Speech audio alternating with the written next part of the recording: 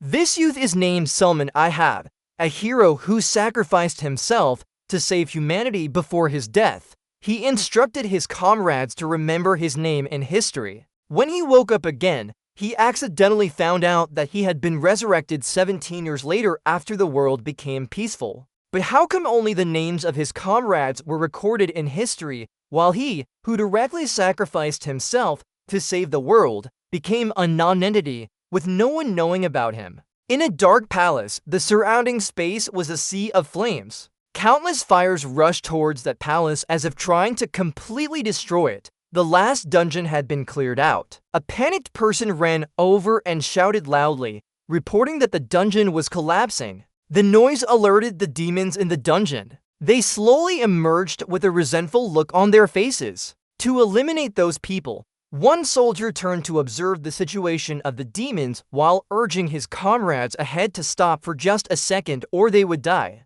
Those demons kept coming from somewhere, continuously emitting eerie sounds. Destroy all these lowly creatures who dared to destroy our land. The soldiers ran away in chaos. Damn it, there are too many of them, and if this keeps up, they'll catch up with us. Suddenly, a powerful force descended from somewhere. A tall knight appeared, standing right in front of the demons, holding a sword and shield, ready for battle. He didn't turn away but called out to everyone. This caused other soldiers to turn around, all extremely alarmed. One of them was very worried and asked anxiously, "What are you doing?" Ziomu answered meaningless phrase. The knight turned his head upon hearing that, giving a mischievous smile out of context if he could escape. He pointed at his comrades and calmly said something like a last request. Each one must write me a biography. At another time, back in the modern world, streets were bustling with people, everyone rushing about without any respite. Humanity was unaware of their surroundings. A lone figure walked on the street, lost in thought. Humanity was unaware that they weren't the only species. Just then, a black-clad person accidentally bumped into a young man walking in the opposite direction. The black one had an unpleasant look and immediately turned to curse. "Hey, you moron, don't look at me, dog." But his eyes suddenly changed dramatically. The face beneath that black cloak looked like death itself. Red eyes glinted, aura began to emanate around him, building a civilization on Earth. The underworld. The deadly power enveloped the air in the streets, and the ground seemed to tremble as humanity started panicking. Those living underground were residents of Hell, a completely different civilization from what humans had built above the surface. A hand suddenly reached out from the hazy smoke. A monster appeared, bringing with it a sinister purple smoke that made people run in fear. Time seemed to warp as more monsters poured into an area of the city, their numbers seemingly increasing. The invasion by underworld residents posed an imminent threat of extinction for humanity. The army quickly appeared to fight back, but no weapons could harm them. These creatures were controlled by a demon. They seemed to possess mysterious abilities. They attacked the military forces with something that nullified all their attacks. But this situation couldn't last forever. However, not long after, things changed. The mysterious power from the underworld quickly affected humans. Many people gained additional strength. Some became superhumans who mastered strange abilities never seen before. These superhumans had a heavy mission. Humanity needed to fight against underworld residents with their newfound powers. And things seemed to take a positive turn as they gradually broke into the last underworld dungeon, reigniting hope for humanity after all. After many battles, in spring 2005, 7 of the strongest superhumans gathered at the final dungeon, the core of the underground world, ending their long and bitter war. For their contributions, sacrifices, and achievements, they were called the 7 saviors of humanity. They returned to live in utmost respect from humanity, receiving honors and endless fame. When they appeared, everyone's attention was immediately drawn to them. But no battle can be won without losses. One hero could not return. Humanity returned to a peaceful life. And they did not forget the sacrifice of that hero. The unveiling ceremony for Selmundrop's statue took place.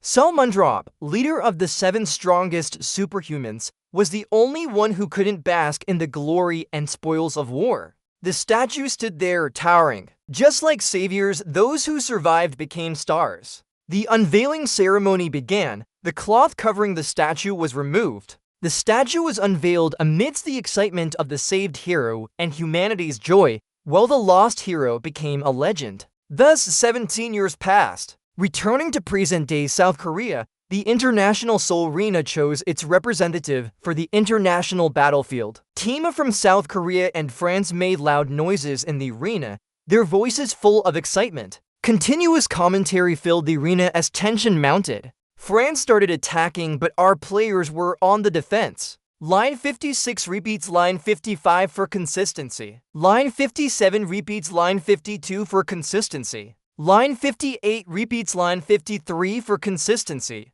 Line 59 repeats line 50 for consistency. Line 60 repeats line 55 for consistency. The situation seems unbalanced. They can't retaliate. Nathan Burner is a formidable fighter, easily defeating his opponents without giving them any chance to resist. Nathan's team doesn't hesitate to attack our players. A dangerous black smoke surrounds him. He looks like an emotionless killer. The commentator's voice rings out. 6 kills. Nathan alone took all 6 kills. Here stands a man boasting about his unprecedented achievement. Has any player ever done this since the founding of the International Battlefield Tournament? Outside, Baek Jae-ho can't help but curse under his breath. The commentators keep updating the match situation. This performance is exactly what we expected from a 300th ranked superhuman in the tournament. Our national team was almost completely wiped out with no resistance. Now only one girl remains on the field,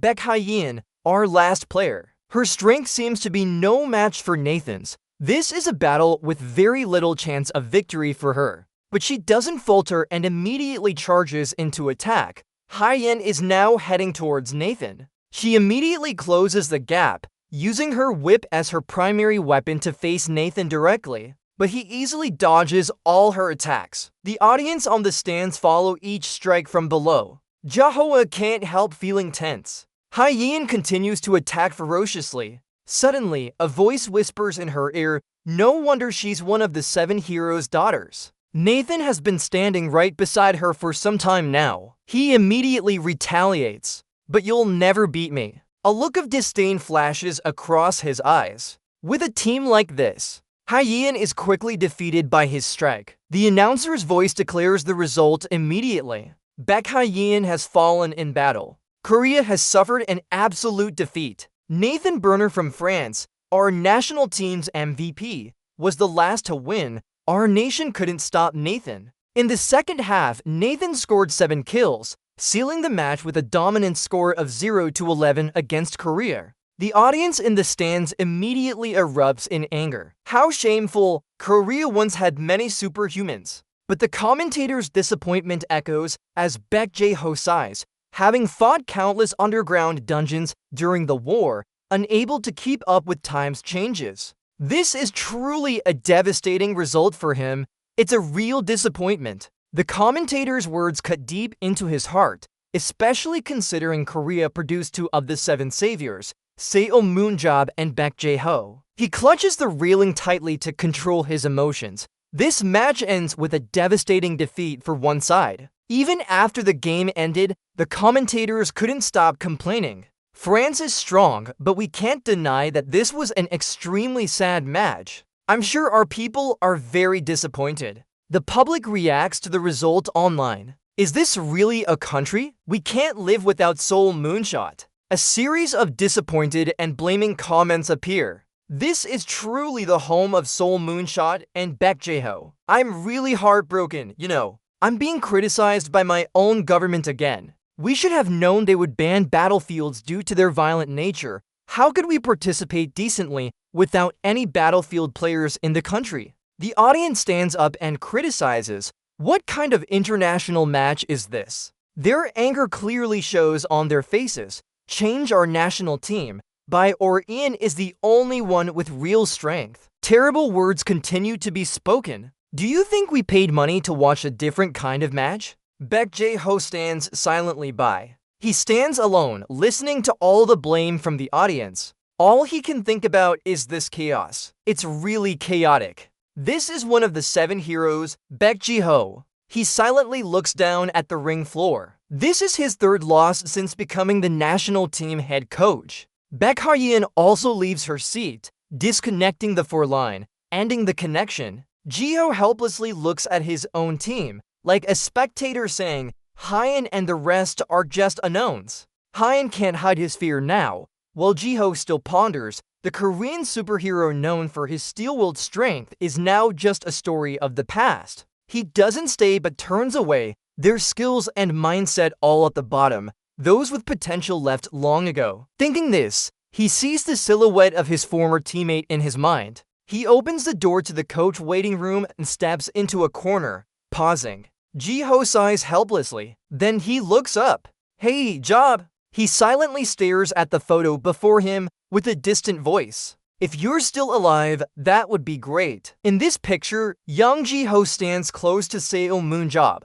Seo Moon-job always wears that brazen smile on his lips. Ji-ho's heart sinks a bit. He stands there for a moment until he hears a knock from outside. The assistant knocks and informs, Coach needs to participate in the interview. The assistant hesitates. Everyone is waiting. Ji-ho snorts. Then he bitterly says, Yes, I need to apologize to the public. He strides out, gently patting the assistant's shoulder. They pushed me as head coach for that reason. The assistant feels tense. Coach. As he walks, he says, It's all in vain. The assistant is alarmed. What? What do you mean? Ji-ho answers straightforwardly. The team now is too impossible. They are too weak and lack the basic qualities and mindset. The assistant quickly tries to persuade, Not long since you became head coach, we just started. But Ji-ho insists, No, I will make an announcement during this interview.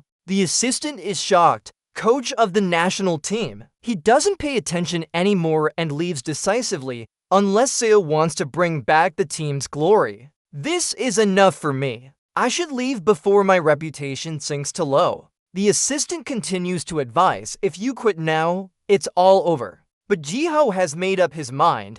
I can't miss this opportunity. With a look of helplessness, he finally retires. Suddenly, the phone rings. Why did someone come from there? Ji-ho looks at the name on the screen and thinks, the association chairman, calling to bother me? But he picks up immediately. Yes, chairman, the other end is urgent. Have you heard about it? Ji-ho murmurs in amazement. I knew it. He answers about the national team's humiliation by losing a disastrous match. Of course, I saw it with my own eyes. But the other end interrupts immediately. No, I'm not talking about that. Ji-ho impatiently asks. So what? The other side's face turns pale. Ji-ho loses his temper and shouts. What did you just say? Suddenly, a portal appears in the sky, from which falls a warrior in armor holding a spear. He lands right where the Seo Moon-drop statue stands. The commotion attracts those around him. Line 60 is reached.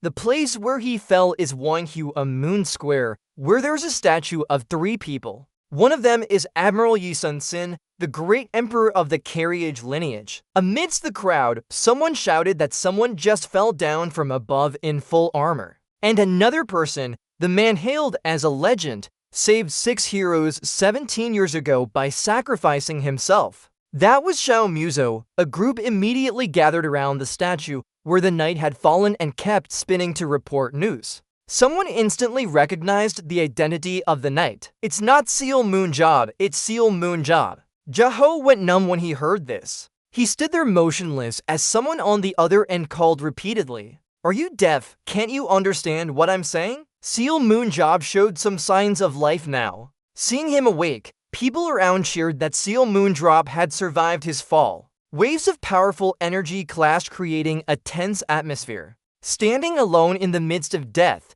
Seo Moon-drop gritted his teeth with caution. Suddenly, someone lunged from behind but was quickly spotted by him. He didn't hesitate to turn and eliminate that threat, but many more rushed at him, causing some worry. But he immediately regained focus. His sword glowed brightly in his hand. Determination shone in his eyes. The deathly crowd still surrounded him. Just then, the huge door behind Seo Moon-drop completely closed. He muttered, "Cell door." His eyes lit up with relief. Finally, it's closed. Looking at the underworld people in front of him, he was no longer burdened by anything now. Alright then. He immediately entered a life or death combat state with them. Why don't we have a life and death battle? Back to reality, eyes suddenly opened wide. Moonjob in his noble attire sat up after the nightmare. He panted for a moment. Just then, a nurse entered. "Oh, Your Highness, you've woken up, right?" Moonjob rubbed his head irritably.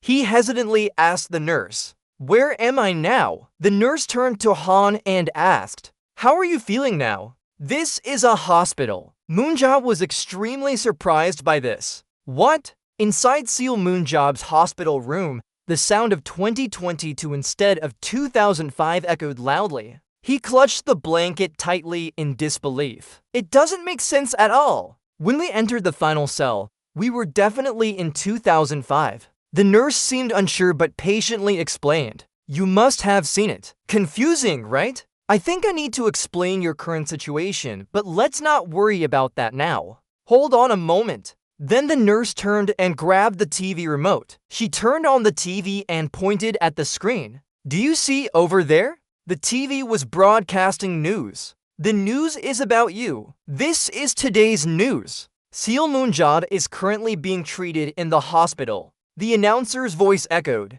Seal Moonjob sat attentively listening. Seal Moonjob, the leader of the 7 heroes, is rumored to have returned after being dead for 17 years and is currently in treatment. On the main screen, it shows you falling down from the sky. Seal Moonjob fell from the sky above Gwing Woman and was found right in front of his own statue. Although unconscious, the doctor said his life wasn't in danger, he just had minor injuries. The name Gwing Woman means Gwing Woman, referring to the Northern Palace Bugun. During Japanese rule, soldiers destroyed most of the palace and moved Wangwa Moon to the east to diminish its importance. They then built a government building on the site of old Wangwa Moon as a symbol of their power. Finally, it was restored in August 2010 and became a tourist attraction. Moonsault still focused intently on the news, wearing exactly the same gear he wore when entering the final dungeon in 2005. And maybe because he's a superhero,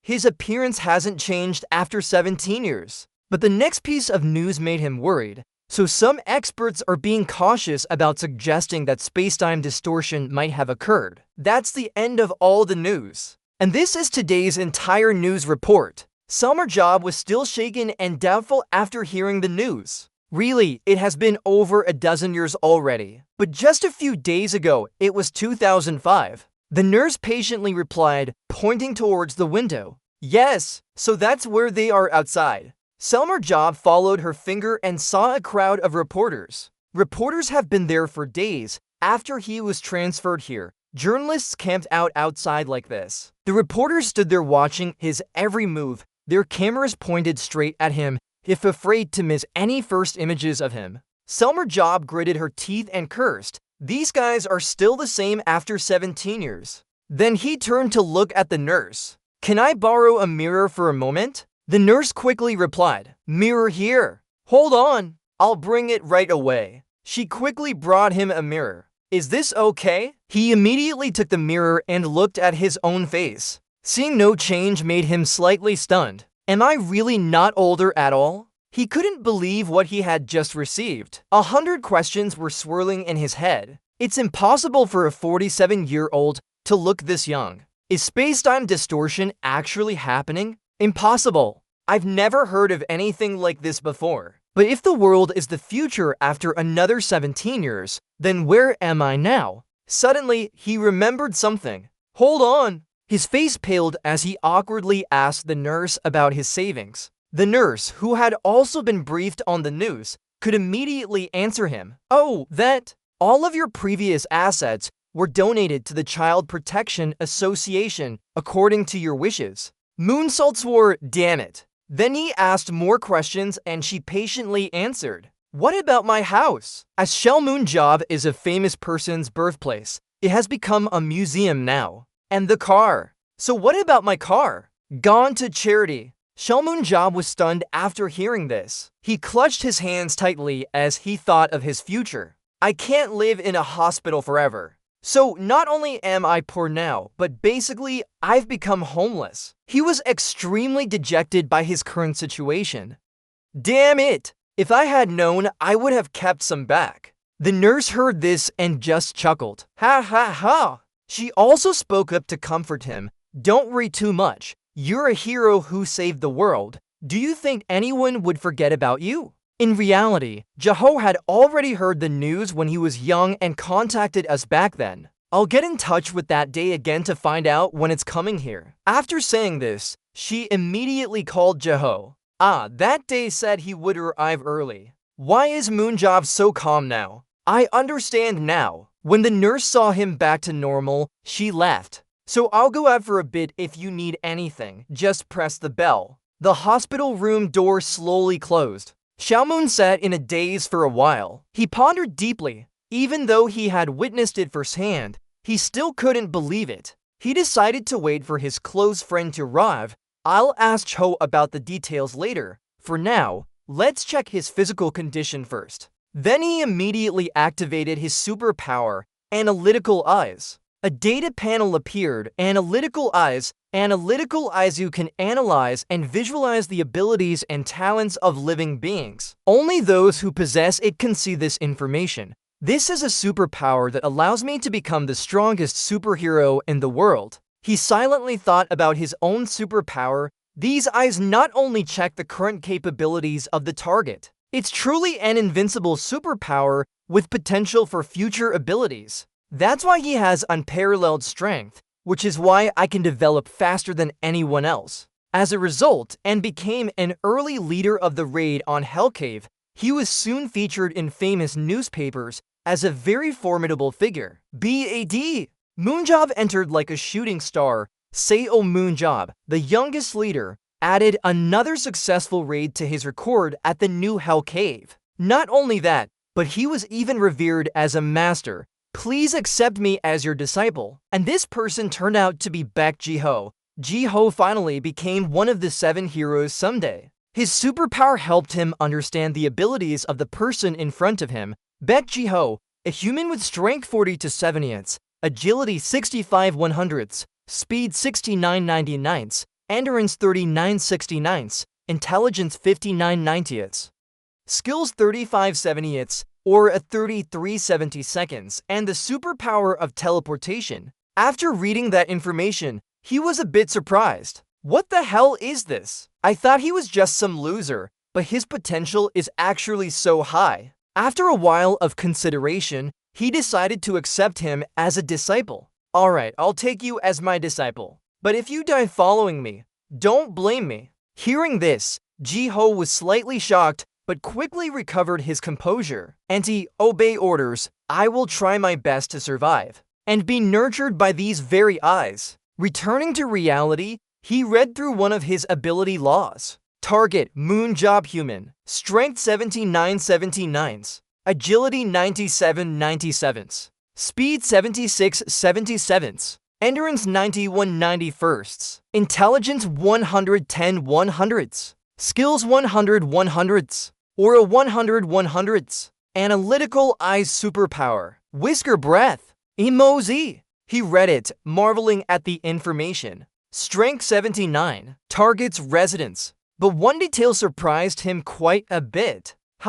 Intelligence 110. Moonjob couldn't help but wonder, isn't the maximum for human abilities 100? Why is it 110 here? Then he discovered something else. It's a new superpower that appeared, one he didn't have before. This is immortality. You're exempt from death due to physical causes. You sit there blankly. Did I have any skills like this before? If I think back, it's a new superpower formed under special circumstances. You speculate, so it was formed during that battle, right? Then you seem to think of something. Maybe we should. But before you could think further, someone called from outside the door. Job. Xiaomoon Job immediately turned towards the door and saw Zhou running over anxiously. He softly called out, "Hey, are you Zhou?" There's still some doubt in his voice. Zhou, seeing him, suddenly burst into tears. His voice was hesitant as he said, "Job, you've really returned."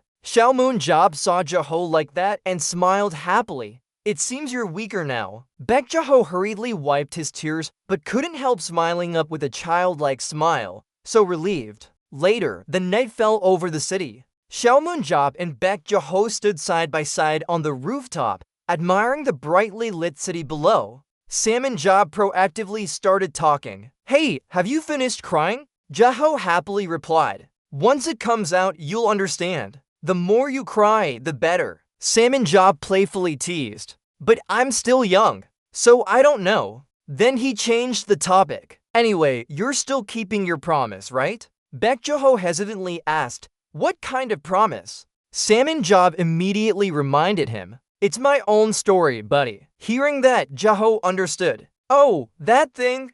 Jaho then recounted his story. "I hired a very capable person to replace me. His name is the famous science fiction novelist Sam and Job. The book's title is Sam and Job, World Savior." Hearing that, he asked further, "Huh? So the story starts like this?" Jaho happily added more details, even with movie footage. They made it look like mythological tales.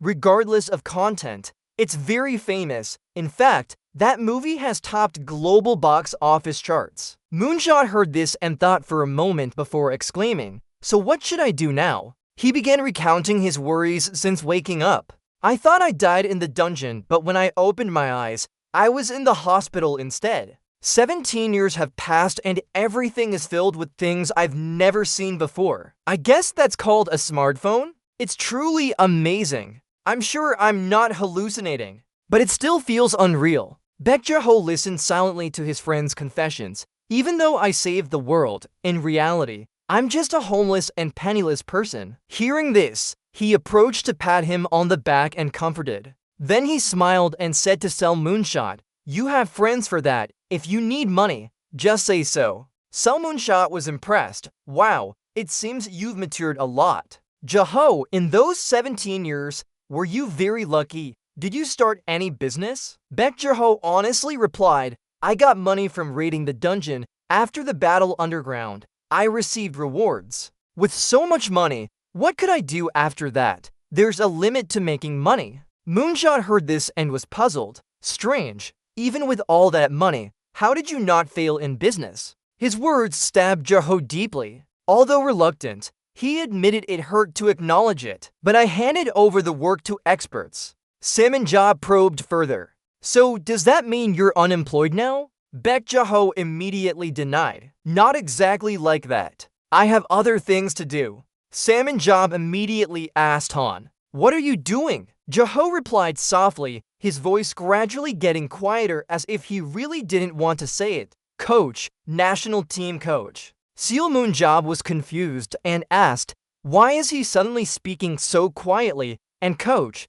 what kind of training?" Jaho sighed, took out his phone, and waited for a moment. He searched for something before showing it to Seal Moonjab. "Check this out." He extended his hand to receive it. "What's this?" It contained footage from some battles in the battlefield. Moondrop noticed some familiar images and asked, "What is this?" "This is the dungeon we raided. Didn't everything disappear after that?" Jaho immediately explained. "This is a virtual reality sport called the Battlefield." Moondrop was slightly confused. "The Battlefield." Jaho continued explaining. "They recreated an underground dungeon in virtual space and used it for teams to compete against each other. It's a sport." Jaho tried to explain thoroughly. "You could see this as a new form of business leveraging unemployed superheroes after the war. But because it was incredibly famous from the start, now it has become the most popular sport in the world."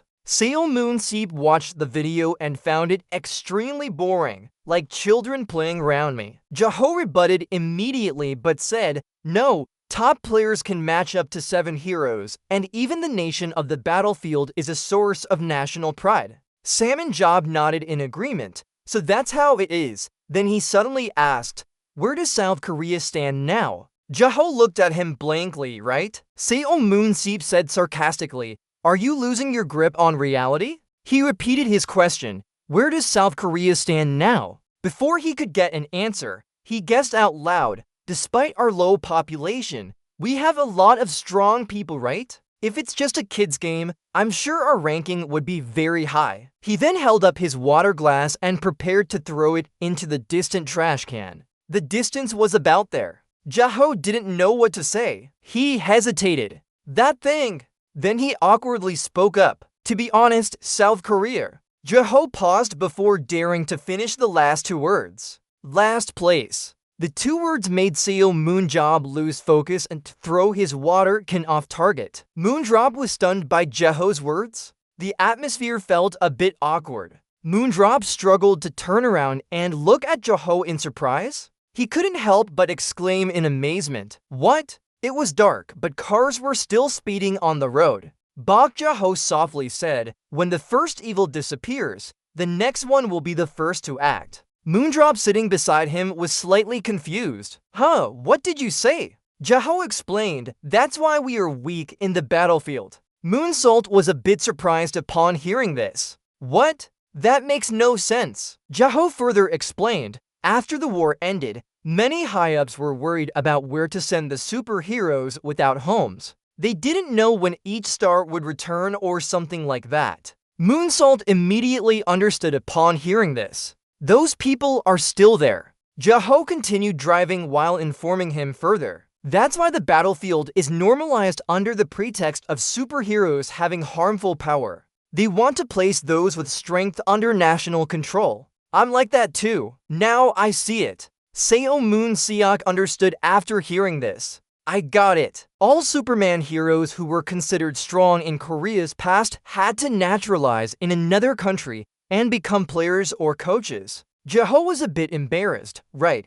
Why is Moonsalt still going on with this? Even when there are so many people wanting to take advantage of us, I should have broken their kneecaps already. Jaho hung up after hearing that, but he's been slandered from politics all the way to the president. Why did Moonsalt respond so directly? Because I was angry at them trying to use me.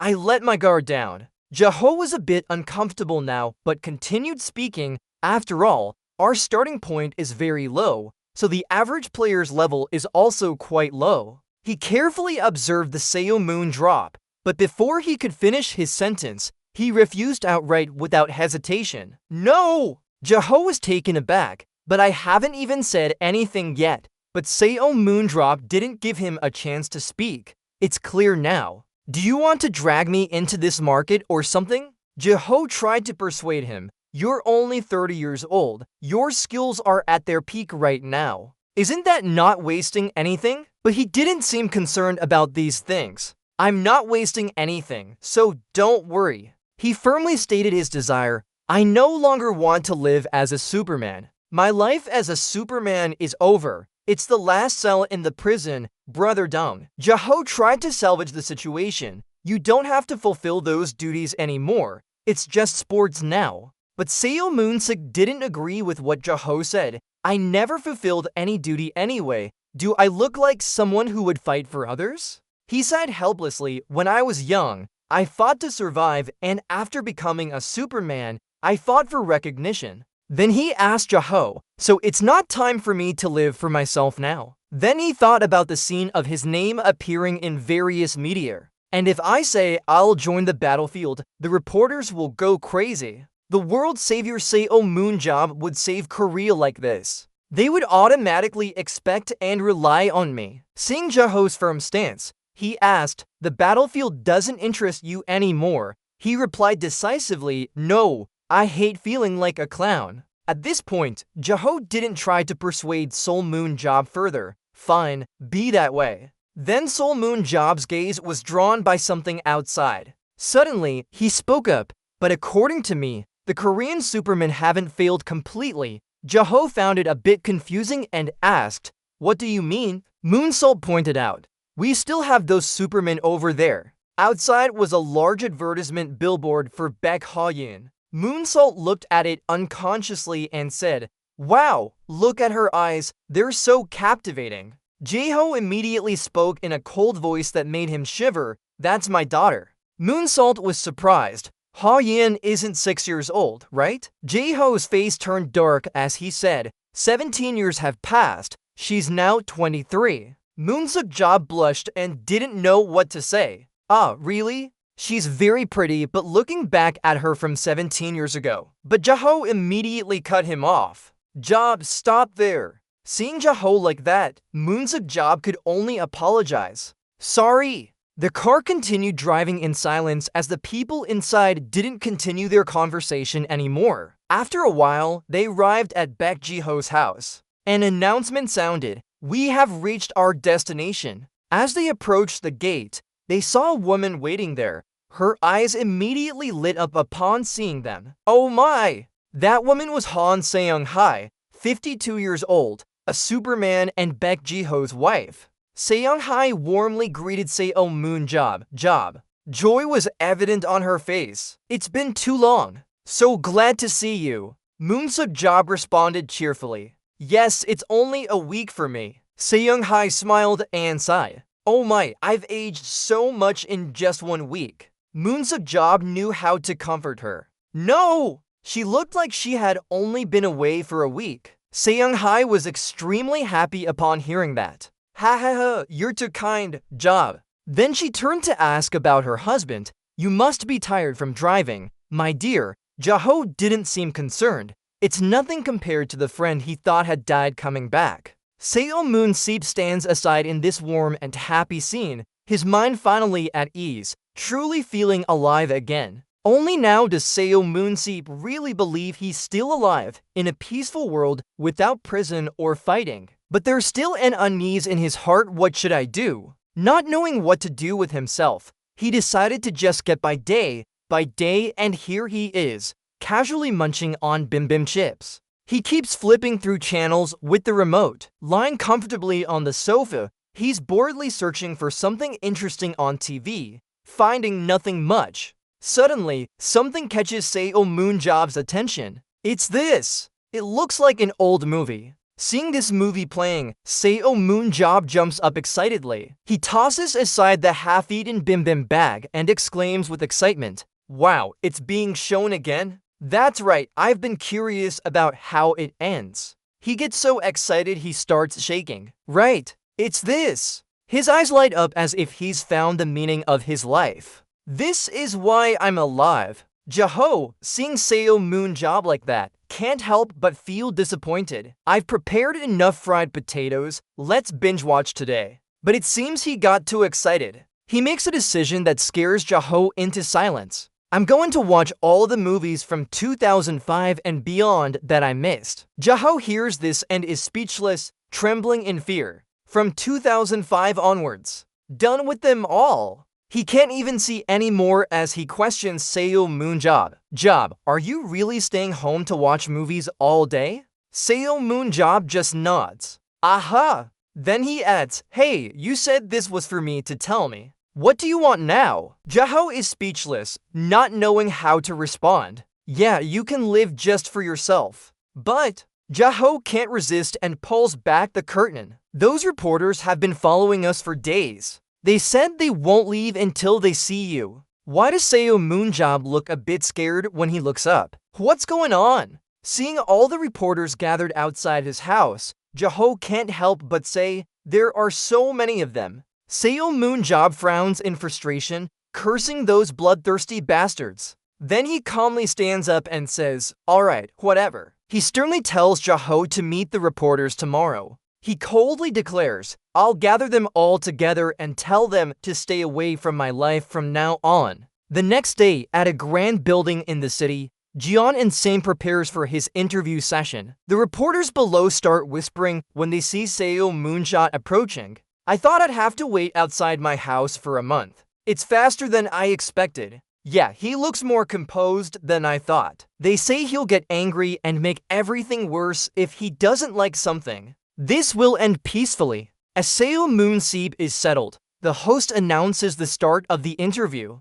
So the press conference begins. Seo Moon Seep immediately starts his conversation. "First, as everyone has seen, I've returned. I was surprised by my situation too, so you can imagine how surprised people are." Seo Moon Seep maintains a composed demeanor. Anyway, the attention from everyone. Jae-ho sits on the side, only hoping for the best. "This time he seemed normal to me." "Describe it, okay." but I wasn't fully convinced for 3 seconds. Seo Moonjob then delivered a sentence that made my blood boil, and I felt no gratitude at all today. Asking me every question and never paying attention to me again. Jaho saw this but could only be powerless, just as I thought. The host immediately moved on to the next segment, saying goodbye to each person in turn to ask questions. Immediately, a series of questions were thrown at him, and he calmly answered them all. How did you get out of the last dungeon? I don't know. When I woke up that I was already in the hospital. I can't answer this question. Then, do you have memories from the past 17 years? No, for me, 2005 is just a few days ago. Have you contacted any of the 7 heroes? Not really. I'm not close to anyone in that group. Do you plan to reclaim your assets? No! After answering these questions, he continued looking for someone who wanted to ask more. Next up was him. Then he saw a bald man reaching his hand very high there. The chosen man immediately asked his question. You must have heard about the battlefield from Coach Beck's training. Yes, I did. He then asked directly, do you plan to become a player? The direct question left the surrounding journalists speechless in surprise. Jaho also felt a bit tense at this. Finally, but unlike others' reactions, Moonsault still answered straightforwardly and succinctly, no! His answer made Jaho feel frustrated and helpless. The bald journalist then showed a grumpy expression, asking with great disrespect, huh? Is there any reason for that? Moondrop replied bluntly, I'm not interested. Seeing no interesting information, the bald journalist continued to provoke without restraint. Aren't you afraid of failure? Moondrop didn't let his words get to him and asked him to stop prying. The only failure here is that guy's hair. Then he seriously said, I have no interest in the battlefield. I don't find it amusing at all. Don't expect me to put on a show for you guys. At this point, the host knew it was time to end the interview. Okay, that's enough. Thank you for your answers. The press conference will conclude here. Seo Moonjob added his final words, hoping everyone's curiosity has been satisfied. Don't bother me anymore. Then he stopped talking. So goodbye then. Seeing him leave, Jaho approached to add a few more words of encouragement. Thank you for your attention here. Please! Suddenly someone shouted from below. Hold on, I have one last question. The person immediately asked the question without hesitation. Yesterday, a player mentioned that the 7 heroes are nothing and can't touch me. What do you think about this? Selma Jones was surprised by the question. Gerald Walker. The journalist explained quickly. He's an American battlefield star. He's also known as the pride of the US tank. Selma Jones found this interesting. Really? So Walker is one of the strongest players, right? The reporter seemed a bit uncomfortable with that question. There are 3 top players in this battle zone. Nathan Berner from France, Roy Meyer from Ireland, and Daniel Mansky from Germany. He listed those 3, then turned back to Walker. He hesitated but said Walker is an excellent player, but he still can't match up to them. Before the reporter could finish speaking, Seo Moonjob's sarcastic laughter interrupted him. He sighed a bit annoyed. Really? Even after 17 years? Someone like that? Then he looked at the reporter and mocked. If you can't make it into one of those top 3, you have no right to speak. Then he declared in front of everyone present for the interview, don't come to this battle zone. Find me in real life instead. He gestured with his middle finger at the camera and said, I and my own hands will bring you down on my home turf. This scene was still visible even in America. At the American battlefield headquarters, Zachary Wood recounted this incident, and he said it like that through a flag. The guy waving the flag got angry and crushed something in his hand. He turned around and called out, Wood. He was completely provoked by Seo Moonjob's words. His anger couldn't be contained anymore. He immediately ordered to prepare a plane to Korea right away. Jaho exclaimed, we're having a match against the US team. He continued yelling on the phone. How could you tell me about this without warning? He thought with annoyance. Who? It's too noisy. The reporter spoke up. Hey Jaho, you're being quite loud, so go outside and take your call. Jaho sighed in exasperation. I get it. He ended the call and leaned back on his chair, sighing.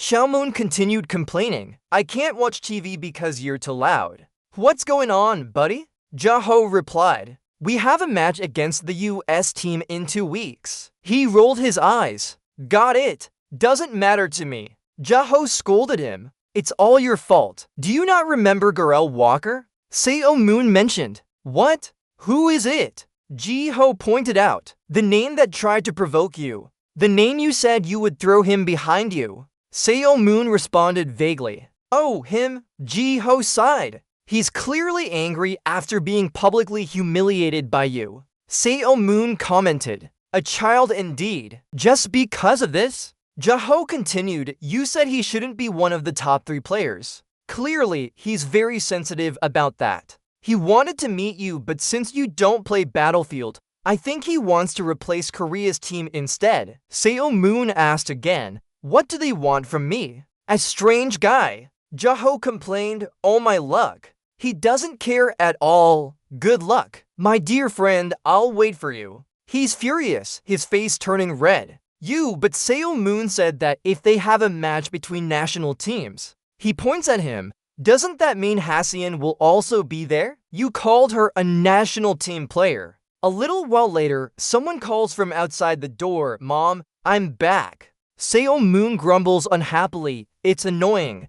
Who did this to me? Lee looks at him and quickly becomes surprised. Hasean's mother smiles and answers her, oh, you're home earlier than expected. Hasean smiles brightly. He came back home quickly after hearing that uncle is here too. Oh, and I also want to meet dad and mom. She continues asking, where's uncle? His mother answers, he's watching TV in the living room. Seo Moon waves at her, Mom.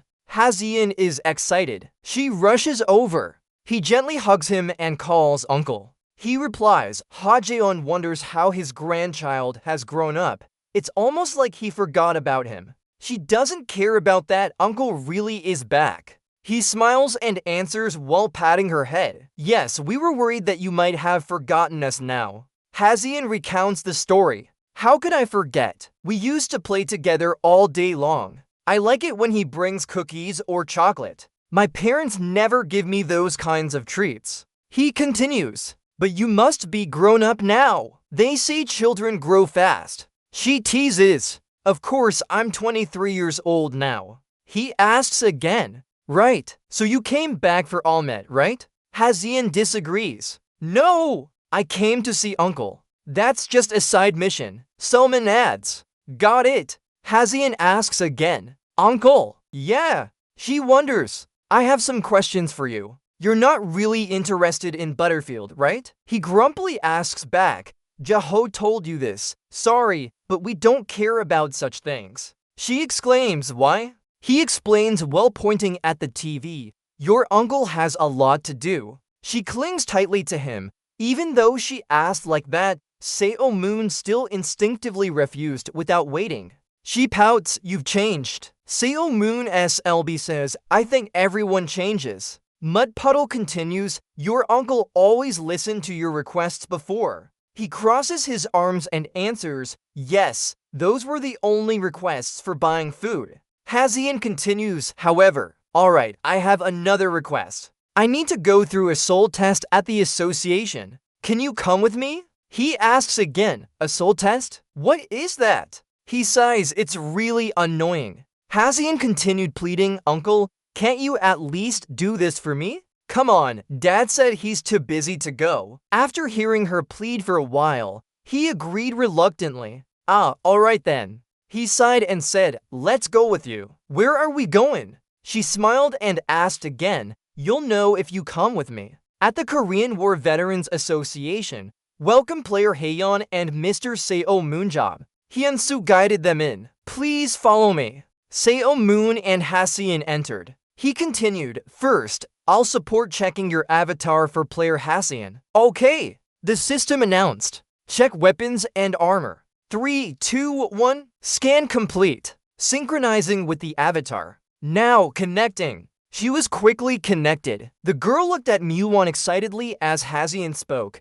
Are you watching? You! She continued. Give me a monster. I want to move around a bit. A fast monster appeared. It's a dark wolf. Xiaomoon and Hyunsu observed Hazian on the screen as Xiaomoon spoke. Xiong, so they can do things like this too. Hyunsu replied, Warfield is an actual reality simulation sport. Using advanced technology from the Warfield Association, we can recreate dungeons, monsters, and players in virtual reality. He continued explaining, that's why new players have to come to the association and create an avatar. Seo Moonja pondered, it really does feel real, doesn't it? He looked at the screen, muttering, I guess I'll see how Hazian does. The wolf moved. It charged at Hazian to attack. She wasn't afraid and swung her whip. A loud crack echoed. The wolf was immediately caught. Hazian tightened its neck, making it struggle painfully.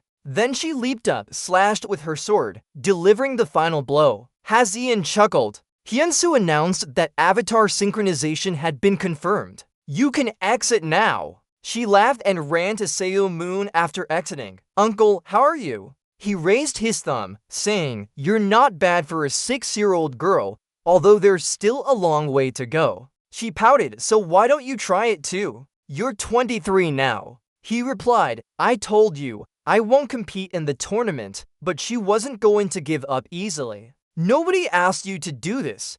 I just said to try a little bit. Besides, I'm 23 now. She retorted, but I've heard so much from Dad about how strong you are. I want to see it for myself. When I was old enough to watch you fight, you had already disappeared. Salmon was touched by Hazian's words. He sighed and agreed, alright, we'll do it. Hazian's face immediately lit up with excitement as Salmon reminded him, we'll only do this once because you're the one who asked. She continued, really, thank you so much. Hyunsu presented to Seo Moonjob, Mr. Moonjob, would you like to try it? He smiled and explained, normally, we have to do a test after measuring all your stats. But since you're not really competing in a real match, I think we can do a body swap test right now. Hazian chimed in, yeah, that would be fun. Seo Moon asked back, so we just need to go inside? Hyunsu explained, if you enter like plugging into a module, your avatar will fight without weapons. He guided while the other to set up their gear. First, you need to get your own weapon. So Moon held them and pondered. They're quite different from what I usually use. They're too light for their size. Hyunsu presented, the thing you're holding is a standard battlefield tool. Players typically use custom tools. But since this is a test room, we only have standard ones. If you don't feel comfortable with them, you can ask us to make something else. You threw the shield away and took the sword in one hand. No, it's fine. Seo Moon muttered, a single sword is enough. And this is really annoying. So let's do it then. He quickly connected to the machinery. Battlefield, connecting to a virtual dungeon. I guess we'll test how it works. The system continuously reports, summoning weapon info, scanning the body. Scanning complete, an avatar will be created with scanned data. Hyunsu spoke up, Seo Moonjob, can you hear me? Where you stand is a copied virtual area identical to the real test zone. Seo Moon muttered as he felt his body. It feels quite similar to going through the dungeon gate. Hyunsu continued guiding on screen, looking at the control panel. Seems synchronization between avatar and real body isn't off. Hazian added, come on, buddy. Seo Moon relaxed as he spoke. Try throwing anything at me like you did to Hazian. Hyunsu replied, okay, got it. Then he pressed a button. A monster gradually formed. It hovered above Seo Moon. He muttered, Salabun. Right, Hazian outside called out to Hyunsu. I see this one is a bit different from the ones I know. He replied, you're right, that monster is Salabun, only its aura can deal damage. But we created it based on data from our strongest sample. It growled and charged at Seo Moon. He didn't bother moving. His eyes were fixed on it. He threw the weapon away, muttered, better not follow the sword with a shield. Then used his bare hands. Seo Moon touched it, snapped one finger, ending the monster in one strike. Hyunsu and Hazian were amazed. She exclaimed, that's crazy. You killed Salabun with just a snap of your fingers? So Moon replied, what's all the fuss about? Oh, so this is what happens when it dies? Hyunsu continued. Salabun isn't much of a challenge, but definitely not something you can kill with just one finger. He looked at him and said, "Hey, clean up that mess and summon another one. I want to test something." Hyunsu agreed immediately to another monster created. "Okay, got it." Seo Moon thought to himself as he looked around. "This place is just like reality. Seems I can test that here." He spoke up, though it was the strongest one. It didn't surprise me much, so I couldn't get worked up properly, but oh well. Someone called out, "Yeah, your title is the strongest Superman. Of course, a Zalopin can't satisfy you anymore." Xiaomoon followed the direction of the sound. English. Hyunsu and Hasean observed outside, puzzled. "This is... why suddenly like this?" She asked curiously again. "What's that?" He continued. "So, the problem is..." The screen displayed a glaring red warning. Hyunsu explained someone was trying to connect with an external module here. Gerondo Walker appeared. He landed. Looking at Xiaomoon, he spoke. "Your previous invitation is still valid, right?" Xiaomoon looked at him without responding. He continued. "I only came because you needed me. But why aren't you saying anything? It looks like you're scared out of your wits that I actually showed up. Whether it's 7 heroes or 8, I'll prove they're just a hollow reputation now." With that said, he immediately lunged to attack him. "Die!" Xiaomoon didn't bother dodging. He swung his attack down. Then Qin and Gak thought silently. "It's not there." Xiaomoon responded from behind. "Calling yourself Gerondo Qin and Gak. I'm not scared of you, period. You appeared from behind and keep going, huh?" Salmon laughed, thinking about how good this test would be. He faced Geronimo, with one hand holding a shield and the other a spear, while Salmon only held a single spear. Hasean was surprised. "How is that possible?" Jinty responded to her, "Don't worry too much." The door opened and Jinty and others stood at the entrance. He spoke. "I've allowed this so there's no need to worry." Hyunsu and Hasean were shocked. "Chairman, father, I thought you were busy." He continued. "This was discussed beforehand, but maybe you weren't informed. I apologize for causing your concern." Park Jinty smiled. "Is that enough management?" Emma Mosser responded. "Thank you for the cooperation, Chairman, despite our request being a bit difficult." He chuckled, recalling his past with Seo Moon. "That name owes me a lot. If he had any conscience, he wouldn't be able to say anything. I'm the one who should be grateful for this." He observed him while calculating. With this opportunity, that guy might develop an interest in being the champion. Xiaomoon swung his sword. Gerondo blocked the attack. He didn't back down in response to Xiaomoon. Then both of them retreated a bit. Xiaomoon on one side, Gerondo on the other side. He observed his opponent silently. "This guy, he's better than I thought." Then he used his skills, analyzing with his eyes. He was amazed. Strength and endurance are both 100. He truly is a super soldier, and his willpower is 87. He thought to himself, "I thought he was just a hot-headed fool, but it seems he has some skill to make up for his foolishness." Over there, urging him on. "Why not fight any more? Looking at me like that?" Thinking to himself, "This guy, he's sneered. Looks like he says what he does, huh? If there was someone like this 17 years ago, we might have led him into the final dungeon already." He calculated. His super ability is perfect for a super soldier.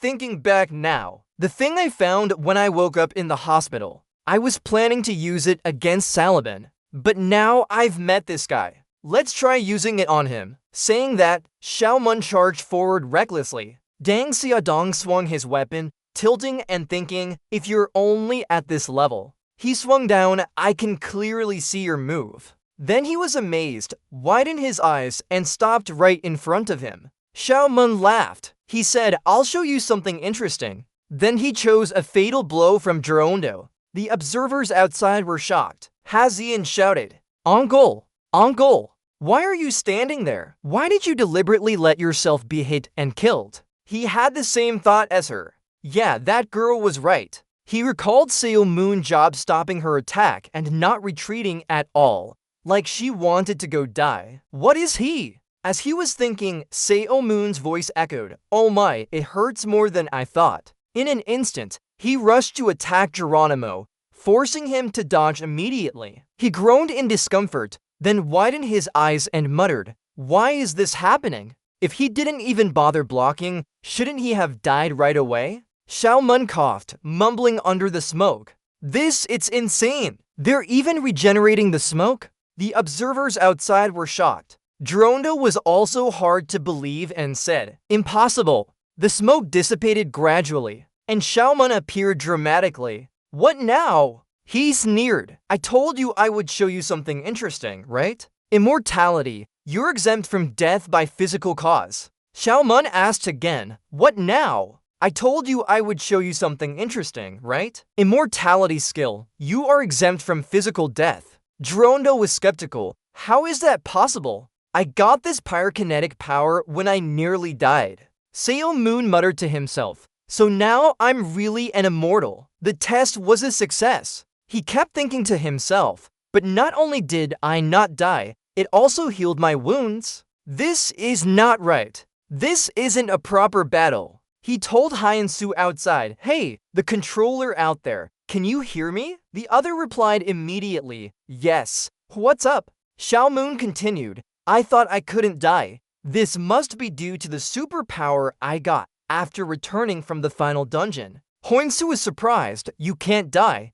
How did you get this power?" Xiaomun replied, "I don't know. I think using it here feels like cheating. Is there a way to seal this power?" Hyensu responded, "Yes, sealing the power isn't difficult." Xiaomun agreed, "Alright, then let's seal the immortality ability." "Yes, just hold on a moment." He pressed a few buttons and replied, "I've sealed it as you requested. You won't be able to use the immortality power anymore." The black figure asked again in confusion, "Huh? Immortality?" Xiaomun explained, "Yes, it's a new power. So I decided to try it out. But if you can also be immortal here, you'll brag all over the place that it was because of that ability." Geronimo tightened his grip on his weapon. He stepped closer and threw the weapon back. "You're really as arrogant as they say. Now let me see if your show matches the rumors." Xiaomun easily caught his own weapon. "Of course, reality is different from what's rumored, because I'm much stronger than what people say." He replied, "I'll find out for myself. Get up now. You're done with your excuses now. Let's fight and see." Xiaomun continued, "Why didn't you defeat the top 3 first? You can't skip the 4 lords and fight the Demon King directly. That wouldn't be fair. I heard you haven't even made it to the top 3 yet." His words angered the other. The other charged forward as Seo Moon asked, "Are you mad at me?" He moved gracefully, dodging Girondo's attack. Girondo stepped back in surprise. He vanished. Seo Moon appeared behind him and said, "Here I am." Girondo's eyes immediately shifted. As he observed Seo Moon's movements, he planned to attack from the rear. His sword appeared before his face. Girondo quickly jumped back. Salmon thought to himself, he reacted so fast despite the shield blocking his view. Not bad, but it's time to end this fight, he thought as he positioned himself. Then he aimed. Next, Salmon charged to attack him. Girondo's shield and him were pushed back and slammed into the wall. Xiaomun chuckled. Girondo stands up and groans. Han recalls his movements. Han intentionally targets his own side with the shield to block the sword coming towards him and changes its direction just before it hits the shield. The control ability is really impressive. This must be Seo Moon SLB. He speaks up. "I win, okay?" Girondo refuses. "Not yet. The sword only grazed me. I'm not dead yet." He responds to him. "That's because I did it on purpose. I gave you a break, and you're still messing with me?" He continues to respond. "You'll never beat me when using that big shield." He asks back, "Huh?" Salmon suggests again, "There's no need for such a large one. Try something smaller instead." He looks puzzled. Why suddenly now? Salmon replies, "You're being kind to teach him because he's not just good at fighting blindfolded. His vision is obstructed by the shield." Continuing, "I bet you were often teased for your poor eyesight as a kid, and my words made this guy pause." Salmon continues, I bet that's why you chose such a large shield to both protect yourself and observe the fight. But that's not an ideal solution. It will backfire when fighting someone as strong as me who can exploit your vision to counter you. So switch to a smaller shield. Consider using intelligence and control abilities too. In the long run, it'll benefit you. Geronto looks at him, questioning again. Are you not lying? What does Superhuman say? Why should I deceive you? Even if I tell you everything, you're no match for me anyway. Fool! He's uncomfortable but agrees. So I'll try it out then. It won't hurt. The observers outside are confused. Huh? Jaho thinks to himself. Why did you show him that? Well, okay. He's already a formidable opponent now. Superhuman continues. The rest is up to you. I've done my part. I'll take off then. I have to go home and watch a movie. He reminds him, oh right, because of your thorough teaching, remember to pay the tuition when you get home. Okay, he agrees but adds as he stands up, but I have one condition. Superhuman repeats, what's the condition? He points at you and suggests, I want to fight with you again, so we'll have our match in group in 2 weeks. Superhuman looks puzzled at him. You're really funny. I've already said it. I'm not interested in the tournament. Why am I doing something I don't like when there are so many movies to watch? Forget about it. I don't need your stinky money. He grabs you by the arm. Suggestion. I said, I'll pay you if you do it. You agreed to compete. You also sound annoyed as you speak up. Are you crazy? I've already said it. I don't want to. Go away. Geronto pleads. Next time, I'll do things differently. Superhuman thinks to herself, this guy is really seriously crazy. He speaks loudly. You have to play in the tournament. You can't waste your strength like that. You're a dirty liar. How I use my power is up to me. The two argue back and forth for a while. North Jinty sees an opportunity in this. He chuckles, thinking, it looks like I can take advantage of this situation. The next day, the TV shows Superhuman's favorite series, Sejun, Mr. Jin Young. He mutters to himself, so are you two going to be together in the end? But a strange voice interrupts his thoughts and cuts off the live stream due to an emergency announcement. Superhuman sits up. What's this? It was just getting good. The TV reports that Superhuman Jyoti has publicly declared he will not participate in the tournament. But we've just received news that there might be a change after his recent match with Gerald Walker. The part of the match wasn't clear, but an anonymous source said that if the US team can win all matches against the Korean team in Group A, Superhuman Jyoti will participate in a friendly match between the two teams or as requested by the US team. His face gets even more grim as he listens to this news. And the source also mentioned that Superhuman Jyoti accepted these terms. He grumbles, what you guys, when did I say anything like that? At the Korean Tournament Association, Superhuman shouts, so why? Why are you acting this way? He slams the table and yells at Jinty, hey, look here. Who is this bastard that I'll personally kill him? Get him out here now. He continues, what's with this video anyway? He says while holding up the video, you can tell it was intentionally cut to only show me not wanting to play. He continues, I'll also kill the guy spreading this video, Jinty adds first. He bows his head and apologizes for any harm caused, as the savior of the world in a series of controversies. As the chairman, sincerely apologize, what's going on here? Why suddenly you're doing this? He continues, even the American Tournament Association was bribed by Hoa. I'm just the weak chairman of the Korean Tournament Association. How can we refuse their request with all the pressure from public opinion and leadership above us? I apologize to you as a big brother, not as the chairman. He continues, even the American Tournament Association was bribed by Hoa. I'm just the weak chairman of the Korean Tournament Association. How can we refuse their request with all the pressure from public opinion and leadership above us? I apologize to you as a big brother, not as the chairman. Superhuman is confused.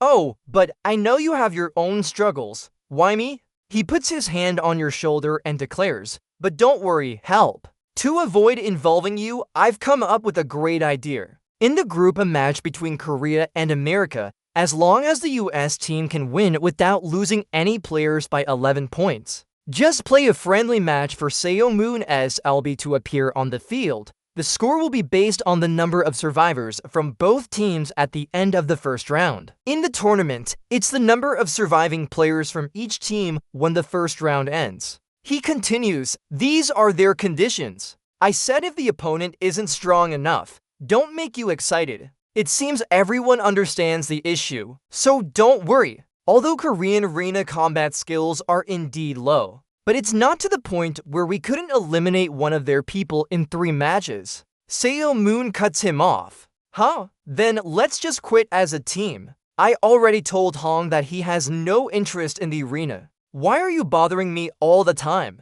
Jinti continues to plead. After all, the terms he offered can't be fulfilled. Since everyone understands your nature, they agreed to this deal. We've known each other for a few years now. Little brother, just save me this time. He keeps insisting, instead of that, we'll donate all our earnings to orphans you like. So can't you give in this one time? Go on, job, he thinks to himself, even though he doesn't think about the long-standing friendship. Then sighs and agrees with him. Superhuman. Alright, I know, but just this once. Park Jin-tae is overjoyed. Oh my, of course not again. Really appreciate you, job. He continues, if he gets a chance to kiss me, just refuse it. That's enough. I'll never play with the Americans. Even if they cry and beg, I won't show any mercy. He laughs, of course not. We'll keep our word no matter what. He continues, now that we've settled this, let's go have dinner together. You're inviting me? Jindy laughs, sure, nothing to it. I know there's a great sushi restaurant. Let's go there. Looking at the documents on the table, he thinks if he thinks I'll definitely keep my word. Let's just say I'm apologizing in advance. Job. The TV keeps reporting on the match. Direct news from the Korean Arena Association. Superhuman job accepting America's offer is a fact. Superhuman job, who said he didn't want to play arena combat. A shocking newsflash. Superhuman SLB, group a match, arena. He shouts angrily, damn it, they don't even show the movie. Why do they keep reporting on me? He berates himself, and yet, because of a momentary passion, he should have cut off this ill-fated connection. The TV continues, schedule changes. Announcing Superhuman job instead of the originally scheduled program. Superhuman curses, damn it. He looks outside, sighs, oh my luck. He glances around, then looks out. What's that noise? Hasean is training. Superhuman exclaims, oh my god. Jaho throws the ball. The girl immediately chases after it, using a whip to catch it. What was he thinking? Or should Ian be training too? Jaho speaks up. Ian, right? Her reaction speed this time is relatively fast, but she needs to react even faster. She responds, yes. He continues, you play as an assist DPS. To support your teammates, focus on improving your movement speed. I understand.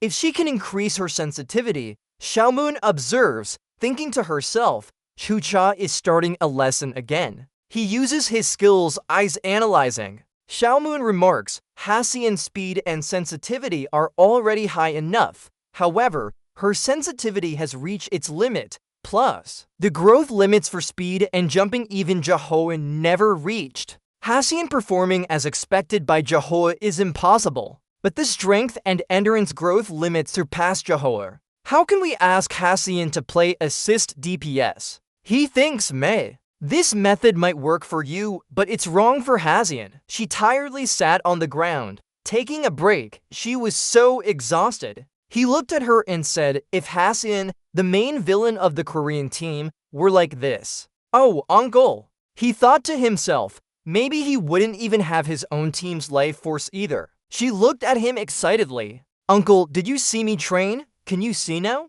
Now, I don't need to train for increased sensitivity anymore. Jaho said, no, you're still a bit lacking, add some more practice poses. Superhuman replied, Uncle Jaho, Hasean isn't you. How can you say that? He requested her to stop training for speed and sensitivity, saying it would only show her weakness now that he wasn't at his peak anymore. She had reached the limit of her sensitivity. Even her whip technique was similar. Even with the same speed, you want to nurture her into an assist DPS like yourself, but they're not alike. Hazian asked him, after using the bright whip against the opponent, what would she do next? She replied immediately, I'll pull them off balance, then hit and throw it to my teammate. He pointed at her and said, no, you're wrong. You need to finish it yourself. Playing as an assist DPS like your father won't be effective for you. Your teammate's speed and sensitivity are weaker. They can't end the opponent like your father could. So right now, strength and sword skills are more important for you. You need to directly finish them with a sword. He picked up his sword. Then he said, I'll show you once. Watch carefully, it's not hard. He got into position, one hand holding the whip, the other the sword. Xiaomun said, like this. He swung the whip to bind the target. Then he continued, as soon as he caught them, he slashed down. He delivered a strike. Hazian was surprised. Xiaomun asked again, did you see that? Both of them didn't respond. Xiaomun continued, since you can't knock the opponent out with the whip, you must be as proficient with the sword as you are with the whip. That's why they emphasized the importance of strength and sword training. Hazian, from now on, you're no longer an assist DPS. Switch to a melee DPS position instead. Do you understand? Supervisor. Both of them echoed. HMM. He didn't wait for their response and ordered directly. So start with 500 sets of strength training first. Is that light enough? They were terrified. 500. Seomoon asked again urgently. What are you still standing there for? Aren't you going to train? Quickly do the 500 sets of strength training. We have 14 days until Group A matches start. From now on, Hazian will be trained by me. At the Iron Gymnasium training ground of the US team, voices could be heard. So what happened? Walker, speaking was John Kim, the representative manager. He was surprised at his performance in just a few days. His abilities had significantly improved. He was amazed. He asked again, has my competitive ability improved a lot? Of course. I wondered why Seomoon jobs suddenly required me to change my shield after meeting him. AHMMM. The feeling is that in just a few days, he had made significant progress, erasing his weaknesses over the past period. As long as he maintains this level of performance, he can be among the top 3. He continued, naturally, it will take much practice to make such changes. However, before he becomes proficient, we might struggle against speed-oriented players like Nathan in the short term, but looking at the long-term benefits, it will be a great harvest. He asked, if we convert the value of this progress into money, how much would it be worth? The other person answered quickly without thinking, in my opinion, it's worth more than $10 million. If you're proficient in this skill, during your next contract signing, you'll likely earn around that amount. He muttered, $10 million, huh? Then he continued, so send $10 million to Seomoon job right away. The manager was surprised. What did you say? It's an advisory fee. He replied, definitely, we need to bring him into the ring. Just a little more time. Seomoon job at the International Seoul Arena Stadium. The group match between Korea and America, the commentator said, today is finally here. This historic match day has arrived. Esteemed viewers, everyone's eyes are on today's match result. The hero Seomoon job and this important match against the American player. Everything that could happen in this dream match depends on today's game outcome. I would like to introduce the players from both teams who will participate in today's decisive match. The members of both teams are appearing one by one. These two team bosses. Let's see how they perform today. I'm especially looking forward to player Beck Hazian. This is her first game after changing positions. Seomoon thought to herself, Hazian, do your best. The dungeon where this match takes place is an ancient underground castle guarded by skeletons and Matabiur Neri's palace. It consists of 3 floors, with bosses stationed on each level. Floor 1 will be Skeleton Warrior, Floor 2 Death Knight, and the final floor will have Bone Dragon Lich waiting. Let's go over the main rules of this match now. The main arena rules. Winning conditions are to eliminate all opposing players. Players earn kill points by defeating monsters or your opponent's players. The more kill points you have, the brighter your aura will glow, and its color changes based on your total score. Now the players are entering the arena. How will today's match turn out? Well, the first half has begun. The game starts. The American team members move together. The American team departs, facing Skulton on floor 1. The Skultons appear. They charge at them. A calm hunt begins. Everyone moves forward simultaneously. The American team has relatively slow movement speed. The Americans have much experience from previous hunts. They are proud of their defensive skills, known as the Iron Wall. So what strategy will they use against our players today? Meanwhile, Hazian is thinking to himself, just follow the training. As I describe the American team's situation, the Korean team is advancing very quickly. They comment, "What's going on here?" The Korean team ignores the situation and runs straight past it. In the second section, they also dash past Scotland. They move.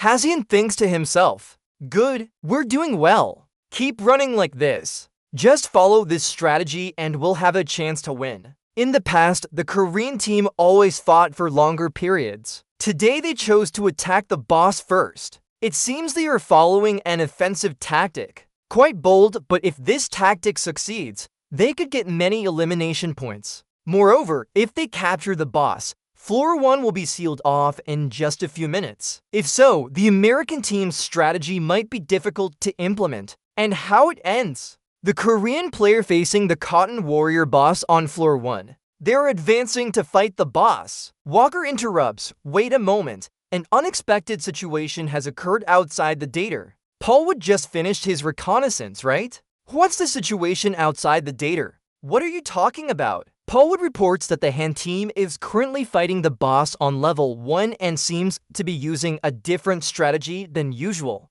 The American team members laugh sarcastically. "Oh, this must be a decisive move. Run up to level 2 before level 1 collapses." He responds, "Let's quickly finish our hunt. First enter the boss area, but my legs can't go any faster. I'll have to rely on your supernatural ability then." The level 1 boss roars threateningly. Someone shouts, "They've got it." The Han team rushes towards it. Hazian will finish them off. The rest stay in position to support and give commands. But she was suddenly attacked unexpectedly. She can't believe what's happening. Where did they come from? The American team members are shocked and frozen. Walker, the Water Walker team, taking advantage of the storm's recoil force and his teammates' supernatural abilities, he is flying towards them. Zeho grumbles unhappily. Can this madness really attack so quickly? Hazian gets pushed back. A notification sounds. Bekazian took damage. The terrified one, Bekazian, is dead.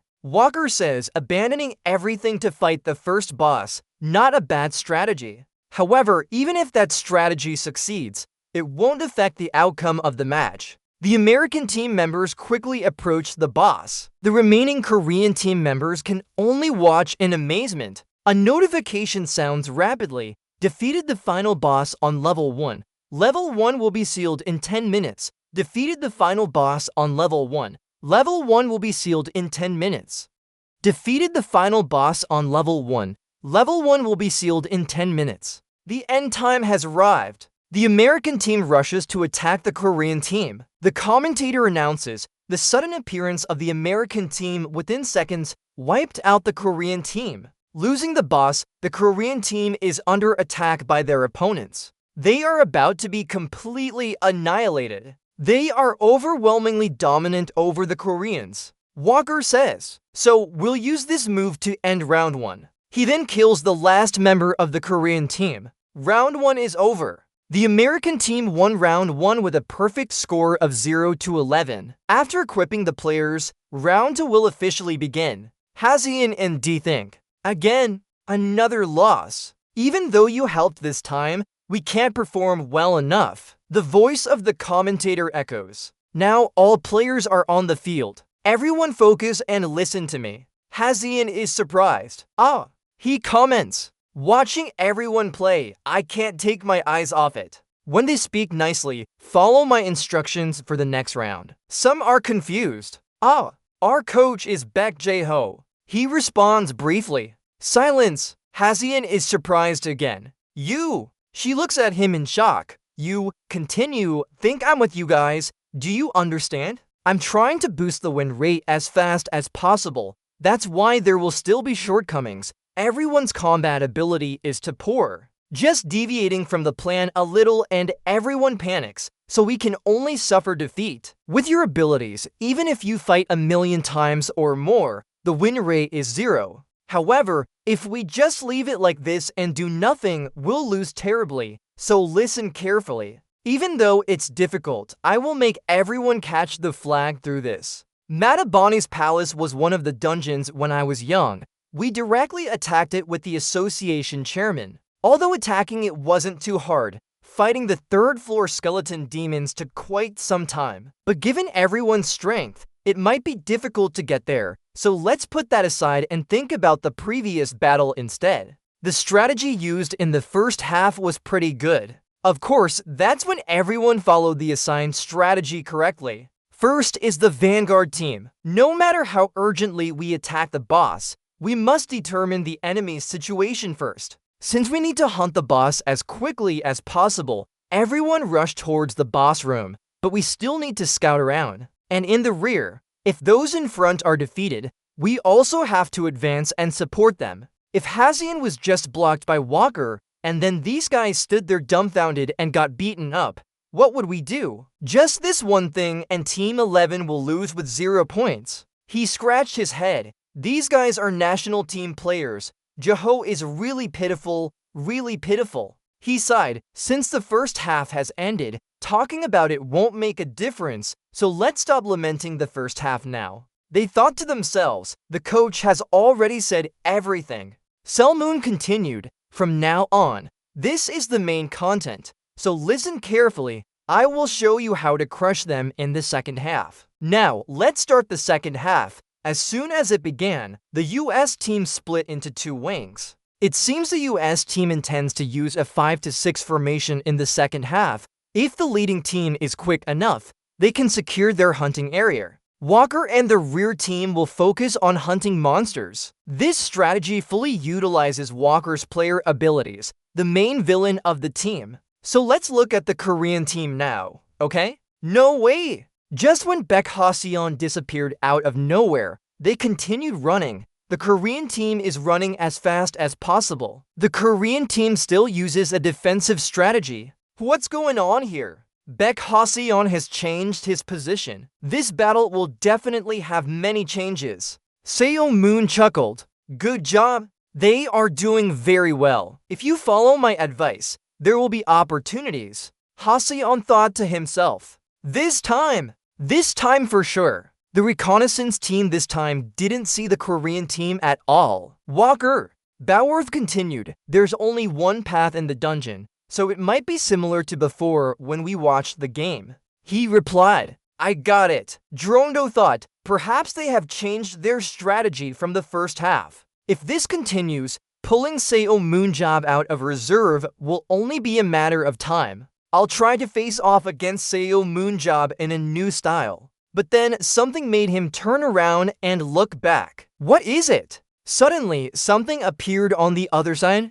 Geraldo was surprised. The Korean team members attacked from above. The US team screamed in surprise. The Korean team? How can they be here? Xiaoman explained, I'll only say this once, so listen carefully. First is reconnaissance. Haseon, the fastest runner, will scout and confirm the situation over there. And if the group including Walker has fewer than 5 people, we won't eliminate monsters or fight the boss. His words made them surprised. The structure of Mataboni's palace is one-dimensional. This is a fact we have known since the start of our attack on the dungeon.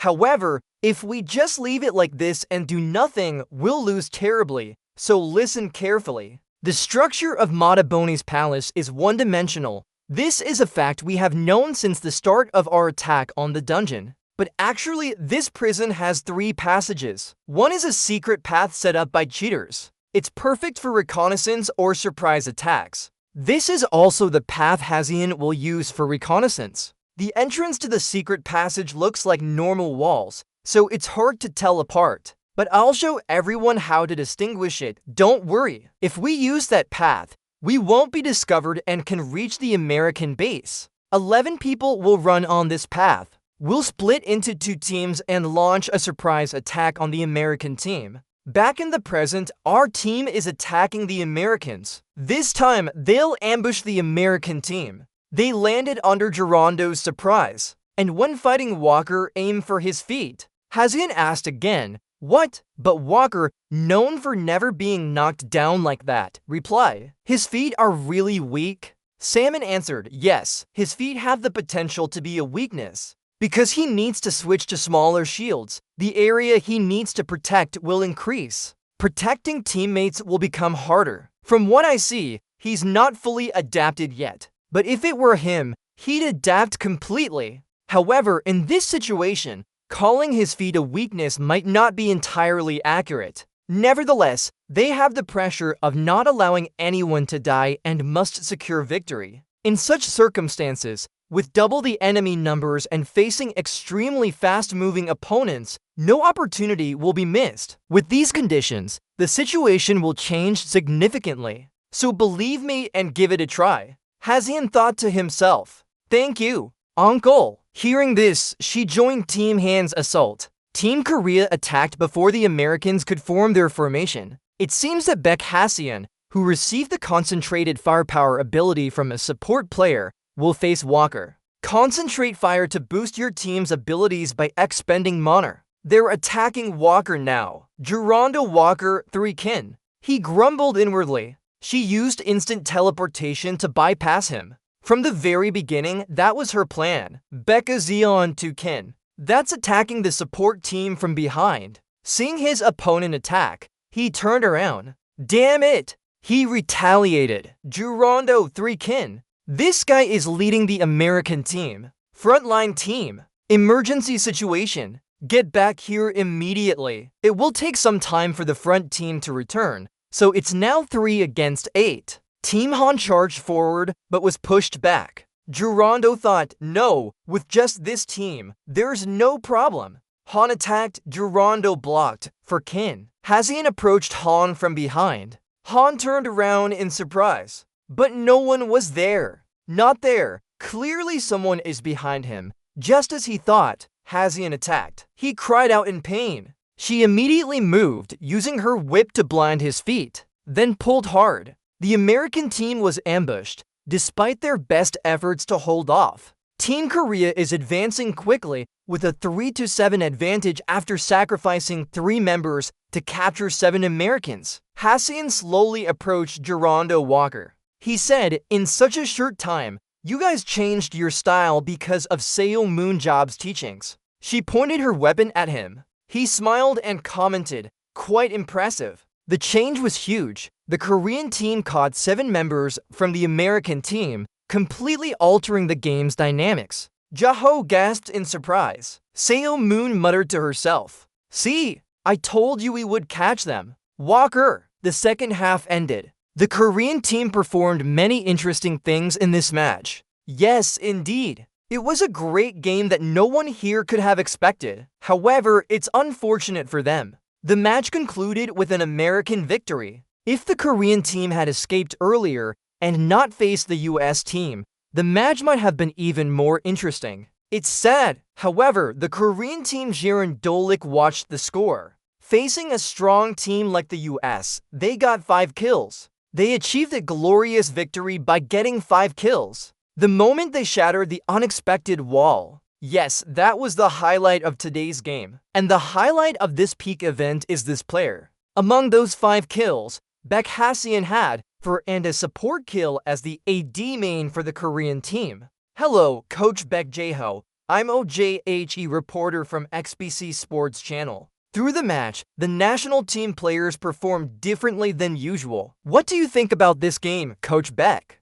We lost, but I believe it was a valuable experience for me and the whole team. Facing a strong opponent like the US can help us become stronger with an overwhelming result. Thank you. Next question. The ambush using the secret move in the second match was memorable. How did you come up with this strategy? Zeho smiled. It was indeed a surprising strategy because this battle is a dungeon with only one path. For the second round strategy, I received some help, he said while looking at Superhuman. You look back at him, mumbling, old man. He still wanted to be in that game. It was Hazian's turn for the interview. Hello, I'm Beck Hazian, the reporter asked curiously. Player Beck Hazian, you performed an impressive feat at this event. How did you train? She answered honestly. I trained diligently under my uncle's supervision. Switching positions was his suggestion too. Xiaomoon muttered. Oh, damn it!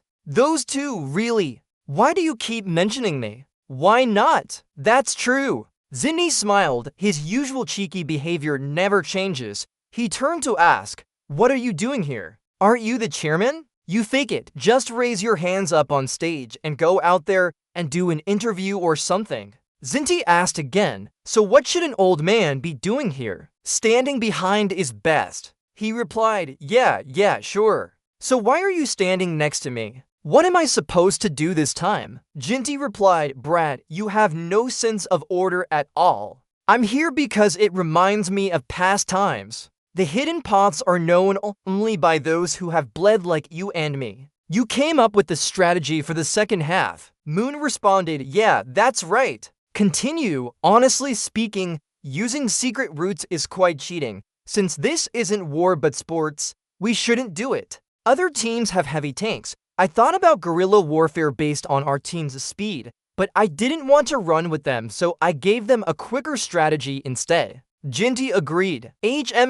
Fine then. I've heard you're training Hazian too. I can see she's found her talent. Do you really think that could happen in 1 to 2 days? He continued as Superhuman stood up. I'm genuinely happy to see you come up with a plan for the first time in a while. She's truly too talented to waste. I shrugged. Well, I'm just extraordinary. Let me ask you then, help. He proposed that talent. Do you want to use it more? I'm wary of his offer. What does he want now? Didn't I win the bet honestly? Jinty replied, if you refuse one more time, I promise not to make you go back to the battlefield ever again. This is my final offer, so listen up. Honestly speaking, professional battlegrounds in Korea are starting anew. Salmon asked, so, you want me to become a professional player?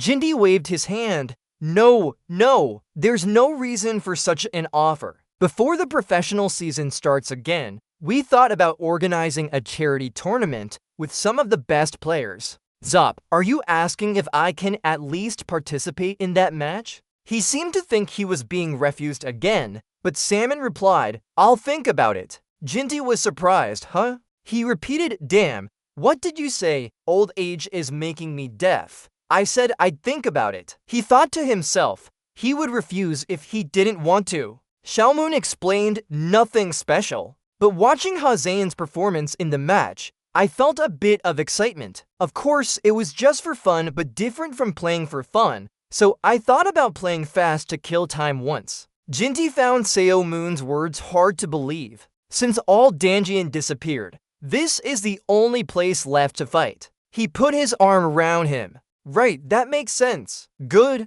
Also, the footage of the Atir match was posted. It gained 10 million views in less than an hour. The commentary went wild. Korea had 5 lives before the US team. That's insane. Player Beck Haseon is a legend and Superhuman is a god. Superhuman, Superhuman, Superhuman, Superhuman, Superhuman, Superhuman.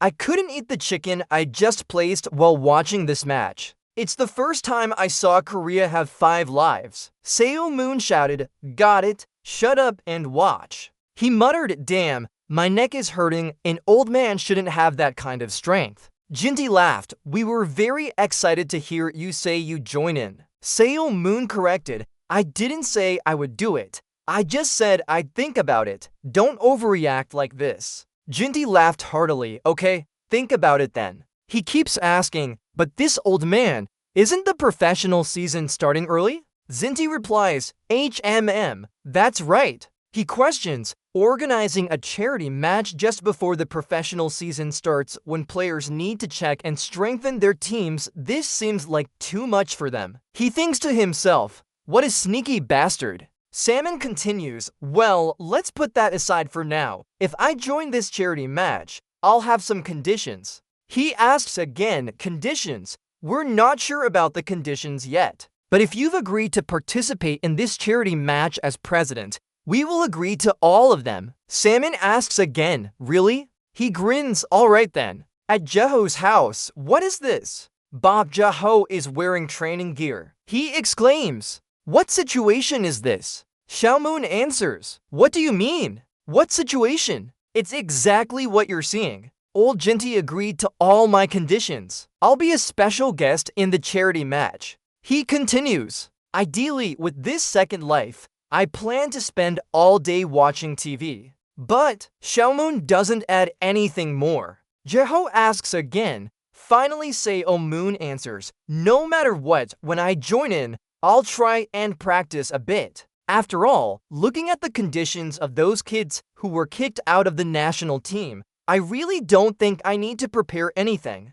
I have no idea who taught them, but they're all actually useless. Jeho responds, sorry for making them useless. He continues, alright, it's good that you want to join, but why drag me into this? Xiaoman explains briefly, it would be unfair if only I were involved. There's no target worth fighting harder than Hazian, so unfortunately I need to use you too. Xiao points at him and shouts, can I clearly hear what you just said? He continues, be gentle with me. It's been 17 years since I laid down my weapons. Xiaoman asks again, are you afraid of losing face? Coach, sir. He continues, alright, believe me, I'll train you until you're back to your old self before the match. Jeho sighs, damn it, I'm going to die. He sighs again, I'm still a retired middle-aged man of 47 who's been out of the game for 17 years. He laughs sarcastically, never wrong, my friend. He uses his own skills, evaluation.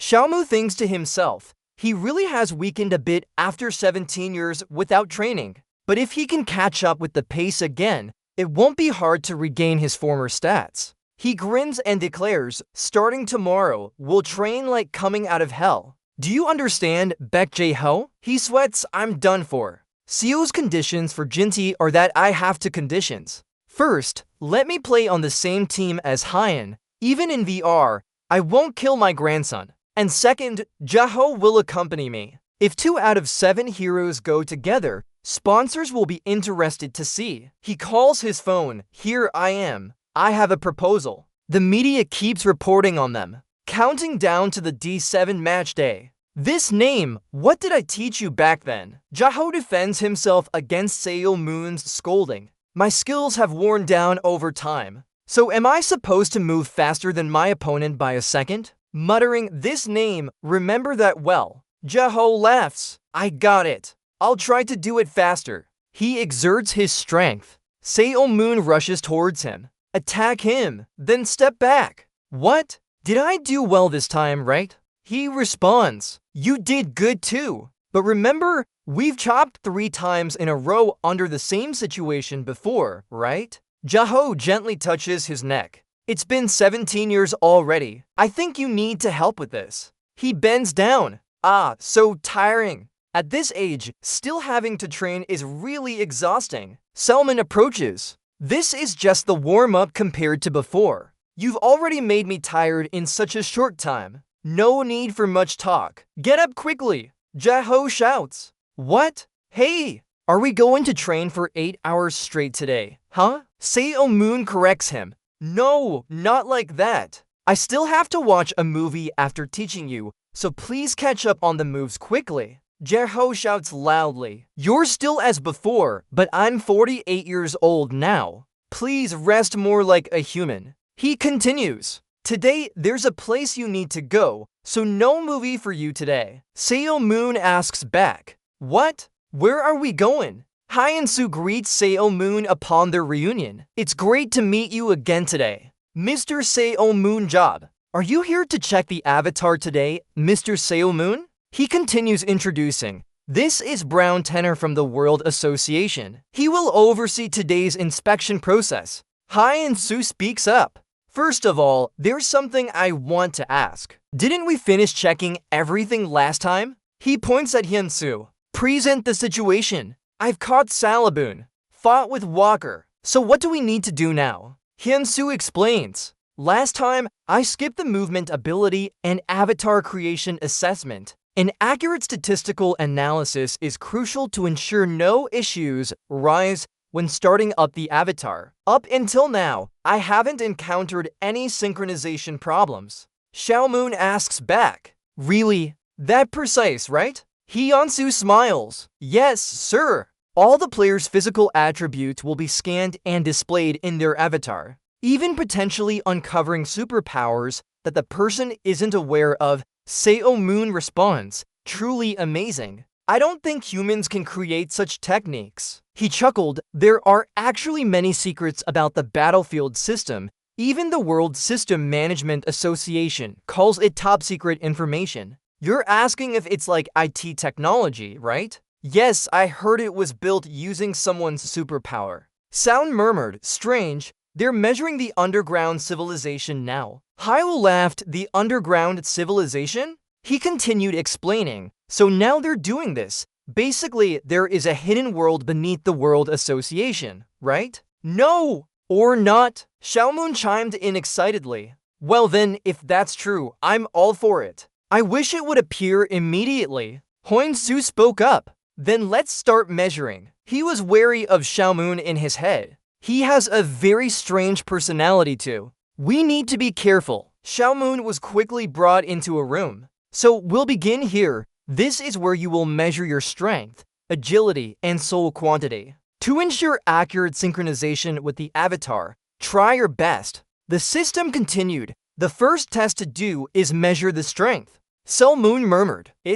Instructions were given. Pull the handle to start measuring. He pulled it with all his might. Then let go. The numbers started jumping. The number displayed on the screen was 813. Instructions echoed. Yes, you did a great job. Do it again. Xiaomoon pulled twice, 819. He pulled 3 times, 817. He thought to himself, if my strength is 79, the score would appear like this. He asked, so what's next? Hyun-soo was surprised. His strength is ranked as a superhero. Next we'll be measuring agility. Look at the switch beside you. From when the signal starts to when it ends, just press both switches continuously. He smirked. Okay then. Xiaomoon concentrated and quickly dashed off. The others were amazed. On this planet, only oil tankers have such speed. The system announced, measurement complete. Measurement complete. Xiaomoon asked again, how many points? 963 points. Quite surprising. He muttered, if I tried harder, maybe it would exceed 970 points. Let's go straight to the next round then. I know now. Measurement complete. Measurement complete. Outside, they thought in amazement, this can't be true. He really exceeded 970 points. Xiaomoon asked further, what's the highest score? Hyun-soo replied, huh? One of our team members scored 1,007 points in the physical test. Xiaomoon immediately asked, is it Nathan Bermack? Hyun-soo wondered, do you know him? Because I said I would participate in a charity match. Joho showed me some videos. I saw him there. He's as fast as Joho during his prime, so I'm a bit wary of him. There's no way to catch someone as fast as Joho, who had 100 agility points in his prime era. Well then, let's measure again. Outside, voices echoed with excitement, very happy to get more points. Alright, this time I'll get 975 points. Xiaomoon closed his eyes. He took a deep breath and thought, focus, focus. Somehow, the score increased. Am I in a stable state? He opened his eyes. Then start moving. Xiaomoon used all her strength. The people on this side found it even harder to believe. Faster than before. Complete measurement. Complete measurement. The score is... point. Such a point. Why did Moon speak? I think I did it faster than last time. Then how many points do I get? 1,007 points. It's 1,007 points. You tied with Nathan. the fastest Superman in the world. You're surprised. Tied score. What is it? Seo Moon calculated. Her speed was 97, slightly lower than that of Nathan and Jaho during their heyday, but the record was the same. He thought to himself, after all, I did my best just now. He suggested, I want to measure my strength again after some time. I want to try this test again. Hyeonsu replied, yes, I understand. You can come whenever you want. The method will be the same as before. When ready, just come here. Xiao Moon thought while holding the string. Focus, must focus. He used all his strength to pull. The score? The score is very high already. Xiao Moon asked again, how many? Jaho replied, 890 points, much higher than before. Are you going to rest a bit now? Xiao Moon refused. No, I just need to focus a little more. He thought to himself, again like measuring speed. I used muscle strength beyond my limits. Why is this happening? Am I stronger now? He thought to himself, no, there's no reason for that. Analytically, my ability hasn't changed, but somehow I still have the feeling it happened before. This feeling, Xiao Moon realized, was somewhere. Right, at that time, I experienced this feeling once. I was left alone in the final dungeon and fought fiercely. He remembered, back then, he showed extraordinary strength when facing death. Mental strength surpassing human limits creates additional power for other abilities. This mental strength has produced such effects. He scratched his head. I don't need to fight anymore from now on, but the mental strength and immortality are increasing. It's like urging me to fight in another battlefield. Finally, measure the souls. Look at the ball in front of you. Place your hand on the ball and enter as many souls as possible. The ball will change color. Xiao Moon observed. Strange. Long ago, entering souls into weapons was a very crude method. Outside, laughter echoed. Now it's measured in thousands of points. Because the number of souls will be generated in large quantities when awakened. It is also a criterion for evaluating potential. So said Moon, it's really hard to improve soul strength through training. He remembered, during his first evaluation, his soul value was 96. To get the remaining 4 points, he had to meditate on how to breathe and go through many difficult things. He placed his hand on the ball, but those outside waited eagerly. Soul score. How much will it increase? Now my spirit is at 100. That's the maximum humans can have. Finish measuring, finish measuring. The men outside only know to exclaim in amazement. Oh my god. 1.030. Seo Moon asked again, so how many points now? They stammered, yes, it is. You just broke the highest human record. Hyeonsu spoke up, you've just achieved the highest record in human history. Seo Moon smiled smugly, just a normal thing. What do you think I am? The previous record was set by 7 other heroes, Ko-Suran. With 10-12 points, Seo Moon asked again, what the heck? That girl held that record before, right? Hyeonsu explained, yes, we thought it would never be broken. Well, at least her spirit energy isn't something to sneeze at. Her will is low, but her ego is very strong, so we often argue. In the past, Seo Moon scolded her, do you have a brain or not? At least she should follow what I said properly. Saran Ud-Yuk replied, of course I'm doing it right. If she heard this news, she would definitely stir up trouble again. Hyeonsu reported, with this record, all measurements have been completed. But I need to tell you something. Seo Moon asked again, what is it? He continued, sorry, but because of its immortality nature, it can't be used in this battle. I thought, okay then. This is a sport where you win by eliminating the opponent. If I really can't die, my team will always win no matter what happens. We apologize for limiting your abilities unfairly,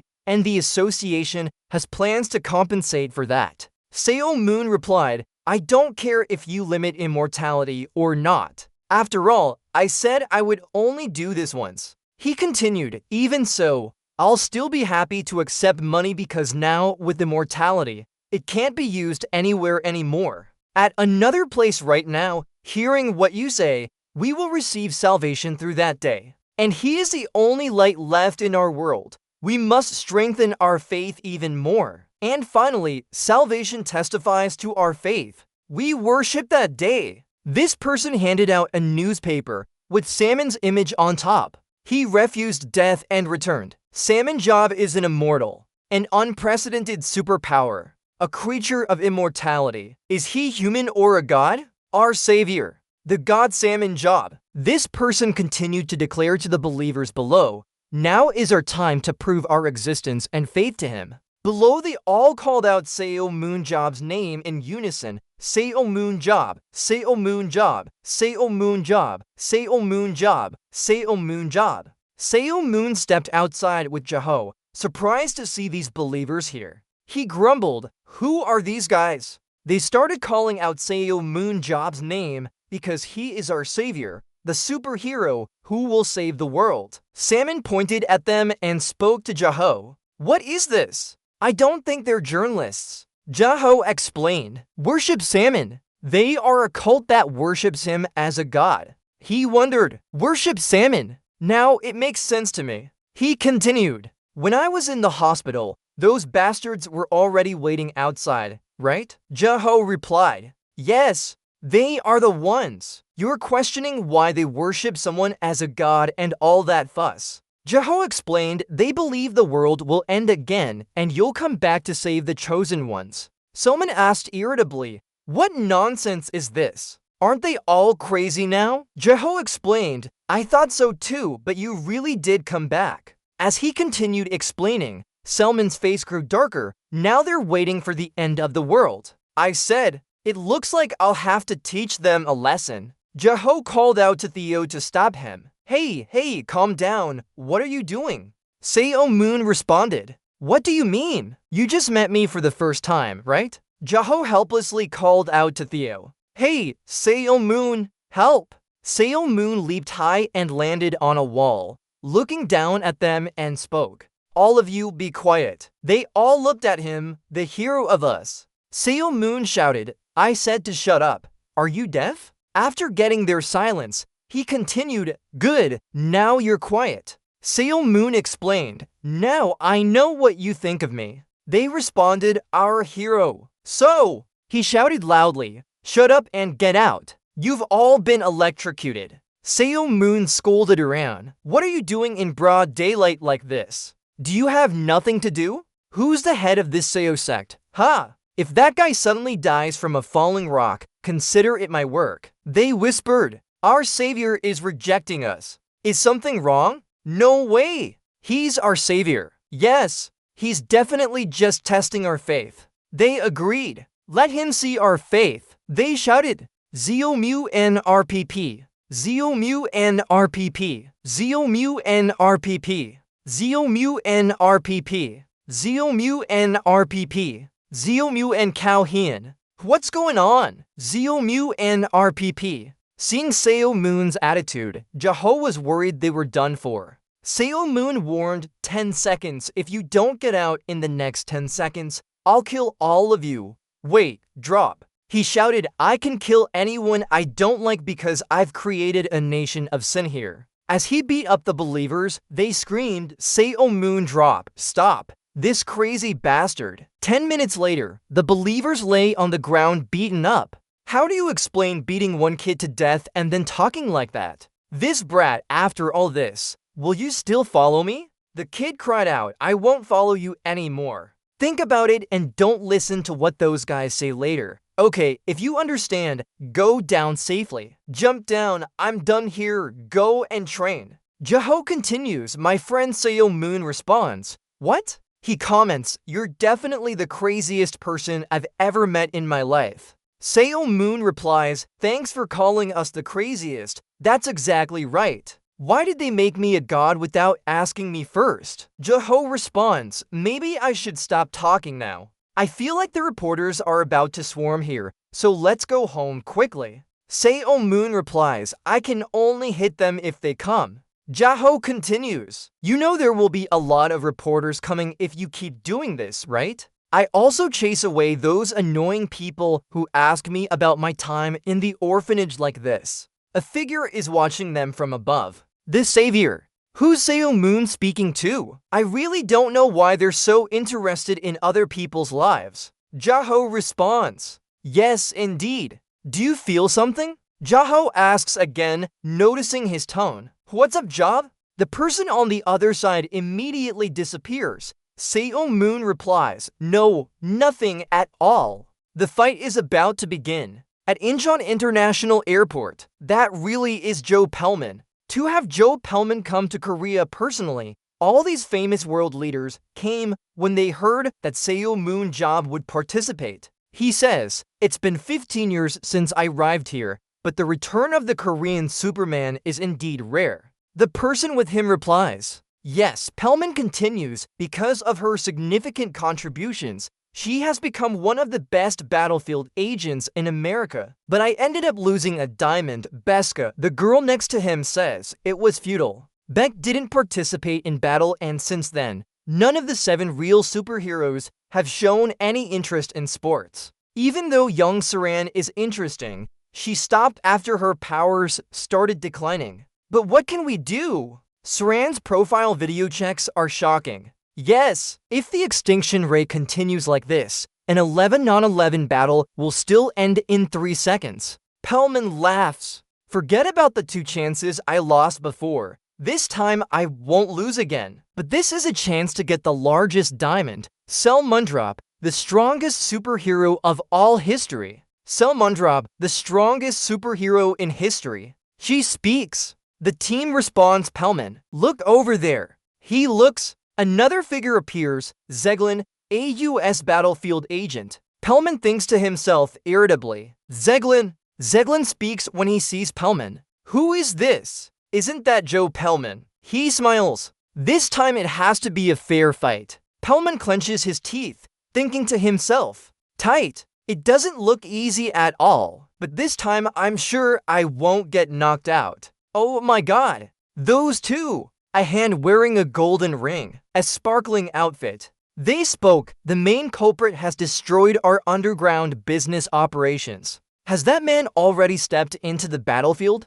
He said he no longer has the attention to be a player, but is starting to take his first steps. They are the Morrow brothers, Zing Morrow and Philip Morrow. They laughed, Seo Moon Job. We're sure we'll get his signature. We're sure we'll obtain his signature through a contract or agreement. Yes, I wanted to meet Mr. Ta in battle, but we didn't have the chance. The 3 forces stood facing each other. Each has their own purpose, of course. Seo Moon Sop is certain. It can't belong to anyone else. With the sound of footsteps, a balanced rhythm, costly steps, the youngest of the 7 superheroes, Soren, spoke. I came here to see what he's like. Outside, Seo Moon side, there are too many people. It's good that a few more people from the world population have died in this underground war.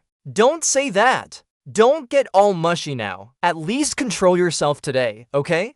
This is also quite an important event. He climbed down from the car. Alright, I'll think about it. Salmon laughed. So, let's play then. The crowd shouted his name. Salmon drop. Salmon drop. Jaho spoke. Oh hey, what do you have to offer? Salmon replied. That's because of the image you've given me. From afar, reporters rushed in. They spoke. Salmon drop. Bok Jaho. Let us interview you for a moment. Jaho pushed him away. Don't say anything weird now. Okay, Jaho, you're too big, damn it. You'll see what I'm capable of if you try to use me as bait like that. The reporter spoke. Seo Moonsop, why did you assault members of the Seo Moon organization? You've caused a lot of controversy regarding abuse. Do you regret yourself now? Today, you're participating in this charity battle. How do you feel now? He thought to himself, you're going down for sure.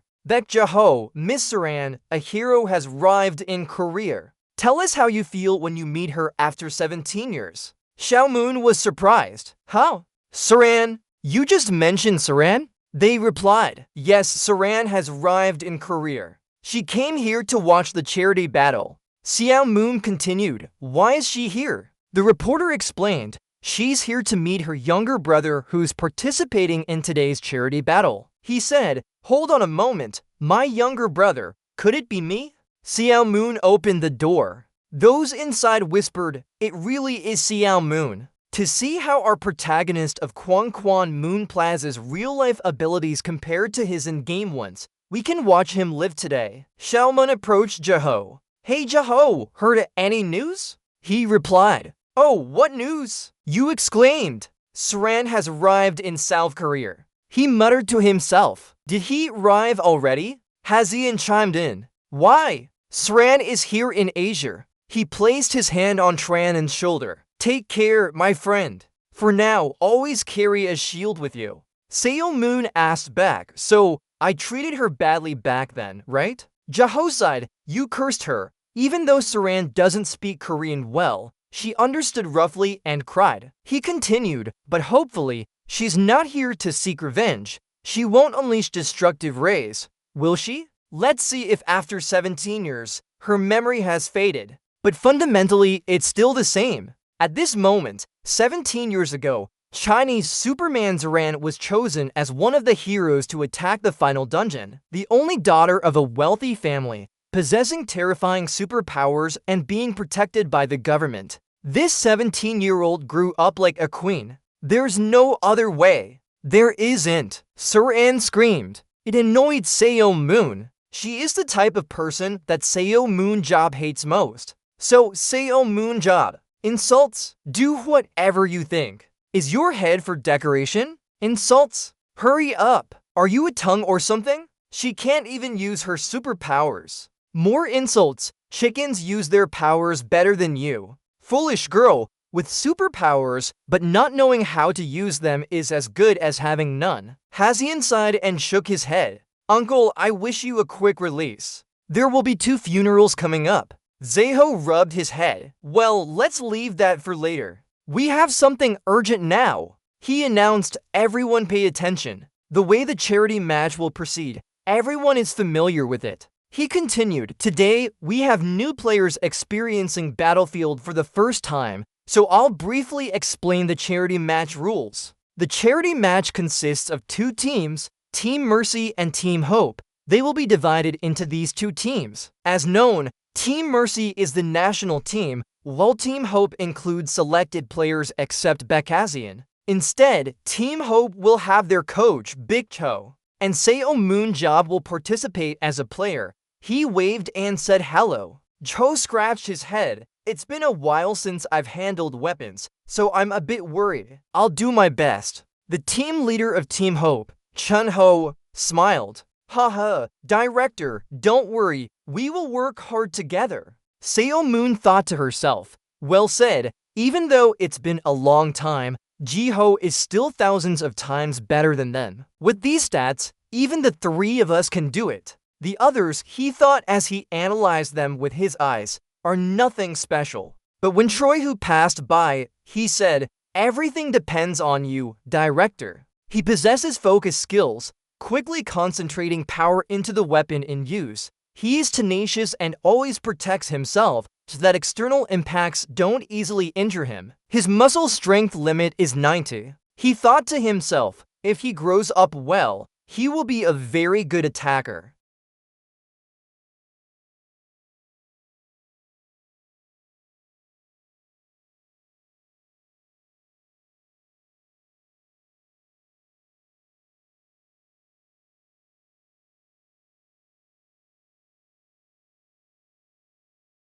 Is it light but still sturdy like armor in war? Anything inconvenient about that? Xiao Moon is worried about Jaho. "Are you okay? You're not young anymore." Jaho continues, "This is quite tricky. This is really difficult. I didn't expect to wear this uniform." Jaho keeps asking, "Oh, are the weapons okay too? I've prepared one for you that you used before and just made some minor adjustments." Xiao Moon hums in agreement. He continues, "It's also easy to open and fold. You did a great job modifying it, right? I was very careful with the modifications. Even though it's an old weapon that saved Earth, isn't it? I've only had it for less than a year." Jaho reminds him not to be careless. "I know you're strong, but your opponents are all monsters. They've been trained to fight in such battles. Although their skills are weaker compared to other countries, you still lack practical experience. They say they have more experience than us. Seo Moon asks again, so I'll keep that in mind. Director Baek Ji-ho. Mr. Yang gives a thumbs up. Based on what you said, let's see the techniques of these experienced juniors. The crowd is excited. Both teams slowly advance to see if any national team members are performing well in this match. The opposing team averages around 70. That number is much higher than their own at 60, but it's not bad either. Although the other team has an edge, they don't have anything special. Xiaoman whispers to Zhe-ho, "Hey, Zhe-ho, do you grade when selecting players?" The score is based on several factors and the final score is the sum of all points. I know that. He looks around, thinking, this is a comprehensive scoring method. It doesn't pick out any standout performers in any position. Xiaoman's gaze stops at one person, casually. He's chewing gum. What else? His overall ability isn't bad. This guy's strength is really weak. The limit is 60, but he only got 26. This kid might be a planted heir or descendant. I'll never use him.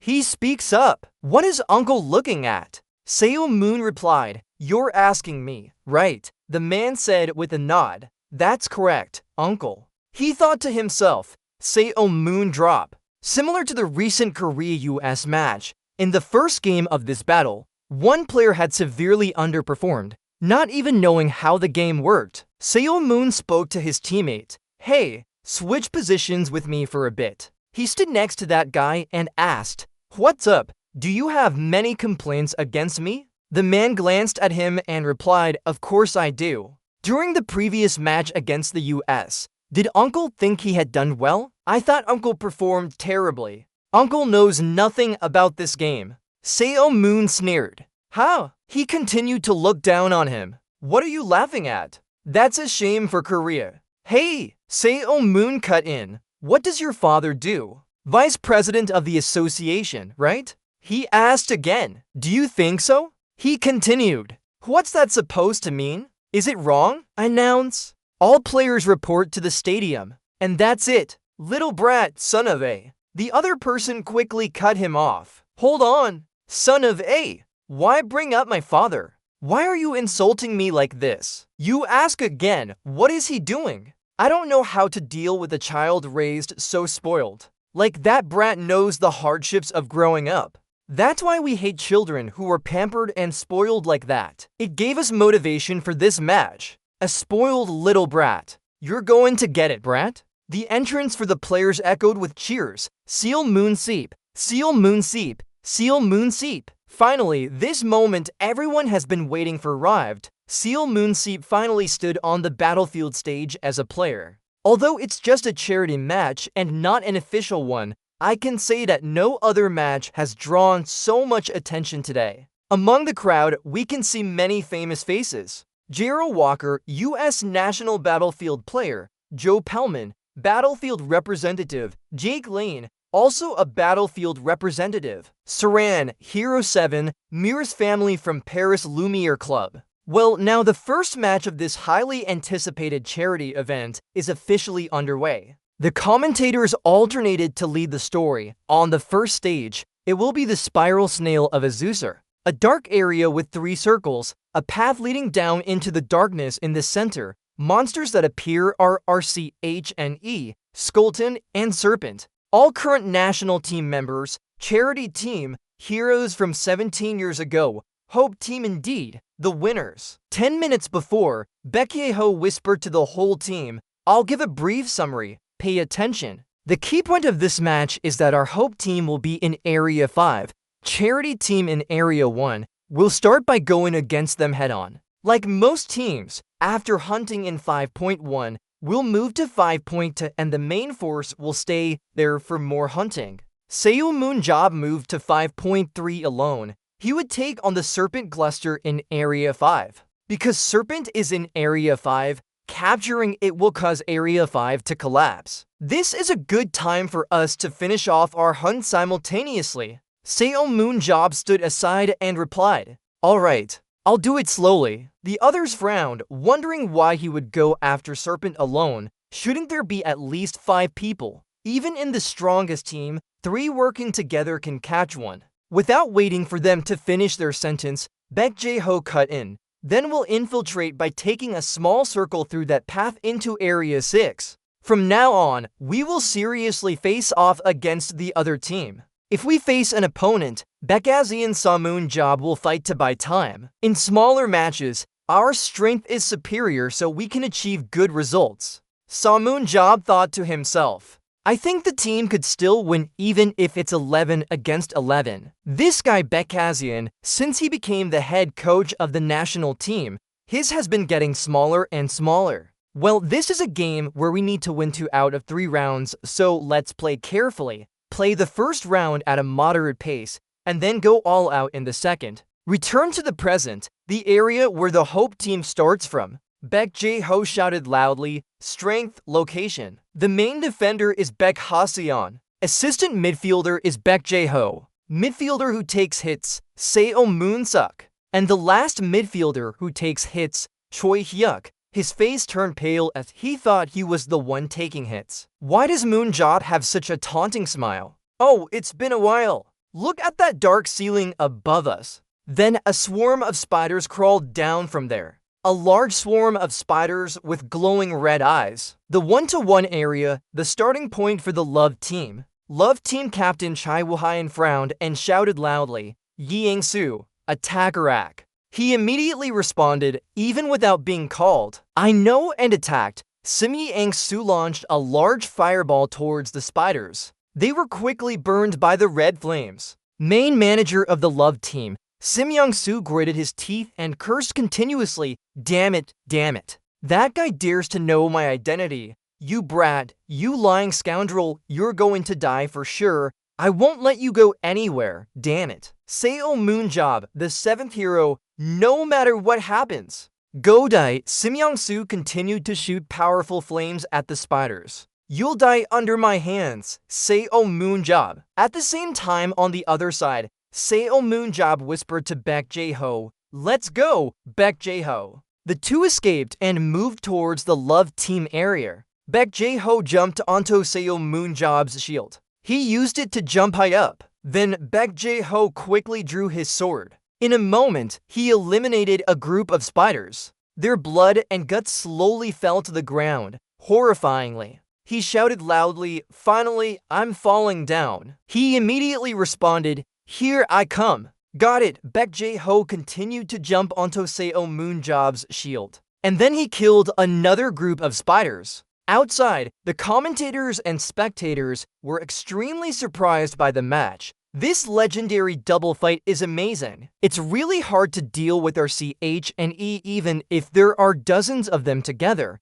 but they only fought for a short moment. After eliminating all the RCH and E spiders in this area, both Big Jae-ho and Seo Moon-shot didn't have any injuries on their bodies. Okay, finished cleaning the house. Oh, hello, look at me. Let's deal with the other side now. The two continued their double sword dance, fighting each other to eliminate all of them. Wow! Cho Hyuk just stood silently observing. He couldn't help being amazed, although our CHNE has relatively weak durability. If it can't penetrate its hard shell, then all efforts are in vain. How did he kill so effectively like that? He looks even weaker than that on the surface. Then Xiao Mun helped hold a sharp sword. He used his superpower to enhance his attack during the strike. Cho Hyuk was slightly surprised. Look, he's using his superpower. Focus Ron quickly. Focus Ron on the weapon in use. It's my first time using a shield, so it feels quite strange. I only use the ability to enhance weapons as usual, not just weapons, but also shields. He followed Seo Mun and decided to charge forward, trying out this experience. Just one swing of his sword could eliminate an RCHNE spider. As he attacked, he thought, whether attacking or defending, focus Ron. Moon-jab stands aside observing him, thinking to himself, oh, he's improved his skills, hasn't he? Good job, I couldn't just stand there and watch. Next, another RCHNE quickly rushes towards him, sticking out its long tongue and spitting a bunch of poison. Seo Moon swiftly uses his shield to block it, or maybe he stabs the stick directly into its throat. but all of them were thoroughly wiped out by Superhuman in front of everyone's eyes. The Poro brothers are extremely impressed with Seo's technique. That's a signature technique of Superhuman job. It's a 100 centimeters throw, right? Miss Saran. Miss Saran responds coldly. Yes, indeed. She thinks to herself. A 100 centimeters throw. At first glance, it's just a regular stick. In reality, it's an application of his super throwing power. When using the throw, the stick will immediately fly at maximum speed. Before the sword leaves your hand, that is before it travels 100 centimeters, he already grasps the endpoint of the blade. It's a powerful strike with great speed. He has much more strength than just using raw power alone. But while catching the bullet right after firing it, his face shows a satisfied expression that would be normal for most people. This is a technique without any flaws throughout the entire throwing and catching process. He performs this skill with such ease as if breathing. 17 years ago, now, what bad luck. Superhuman job. On the other side, he's full of confidence, ending that direction, right? Just then, another RCHNE suddenly attacks from behind him. Superhuman immediately reacts by turning around. Where is it? He thrusts his sword straight into its body. Act fast. Then, Superhuman raises the sword high. He throws it with extreme accuracy right in the middle. One shot to kill. You'll have to come to this place eventually. Monkey bastard. After thoroughly eliminating all of them, Baekji gathers everyone on the team and says, well done, Namwon has cleaned up. Everyone has worked hard. So now we move to level to end Superhuman's turn. What is it? Where are we going? He looks around with a sinister gaze. Hai Yusi frowns and asks, did he run off right after dealing with the RCHNE? Didn't he? He recalls what Superhuman said earlier. According to the strategy, we'll handle level 3 next. Hurry up and follow me. That's what he said. Is there anything interesting to do? Big Jaho sighs deeply in frustration. Yeah, I get it now. Well done. If Job has assessed this way, then it must be right. Although he seems impulsive on the outside, he's actually a thoughtful and action-oriented person. Alright, let's move to level 52. Follow orders. At this moment in Area 53, hello, Salmon whispers to the monster before him, which is also the boss of Area 5, Serpent. It's been a while, ha. It feels like just yesterday. Serpent uses its sharp eyes to stare at him.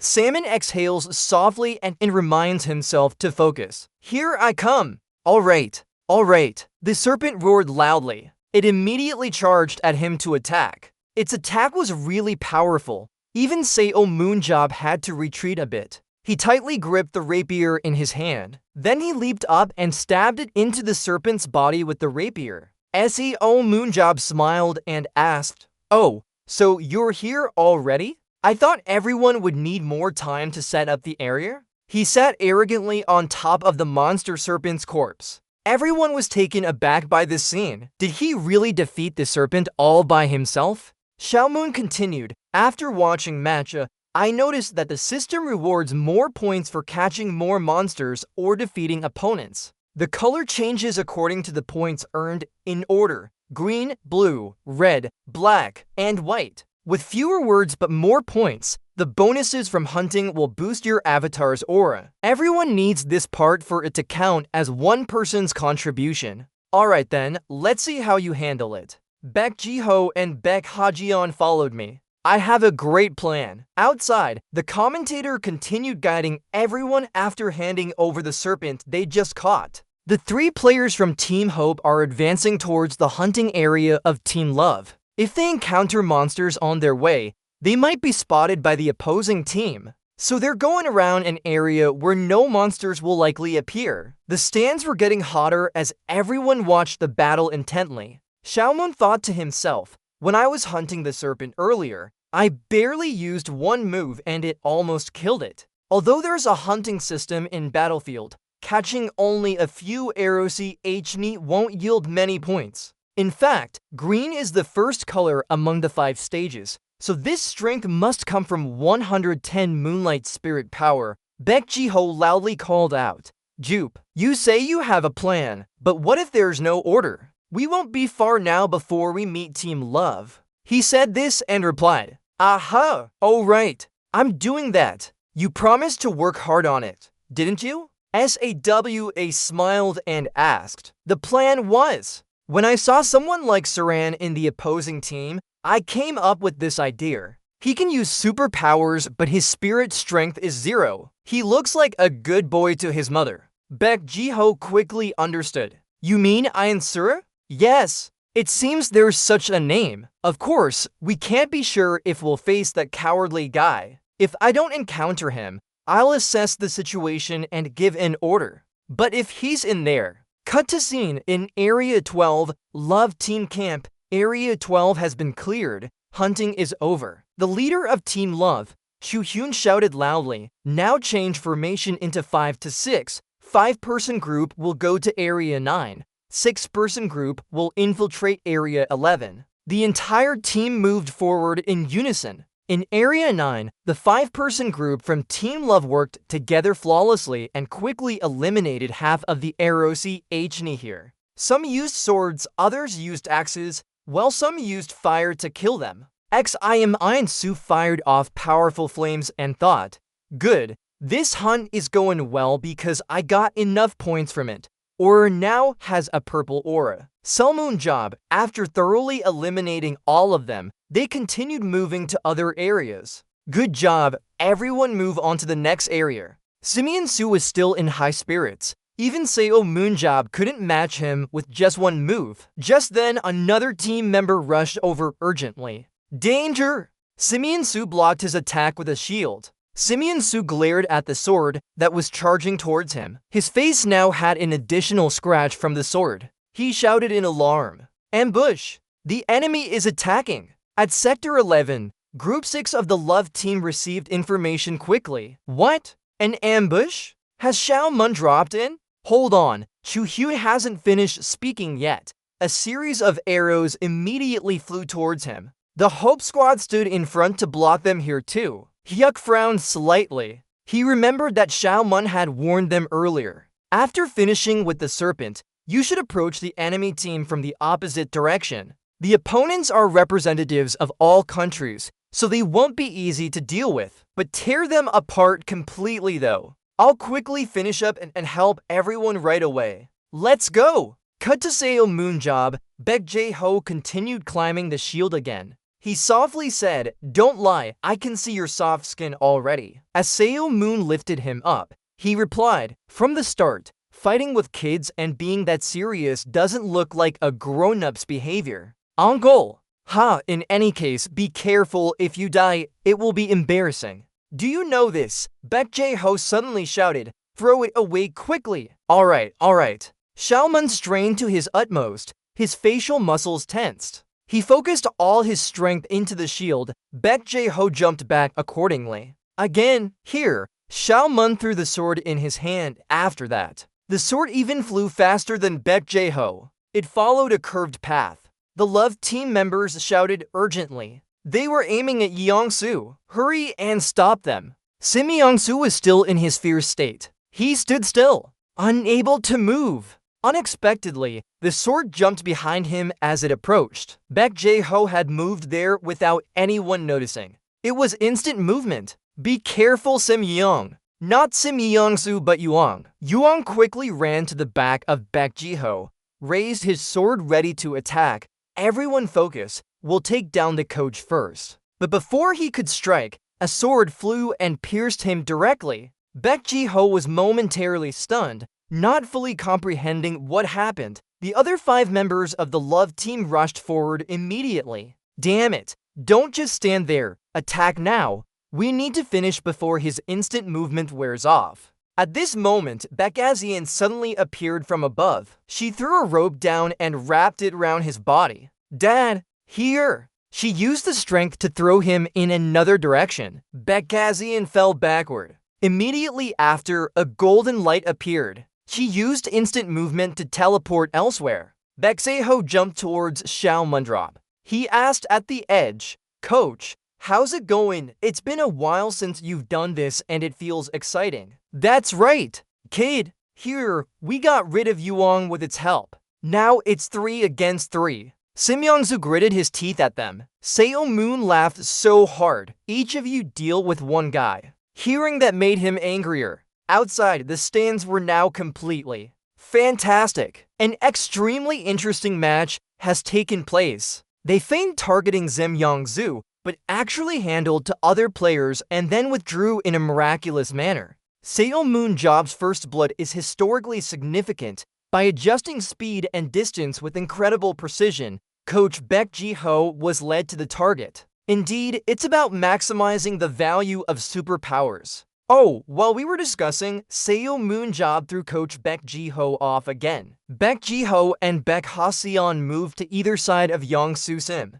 Both of them escaped from the ones who had eliminated the other two, leaving only him in the middle. Sim Yong-soo's face became even more panicked. Impossible? Then Seo Moon Job's voice rang out. Why not? He struck his opponent hard with a shield. Do you feel a bit unsatisfied now? Coward hiding behind your mother's skirt. Just a few minutes later, the PA announced, Bexel back in, Suman Job, Hake in. The rest of the 6-person team were all in shock. What, did all 5 get wiped out? Impossible? They've all been eliminated so quickly. They can't just stand there and wait to die. One of them stepped forward. Attack together. If we win here, the advantage will shift back to us. Quickly rally our spirits. We are the national representatives. He rushed towards Choi Hyun's position. Remember what Seo Moon Seok told you. I'll only show you the basics. The shield is fixed on the left chest and can only move while in that state.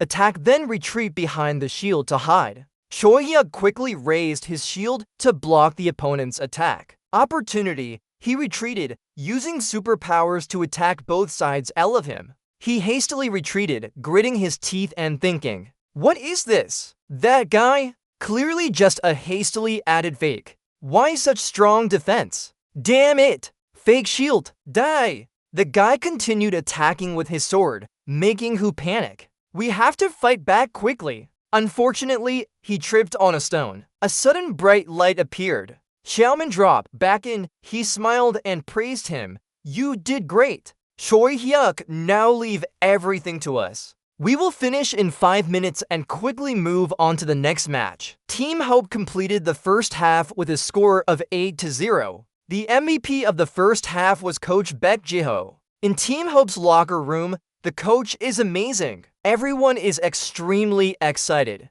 Do you know how impressive that match was? Just run towards the opponent. I'd rather run away. You really thought like that. Amazing. If I fought Battlefield, I might have made it into the top 3. Coach Baek Ji-ho smiled in response. Thanks for the compliments. He thought to himself, at his age still fighting Battlefield is a bit embarrassing. 17 years since he last held a weapon. It's really fun. All because Baek Ji-ho glanced towards Seo Moon Job.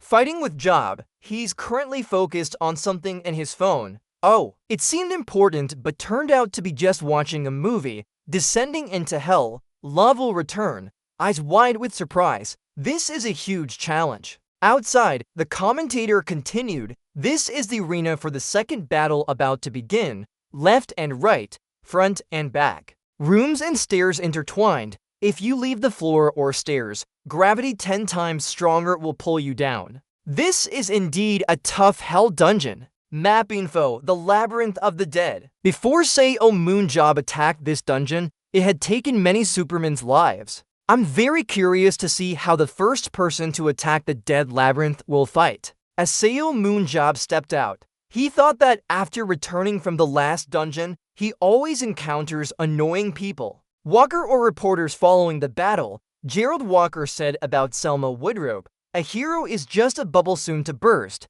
not special at all, bitter and sour.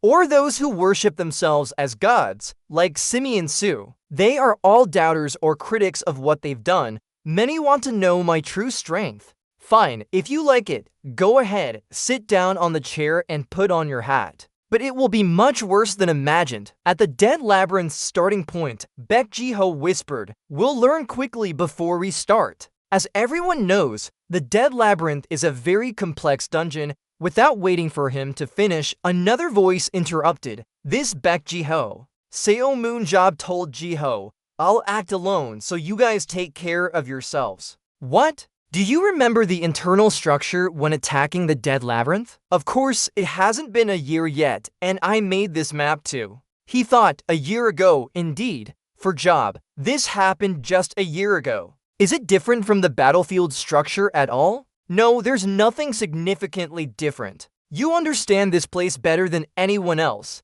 so I'll trust you first. But don't overdo it. He smiled and replied, worry not. Just prepare for the unexpected. This time, I will fight with all my might. He thought, if love starts from the opposite side, he knows where to go. Then Zeolmon immediately moved forward. Bak Hazian finally spoke up. Dad, are you really going to send me alone? Yes. He always lies around watching movies like a useless person, but in the dungeon's judgment ability, no one can keep up with him. He must have some plan. That's right, he is indeed excellent. Bak Cha said uncertainly, you do have a plan, right? Yes, of course. On the other side, Xiaoman went straight to where the monsters were. This time, the monsters he has to face are dry skeletons with armor. Hey, my memories are still very vivid. Nice to meet you all. You bastards, I shielded in front and charged directly at them.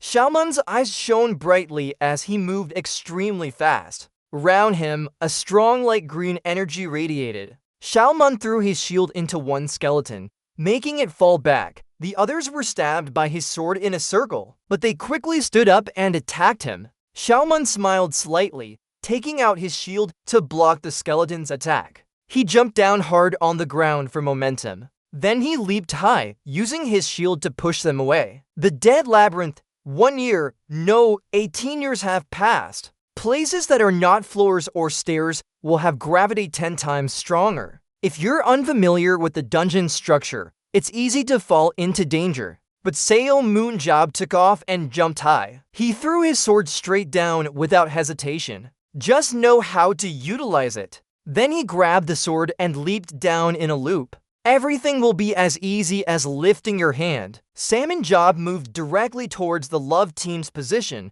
not moving on foot but jumping high to avoid fighting those dry skeletons. They were all shocked when they saw him, appearing so suddenly, only 10 minutes into the battle. Salmon said, your skills have been fully exposed in this fight, so remember you're dead now. Cowards, a strong aura surrounds his body, overpowering all opponents. The captain searches for love, frowns and shouts, don't panic, everyone, first, let's retreat. He definitely didn't come alone, quickly retreat and regroup. Seo Moon thinks calmly, just guessing, sorry, but I came here alone, so even if we retreat, it's not my choice. If we keep charging in like this, the fight will end right here. Since this is praiseworthy, I'll play with you for a bit longer. Analyzing the situation. You're using your superpower to observe the chaotic group running around like ants. It's not him! Not him! Yes, it is him! Seo Moonseep throws a dart straight at one of the runners.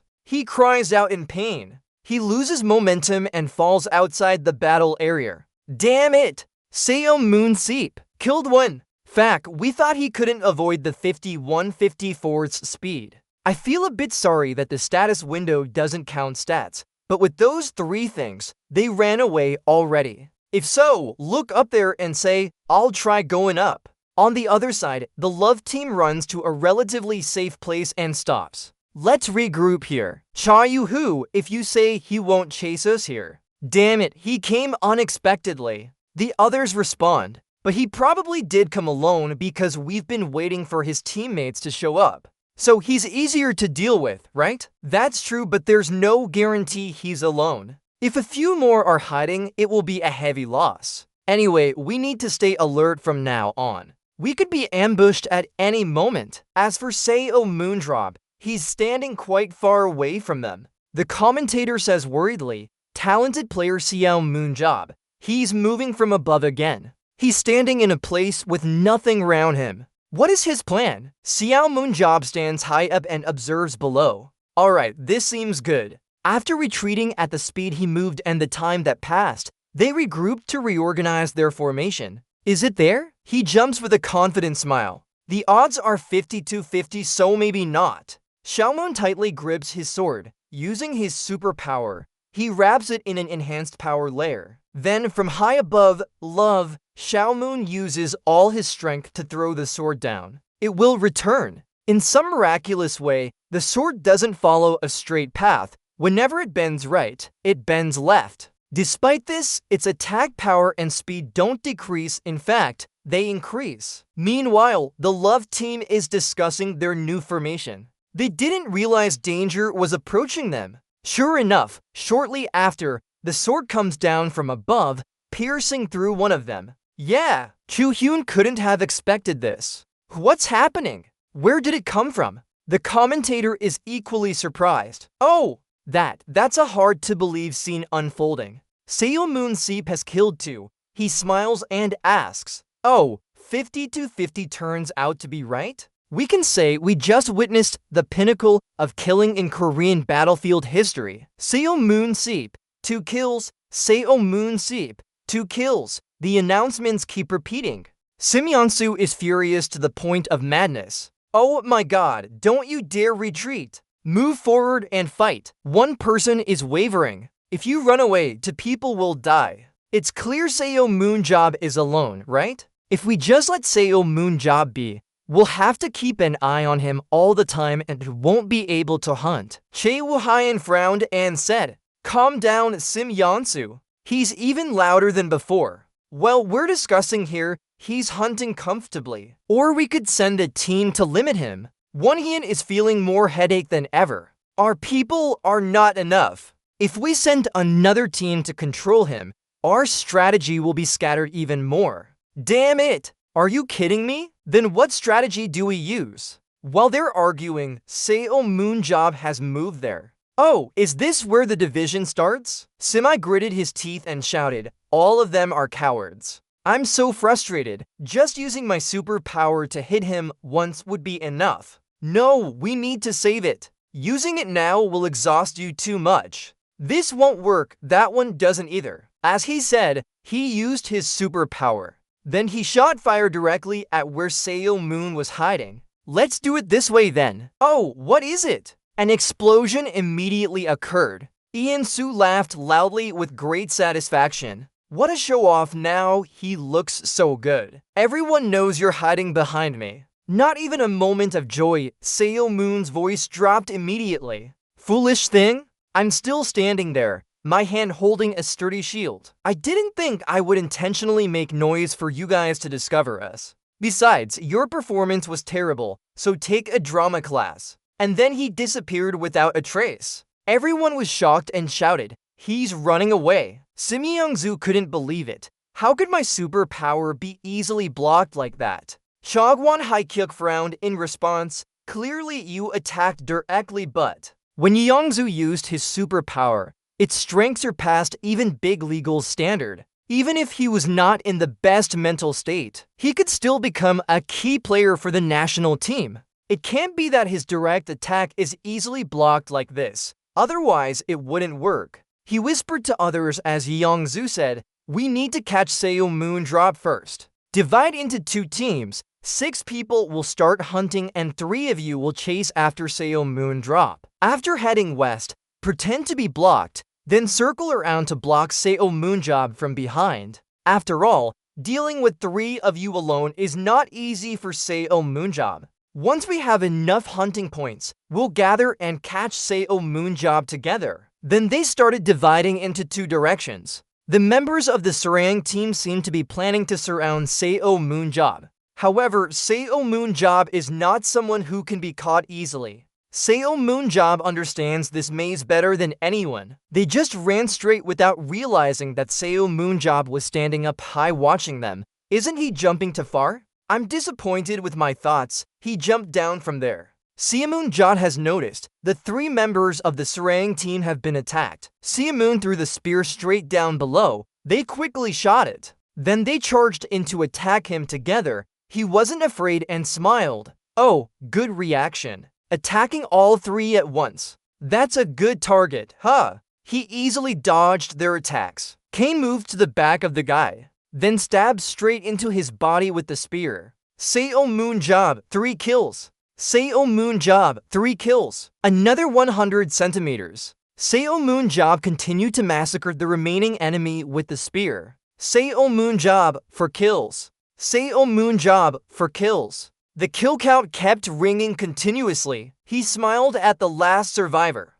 Now it's my turn to repay them. Ouch, he increased his glare at him, his face turning pale again. He quickly jumped up in an attempt to escape. But before he could run 3 steps, Seo Moon job easily killed him right away. Seo Moon job, 5 kills. 5 kills? So now there are only 6 left, huh? Seo Moon Siak, 5 kills. He smiled confidently. Alright, let's take care of them all at once. Outside, the audience was extremely excited. Wow, is this really our superhero? In just under a minute, he handled 3 people. Insane, crazy. It ended so quickly in such a short time. Now, with the current strength, if the players here were to compete with historical heroes, what would be the result? This is a hot topic that many people are curious about. After the match against Walker, I checked today's schedule again. Saran also said, it's really here. Seo Moon Drop completely dominated his opponent. Hey, Seo Moonshop, you got 5 kills in a row. What did you do? He smiled and replied, what, now I'll dye them red. What, so fast? Good, then let's regroup.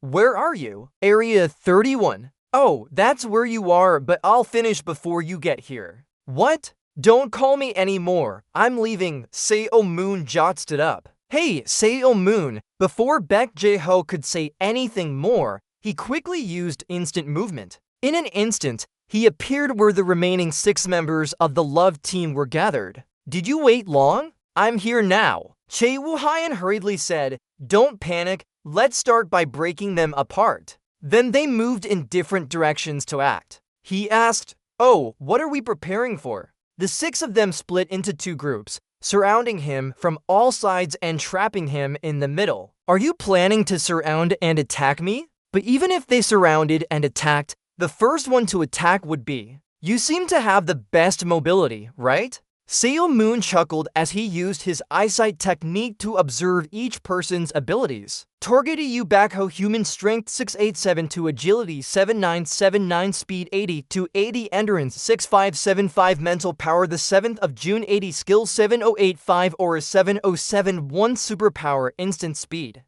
Continuously expending aura to increase his movement speed by 30% for 30 seconds. He quickly rushed over and attacked him. Xiaoman dodged while thinking, that's a good superpower. It seems like his agility temporarily increased to 102, and his speed reached 104. In the next 30 seconds, he would be the fastest moving among all the superheroes. He was also thinking, oh my god, Zim Yongsu, hurry up and use Fireball. Die! Seo Moon Drop, hurry up and block Seo Moon Drop's vision again. Jin Hyun, turn around. But before he could finish his thoughts, he was pushed away by him with a shield.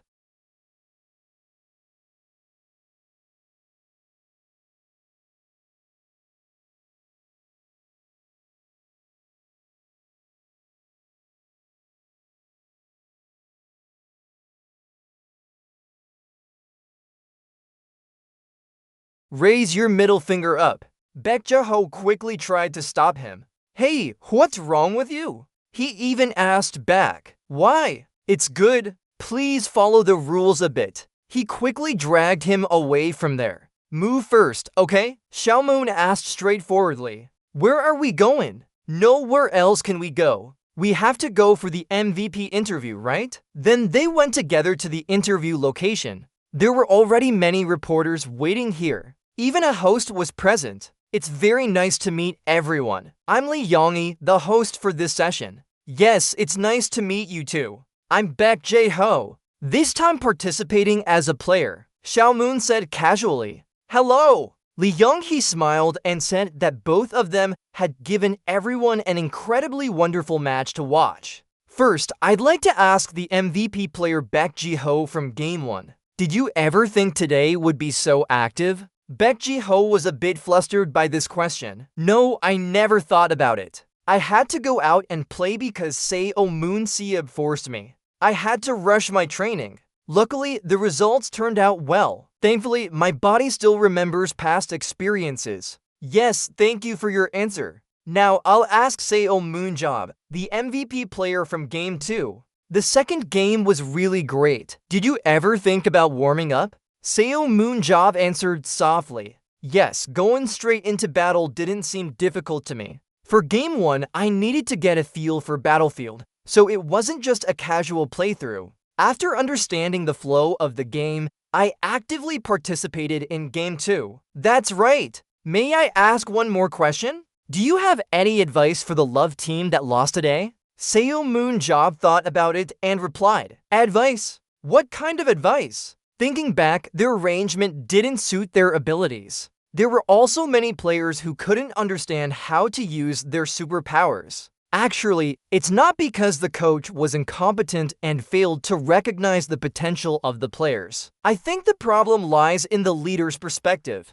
Baek Ji-ho's face turned dark at this point. Lee Young-hee continued asking, So do you plan on leading the other players as well, Seo Moonjob? He replied with a shrug, Their level isn't that high, so there's not much to it. But depending on the situation, I might make different decisions. It's still the world of capitalism now. Cut to them leaving after finishing the interview without lingering for long. Jehovah, where are we going? This isn't our way home. And Hazian isn't here either. It's a charity party celebrating the end of the match. Hazian left while we were interviewing him. Xiaomoon loudly exclaimed, Auntie, I'm watching a movie right now. Today is the day of the low-tier match. There's no shame in it. Baek Ji calmly said, You've already watched all of it. Why are you still looking at it? Let's just give up for today. I couldn't help but chuckle. You're really killing me here. Don't keep messaging anymore. Why did you answer the interview like that earlier? Why are you suddenly saying things you've never said before?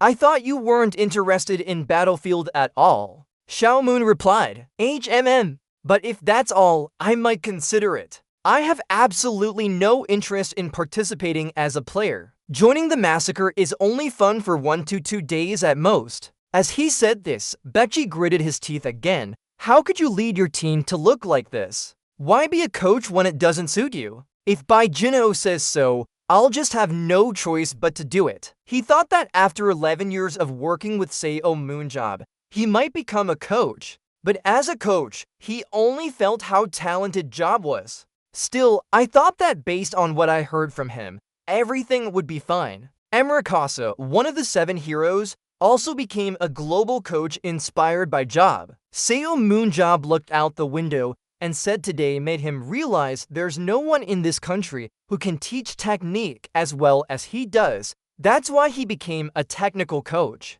I'll only do it if they pay me. I helped because you're my coach, after all. Bai Jinho smiled. Alright. Thank you so much. Selman continued, First, let me give you some advice. Try following what I say. Okay, go on. First, hand Hai Yusi and the representative team over to the support position. Second, use burst attack card. He can't handle his speed. Third, don't send Chu Hyun into the front line. Place him in a support role behind the lines. And finally, use the vice president's son. By J-Ho frowned. Leong-soo. I can't let go of Leong-soo. He asked, why? The vice president responded, Why should I keep him? After all, I am one of the 7 heroes too. According to this standard, there's no reason to get rid of Leong-soo. He has the most aura and the strongest pyro pressure in the group. Seo Moon-seep frowned in disagreement, but his spirit is weaker than a child's. Why bring him along? The team lost all their matches because of him, didn't they? It's a pity for such abilities though. He can only be used once he has more confidence. So should we replace Leong-soo with Wai-Zhu and put Choi Hyuk in instead? Yes, Choi Hyuk will see results just by improving his physical fitness. Have I ever been wrong before? Alright, that's all the advice for now. Pass this on to the president of the association. If you want me, prepare a generous salary. Next, Xiao Mujab slowly entered the Hunter's Hotel. Bakazian immediately ran out to greet him. Uncle, you finally made it. There's plenty of alcohol there. Their drinks are really good. He asked her, oh, you just seem to know a lot about wine. As long as I like the drink, you'll learn to enjoy it too. You're growing up well. Hey, uncle. Now for other drinks like sodas. Baicha's face darkened witnessing this scene. Ha, I'm here at the president's place. Seo Moonsop said excitedly. Alright, that guy who always gets in the way is gone now. Let's finish our drinks today. Jian. Seo Moonjob didn't notice, but right now, there are dozens of eyes fixed on him. Finally, Seo Moonjob arrived. This is his chance to speak up. The American battlefield representative, Feldman, quietly spoke. Representatives from all over have come here. Alright, let's wait for a moment. Feldman, if you approach him with business intentions, won't that make him uncomfortable? That could be the case. Let's take our time with him. Before he finishes his sentence, another voice interrupted politely. May I speak? Mr. Shell Moonsol turned around at the sound. He quickly recognized who just spoke. Jack Render, a European battlefield representative and superpower user. How long has it been? My last name is Seo, not Seo Moon. Oh, I'm sorry. Feldman thought to herself. Jake Render. No, there's no need for me to feel tense about losing a player. Seo Moonjob is completely different from other players. If we can't understand his true psychology after 17 years, we won't be able to transfer him. On the other side, he smiled and handed a business card to Seo Moon. Call me when you start feeling affectionate towards me. I'll try to think about it. Baek Ha-jeon glared at him. What's that? Uncle? Why do you speak English so well? I heard you dropped out of elementary school and joined Danjin when you were 13. You're asking me back, aren't you? What? School? Why should I go to school? Just traveling around different places will naturally make you fluent in their language. And you also used English when meeting Walker. Oh, really? Why can't I hear anything but Korean? In any case, you're too petty. I thought you didn't learn like me either. Why does Seo Moonjob chuckle softly? Our Hazian is stupid, right? She angrily shouted out loud. You're really overstepping your bounds. Feldman still stared at them. Z Grender left. Alright, this time. But before he could move, another person cut in. May I speak, please? Hello, Seo Moonjob. Can you speak English? He coldly looked at the two bro brothers who just arrived. I can also speak French. Oh wow, that's a truly excellent superpower user. You guys are Moro, the French weapon dealers, right? They were extremely surprised by this. You know us too, Bekazian whispered to Seo Moon. Uncle, they're not selling weapons now. They are the owners of the battlefield club named Paris Royal Mir.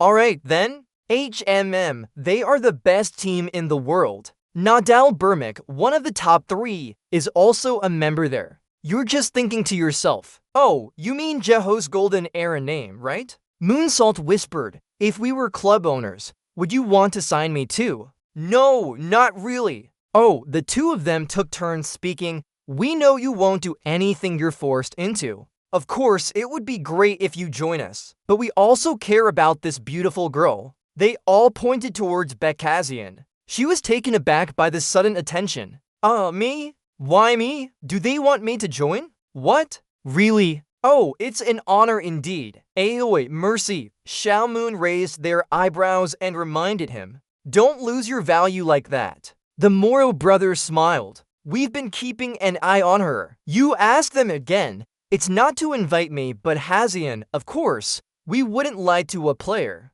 Before, we regretted her killing skills and didn't sign her because we don't need unstable support players. But recently, she has changed to a close combat assassin, filling the gaps in her abilities. With some physical training and weapon skills, she could get an opportunity on our team. He thought about it. That makes sense too. The brothers enthusiastically said, if Seo Moonjob also joins, we'll definitely have a fantastic team. You with Nadal and Hazian. How amazing would that be? Lee replied, if the player is willing, I will reconsider. We will prepare the best contract for you on that day. That's why we earn money. Why did Moonsault quickly grasp the key point? Oh, does that mean you'll use all your money to make other teams want our player? They whispered, as a longtime fan, can I gift you a specialized weapon as a present? Sure, if it's free, I don't mind. You can expect it. We will go now then. See you next time.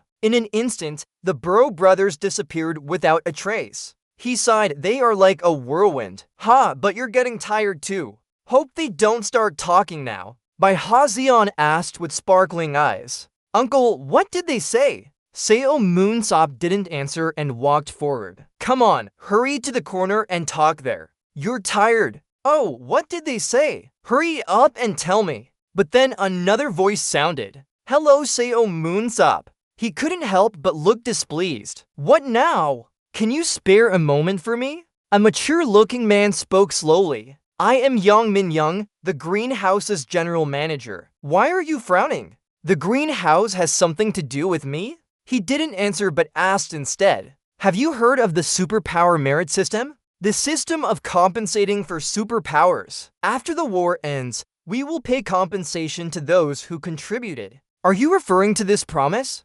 Ian replied, not just a promise, and we have been implementing it for 17 years. Seo Moonjob is similar to Baek Jae-ho, both are level 1. So we plan to pay the amount that he hasn't received in the past 17 years, precisely to 0.568 billion gwons, tax-free. If Seo Moonjob doesn't accept it, then we will give him a 17-year unemployment benefit. That is exactly to 0.568 billion, excluding taxes, to 0.568 billion, to 0.5a. Seo Moonjob gently remembers you. If we add the money from Walker and the prize from the association before, Big Hazian asks George Feldman, what are you doing? That thing? Yes, I am George Feldman, a field agent, thanks. He sighs tiredly. Ha, are you trying to recruit me? I'm exhausted. Let's just talk nicely and leave. Feldman hears this with a bit of malice.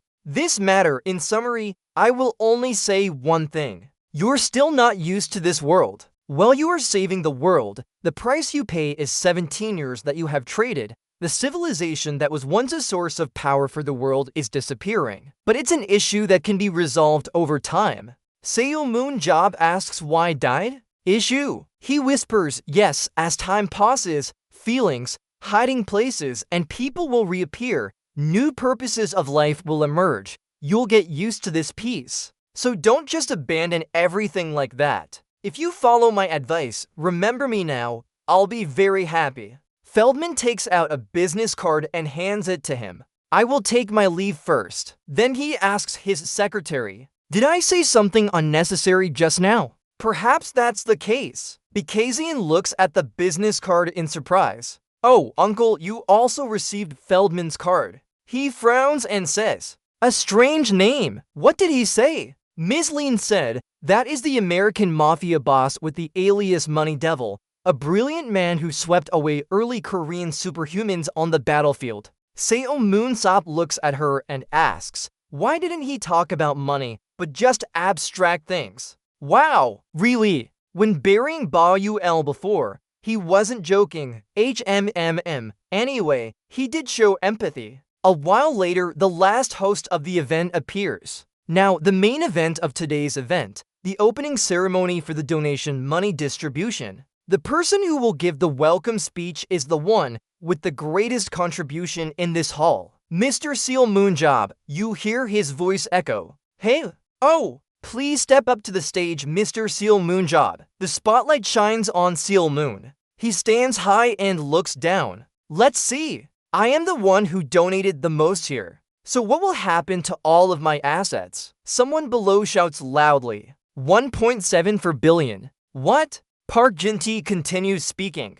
Following your wishes, Director Bick and I have taken responsibility and transferred them all. Seo Moontrope slightly frowns again. The chairman of the Battlefield Association has been kind to inform us. I don't know that much about it either. Actually, I heard they would pay to billion for the remaining lifetime benefits. My assets are over 1 trillion. Getting to billion for a year is fine too. Or maybe reclaim my assets? Everyone below burst into laughter immediately. Moontrope said seriously. That asset has been donated completely for 17 years already. I just got back from the dungeon not long ago. So much has changed. Everyone says I saved the world and praises my selfless sacrifice. But it's not that selfless. I'm just a guy who likes dungeons. Civilization didn't collapse. I hoped someone would be by my side. So I can't bear the praise for saving the world. I don't feel proud but happy to have ended it.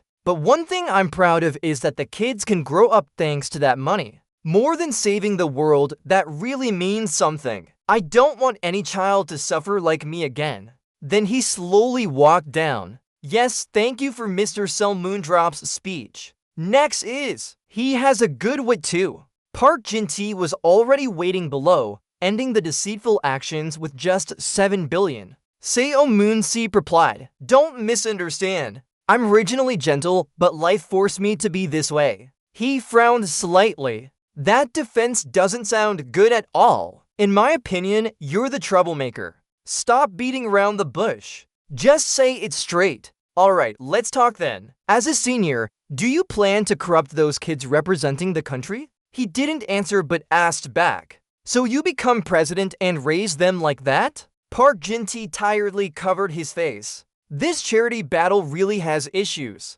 Now, KB competition will be a playground for those kids who were deceived and robbed of their innocence. He smiled slyly. It was the same before too. He angrily shouted, "Kid, just by coming here you know where to go. The government treats superheroes like monsters and doesn't support them for who? That's how the government is. Is it me? Mostly because of you. There were already articles stolen before. This raid on the parliament. Shalman attacked the parliamentary commissioner again. You treated the parliament and the White House like that. Because of you, everyone's perception of superheroes is just like yours." Seo Moonjob loudly rebutted. "Don't say it's all their fault." Park Jin-tae sighed deeply. "Alright, let's stop here. Actually, this is the main issue. You think you can become a technical coach for Team U or even a player? Forget about it." He cut in before he could finish saying that preparing good salaries might be tough.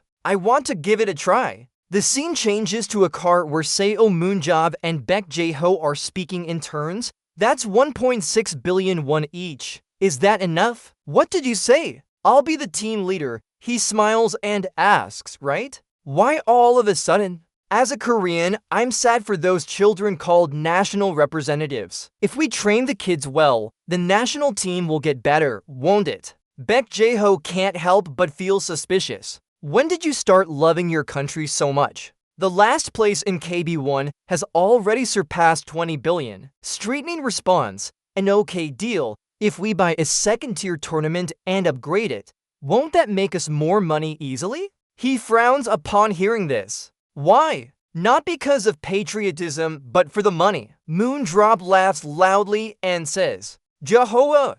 Jehovah! It's already dark outside. The white clouds and stars are still there, shining brightly in the sky. We're here. Get out of the car. Seo Moon is surprised as he opens the car door. Baek Jae-ho asks, what's wrong? They're not far away. Suran stands under a streetlight, staring at them. Baek Jae-ho asks in surprise, Suran, why are you here? Something happened. She glances at Seo Moon and thinks to herself, what's going on? What is he thinking? Whatever he was thinking always showed on his face, right? Not suddenly emitting destructive rays. First, let's test her abilities by kicking the ball. Bunselken, the information about Suran appears quickly. SU or AN's target.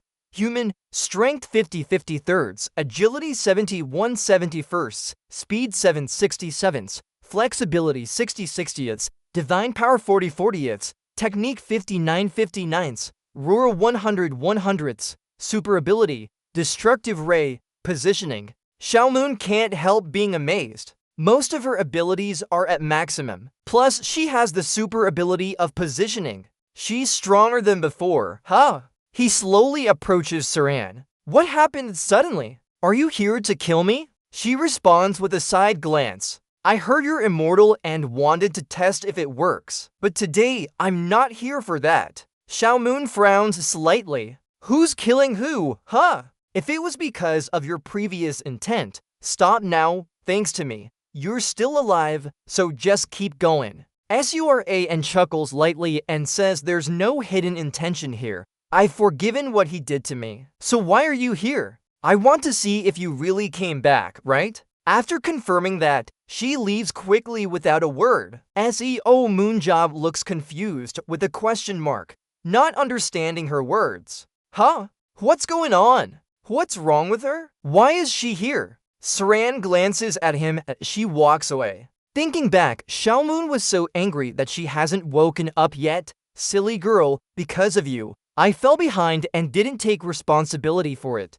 Do you want to die now? Saran could only cry helplessly, very tired, just wanting to go home, unable to bear any more. Just then, the ground suddenly shakes. A monster appears out of nowhere behind her. SURAN looks frightened at it, quickly used the destructive ray. Because she was too tired, she couldn't emit a destructive beam. Then a whirlwind appeared and moved towards the monster. Even it can't catch it, silly. Saran looked confused. Didn't you understand what happened? Xiaomun carried her, his face with an additional scratch, softly asking, "Are you okay?" Saran stared blankly at him. Her face slowly turned red. Back to reality. She smiled faintly. Really back now. Alright, we have money, so which club should we go to? Baek Jae-ho frowned and asked, Xiaomun, did you also know how to transfer money using a ball? No, are you planning to buy the Battlefield Club directly?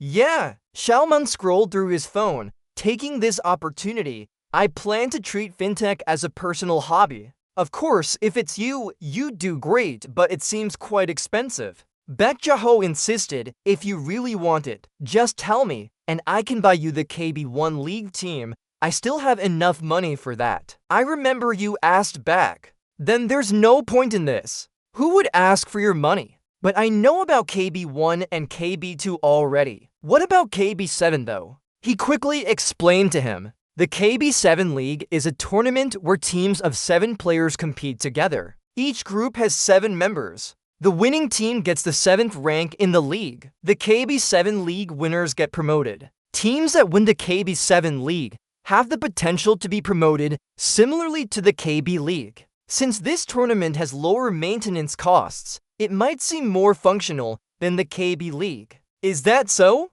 But there are many players there too. After all, a match with 11 people will have deeper player tiers. Talented players prefer KB2 over KB7. Why is Moonjob smiling at his phone? What's that about? Then I'll buy Club KB2. I have to do it right away, by the way. Baek Jae-ho asks, have you checked any clubs already? No, I was going to ask Chairman G. Park Jinti's excited voice comes from the phone. Okay. Do you want to become the club owner? That sounds good. If this is your reason for not wanting to be a national team coach, we're willing to agree wholeheartedly. Why does Moonjob frown? I lost my hearing aid. Just say it's temporary. So, do you have any clubs that can be sold quickly? There are 3 clubs in total I'm interested in selling. One of them can be sold immediately if you have the money to buy it. Oh, really? Where is it located? Here. The scene changes. Xiao Moonjob stands before a large stadium. What's with the company producing Hanan? Inside, the atmosphere is extremely lively. Zitty nice, crush those low-ranked Hanan. Despite always being at the bottom, they stick around like zombies. Should we give them some medicine? Zitty zitty. He covers his face and slowly enters the stands. I'm sure no one will recognize me in this disguise. People nearby whisper to each other. What's that about? That person? Why cover your whole face like that? Even wearing a thick coat, we should sit far away as a precaution. Moonjob thinks to himself. All the national team players are terrible. They're even worse than the standard for match 2. But if just one can be used, that would be great. The game continues. Players from both sides enter the field. Jittens, Hanan producers. He checks each player's stats in turn poor, average, poor. Oh, the last 2 are Namkung Ji-hun, human, physical strength 60 to 65ths, agility 59 75ths, speed 70 to 80ths. Endurance 5.8, 6.3, Mental Strength 70, 8.5, Technique 74, 9.5, Aura 79, 7.9, Super Ability, Protection. The other is No Jonghyun. Human, Physical Strength 8.2, 8.7, Agility 6.5, 6.5, Speed 64, 6.9. Endurance 60, 8.5, Mental Strength 79, 8.3, Technique 66 sevenths, 6, Aura 77 eighths, Super Ability, Body Enhancement. Protection can create a thin protective barrier from one's aura for oneself and others. Just looking at this protection ability gives the impression of being protected. But with Technique stats at 70 for ninths, he has potential to become a dealer. It's surprising to find someone like this. Okay, you're done checking. Next player. Physical and endurance limits are 8 and 7 years respectively, almost equal to the national team's Chu Hyun. The super ability is good too. Body enhancement can increase physical strength, agility, speed, and endurance by 2 to 5% for 30 seconds. While common, the enhancement rate is very high. Alright, he's done checking. Everyone else is average. We're lucky to have at least 2 people. Why does Moonjob look in another direction? They are backup players, right? Suddenly, he laughs. What? That guy? Not far away, a girl with orange hair cheers enthusiastically. Hanan producers. Target Lena Zion. Human, Physical Strength 48 48ths, Agility 70 71st, Speed 79 100ths, Endurance 49 53rds, Mental Strength 59 73rds, Technique 57 60ths, Aura 69 69ths, Super Ability, Jump. Jump, you can jump up to 20 meters high. He couldn't help laughing loudly. Did you jump? Are you talking about a bug? No, even with an arrow in her hand, it wouldn't be too dangerous. Of course, with those stats, using a bow would probably be fine. But if she could boost her speed up to 100, an hour later the match ended. Everyone slowly left the venue. Why is Moonjob standing in front of the arena? The results were 6-0 and for 2-0 respectively. Han's team lost badly. They're so weak they can't even speak about it. The worse, the happier when we get promoted. Next, he took out his phone to call Park Jin-tae. Have you decided? Yes, I'll buy and produce Han's team. 2 days later, the Korean Battlefield Association. So our group asks for your guidance due to my shortcomings. The players have had a lot of hardships because of me. Don't worry, I plan to make them the best team. I believe in you, Seoul Moonshot Hero. I'll support you wholeheartedly. This news quickly made it into the media. The news spread fast. Seoul Moonshot acquired Han's production Battlefield Club for 5.19 billion won. Posted 9 minutes ago, Il Honki's article gained tremendous interaction with 7,298 comments. Go support the players. I agree with the people below. No matter how talented Seo Moonjob is, it's hard to survive together. Why must it be Han's production? They're ranked second from the bottom. He wants to buy a top team and sell it for more money. But even with Seo Moonjob, there's no way. Salmon Job didn't know about these online comments. He was talking to Park Jin-tae at this moment. Congratulations! So you've become the owner of KB to Professional Club. Congratulations on what? I only bought a package of cookies. Is that worth congratulating? He shouted loudly. A whole club, and you're treating it like just a cookie package? Salmon raised his lip in response.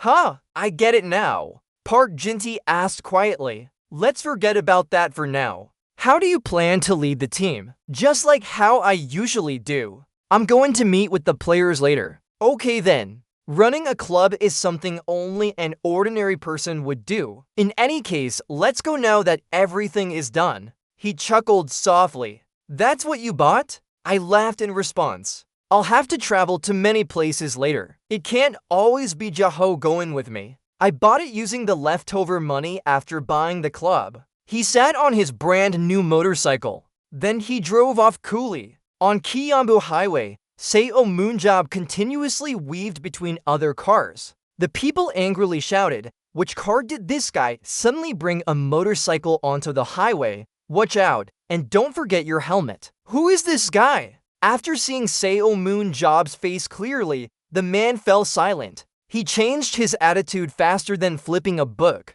Hey, what's going on? Is this Seo Moon Job? Everyone else is like that too. Their smiles are as bright as flowers. I heard he got a settlement payment. Maybe it was worth buying that car then. Of course, if it's Seo Moon Job, they would do it anyway. After all, he has special privileges to avoid responsibility. Luckily, he wasn't wearing a helmet. That's why the police knew it was Seo Moon Job. Right, if it's Seo Moon Job, they could do that. The scene changes, it's getting darker outside as the sun sets slowly. But for the moonlight, this is a house club production. You're standing in front of an apartment complex. But Seo Moon frowned and glanced around. This place is really spacious, isn't it? At that moment, another voice echoed out. Who's there? Outsiders are not allowed here. Before the man could finish speaking, Seo Moon Job turned to look at him. Oh. The man fumbled for words. I didn't know you'd be visiting so late. Boss, I heard you bought this place today.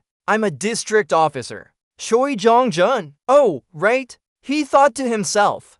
Good physical condition. Any superpowers? Analyzing eyes, Choi Jong-jun asked hesitantly. What brings you here today? Seo Moon didn't answer immediately, but observed his strength analysis chart. The subject, Choi Jong-jun. Human, physical condition 3750 seconds, agility 38/55, speed 40 to 60ths, endurance 36/61, mental strength 66/70 seconds, skill level 69/70, or 70/70ths, superpower, recovery, and encouragement. Indeed, he has superpowers suitable for this kind of work. Seo Moon smiled and asked politely, May I ask, how old are you now? Yes, what age? I'm 43, born in 1980. I laughed and patted his shoulder. Oh, I was born in 76, so you're 4 years younger than me, right? Yes, that's right, I'm 76, you're 80.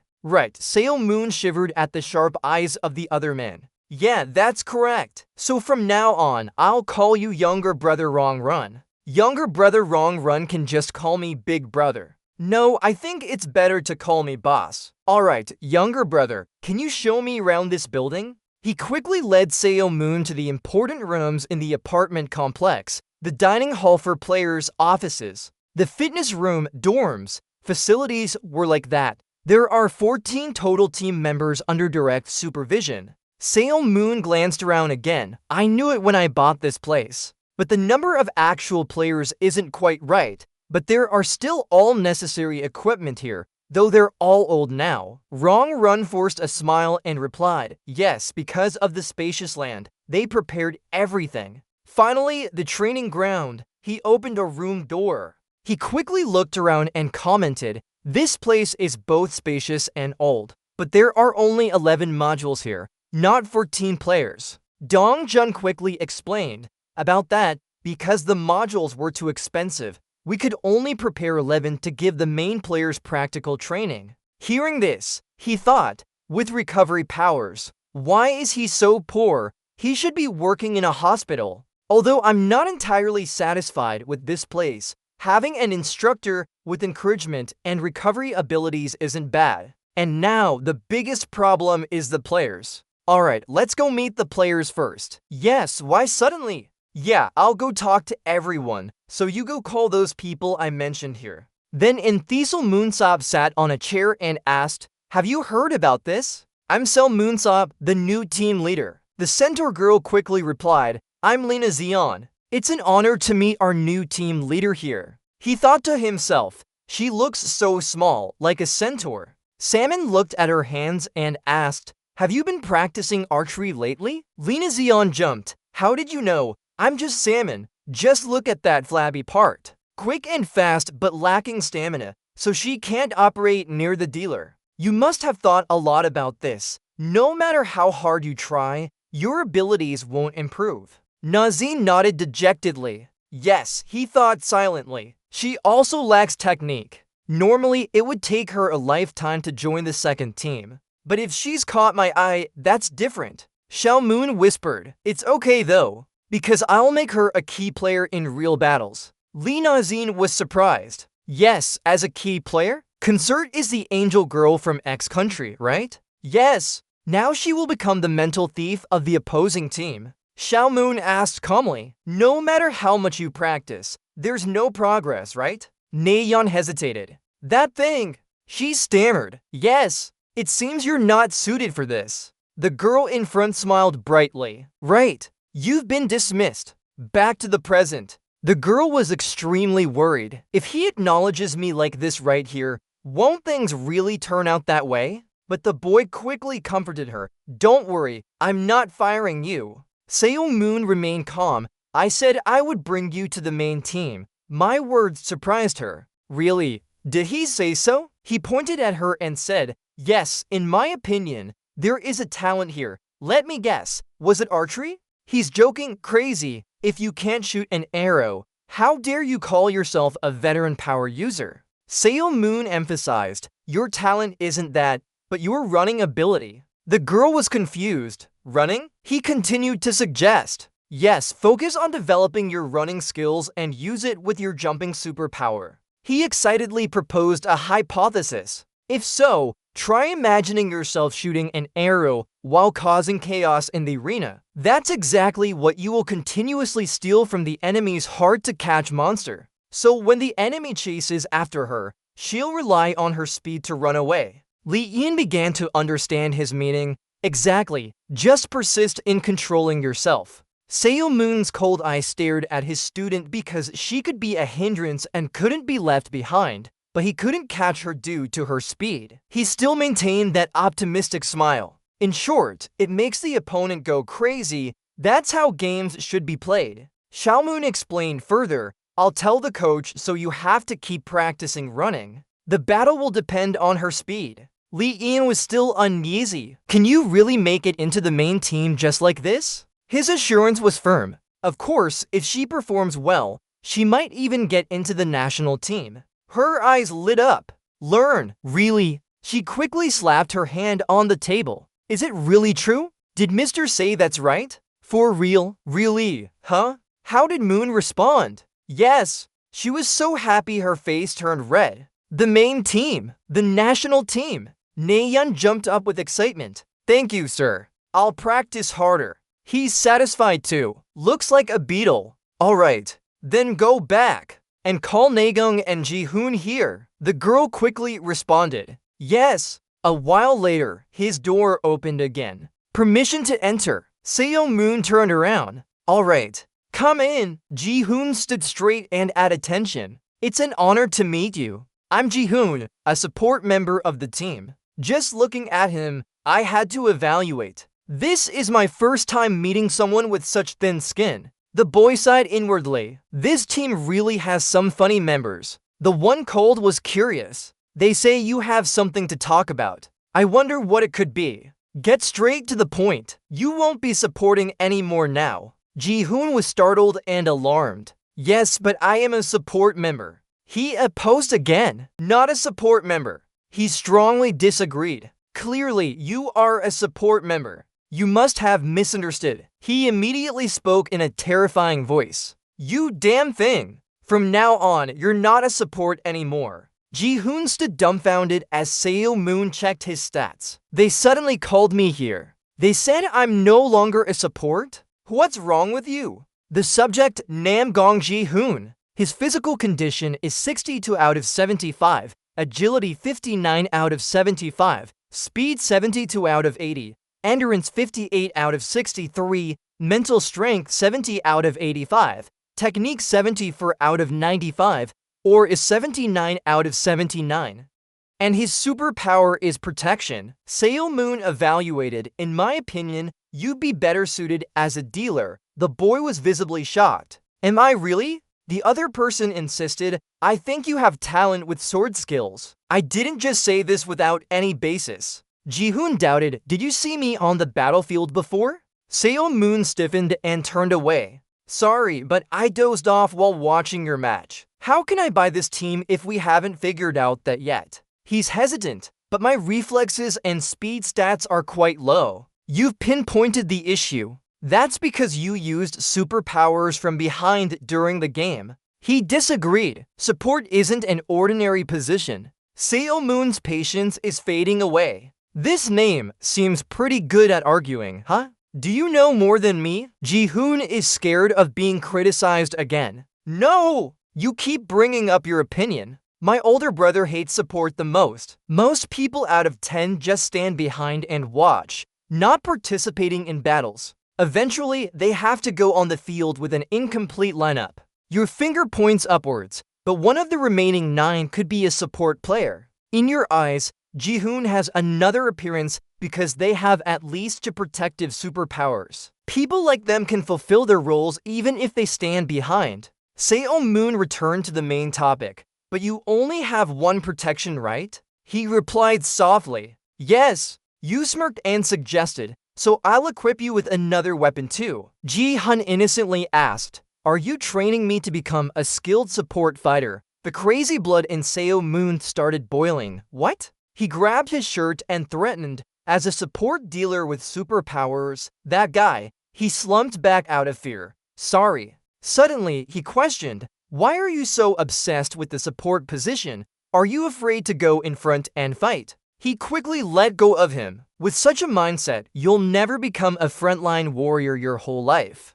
If you want success, listen to me. Ji-hoon wondered, if I do this, can I really succeed? The hero replied confidently, yes, depending on how much effort you put into training. He still had a question. What if I just wanted to be a support player? Seo-moon placed his hand around the neck and asked, why ask such a question? Of course, we'll eliminate him. Then he gestured with his hand. What do you want? Do you want to live as a backup player at the bottom of the team?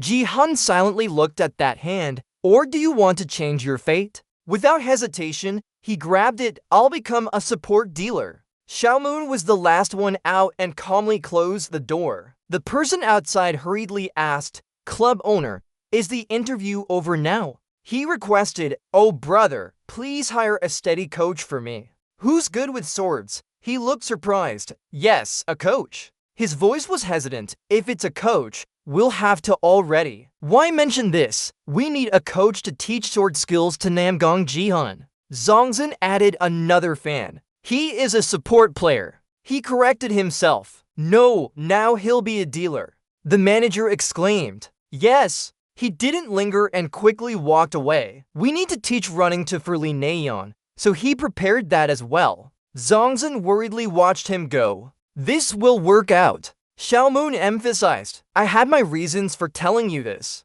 Besides, he also instructed the players in Team 1 to build their endurance first. Last time, I saw GT Nikon with excellent endurance. The manager replied, yes, I did warn you beforehand. Alright then, I'll go. Zongzhen responded clearly, yes, be careful when you leave. As he stepped out to his car, he paused suddenly. Right. His eyes looked up towards the company building. The old sign hanging high above made him think, what should we name our team now? Everything continued on the next day. Why is everyone so grumpy at home? That look intrigued Jaho. What's going on that you're acting like this? You need to answer me. I'm busy thinking. Don't talk to me. His father pointed at the TV, asking why he was ignoring it when there are so many players to train. He kept talking, but there were only 14 players there. Didn't you come to teach them? Suddenly, he stood up and started recruiting more players,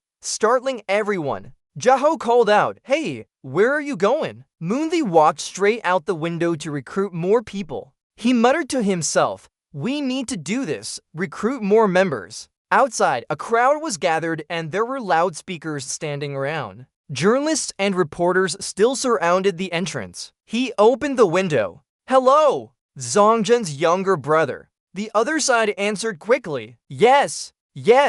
Club owner, Seo-moon suggested. Let's recruit more players. He was surprised. Yes. Do you really want to do this? The boy leaned against the railing by the window. Of course we should. Is there a reason why you can't say it out loud? He hesitated. If we recruit more players, the operational cost of the club will decrease. Why are you so angry about this? Brother, younger brother Zongzhen, stop treating me like this. If we can get 10 more, I'll buy additional modules. Zhang Jun was excited. Really? His attitude made him ask back. A module costs that much and you jump up so high? He revealed, about 200 million. His blood boiled with anger. What is it? There's no need to be angry about this. This club really lacks courage. Zhang Jun's younger brother was speechless. I'm sorry. Seo Moon's hand gripped the railing tightly, and now he will post recruitment notices. He made a simple jump,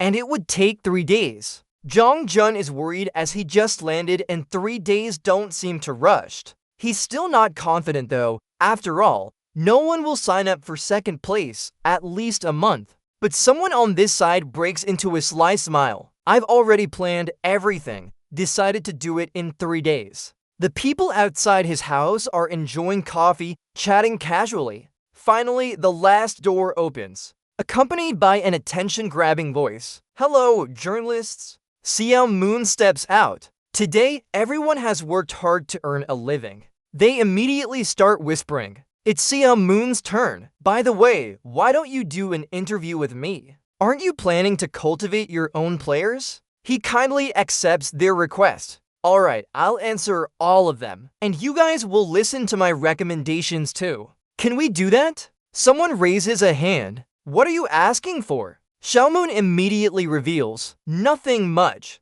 He holds up 3 fingers. Our team will announce new member recruitment in the next 3 days. Please write well to get more applicants. The website's recruiting post for Han production staff receives countless messages. I apply. Apply as a member. Application form for members. I apply. I apply to be a player. Application form. Apply as a member. Application form for members. I apply. Seo Moon's car is speeding with an excited voice on the phone, applications pouring in. He skillfully handles the call while driving. Oh, really? There must be thousands of them, right? Rong Jun denies. How could there be? We currently have 70 applications now. Where do we get so many Supermen to join the battlefield competition from? He frowns. Why are you making a mess then? The person on the other end stammers. But despite not being during transfer season, such a large number of applications, Seo Moon speeds up. I understand now. First, prepare your resumes and background checks. I'll go directly to select the players myself. Then a stack of shoe boxes is placed on the table. These are all our applications. Seo Moon carefully examines them. Alright, let's take a look. I'll roughly pick from these and we can start interviews right away. His assistant responds immediately. Yes, I will prepare right away. The application forms are counted in large numbers. After all of them awaken as Supermen, they will be physically examined by each association. From then on, the system automatically switched to physical strength, agility, aura, and physical condition checks measuring and quantifying items like physical strength, nimbleness, current aura. He fumbled through a pile of documents. It was similar to the tests a moon job had received before. Crowded, everyone had equal abilities, plus more. He tightly grabbed the stack of papers, but we can't know their hidden potential. Xiaomoon quickly returned to his examination. However, first, I need to find out if any of these kids are usable. His sharp eyes stopped at one file. Okay, the person inside is Jo Zongho, male, 22 years old, physical strength 329, agility 438,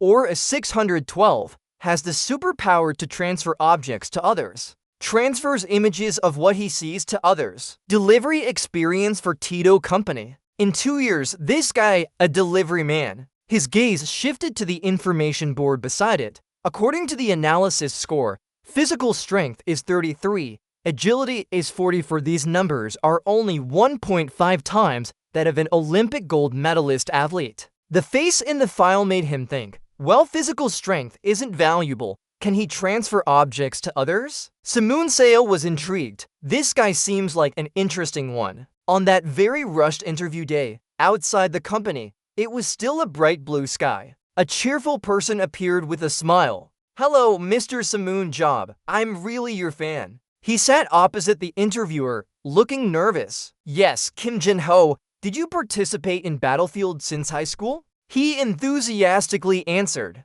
yes, after graduation, I found it wasn't my path and quit. Samoon remembers you. Seeing your registration like this means you've changed your mind, right? He straightforwardly stated his reason. No, I registered just to meet you in person. I'm a huge fan of Mr. Samoon Seo. His voice was gruff and threatening.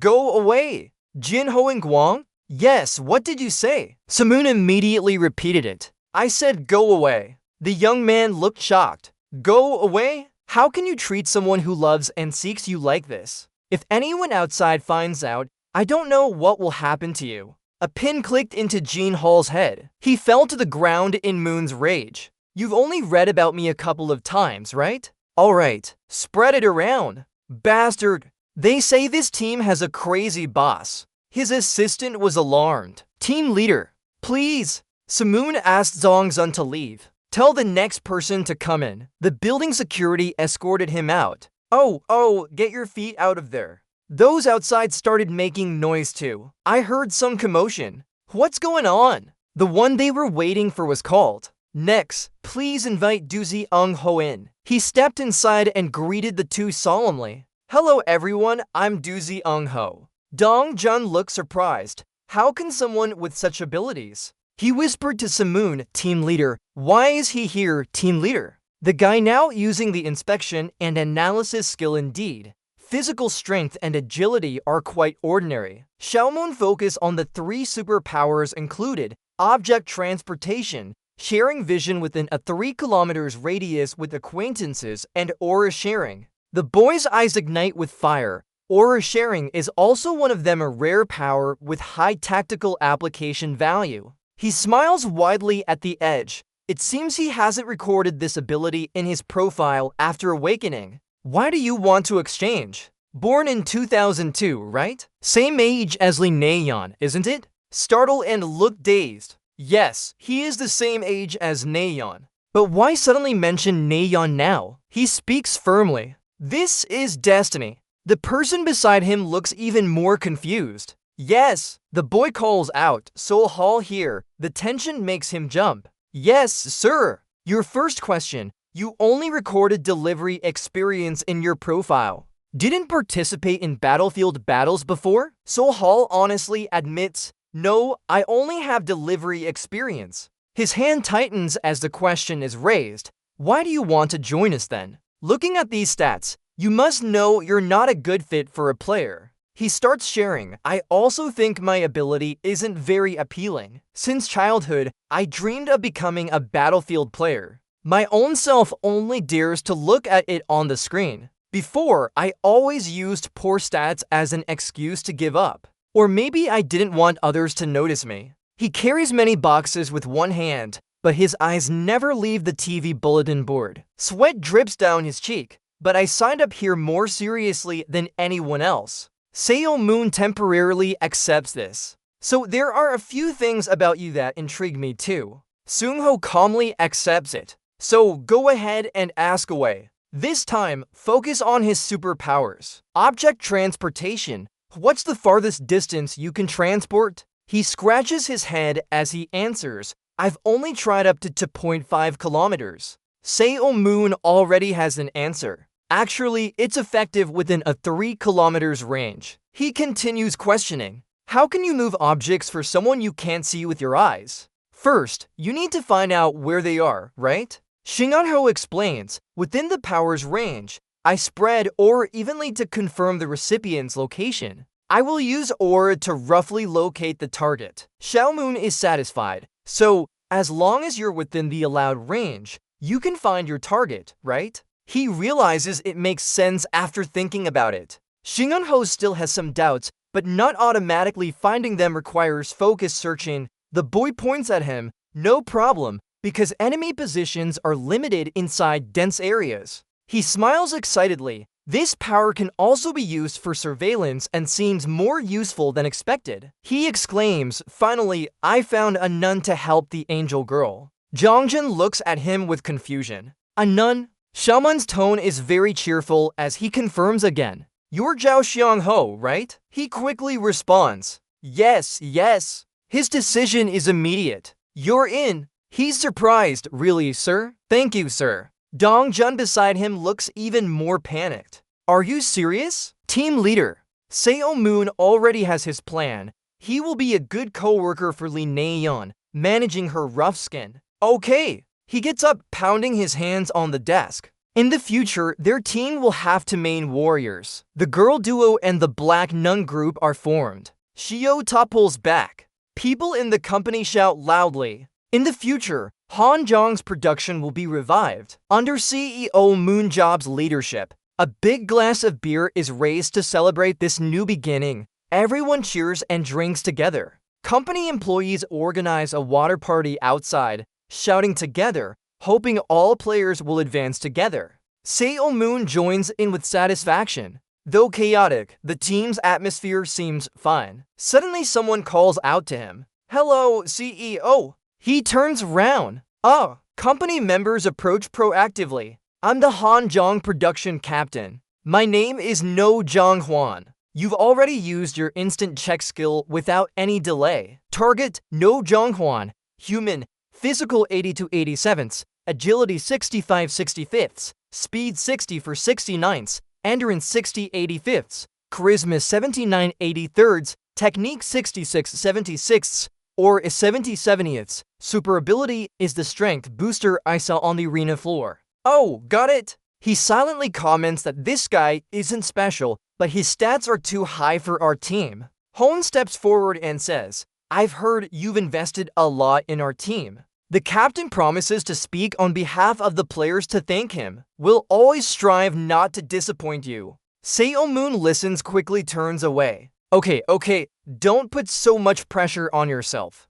I also don't expect everyone to achieve results right away. He bends down. Yes, in the future, we hope you can guide us more. The guest politely replies. Okay, same for you. His back leaves. This guy is sincere too. He's a good captain. Behind him, there's lively chatter that catches the young man's curiosity. Naeyeon and Sehun are enthusiastically exchanging ideas. This Nettie really integrates well. He gestures to Hai, Nettie, Jae, and Sehun too. Seo Moon asks if they've gotten acquainted. Naeyeon praises the newcomer, Vang. He's a new member of Team Hai and is the same age as me. As an elder, he advises both. The two ask in unison, a pair? An explanation is needed. Yes, if you look at Angelic Girls XTI, there's always a black nun behind them, providing information and praying to lessen the sense of guilt. Naeyeon quickly interjects, she's not that bad looking. I've tried her online already.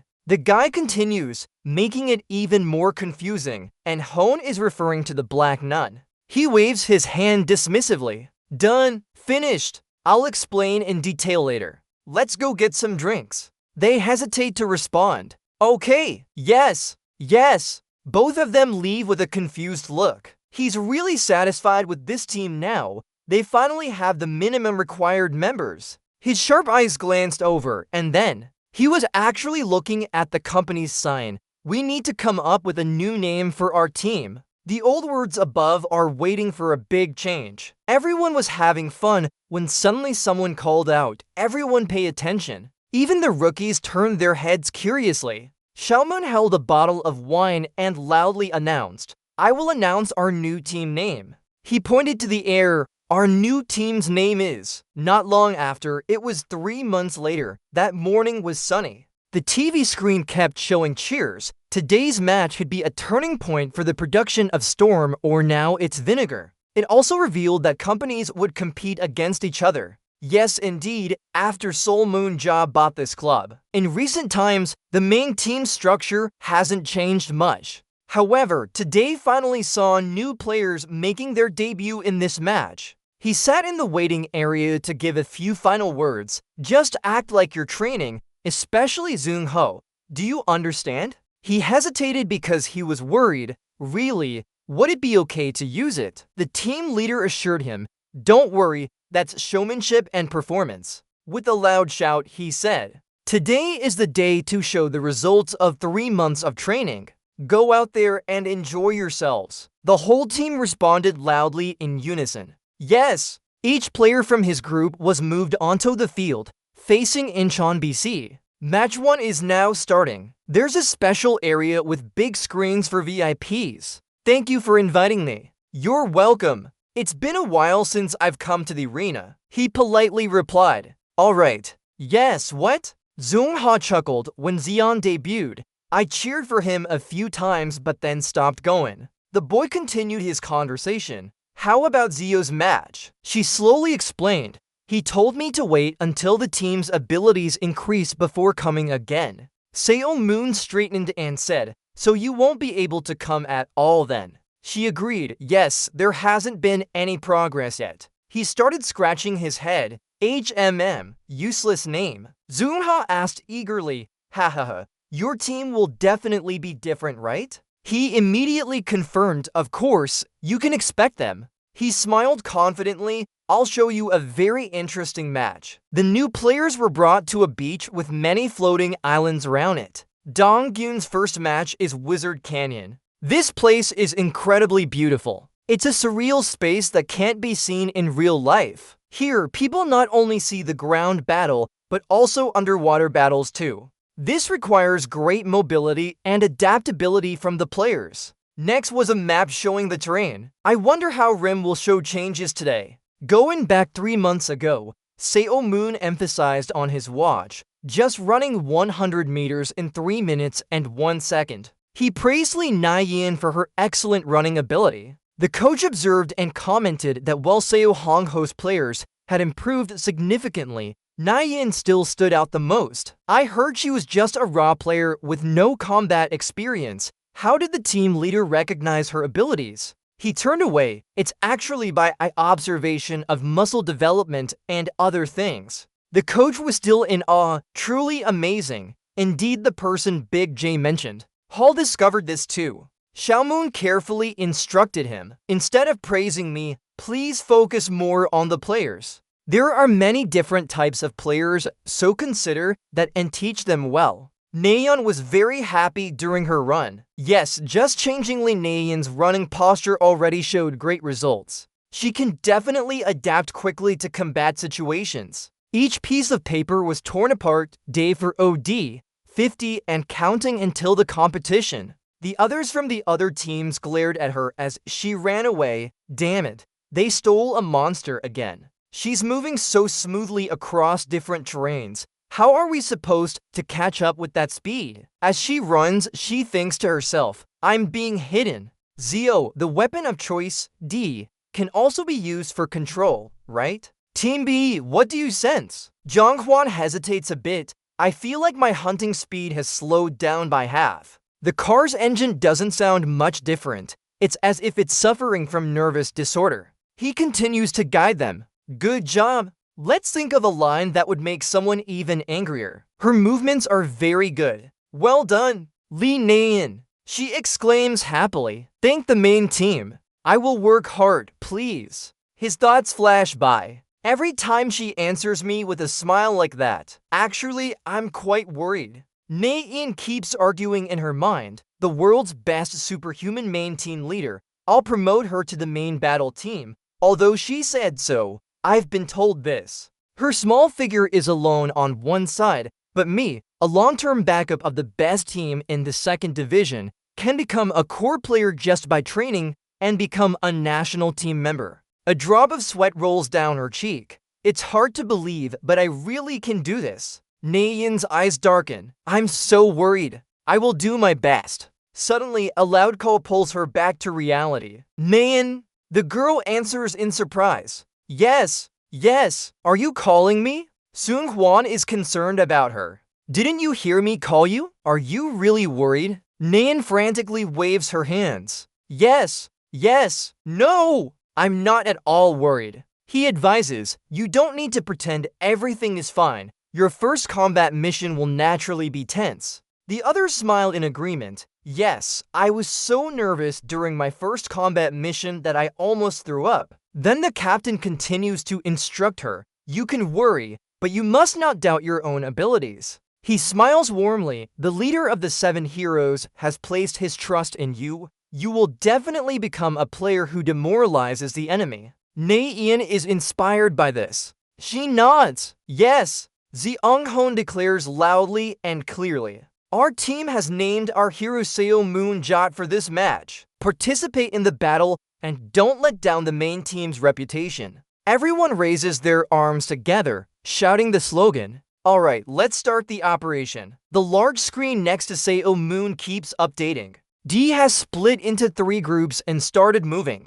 They are using a 4-for-3 formation. All attention is on the young, energetic girl, but the 3-person team isn't hunting. They're passing through the dense area from the start. Could this be D's tactic? The 3 of them move so fast like a gust of wind, leaping over floating rocks to rush forward. The initial update on their movements and positions is shocking. After moving for some time, D's 3-person team suddenly stopped. Seungho signals proactively, "Alright, hold your position for me." He leaned down to pick up a small stone nearby. He needed to check it over, and Jung Tai looked satisfied with it. A stream of spiritual energy began surrounding the small object, showing Du Seungho's ability to manipulate objects. From that distance, he opened several protective barriers around him. This mechanism was explained as Seungho using object transportation for reconnaissance, which could form a transport ability within a 3 kilometers radius,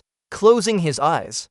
The glowing barrier started expanding as it seemed to detect something nearby. A group of people were close by, running quickly. The more they approached, the clearer and more numerous they became. Seungho's eyes widened in surprise. The 3-person team took their stance, with 4 people responding swiftly. Alright. The girl lowered herself to draw her bow. The bow was placed on the ground, ready for a powerful shot. Ian could leap high, aiming for the stone above. She used it as a trap, flipping and jumping even farther. Quickly approaching where the 4 were fighting. Ian's face showed clear surprise. Before her stood a magma dragon, constantly spewing fire and disrupting their formation. The young girl exclaimed, "Found it." Ian turned around without anyone noticing. Her speed allowed her to quietly approach the battle. She released an arrow. Good. No one was trying to misdirect her. The other group was struggling to counterattack. The team shouted in unison, "Good. We're almost got it." Everyone focused on the end. Suddenly, a blow struck the dragon's head. An arrow! Ian tightly clenched her hand. Great job! The team was frustrated. They stole our hunting point. Stop them! What did you do that for? Don't be so complacent. Focus on the hunt, and Ji-guk will catch Lee Ian. One of them held their weapon and stepped out from the group. They were prepared to take action. They had anticipated this, ready for a leap. The sharp blade swung in front, slightly startling Ian. He forcefully hit the ground with his weapon, but only hit rocks. Ji-guk was surprised. "Ji, what's going on?" "It's gone." Ian spoke up. "Where are you looking, Vijaya?" Taking advantage of the moment, she continued to harass the other side with her bow. "I'm right here." He became furious. "You dare tease me? If you jump up, it's over when you hit the ground." Directly aiming at Ian as she landed. He made his decision. Now is the time. But Ian easily dodged each of the enemy's movements. "Not there. I told you here." Ji-guk shouted. "This situation. Let me catch her and see." The other person continued to provoke. "Even if you want to let him catch me, but he's too slow, so I can't do anything else." His anger boiled within him. You really are." The 2 of them continued their chase. Lee Nayeon was gradually playing with the Incheon player. She's so fast that the other players can't catch up to her. Her hand reached out, but the arrows were all gone. But there's a limit to how many she can use. Nayeon quickly telepathically communicated with her teammate. "Pass me an arrow, please." He responded and acted very swiftly. Okay, player Josung used his superpower to transfer the arrow to her. If only providing arrows, this position could definitely overpower the Josung team in just 3 months due to that ability. While commenting fiercely, he laid out a carpet. Then he took out Seo Moonjob's battle diary, Jongdong near career. He stretched out and waited. "Let me know when you're out of names." Nayeon, the commentator, was extremely surprised. "No, really." His voice stiffened before that smile. Player Seungho reading a comic. A few weeks back, during the selection match, Constant urging echoed, hurry up and catch them, already lost 6 in just this time. Nayeon was still as quick as always. I know, but too fast to catch. The observers couldn't help but admire. Truly a person made to infuriate others. If he keeps it up like this, Nayeon's issue won't be an issue. The problem lies with Young-ho. The screen showed him. He was looking for the safe button position. That took some time. How do we do it? Before Young-ho could get into position, Nayeon would have to struggle a bit with supplies. Songjun suggested bringing Namgung Jinhan to support Seung-ho. He has protective abilities that can prevent death. Their actions were being observed. Oh, looks like they're in position now. His hand held the bow up. Then it was gone with a swift movement. That action repeated endlessly left the observers speechless. Seo Moon pointed at the screen. Does he really intend to do this forever? Jong Jun admitted. Yes. After all, it's just him alone. Can't go back now. Until someone comes to pick him up, he'll remain like that. He exclaimed. If this keeps going, it's terrible. This can't continue. A wicked idea popped into his head. Better to be funny than to act pitifully. That is the reason for Seung-ho's relaxed demeanor now. Player Seung-ho reading a comic during the match. Meanwhile, another attack missed. His protector acted swiftly. Jin-hun fiercely repelled the monster, a rare sight unfolding. He used that sword to tear apart all the monsters in one go. But the other continued reading with amusement. While Namgung Ji-hun fought Y1, George Seung-ho kept reading his comic. The audience was left bewildered. The promoter has changed. Will they really become an unbeatable team? Who is he? Our team will be outsmarted by them, right? A message came to his ear. Young-ho, my arrows are all gone. His hand picked up a nearby arrow tube. He tamed and used his skill to send it off. Seung-ho at the observation area was so amused he laughed uncontrollably. Seung-ho is surprised too. Oh my, you're the one who requested this. He wiped his tears and replied, funny, interesting, right? He's proud of himself. I'm still afraid to look at these talents. She made a slip. Use that ability to help my husband. He immediately denied it. Oh, I've already helped, you know. Zio munched his teeth in anger and bitterness. Simyang Shu's belief is abnormal. It must be quickly abandoned. Use Choi Hyuk for the position of wine. But he didn't follow my instructions. She hesitated for a moment. My husband didn't mention it, so I don't know. But I've heard about Choi Hyuk the player. There seems to be a conflict. He exclaimed.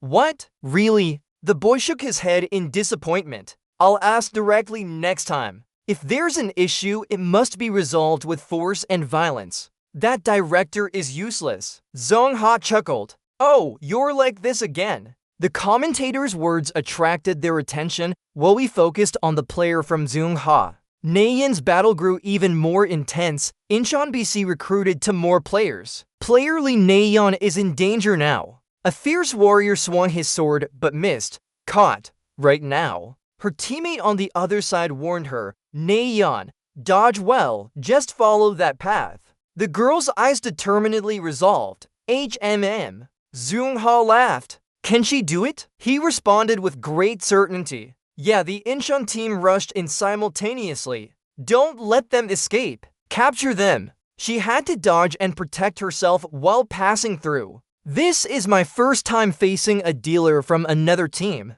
Sure enough, it's real combat. But she recalled each word of encouragement. Just follow what I said. The national title will be ours. She'll become the top spirit thief. Nayeon thought to herself, I can do this. We are the team named after Seo Moonjob, the hero. Fight to honor our captain's name. A victorious smile bloomed on that innocent face. No, we must act now. This time, the girl's speed increased, helping her retreat to avoid an attack. Continuous jumps to change positions. The Incheon Now team shouted, everyone, still too slow. We can't let them get away. Her small feet passed through the ground. Behind were a group of people chasing and catching up. This time Nayeon directly used someone as a springboard to jump. She successfully left that island. Great. Looking back, those people still pursued Nayeon relentlessly, still chasing her. They were driven by anger, losing their reason.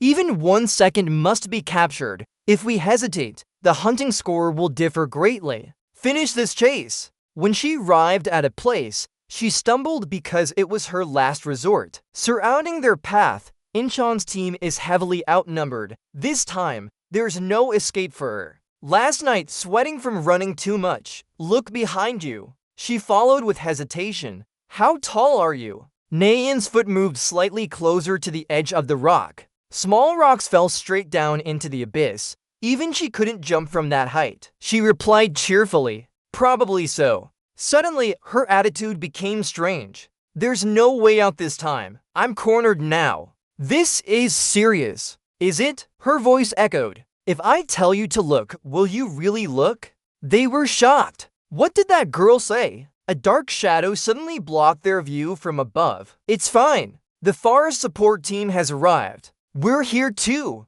Those on the island descended one by one onto the mainland. Nayeon still cheerfully informed them. You won't be able to see it. The mischievous girl gave a heart emoji. Even if we can't, we'll have to do it anyway. Zoong-hee's eyes widened again. It can't be true. This is quite surprising. The forest scouts jumped down from a floating island. The commentator was startled. Like after completing adulthood and Incheon BC missed their hunting time while fighting here. Each member fell easily. Incheon BC was completely exhausted. The captain there also took the full attack. Many began to fade away due to the intense battle. The remaining Incheon BC players were advancing from behind, but it was too late. The score difference was recorded, unexpectedly winning in Z1. Wow, rarely do we have an exciting match. A match revealing outstanding talents. People were transported back to reality. Players Lanian and Yo Seung-ho. The shocking combination we expect in the future has emerged.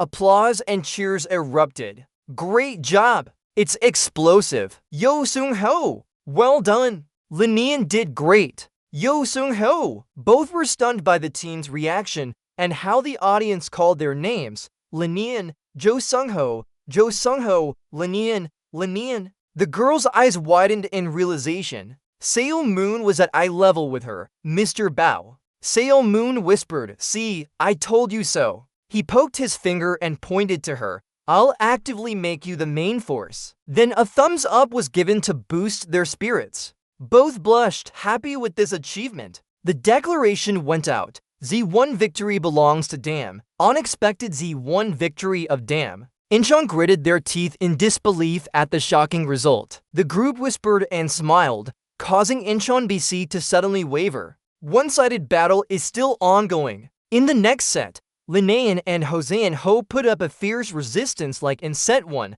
leaving Incheon BC with no choice but to fall. The score was completely tilted towards the DAM side, with great momentum. They won both sets without giving an inch. The host added that as expected, today's match featured Linian from DAM. She excitedly picked up the microphone. "Thank you. You saw my talent. You taught me to strive and win. I dedicate this glory to our manager." After that, she gained a lot of attention. Interviews about Linian and online discussions exploded. The player chosen by Seo Moonjob, a major breakthrough, the concept of infinite obstruction, new star, highlights, and images for both Incheon BC and Linian. Linian is going crazy. Even watching it makes me excited. She's so good. It's been a while since I've found someone as interesting. Her face was also shown in the news. Shocking information. Many Incheon BC fans had to get their teeth fixed due to excessive grinding. They couldn't catch it in the end.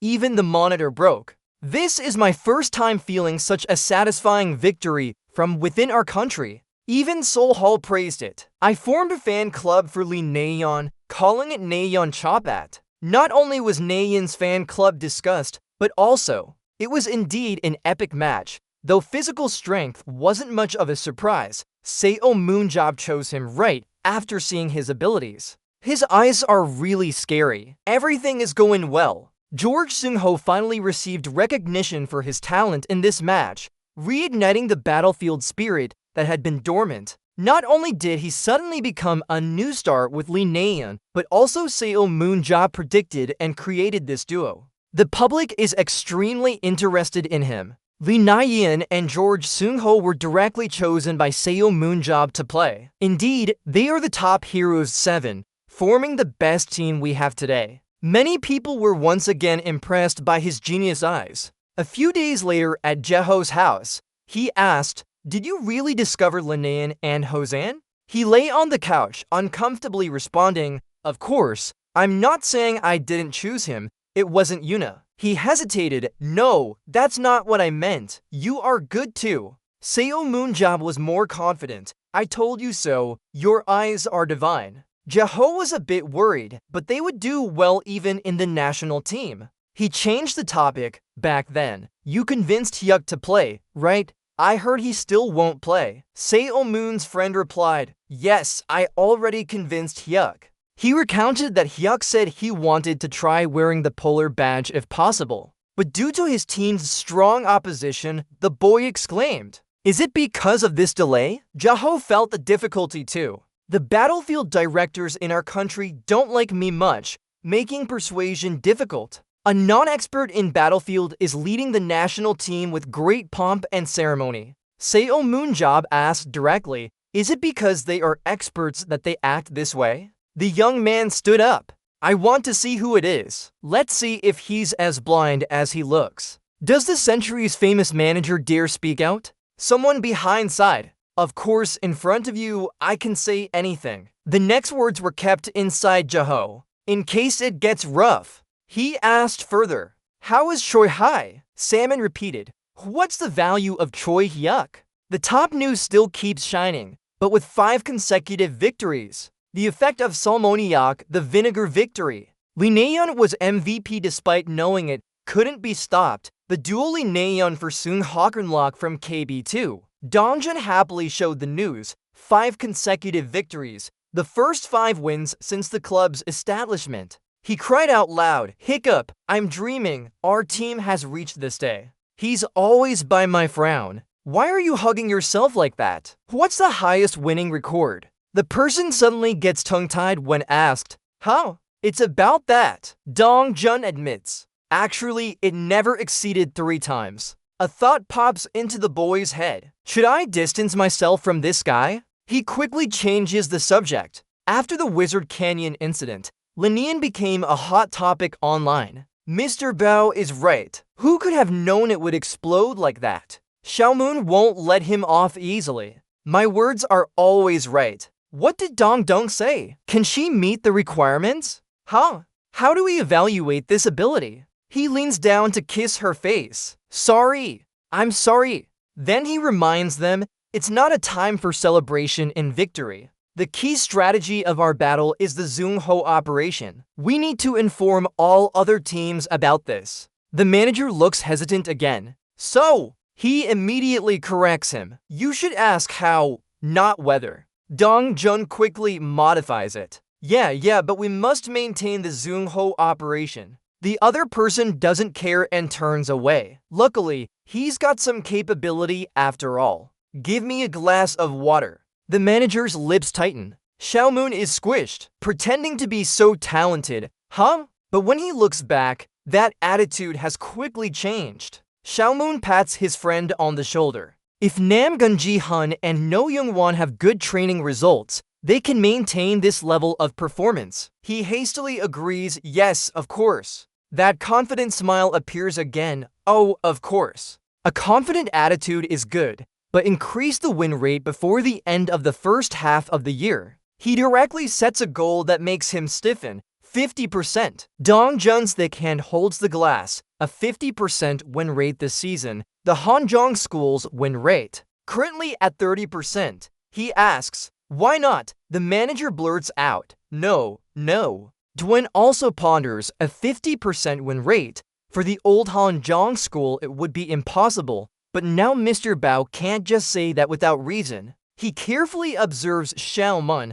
Although he seems quite stubborn, in reality, he's meticulous. While on this side, Dongjun is constantly threatening. This guy only trusts Dongjun. You can do it right. Don't make me use violence over such a trivial matter. You still reminisce, thanks to the Hanzhong school, I became a battlefield player, even though the team name changed. The young man smiles inwardly. There will be a day when he repays this kindness. Why did Moon suddenly adjust his posture?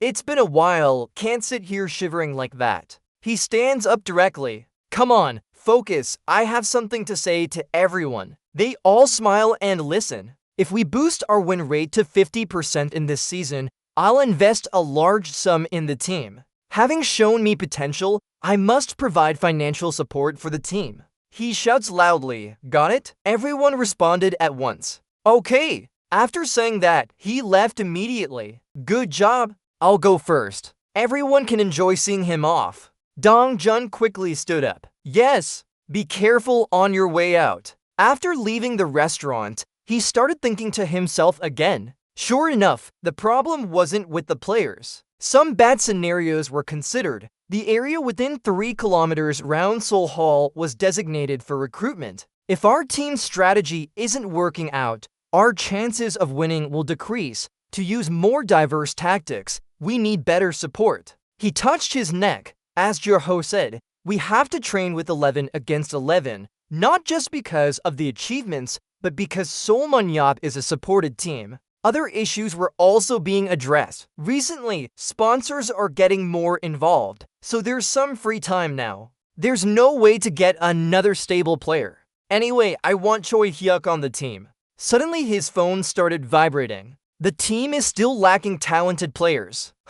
Messages keep coming in. Job, it seems you're still short of players. Do you want to join EOS Liga? Even though some promising ones have signed with other teams. But I know there are still potential players out there. He laughed. Big Joe suddenly has an advantage. His eyes lit up. Clearly, after the tournament season ends, it's time to scout for new players. Just wait your turn. The matches in the league continued, and their winning streak ended at 6. As predicted by SEOB, other teams are also performing well. Seoul Munyap has found a way to counter the Linian and Hosan teams. But there are some positive signals. No Dong-hoon, their captain, has grasped Darm's core strategy, not just by blocking tactics, but by finding new strategies, relying on their stamina and strength to get KB2L. Their badge shines, starting from 18th place in the league. They won 10 out of 18 matches,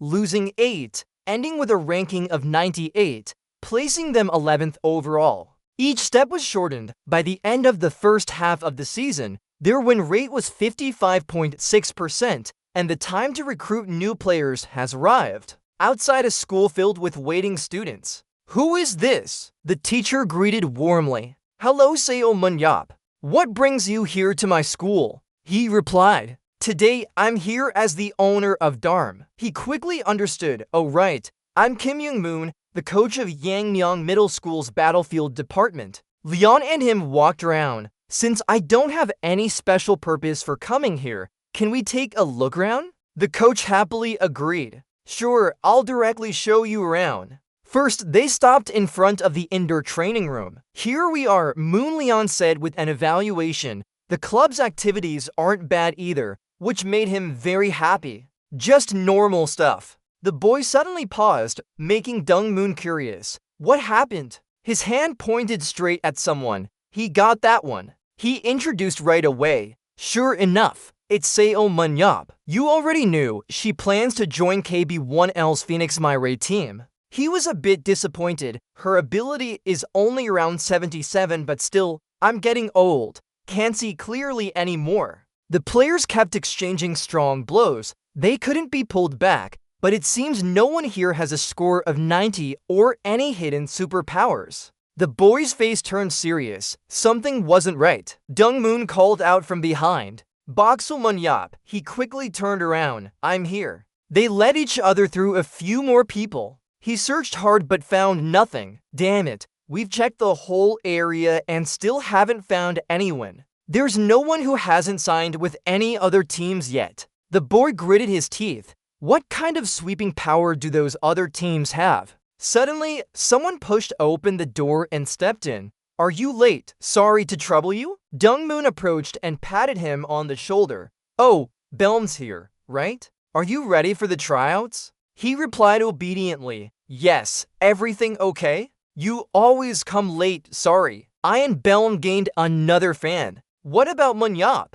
Why is he here? Meanwhile, Leon was thinking, what's this mushroom head thing? He curiously used his skill. Is he a player too? Let's try it out then. First, he spoke to Ian Bean. You're studying and training at the same time, right? The young man replied, yes, sir. My physical condition can't handle professional matches. I'm preparing for the lower tier tryouts. Xiaomoon delved deeper. Really? No teams have contacted me. He rubbed his head hesitantly. Yes, no one has contacted me yet. Yunbian suggested. It's an honor. I'm a fan of yours. He was friendly too. Really? Let's shake hands then. But you're still worried. Yes, sir. If you say fan, I'll beat you up. The other person teased. That's right. You should be fine though. Ian Belm realized. Why? Then he got straight to the point. Because you'll sign with your team, right? The young man's eyes widened in shock.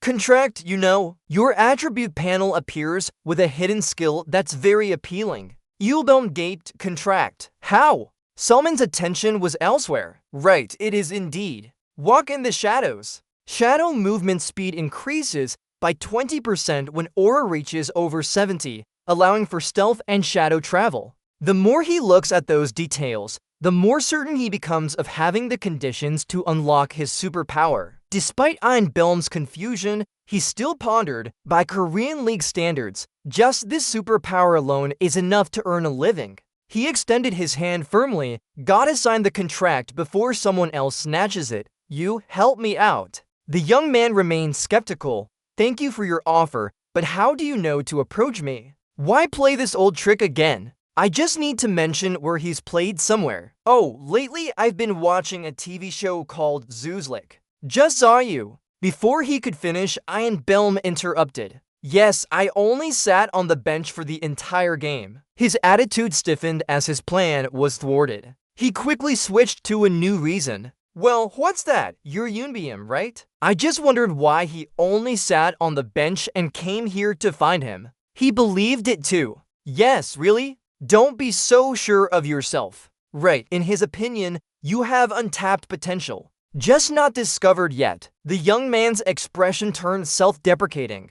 I must be mistaken. I don't have any power at all. And I'm not very quick either. Plus, the superpower is quite ordinary. He immediately rejected a BSc. Hey kid, you don't trust my eyes? I taught Li Naiyin myself. Namgong Ji-hoon was supposed to remain a support player forever. Lee Yunbium hesitated uneasily. Of course, I know Seo Moon-yeep is very talented. But why do you think I have talent? At this moment, he pointed directly at the young man. Thanks to Joha's superpower. Some analyses he provided, having seen many superheroes before, so he could tell right away. Now, your superpower is quite vague, isn't it? The young man responded reluctantly. Yes, it wasn't a sudden increase in agility, but entering the shadow to boost speed by 20%. He sighed sadly, wondering how he got this superpower. He tried to convince him. Normally, superpowers reflect one's unique traits. In his view, you lack confidence and are extremely cautious. You want to stand out but prefer staying in the shadows and not wanting any spotlight. Ian Belm lowered his head. That's right, but you're being too harsh. Why did Moon point at him? So this superpower suits you well. It could potentially become stronger with your efforts. This surprised Bell. Can it get stronger? His determined gaze reinforced that spirit. Right, your ability can advance one more level. The naive young man was gradually convinced. That's good. He reached out again. Okay, do you want to give it a shot? First join your team as a reserve player for 2 years. If you find being a reserve player not bad, stay another 3 years. His reaction was quite shocking. Yes, if you want out, I'll pay a compensation fee of 300 million. Ian Belm's face turned pale. 300 million. Really? Xiaomoon didn't hesitate to add any more conditions. Right, even if it's not much, I'll invest 300 million over these 2 years. Not bad, right? At this rate, you can delay your college education by 2 years without regret. The young man was hesitant. Hey, I got it. Let me go talk to my mom first. As soon as he said that, he dragged Ian Belm away. Alright, let's go. A high-end motorcycle was already waiting outside. Get on! His actions were too swift, leaving the young man shocked. Yes! He then sped off straight away, making the boy even more scared. Wait! Alright, the deal was swiftly and smoothly concluded. Contract! Ian Belm. The signing bonus is 5.5 million. Annual salary is 3.5 million. Exclusive for 2 years. Plus another 3 years. Special terms. A compensation of 300 million if you quit as a Battlefield player after 2 years. Ian Belm's mother smiled happily, still dazed from the news. This starting point isn't bad either. After finishing this matter, he rushed to his next destination. Alright, I've already picked up one recruit at my first stop. Could it be that I'll end up with more recruits than I expected? With excitement in his heart, he dashed off. What's the name of the next school? Unexpectedly, when he arrived, he received a cold response. Sorry, all our students have signed contracts already. The empty school stood alone at the gate. Maybe the next school will be better. There are still many schools left. Let's move on to the next school then. He visited each place but got no results. This one is empty, that one too. Empty, empty, empty, empty. By evening, he was drenched in sweat and frustrated. They've signed everyone up, not a single one left. Now only this school remains. The gate is still closed, but it's Xiao Moon's last hope. Let's try this school. Even after entering, his mood didn't improve much. I'm sorry, I had no intention of becoming a professional Battlefield player. My voice is cheerful, I just want to enjoy playing Battlefield. Meanwhile, he has the ability to observe and find weaknesses in opponents. The school principal crossed his arms, defeated Seo Moon Hyuk's team leader. No use at all. This guy. Despite trying everywhere, they didn't budge. He was very disappointed. His abilities were worth utilizing. I tried the regular admission process too, and my parents agreed, but of course, they opposed it. They said Battlefield players can earn much more. Why are you acting like this? The zombie shrugged. But this is her life, though. Who dares say anything? Silently berating him in his mind. The problem here is that he's sick. Then he pretends to be noble. I want to become an author and give everyone more dreams and hope. He gritted his teeth, the artist's rage. Suddenly, he had an idea, dreams and hope. He continued speaking with a hollow voice. Just as Seo Moon-jot, the young man in front of him, was surprised. Yes, the explanation has been given. You're a hero who nurtured dreams and hope for the world that was destroyed by those villains. But his story has already been written long ago. Can Jongmin use his excellent writing skills to rewrite Seo Moon-jot's story? Each chapter of Seo Moon's book, Jongmin recalled for the abandoned hero at the orphanage, surviving as a superhero, and then surviving again. Entering the final eastern region, isn't life not exactly like a novel? Maybe it's still a wonderful dark fantasy story? Seo Moon paused. He was going to tell him about his last Eastern region story that he never told anyone else. Then came his clever baiting. Of course, if you become part of our team, I'll tell you. Jingmin slammed the table. I'll sign the contract. A smug smile appeared on his face. Caught in the trap. They quickly completed the paperwork. Choi Jingmin. Contract fee 180 million won. Salary 550 million won. Exclusive rights for 3 years. Alright, so that's it with the contract then. He replied as well. Yes. Seo Moon held it and thought. All the other contracted names were more expensive than Yunbail Mao's. Teaching to its maximum growth potential and adding an observation superpower is worth investing in. Yungmin spoke up behind, Sir, but, team leader. He hesitated strangely. I have something to tell the team leader. The team leader, what? Just call me, sir. What do you want to ask? The man was curious. Yes, about that. Why don't you have any weaknesses? This question surprised him a bit. Yeah, weakness. In the young man's eyes, he is incredibly strong. Yes, I've never seen anyone like you before. He brought up an old story. I used to watch France's national team before. The French representative entered. Everyone was very talented, but no one is like you. But you, why do you shrug? What did you say? Is there anyone else on this planet who's like you? Jung Min quickly added, no, what I meant is instead of looking for other players, why don't you just compete yourself? He rebutted immediately, I don't have a hobby to harm civilians. You saw the charity match, right? The young man was enlightened right away. Yeah, right? He put his hand in his pocket and asked, is there anything else you're curious about? The person across hesitated again. Yes, so Seo won the right to speak first. Vijaya, go back. Your coach will contact you later. He answered obediently. Yes. The young man's mood improved even more. So let's move on to the main event then. He picked up his phone and called. Hey, Big Cho, are you busy? On the other end, he replied. Oh Chun, any players that can be used? The boy turned back to the car while talking. Don't mention it anymore. Everything was taken away, Big Cho admitted. That's right. By summer, all talented players have been recruited already. He added, but I did manage to get to though. His friend was surprised. 2 people? I was hoping you could recruit one more person too. The sky started to darken. Now, we just need Hyoke to make it 18 people. On the other end of the line said, Auntie, are you really going to do that? He replied calmly. Oh, that's why I called you. I'll be late tonight. Tell Zoong hi for me, and also inform them in advance. There's a place I need to stop by. Jaho was curious. Where? He chuckled mysteriously. Any other places? That night at the Dual Nature Club Spirit, I met the coach of the team. They say he's been dissatisfied with me. Security guards blocked his path. It's not a place you can just enter.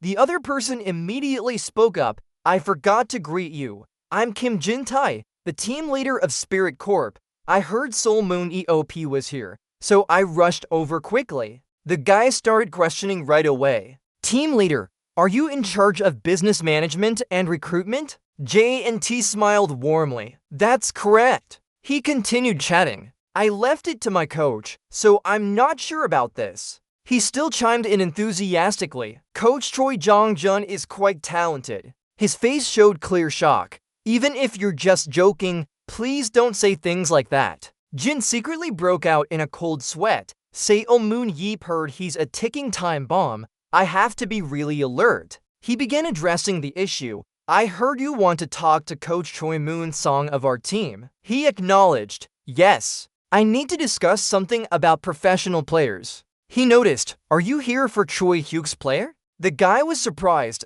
Oh, did you know that already? He turned his attention. Seo Moon job coming to Coach Bick for advice on changing Choi Hyuk's position is common knowledge in the battlefield community. Coach Choi Moon Song firmly refused to let Choi Hyuk play as a support, almost ignoring Seo Moon job's advice. Jin tried to be tactful. If he directly met with the coach, who knows what might happen? For this matter, first, you should discuss it with me. He disagreed and pointed at him. No way! Then I'll have to bring this up twice. Let's go see the coach together, that would be faster. Quickly take me to where Coach Bick is. The team leader was visibly upset inside. Sorry, coach, I can't stop him now. Both of them went to Spirit Corp, the coaching room. Coach Choi Moon Song showed a bored expression. Hello, I'm Seo Moon EOP, the team leader. He still maintained a friendly attitude towards him. It's for work only.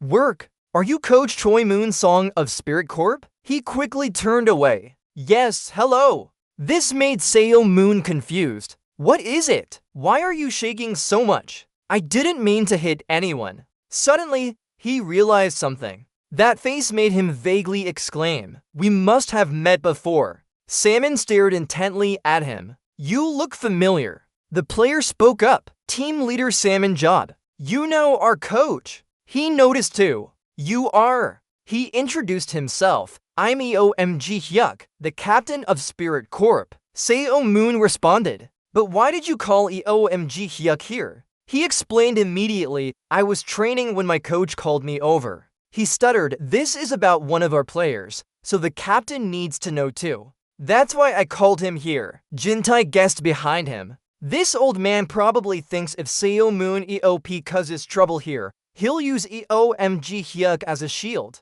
Seo Moon sighed. Alright. Moon nervously watched as the other person scrutinized him. The Master Selmuni and his. Why are you looking at me like that? He was still questioning it himself. Have we met somewhere before? Sweat dripped down from his face. We've never met before. It seems you're mistaken. Maybe because you've met too many people, right? But he firmly believed, no, I'm sure I've seen him somewhere. The trainer hurriedly turned around. Instead of talking about that, why don't we talk about Choi Hyuk first? Let's discuss the player Seo Moon. Seo Moon suddenly exclaimed, startling him. He rubbed his head. I can't ignore this feeling. I need to go through these chaotic memories again. Seo Moon was terrified. No, I said we've never met before. Why do you have to? His expression turned sour. Where could it be? Where could it be? Clearly, this isn't a pleasant memory. He shouted loudly.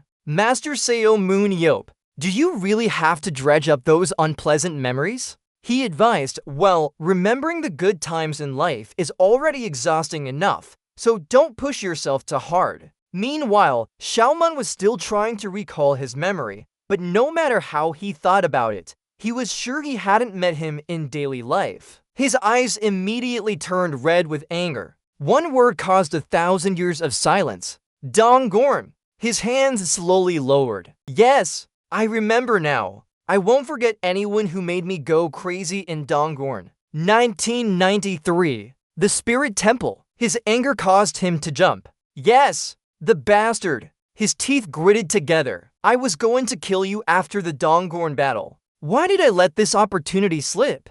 Seo Moon's spirit was extremely desperate. We heard he survived and returned, so we left him unrecognizable. This petty person, forget it. Please, just forget it. The timeline rewinds to 1993. Seoul Station near the Spirit Temple. Over 200 Supermen participated in this unprecedented large-scale attack. At that time, he was a top talent in the Donggorn group and received great attention. Back then, Seo Moon Job was 18 years old and led a team. Although warned before, there were many traps in Donggorn, making it hard to advance quickly. With so many monsters, the entire attack would be non-stop. Special attention should be paid to weak hellers and support teams. Suddenly, someone spoke up. Hold on. He shrugged, offering his own opinion. We have so many troops. Why is it hard to attack a nearby Eastern force? Maybe we can take out the boss first by putting all these troops in. There's a faster way to attack. Why go around? Choi Moon finished. At 24, he was straightforward and critical. Are you Seo Moon Job? It seems like you're the famous one for attacking Eastern forces. Nothing special about that though. If we can't do it, let me be the team leader. Everyone on the team looked at him with disdain. Just attacking Danjian a few times isn't enough. We need to talk about strategy first. First, Seo Moon got excited, but that bastard immediately had someone rush out. Then he held back, though he was still very angry. Jintai, don't stop me, come on. Jintai tried to persuade him. Calm down first. We need to attack. Quickly explain the plan and move in. As soon as Dian warned us, wait until I finish attacking Donggorn. He still had the nerve to speak up despite it being a bit late. He's really good at making a show of himself. No, how can we attack with that young guy? We can do this Eastern Force attack too. They immediately clashed with a group of lava monsters upon entering. Seo Moon shouted orders loudly. Move calmly. Take turns handling them one by one at the main base. Suddenly, someone rushed out impulsively and dodged away. Moon took his sword and charged forward. If we keep doing it this way, when will we be able to attack Eastern forces? He smirked. No need to listen to that brat's orders. That accidentally triggered a switch, so the next Eastern force will belong to Choi Moon Song. His body froze in shock. His eyes began to shake violently. There were many traps in this Eastern force. making it hard to proceed quickly. A large rock fell from above, causing him panic. At that moment, someone pulled him back. No, I can't dodge in time. The big rock fell and shattered immediately, destroying everything on the path. The whole team was in chaos. Team leader, the path ahead is completely blocked by a fallen rock. Maybe we should go back. It might take over 6 more hours if we switch to another route. Moonsong panted heavily. I wonder who's getting angry behind me. Salmon gently told him, later, come out and meet me. You'll owe me big time. Thinking about how he used me back then, finishing the Eastern Force attack, when he nearly killed me, just thinking about it now makes my bones feel like they're breaking.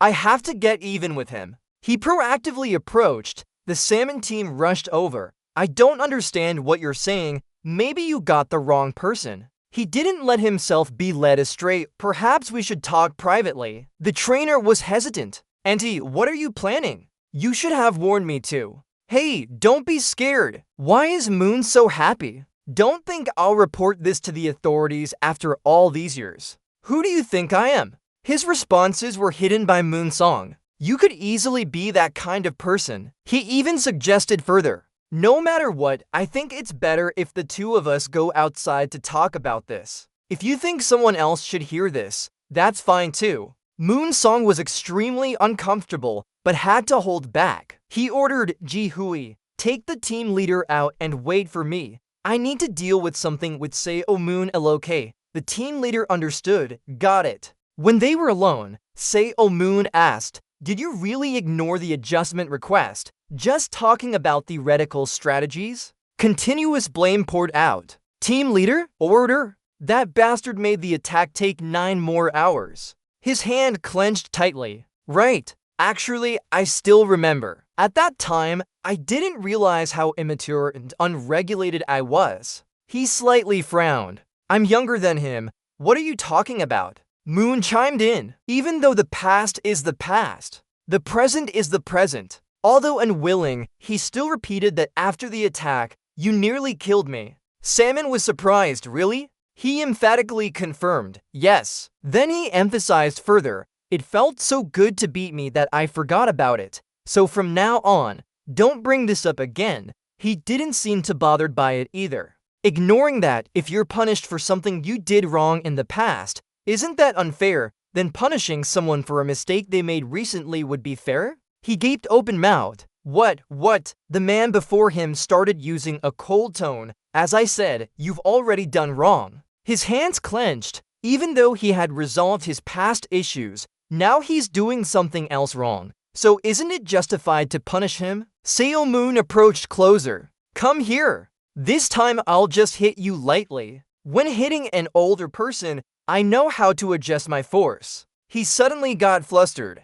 Hold on a moment. Moon tried to argue. Did I do something wrong? What exactly is this about? The man explained calmly. You clearly know very well what you did wrong. You were the first to oppose Choi Hyuk's position change, weren't you? The more he was accused, the harder it became for him to speak. I knew Baek Ye-ho would listen to whom and wanted to make such a change. He really has guts. He stammered. This matter.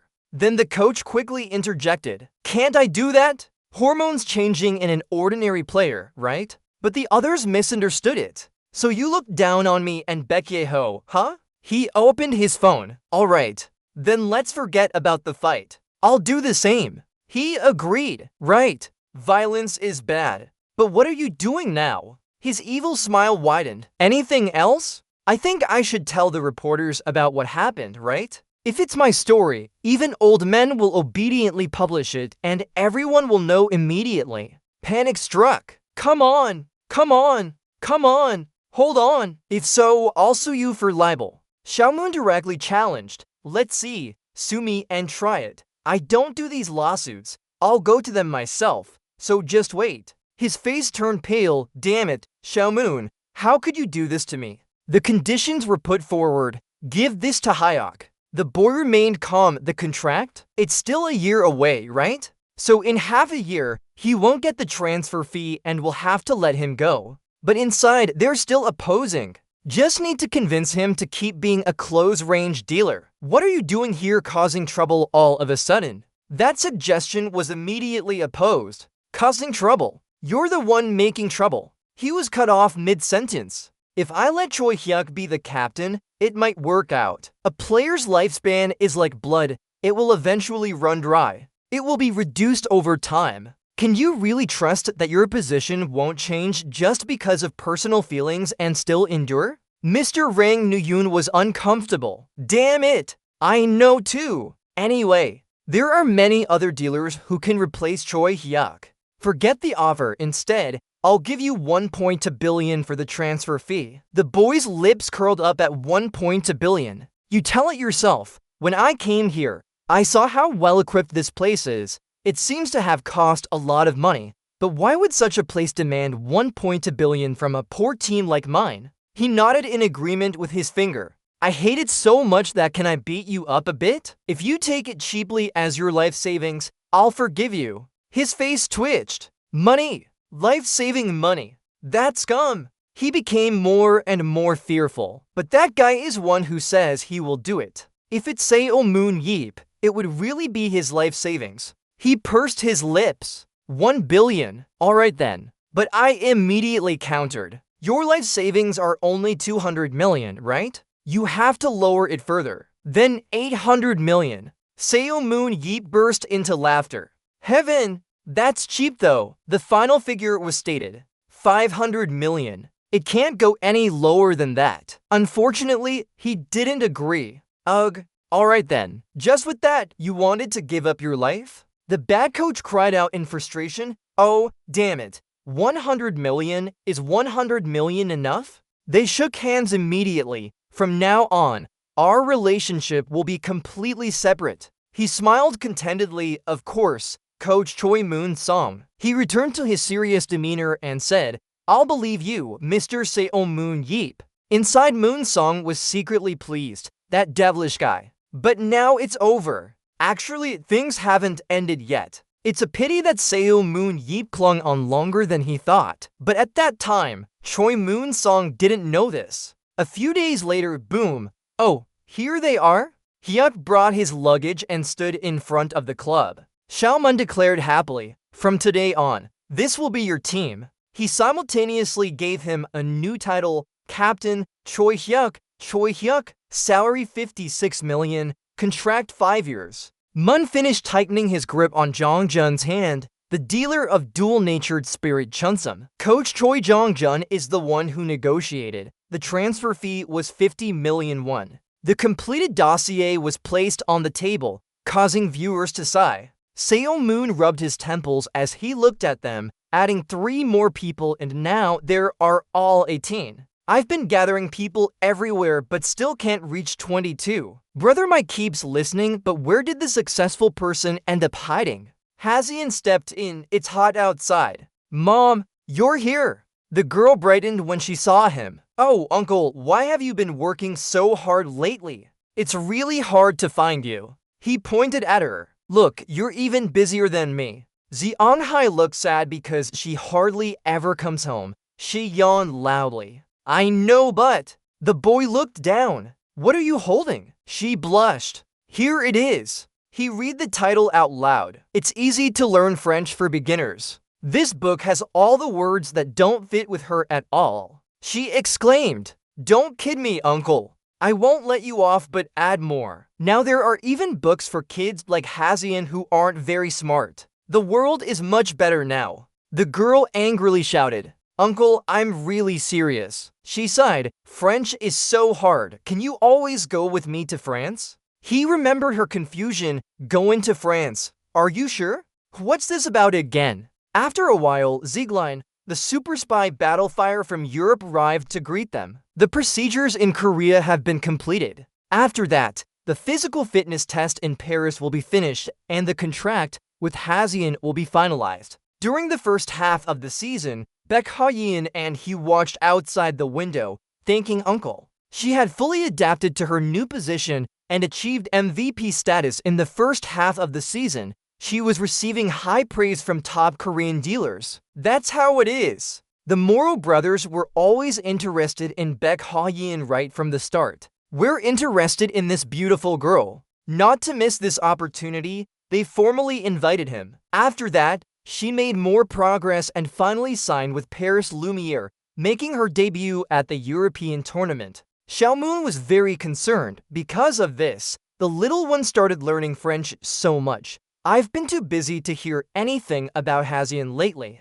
If it's Zeglin, he's a reliable guy, so there shouldn't be any issues. Jake Glenn spoke up. I resolved things with Baek, now it's my turn to talk to Xiaomoon. They all sat at the interview table. Alright, let's chat. What's this about that you had me come here for? He explained immediately. The Morrow brothers want to invite Xiaomoon to Paris. The boy was surprised. What? Why me? Zeglin gave his reason, taking advantage of this opportunity to translate for Baek, and they also have a gift for you. A spark ran through him. Gift? They did say that although we've given up on selling weapons, we still have top-notch manufacturing technology. As a longtime fan, we can. Can I send Soul Moon Job a nice gift? He quickly remembered. I remember now. They said they would make specialized weapons for me. Looks like they're really doing it then. The other guy was smiling happily. This is a cheap price to get you on board, right? They continued negotiating. But I've been pretty busy lately, planning to stay out of foreign trips before the end of the year. I'm thinking about increasing my team's player numbers. Jake Glenn was surprised. Oh, John is recruiting more players? Maybe this could be useful somehow. The young man looked serious. I can't ask a big detective like that about this. Now my team just plays street ball. This made the other person slightly sad. What a pity. Well, a fun suggestion was made. Why not try Paris? Seo Moon was also interested. Paris? He continued sharing. According to South Korea's regulations, each team can have up to 5 foreign players. In France, there are many more players and clubs than in South Korea. If you look hard enough, you might bring a few back here. The French flag was waving outside. Considering the French league as a host country could be an invaluable experience. The guy rubbed his chin, thinking about recruiting foreign players. Then he enthusiastically agreed, that's not bad at all. They quickly landed in Paris, France, Charles de Gaulle Airport. Seo Moon and Ha Jaeon, CEO of AJE, stepped off the plane. She smiled brightly. Oh, it feels like I've been to South Korea only rarely lately. If Ji-ho could come along, that would be great. His reply was hurried. He's busy with his training and has no other choice. The busy person can only meet at home. We'll find a place for Ha Jaeon and have fun here. But outside the airport, fans were already gathered, cheering for Seo Moon. Help Seo Moon. The guy looked uncomfortable. These reporters are always the same wherever they go. They're so noisy. Seo Moon jock. Right in front of them was a provocateur waving his hand. Here, Seo Moon thought to himself. He must be the cause of this. He's probably the source of all this trouble. They walked together. I wonder why there are so many reporters here. It's because of you. Why is the team leader directly greeting us? He replied smoothly. Because I'm fully responsible for managing the players. Meanwhile, the team leader added that, and with a new player like Haeon here, wouldn't it be better to receive more attention? Seo Moon smirked. Yeah, you're not wrong. In his eyes, the provocateur looked like a venomous snake. So if you've come all this way, can we do an interview for your dear grandson? The young man muttered to himself. This slippery guy. The reporters started asking questions. How about Seo Moon? This is the first time I'm visiting a foreign country like this. Can you share your thoughts on it? The young man answered coldly. Very good. I always come to handle Frost problems. This is my first time going out like this. They wonder if you know Mirosa personally or if you're planning to join Paris Lumiere as a player? So Muli politely responds, I did receive an offer but have no current plans. Today, I'm here to support my grandson. Another unexpected issue came up. If this is the case, are you considering meeting Eric Toran, who used to be a colleague of the 7 Heroes? Try to remember, he mutters. They say he lives in the countryside. They say he found a good wife and is living well. Your demeanor remains calm. The stay here is quite short and I have other matters to attend to. It will be hard to find him. If he's in Paris, I'd like to meet him too. His words are being broadcast on TV. He sounds so naive that I thought he would lose all his assets and become a beggar. Eric Trong, unemployed to the point where even the coffee shop owner is surprised. Finally, an old man outside pokes his head in. What's going on? What happened, Eric? He still hesitates strangely and finally goes to France. His leg moves quickly, hitting the floor. The young man rushes into the water. Where are you going, Eric? The guy waves. I have urgent matters, so I'm heading back to Paris now. Let's go fishing next time. The old man on the boat looks confused. France here. Then he shouts. We're in the middle of the Great Forest. Scene change at the Paris Lumiere Club headquarters. Both Murasa brothers are gathered here. Did you arrive already? Finally, Selmunshot arrives and we've all come to visit our club. He tiredly responds. Alright. I'm glad too. Both of them suggest that if Xiao Moon job signs with us, it would be a great thing. The young man coldly smiles and asks for their help instead. They all agree, of course, who's his grandson? The Murasa brothers ask, but Xiao Moon job wants to check his physical condition once. It must be a while since you last checked. We'll provide accurate results for you. As they speak, Seo Moon's mood worsens. He can also sign an exhibition about Seo Moon job that we're organizing. Let everyone do it. And is our group able to document this Paris trip? Yen Rang watches carefully, just 2 or 3 words and they immediately back off. We knew you'd be like this, so we've prepared everything. The invitation is extended and Hazian puts on her combat gear. Come here, please. The Morrow brothers observe from the screen. Hazian, do you feel uncomfortable? Xiao Moon translates. He asks if she feels any discomfort. Morrow continues. Then I'll start the test. You translate it fully too. He says he will start the test now. They have some instructions. Just destroy all monsters that appear in front of you. Xiao Moon summarizes. He tells her to defeat them all. Time is also given for her to start acting. The time limit is just 1 minute. Hazian uses a speed boost skill, making her body glide forward. The ghostly monsters turn to look at her. One of the girl's eyes suddenly turns blue. She easily handles them with superior speed and strength. In just an instant, she can return. So happy. They also reported. The check is complete. Recorded. 22 seconds. 2 familiar faces wait for her. Mom, uncle.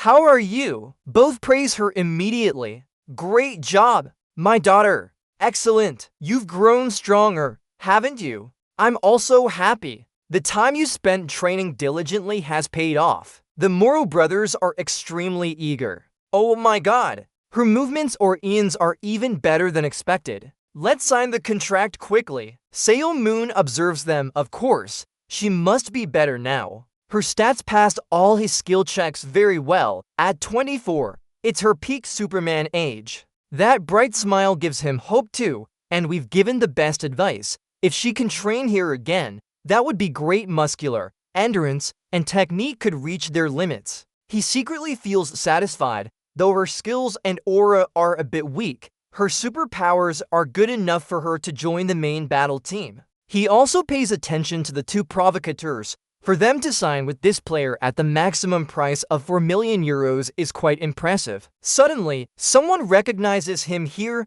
where Seo Moon is present. Both mother and daughter exclaim in unison, "Oh my god, so handsome." Oh, that person is. The figure by the door is enough to recognize. It's definitely that guy. Each old voice and memory comes back. Thus, 3 players are ranked top 3 in Battlefield. He met him before. He wonders about the one who could match Jaho's golden age speed because no one can be as fast as Jaho, who had a 100 speed agility. That name he calls out is from the top 3, Nadal Bernick, a member of this club. His eyes turn cold. I didn't expect to meet him like this. Nadal looks at him with a mysterious smile. Nadal Bernuk. The story returns to 2005 after the final attack by Selmunyev on Dongan. After this exhausting battle, many Supermen gave up their weapons and retired. This led to various other things. Thus, Battlefield for Superman Sports was born. Many names were brought before the public. Soon after, a debate rose following Seo Moon's fall. The king's throne is still vacant. Who is the strongest now? Nadal has become the most interesting topic in entertainment circles. Many Superman names were mentioned. When his power was at its peak, one name was always brought up in these debates. His numerous accolades include being the captain of France's national team, Paris Lumière's main player, top 3 teams globally for 2019, 2020, and 2021, and Player of the Year. And that person is facing him now, Nathan Burnett. The Morrow brothers are amazed. "Oh, Nathan, today's your day off. Why are you here?" He immediately walks over. "What else?" "Of course, I came to see Selmoon." Selmoon looks puzzled at his gaze. "What is it?" "This name. Why are you looking at me like that?" He suddenly changed direction. "And I also wanted to welcome the new member as well." You're still sitting in the inspection machine,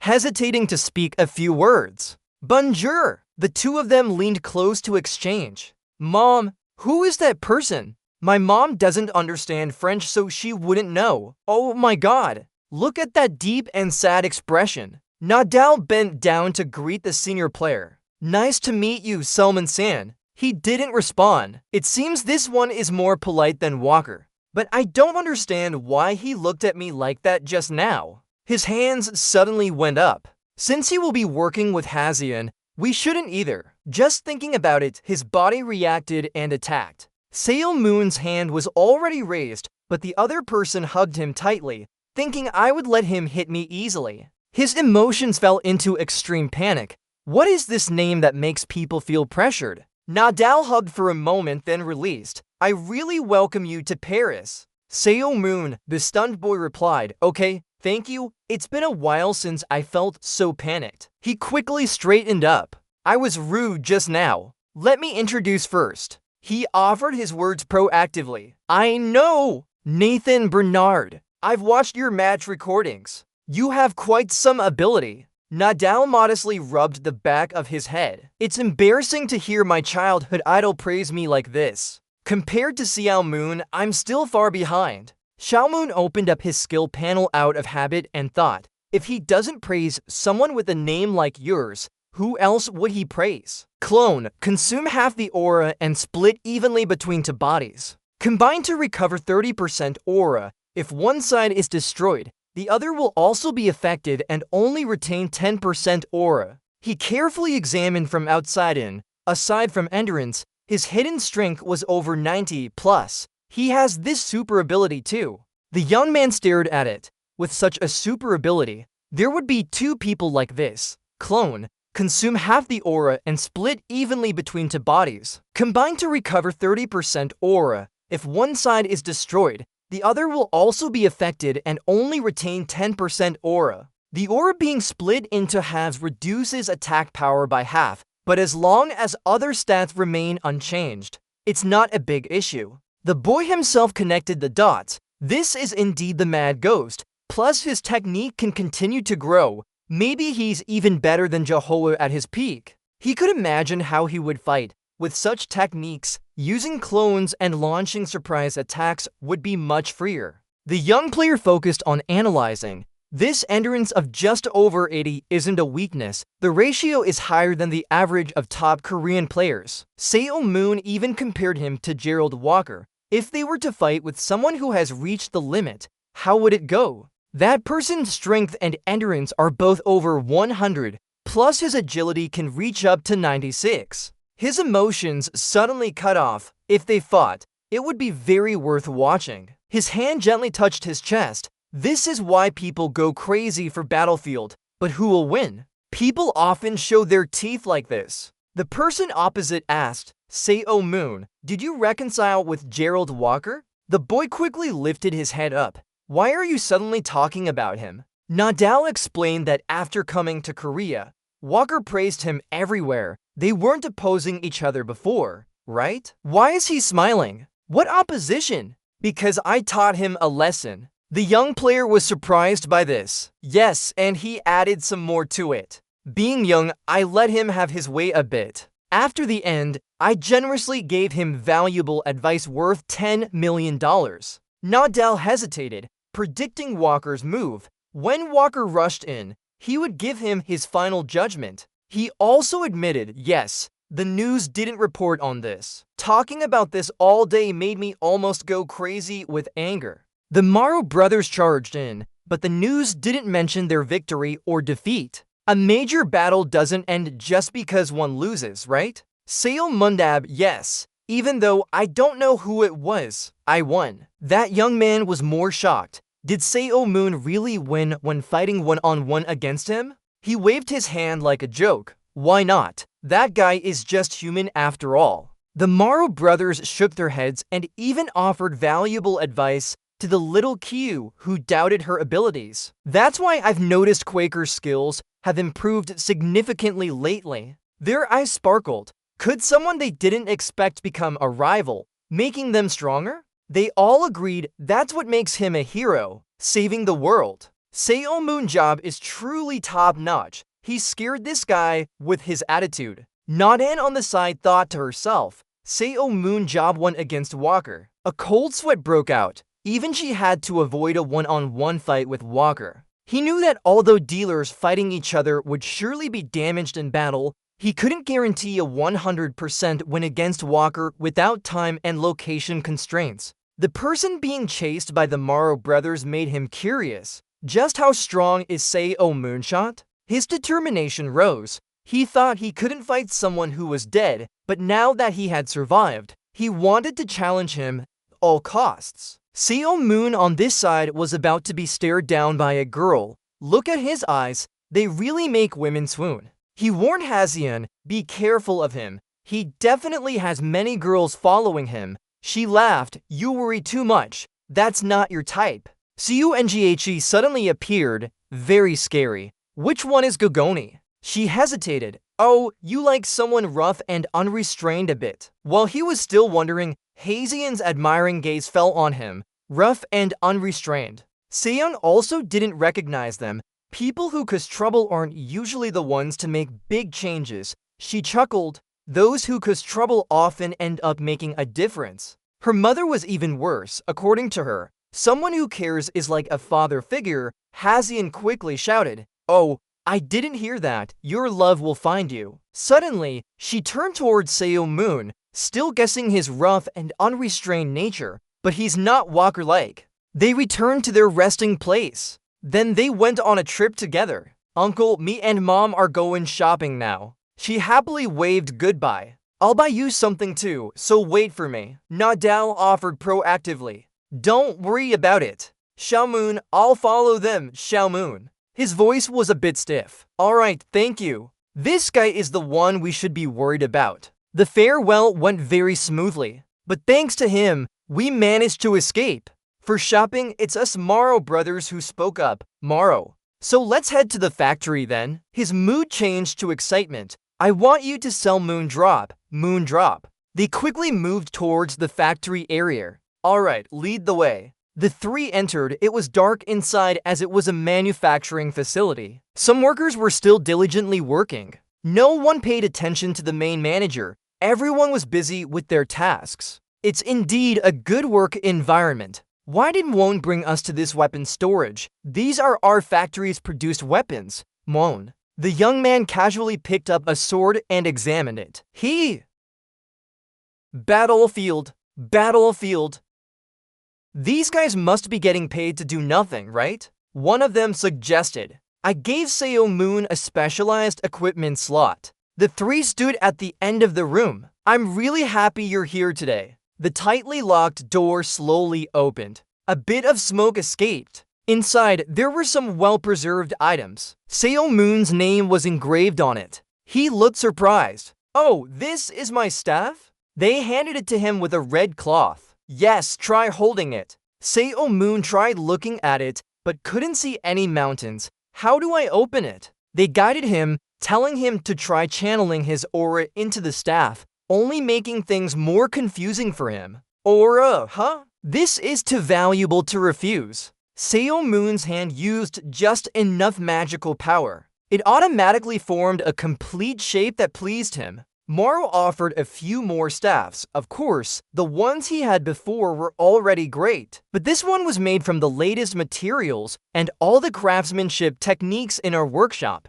They explained the details of the item, naturally incorporating many techniques that would make it less durable than previous products. But in Battlefire U, for a realistic battle simulation, it will just be a replica anyway. Seomun accepted and tamed it. That's right, there aren't many battles these days, so we don't really need the real one. They cheerfully suggested, as long as you manage well, you can use it indefinitely. The young man agreed, and I'm also satisfied with its dynamic features. He began to appreciate their gesture. Why did you go through all this trouble just for a gift? I feel a bit uncomfortable about this. Their scheming surfaced. You don't need to do that though. We're doing this for Seomun, but not just him. They revealed information that made him stiffen. If the head of Seomun had used it, a replica could sell like hotcakes. In short, our weapons. Both of them were incredibly meticulous. This was due to Seomun's collaboration. He immediately got angry and said he didn't need to thank them anymore. Morrow's ear perked up. Naturally, we've already factored in the cooperation fee. If this collaboration is successful, our profits will be enormous. They proposed a deal. If you accept it, we'll pay you a 5-year commission of 1,500,000 euros annually and more. The brothers emphasized that if you use that weapon in any official or unofficial matches, we'll add 30 million euros per match. Seomun's back suddenly trembled. What do you think? Without hesitation, he replied, the hero Seomun might refuse, but I'll accept the item. But now, things are different. As the head of Seong, it's too good to pass up. Have you read the contract? Yes. The brothers smiled and asked. Clause 1 states that no weapons can be discarded and must be kept by the person who signed the contract. Do you still remember this clause? Seomun replied immediately. Of course, we need to keep the weapon. You're not a Battlefield player now, are you, Seomun? What? Yes, I am. They spoke in unison. Only registered Battlefield players can own the weapons used by current superhumans. Seomun straightforwardly said, I don't know, since I have the right to opt out. I'm not concerned. Of course, Seomun has that right, but it can't be smuggled through customs. He was slightly startled by this. What? Then what should we do? I don't want to avoid customs inspection either. Baek Jae-ho and old Jinti would cause a ruckus. Don't worry about it. There's a very simple solution. Yes, it's very simple. What is this? Their eyes lit up immediately. Only a Battlefield player could carry it. Becoming one was the goal. Scene change. After some back and forth, Bekazian finally bought his atonement items. Uncle, I'm here and brought you something too. Huh? Why is Moonjob floating high right now? The Englishman looks exhausted, as if he just went through a rough ride. Is Hazian here already? Ask away if that's what you see. Huh? Do you have something on your mind, uncle? A while ago, the Morrow brothers were discussing becoming a Battlefield player is extremely simple. First, register with the Battlefield Association in your country. Second, register with the Global Battlefield Association. The Englishman frowned and stood up. Hey, you guys! Without letting Seomun finish his sentence, they interrupted him. Each country's list of Battlefield players is managed by the International Battlefield Association, so registration in any country isn't an issue, meaning registering as a Battlefield player in France and declaring weapons can clear customs. Since you had already registered your avatar beforehand, someone else could do it for you. Just tell us, we'll send staff to the association right away. Summerjob angrily exclaimed. This was clearly the scheme of those deceivers. What kind of scheme is this? We just thought of it. He gritted his teeth in anger. Those damn people. The Morrow brothers smiled brightly, as if everything made sense and he hadn't noticed their plot at all. Even if he knew, there was nothing he could do. That's called negotiation skills. I want to hit them so hard. Registering with the association doesn't come with any obligations or restrictions. On the contrary, when you want to fight, you can participate in competitions. The choice will be higher. There's nothing that makes Cell Moondrop lose out. Could we have caused him a loss? We are extremely admiring of Cell Moondrop and even have an entire room dedicated to him. Cell Moondrop's car appeared in the charity auction, which was bid on by the Morrow brothers. At the auction for Salmon Jobs equipment 17 years ago, we even bought his unused diary after just for days. The more Salmon heard, the angrier he got. Damn it. My diary, call the staff. Those damn people. That was what led to Salmon's current state. When in need of money, he participated in amateur matches one by one and never thought about registering as a player. Bekazian didn't understand his inner pain. Congratulations on your sponsorship contract. Registering as a player. You fully become a professional player now. While there's no compulsion to register, being tricked by those damn people is frustrating. So infuriating. When in Rome, do as the Romans do. The Morrow brothers unexpectedly opened the door. Mr. Seo Moonjob, the contract with Paris Lumiere. He angrily shouted, "Do you want to try my new weapon?" They immediately ran off upon hearing this. Oh my god, Hazian chuckled softly. But if you become a player and join the team, it's good too. I also want to understand you more like before. Xiaomoon quickly replied, before? For you, it was just a few months ago. At this moment, another voice echoed. Xiaomoon, do you have a new weapon? Are you Nathan? Yes, I'll give it to you guys. Then try it out. Nathan smiled and said, there's going to be a mock combat training tomorrow morning. Aren't you taking a break? Right, but with the next season coming up, I'll train twice a week to keep that fighting spirit. What do you think? If Xiaomoon joins, it would be fun. The guy gives off a strong energy vibe. Moonjob thought, and didn't hesitate to show his competitive side. A fascinating guy. Alright, let's have a try then. The next day, at the Paris Lumiere fighting arena. Inside, many people are training. The holiday season is almost over. I need to train hard during this time, right? Forget it, this isn't a time for fun. Louis isn't joining today. He said he had to come and listen to the lecture today. Bai Ha felt a bit tense. Seo Moonsop beside her reminded her to stay calm. Ha Jian, if you get too excited, it'll be too rustic. Kid, you're just like your father. He fainted after 10 minutes in the dungeon for the first time. I heard. She laughed, feeling embarrassed. Look at them, they're still taking their time. As soon as he finished speaking, everyone stopped laughing and turned to look at him. Who is that? Seo Moonjob? I read about his rival in Paris. Sure enough, here he is. Is he the strongest person in the world? He's already immortal. What else do you need to say? Did your club owner call him here? Will Seo Moonjob perform then? One of them remained silent throughout. Bekazian thought in his mind. As soon as he appeared, everyone started talking. Don't get nervous. His father is Bexeho and his uncle is Selman Zob. How lucky am I to be a player? Selman didn't care about this. He muttered in his mouth, today I need to watch the 1996 movie. Suddenly, a tall and strong man appeared before them, Seo Moon. He instinctively stood in front of Ha Jian as a barrier. What's going on? I'm the main character of Paris Lumiere, Lucas. So what? Do you want to cause trouble? He smiled and clapped his hands on his chest. Sign here, please. Why did Moondrop sign so quickly? Then he specifically instructed, this is my kid. Take care of her. She shyly said, hello. Lucas warmly replied, okay then. Bek Ha-jian, nice to meet you. He silently assessed him. Though he looks dangerous, he seems like a good guy. Plus, I asked him to treat Ha-jian well. Xiaomu quickly turned on the analysis to observe. The energy levels are tremendous, almost all above 80 and at maximum state. The super abilities are regeneration and resistance,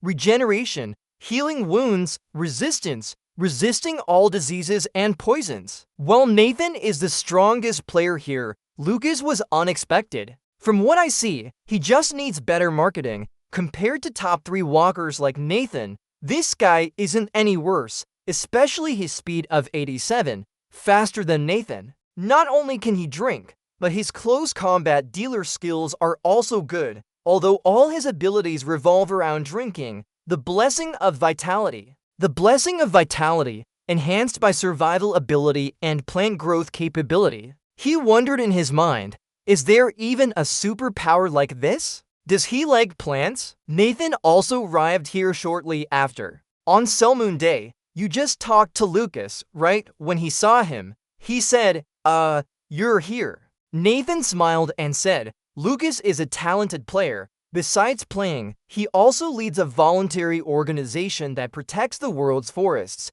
I'm just a player. That's why he has those abilities. He softly asked, you seem in good spirits today. Anything fun happened? He gave a slight laugh. Is it really that obvious? It seems like my dream is finally coming true, so I can't help but feel excited. Dream, I always wanted to surpass you. You were the hero who saved the world. You are my monument. A person who will become a superhero of the new era. You are the wall I must overcome. But he died in the final dungeon, so that dream can never come true. But now, you're alive right in front of me. Seo Moonjob laughed out loud. So you want to defeat me? Don't people always have dreams? I will always try my best. Today, I'll fight with you using all my strength. Alright, good luck. Just then, the door of the room creaked open, revealing a rat. A man in tattered clothes entered. Hello, I am the president of BC Paris Lumiere,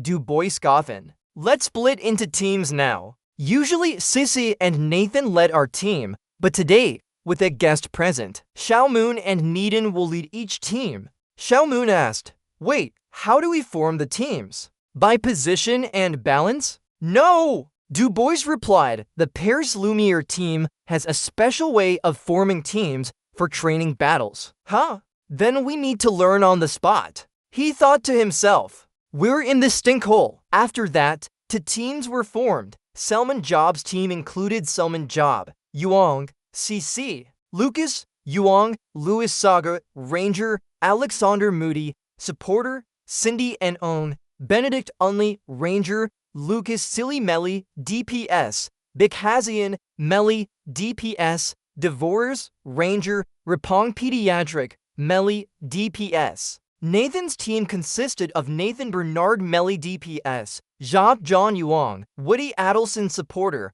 Gabriella Anna Ranger, Paul Brian Yuong, Sophie Peric Yuong, Rudy Ollie Melly DPS, Alphonse Sandler Melly DPS, Bioli MGI Ranger, Muhaber Kuda Ranger, Mike Rove Supporter. Du Bois quietly announced, alright, the top teams are formed. Let's go. The atmosphere between both sides was eerily silent, even hearing the heartbeat of those around them. Unlike Hazian's worried face, Xiaomoon confidently observed his surroundings with a smirk. On the other side, looking at Xiaomoon with a confident and arrogant smile, they seemed ready to challenge him. Xiaomoon thought, this is a large arena where you can see your opponent from all sides. Is this the training ground we use for battle practice? Why not utilize geographical factors? He looked at the people behind them, guessing that they were trying to get him to fight Nathan. Xiaomoon laughed and then turned around.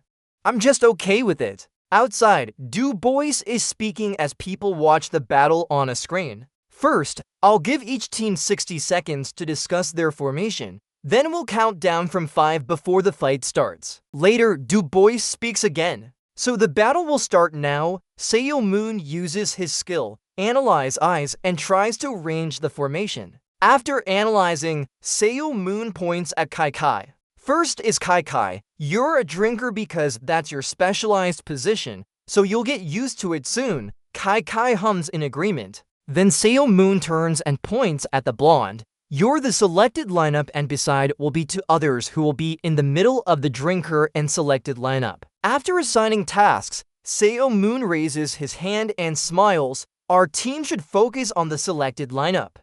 The drinkers and Kai Kai will work most efficiently and adjust their formation according to battle conditions. Kai Kai looks surprised at him and calls out Selmoon. He asks in confusion, why does Kai Kai look so impressed? He knows as well what he just said was our usual team setup. Kai laughs loudly, praising Selmoon. You picked good players too. I believe you care a lot about Paris Lumiere. Selmoon starts talking quickly. Of course, I've already checked it out, and everyone just pretend I'm not here. Selmoon looks at the other team and smiles. I've marked their spots now. And he's sure that little brat will do the same. Kai crosses his arms, smirking. I understand. This battle between Selmoon and Nether helps us focus on our fight, right? Selmoon thinks with a smile. Now to see how my opponent is set up. Selmoon looks at Nether, noting that his weapon is twin swords, which are quite troublesome to deal with, but I have a plan. He remembers the stances for using twin swords and his eyes show a dangerous glint. When using twin swords, the attack ratio will be higher with the dominant hand, and the other hand is only used as support. At first glance, it seems chaotic, but when used in attacks, there are certain rules and breathing patterns. Selmoon's eyes narrow as he thinks about Nether. Interesting, Nether. Which hand is dominant? The other team's gaze also meets his. Both seem to be locked in a deadly stare, ready to kill each other at any moment. Du Bois speaks again, starting the countdown. 5. Everyone's faces become more serious than ever. 4. Both teams are on high alert. The final count is over as Selmoon brings out his weapon and charges towards the opponent. And the battle begins. Selmoon calls out to Nether, "Here you come, brat." Somewhere else, someone speaks, but Du Bois and others are watching Selmoon on a large screen. Du Bois crosses his arms and asks, "Selmoon, do you know that Nathan is naturally left-handed? 200 names were called from behind." Yeah, if he didn't want to be found out, he wouldn't have known. There's no reason Selmoon would investigate him. Du Bois scratches his chin and laughs loudly. It will be hard to deal with Nathan. Twin swords can change their shape at any moment when Nathan thinks he has mastered the pattern. Cutting off his throat. Thinking about Nathan's fighting style, there are many bright-eyed players but with super abilities like clone and even attacking from 4 directions. Du Bois and others are very excited by what they've deduced. Maybe we'll have a chance to promote Nathan's victory over Selmoon. Outside the battlefield, everyone is doing their best to win this match. The other team is fighting with lightning speed, creating a dusty environment. Selmoon moves forward quickly. Facing him is Nathan, following closely. Nathan watches Selmoon run without missing a beat. Then the battle begins. Nathan rushes towards Selmoon swiftly. Nathan's eyes are serious as he thinks about closing the distance or using his daggers if the gap is too wide. Both face each other. Green light from their powers clash. Selmoon blocks Nathan's attack, and Nathan charges again. This time, a clone will target the upper body. Nathan rushes at Selmoon with another strike, which he blocks. Nathan is pushed back by Selmoon. He's indeed very agile. Both then clash again, pushing each other hard. Selmoon uses his bare hands to block the 100 centimeters sword coming at him. He stops the sword with just his hand. Selmoon only needs to use his bare hands to push Nathan back quite far. To stay safe, Nathan has to retreat further from Selmoon's counterattack. Suddenly, Nathan rushes forward at lightning speed. He grits his teeth and thinks, no room for mistakes. Nathan jumps towards Selmoon. The battle continues with intense force. Nathan's eyes become more determined as he looks for Selmoon's weaknesses. Meanwhile, Selmoon is laughing at fighting a worthy opponent. Nathan's attention now focuses on Selmoon's left side. Nether seizes the opportunity and thinks, weakness. Then he used his terrifying strength to rush towards Selmoon's weakness,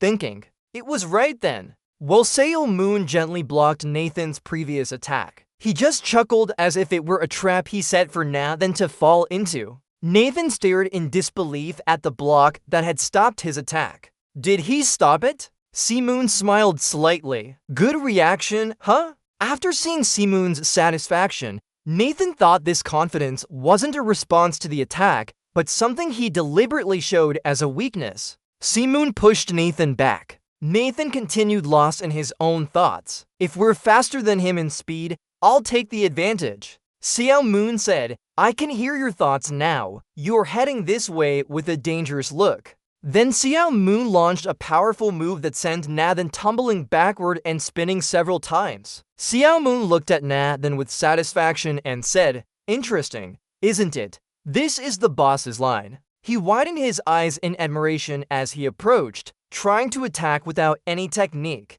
"You're a cute little kid. Let's give it a try." Xiao Moon quickly rushed towards Nathan so fast that it was hard to see with the naked eye. And like this, one person attacks while the other dodges. It's enough to finish your meal. The rapid attacks from Xiao Moon still hadn't weakened Nathan's strength, as he marveled inwardly. Such a powerful attack. It made him cautious. Now Nathan had to calmly analyze Xiao Moon. The combination of shield and spear. If I can't control the spear, I'll be hit. If I can't control the shield, I'll be stabbed immediately. Nathan's eyes became sharper than ever, but he couldn't avoid his own attack range while maintaining an excellent distance that made it hard to attack. He marveled at the aura surrounding Selmore. Sure enough, this is a Selmore drop. It's truly top-notch. Nathan's confidence began to wane as he thought, "First, I need to attack first. There will be an opportunity." Xiao Moon asked Nathan, "What happened? Did the fight end so quickly?" Nathan continued analyzing until the last moment. His weakness isn't a real weakness. Nathan looked at Xiao Moon and thought, "I need help from someone else." Round Nathan appeared a wave of distortions. Xiao Moon excitedly observed, "Finally, it's out." The system notified skill usage. Clone consumed half aura and split the body into 2 parts. If combined again, it would recover 30% aura. If one side dies, the other will take damage and retain only 10% aura. Now Nathan had to people watching Xiao Moon. Everyone around seemed to be showing some doubt about their strength. Xiao Moon looked at Nathan and smiled. Clone. In the room where Du Bois watched, he wondered. Nathan was pushed back by martial arts, but what's that person behind him sighing? Nathan's martial arts are world-class. It seems Xiao Moon's job has reached a supreme level. Gabriel Soa observed Xiao Moon and commented, "There's an interesting point. Xiao Moon doesn't seem to have trained for this human battle." Gabriel imagined Selmore training with monsters, analyzing that during the war, he learned how to fight monsters but never humans. On Nathan's side, he was a talent focused on defeating humans and still achieved such results. Du Bois approached, "Since we're in this high realm, it doesn't matter if the opponent is human. According to the author, reaching this level means no further improvement." He had reached that level, Gabriel said. Like Nathan, he's also using clones now. The battlefield will change significantly. He looked at the screen seriously, facing a 2-on-1 battle with an unknown opponent and for short swords revealing no weakness. All strange attacks would pour towards Xiao Moon's job from now on. Back to the fight, Nathan's 2 clones rushed towards Xiao Moon. He observed Nathan's attacks carefully and blocked them gently.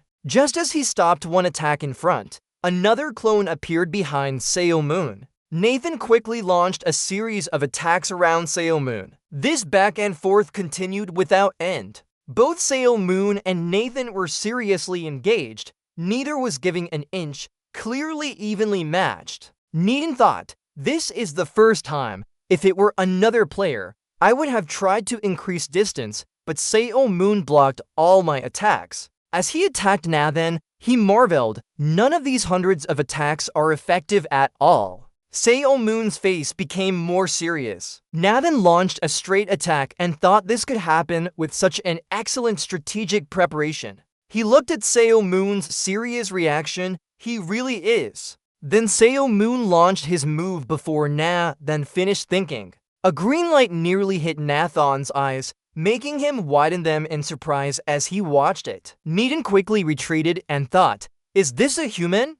Moon sighed and looked at Nathan struggling to dodge his attacks. Nathan stood still observing Moon. "I can't see any script that would lead to my victory." He analyzed the ground under Moon's feet. "I can see where he was pushed back." Nathan broke out in a cold sweat. In this situation, Almanov won't find it easy either. Though not sure about his technique, in terms of superpowers and speed, I'm clearly better than him if we keep pressing on him. You see Xiao Moon's worried expression but the calm demeanor. He must be hiding something. Nathan admires Salmon's cool looks, thinking how impressive the salmon drop is indeed. But from my perspective, he's exhausted and cursing that Nathan is stronger than I thought. Focusing on Nathan, Salmon considers that while he can fend off one-on-one with technique, after using his clone model attack, which increased exponentially, Xiaomon thinks about the smoldering coal encased in blue light. The battle will drag on if we continue like this. The longer it goes, the more disadvantageous for me as I have less information. But all I know is from this match, so I can only take this gamble. Xiaomon recalls the fight with the coal's clone, analyzing the perfect timing of the main body and clone attacks without any delay between left and right hands. Salmon closes his eyes, sighs deeply. He realizes Nathan isn't just a novice, but a formidable opponent. I can't keep up with his speed or grasp his fighting rules. Looking at the smoldering coal seriously, Salmon thinks if this is how it's going to be. With a confident smile, Salmon says, "Let's give it a shot." He shouts as the smoldering coal rushes towards him. "Here you go, brat." The smoldering coal moves swiftly. Its sword thrusts forward forcefully. Xiaomon barely dodges the attack. Surprised, he looks at Xiaomon. How did he avoid that strike? To the smoldering coal's eyes, Xiaomon appears as a villain. "Die with me." Nathan grins maliciously, like if I forget this, it'll be tough. Nathan's clone attacks Selmoon from behind. I have two of them now. Before Selmoon can turn around, his arm detaches from his body. His face darkens as he looks at his severed arm. Outside, the Du Bois team shivers in fear. Selmoon's right hand. Gabriel stares at the screen, speechless. If this continues, Nathan wins. Selmoon thanks Nathan. Mr. Jin approaches and looks at Nathan. "I believed you'd attack with everything you had and that a fighter like you would be careless in the brief moment of decision." Someone raises his fist towards Nathan. "If I hit that split second, I could still have a faster speed than him." Then Xiaomon's powerful punch hits Nathan, creating an intense shockwave.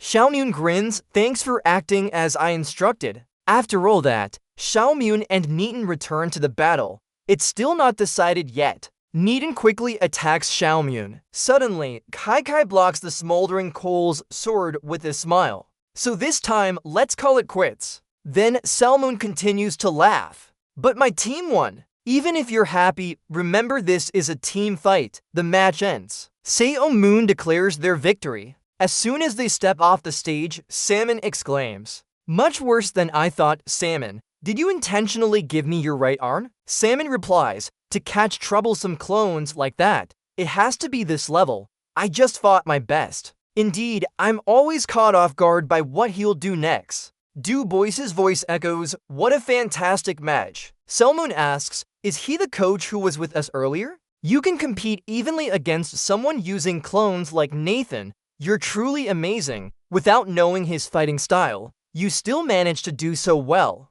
Selmoon looks at the Morrow brothers and smiles. "We need another round for sure." They agree. "Yes, let's do it until the last match." Selmoon exclaims, "Interesting how both hands use dual swords before starting. If I could see this again, I'd surely understand something." Du Bois approaches Selmoon. "Do you want to fight Nathan? Since you're training like this, I can't just sit here." Selmoon hesitates. Du Bois invites Selmoon. "Follow me to Paris Lumiere BC for the analysis room."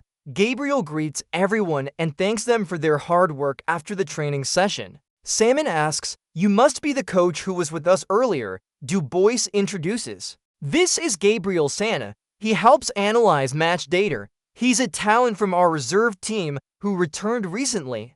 Gabriel shakes hands. "Nice to meet you, Mr. Salmon Job. I'm glad to see you." Xiaomon uses his skill, analyzing with Gabriel as the system appears. Target Gabriel Sana. Physical strength 37/64, agility 40/70, speed 45/67, endurance 35/59, charisma 40/87, technique 63/90, aura 70/70, superpower focus. Salmon looks at Gabriel's stats and asks, "You're like a superhero. Didn't you used to be a player?" I thought his abilities make him less suitable for playing in France. Gabriel replies, "That's right. Your eyes are indeed very good." He nods. My eyes are better than usual.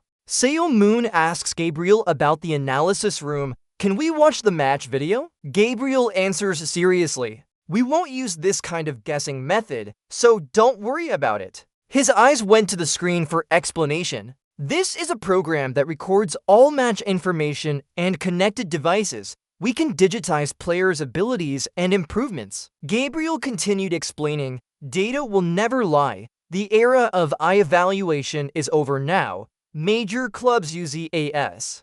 Moon chuckled in response. Indeed, some heroes with good eyesight made a lot of money by training heroes and ordering large groups. Conveniently, Moon had the best eyes among them. To help you understand EAS better, Gabriel showed us two dolls. Knowing more is always good. This can clearly show differences between teams. And without it, using EAS will make you happy and strong, refreshed in spirit. Xiaoman looked around curiously, asking where was this made. Gabriel explained, this is a famous program naturally, from software to equipment costs, and modules, they are quite expensive. Xiaoman asked, how much does it cost? Gabriel replied, to build a perfect structure will cost about 2.5 million euros plus the person's price. The guidance to use this program is also high, around 3.5 billion won. Xiaoman sighed. It's really expensive. He seriously thought.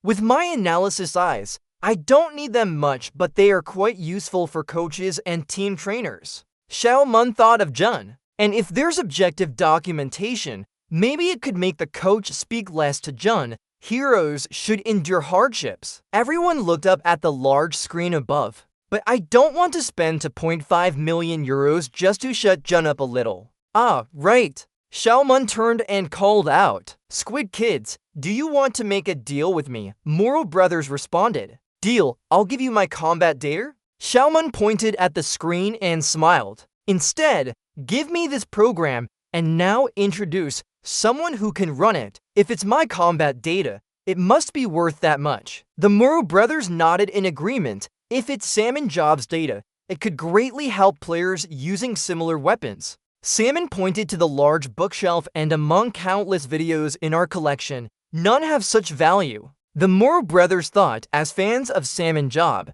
they couldn't miss this opportunity. Then together shouted, okay, we can't miss this chance to know more about Moon Job. Instead, I'll take it seriously. Moon confidently smiled in response. Just wait for the second match. It will be much more interesting. The water dripped from the faucet.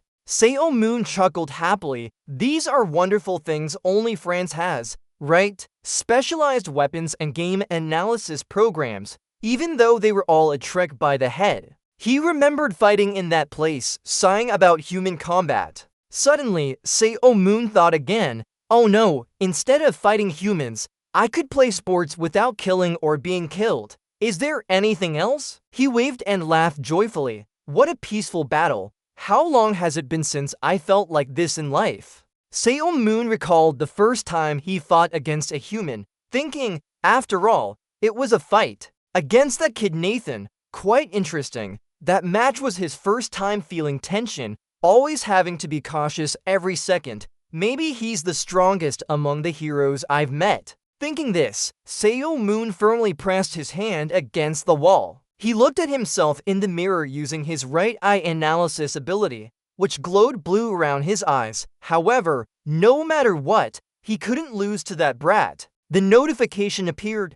Moon Job Human Strength 79 Agility 97 Speed 76 Endurance 91 Concentration 110 Skills 100 Essence 100 Super Analysis Ability. Salmon carefully looked at the notification. Indeed, this Moon Job has a significant advantage in speed and strength. Suddenly, his eyes widened as if he saw something. He examined the amplified abilities, wondering, what is this? The system says, amplify, choose one of your abilities to amplify its power by 10 points. When choosing a physical ability, increases strength. When choosing a superpower. Salmon wondered, I've never seen this superpower before. The author explained further, few people define what a superpower truly is. Images of various strange individuals demonstrating different superpowers appeared. However, through the birth of many heroes, it has shown that suddenly images of Kai and Selmoon appeared, suggesting that a hero's superpower awakens based on their innate disposition or. Pausing for a moment, he continued, it can also be generated from aura's reaction to intense experiences. Selmoon directly said this about the beast. The past Selmoon was looking at his chart. A year before Selmoon escaped the orphanage, he heard that phrase countless times. When Selmoon took off his shirt, scars appeared on his back, like permanent marks on his body. That phrase echoed in his ears. After changing clothes, Selmoon stood up and looked at the chart. It always lingered in his mind. He held a stone, searching for something, thinking if the director came to the blind orphanage, he would surely pass this path. Later, a black car drove down the mountain where Selmoon was. He still held that stone in his hand. His eyes flickered, it's here. Below, a man driving the car approached Selmoon. He thought, the director's car. The man kept a stern face as he drove cautiously. Suddenly, something rushed at him with great speed. It was Selmoon using his strength to throw that stone. The stone flew fast and emitted a strong red light. When the man saw danger, it was too late. A few drops of water fell as he slumped on the steering wheel. This was his first time awakening his philosopher's ability. Selmoon stood above, looking down at the car. Many say revenge is futile. He stared intently at the car, but only after successfully avenging did Selmoon Job realize. Seeing him grin with satisfaction, he couldn't help but smile too. Back to where the sound battle was held, the referee announced it would start in 5 minutes. Selmoon thought, great white ape. He seriously analyzed if it was due to his focus during the fight against Nathan,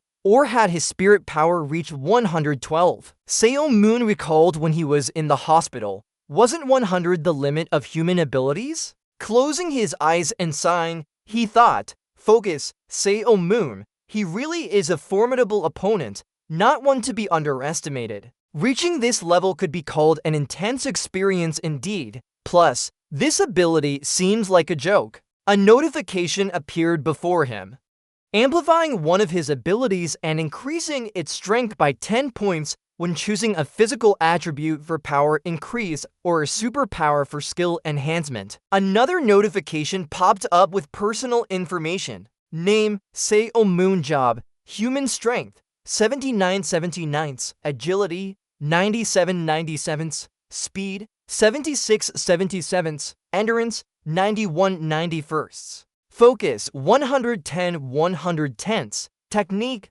100 Aura, 100 Selmoon thought. After the increase, agility became 107, aura and power both at 110. Speed was relatively low, but still increased. As Selmoon pondered, suddenly someone interrupted his thoughts. Looking over to see Hazian flying towards him, he sighed in relief as it turned out to be Hazian. Selmoon awkwardly smiled and asked, Hazian, what's wrong? Was your fight with Nathan not going well? You died right at the beginning, Selmoon exclaimed. What happened? Hazian recounted, I was blinded by greed and rushed in. Hearing this, Selmoon laughed and replied, see, I told you to wait. Instant teleportation only works for evasion. What were you thinking using it offensively? Selmoon explained to Ha-Jae-on. Moreover, they're not just kids from our country. These are world-class.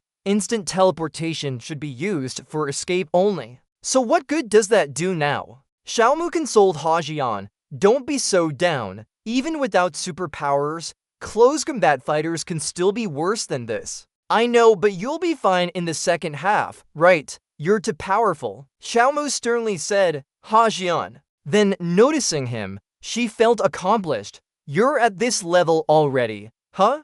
Ha-Jae-on asked, what are you talking about? In the first half, I was cut down and lost a limb. My physical skills surpass his clones. Xiaomu confidently interrupted, see, don't doubt me, let me handle it. I'll defeat Neaton for you to see. Back on the stage, Du Bois began counting down. Neaton stared ahead as Du Bois counted down. 5. Sail Moon entered combat stance as Du Bois continued. The fight had begun. All warriors from both teams were powerful and fierce. Each was determined, advancing with intense resolve. Every move was chaotic. Hazian rushed in, gritting his teeth, not wanting to repeat the mistake. Both teams charged into battle, shaking the environment around them. Sail Moon thought, I've amplified my skills. Which one should I use? He leaped up high and looked down but felt no change. With speed, his face became more dangerous. Let's see what happens now. As he descended,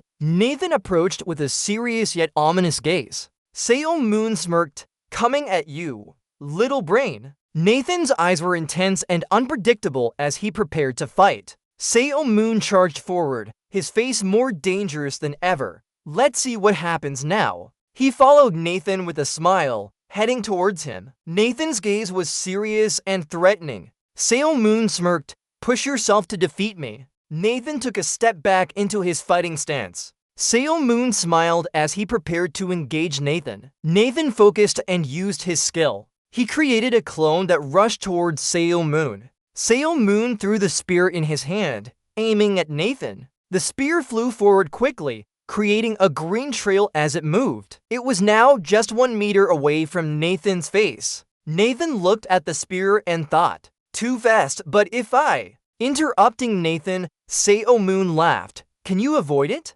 Hearing Sail Moon, Nathan widened his eyes in surprise. Before him, a bright light was speeding towards him. The willow branch gets closer. Its power increases. He thinks the acceleration is too chaotic. Nathan's eyes widen in cold sweat, unsure of what to do next. Suddenly, it changes direction and heads straight for his clone. Salmon chuckles, if it were you, you might still be able to block even with a change in trajectory, but now that someone else is out of the game, your movement has slowed down. Salmon looks at Nathan, who continues to reveal his thoughts. He won't attack himself. Did you think so? Nathan thinks the last attack was clearly wrong, exploding right in the center. Nathan's eyes widen in amazement. Among all the about Sail Moon job he has read, there is no case of a sudden acceleration mid-air to this extent. How did he do it? Nathan rushes backward opposite Sail Moon, shaking his head. As he runs,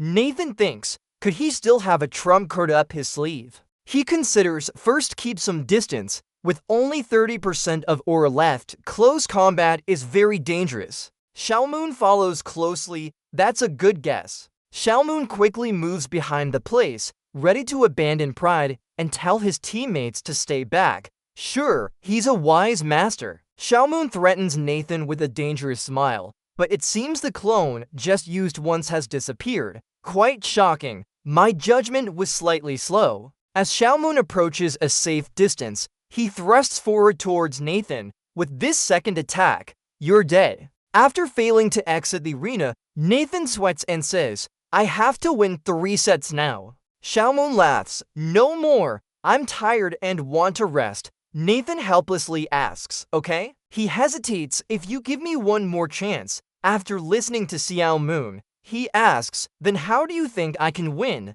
You're a young upstart. Then Sail Moon slaps his hands together and says, okay, last chance. Du Bois' voice echoes. The match starts. Nathan immediately uses. Clones appear behind him. Salmon chuckles. Using clones so early. Why not use them properly from the start? After hearing Salmon's words, Nathan rushes with determination to win this final battle. As he runs around, he thinks, this time for sure. A series of powerful techniques are used. Facing Salmon, to Nathan's and his clone approach, Nathan thinks it's the last chance to overcome this barrier. Sail Moon stands still, watching Nathan. Come on, Nathan. Memories from previous battles flood in, temperature, speed, and attack combinations with clones. Nathan's eyes are serious as he thinks, I've got everything that could be dangerous now, expanding my techniques. Sail Moon spins the willow branch above his head,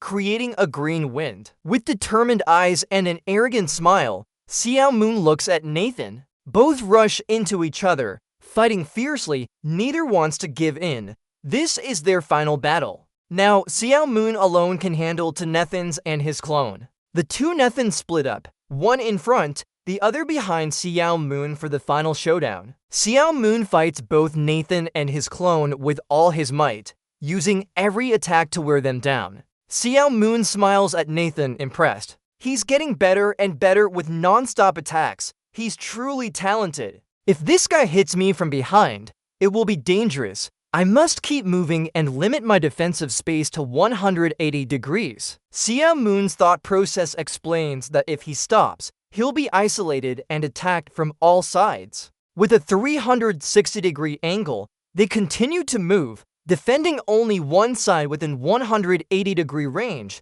He'll use this to gradually wear down Nathan's strength and aura. Xiao Moon quickly retreats as the place and his clone chase him, even if he's faster than me. As he retreats, Xiao Moon thinks, if I want to get behind him, I need to move more if I waste energy on meaningless movements now. He watches the movements of the place, deflecting attacks in front, making it impossible for him to catch up. Xiao Moon uses his speed to dodge attacks, leaving green streaks behind as he moves forward. Above Xiao Moon's head, Nathan jumps high and swings his sword down. Xiao Moon remains expressionless but thinks, even so. Xiao Moon doesn't need to look back, dodging the attack with a sigh. His speed is catching up quickly. He seriously looks at Nathan. The gap between movements is narrowing. It makes me rethink things slightly. Suddenly, he seems surprised by something. How? Then Xiao Moon chuckles as if understanding something, right?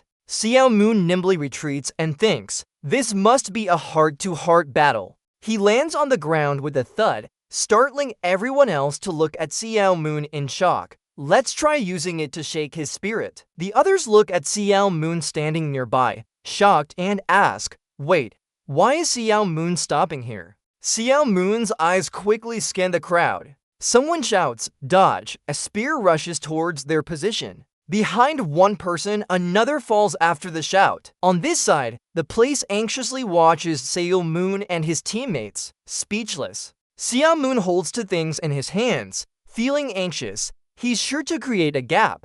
Deciding, Xiao Moon immediately prepares to throw them forward. His face is as sinister as any villain's. Let's try breaking him down. The place doesn't wait and dives from above towards Xiao Moon. I won't let you do that again. As planned, Xiao Moon stands still, looking intently at the place from above without emotion. Suddenly, Xiao Moon brought out an arrow and aimed straight ahead. Then he shot an arrow that hit both places simultaneously. But unlike usual, both places remained unharmed, thinking, are we passing by? Then from behind, Xiao Moon did something strange with the previous arrow. He sneered. Try to see if you can avoid it while in midair. Then Xiao Moon forcefully threw several arrows forward powerfully. At this moment, both places and their clone were still in midair behind, where the arrows thrown by Xiao Moon were rushing towards them. Both people and their clones looked worried at each other, not knowing what to do. Then they used their feet as a base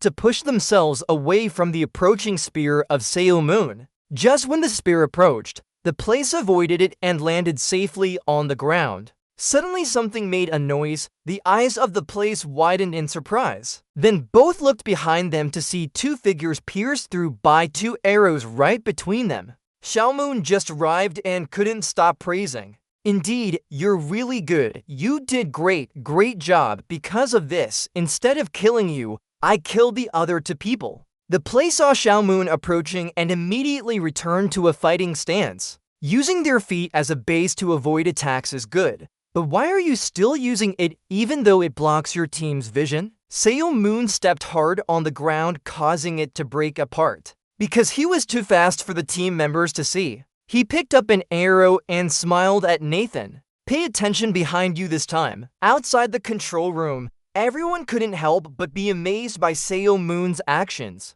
Impossible. Du Bois shivered as he looked at the screen. I thought he was just running away from Nathan, but when did he start using people around him to limit Nathan's movements? Contrary to Du Bois' shocked expression, both Moral brothers were happily praising. It wasn't just that. He created a situation and used Nathan's attacks very well. Nathan will definitely be in a hurry now. That's Xiao Moon's job. Du Bois couldn't help but think. So which side are they on? Du Bois tried to laugh it off. Our evil master Nathan can't lose like this for sure. He'll definitely show us something. Cutting in on Du Bois, Gabriel spoke up. It's going to be difficult. The player Nathan can't control the situation with his staff technique. Gabriel looked at the analysis screen. How could he so easily block all of Nathan's attacks within such a short time? Du Bois heard this and looked at the screen in amazement. Truly impressive. He looked at Nathan and his clone thinking, Nathan's working together. Then he remembered Seo Moon's nickname, a genius blessed by the gods. With ceaseless effort to get to this level of technique, coordinating breath with non-stop attacks is the result of his training. Du Bois looked at Seo Moon confidently approaching with his attacking techniques. Then he looked at Nathan just as he started his attack. The screen showed Seo Moon using an arrow to push forward, causing Nathan to dodge, then counterattacking and breaking the balance. Suddenly, Seo Moon's eyes turned towards behind with a sharp look. Then Nathan's clone rushed to attack Seo Moon. This isn't something visible by the naked eye. Seo Moon is definitely slower than Nathan. Seo Moon quickly retaliated from behind. However, the only reason Nathan couldn't reverse the situation was his perfect prediction of the next move. Just as he blocked one attack from Seo Moon, he had to face the place right behind him. He glanced without showing any emotion. Then suddenly Seo Moon turned into a fighting stance. The arrow shot straight towards the place in front of his eyes. Both places supported each other to avoid the powerful counterattacks from Seo Moon. Suddenly both Nathans rushed quickly towards Seo Moon, who was standing there. He just looked with a cold expression as if thinking about something. Then immediately, Seo Moon jumped back to dodge Nathan's two attacks. He tried to avoid them. Gabriel analyzed further. I really want to see this in one-on-one combat, even though it's basic but very perfect. Gabriel watched the fight between Nathan and Seo Moon with admiration. As soon as he feels isolated, he'll attack and run away. When there's an opportunity, he'll retaliate immediately. The image of Nathan being hit by Salmon appeared on the screen, even using his shield as a weapon. Because Nathan had to take one hit from Salmon's shield, he retreated thinking, it's too far. Nathan calculated and approached again, but before he could finish his strategy, he saw his clone defeated by Salmon. After seeing Salmon's series of actions, Nathan seemed stunned as his clone gradually disappeared from the battlefield. The look in his eyes showed that Nathan was very surprised, and now he truly felt it. He got lost in his thoughts about a man named Selmoon who saved the Superhuman from extinction after 17 years of survival. Selmoon's arrogant image appeared before Nathan, who saw him as an opponent to face alone. Both Selmoon and Nathan looked at each other, unsure of what to do next. Nathan thought, that man is Selmoon's job. Nathan watched Selmoon, who was smiling confidently with a proud look. His eyes shone with determination, even if the chance of winning was only 1%. Then Nathan shouted and charged straight at Selmoon. This is our battle. Before Nathan stood Selmoon, showing no emotion except for amusement on his face. As they clashed, metal sounds echoed. In the end, he had nothing to regret. After a fierce fight, Nathan admitted, I lost. I'm really a Seamoon. He pointed at Nathan and laughed, saying, you did pretty well. You're stronger than Gabriel Walker, but how did you make it into the top 3? Salmon advised Nathan to train his physical strength further. Salmon recalled Nathan's stats seriously, analyzing, that's right, with that, you'll be even stronger. Nathan replied, I get it. Salmon thanked him for the advice and cut in. Du Bois clapped and praised Salmon, saying, great job, excellent. He widened his eyes in surprise. Both of you fought well, especially Mr. Salmon. I thought Nathan might win too, but as the fight progressed, his movements became increasingly dominant over Nathan. Du Bois looked at both Salmon and Nathan with a puzzled expression. How did he do that? It was like he could read my mind. The memory of their match flashed in Salmon's mind. Nathan's attacks didn't follow any rules, making them hard to predict. He combined perfect clones. With spirit energy boosted to 110%, I managed to do that. Thinking confidently, it was just because we both used our powers. Time passed and evening came. Everyone gathered in front of the mansion's gate. Du Bois thanked them for today's training session. Selman replied with a smile, "It was fun. Take good care of Hazian until next time." Du Bois smiled back, saying, "Don't worry, we won't take payment if we don't do the work." As they left, Selman noticed Hazian wasn't happy. The image of her in battle appeared. After 3 battles, she had never cared about saving face or being cautious after the first meaningless loss. Placing his hand on Hazian's head, he thought, result, 2-1, 3-3. While brushing Hazian's hair, Xiao Moon comforted her. "Don't worry, it was just practice, don't be discouraged." Suddenly, she shouted, startling Xiao Moon and retreating safely. That first time wasn't bad at all. Then, Selman looked at Hazian with a gentle voice. "Don't worry, we'll get through this. You'll definitely become an excellent player," he said. "That's right, keep trying." Hazian continued shouting, "I'm the granddaughter of Baek Hero and Selmun Job. The 7 heroes will be in my hands." Selman thought, "She's so strong, I don't need to worry about her. But still, that slogan is a bit low. Why not try this alone tonight?" In the dark, the moonlight illuminated the night sky at a large apartment. Lights shone everywhere. A system screen appeared, allowing him to amplify his inherent abilities and enhance their power. If he chose a physical ability, it would add 10 points. If a superpower, its strength would be amplified. Xiaomon repeated, "Amplify." He curiously clicked on the screen. Amplifying a superpower's effect was unpredictable. Recalling his morning battle with Nathan and using Amplify, he thought, the physical ability amplification had clear results, but amplifying a superpower left him guessing what would happen. Selman sighed, then a powerful aura surrounded him. He needed to see how strong it could get. After using the skill, a purple system screen appeared, analyzing and visualizing his amplified abilities. Only living being skills were visible. Even watching videos could analyze their abilities. Selman read through the system, noting leadership and enhanced perception. He was pleased with it. Carefully examining the purple screen, he thought that choosing would be easier in the future. Leadership 100, Tactics 100, of course, he was perfect. The Amplify Light skill appeared on his screen. Amplified Light could control the speed and trajectory of any thrown object and allow retrieval.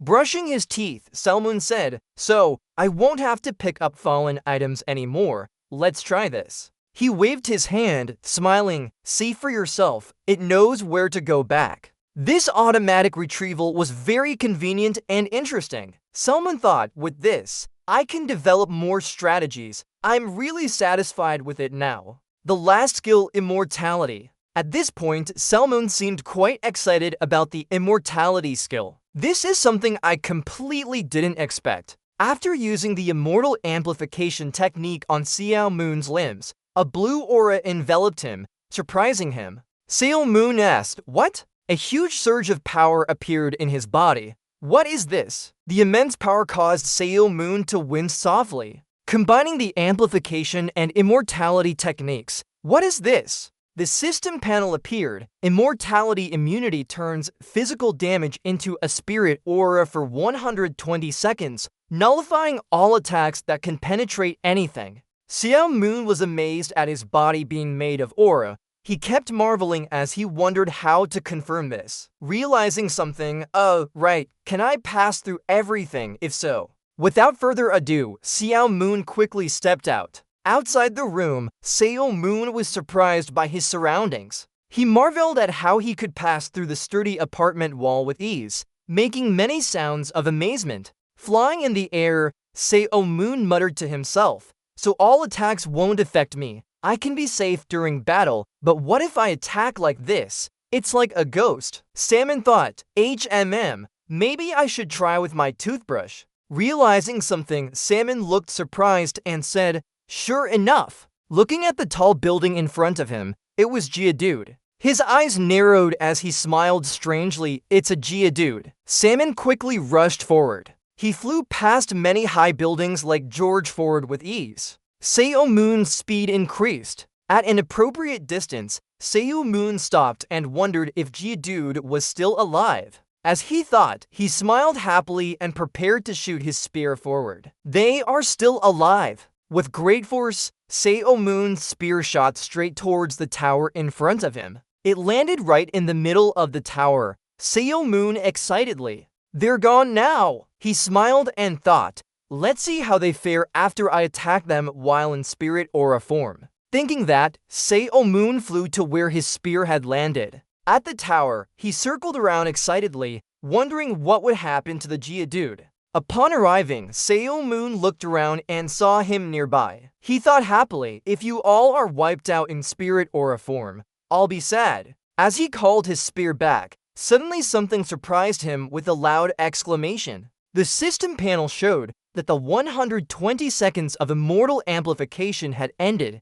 His body returned to its original state, surprising him loudly. A strong invisible force pulled him towards his original position. Impossible. He looked where Geodude appeared and cursed. Damn it, not now. Returning to his original body, Superhuman's face showed a stern expression as he stared ahead. He put his hands on the floor, causing the air around him to vibrate strongly. Superhuman looked fixedly at a point for a long time before slowly standing up with a dazed look. Suddenly, he punched the wall behind him hard, making it crumble and echoing loudly, damn it. He held his face in anger, questioning himself. Why now? Superhuman looked at his hands and wondered, how long is the duration of amplification in the afternoon, instantly reverting to spirit aura form. His eyes widened in surprise as he didn't understand what was happening. Looking back where he felt Geodude's presence, Superhuman wondered, what happened now that I can no longer sense it? A mysterious voice suddenly said, this is a special mission assigned by the Master. I am very worried about the third failure, but the spear suddenly flew here. Before he could finish, another spear pierced him, making him fly backward and break the wall behind him. The other person cut in, I don't want to hear excuses. Go rest. There are many willing to take your place. The mysterious figure turned away, saying, it's not time for me to act yet. His face gradually revealed as he loudly said, the debt will be repaid in full when the time comes. After returning, Selman Job tried to show himself again. His entire body was covered by white smoke slowly settling on the ground. Two things were known beforehand. When Selman Job became a spirit form, he completely passed through objects and nullified all attacks. With his hands on his hips standing confidently, the white smoke surrounded Salmon Drop. Arrows pierced him, but he wasn't hurt at all. He tightly gripped his toothbrush, breaking it in half.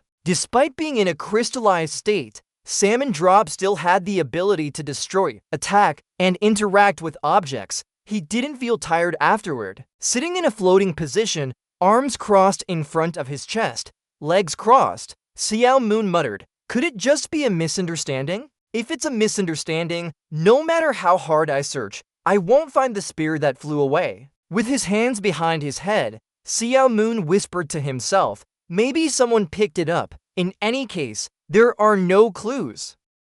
He fell to the ground, his white glow fading away, and in front of him stood a giant tower. If it appears again, he'll touch the glass where his reflection is shown. Outside there's a tall tower. This time I won't let it slip away. A man wearing a white t-shirt with a black suit and matching dark jeans, his hair styled backward. Wearing square glasses, I'm Gabriel Santa. Behind me are the Morrow brothers. Salmon Job pointed happily and gestured. Oh, we met in that training match. Emerald smiled brightly. To get the training data from Salmon Job, do you want me to introduce someone who can handle EASX? Salmon Job replied. Oh, right. Pointing at Gabriel, the Morrow brothers continued introducing.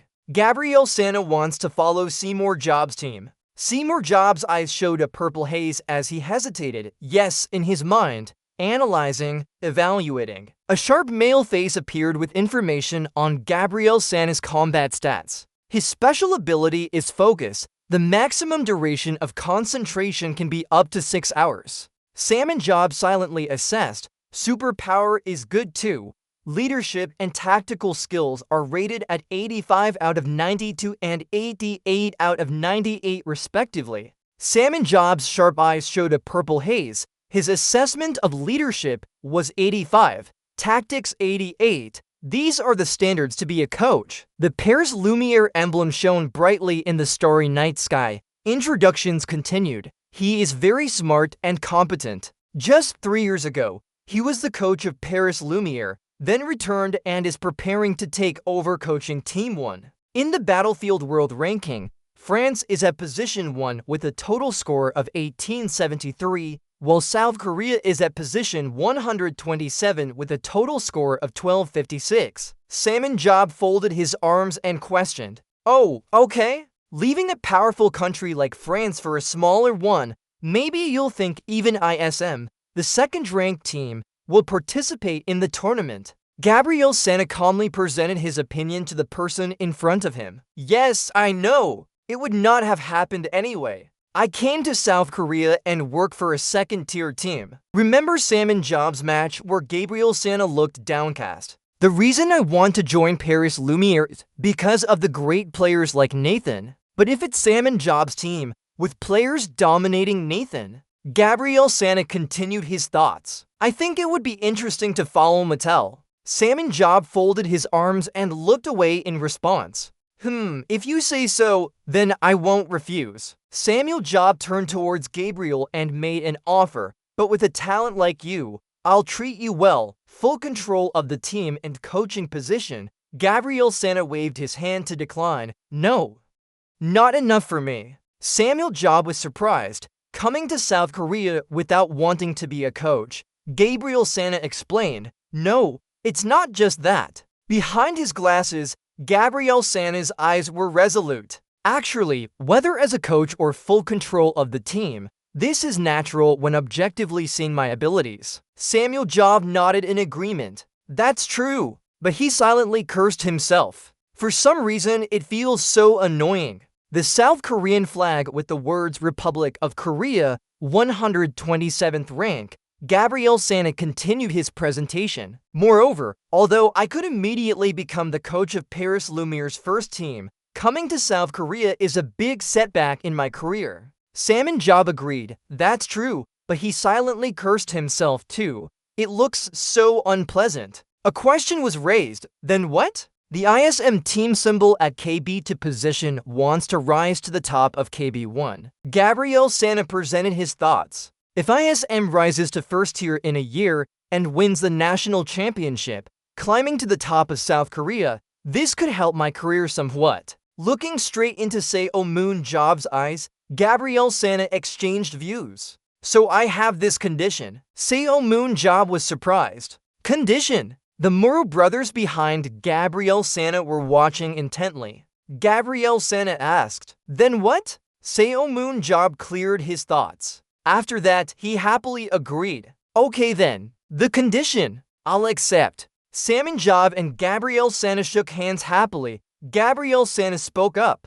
"So the deal is done." The Muro brothers took out their phones to capture that handshake moment with a smile. Their tone was full of enthusiasm. "Ha ha ha." This deepens Salmon Job's connection with Paris Lumiere even more. When talking about Salmon Job, we can't overlook Paris Lumiere. The photo of Salmon Job in uniform got lots of interaction on social media, Muro brothers reported. We also posted his picture on our official team social media. Why is Moon Job upset? No, why are you guys suddenly posting someone else's pictures like that? Muro brothers explained that even though it was just practice, Salmon Job wore the Paris Lumiere uniform. Isn't that right? They were excited to spread the news, promote and show it off. Let's just overlook this one time and consider it a sponsorship contract memory. Why is Moon Jobs angry? Just do as you wish. What a bunch of scoundrels. While you came to Paris to save the players, Adverse Analysis System ASX and Coach Gabriel Santa's analytical vision are lacking. Can analyze and display the abilities and talents of living beings. Only viewers can see it, but they can also view it through video media. Viewing ability has increased. Thanks to the new superpower effects, there have been continuous battles. Moon Job gained confidence and returned to career earlier than expected. However, even after Moon Job's return to Korea, his photos still attracted a lot of interactions. The Paris Lumiere social media continued to post Moon Job's pictures for some time. Then there were rumors that Moon Job had completed registration as a player. Paris Lumiere's rival teams expressed discomfort, for men looked tense, glaring, and deep in thought. Among them was a man holding his phone, staring at it intently. On the phone was an image of Salman Roth carrying weapons with a very confident and challenging look. Paris Lumiere's biggest rival is Germany's top battlefield team. Emre Kasa is led by one of the 7 heroes. Emre Kasa looked at his phone, wondering what Seymour Job was thinking now. That's Berlin Blitz. A sunny day in ISM building as everyone busily worked. Gabriel Sana continuously directed people to range items into positions. He kept directing non-stop work. Oh, he looks so smart. A group of people secretly stood behind the wall watching Gabriel work. Is that the new coach? That's SSS-Rank. I heard no one in Korea knows how to operate it. The entire group secretly looked at Gabriel from behind. Hasn't this program been used on KB1 yet? We're using it anyway. The host team really did a good job. I want to use it sooner. A voice echoed in the ESM building. Looks like the host is here. Salman Job greeted cheerfully. Guys, have you been training well? Everyone gathered together. All of them stood in front of Salman Job and listened as he said, "Last night I had a dream." Excitedly, Salman Job recounted. Suddenly, an old man appeared. He said he was his ancestor. Due to many shortcomings from his ancestors, it has caused me much trouble over the past period. He wants to tell me these 6 numbers. Seungho and Nae Yin widened their eyes in surprise. Could that be? Pointing at himself, Moon Job continued. I said no need, go away, but he still begged for me to listen. He insisted on telling me the 6 numbers, so they are firmly remembered by me. Lion Thian, I've thought a lot. They only gave out 1 lottery ticket, right? Nae Yin curiously asked, Host, have you bought the lottery yet? Moondrop replied confidently, no. He smiled confidently and said, I don't buy such things. Do you know why? Looking at his teammates, he said loudly, because everyone is my lottery ticket. So everyone, try your best to increase your value this season. Got it? Everyone responded in unison, yes.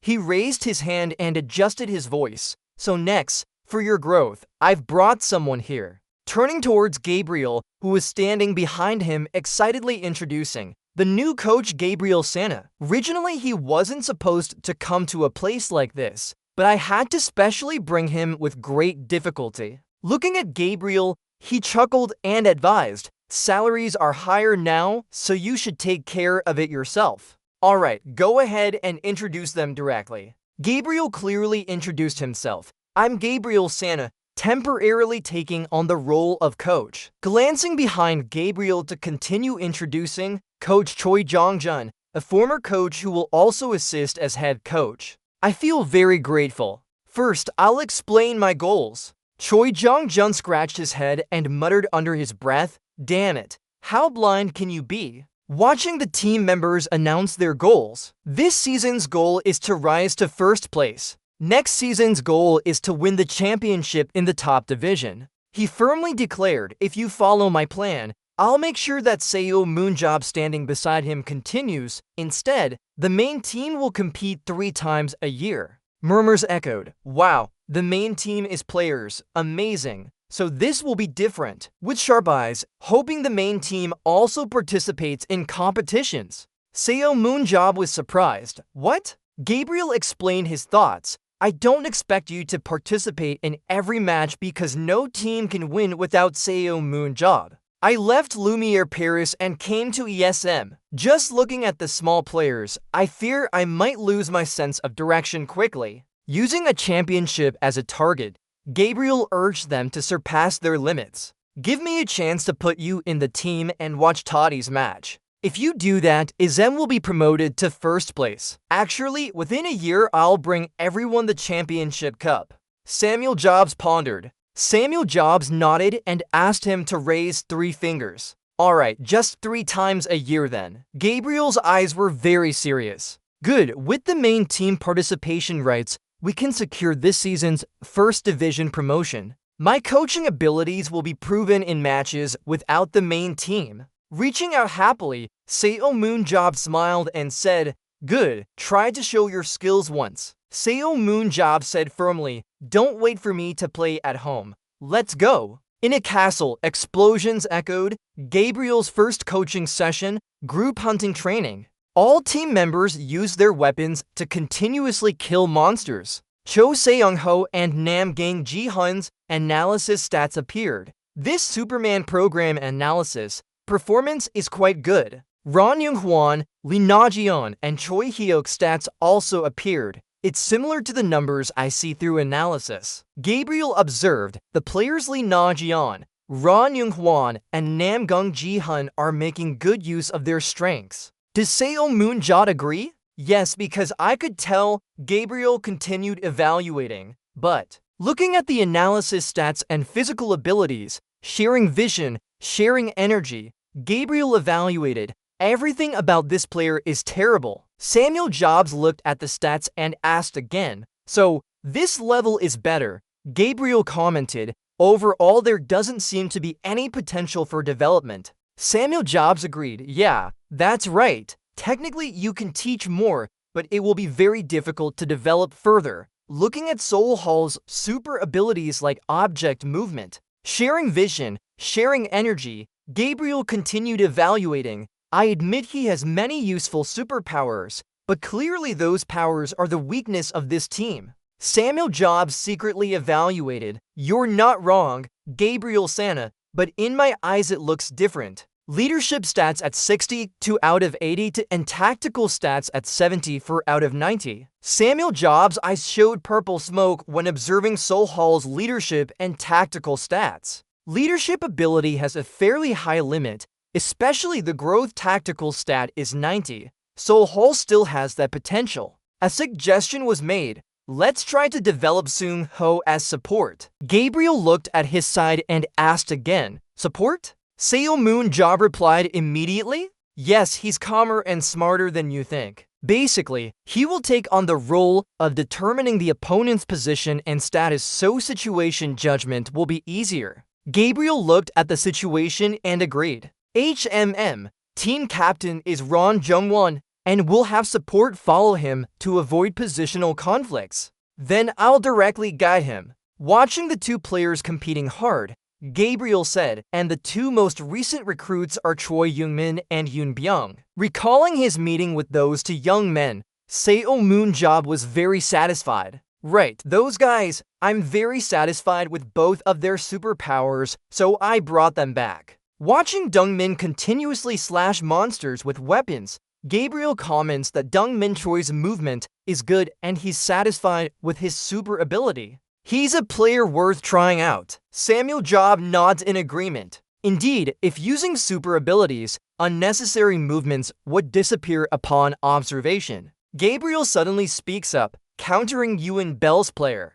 Samuel Job subtly glances to the side when he hears the person next to him. Does the master need to pay that much attention to him? Watching Einbelm tremble with fear as he holds his sword when the monster approaches Gabriel, "No matter how I look at it, I can't find anything special." Samuel Job remains silent, right? EASX won't see them anyway. Looking at Einbelm's analysis stats and fleeing image while being chased by monsters, showing 69 out of 70 to energy points. Special ability is the Shadow Step. When moving in the dark, it increases movement speed by 20%. With over 70 energy, one can merge into the shadows to move. Samuel Jobs finally speaks, startling Gabriel. "My eyes have never failed me once." The Coaches Guild, Gabriel. Gabriel turns and looks at the person next to him, asking again. "Yes," Samuel Jobs whispers. "Wait a bit longer. If aura stats reach 100. Samuel Jobs crosses his arms confidently. "This lottery ticket will soon explode in value." With the training plan for ISM recruits presented along with the question, has he ever managed a team like this before? Gabriel and two others are in a room reviewing data and evaluating. Such high achievements from an inefficient team is truly a miracle. Gabriel's cold eyes look at Seymour Jost's creation. Choi Rong-won holds his breath. Looking at the plans Gabriel presents, he instructs to change the entire training schedule. We must build a foundation before the second half of the season begins. The 2 seasons are held in spring and summer and fall and winter with playoffs. Gabriel's second round of coach-director system, speed test. 1 foot running at high speed, Nayeon runs like light itself. Her whole body emits yellow light. Rank 1, Linasian. Belm runs behind, gasping for breath. Nazin is too fast. Rank 14, Belm. Rank 6, Ron Yoonghwan. Belm asks as he runs, "Will the captain die running like this?" Yoonghwan laughs. Belma, the director, is a sports medicine doctor, exhausted but not completely. Dongho runs and explains. He says that the training method of Paris Lumiere, adapted to our standards, seems everyone on the team trains like this every day. Belm struggles to keep up beside him. After explaining, Dongho speeds up. He can't fall behind. Leading the way, Belm shouts loudly. He runs out of breath and curses. Crazy. So tired, he wonders how it's possible, but still yells at his teammates. Wait for me. In a room, voices echo, surprising indeed. The controller keeps pressing buttons, no matter how you look at it. The training match is ongoing. On the screen, Nazin prepares to shoot an arrow. Gabriel evaluates. Overall stats and training methods are for Team 2. Gabriel wonders, how can recruits develop to such a level? Especially these 5. He trains intensely on endurance and assists, increasing success rates dramatically. Von Yoonghwan holds his shield with a tense face. Nam Gung-ji-hoon, holding the sword in an extremely cold manner. Despite sudden position changes, Dealer performs excellently with unity combo and protective ability. Nam Gung-ji-hoon, trained to jump repeatedly like a Mad King's recruit, known for control and offensive strategies against Lee Nazin for Zoongho, Nazian's image appears. Zoongho and Choi Hyuk appear with weapons. Switching positions after joining Izem shows a reverse development in strength. Choi Hyuk. Recalling Selma Job's cunning face, the commonality is that they were all trained by Selma Job. Gabriel thinks, with these members, advancing to the next season won't be difficult. Using the Masters 3 times privilege would increase their chances of winning. Gabriel frowns. But looking at Troy Hewitt on screen, Gabriel wonders why he was chosen as dealer when his position change isn't clear. If for close combat, it wouldn't matter. Watching Troy Hewitt continuously attack and dodge, Gabriel questions why the master chose him as a dealer. He immediately types on the keyboard, "Hold on." Choi Hyuk grits his teeth as enemy attacks come. Damage dealt is different from actual damage received. System display. Data extraction confirms special ability. Increased physical strength. Choi Hyuk gains another 3 abilities. Gabriel sighs and drops a sweat drop. Could Seo Moon Job have noticed this and switched Choi Hyuk's position? Recalling Salmon Job's confident stance when he says never to make mistakes, Salmon Job. Belm sits down, sighing, "I was wrong." Salmon Job suddenly spoke up. "The ground is sinking over there." Belm was startled. Leader, Salmon Job asked again, "Why are you so surprised? Just call me by my name." Belm scratched his head awkwardly. "Yes, sir." "Why is Moon Job so happy?" "That's right. From now on, just be friendly when you meet. Being polite will do. Do you understand?" Belm answered hesitantly. "Yes." "Why is Moon Job smiling? Just tell me if there's anything." Belm sighed and confided, "You know that. My abilities are too weak." Thinking about Min's sunny smile, Belm felt a bit inferior. At such a young age, you've already become the main warrior in Min. Indeed, professional competition is beyond my capabilities. Samuel Jobs responded after hearing these confessions. "Oh, are John Min and you alike? Unlike you, he was naturally talented and skilled." Belm shouted out. "Don't say that. Why did you choose me then?" Samuel Jobs calmly replied, "Because of your super ability." Recalling his defeat against Nazian, Belm cried loudly. Speed increases in the dark, but even if it does, it can't match Nazian's predecessor. With folded arms, Seal Moon Job looked at him with a helpless tone. "No, I've said this many times. Your super ability will increase with your efforts. Summer Job responded in a mournful voice. I didn't say anything for sure. I was just betting. Ian Belm burst into tears. Sir, are you treating my life as a joke? Summer Job angrily grabbed Ian Belm's collar and scolded, Listen, if you quit, you'll get $300 million. Did you easily earn $300 million in just 2 years? Ian Belm paled and immediately apologized. Of course I have. I apologize. Seal Moon Job called out to Selma Job. It's too late now. Why did you stop climbing the mountain? Seal Moon Job pulled Ilbeam along as he walked. Follow me. The clear sky, green-covered mountains, and the sounds of breathing and talking filled the air. Why did you stop climbing? Seal Moon Job continued walking while explaining to Ilbeam, who was chasing from behind, You need to change your mindset as a failure if you keep going like this.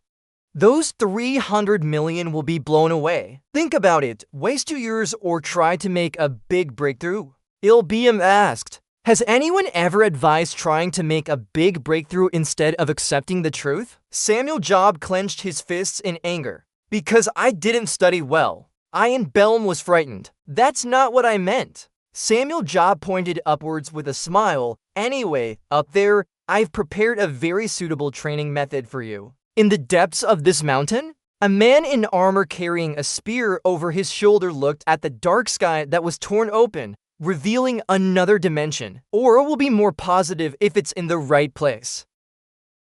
In my case, it's in the dungeon. If I step into the dungeon, I feel like a useful person. Yoon Belm looks bewildered. Huh? Why does Moon Job have such a distant gaze, reminiscing about old memories? Is Moon Job just a useless person? That's why your parents left you to go where you're always useless. These are the words I heard daily since childhood. He recounts how the orphanage director used to beat and curse us, filling time and entertaining himself in the large building. Has Moon Job regained his senses? He continues to say that the director particularly disliked me. He hit me a lot even before the other children. The director also bullied me. The director rubbed his hands as he looked at the child with injuries on their face. That little brat.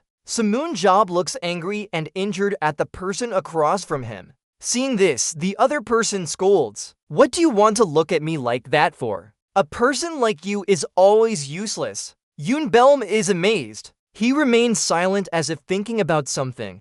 Moon Job glances behind him. He approaches and pats Yoon Belm's head. Despite the differences in appearance, everyone has wounds inside them.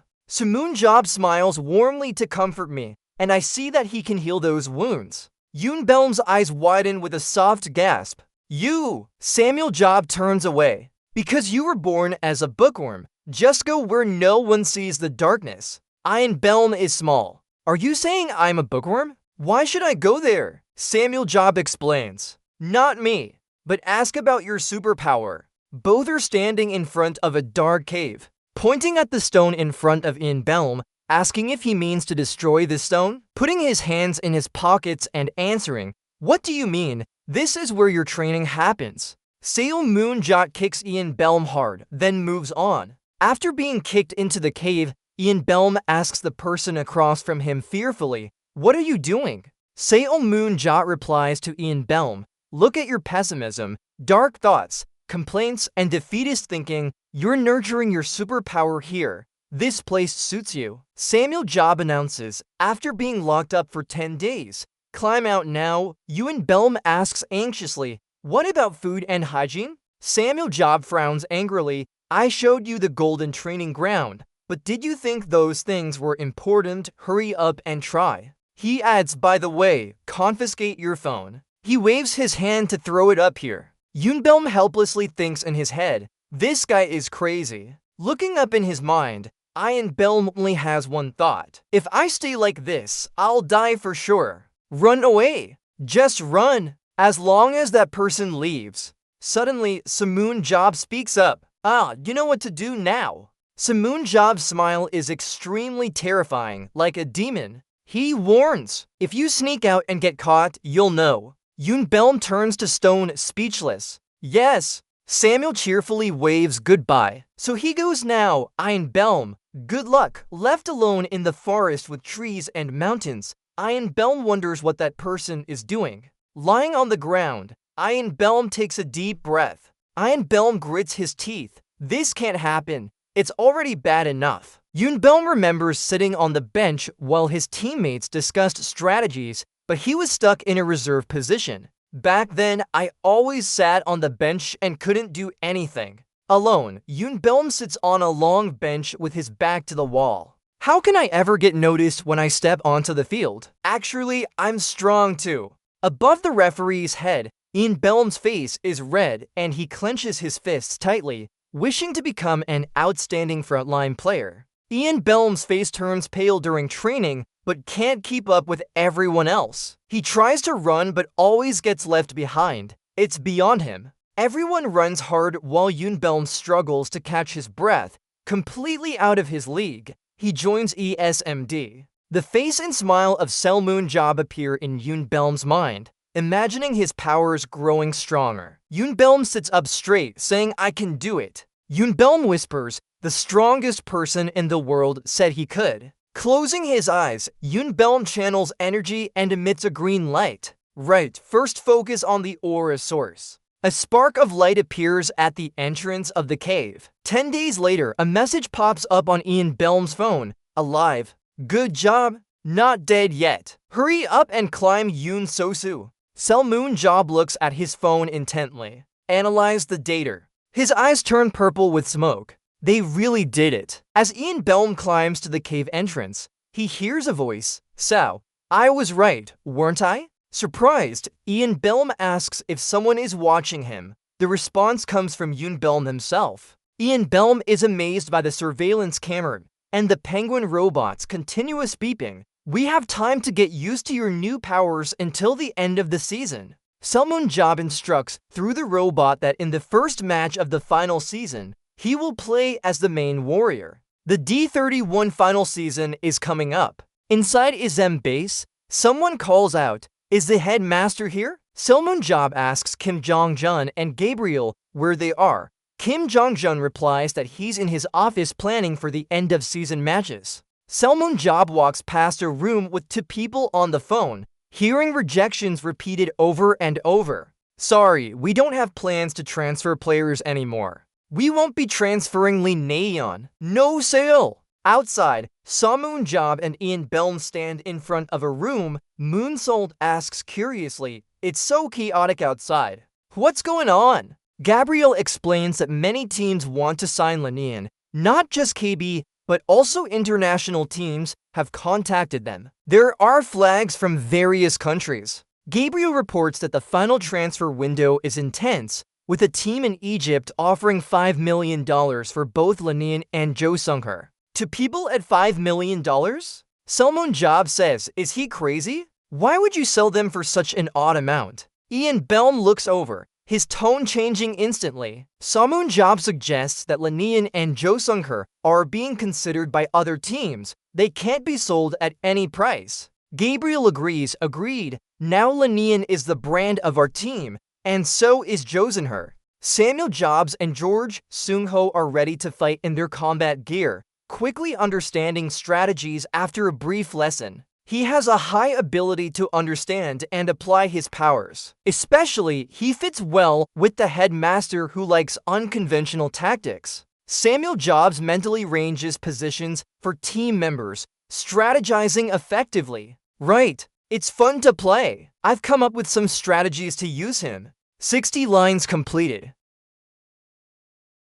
Gabriel added his input. "If it's this superpower, we can apply and follow Daniel Mann's approach." Samuel Jobs, one-eyed, raised in surprise. Daniel Mann's, a young man with slightly brown-tinted hair wearing a combat uniform. Gabriel introduced him. "You don't know, right? The best supporter in the world along with Nathan Bernick and Roy Mayer. He's the player holding 3rd place in the field battle." Looking at Selmoon Job and Ian Belm, Gabriel continued introducing them as part of Berlin Blitz from Germany. "Do you know that their coach is Emre Kassar, one of the 7 heroes?" Samuel Job thought to himself, Emre Kassar. He recalled the man with his blonde hair combed backward pointing at him and scolding. Samuel Job, I can't let this behavior go any further. Emra Kassar kept scolding. We are gathered here as heroes to conquer the final dungeon instead of setting an example. You're drinking again. What image do you want to show to the world? So Moon Job, drunk and looking at the man in front of him, wondered if he had to go conquer the dungeon with this scoundrel. So Moon Job recalled those old images as he silently thought. Part of that strict coach's team, Soul Potter made it into the top 3. I don't care about Emra but about Soul Potter. Maybe I'll check him out later. So Moon Job called out, "Oh, Director Gabriel." Gabriel startled, "Huh?" Samuel Jobs thought, "Alright, first we need to level up to level 10. Then he pushed Ian Belm forward and said, I need to change the list of key players for the attack team in the second half of the year. Ian Belm raised his hand awkwardly and greeted, "Hello." Gabriel folded his hands and frowned. Ian Belm, not long ago, nothing interesting happened. The room was dark. A strong blue energy emanated from Yulebelm. Samuel Jobs spoke calmly. Just see it directly. We hit the jackpot. Clear skies at the stadium. The commentators' voices echoed. Hello everyone. Welcome to the first match of this year's final season. Yes, KB Helix had a storm coming. This year has seen many things happen in the season, hasn't it? The team that swept through the storm was ISM, and their opponent was GT Nice. The destined rival from Hans Company will start this final season with their first match. Everyone on stage was focused. On stage, Yulebelm appeared with the words "New player Yulebelm." The commentator's voice continued. The main players of ESM always change. This year's new name is Yulebelm. Salmon Job smiled happily and delightedly at the commentator's voice. This time, it was directly chosen by Director Salmon Job. What will he show us? Very much anticipated. 10 minutes before, Do Seung Ho and Ilbium looked extremely tense as they were called up. This match is a chance for them to reveal their new forms. Seo Moon Seep and Gabriel called out the key players one by one, assigning clear tasks. Key players of ESM, Lee Na-yeon, Do Seung Ho, Choi Yu-min, Nam Gung Ji-hoon, Choi Hyuk -5 people. Short-range dealers, 2. Long-range dealer, 1. Support with 3 superpowers is a perfect combination. Gabriel's serious eyes in every match. Unless there's something special, these 5 will move together. A question was raised. Would George Seung Ho lead the team? George Seung Ho hesitated and said, "Thank you for entrusting me with this." Samuel Jobs pointed enthusiastically, and Ian Belm is making his debut, so don't expect much. Gabriel nodded beside him. Ian Belm tensed at the instruction, "Just disrupt the enemy team." The battle insignia of both teams appeared. Lights illuminated everywhere. The commentator announced, "The match begins. A dungeon is created for this match. The forest with flowing water. A tree was upside down and below it were sharp stakes." The commentator explained that in the middle of the forest, and a bright glowing tree would hang. Jadron vines live by sucking light from around them. As prey approached, Jadron would attack from underneath. The stronger they got near the glowing tree, the more powerful Jadron became. Round the glowing tree were vicious-looking creatures with sharp teeth. The commentator continued. The special feature of the glowing tree was that it maintained the dungeon. People said this tree was actually a collection of Jadron that had absorbed much light. The commentator introduced both teams' formations. GT Nice would form for 3, Team 1 for players, Team 3, 3 players, Team 2 for players. Everyone held their weapons and rushed to fight the monsters quickly. The commentator explained further. They divided into teams appropriately to counter ISM's tactic. If one team was attacked, the others would increase distance. The ISM formation began fighting as well. Team 1, 1 person, Team 2, 2 people. The commentator was surprised. Oh, ISM split into 2 teams. A foot appeared. The commentator paused. Huh?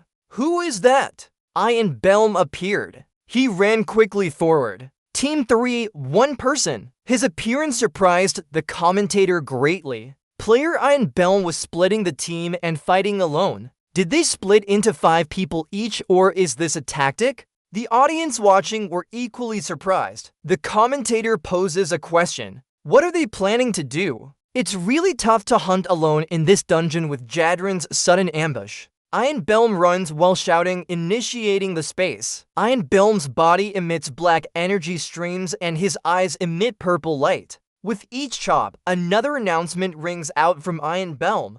Double kin, Iron Belm, double kin. Iron Belm runs with worry. Damn it, they've seen me now. Dong Suho grabs his weapon and rushes over. How did that kid disappear into the shadow? He looks around cautiously. I've never heard of such a power before.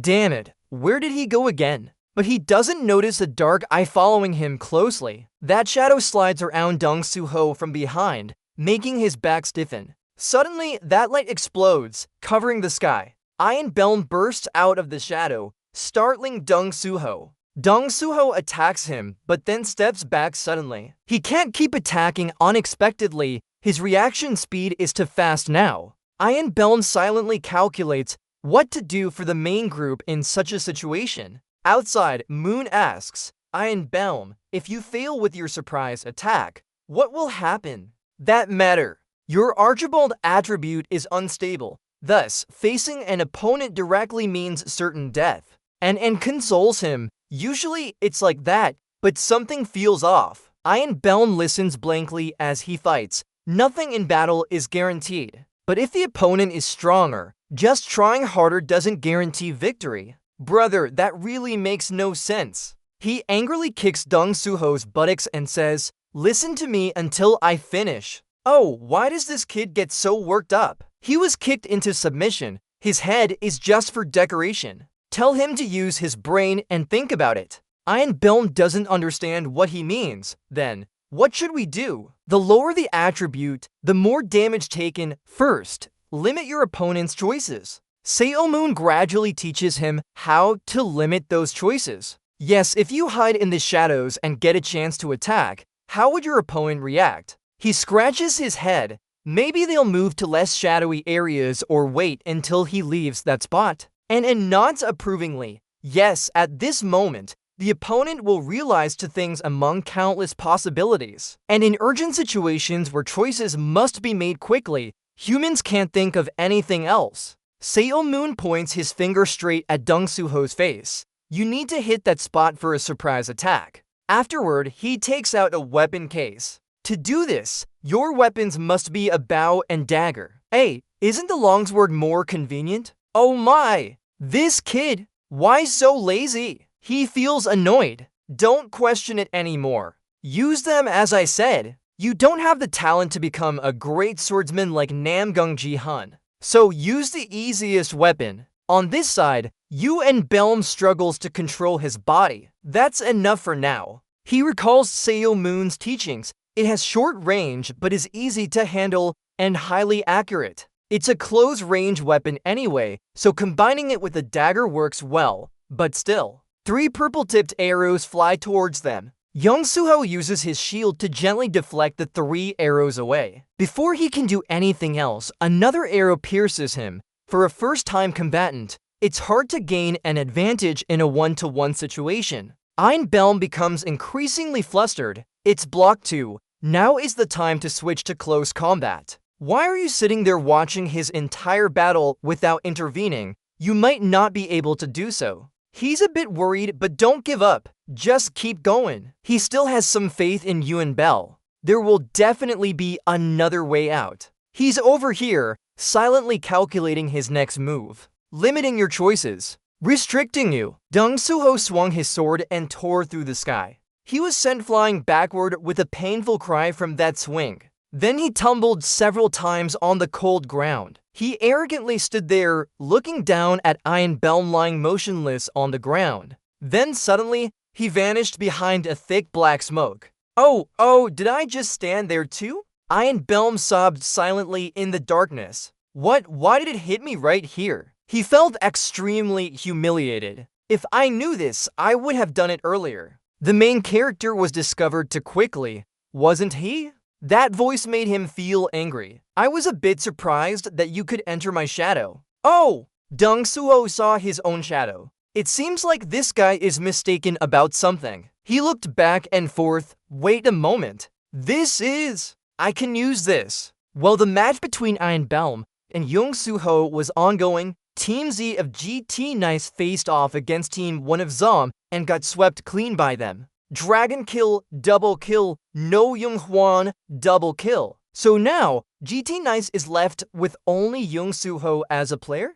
Then the victory will definitely belong to Zom. And then what? The Zoran players in the area started gathering together, but the Zoran seed being blocked by Zomzio. Their path is being blocked by the Zoran group. Only 5 remaining players. If they want to team up with Yoon Belm, they need to push back these summoners first. The summoners are surrounded and likely to attack, so the summoners will sweep clean the Dharm, and Young Soo-ho from Ziti just needs to defeat Yoon Belm, meaning he could potentially turn the tide. 2 swords clashed, producing a sharp ringing sound. Yes, if this match's outcome depends on these 2 players, it wouldn't be an exaggeration. Dong Soo-ho was still enduring. The battle was intense with neither side giving in, and no one had been injured yet. Dong Soo-ho gritted his teeth. If he didn't have superpowers, he would just be average, always running like a mouse. Suddenly, his eyes flashed with a green light. The sword in his hand swung, creating a beautiful green glow.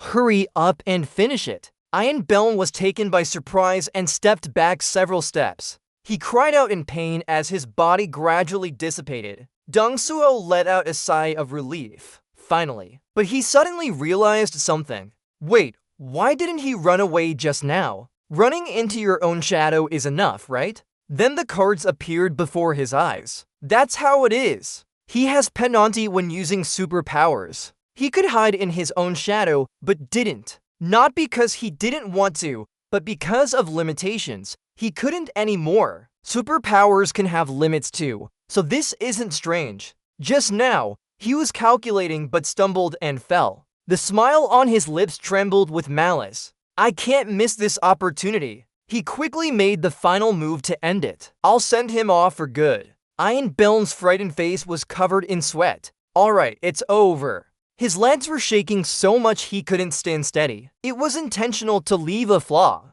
but not for him to get injured this badly. Not fully recovering, another sword suddenly lunged out, and that's it. The green light sliced across his face. Dong Soo-ho was startled by the voice, feeling the sword pierce deeply. If Ian Belm wasn't knocked down, wouldn't the sword be stuck in the ground? It was only then that he was stunned and quickly looked at the ground where his sword couldn't lift anymore. The ground was filled with dark smoke. Ah, there's more! He quickly moved around to attack from behind. Thanks for understanding your mistake. Suddenly, Ian Belm burst with immense strength and charged towards him. A voice echoed, not just hidden in my shadow, but within the entire inverted forest region. With one slash, Ian Belm defeated Dong Soo-ho, who was a formidable opponent. Ian Belm, Kai Po Kin, Dong Soo-ho gradually faded away. Ian Belm, Kai Po Kin. He was taken aback. Me! Joy welled up in his heart. We did it! Xiaomun sat outside proudly smiling. Look, I told you to do it and you did. His eyes filled with tears. Ian Belm, Kai Po Kin. The first match of KB. Halik ended with a victory for the Shade. MVP was Ian Belm. Ian Belm was outstanding. Articles kept praising him, making him a star again. Who knows how far Ram will develop? Xiaomun stood up quickly, leaving. Alright, being number 1 is enough for now. Today's match confirmed it. He couldn't help smiling. The new Ian Belm attack card and Hosein Hall server order can be used. With this speed, rising to the top league will be as easy as eating porridge. He took out his phone from his pocket. I had predicted it, but it seems too easy. A message appeared on his phone screen. Should we set our sights on world number 1 for fun? The clear sky covered the huge villa. Boring. Xiaomun sat on the sofa complaining. Damn, with Gabriel training, there's nothing to do and it's even more boring. Better just train hard and scold a bit, knowing that watching more would be better. Looking at his TV screen, he was indifferent. Finished new movies, then old ones, knowing that save some for later. I've watched all the old ones too. Now it's really boring to death. Salmon scrolled through news, but found nothing interesting to watch. No more options. Different. Frustrated, he turned off the TV and stopped watching. His fingers unconsciously touched The remote control. Then he put down the remote and fell into deep thought. Outside the villa, a man with tan skin approached Selmoon's house. He smiled brightly. Nothing interesting anymore? Boring. Why is Moonjob lying on the sofa, complaining in his mouth? Damn! With Gabriel training, there's nothing to do and it's even more boring. Better just train hard and scold a bit. Watching movies from new ones to old ones. So save a bit, okay? Finish that movie too. Now I'm really bored to death. Nothing else to do. Different? Different. Why does Moonjob keep switching channels? Finally, he got fed up and turned off the TV.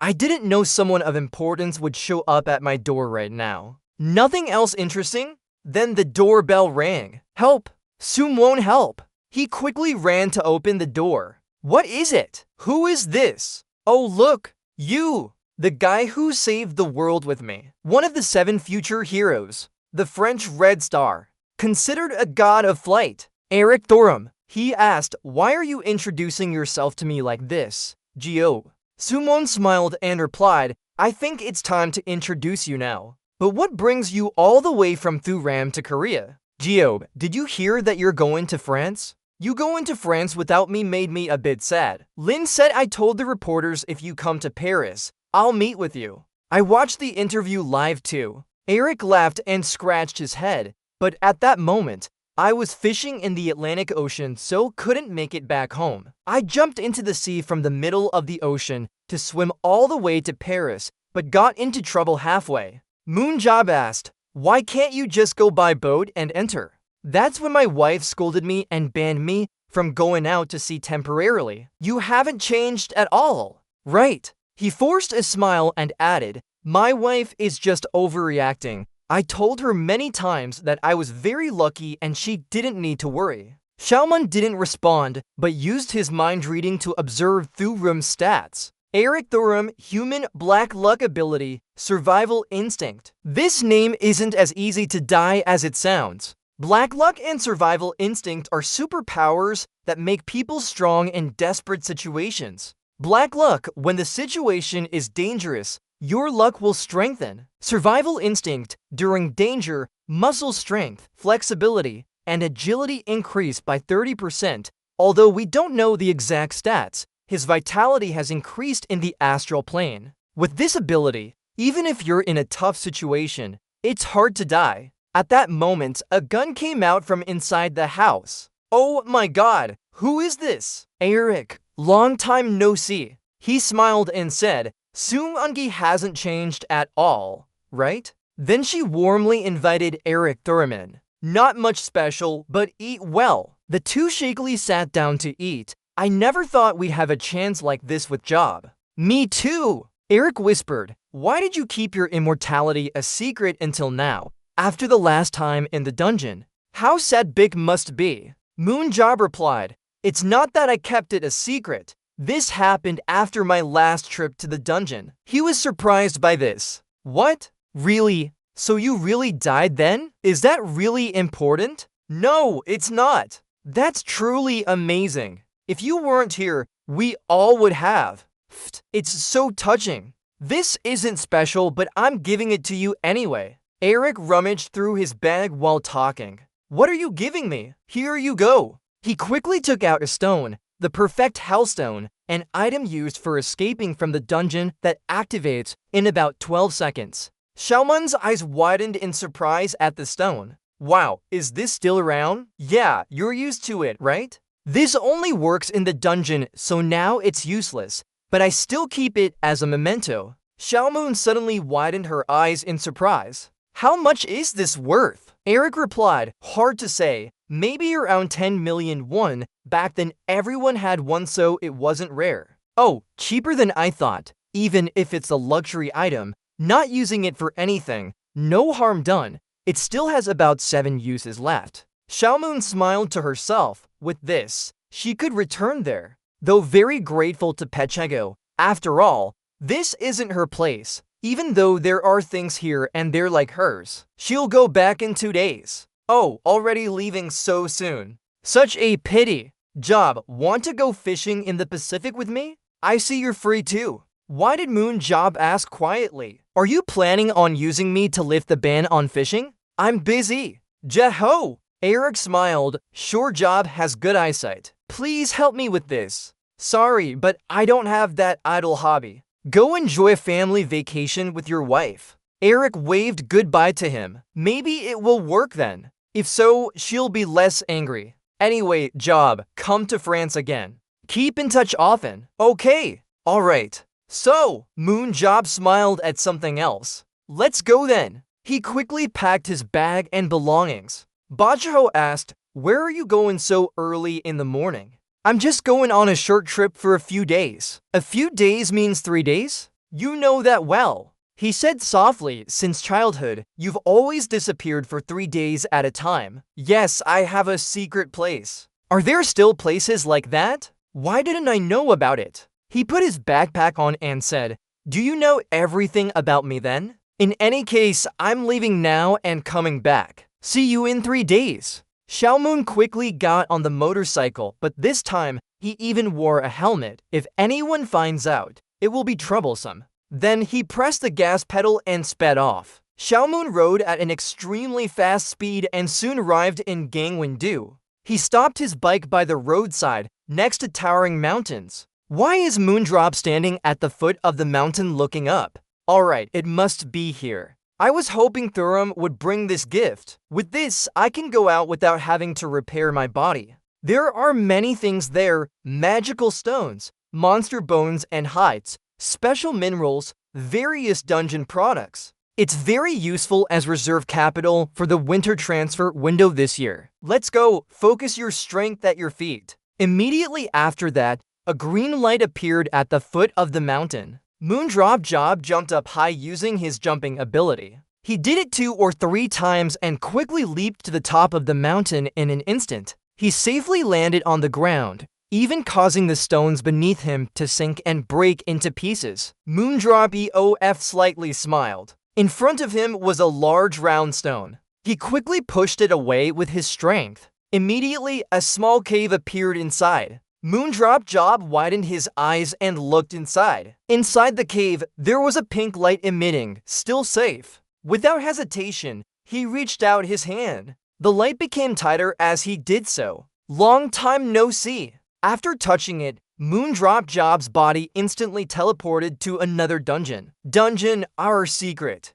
He took a large breath of air into his mouth. Then he exhaled forcefully onto the ground. This air, this space. Why do I always feel so refreshed both physically and mentally every time I come to the dungeon? After surviving the previous dungeon trip, now my condition is at its best. Moondrop Job moved slowly around the dungeon. After attacking the dungeon, using magic stones to leave without repairs or leaving any traces can create a ghostly dungeon. Damn it, how long until I get to smell real dungeon air again? Dungeon, only here do I survive. Since coming back, I've always regretted going into the dungeon last time. He laid down and said, even if we return, I will still save the world, but it's still a regret. I should have died there. Yes, that was a harsh and hopeless life until the very end. The beginning of Moondrop Job's life under the mysterious moonlight and dense trees. Let me tell you a secret that ordinary people don't know. Humans cannot defeat those below the earth. You haven't tried going into the dungeon yet, so you don't know, but this is a secret that experienced superheroes have drawn from. That's why we always strive to nurture and help young superheroes gain new insights. We hope they can have hope and be able to help us a little. So what? Moondrop Job said as a child. This has nothing to do with you. The only thing that makes my life interesting is the dungeon. So I'll stay here. That's right. But why did I come back from such a perfect ending? This era of peace doesn't suit me at all. After coming here, I realized that when Eric mentioned going into the dungeon, it felt like talking about old times. So I thought I was fully adapted to modern life. But it's just a misunderstanding. Moondrop Job slightly smiled. The underground people haven't shown up yet, right? I could feel them in France already. Then he shook his head and denied it. That can't be happening. At this moment, a purple smoke suddenly appeared everywhere in the air. He looked at them in surprise. After finishing everything, there's no way they would appear here. Or is another superhero discovering this place? No, when I moved that stone earlier, there were no signs of others having touched it. If so, wouldn't it be too much to carry many equipment? Moondrop quickly took out a sword from his hand. Here you come, you underground scoundrel. Moondrop stands alone in the vast space with the smoke swirling around him. But he got no response. Did I hear wrong? Suddenly, a stream of purple smoke spread from behind. He turned his head to look back. What's going on? What noise is that from inside? There's a path ahead that makes Sail Moon curious. It's just one path. If I get attacked while passing through, it would be very dangerous. Suddenly, his smile became sinister yet intriguing. Without saying much,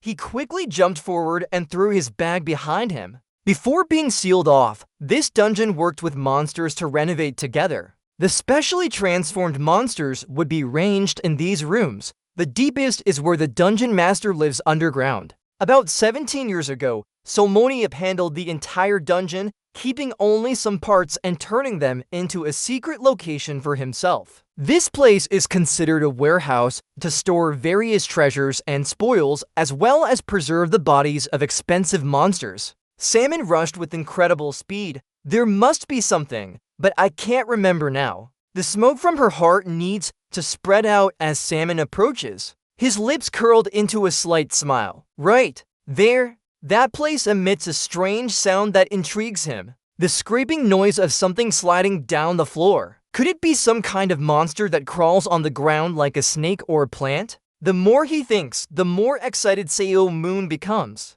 Okay, fine. Whatever is fine. Just quickly appear to see what it is. He's now close to that monster. The silhouette. It appears. A violet light like a sword rushes towards Sail Moon. He reacts quickly, dodging the attack. The sound of shoes scraping on the ground echoes throughout the dungeon. His eyes remain straight as if nothing happened. In front of him is a huge monster with terrifying eyes. Zodran the monster. Strength. Seeing that monster, he sneers, revealing it's Zodran. Looking at its size, he understands why there was so much noise everywhere. This seems to have been fed in his warehouse already. To explain a Zodran, you could call it the produce of the underground people. They have the habit of eating minerals and gems, accumulating mana into their bodies. Well-fed Zodrans can absorb mana on their own. At that point, they become monsters capable of attacking humans. Standing before this huge monster,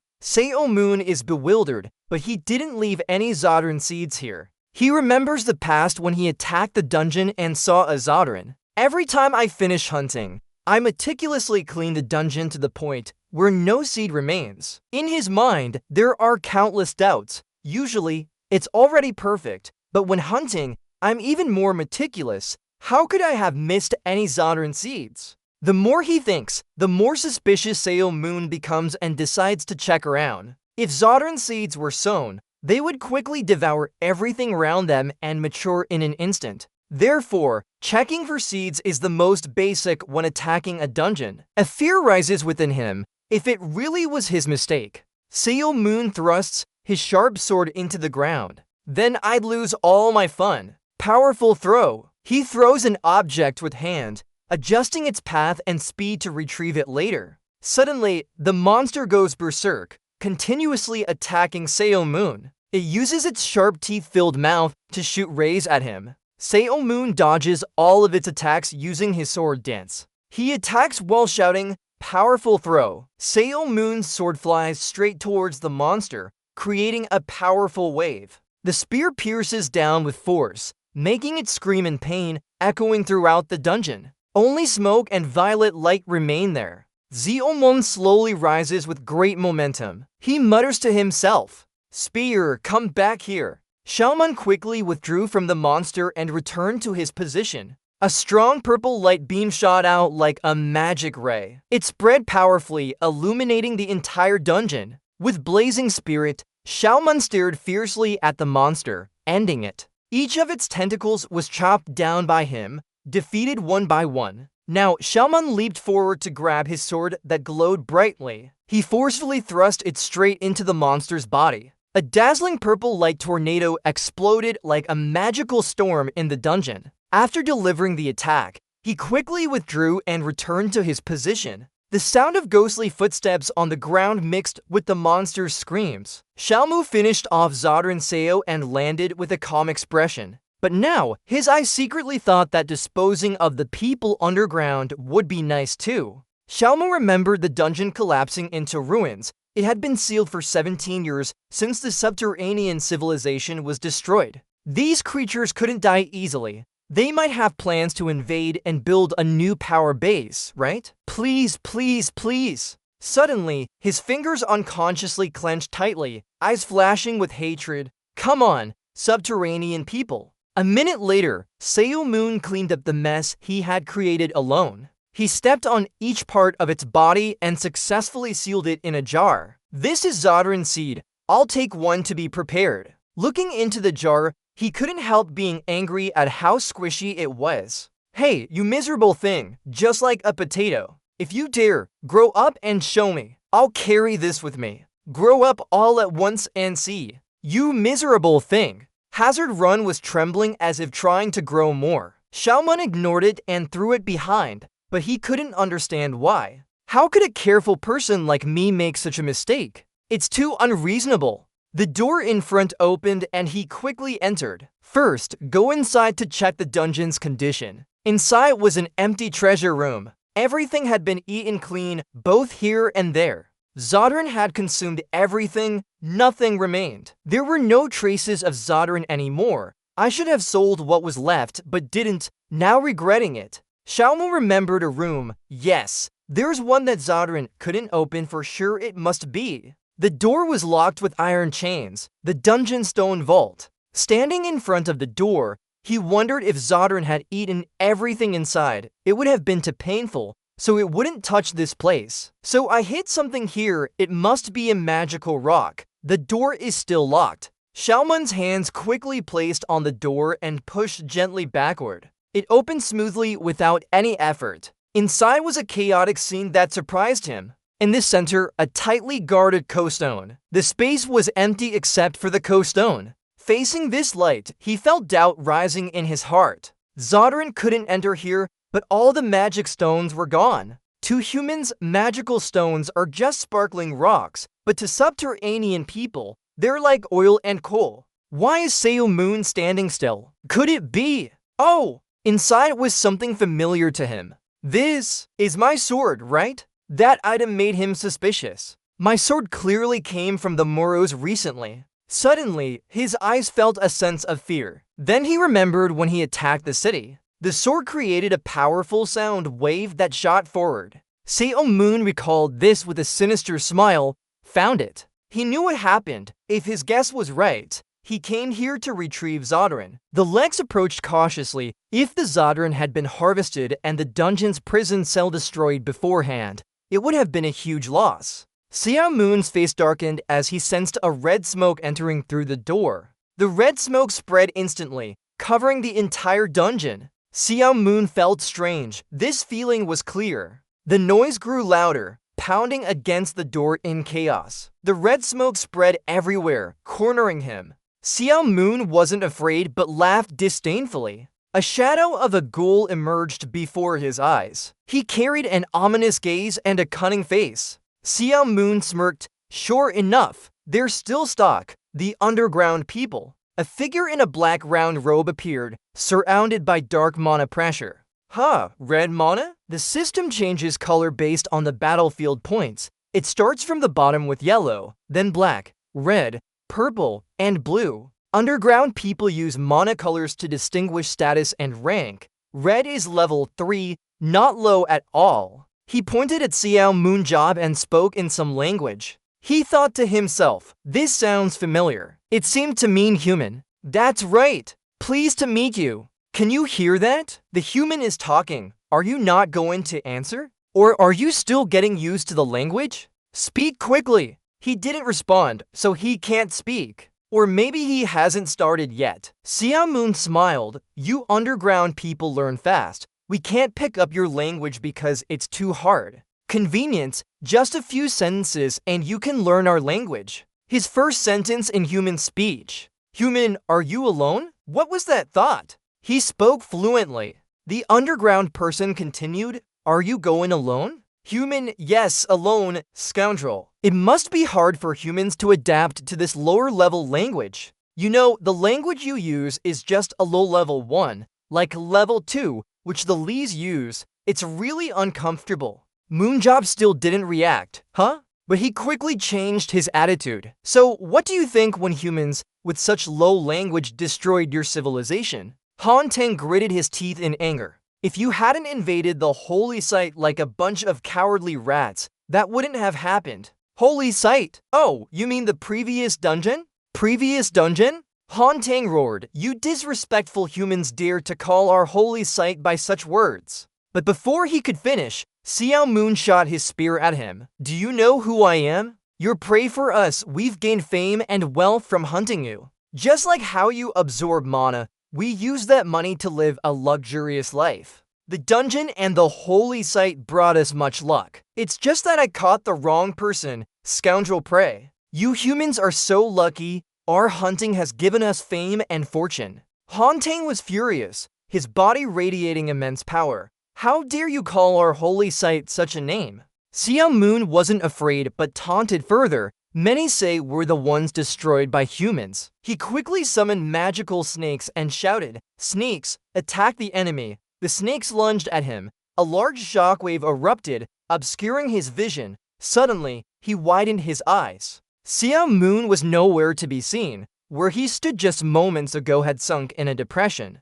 His voice suddenly echoed from behind. You know, the holy site operates on a grand scale, probably twice as high. You humans run your holy site so well, it must be at least double my height. How do you know that? Xiao Moon continuously charged forward and attacked him with his spear. After a fierce struggle, he leaped up into the air. Can this guy still have a reason to live? The Earth Spirit panicked, wrapping snakes around itself and a bed net. That disrespectful person. He kept getting more and more snakes, swarming towards Sao Moonjok. But he turned his sword into a circle. In just an instant, he wiped them all out. That's right, you worthless scoundrel. The Earth Spirit was so shocked it took a few steps back. He jumped down and said, are you finally getting the hang of it? Realizing the Earth Spirit was thinking about the holy ground's secret, he smiled and clapped his hands. That's right, because I am Sao Moonjok.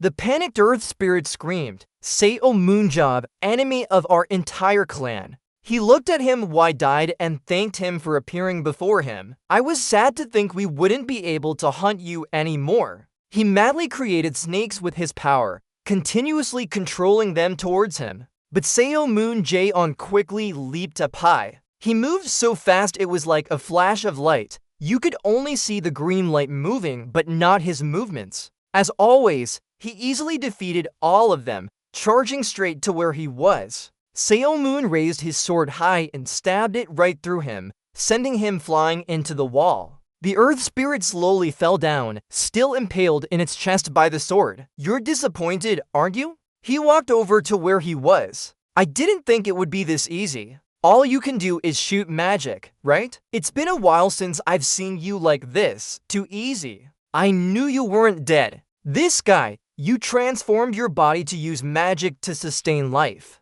And if you haven't exhausted all your magic, you wouldn't die. Isn't that right? What about lower races? When was this? You really are shameful. He could only grit his teeth and stare at him. Sao Moon activated his eyes. Target. Spy. Under the earth. Power. 52 out of 52. Agility. 80 out of 80. Speed 78 out of 78. Endurance. 60 out of 60. Mental strength. 44 out of 57. Skill. 84 out of 84. Aura. 93 out of 93. Superpower. Magic sensing. Detecting magic reactions. Earth dwellers are nameless observers, slaves, spies, technicians, priests, high priests, creators, depending on their role. They have unique characteristics. Spies are tasked with finding places of magic to absorb it. Sao Moonjob thought to himself,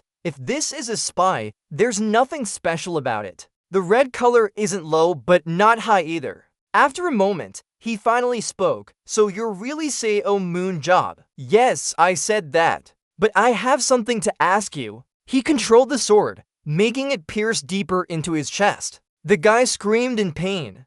What do you think we'll answer? Yeah, I see you're going to answer that way. After saying this, he pulled out a wet stick. He started shouting even louder. His blood even splattered on him. You guys, did it really end here? Huh, what are you asking for? Is Moonsault holding the sword to his chest just to scare us and make us hide underground? Or has it truly become so hopeless that there's no way back? As a spy, you should still have some allies. This guy is still stubborn. The humans who insulted your family really know no bounds. He continued in a low voice. I'm asking if there's something bright and interesting fighting in your holy land. Does that still exist? The bright thing. He was confused about what you meant. That kind of white magic. What do we call it again? High priest, lowly humans. He widened his eyes and said, you're too arrogant. We won't end like this. Really? It still exists in our great system. He seems to be muttering something that might explode soon. Sure enough, right after that, a bright magic force tied his body up. As the first emperor had predicted, a pioneer will appear on this land. The pioneer will lead us to the land of light. Ah, the light of the first emperor. It's too dark here. That light is getting brighter and brighter, lighting up the entire dungeon. Please guide us to the land of light. That light comes from his mouth and eyes. Everything is expanding like it wants to explode. Then a huge sound echoed everywhere. The light around him condensed into a large ball. But in an instant, everything vanished, leaving only thick white smoke everywhere. His body was completely burned, his limbs cut off. The earth groaned faintly. In front of him is a bright green rope-like flame, the pioneer. This worm-like magic, bringing you and taking me away to the land of light. He frowned and asked, what's this nonsense? Go, you scoundrel. Huh? I said go die quickly, unleash your power. Our pioneer. Why is Moonsault standing there looking at him? What the hell is going on? He finally died. But what happened between him and the pioneer? I can't believe it. He actually committed suicide because of this. Unbelievable. I thought I was the strongest. Then he didn't stay in the dungeon anymore, but went outside. Xiaomon held a complete stone and said, at first, I just wanted to find some joy in the dungeon, never expecting it to exceed my expectations so much. The primordial light has made a prophecy. A pioneer has appeared on this land. He will lead everyone to the land of light. Primordial light, take us to the land of light. The awakened spirit is about to appear. Xiaomon frowned. I haven't heard of this before. Now that I think about it, they mentioned it during the underground battle. Did the primordial light accept the land of light? He sighed and said,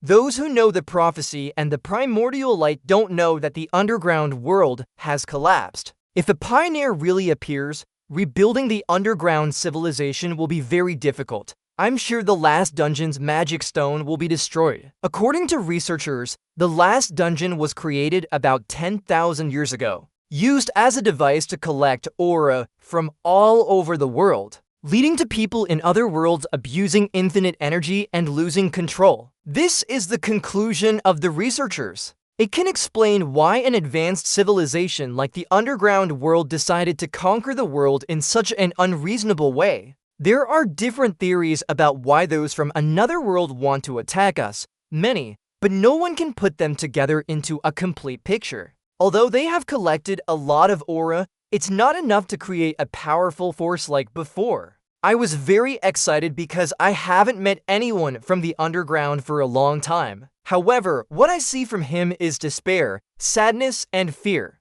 In the past, he would call for support and prolong time, but it seems like he doesn't have that option now. Damn it, disappointing. I thought this was in my favor. The dungeon has been destroyed. I don't have anything to do here anymore. Let's just go home. Salmon Job didn't realize the dungeon emitted a strong light after he left. It changed from pink to a fierce red. Oh no! We lost another scout searching for light. But the biggest loss is that we couldn't harvest aura before Zodran was gone. It's okay. There are other places with aura too. Also, we got an interesting piece of information. Seo Moonjob is still alive. Another underground dweller standing next to his deathbed told us we need to kill him and prepare for the Vanguard meeting. Then a man with white hair replied from behind, I understand. Cutscene. Seo Moonjob returned to Baekjeo's house. He asked upon seeing him, you just left 4 days ago. Why are you back so soon? Lazing on the couch, he said, something's happened. Did you go up the mountain? Yeah. He smiled slightly. Why not dig up some Jinxian roots then? I saw something similar. He took out a bottle. Something similar. Why don't you check it out? Baekjeho picked it up.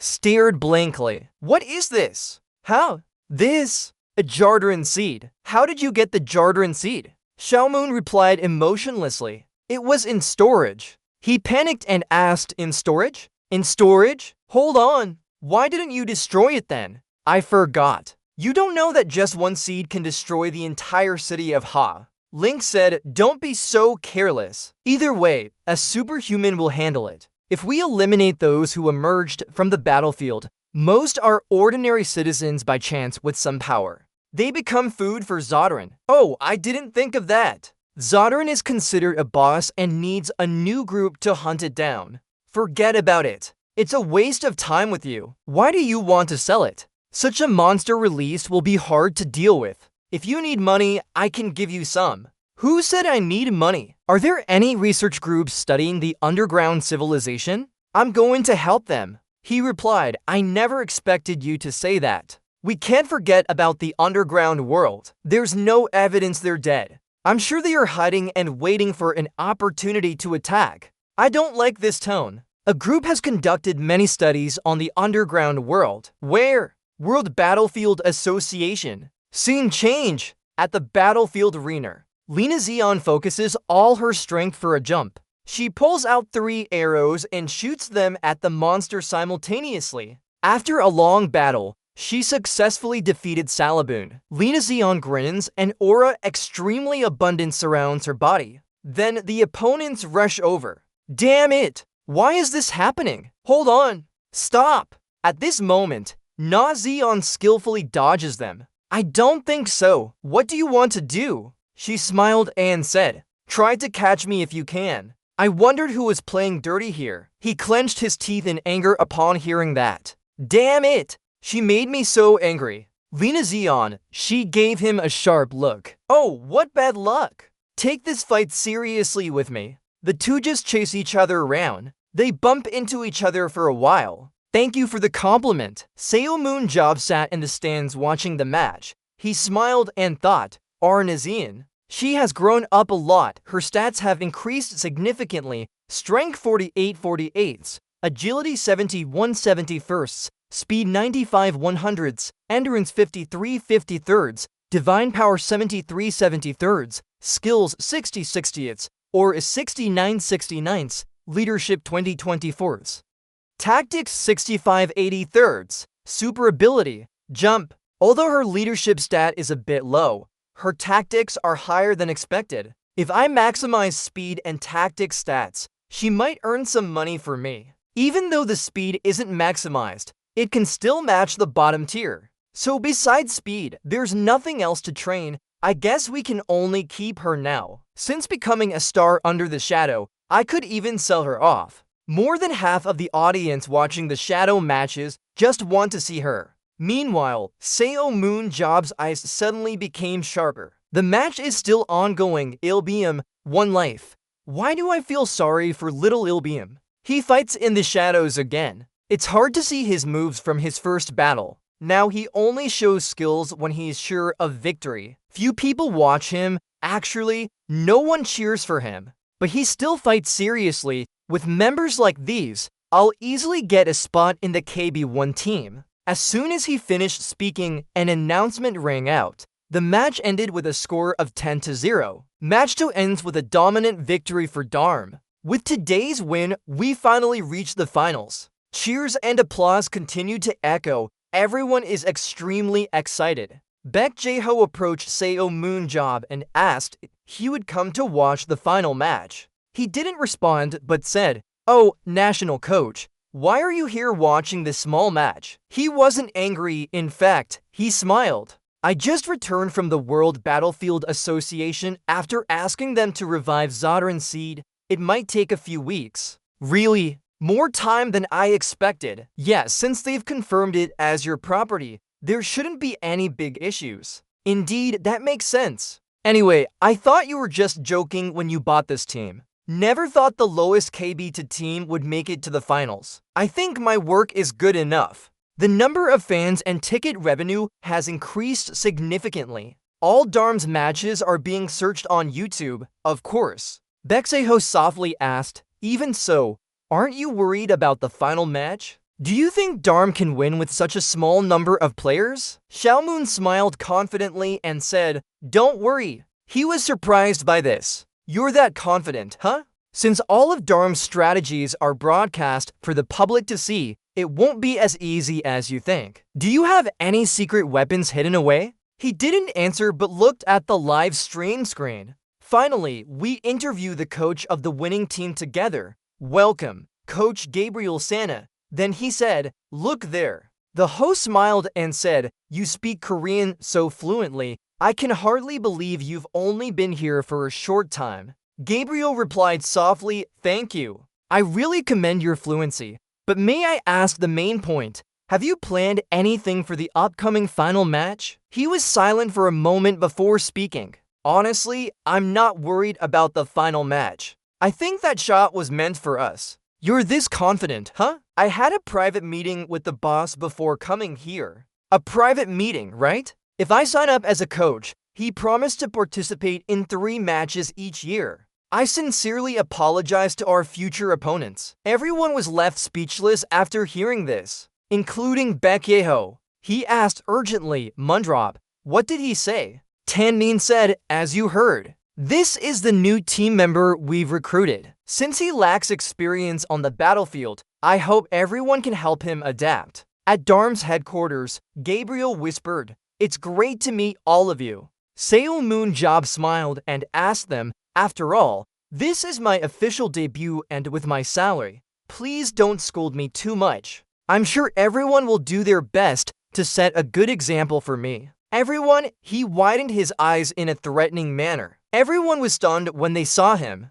Gabriel added, "Chairman, what I mean is that Seo Moon Job will join the team starting from the next match. Good luck to everyone." Everyone thought silently. "We're 100% sure our team will win if he joins us. Just being on the same team with him is scary enough." That's it for introducing the new team member. Now let's start the meeting. Gabriel turned on the projector. In the first match of next season, our opponent will be the 3rd-ranked team, Incheon BC. This is the same team that Lina Zeon and Seong Suho faced when they debuted. They lost to us when we used the surveillance strategy. That's why they are extremely cautious about us and our strategy. During the friendly matches, as a countermeasure, they recruited this player from the youth league. "I recognize him, Han Seung." "That's right. You know who he is," Seo Moon thought to himself. Even with his analysis skills, it's still too difficult to determine his true abilities. That's why I paid attention to the entire match of this player. Opponent Han Se-hong Job. Person strength 59.63, agility 50 to 0.70, speed 55.6 to endurance 60 for 0.73, power 63.7 to skill 63.8 or 66.67, leadership 33.4 to tactics 49.71, superpower tracking. Can choose to track up to 5 living targets and their positions. Can only target those seen directly. He was recruited solely for the purpose of defeating us. His tracking skill is enough. Gabriel nodded slightly. "You're right, although he's weak and has only 1 skill, that skill could destroy us." In the shadows, Ian Belmnet, under Seong Ho's remote support, this player will be tasked to track to people. Even though Jor Seong Ho can use his skills for multiple tasks, his search range is limited and it takes time to locate enemies. On the other hand, although he only has 1 skill, targets marked by his ability are limited to a maximum of 3. He can pinpoint any position on the battlefield instantly once he identifies 5 targets. In battle, They can make decisions faster based on the information they receive, so we can't use our surveillance strategy against them. Jorsian Hall raised his hand to speak. If chairman joins the team,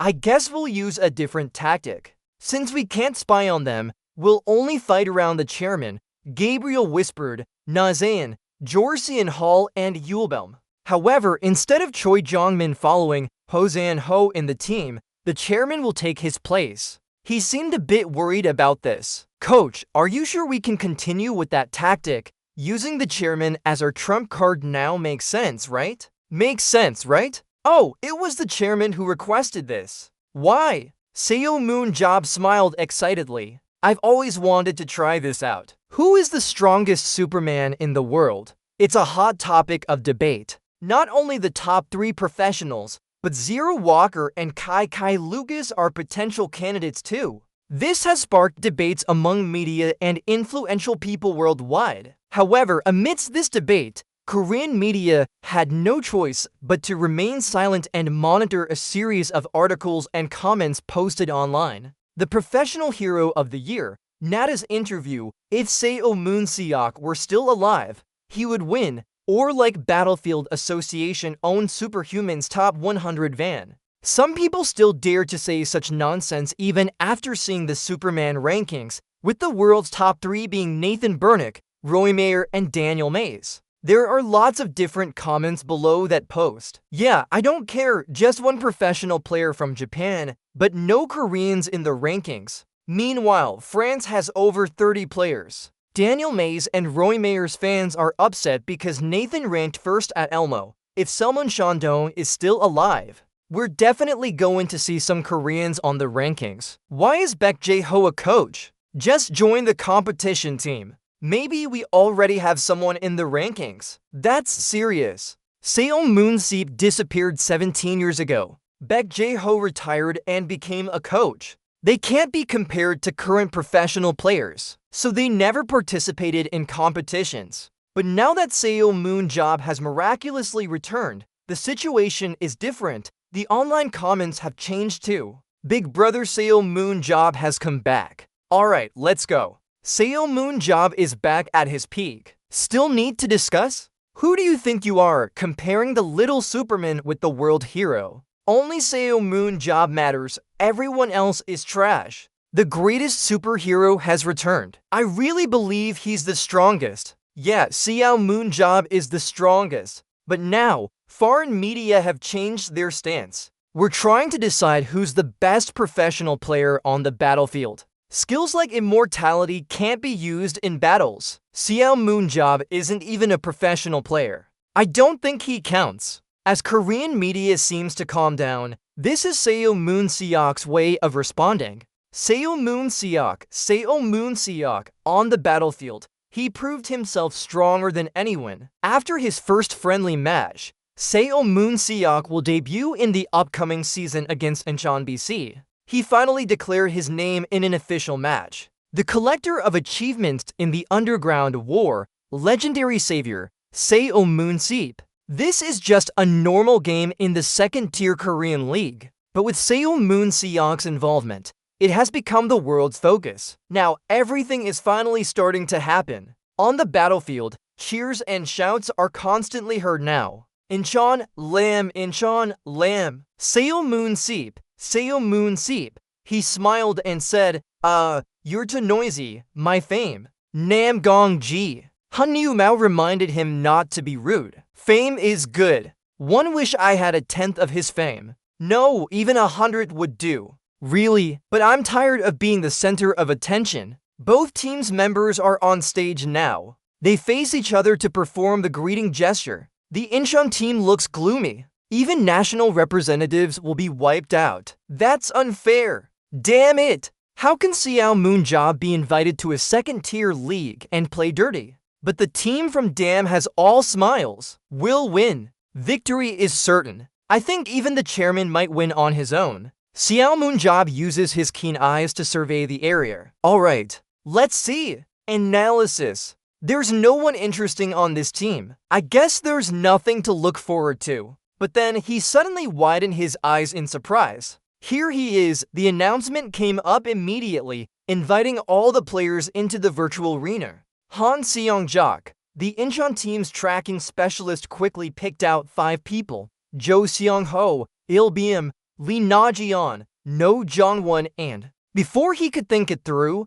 Seo Moon-jak unexpectedly approached him. He responded tensely. "Oh, nice to meet you," he thought in his mind. His stats and abilities are still the same. He covered his mouth and said, "I know you're enthusiastic. Just say it quietly. You're too loud. My ears are bleeding now." "Yes, sir." "This guy. Have you chosen your target yet?" Han Se-eung froze when she heard this. "Yes, I have." Seo Moon-jak smiled and asked, "Including me?" "Yes, of course." "All right. I hope you won't complain. I'll choose you as my target too." He shuddered under the powerful gaze of Seo Moon-jak. Cut to next scene, first match of the season against Incheon BC. First half, Fatai Hill. Seo Moon-seep was fully equipped with all his gear. "Alright, Seo Hong-ho, just like we've been training." "Yes, I'll start right now." Everyone started running forward in unison.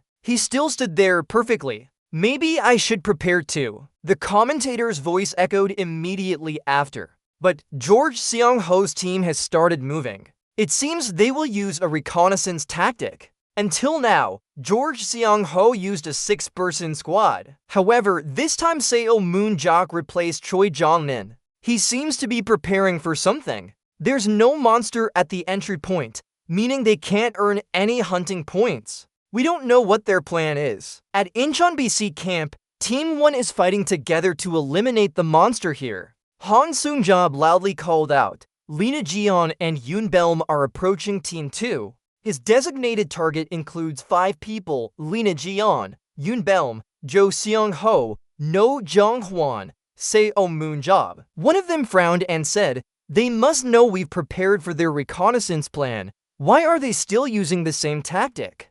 This is good for us. It will be twice as hard if Moon-drop targets us from the start. Alright, move according to the plan. Let the ranged attackers prepare. Seo Moon-jak, don't go anywhere and continue summarizing for us. "Where's Moon-job?" He replied, "At the entry point." He didn't join the reconnaissance team. Still at the entry point, he chuckled. "It seems he wants to stay with us for now." "Alright, let it be. Anyway, it's good for us." Summarize our current positions briefly. Incheon team is divided into 2 groups. Group 1 has 4 people. Group 2 has 5 people. Jo Seong-ho's group of 5 is moving near where the other 2 groups are. No Jong-hwan's group of 5 is moving in a different direction. Seo Moon-seep is still standing at the entry point. Ian-ho was smug. "We've gathered dark energy. Let's keep hunting the point tree until we reach the battle zone. Then we'll have our chance."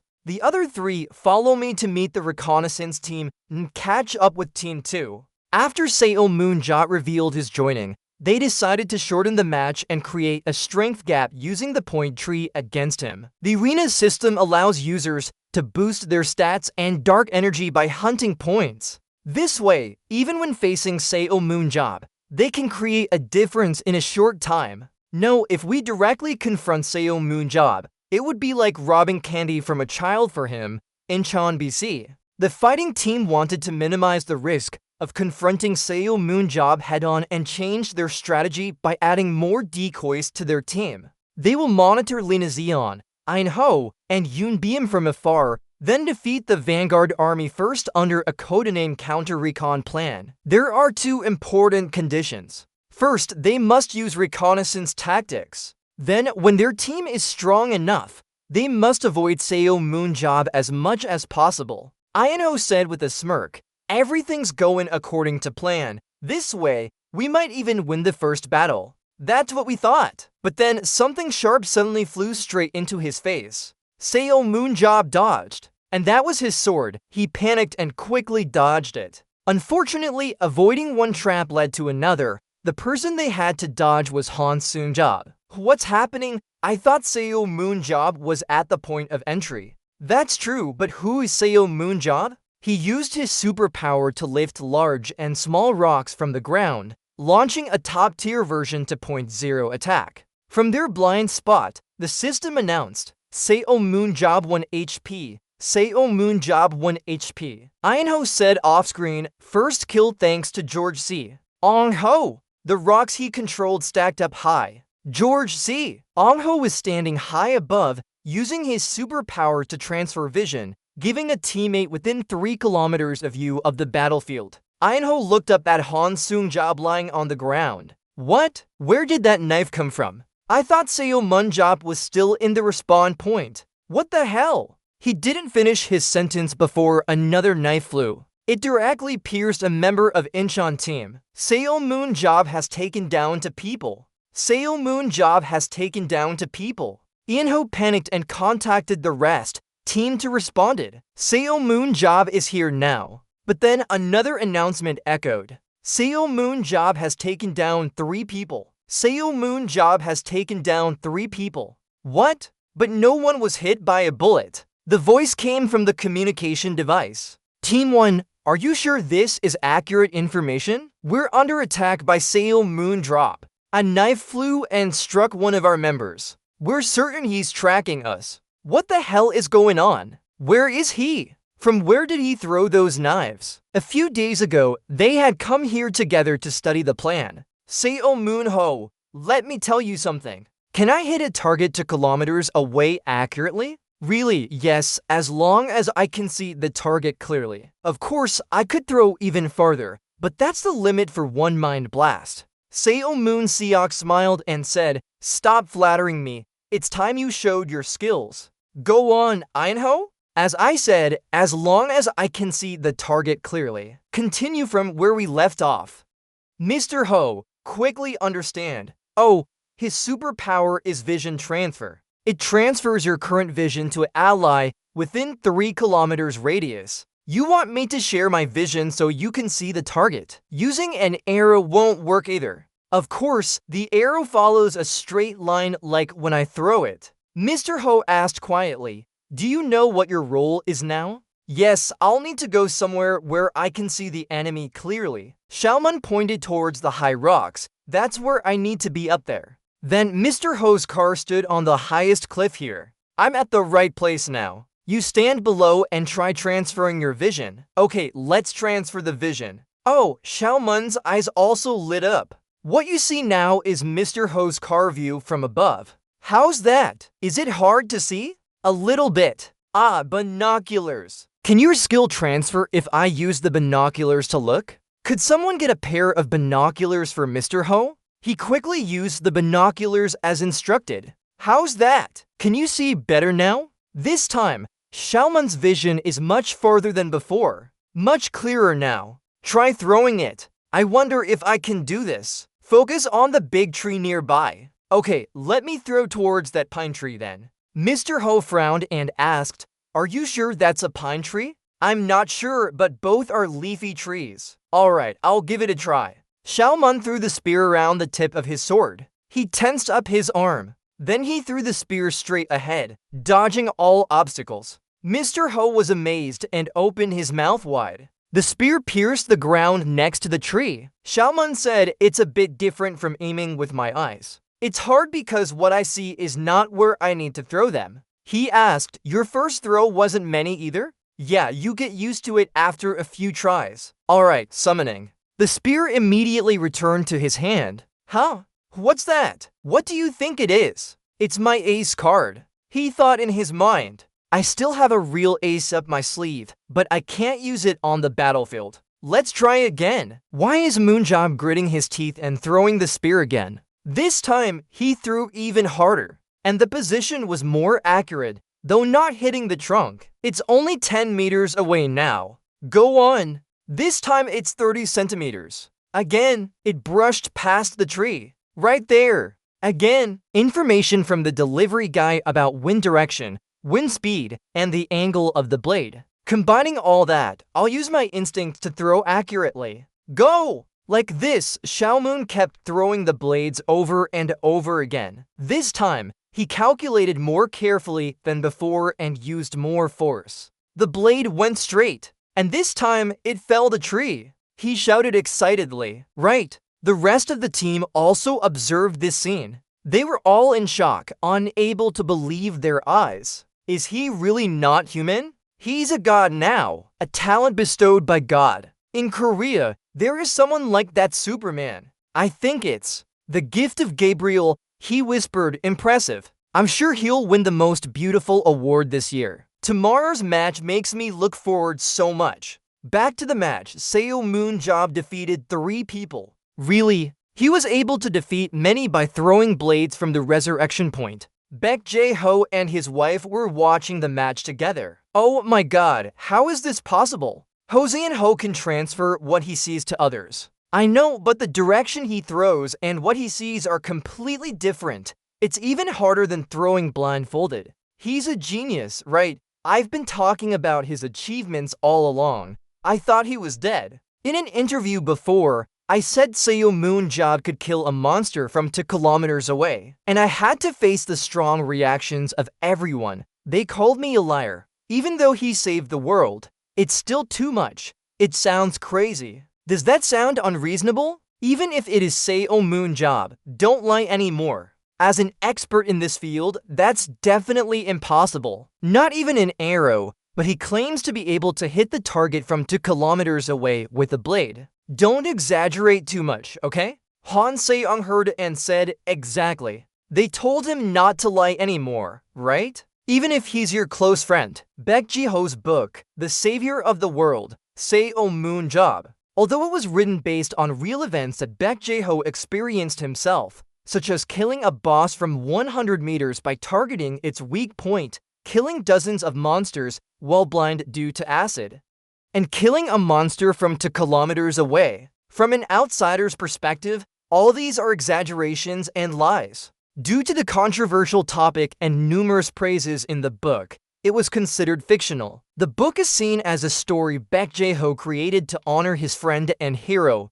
Salmundo. However, I feel better now. Baek Ji-ho whispered, every word in that book is true. This only proves that everything I said is the truth. But does he want to summon a sword anytime? At Seo Moon-job's side, the commentator's voice continued. What's this? All the blades thrown by Seo Moon-job returned to him. He laughed happily at the edge. Keep going! Meanwhile, at Incheon BC Team 2, they were focusing on eliminating monsters for points, hunting first. If Team 1 is attacked from a distance by Seo Moon-job, his attacks will be weaker than ours, said Baek King-chien, the captain of Incheon team. He only targets the weak ones. Just protect those who can deal damage and continue with the plan. He dares to keep hunting even knowing he's being targeted. Seo Moon-job took out 3 different blades and threw them on the ground. I haven't used all my strength yet. You guys underestimate me.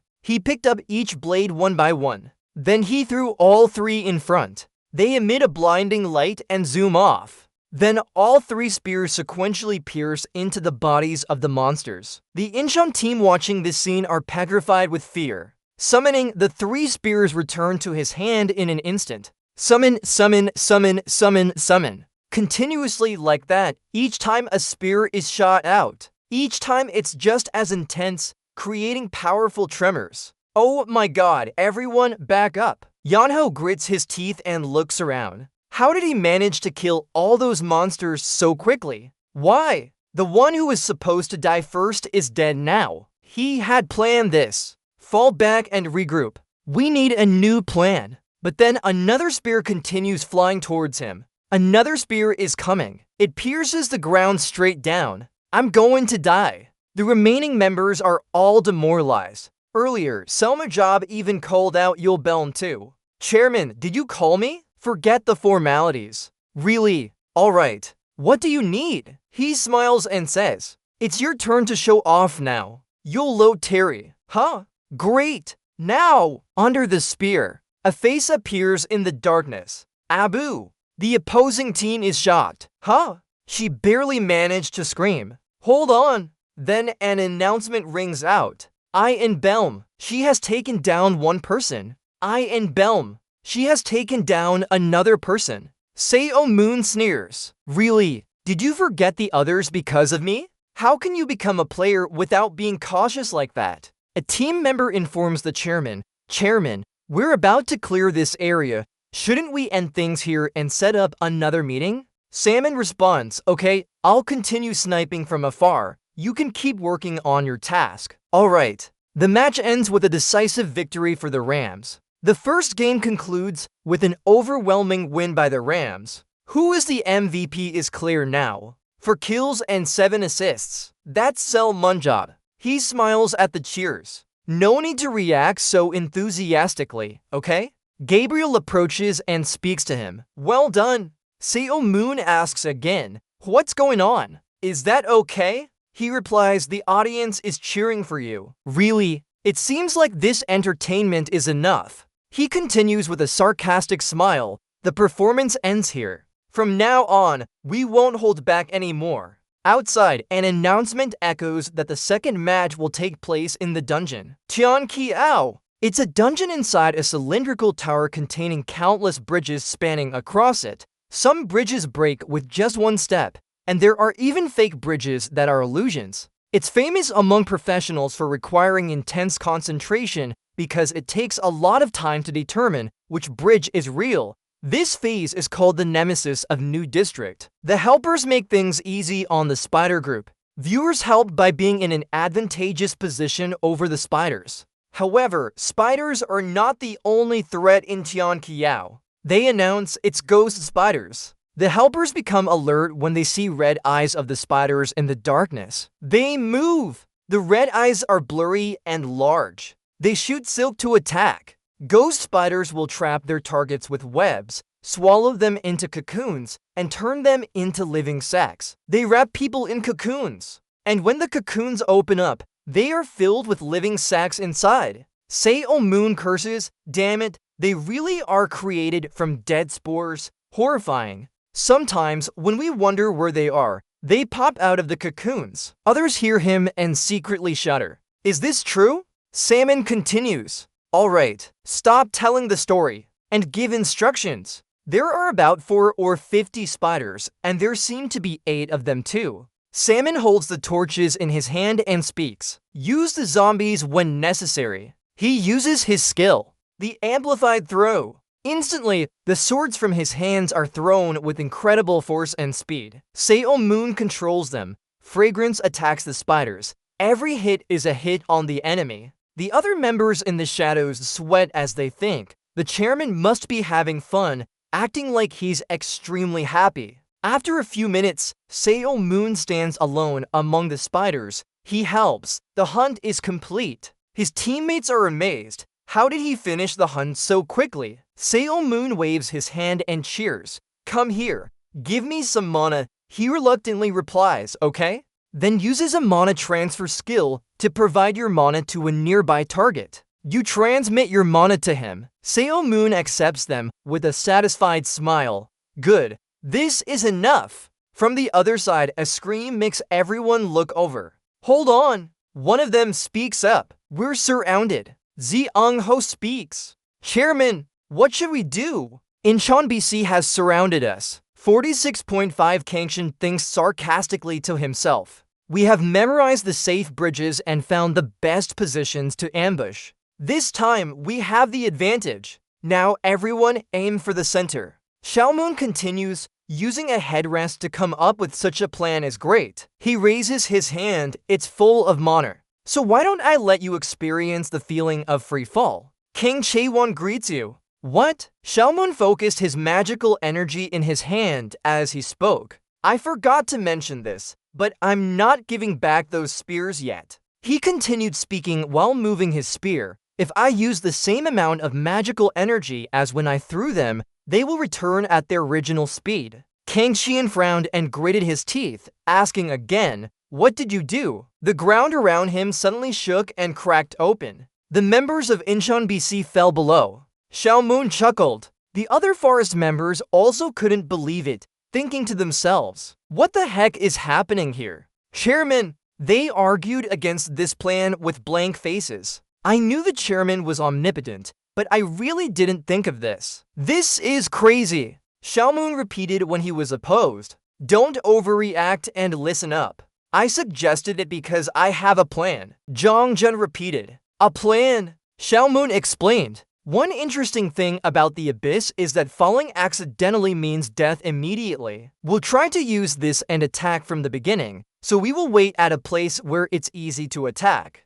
Then break the bridges our team crossed. The team member asked again, if you can't remember all the positions and states of the bridges, then this plan. He started reading Bridge 569, Illusion, Bridge 13 is real, Bridge 12 to 1 is real, Bridge 677, Illusion, Bridge 518, Fragile Bridge, Bridge 888, Trap, Bridge 428 is real. They asked in disbelief again, hold on, Chairman, are you trying to remember all 1,000 bridges? Seo Moon laughed, his face and fists full of angry veins. Can we proceed with my plan now? Back to the present, they successfully attached to the real bridges as Seo Moon spoke. I'm sure all forest members fell on the real bridge. He smirked at everyone, then continued moving towards Incheon BC. I bet they'll enjoy free fall a lot. He charged through his opponents while speaking. Who was it before? He dived down. While moving and speaking, don't worry too much. I'm the good guy. I promise no one will die from falling. I'll handle them all before you hit the ground. As he fell, he silently calculated, before they hit the ground, I'll deal with 6 of them. Weapons tightly gripped in hand, Xiaomun charged through his opponents. Announcements echoed continuously. Xiaomun help. 1 down. Xiaomun help. 2 down. He continued approaching the remaining members, then landed with a blow. Seo Moon's eyes quickly scanned those falling below. He wielded his weapon, and the announcement echoed again. Seo Moon job has taken down 3. Seo Moon job has taken down 4. No one can stop him. He repeated that action. Seo Moon job has taken down 5. Then he took off again, observing from the air and diving while speaking to end Seo Moon job's aerial performance. Aimed at the last member of Incheon BC and used a burst attack, knocking him hard onto the ground. Seo Moon used his skill, burst attack, breaking up the opposing team. He jumped up while mumbling, alright, aerial exhibition is over here. Xiaomun landed in front of the Incheon BC members from high above. He smirked and continued, how many fell but didn't die? They were wary of him, ready to attack. Seo Moon said with excitement, your turn now. Seo Moon charged up. He charged through the Incheon BC crowd, not giving them a chance to counterattack. He gracefully dodged his opponents, well thinking, I think you all misunderstood the situation completely. We don't need to practice one-on-one combat, because defeating humans is always easier than dealing with someone underground. Alone, he defeated the remaining members of Incheon BC. Announcement echoed. Seo Moon job, 7 kills. He's not done yet. Seo Moon job grabs his weapon and stabs hard down. Another team member falls to Seo Moon job, 8 kills now. Incheon BC tries to counterattack, defending, but Seo Moon dodges lightly. He even retaliates with a painful hit on the attacker's face. Seo Moon keeps his distance from the opponent while delivering the finishing blow. The announcement rings out again. Seo Moon finishes, 9 kills. His eyes quickly scan to see 2 attackers approaching simultaneously. But Seo Moon just sneers and mutters, have you figured out why I've been able to survive so long? With a smirk, he rushes over, taking down 2 in 1 hit while continuing with glee because I left the weakest for the final battle. The announcement echoes among those who have fallen. Seo Moon job, 10 kills. Seo Moon job, 11 kills. All members of Incheon BC are eliminated. The announcement rings out. The second match ends. He sneers as the announcement echoes. Total victory. MVP Seo Moon job, 11 kills. Below, they cheer his name. Seo Moon job is truly a monster. We are witnessing the birth of an unprecedented battlefield monster in Korea. They're not done yet. We've seen Seo Moon job wipe out all opponents in previous events. However, this is an official match. He did it. He set a record for total victory in an official match. The audience cheers loudly. Seo Moon job is the mountain forest. Seo Moon turns to Nayeon and asks, why do they cheer for such things? She replies, you're serious, right? He just set a historical record for total victory in the league. That's amazing. He isn't very interested. He sighs and continues, it's just confirmation. Nayeon responds, come on, no one has ever seen such an impressive performance before, and if you faced KB1, I'm sure you would have one too, right? Seo-moon answers, you're not wrong, most of my opponents in previous matches came from the KB1 league. Regardless, now I feel a bit guilty. It looks like I'm just an old man participating in kids' fights. He continues, I don't think Incheon BC can recover their morale from this, so maybe I shouldn't do this often. Nayeon exclaims, oh my god, do you want to watch the third match? She sees Gabriel, the coach, who approaches and says, I hope some less experienced players will take the field during the wait for the other team to recover. Somin suggests, why not try it? If we lose, I'll be back in that year's game. Gabriel responds confidently, don't worry about it. He declares that won't happen. The announcement quickly rings out with the MVP image. For the third match, MVP is again Jin. Below, they are amazed. They dominate even without Seo-moon job. It seems we're witnessing a new era in the Korean battlefield. A reporter asks Seo-moon, how do you evaluate your performance today? He confidently answers briefly, great, accompanied by a laugh, soul-wrenching laughter. He explains, I haven't had the chance to show half of my abilities. However, I tried to show most of what I can do, although I feel a bit guilty for Incheon BC after these matches. The female reporter asks again, oh, is that why you didn't participate in the third match? Yes, I guess Incheon BC will be grateful. She continues, do you want to say anything to your opponents, meaning their product? He answers, of course, there's something to say. Then he insults his opponent. Hey, product, I don't think much of you guys either.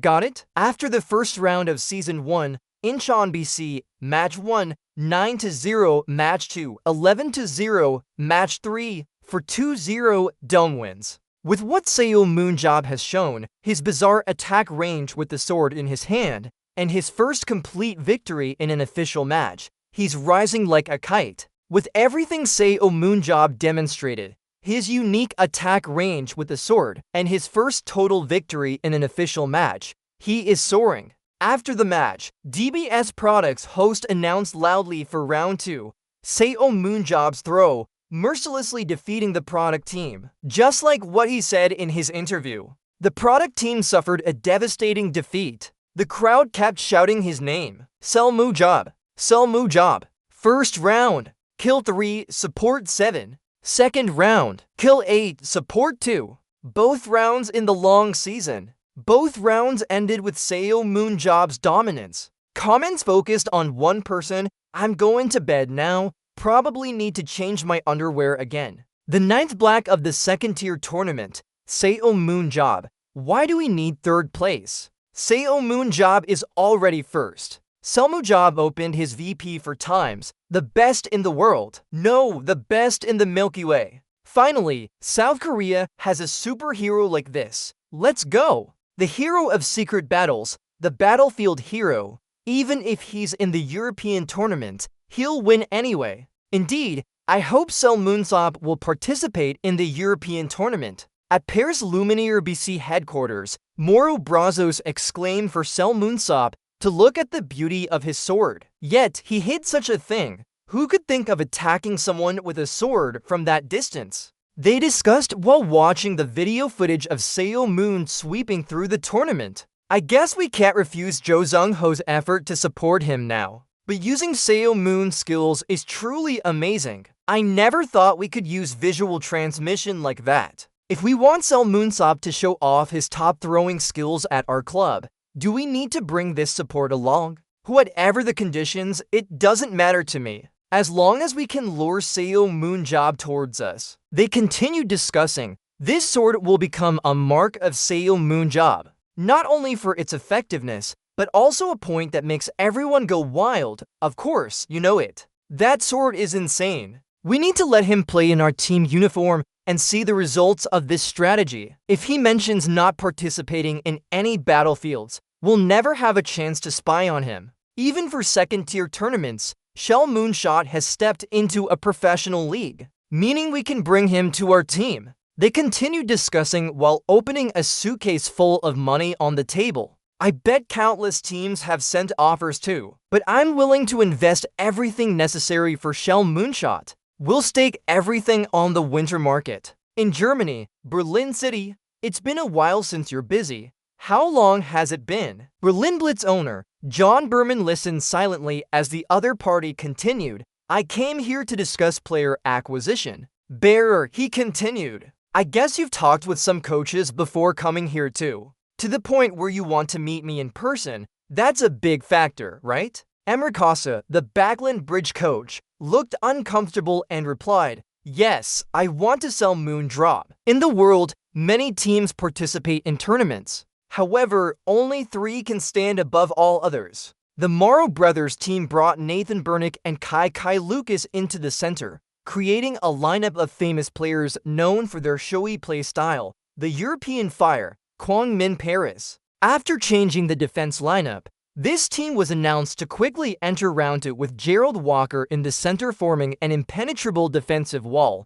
mobile fortress, hulking New York. Finally, led by one of the 7 great heroes, Emre Casa, this team focused on nurturing the first assistant who secured a spot in the top 3 tournaments rankings, Daniel Minsk, and created a perfect strategy to crush opponents, Armored Battalion, Berlin Lightning. Among these 3 teams, Kwang Min Paris from France and Berlin Lightning from Germany are fierce rivals. In the capital of Berlin, Germany, it's been a while since we met. You've been busy. I couldn't even make an appointment. Berlin Lightning owner, John Burnham. Casa spoke to John Burnham. I came here to recommend a player. He replied, it's so, you only need to talk with other coaches, but for me to directly propose must be a big deal. The coach of the Phantom Lightning, Emre Kassar, continued, I want to become Seo Moonjob's coach. John was surprised and asked back, what do you mean by Seo Moonjob? Emre Kassar persuaded, we must lure Seo Moonjob into our team. John presents, listen Casa, I really trust your judgment as a coach, but the issue is Seymour Job's way of thinking might not align with yours. He thinks to himself, everyone knows there's tension between them. 17 years ago, RME Casa declared seriously, we can't work together. Seymour grimaced and repeated, we can't work together. That guy, that's what I said. Challenging the dungeon, Selman thinks it's something we have to do for sure. While RME Casa believes it's a suicide mission, the 2 teammates discuss, theorem, should we stop them? He responds, forget about it. This is their 151st fight. You're still counting. It's interesting and more fun than the dungeon challenge. Seal Moon's teammate size. Usually they get along, but when it comes to strategy for the dungeon, they spar. What's wrong with these 2? John Bunman continues, Seal Moon ignores orders and won't listen. He won't heed your advice. Moreover, even without him, we were already one of the top teams in the world.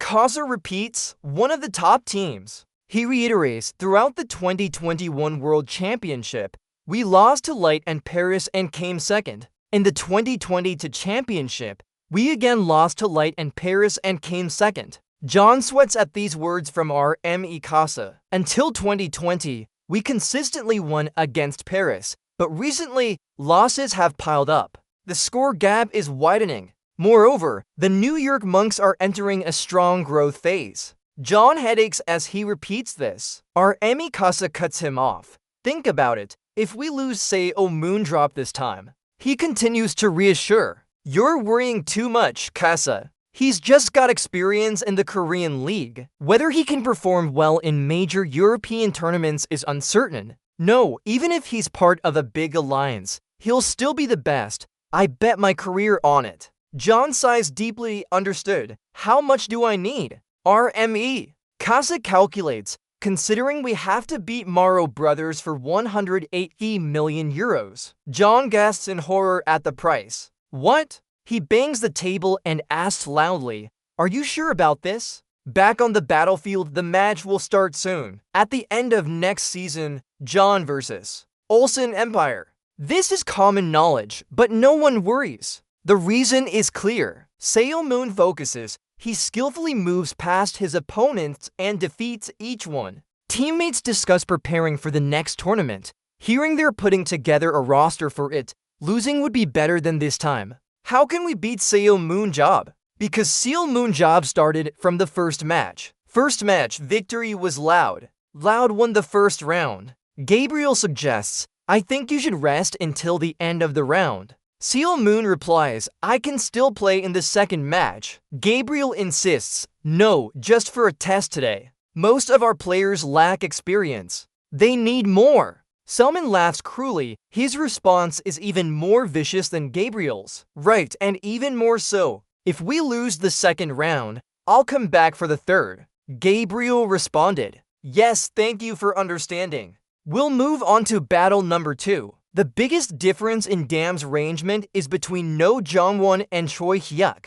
First, we'll change No Jongwon's position from the main tank to the second row. This way, he can command and protect more effectively from behind. Meanwhile, Choi Hyuk will become the main tank after level 85. His speed and reaction are very fast. Aura is at level 81 too. That's enough for him to join the national team. We'll place the Buffalo Cow in front, followed by No Jongwon to keep an eye on the formation and reinforce defense. This way, we can retain many members for KB1. Xiaomu commented, both are quite good. Gabriel continued, this strategy gives them a chance to showcase their strengths. He said that when No Jongwon was the second tank, Choi Hyuk often hesitated. Sometimes he couldn't decide whether to attack or defend. Now, in front line, he can focus on defense and block attacks. Xiaomu added, since he's used to taking damage, changing his position will make him uncomfortable. Just let him be the tank. Gabriel asked, what do you think about No Jongwon? Salmon considered for a moment before answering. He had been in a weak team too long and always carried everything, so he was under immense pressure with limited vision. Salmon looked at the stats of the members. Finding such quality players is not easy. He's right, as usual. Gabriel continued, Xiang Ho is also quite good at leading, as you said. Do you have any secrets? Xiaomu replied, I always had to recruit new members in each dungeon. Except for Ho, no one stayed until the end. Oh, sometimes there's even T-Ram, backstabbers, cowards, fools. Just looking at me can guess their true nature. He summarized to Gabriel. With more experience, you could recruit talents too. He continued, I'll have to try harder. Besides, once our team develops a few more strategies, I plan for him to be the main commander. He smiled, perfect, chase and battle to enslave officers. Special tactics will be handled by Ong Ho. A member from the back row raised his hand to speak. Sorry, I have something to ask. Why did Mu-won advise us? What's that? Don't ask irrelevant questions anymore. He stammered. The matter is, not really. Inside he was shouting. Why are you so cold to me? Xiaomu asked again. What's the problem? He answered. We received many exchange invitations. Xiaomu continued. Of course, but we won't bite on them. We need to wait for KB1 for a good deal. He said again. The other parties desired exchange targets. It's you, right? Xiaomu asked again. Me! That person adjusted and said, yes, there are rumors that foreign national teams are trying to recruit you. They've prepared at least 100 million for this. Gabriel suggested, great, you should go to Paris. The Moro brothers will give you a generous offer. Salmon replied, do you want to trade me away? Dream on, I'd rather stay and build my brand than let you take me. Gabriel looked at him again and said, brand name, then we're just the strongest Asian team. We can achieve that without your help. Solmoon looked further out. With world champions right there, we're the best if we have it. Gabriel bluntly said, no way, his heart only works in Korea at this level. Even if he's very strong, he can't carry international levels alone. Xiaomoon smirked, probably so, but I wonder if they're that strong. He suggested, maybe if we recruit more foreign players. Gabriel looked back and asked, do you think players at this level would come to Korea? Competition level, benefits, conditions, or even living arrangements aren't the only things we need to worry about. At least we could find an unknown player but the Korean competition is too small for us to earn enough funds. Solmoon asked back, "Wait, are you saying we should make Korea a top-tier arena?" Gabrielle agreed. "Yes, that's exactly right. If we sell him and get the contract money, we can provide better equipment and benefits to attract some players." Selmer looked at Gabriel without replying as he presented his case. "However, this isn't something we can decide quickly. There's more important things we need to address." He calculated, "So that's the issue. Our team has talent, but Ocean Empire is more skilled." Selmer thought, they tried to salvage a game once, but then Ocean Empire regained their form. Anyway, Ocean Empire was originally just a KB team demoted for observation on how players would react. Gabriel spoke up, "Look, I'm going back on stage again. Solmoon is waiting." "Alright, I'll finish it now," Gabriel said as he observed him, the head coach of Solmoon job. Just his existence can shift the world arena rankings. The final match to decide the champion after vs Ocean Empire and Jam. Permission granted for the final match to begin. Prize money auction ends now. At the center of Jam. Management room. 7 selected players as vanguards and 7 reserve players have all resigned, plus 3 players from KB2 and 1 player from KB7. Gabrielle presented. "We've completed the exchange of 4 members, so we're more profitable than expected. Luckily, we fixed their weaknesses. We need to compensate for those players we sold." He asked further, "Right, who do we need?" Gabrielle presented. "First, a fast and agile tank player and many damage dealers. However, the most urgent is recruiting an excellent ranged damage dealer." Jongjun thought Nayeon is indeed famous, but she still lacks continuous critical damage. "We need a strong damage dealer for the match." Solmoon placed a list on the table as he presented. "This is the list of players I've chosen. I'll see what else I can do." Both Gabrielle and Jongjun were shocked. He's already made a list. Who are they? "This isn't." Zongzhen asked with disbelief. "You're serious? You really want to recruit them?" Xiaomoon laughed. "Why not? They fit best for the team. That name." Xiaomoon drove his car down the road. He recalled Gabriel's words, "Go to Paris. If we can sell him successfully and raise enough funds, I'm sure we can invite good players to our team." He muttered to himself, "There's nothing else I can say because I know it's true. Should I really go to Guangming, Paris?" He scratched his head. F***CK. First focus on improving strategy in Zuma. I know I can trust Coach Gabriel. He always knows exactly what we need. First, a secondary position player who's fast and agile. Then add more close-range damage dealers. But the most important is a well-experienced ranged damage dealer. As an owner, Solmoon Job always ensures that he closely observes matches throughout the long KB1, KB2, and League KB seasons in Asia, Eastern Europe, South America, even countries known for lacking player benefits. Using those data, he created a list, Solmoon Job's list. It includes 29 players he personally selected, ranked based on skills and performances from different organizations. When winter transfer season comes, Solmoon Job plans to hire new recruits for Jam. High School Seonghun, is Kim Hyungtae here? What do I do now? Hyungtae has signed a contract with Song Singting's Spirit. Seolmoon thought to himself, Song Singting, that organization always causes trouble for us. You ask again. Oh, what bad luck. So, is there any child named Lee Dae-jang? I'll definitely give them a lesson. The other person scratched his head nervously. I'm very sorry. Lee Dae-jang has retired already. How can a high school kid have retired already? That boy's parents own many buildings in Gangnam. He turned around and left some words for this person. So I guess there's no one else then, right? Thank you. The other person gritted his teeth and thought to himself before speaking. Hold on. Say Moon Job here. I'd like to introduce someone. Do you have any interest in meeting them? Salmon asked again. Shouldn't there be no one noteworthy at this school anymore? The other person said, yes, still around. That's Park Min-young, graduated last year. Salmon asked again, if so, he must have joined another team already, right? No, currently, he's still unsure whether to join the battlefield or not. You know, unexpectedly unsure. The person continued, it seems he associates with some bad elements, but I'm sure you'll be surprised by his skills and talents. Unexpectedly, although I don't want to get involved in trouble. He continued, however, the fact that I nominated him means he's worth inviting back into the battlefield regardless of the cost, right? Sailor Moon threatened, I hope you understand that if he dies at my hands, it'll be legal. The other person replied firmly, yes, please take care of him. As a coach, I've seen many things and countless bad elements, but Yanmin is different from those kids. He shouldn't waste his talent like that, Sailor Moon thought to himself. He said, Sailor Moon thought to himself,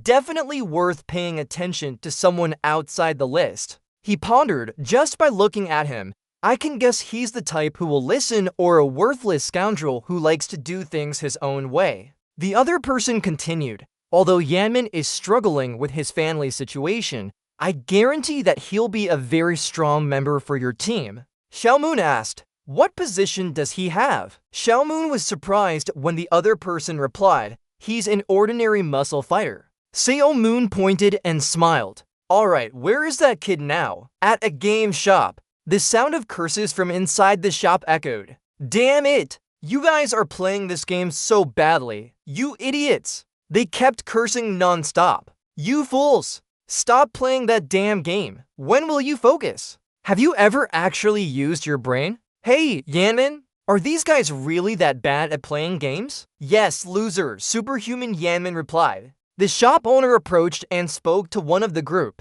Hey, kid, he said softly. Sorry, but you're disturbing other customers. If possible, could you please be quiet a bit? And here, smoking is prohibited. He looked uncomfortable. Really, Alder? He stood up. The horn tried to intimidate. We can smoke here because we're old enough. He quickly waved his hand. No, what I mean is, this is a no-smoking area. He pushed him. Damn it, you're pissing me off. That guy continued, old man.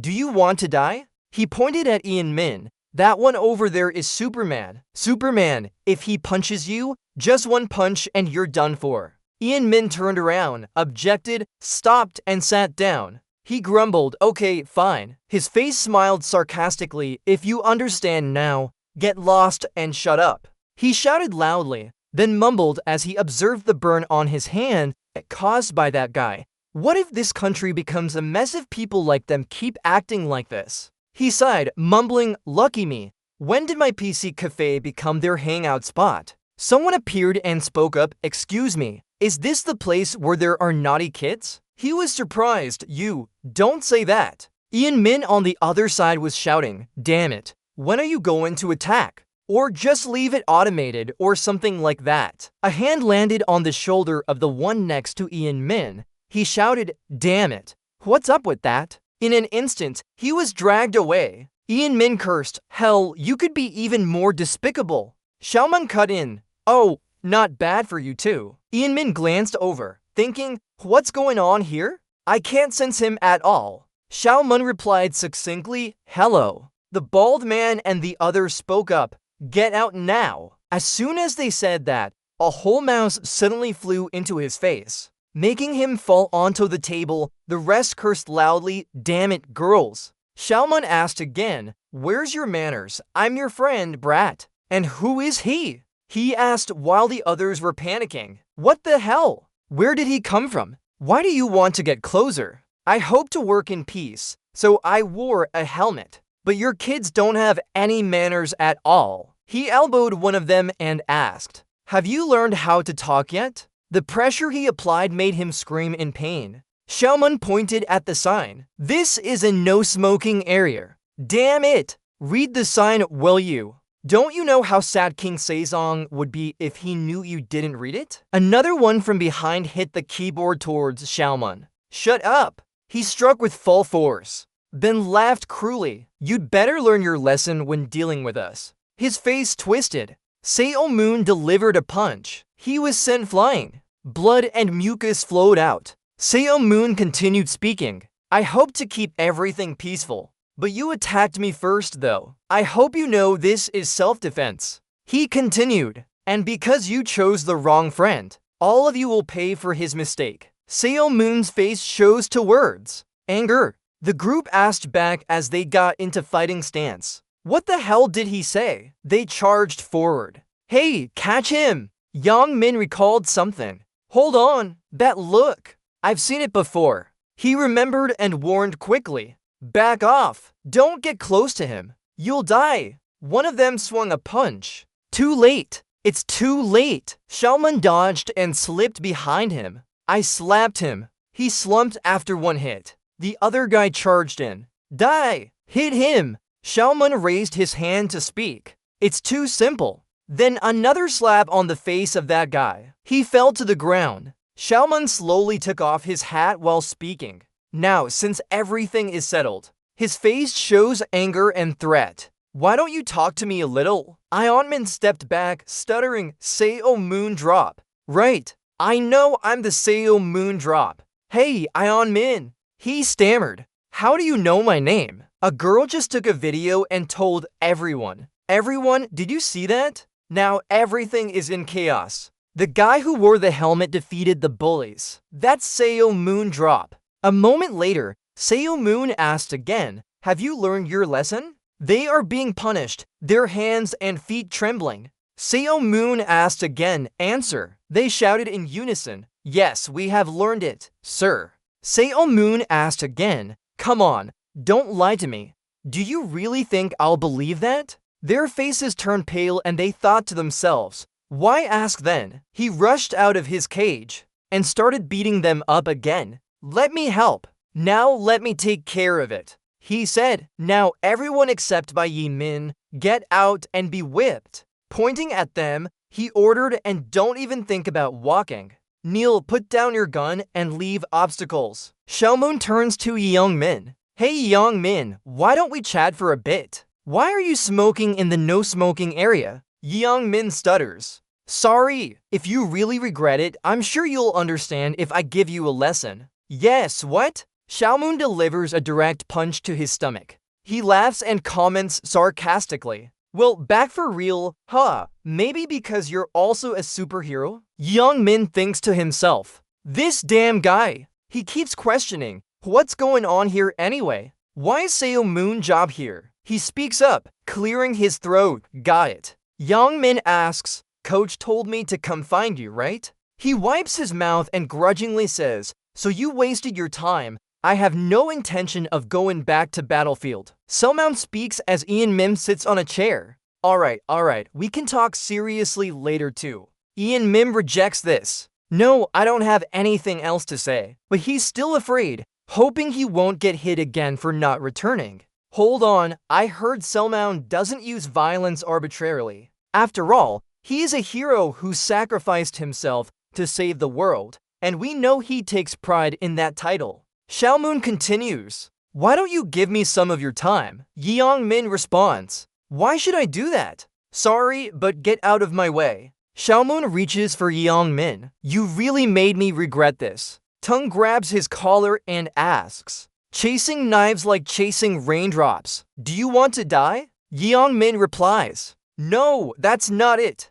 Xiaomoon hits him again. Shut up. He gets hit so hard he spits out saliva. He thinks to himself, FCK. Selmount grabs Yang Min's foot and drags him away. You really don't give me any choice. It seems we need a more private place to continue this conversation. What do you see? Yeah, he says as he sees a girl filming. Who is she? She smiles. Oh, hello. Xiaomoon looks at the phone in her hand. Then he suggests, be good and delete all the photos and videos. Dealing with this now has already made me tired enough. She stutters. Yeah, right. This is a live stream. He asks again. What? Stream? Are we live or what? She replied. Yeah, right now. You come closer and ask. What's her name? I'm Babretti. Must you have big guts to call yourself beautiful? No, it's just a nickname. Selman asked again. Why are you filming here? She explained, I have a mission to stream from a PC like this. If I complete it, I'll get 1,000 stars, equivalent to 1,000,000 won. He asks about her stream. The viewers keep commenting, what's wrong with today's stream? It's Superhuman. Crazy. Go! The real thing. Will we make it in time to meet them? Just go there and meet Superhuman, but they might get confused. If I can survive a punch from Superhuman, I'll become legendary in my family. Reincarnates and Nara gave 10,000 stars. The girl replied excitedly, thank you Reincarnates and Nara for the 10,000 stars. She suddenly got nervous and reacted to the 10,000 stars. Oh my. When they saw Xiaomun's face, Xiaomun Job lost faith in humanity. Look at his expression. He asked again, wait a minute. What do you mean by those 10,000 things are worth 1,000,000 won? She explained, yes, but after taxes and expenses, it's only about 700,000. Not bad. She smiled. That's a lot. I use this money for daily expenses. You have to do what you can to survive. Just being pretty won't cut it anymore. Xiaomu looked at her, thinking. He remembered the past when someone asked him if he was too young for this place. He replied, I don't have anywhere else to go. I have to do what I can to survive. Gift notifications kept popping up, and she got so excited. Another 10,000, thank you very much. Xiaomun thought this girl was crazy. The screen suddenly showed the stream ended notice. Thanks for watching. She spoke up.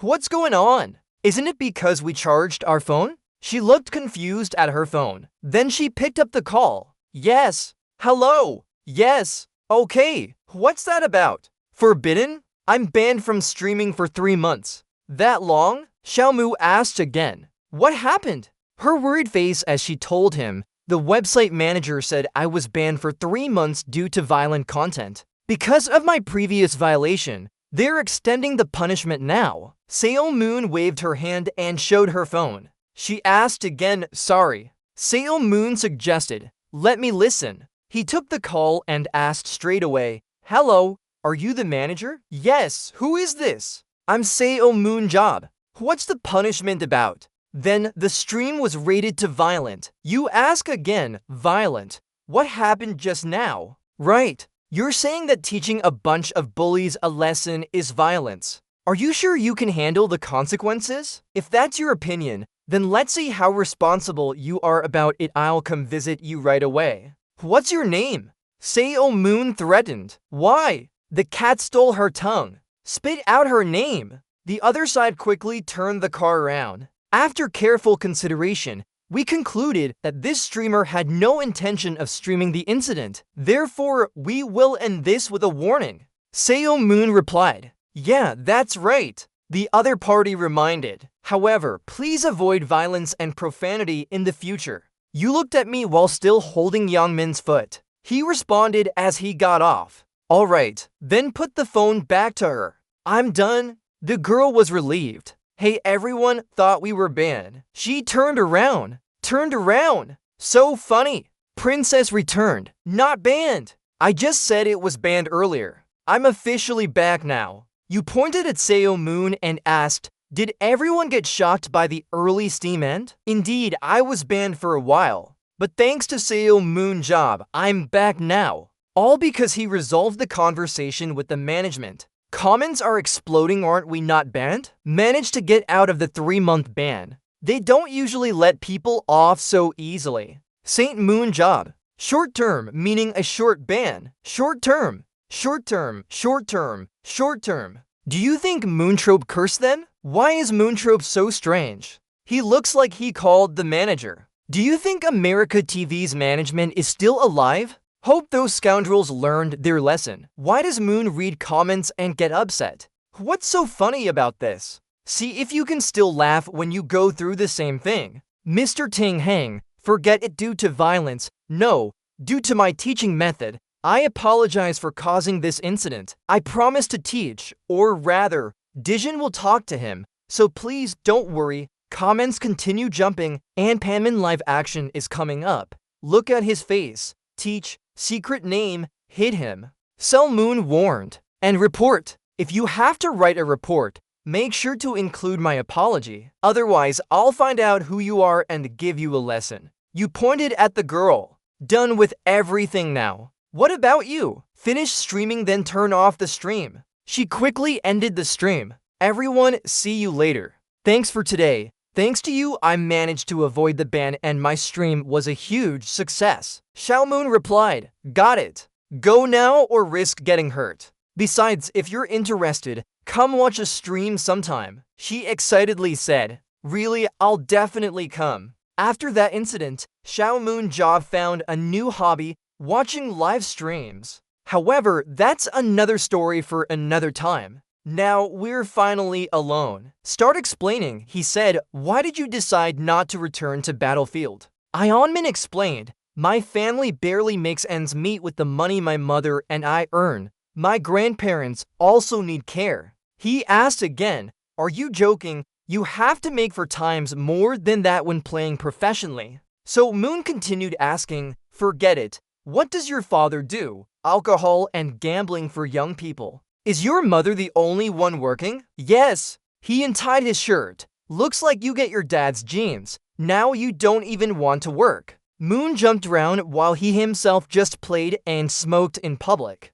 That's it? Ionmin stammered, yeah. Xiaomoon asked again, choose wisely for your future. He offered, do you want to join me and become a professional Battlefield player or give up and die? Ionmin stammered, me. He shouted, I won't quit because that's what I want. He explained, I miss being a player so much. Xiaomoon wondered. Yangming recounted, when I was still young and my mother wasn't home, my father set the house on fire while drunk. He didn't even realize it and just left with his silver coins. My grandparents almost died in that incident. After that, to protect them, I gave up being a player. However, seeing my friends become players one by one and build their careers made me jealous and angry. Xiaomoon asked again, why do you jump so much? I don't care what happens to you. Answer, will you come back or not? Ionmin replied, I'll come back. But in exchange, I have a condition. Xiaomoon asked again,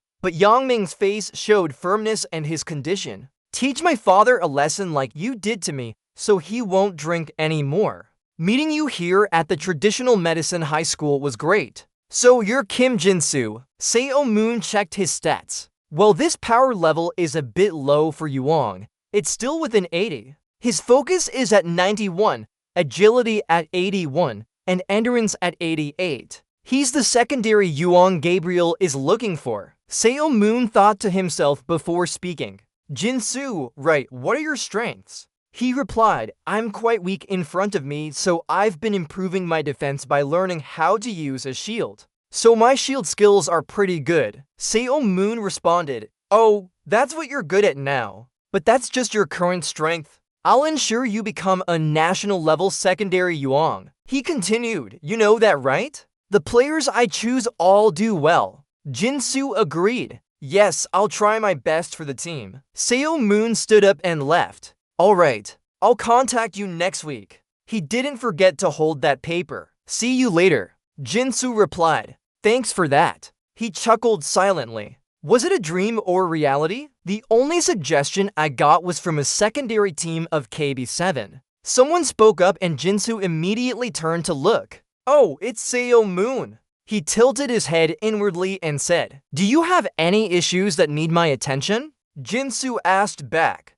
What issue? Seo Moon asked directly, like a lesson for the family who needs to be taught. At a pizza place. Seo Moon stepped in and entered. He spoke, feeling annoyed. Everyone in the store looked at him. Is this Seo Moon jockey? Ah, so I get to meet one of the 7 heroes. Hey, didn't you just appear on the news recently? I heard you were involved in something nearby. He responded, oh, did you see it? So I don't need to explain anything then. Then directly asked, among them, who is Park Youngmin's father? They whispered, Youngmin's father? Hey, that Park guy, seems Seo Moonjot is looking for you. A man stepped out, scratching his head and responded, Seo Moonjot? Alright, I'm Youngmin's dad here. He asked back, oh, are you the one who ruined your 5-year business achievements with a single hand now just drinking and partying? Now you only drink to make the car soft and live a decadent life, right? The man asked again,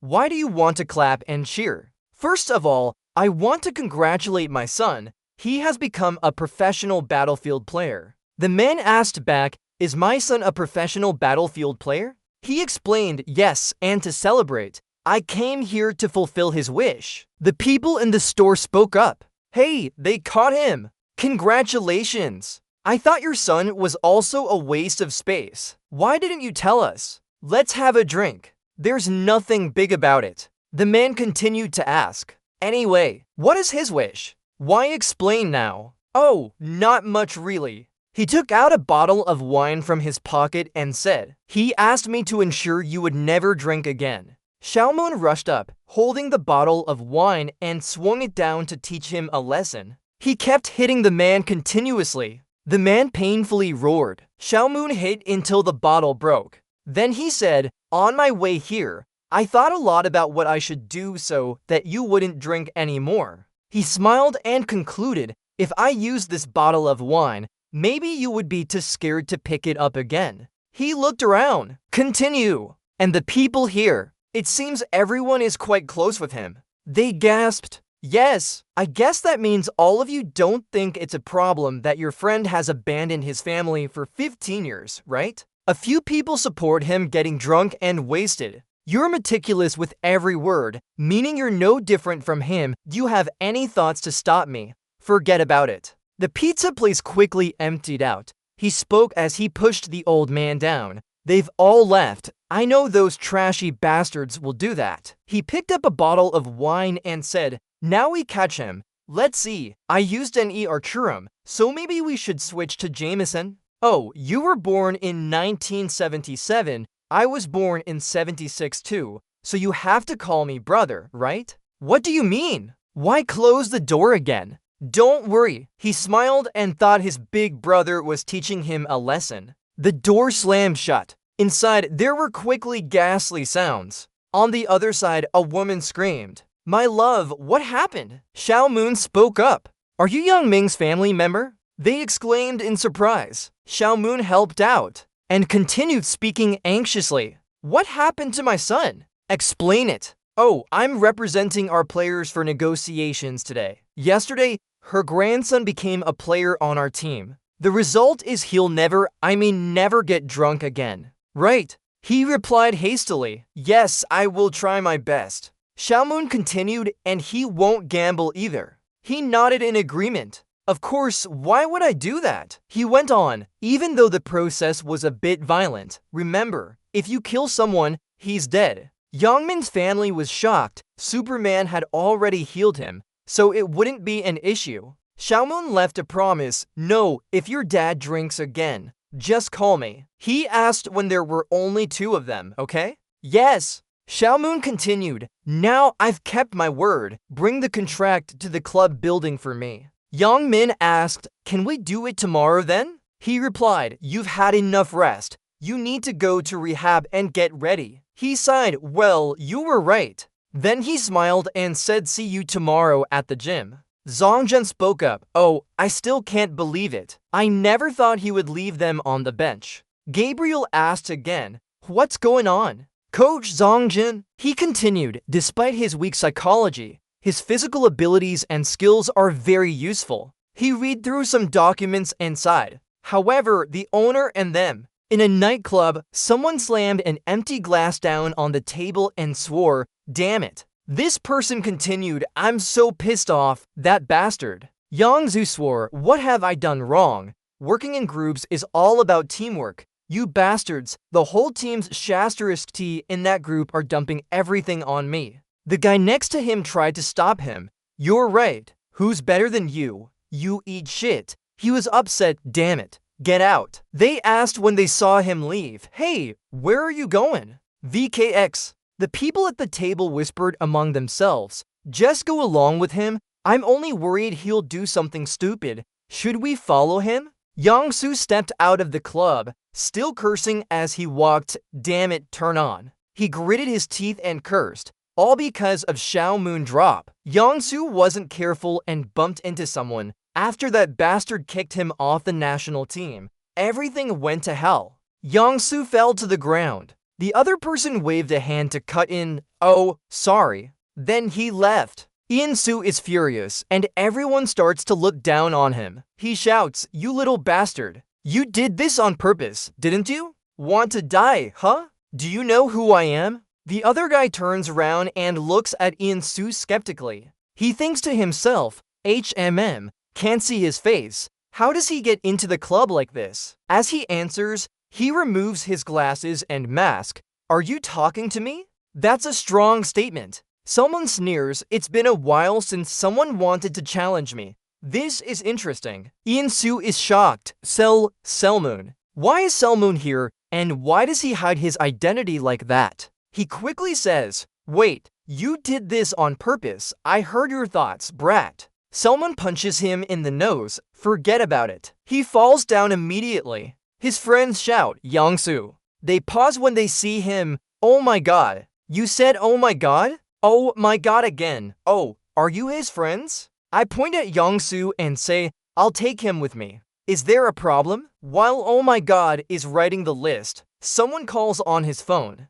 He looks at the screen and mutters, "I don't recognize this number." He answers, "Hello, are you Seo Moon Job?" Seo Moon asks back, "Who's calling?" The person on the other end says, "I'm Sim Tae-ho, Vice President of the Korean Fighting Association." Seo Moon asks again, "Sim Tae-ho, right? How old are you?" He replies, "I was born in 1965. He immediately changes his tone. "So, Vice President, what do you need me for?" The person explains, "Actually, this is a personal matter of mine." Salmon asks again, "Personal? You mean my son's?" The other party elaborates, "You must have heard about it already. I'm sure you know. It's about my son." He recalls the words of a young man. "What are you looking at, old man? What does your father do?" That kid said he was the vice president. Ian-soo's name. He continues, "So you know already.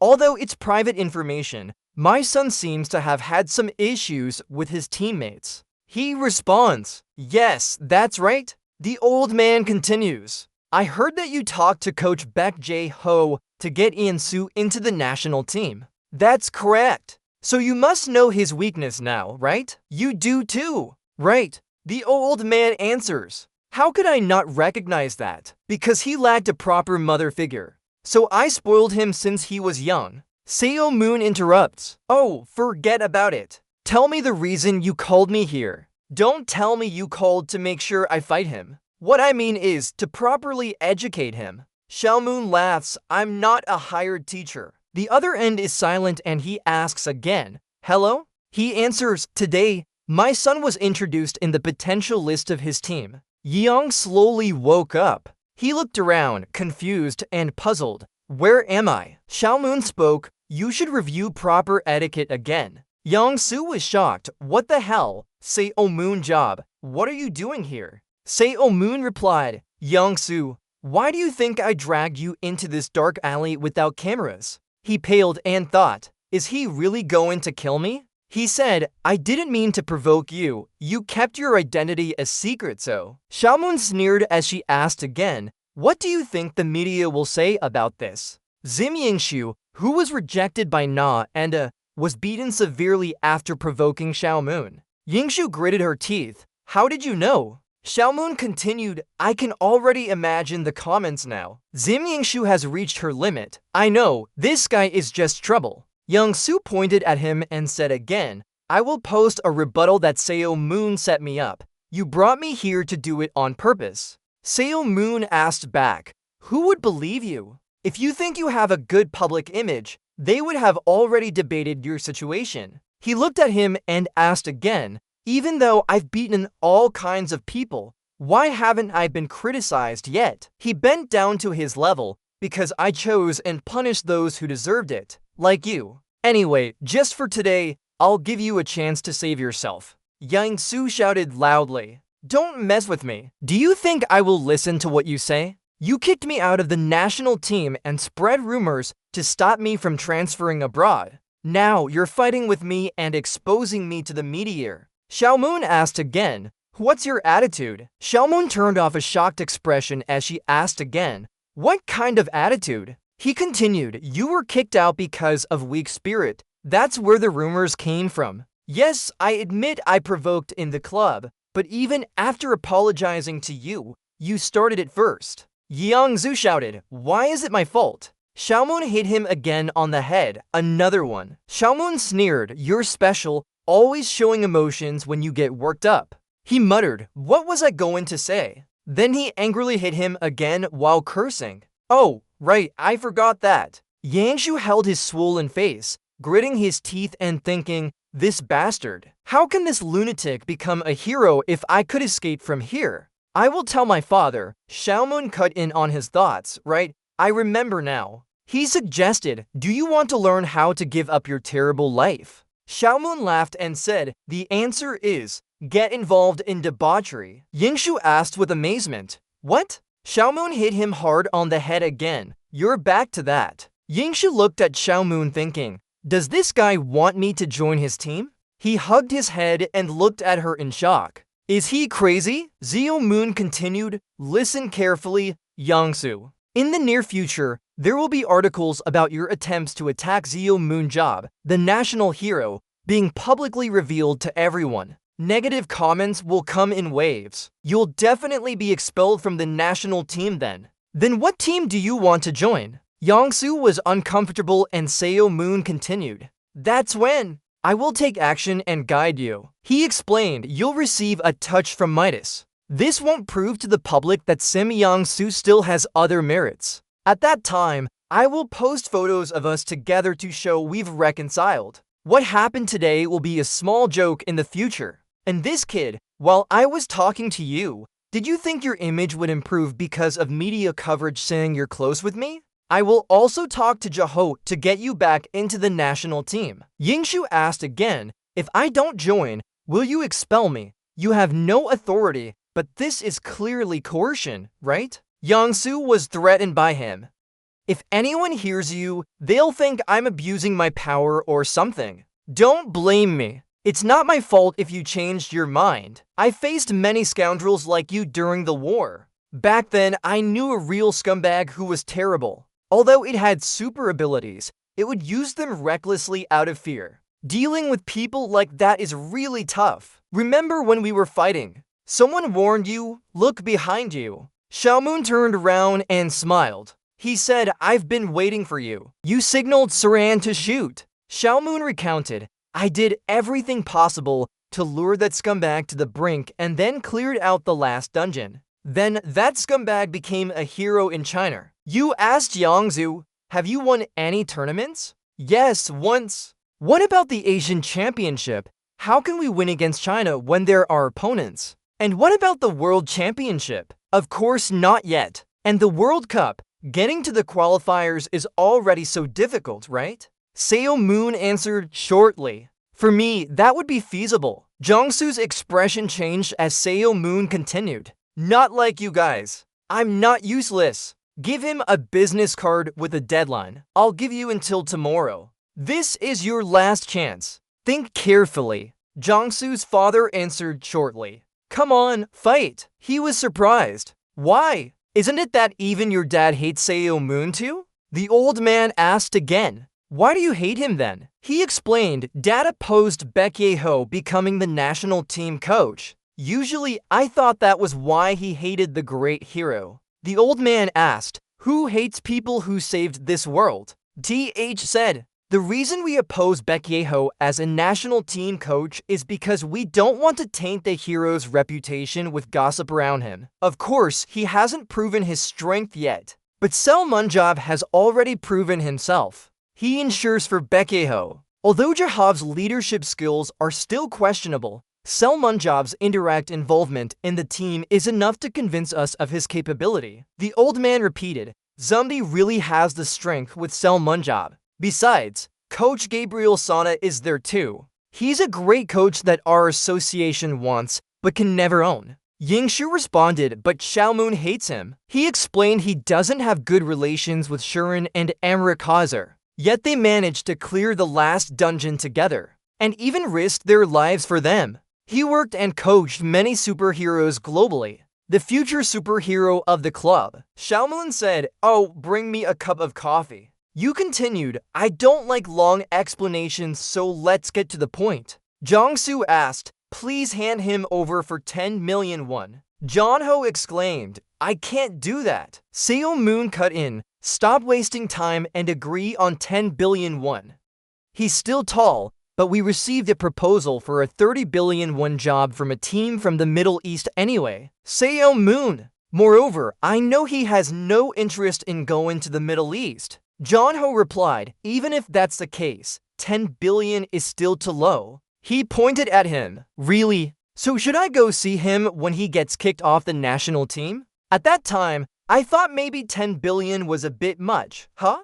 Jonho continued, Your Excellency, I don't think we can reach a reasonable agreement like this. Please come back after offering a more reasonable price. Xiaomoon greeted you. Stop smiling. Then he said, well then, I guess I have no other choice but to do it. The person in charge of the team is the deputy director of Meyer Group, right? Call them for me. He thought to himself, what's that about? Please don't.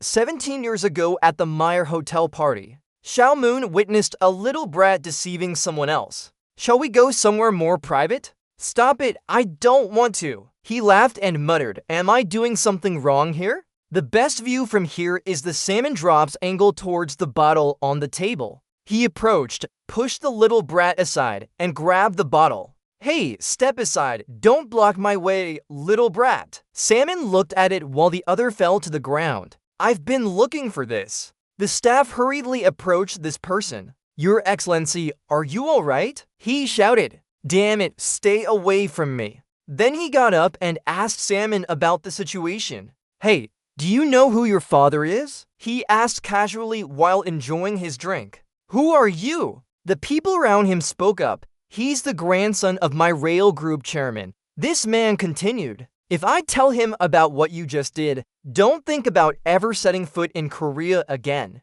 He pinched his face and replied softly, really, I'm Seo Moon Job, a homeless child. You miserable wretch. Jonho recalled the past, thinking to himself after arresting the deputy chairman. He immediately took the chairman hostage and forced us to donate 500 billion to save children. Since then, every time someone mentioned Seo, the deputy director would feel nervous. We can't let them meet each other. He agreed reluctantly. I understand now. Seo Moon smiled brightly. That's good. Since I was a bit rushed, I'll only take 5 billion won for now. He placed his hand on the contract and continued to pressure him. What are you doing? Sign it. A few weeks later at the hotel, so Rangjun looked at the new recruit and commented, not bad. Although Kim Jinsu was a bit lacking in physical fitness, his shield control skills were quite good. Gabriel from above observed, if it were the other way around, it would take much more time to develop the necessary skills for him. But since his problem is just physical fitness, we can help him with some simple exercises. Selmoon continued, yeah, this little brat is quite talented and hardworking, so I think he'll improve soon. He continued, as for Park Youngmin, I'm not sure what to expect either. Selmoon continued with Gabriel. His behavior is due to having taken a year off. Although he needs a bit of encouragement too, he will soon become a top melee damage dealer. Gabriel replied, got it, if you think so, I guess that's right then. I'll remember to check his development frequency. Sadly, Yingshu down here feels something from Sim Yingshu. Is someone watching me? We don't have any players in a ready-to-play condition at the moment. Gabriel continued speaking. I still think we need faster support. As Yingshu looked up, he made eye contact with Xiaomoon. His eyes showed that he was watching you. He quickly turned away. Xiaomoon kept talking to Gabriel. Got it. But there's no one worth chatting about in Korea. All the good ones have been recruited already. Gabrielle thought to herself, I tried looking among current players, but they're either too expensive or lack potential for development. Then he said, got it. Do we need to recruit foreign players then? Salmon spoke and Gabriel replied, yes, got it. Since we still have time during the trading season, I'll wait for new information, sir. Hazian smiled and waved at him. Sorry for making you wait so long. Hey Hazian, what are you doing here? I'm on vacation, or don't you like seeing me? He smiled, probably a bit. She replied, lying, if you're honest, I'll take you to Paris with me. He continued, oh, is it because you're not used to the new team yet?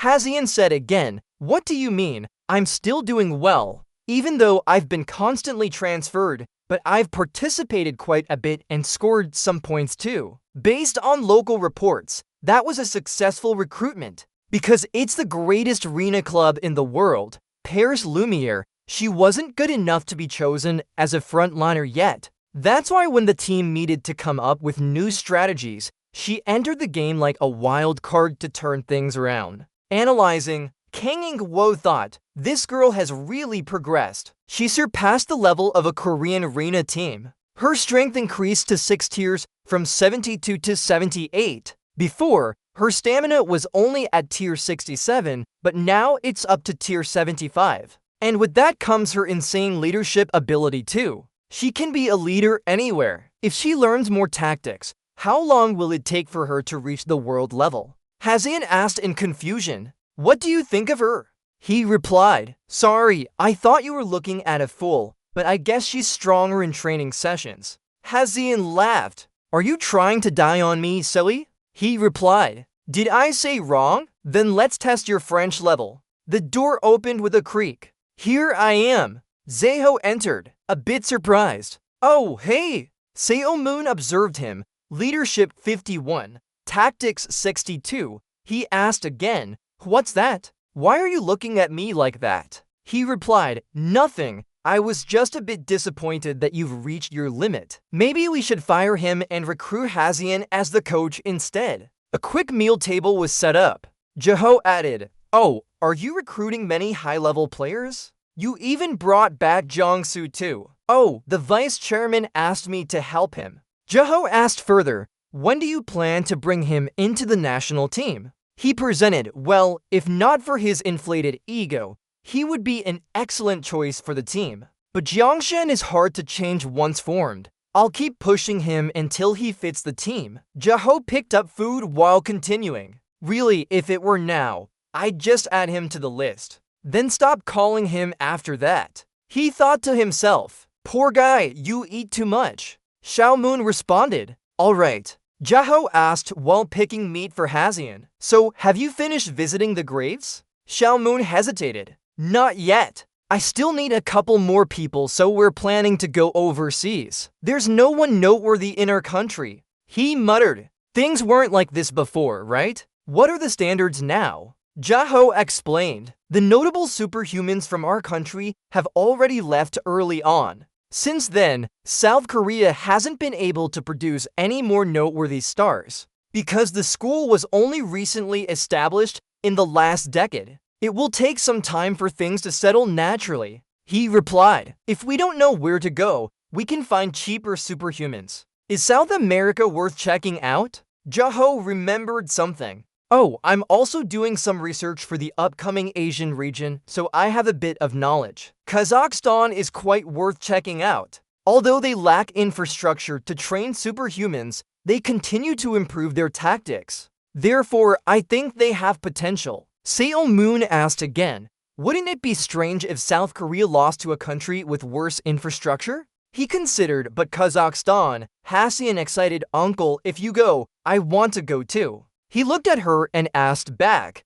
Hazian, why would I go there just for fun? She asked again, why? Because you're going there anyway. So we can still visit you. Oh, Kazakhstan will be so romantic. Hazian continued asking, do you know that you are the most respected superhero in Kazakhstan? Xiao Moon was confused. Yeah, it seems there are many Akin warriors who use this sword for main damage. They also use swords and shields, and there seem to be a lot of potential related to mark swords. Xiao Moon laughed loudly. You're that famous? I guess I'm pretty cool too. Great, great. If they like you this much, shouldn't you visit them? Jaho sighed, with this mood, it seems I'll have to stay lonely in South Korea for a while longer. Hazian read his thoughts, feeling blue, right? She suggested, this time, just the two of us, okay? Xiao Moon ate and replied, alright, why not? The whole family was amazed. What? At the Kazakhstan International Airport exit gate,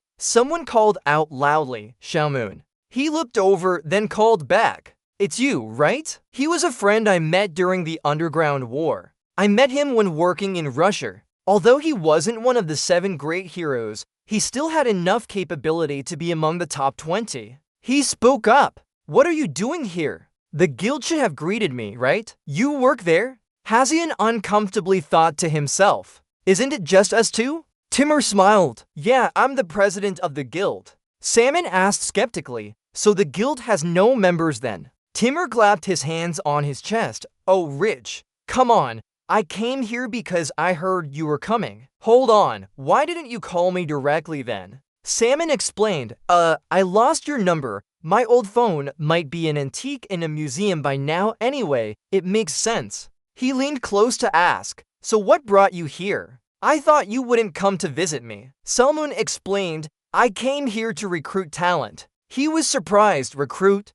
For the arena? Do you want to meet them then? The man repeated curiously, them. Timur chuckled. Timur led them in and said, we're here, Salmon. He continued praising them. I'm quite sure they won't impress you, but they are a pretty stable couple. He added, well, our team is the same. It's hard to believe you'd become a guild president and have an entire superhuman team too. Timur raised his thumb and said, not just one, I also have a basketball team. I'm quite sure you don't know about this, but I was once prime minister as well. All thanks to you. Xiao Moon continued. Well, thanks to you, I didn't have to go down to the king's private court. He spoke up. Now let's take a look at my team. But before he could finish, they were attacked. Xiao Moon grabbed the fence with his hand. He looked in the direction it came from. He said, what? The person leaped up. She will challenge you to a few fights. After checking, she stepped back. Then she asked, are you Xiao Moon Job? My name is Sonia Akhmedov. Can we have a fight? Salmon wondered if she was his daughter. A U appeared on Sonia's head, showing Timur had just scolded her. Salmon continued asking, oh, or are you adopting her then? Timur laughed. You always read my lips, don't you? She is my fiery daughter, Salmon. He looked at Sonia skeptically and asked, hold on, that sounds unreasonable. How can I believe someone like that is your daughter? Timur was proud. What do you mean? She has her mother's beauty and my strength. Xiaomoon continued. If only everyone could choose their genes from parents. He asked, is Bai's daughter like that too? I forgot about that. The genes of Xingyang carry a heavy burden. He looked at Sonia and analyzed. He was amazed, impressed. Compared to all the female superhumans, she is closest in strength to Saran. Her potential even surpasses Hyon's. Besides Nathan and Kai Kai, she can stand on par with, if not surpass, a few superstars. He spoke up. What's your position? Sonia replied while blocking. He smiled. You said you wanted to train with me, right? And agreed to the proposal. All right, get ready. The character of Salmon Job has been loaded. The character of Sonia Akhmedov has been loaded. Entering the test area. They looked at each other. He spoke up. Huh? I wonder where I've seen this before. Sania's dance is exactly like him. Salmon spoke up. Look over there. A fan, huh? Sonia focused and poured her strength into her hands. Throw the sword. He dodged it easily while commenting silently. Her throw was fast, though lacking in technique. It seems she used muscle enhancement. With a strength stat of 72, enhanced muscles would make it around 101 now. Since she can throw spears with strength over the limit of 100, even without proper technique, it's still quite strong. He smirked, not bad. Sonia continued to charge at Seo Moon before Seo Moon could think about reaching her maximum power of 87. I wonder if she can reach a stat of 122 with muscle enhancement. Isn't that amazing? Sonia continuously attacked Seo Moon. He only defended, countering each strike. She's good at close-range attacks. However, he redirected his movement and started counterattacking. Sonia was surprised. Xiaomoon swung her weapon with great speed. She must retreat immediately. Xiaomoon smirked as her guess turned out to be correct.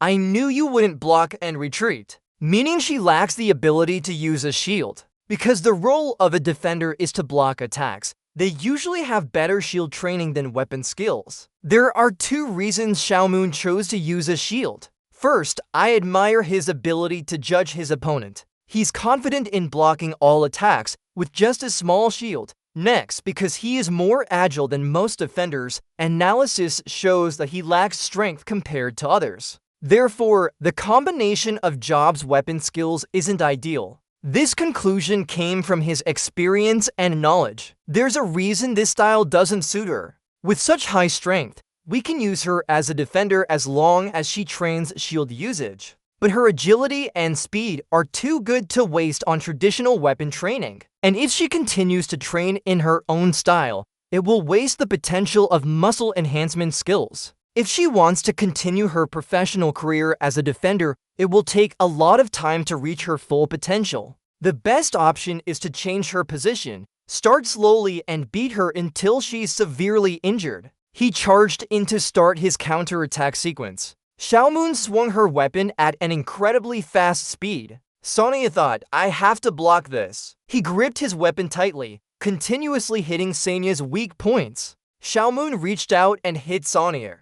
Dust flew everywhere. Her face was hit by the force, but he didn't strike her directly in the face. Xiaomun smiled and asked again, Aren't you aware that I'm holding back? The notification system, Sonya Akhmedov, has failed. Timur smiled and said, Just as I suspected, how is my daughter doing? He commented, She's not bad at all, trying to coax his daughter. Right, Dad told you already. He said I have talent. Don't worry. He asked, Did you learn combat style from your dad? Sonya was honest. I was advised to rely on my strength and my dad suggested using his style. Timur continued the conversation. In this country, I'm the best to learn skills from you. Xiaomun looked uncomfortable, but thought to herself, Unbelievable. He began explaining, Listen, Sonya, when using shield and spear, you must have noticed that my strength is evenly distributed, right? She honestly replied, Yes.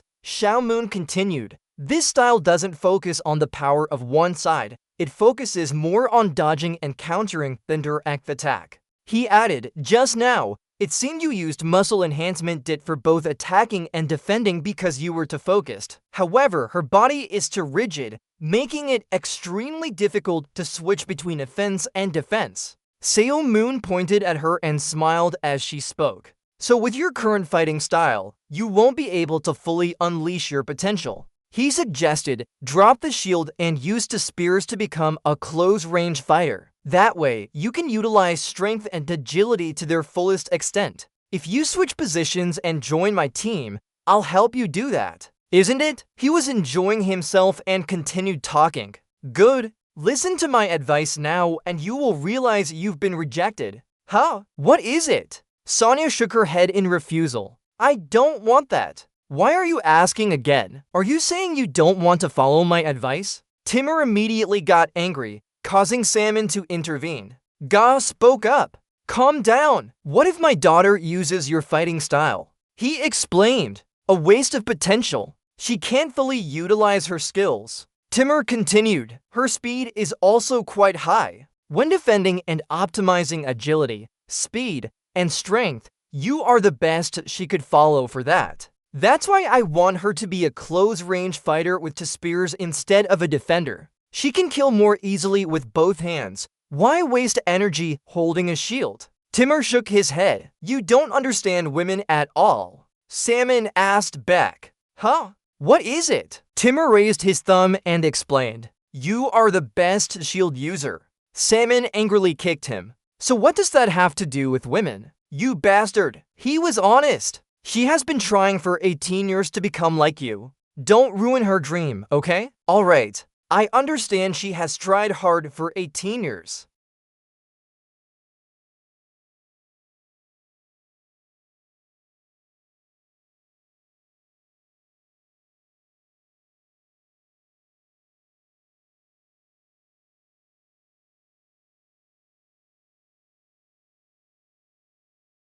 Really? Why do you want to continue? Yeah, you said you'd take responsibility. Even if you go, I'll come with you. Sonya asked again, Are you really going to take me? He replied, Yeah, of course. He thought to himself, why waste time when there's €1,000,000 right in front of him? Sanya's face lit up immediately as she repeated, he promised, right? He smiled and recounted with satisfaction, that's what happened. Do you think this is a great deal? Jaho asked again, so why doesn't Hazian come back to you then? Xiaomun replied, Hazian. He continued, you don't know, she said she has urgent matters to handle in France. Jaho grumbled to himself, what did Xiaomun do for you? I want to know, but I don't really care. Xiaomun introduced, this is the user manual trainer Maxime Blanco from France that Coach Gabriel hired. He continued translating for Sonia. He said hello and okay. She bowed her head and greeted politely. He smiled confidently, introducing himself as someone who's quite selective. You'd better be worth the time it took me to come to this small country or something like that. He looked at her and continued, Sonia, show him what you can do. She nodded and quickly connected with the machinery. Sonia Akhmetova entered the testing room. Selman signaled, Sonia, let us know when you're ready. We'll prepare all the monsters you want. She thought to herself, all the monsters? Then she spoke as her muscles relaxed. Before starting, I have a question. Selman asked again, what's your question? Sonia asked directly, what was the monster that you defeated in your first match? He repeated in confusion, me? Let's see if we count the character test too. He smiled and said, probably Salaboon. She suggested, then I'll face it again. It quickly appeared. Sonia looked seriously at it. Salaboon attacked. The ground was plowed for a long distance by it. It observed and searched for Sanya's trail. Sonia leaped up high, holding her weapon in hand. Her eyes never left the monster. Her spear pierced through its body. She finished it off with one strike. The notification sounded, test complete. Maxime Blanco was dazzled by her beauty. He stammered and finally said, absolutely beautiful. Sonia talked to Salmon. How do you think, Salmon? He commented satisfactorily, I think you can do better if you practice more. The fluttering phoenix kept praising her, leaving him no choice but to respond. Alright, for a kid, that's pretty good. Sonia continued asking, but what should I learn from Coach? He explained, don't worry, he'll be here when you're not around. He's quite busy. Remember you said you'd take responsibility. He continued saying, handing Sonia over to Maxim Blanco. So, I'm sure Maxim will do better than me when the real training starts. Of course, your training won't be easy. He nodded in agreement, of course. Seo Moon promised, however, there's only 1 month left until the new season begins. We'll make you a star for your first game. Time passed quickly and the tournament was approaching. The announcer announced excitedly, welcome, dear viewers. The audience below were equally enthusiastic. The cold winter had passed and it was time. This is the opening match of the 2023 season. Seonbc vs Siam, Line vs Seonbc, the strongest team in all previous seasons. Seonbc will face off against the new giants from KB1, Punch. They discussed among themselves. I heard there's something noteworthy about this match, right? Yes, take a look at the lineup. The KB1 Storm is being owned by someone known as the Emperor of Eyes, personally selected by Seo Moon Job for the team members. While many familiar faces are present, our attention is drawn to the new recruits. I wonder what surprising performances they have in store for us. Seo Moon observes the formation, muttering contentedly, alright, perfect. The DAM team's lineup.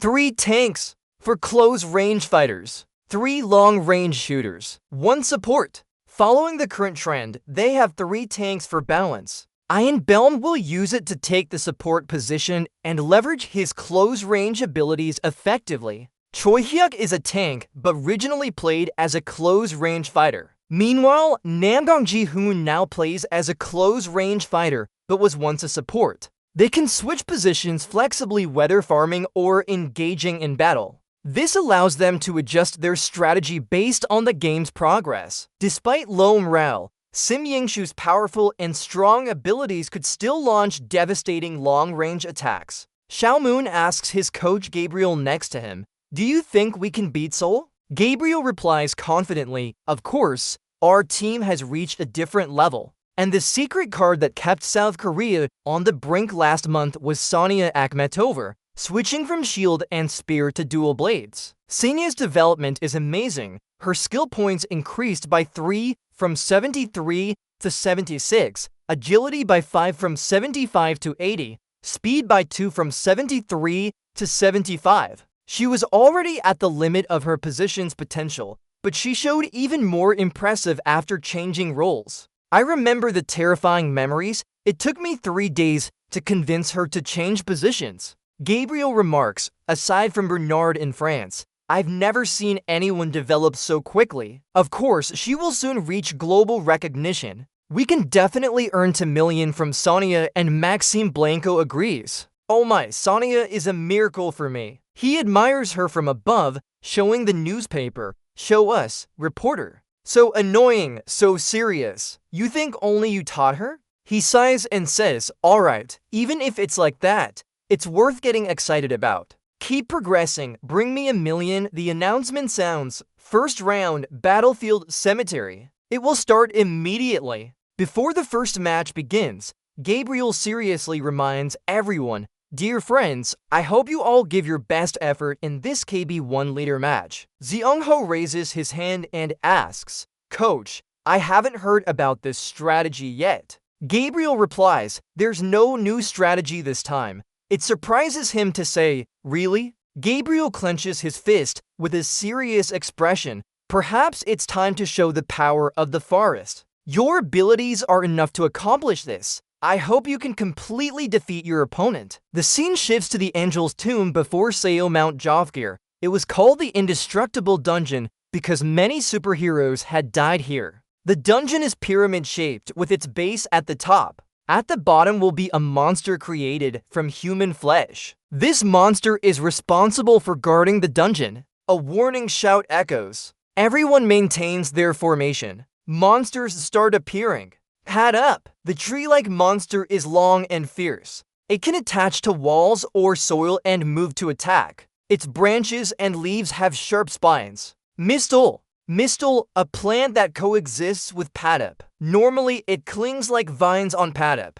Then it will attach to other aquatic creatures and control them. The Team D Dum has logged in. The commentator's voice announces, Dum's setup is indeed surprising. Dum's weakness used to be its breakthrough power, but now this flaw has been perfectly supplemented by dealers. There are no actions that hinder for additional hunting time. It's all about quick strikes. Meanwhile, Seo Moon marvels at the screen. Ha, reminds me of old times. Jung Jun asks in surprise. Yes, remember those days. Seo Moon happily replies. Alright, back in those days. There wasn't much info on the dungeon, so we didn't know where to start. Everyone was happy that the battle ended. Then one person got Mistle stuck on them. At the time, none of us knew someone with Mistle attached would lose all their nutrients and be controlled by it. Hearing you recount it so straightforwardly made Wrong Run shiver in curiosity. It's a nice memory to laugh about later. Now Seo Moon's eyes turned menacing as he gestured, continuing his story. In the end, I had no choice but to cut his throat. He must be grateful to me for ending him before he suffered. Wrong Run's face paled and she broke out in a cold sweat, exclaiming inwardly, so you just went ahead and decapitated someone without even flinching? Someone who can do that without feeling anything is standing right next to me. That's terrifying. That's terrifying. Meanwhile, Seo Moon was still smiling contentedly about all these good memories. He pointed at the screen again and said, look, Wrong Run's team is ready for the hunt. It's time to face off. The screen immediately showed Team 1 with members Ron Jungwon T, Sim Young-sol, Kim Jin-sol T, Park Yeon-min M, Choi Yoon-min M, Nam Gung-ji Han M. A voice over the radio said they were done on their side. How's it going on your end? On this side, there was a call to end the hunt. The CUNBC team member list appeared. Team 1 is up. Do In-hun T, Kim Chien-min T, Lee Chun-si OKL, In Jae-min M, Sho In-hak, Kim Jun M. Next are the CUNBC team members. Team 2 including Min Jun-jiuntae, Oh Ju-yeon, Kim Han-hyun, Kim Seong-jin, Choi Ji-ho Angio, CUNBC formation. 6-5. While splitting into two teams might slow down the reconnaissance, it allows more people to share hunting points and is strong against attacks or ambushes. A member of Team CUNBC was formulating a plan, just passed through the next layer, and he saw a beam of light turn into an arrow piercing the ground in front of him. Then came a larger beam of light. As it got closer, they realized it was Lanian and Yunbelm. The 5-person group from Team CUNBC now stood on high alert, expecting an ambush. Lanian was surprised and thought to himself, "So fast! Did they prepare for this?" The leader of Team CUNBC 5 said loudly, "No monsters infected with Stein, so the hunt ended. The attacking team's offensive power is weak, so I can hold them off here. I'll hold them off here first. Go find George Seung-ho. Once you catch George Seung-ho, there won't be any more variables." The two orange and red-haired members nodded. Upstairs, someone was walking and rolling down the stairs, looking at each other with silver eyes. That's the Sonyu team, with their orders being shouted out. Sonya Akhmedov, Choi Hyuk have arrived at their combat positions. Seung-ho instructed Hyuk, "Wait for my signal, okay?" Hyuk replied, "Got it, Seung-ho." He sighed inwardly, but in KB1 Lit, Seoul BC has always been in the top 5. Without a main team, we would have been eliminated during playoffs. This is fine, right? The voice continued from the other side. Hyuk, now make Hyuk sweat and worry. Oh my god, I don't know either. But Sonya jumped up and said, "Let's go." Both jumped into the group of Seoul BC's 5 people, startling them and making a loud noise. As soon as they appeared, Choi Hyuk's to attack directly their opponents. 3 small explosions erupted in the air simultaneously. Sarnia was observing below when 3 members of Seoul BC suddenly dived to attack from above, but her hands were already prepared with 2 weapons. Quickly turning around, Sarnia threw out 2 streams of power from that weapon. 1 stream of power shot out, causing the 3 to fall into confusion as they struggled to defend against it. Then the 2 small objects in Sarnia's hands transformed into long staffs, calmly blocking the simultaneous attacks of the 3. Her eyes glowed fiercely, her teeth clenched tightly. Following that, a surging stream of power from Sonya was fully released. One of them exclaimed in shock, "Crazy? What's this? 3 streams at once, right?" At this moment, Sonya leaped up into the air with a spear. She aimed the spear at the red-haired member of Seoul BC who was fighting against the Australian player. The red-haired man screamed in pain, and behind him, 2 airy glowing eyes appeared. That was Yoon Bell's power stream. He stabbed through the red-haired man with his sword, immediately announcing, "Ein Belm, Wonkil." The commentators were extremely tense and excited as they commented. As Sonya and Choi Hyuk caused chaos in the battlefield, just 1 minute later, Ein Belm scored Wonkil. Sonya is truly ruthless. Despite being attacked by 3 people, Sonya still managed to create an assist. Now, Sonya's instructions echoed in her mind, "I understand now, uncle. To use the throwing motion as bait, when you throw it away, you must make your opponent think it's really dangerous." Sonya continued to spin the sword in her hand and then charged forward again. Her eyes were sharp and piercing.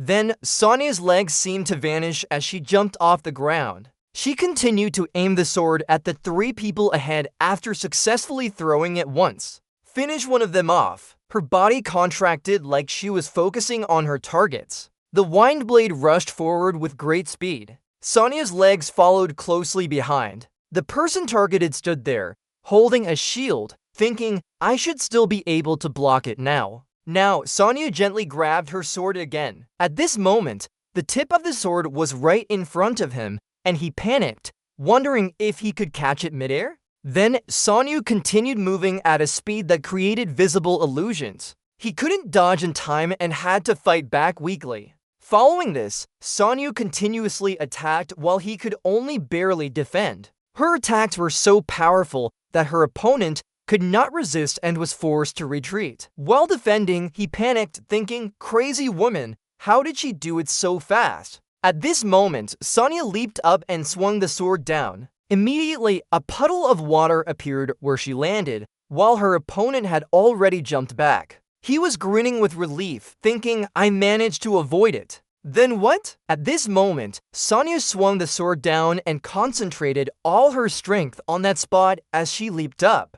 The force from where the water puddle was generated propelled her upwards. Another sharp blade fell from above onto Sonya's opponent. Using the recoil force when the sword hit the ground, he looked up too late to avoid it. He could only exclaim impossible as Sonya landed on the ground with glowing eyes and a slash at her opponent. His body was cut in half and gradually disappeared, while she retracted her sword. The announcer's voice continued, Sonya Akhmatova, Onkin. Then Sonya suddenly vanished, leaving a trail of light in the air. She appeared above someone with orange hair, preparing to attack. Sonya drew her sword and stabbed down again. Immediately, an explosion erupted before his eyes, causing him to panic.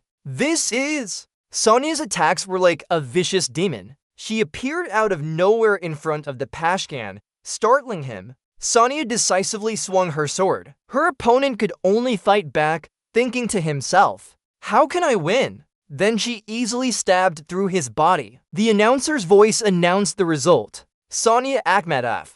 Double kill. Xiaoman couldn't help but exclaim, Coach was right. Everyone stop hunting and quickly gather here. We just need to stick together to win. No damage while getting a double kill. Amazing! Amazing! You just witnessed Sonya sweeping through the opponent's team, marveling. Outside, Xiaoman was also amazed as he watched her on the screen. Her agility has increased significantly in a short time, and her stats have gone from 76 to 78. Are the stats for player 78 around 79 and player 78 around 97 similar? Absolutely not. They vary based on experience, and combat strength increases over time. Meanwhile, Sonya continued fighting while thinking, it seemed pretty similar to Coach Seo Moon just now. No, we're late, but it seems like we've grasped the key point. Now, only stubborn muscles remain. The enemy team captain is also interesting.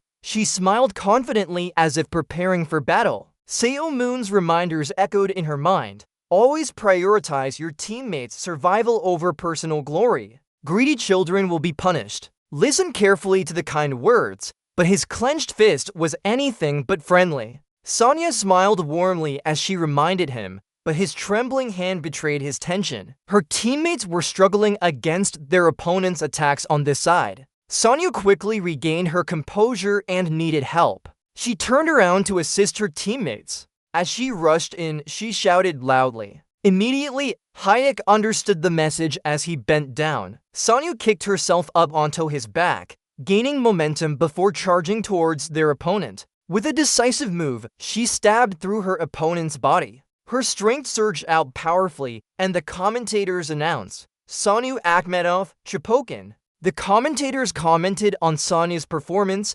Soinbees and Zem charged into each other after her Chipokin. And the winner was Zem, who had dominated in the first round. Especially Sonya, who had been very active during the match. This newcomer seems to be leading now. It's a special match, showing everyone their worth through competition. Seal Moon Job Dixon, coming all the way to Kazakhstan, must have reasons. The next match is highly anticipated. Well, the players are ready. The second match officially begins. Meanwhile, Yongsu was sitting in the bathroom, extremely nervous and biting his nails. As he read the text on his phone, he gritted his teeth angrily. The message on his phone said, Battlefield notification for today's match. Breathe to do what you did today. All foreign mercenaries, even if Yongsu is a top-tier player in China, he only stands out there. I heard Seo Moonsuk was taken away, not as a vice president, right? He wasn't too bad today, at least in his dreams. He read it angrily and blushed with rage. You dogs! Why are you so disrespectful and despicable? At this moment, voices from outside caught Yongsu's attention. Zimi Yongsu, nothing special since the rush has passed. They were two members of Seoul BC. They washed their hands while discussing. They're just drivers for foreign mercenaries now. In fact, having superpowers is only slightly better but not special. That's right, if that was the case, top players would have written new history. After all, mercenaries are too strong. Sonya and Amitov are almost European pros, but aren't their performances declining? Anyway, Sim Yong-soo didn't see that arrogant demeanor. Isn't this better for him? Ha ha ha ha.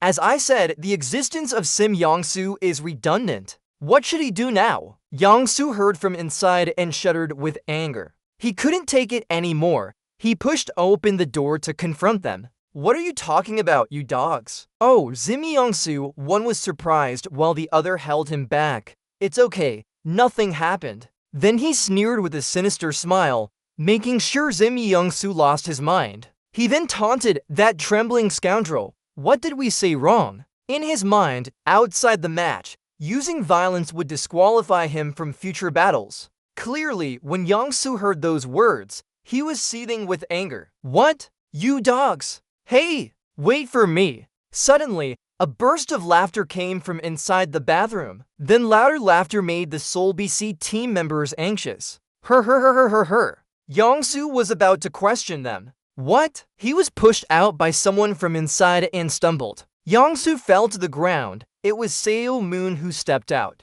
his face turning red with suppressed laughter. Oh my, sorry about that. The provocateur started feeling tense as he spoke up. Seo Moon job. Seo Moon wiped his eyes and laughed to explain. I was in the restroom when I heard you guys talking, so interestingly, I had to come out right away. I'm curious about how Yong-soo would react when faced with the truth. But let's not talk anymore. I just wonder what will happen next. The more perceptive one hesitated and didn't know how to respond. Me apologize. Hearing this, he patted Yong-soo on the shoulder and said, oh, too bad. So, Yong-soo, then you should apologize to the Seoul team. At this moment, when Yong-soo was hit by the door, his anger intensified as he heard that. Why? Why me? Clearly, they were mocking me. Seo Moon warned with narrowed eyes. Yong-soo, how long have you lived? The more you've lived, the more times you'll hear bad things said behind your back. Yong-soo tried to resist but couldn't say no. Then he forced him down and said in front of the two people, Yeon-soo, please apologize to the Seoul team. Even with superpowers, it's still important to apologize for looking down on them. Alright, now your face is still smiling nicely. He then led Yong-soo out and said, come on, Yeon-soo, we need to prepare for our next match. Suddenly at the door, he stopped and said, oh, remember to close the door properly, squeezing the door tightly as a reminder. Sinsu is in the middle of his match now. This time I'll let it slide. Next time, no more. After he left, his handprint appeared on the wall. Back at the bench area, Jong Hwan started assigning roles. This time, just like the first round, the team with control effects focused on Sonya, and the rest split into hunters to carry out operations. To be honest, this match between the club owners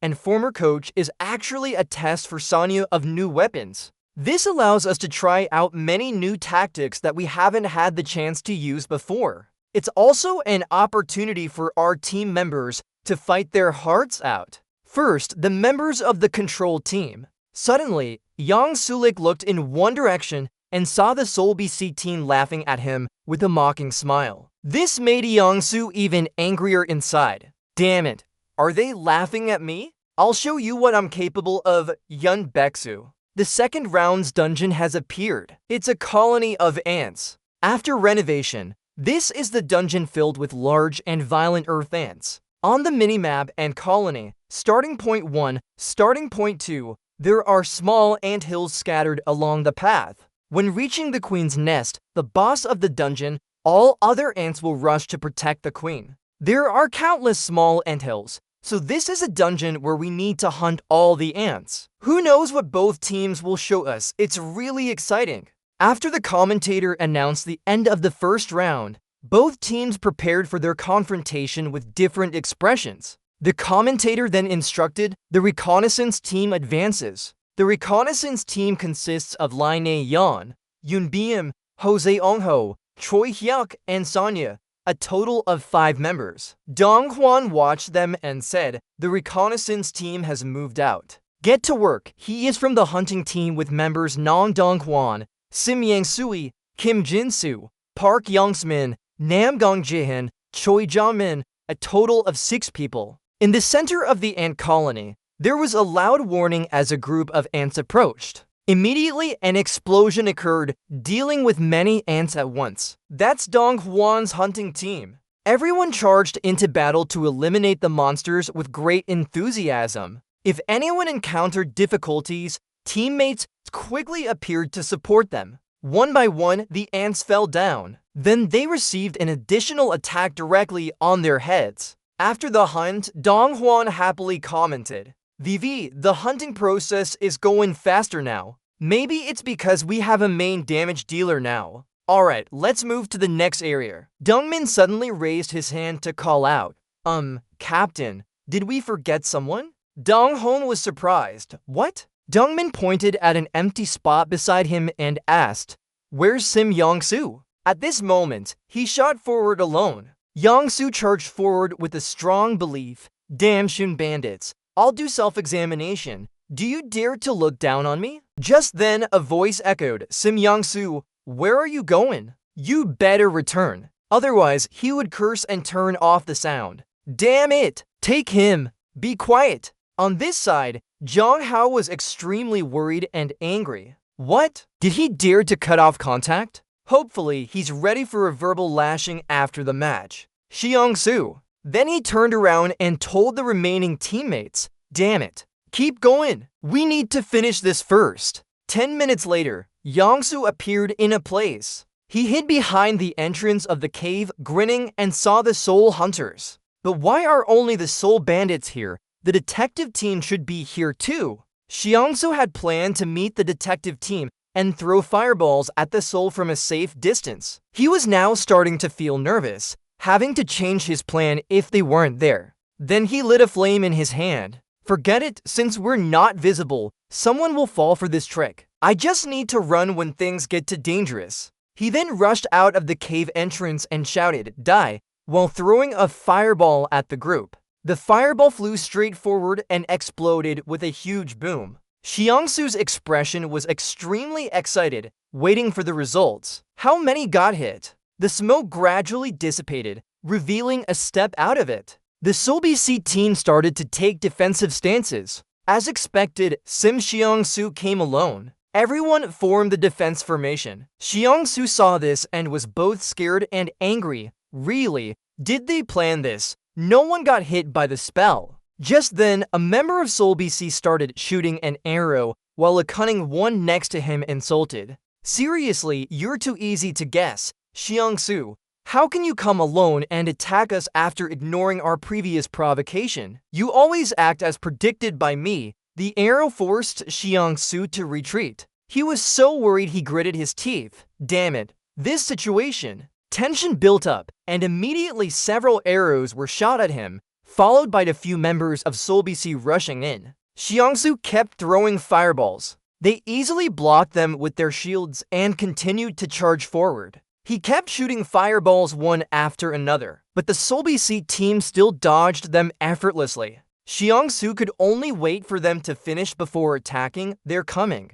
I'm going to die." "Oh, hold on. He can't dodge at this distance." Just then, Xiang-soo raised his hand to create a fireball and shouted. But right now, only a weak flame appeared in his hand, making him flustered. His pupils contracted with fear. "It's late afternoon. I've used too much mana." The Sim Yong-soo fireball ability, no matter how he is, this skill has made Xiang-soo the best magical damage dealer in KB1. Once he could cause up to 5 explosions. To attack again, it takes 150 seconds of cooldown time. Thanks to its short casting time, he never had to worry about the fireball's cooldown. At this moment, Xiang-soo fell to the ground due to temporary lack of strength. The Seoul BC team approached and began to smirk.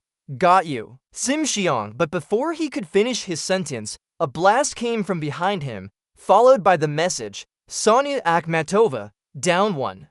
The guys turned around in shock to look back. Aha! It was Sonia who appeared just in time and cut down the guy who had shot the arrow earlier. Ian-soo was still dazed when suddenly a hand pressed from behind him. Ian-soo was dragged backward at incredible speed. The Seoul BC team turned around to look behind them. They were extremely alarmed not seeing Iansu anymore. Yansu's SIM card has disappeared. Yansu's appearance is part of the plan to draw Yang's attention. At this moment, Seungho and Choi Hyuk had pulled Yangsu down into a pit. Seungho covered his mouth and signaled him not to make any noise. Yangsu looked left and right and asked, "Hey, what are you guys doing here? You're not following the plan. Why should we hide? Didn't you attack first?" Seungho was speechless as if turned to stone. He's the one who ruined the plan. After a while, they fell into silence. Choi Hyuk turned away with a bloodied lip,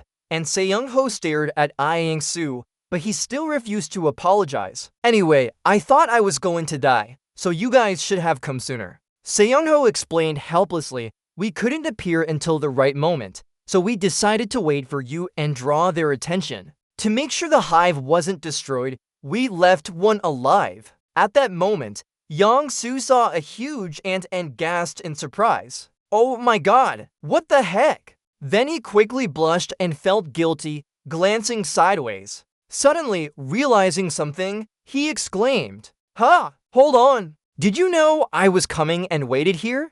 Seungho replied straightforwardly, "Yes," the chairman said before the match started. He appeared with a smile, saying, "I'm sure Sim Yingshu will do something foolish." Seungho recounted, he said that Yingshu was shocked and thought to himself, "Did Xiaoman Job say that?" Recalling when he just left the bathroom earlier, Xiaoman followed him and called out, "Hey, I can't believe the top team of KB would talk behind someone's back." Then he suddenly appeared and whispered with a sinister smile, "I hope you understand, right? Because this is a game of strength. I hope you do your job properly so we can advance in the overall ranking. And don't go alone to avoid affecting the team." Recalling his amused expression, Iansu was extremely bewildered. He predicted every move he made. Seungho noticed the situation above and said, "Nayeon and BM should come here sooner. Come out." Then he bent down to check if Yingshu had fallen unconscious.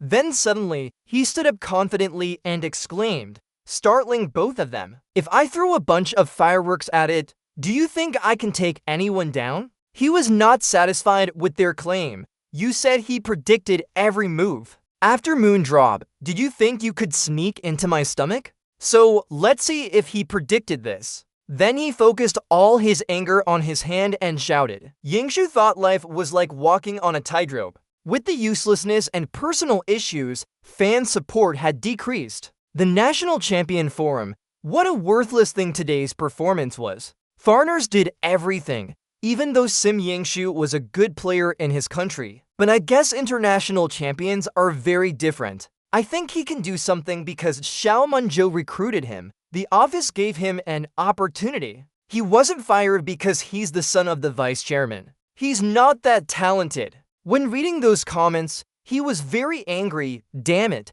they know nothing. Suddenly, Yangsu's eyes narrowed. Okay, after transferring to Dam, he might have gotten support from fans. Back again. Those were comments with immense affection. If I ask Yansu to calm down, he could help the team. If Seo Moon Siak chose him, maybe he had those skills. He wasn't bad today either. Did anyone think that Seo Moon Ja chose him because he might be useful if his mental state improved? Simi Angsu, a genius. Simi Angsu, a genius. Simi Angsu, a genius. Simi Angsu, a genius. Simi Angsu, a genius. The devil will become the best team leader in Dam. Just because he doesn't have good character doesn't mean he's stupid. And when he just grabbed it, the rope thrown by the god Seal Moonjot was his salvation right now. About the binding rope, using a magic-created rope, users can bind an object for 1 to 5 seconds. Immediately, the CLBC team's cunning name was blinded. Iansu smiled and said, "Binding." Then came a loud call, "Sonia, Sonia." At this moment, her eyes glowing bright as she rushed forward with power. She easily cut through that guy with one slash. The announcement sounded, "Sonia Akhmatova, Chipokin." Outside, Selman watched the battle on the screen. Gabriel beside him was amazed and cheered for Sonia. He seems to have more team spirit now. Selman speculated, I bet he only did that to avoid my punishment. Gabriel quickly agreed. Yeah, he realized he was being controlled, so decided to cooperate with Sonya. There's no need to worry about him anymore. Seo Moon said, he knows I value Sonya. If I wanted her as the main attacker, 100% she would be killed. Helping her means 100% support points. He did it just right. Gabriel continued, everyone wants to show off. As long as he completes his mission, that's already useful. Ling suggested we need to teach him medical skills. The only reason he didn't use a sword was because his swordsmanship is terrible. But Gabriel wasn't very confident. I guess it won't be much better either. Ian Su's attribute stats appeared. Player Simyoung Superhuman Strength 60, 66, Agility 70, 73rd Speed 79, 85th Endurance 65, 68th Focus 28, 60th Skill 68, 73rds or 80 for 85th Leadership 11, 23rds Tactics 1946 Abilities are Bree. King Bridges and Binding Xiaomu used her fire eyes to start analyzing Ying Shu's evaluation. Except for focus, he almost reached the maximum in all other stats. I don't expect much from his leadership or tactics. Of course, these stats will increase if I continue training him. The wisest choice would be to polish his reputation and sell him. Then, I can use the money earned to recruit players like Sonya. As he calculated, a sly smile appeared. This isn't exactly cheating, right? Inside the dungeon, Ian Su was extremely excited after his cooldown ended. He once again created fireballs. The powerful surge of power left no time for opponents to dodge. After eating those fireballs, a lifeless black face appeared. At this moment, a burst of power shot through. That person's body was pierced by Sonya's spear. An immediate announcement sounded. Sonya Akhmetova, 6 kills. As Sonya's eyes flashed with sharpness, the end call echoed, ending the match. Duan won the second battle. KB champion Leon opened a new expansion during his first appearance of KB1. Victory, the team stepped out together amidst. Seo Moon above side, they've gotten stronger. Gabriel praised, you recruited many talented people.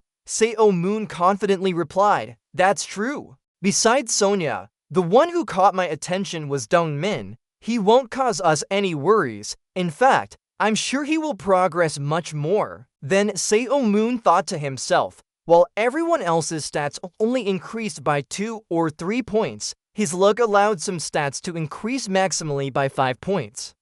Definitely because of the observation skill. About the observation skill, observing opponents and finding their weaknesses. Then Seo Moon continued, next is Kim Jin-soo. Recently, he's still active in youth tournaments. I like how he fulfills his role even on professional battlefields. Suddenly, someone pinched his cheek hard. Yanmin pinched his own cheek until it turned red and looked down at his hand in disbelief. Oh, this is real. Previously, I was just an Azure with the local Duke Hall group. Then he looked up and thought to himself, if not for meeting the boss and getting this opportunity, my life would have been different. Suddenly, Xiao Moon was looking down at him. He smiled and nodded to Ion Min. Yangming also smiled and nodded back, feeling grateful in his heart. Thank you. Seo Moon turned to ask Gabriel, we've defeated the famous Seoul BC team. Who will be our next opponent? Gabriel quickly replied, the Twin Star Spirits team. Seo Moon was surprised and exclaimed, Winstars, that's the team where Moon Seong is the coach. It's also where we signed Choi Hyuk, right? Gabriel confirmed. That's correct. Only now did Seo Moon frown, making him annoyed. But instead of fighting, causing trouble with him, I brought Hyuk back at a low price, transfer fee, 50 million won. Despite Gabriel's confusion, he still spoke in a stern tone. Now he's the coach for that team. Annoying, I never expected it to be like this. If I had been tougher, he wouldn't have survived until now. Gabriel sighed alone, not remembering when he last hit someone else. Suddenly, a voice made Gabriel jump. No way! What are you saying? Salmon quickly asked, are the Twin Star team good? He nodded and replied, I heard they're one of the top contenders for the championship. Data analysis shows similar results. Hearing this, Salmon shook his head continuously. So, we must take action ourselves then. But Gabriel quickly calmed him down. No need. Our team members have a strong foundation. He interrupted quickly. No, I want to play. Because of who, I can't hit the coach's name anymore. So Gabriel looked confused again. Moon now had an eerie expression, probably feeling more relaxed after beating Twin Store Spirits. He felt like a genius for coming up with that idea, leaving his companion in shock, thinking about hitting them. Gabriel asked to confirm, so you're going to participate in the match? Xiaomon happily replied, yes, I'll play this time as an exception. He agreed. Okay, what about post-season matches then? Xiaomon excitedly clenched his fingers and said with anticipation, of course just watching this game will do it. Gabriel also expressed excitement in return. Such a match for our team makes me worry, but it should be good. Cut to Baek Jae-ho's house. Still have Zodran? Inside the house, Baek Jae-ho asked. Samoon held up a bottle and shook it. Yes, I always carry it with me. Seeing this, he panicked and turned pale. Don't tell me you brought it to Kazakhstan too. Samoon replied straightforwardly, yeah. Baek Jae-ho couldn't help but curse harshly. That kid. What if it falls? He imagined the TV news report. The return of the underground monster. Urgent alert. Zodran in Kazakhstan. Unknown origin. Under investigation. This made Baek Jae-ho pale, but Seaman looked innocent and said, I'm not you to drop it. He continued, anyway, the World Association wants to buy it, which surprised him. Oh, really? Baek Jae-ho recounted. Yes, they asked where he got it from. I was curious too, but he just gave a vague answer. Found an opportunity to find it. How much did they offer? He replied, I don't know, but they said they would come and get it personally. For security reasons, if Zodran is lost, we will have to pay a high price. Then came Baek Jae-ho's stern instructions that made Seaman frown even more. After a while, he heard a whiff of smoke and said in exasperation, it's making my ears itch. Maybe I should open it. His attitude made him furious and he shouted loudly, you crazy, I'll kick both you and Zodran out of the house. But in his heart, he secretly thought, he had never really thought about them before. But they are indeed very skilled at creating virtual reality. Plus, their ability measurement system during the underground war is something we can't even dream of. Exactly what kind of thing are they? He kept analyzing until his face was all crinkled up. Then he thought about the World Battlefield Association. A huge hand appeared. Inside that hand were the symbols BF. At this moment, a doorbell rang. Ding! Someone jolted back to reality. Both of them became alert and looked towards the door. Selman asked, who is it? Baek Jae-ho replied, I didn't make any appointments today. Then he stepped towards the door as if to say, let me check. But before he could examine closely, someone kept ringing the bell incessantly. Rin rin rin rin rin. Moon couldn't help breaking out in a cold sweat. What? What is it? Baek Jae-ho secretly looked at the screen and saw a terrifying face staring back, making him scream in fright. Ah! He jumped. Then he regained his composure and asked outside, who? Who is it? The person outside replied, it's a pleasure to meet you. My name is Pietro Anello. This guy's expression was truly terrifying, like a zombie. After the door opened, he entered and introduced himself again. Let me introduce myself once more. My name is Pietro Anello. I come from the World Martial Association. Xiaomo quickly activated his fire eyes to analyze this person. The stats appeared. Target, Pietro Anello. Human, Strength 53 53rds, Agility 61 61sts, Speed 58 58ths, Stamina 40 to 40 seconds, Concentration 21 90 seconds, Skills 40 to 40 seconds, Essence 90 to 90 seconds, Leadership 9/78, Strategy 56 56. Special skill is Poison Sensing. Explaining the Poison Sensing ability, he can poison any target with a deadly toxin just by touching their skin, and he sighed inwardly, at least it's a human. Today, Pietro Anello extended his hand and said, nice to meet you all. Xiaomu stared intently at the other person and thought, he has the ability to poison targets with just a touch of his hand. And now he wants to shake hands without gloves. If this is a trap, I'll play along. If he tries anything, I'll kill him right away. He immediately reached out and firmly shook the other man's hand, his expression cold. Then he turned to shake Baek Jae-ho's hand, which surprised him again. Huh? Nothing happened. Is he stupid or something? Without my analysis skill, it would be hard to judge his special ability if he doesn't reveal it himself. Besides, there's another thing to worry about. He then asked, so you must be a professional battlefield fighter now, right? Pietro and Nella replied, of course not. Although I had some adventure experience in the underground dungeons during the wars, that was many years ago. Moon quickly activated his fire eyes and analyzed further.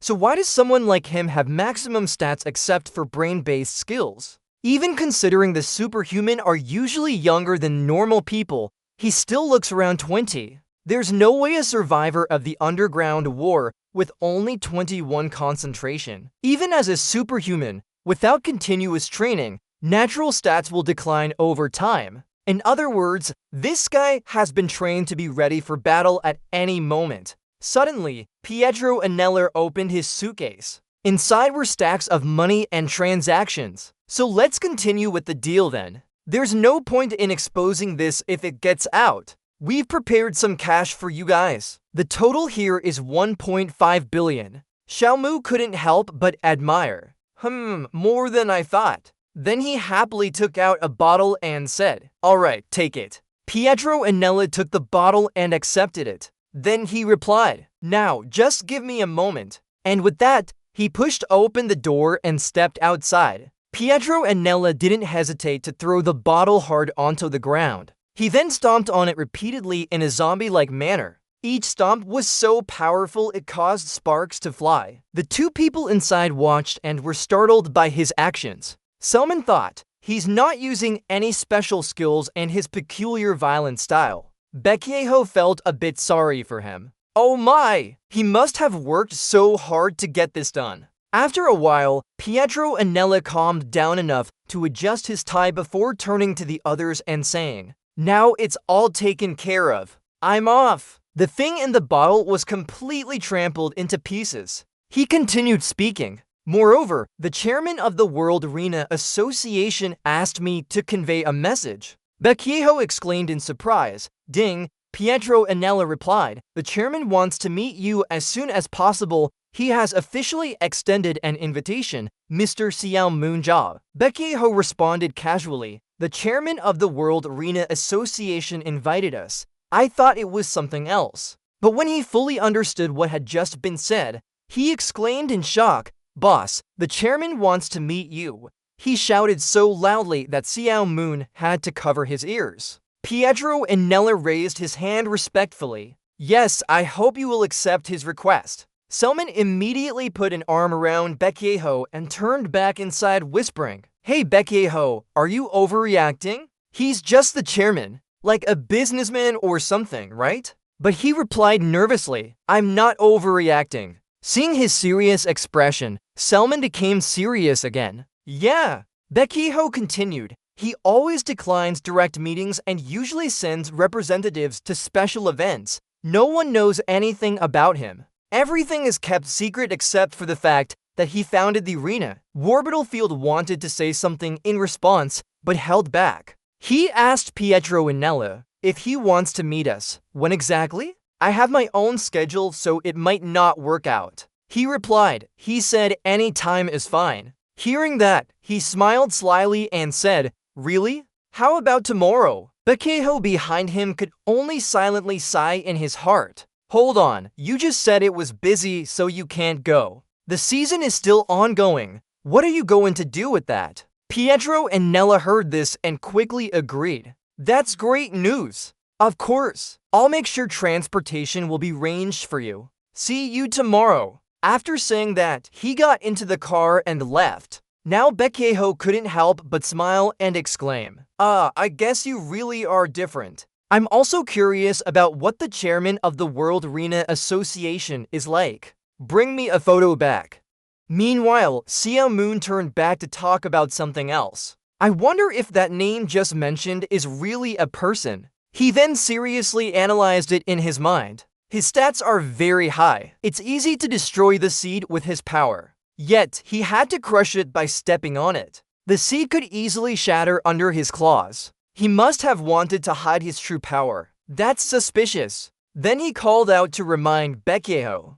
Be careful. He looks normal, but I can feel something is off. He still stared at the car in confusion. What are you saying? I still don't understand what you mean. He then seriously told him to follow my advice carefully. I'm sure I'll meet him tomorrow, and this encounter will be very interesting. The scene shifts to Calgary, Alberta, at the Calgary International Airport. Someone was picked up by Pietro and Nella just now. As they walked, he asked, "Oh, is it the World Champion Association in Canada?"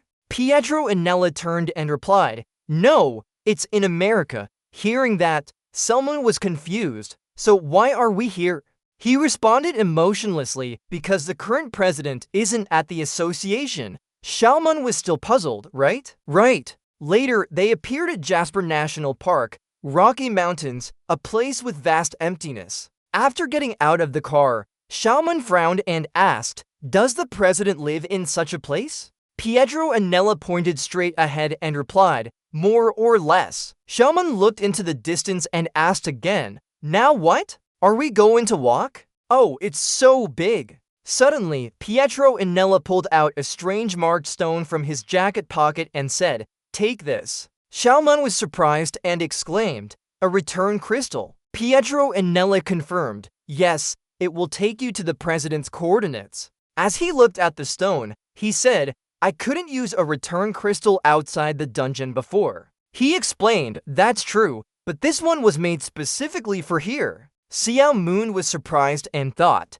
how did they create something like this? Then his face turned serious. There's no way. Humans can do it. At least that's what I believe. Pietro and Nella continued, "Now, once we use it, we'll be there." Selma looked at the person in front of her and sighed inwardly. That's interesting. When the dungeon disappeared, the supercriminal no longer carried a return crystal. But you see, I now have one too. In his backpack right now, he had hidden another similar one. Xiao Moon held up the stone and smiled excitedly. Let's go! He secretly hoped. Who knows where it will take me next? But I'm still happy to accept this challenge. You underground scum. Immediately, a surge of power emanated from the return crystal. Soon, he appeared in another space through a magical ray. Xiao Moon couldn't help but smile approvingly. I like what you guys did. Suddenly, behind Xiao Moon, a giant beetle-like monster appeared.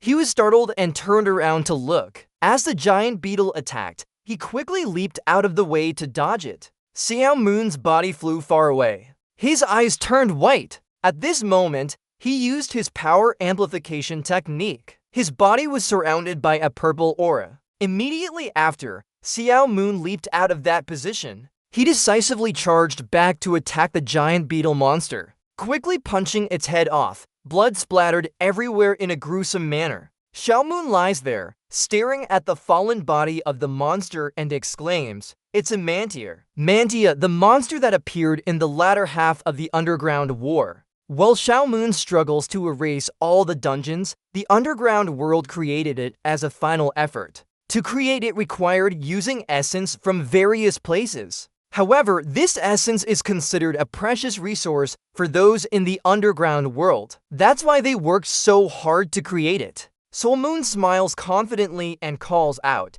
"We know who's hiding something, Pietro and Nella. Flowers, I didn't think you'd prepare such a welcoming party for me." At this moment, countless huge figures and red eyes appear from the shadows, staring at Soul Moon. Soma quickly pulls out her spear excitedly saying, "Why don't we take some time to enjoy ourselves? Hoping you have enough skill to entertain us. You miserable creatures, your face has become even more eerie now." After a moment, inside one of the dungeons, a coffin is neatly placed. Then everything shatters into pieces. Soul Moon wields his spear and destroys whatever he considers entertainment. Upon entering this hall, he exclaims in surprise, "Huh?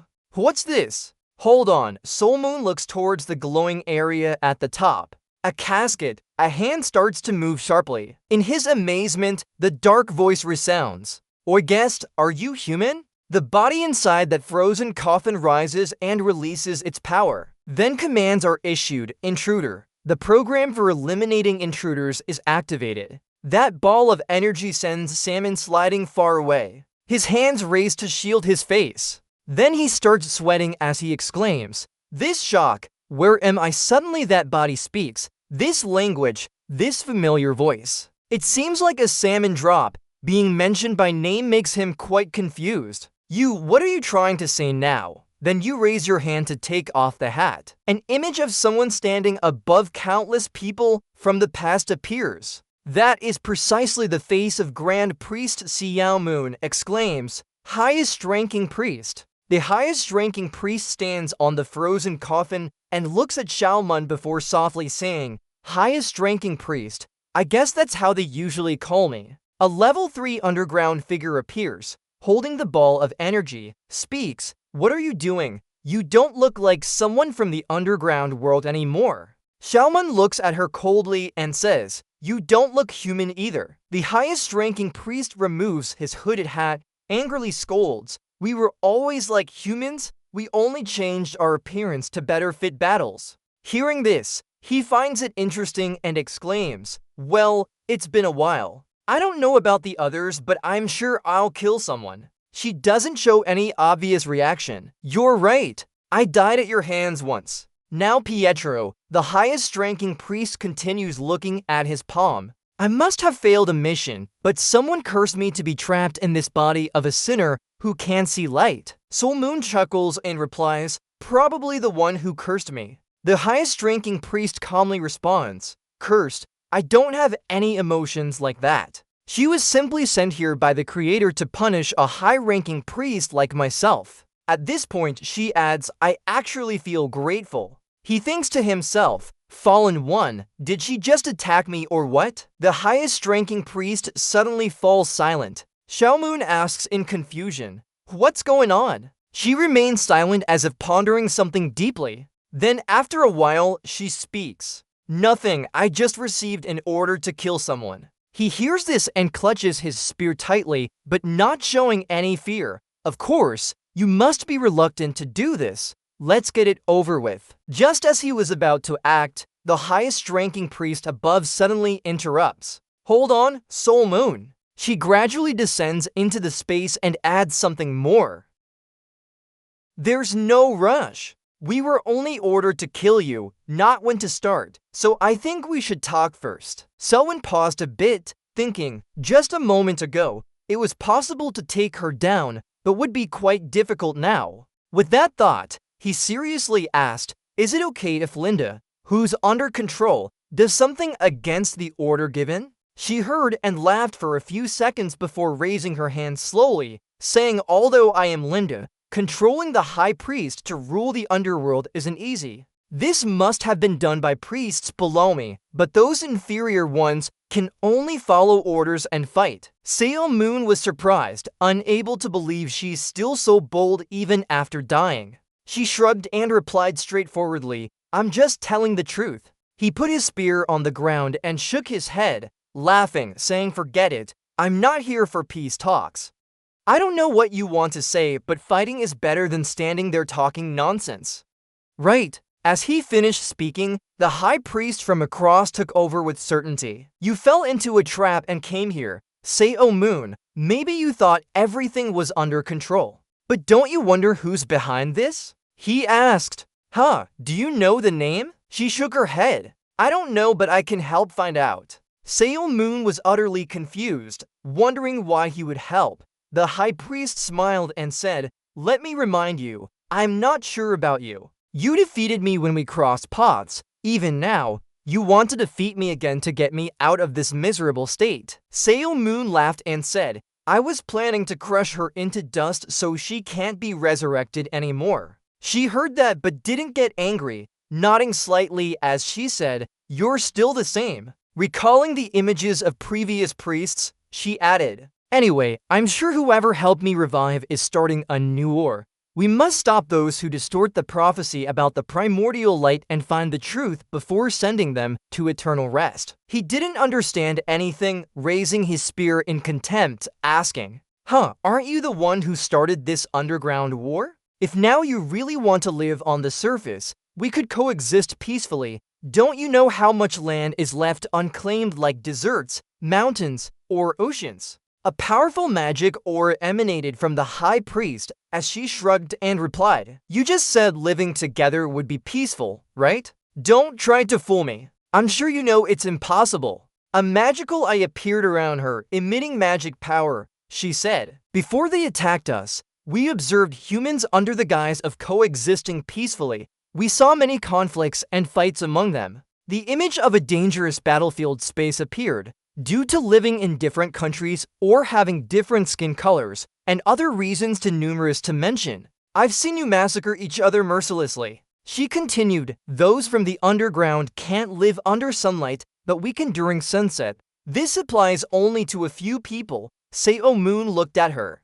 "Not just the sun, but also things that need sunlight like the moon or stars, all threaten us. We are too weak on the surface and you humans are too dangerous. That's why we created monsters to defeat humanity, those who threaten our existence. Those monsters have come up here to fulfill their duty, but we didn't expect an ordinary human like you to appear." Yenteeth said, "I don't care. All you want is the extinction of humans. Forget it and tell me why all of you are here. Who brought me here?" She immediately replied, "To explain this, we need to talk about the origin of the underworld and primordial light." Just as he finished, he interrupted, "Hold on, too long. Summarize in 3 sentences." The high priest stopped and asked, "Can I do 5? Superhuman reluctantly agreed. "Okay, just tell me your convoluted story quickly." She began, "When we die in the underworld, our souls are born. When someone achieves the title of priest, they can hear the voices of souls. The higher their rank, the more time they can spend with them. For example, as a high priest, I can communicate with the greatest soul named Primordial Light. All that started from Primordial Light are prophecies." He interrupted, "A seer who awakened spiritually has appeared. The seer will be surprised. You know about it too?" Superhuman nodded and said, "I heard it from someone in the underworld when I defeated him." The high priest softly replied, "Really?" She added, "I always believed in the seer. I believe I'm the only one fit to become a seer. Other rulers tried to stop me but failed. Since becoming a high priest, I've been stronger than ever and the balance of power between king and priest has been broken. In the past, my own desires clouded my judgment, but that's not an end." Hearing her say this, Superhuman frowned, wondering if she was blaming or boasting. She had already exceeded 5 sentences. She continued, "Then I interpreted the prophecy as I wished and ignored everything else. My only goal was to attack the surface and reach the last land of light. After all efforts failed, I died." He suddenly asked, "So it's all about your greed, but in my heart, you're sure? Is that what you mean?" Asking like this, he thought, "How ironic that war pushed many to their deaths. For me, it was meaningless."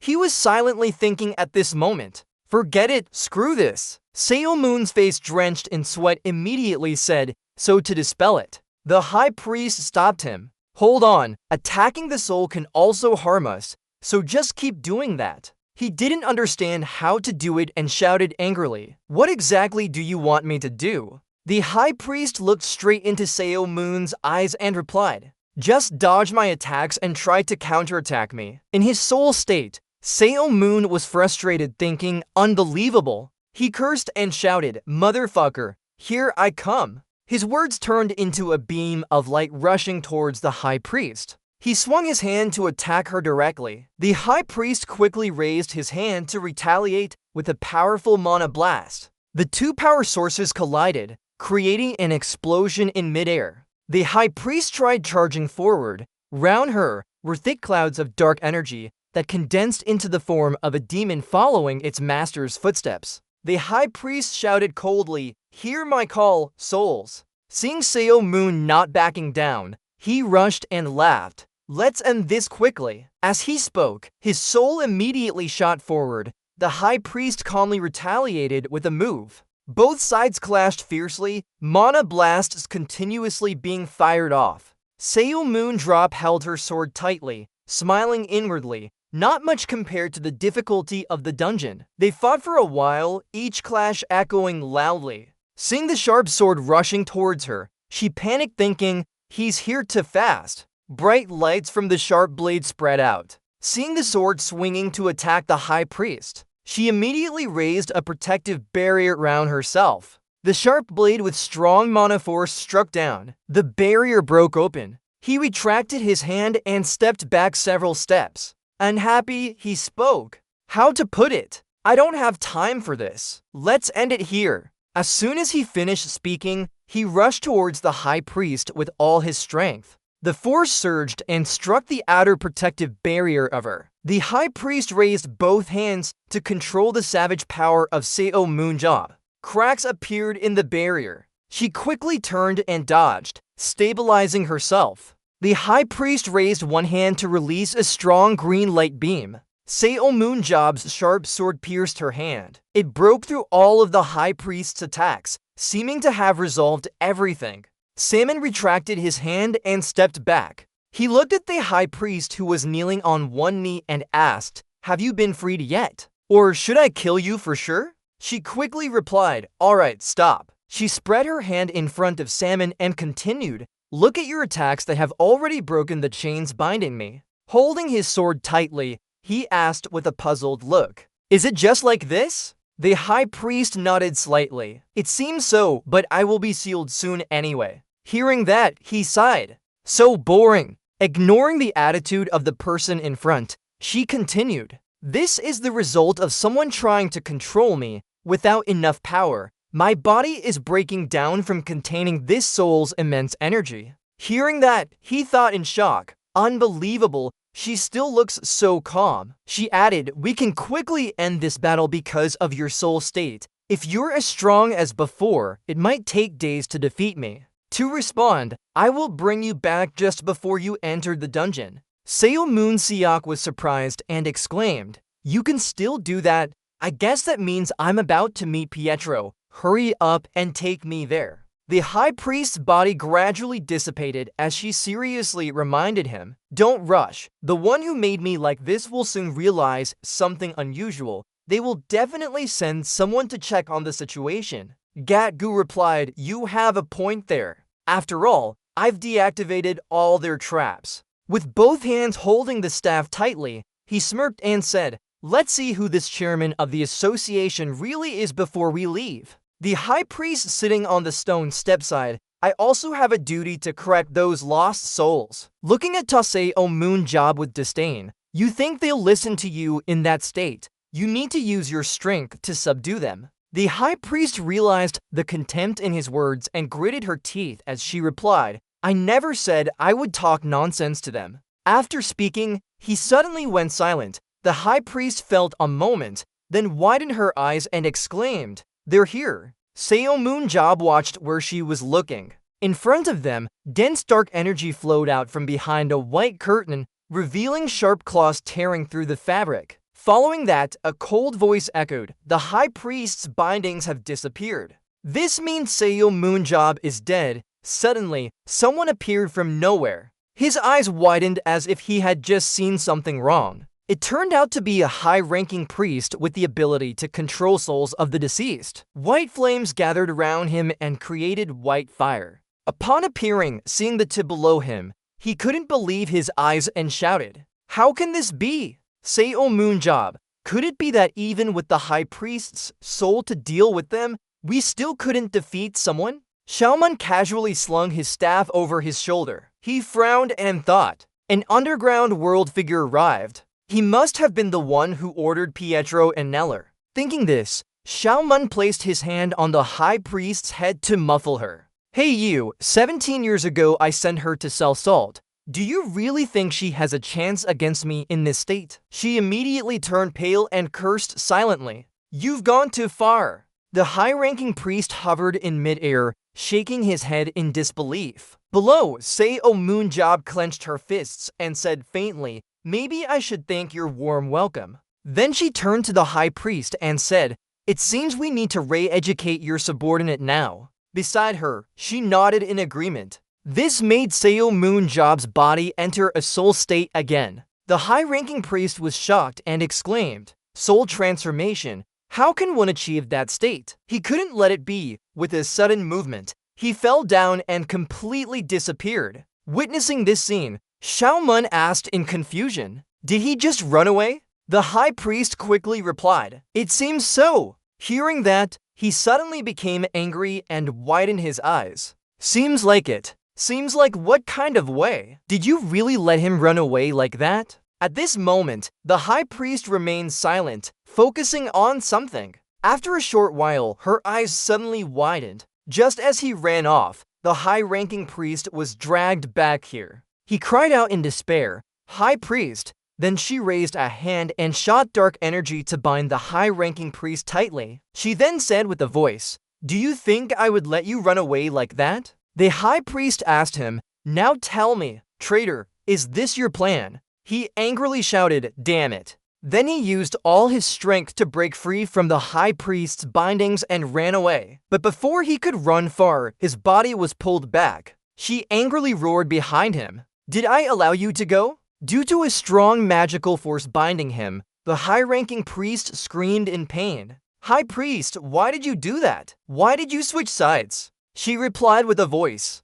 I never sided with humans. Didn't I tell you not to think about things beyond your control? The high-ranking priest's eyes turned red with anger. He shouted angrily, damn it. How dare you preach to me when you're just a nobody? Damn, how dare you lecture me when you're nothing but a nobody? You think you're still our leader just because I call you Supreme Priest? Hearing this, she burst into laughter. I never expected you to go this far. The higher priests grew angrier with each word. Fake disciple, how dare you talk to me like that? We found the real disciple. Not some fake, but a genuine disciple. Seo Moon and her face turned grim as they looked at the man in front of them suspiciously. As soon as he finished speaking, his cheek was red with pain. His entire body shone brightly under a pink magical robe. Despite the pain, he gritted his teeth to threaten. Do you think I'll submit to violence? Absolutely, absolutely not. Then, when unable to bear it anymore, he begged for death rather than die. Take my life. Seo Moon approached the man with a suggestion. Oh, let me hit you a few more times. The Supreme Priest nodded without hesitation. With her agreement, he struck his other cheek forcefully. Xiaomun looks puzzled as he asks, oh my, that's too strong. The female replies straightforwardly, no problem. The Archbishop clasps his hands together and then tightly squeezes his own hand, saying, just wake him up. He jerks awake in pain, every part of his body aching. He shivers as she smirks. Keep repeating it a few times. He'll start talking. Her face hardens with suspicion. Who is the new prophet you found? He raises both hands and surrenders, answering meekly, the senior priest. Seeing their cold faces, he adds, that person has now become the chief priest, the new prophet. She frowns inquisitively, the new prophet. Who is the first to hear Song Yuan's voice? He stammers, it's true. The third-level underground man's eyes widen in disbelief at her tone of surprise. Impossible. He looks up and asks, how can a priest lie about Song Yuan? She nods firmly, that's right. It's not lying but a mistake, which is even more dangerous. He clenches his teeth, veins popping out as he questions again, a mistake. She explains, since the beginning of the war, I couldn't hear Song Yuan's voice anymore. Therefore, it's certain that Song Yuan didn't choose any name to continue the war. He shouts angrily, shut up. She retorts firmly. If someone claims to be the new priest for personal gain, that's outrageous. But if he really can hear, it must be a deception by someone else. She asks gravely, who did you actually hear? Who do you consider the voice of primordial light? His hand clenches on the ground. No, No way, Chief Priest failed. He looks up with a sarcastic tone. Fake prophet is full of lies. We won't fail like you, traitor, she retorts. Xiaomun hits him hard and warns again, shut up.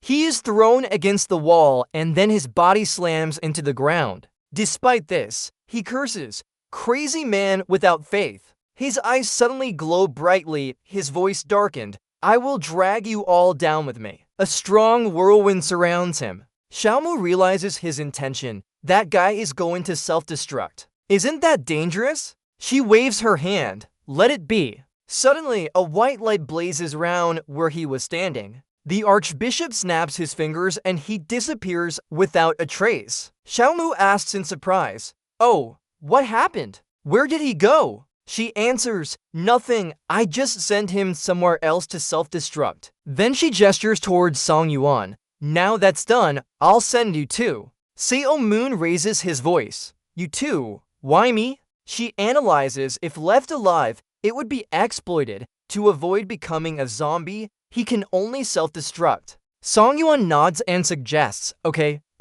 I get it. Before dying, shouldn't we enjoy the sky before passing on? Hearing that phrase, she pauses, repeating it softly, enjoy the sky. Seo Moon smiles brightly. Since we're going to die anyway, looking at the ground where light shines is better too. He shows a stone in his hand and persuades her, if you worry about your body being exploited, I'll incinerate it completely so that it burns you alive. Song Yuan's body shrinks in shock. The archbishop nods in agreement. To the land of light, like the prophet in the testament. Seo Moon asks again, since people always fall into that light, will you go? She touches the stone and replies, I'll go, as a bright light envelops both of them. The space is filled with green light, Seo Moon's voice echoing, let's go to the land of light. The scene changes to an area on the ground where Song Yuan sighs in relief. Phew, safely out of the dungeon. Nearby, Pietro lowers his head in disbelief at how easy everything went.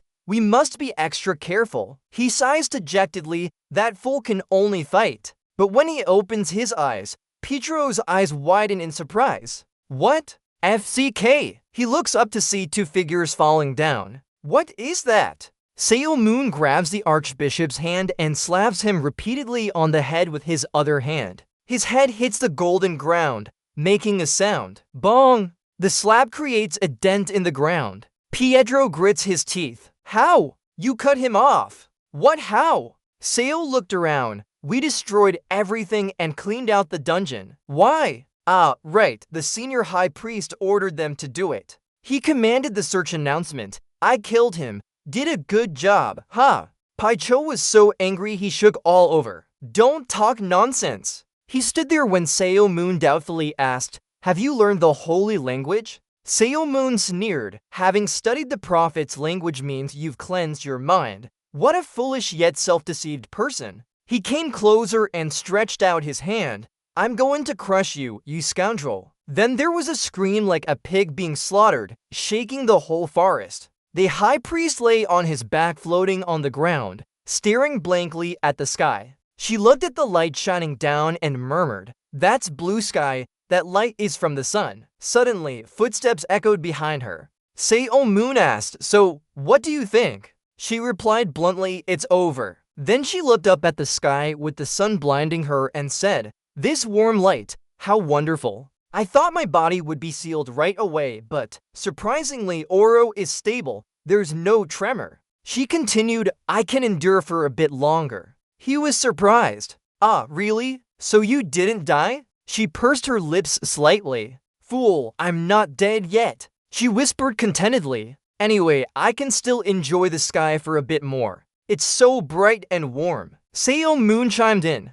Because of that sun, she said with hatred. Move aside, you're blocking the sunlight. He sat down and prodded the person's cheek with a stick. Are you going to stay here despite how nice the sun is? Her voice grew increasingly shaky. Actually, my body couldn't move from the start. I can't do anything under the sun. Even speaking or sleeping feels impossible. Then she fell silent, and Seo Moon did too. Sure enough, her abilities were delayed now. He was a bit regretful. No, what am I supposed to do with this? Why did I bring her here in the first place? Salmon stood up and took a step towards Pietro. Thinking about it, we couldn't meet the World Association chairman after all. If it was the chairman, maybe he'd know something. He grabbed his legs and flipped him upside down. Where is it? Just shake him. Something should fall out. Sure enough, a stone rolled out. Salmon cheered happily. Oh, here it is. Here it is. He picked up the stone and examined it carefully. Yellow, I've never seen this color before. Thinking about it clearly, only a special perfect gemstone can reach the World Association chairman if that rumor isn't false. Seamus held the stone and chuckled slyly. Even if it's another trap, I don't care. The strongest in the universe wouldn't fear anything. She glanced over, thinking to herself, for the first time, is she a new senior priest? He then weakly spoke up. Human, not here. Measures? Superhuman ignored the other party's words. He lifted a stone in his hand. Joel, just try it out. Immediately, countless golden lights surged from within the stone, blinding Superhuman, so he had to close his eyes tightly. When he opened his eyes again, his face was still slightly dazed. Superhuman stood in a vast field of yellow flowers. He doubted if this was. This flower field was on the peak of a mountain, surrounded by snowflakes falling everywhere. Salmon couldn't help but think to himself. He gazed at the flowers swaying with the wind. This flower field. He looked around the vast space. At the nearby summit, everything was covered in snow. Only flowers and grass thrived here. Slowly moving towards a nearby tent, his lifelong experience told him that tents were definitely on solid ground. He tightened his grip on his weapon, any place that didn't feel real even with sunlight shining through. The distance between Superhuman and the tent was getting shorter. His certainty grew stronger. That place must be a dungeon. His hand grabbed the door handle, feeling a bit nervous inside. Despite this, Superhuman still decided to pull open the door. As soon as the door opened, a faint scent of tea wafted out, and he recognized it immediately. Turns out there was someone brewing tea inside. She gave a slight smile, her lips barely moving. She directly told Superhuman that you're late. Then she laughed and said, I've been waiting for you. The system reports, target, Queen Underground person, strength 30 to 30 seconds, agility 40 40ths, speed 33 33rds, endurance 97 97ths, skills 73 79ths, or 199 199ths. Leadership 93 100ths, tactics 29 50 seconds, superpower, prayer, faded eyes. Detailed information. Prayer, receiving the response of primordial light, faded eyes, seeing the fate of the target. So Moon was surprised to realize she's the queen? According to what he knew, underground people don't have names. Instead, they use their roles as their name. Their large and small eyes met, and for Superhuman Job, who had faced countless underground people, this was his first encounter with this name. So Moon looked at her captivating smile and appearance, indeed like that title, the Queen. He recalled past events, a king who tried to stop him but failed. The king mentioned by the high priest is still alive, the king who lost his power and abandoned everything after being stripped of it by the high priest. Her eyes never left him, always watching. Superhuman looked at the person in front of him, the ruler of underground civilization, currently standing before him. He recalled the analysis eyes report with a power rating of 199. Among all his experiences, this was the first time he saw someone with such high stats. The purple light still lingered in front of Superhuman. He was stunned. More surprisingly were those to superpowers. So Moon remembered prayer and faded eyes? He felt confused. Many questions popped up in his head, receiving the primordial light's response, a power only the high priest should have. Why does the queen possess them? Could it be that after the high priest attacked the surface world, he couldn't hear the primordial light anymore? So Moon suddenly remembered the name of that superpower and faded eyes. The range was too wide for him to guess what kind of skill it was. She smiled, indicating for him to sit down. You've seen my abilities with the analysis eye, right? The queen's eyes sparkled as she said, my powers, you must have seen them with your analysis eye. So Moon's heart skipped a beat. He never told anyone about his analysis and her certainty was unmistakable. He forced a smile. Huh, did you also see my abilities with the faded eyes? She nodded in response. That's right, the queen smiled reassuringly. So Moon concluded. I've been waiting for your arrival. So Moon felt bewildered. What? Why did you say that? She took a sip of tea and asked, how do you think you can survive the final dungeon? He was amazed. What?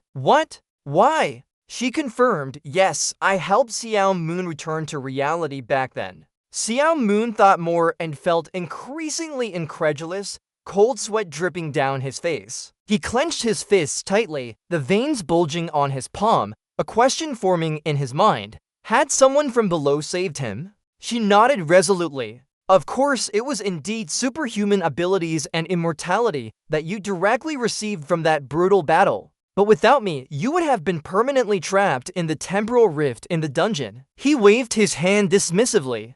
Don't talk nonsense. I feel this is illogical. It's absurd. He stood up and pointed at the other party. I am the enemy who destroyed your holy land and killed your compatriots. There's no reason for those below to save me. The queen was not afraid as she calmly recounted, when we first met in the collapsing Holy Land, I read your destiny. Then his entire body was covered with large and small wounds, but he remained steadfast. That was fate, the savior. From above, she saw the fierce battle of the ferocious beasts rushing towards him and suddenly understood that it was indeed fate, what I had seen. The one who destroyed everything belongs to us is the savior, although hard to accept. For my mission, no matter how small, we cannot overlook any possibility. The queen narrated the prophecy. The awakened prophet appeared. The prophet will lead you to the land where light shines. Silent Cao Mu listened intently, but his expression was reluctant. She continued, and I heard a copy of this prophecy. Her voice turned cold. The atmosphere darkened as disaster approached through the open door. Therefore, O prophet, prepare for the savior. It seems there are countless pairs of eyes watching us intently. They sat facing each other in silence. Why did Cao Mu break the silence? So the prophet is not the high priest but you. She nodded as if answering. The queen continued, I understood the meaning of the day when disaster struck and the door opened. It was the day we lost our holy land and collapsed. But in reality, on that day, my fates, I saw Seo Moonjob as the savior. Naturally, I see it now too. He slumped into his chair.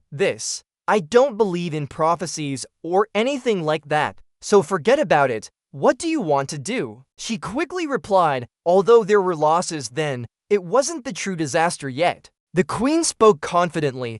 A true disaster has not yet occurred on this world. Looking at her reflection in the teacup, therefore, I created this arena. I hope humanity can be safe to remember war and how to fight. He thought to himself, a king who lost his people and now lives alone in the world. A woman trying for humanity's sake is one who exterminated her own kind. It's different from what I thought about those below during this time. Seo Moon crossed his arms. Whether it's a prophecy or something else. I don't believe in it, but I still owe you my life. If it's just a little help, I'll assist. She suddenly laughed brightly like a flower. Oh heavens! I truly thank you. Something feels off. You laugh as if you knew for sure that I would agree. Why does it feel like I'm being tricked? Suddenly, the queen changed the topic and asked, but why are you here alone? I had Pietro bring you here. You laugh as if remembering something. Oh, that guy, right? As time passed, it was dusk. The grassland was covered in a golden brown cloak of twilight. The high priest slowly opened his eyes, still somewhat blurry. She looked around and muttered, Here, where am I? In the dungeon? The queen spoke up.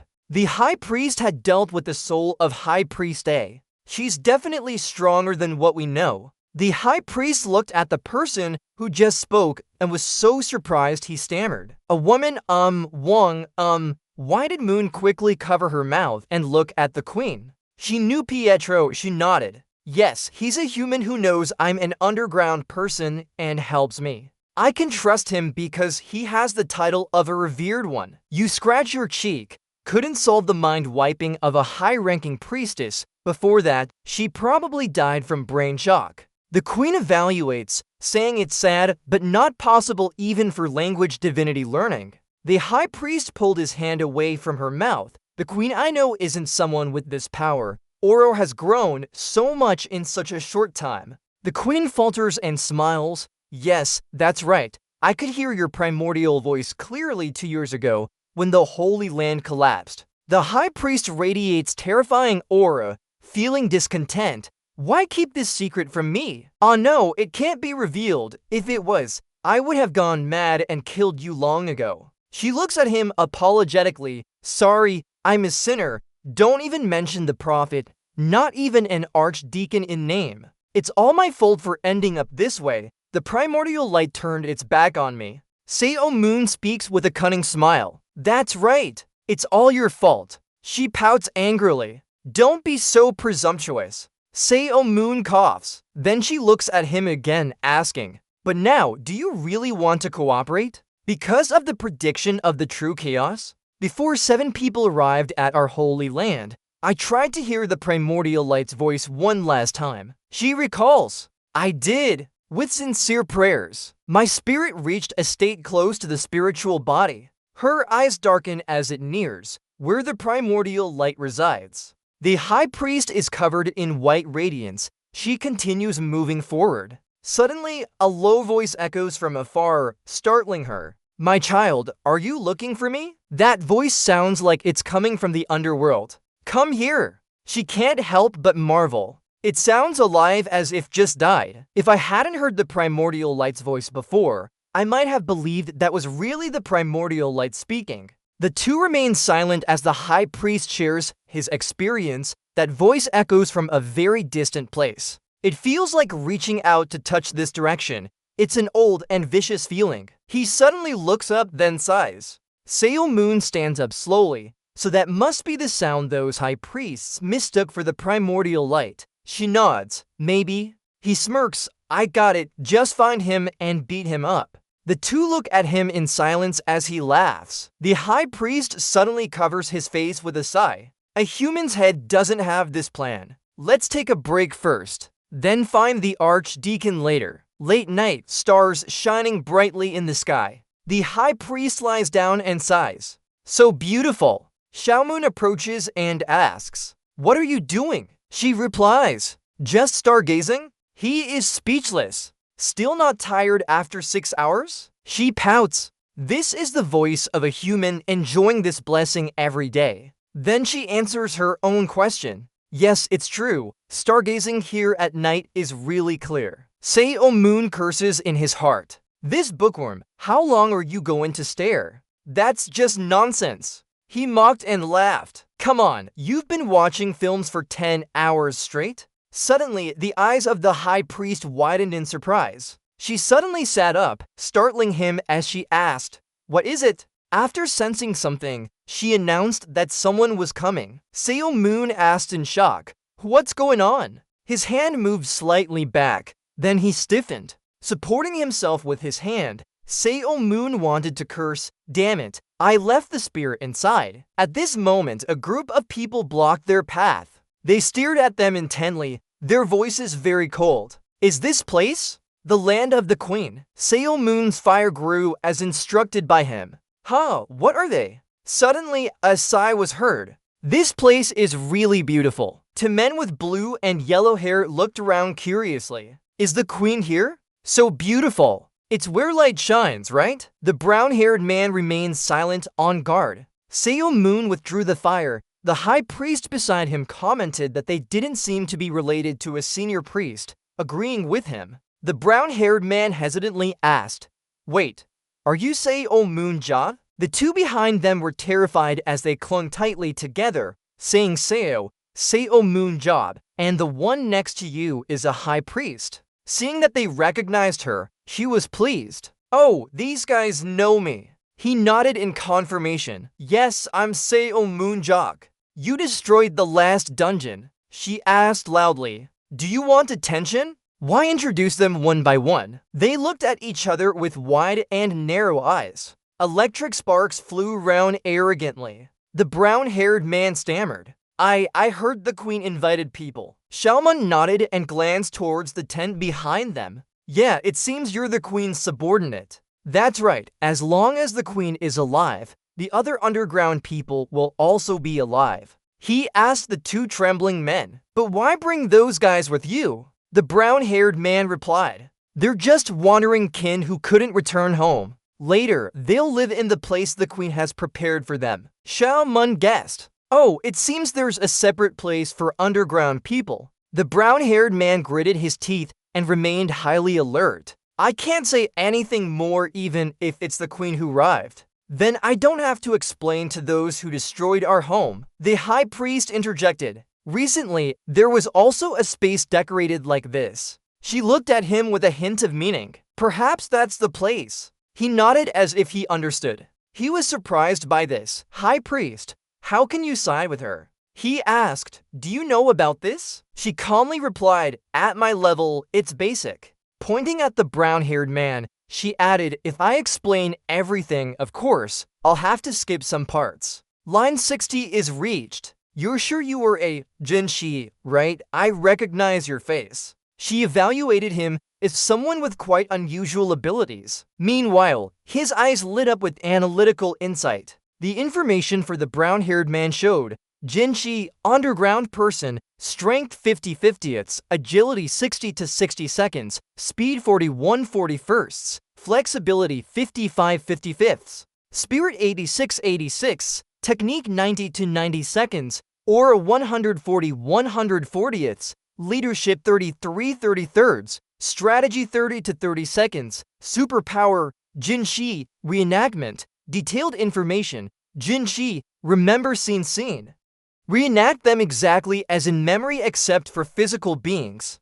Must have consistent material substance. Salmon thought, the energy is even more than I imagined, but you're shrinking back. That's secondary, the superpower, Jinshi, right? Salmon reached out and grabbed his collar, asking, hey, are you a Jinshi? With one hand, he squeezed her neck as she gasped, what are you doing? The Jinshi was startled and called out the man's name, Salmon. He smiled smugly without answering them. I have a brilliant idea. Cut to inside the tent. Now there's another Jinshi among the three outside. He looks flustered, apologizing. I still haven't found any clues about that voice.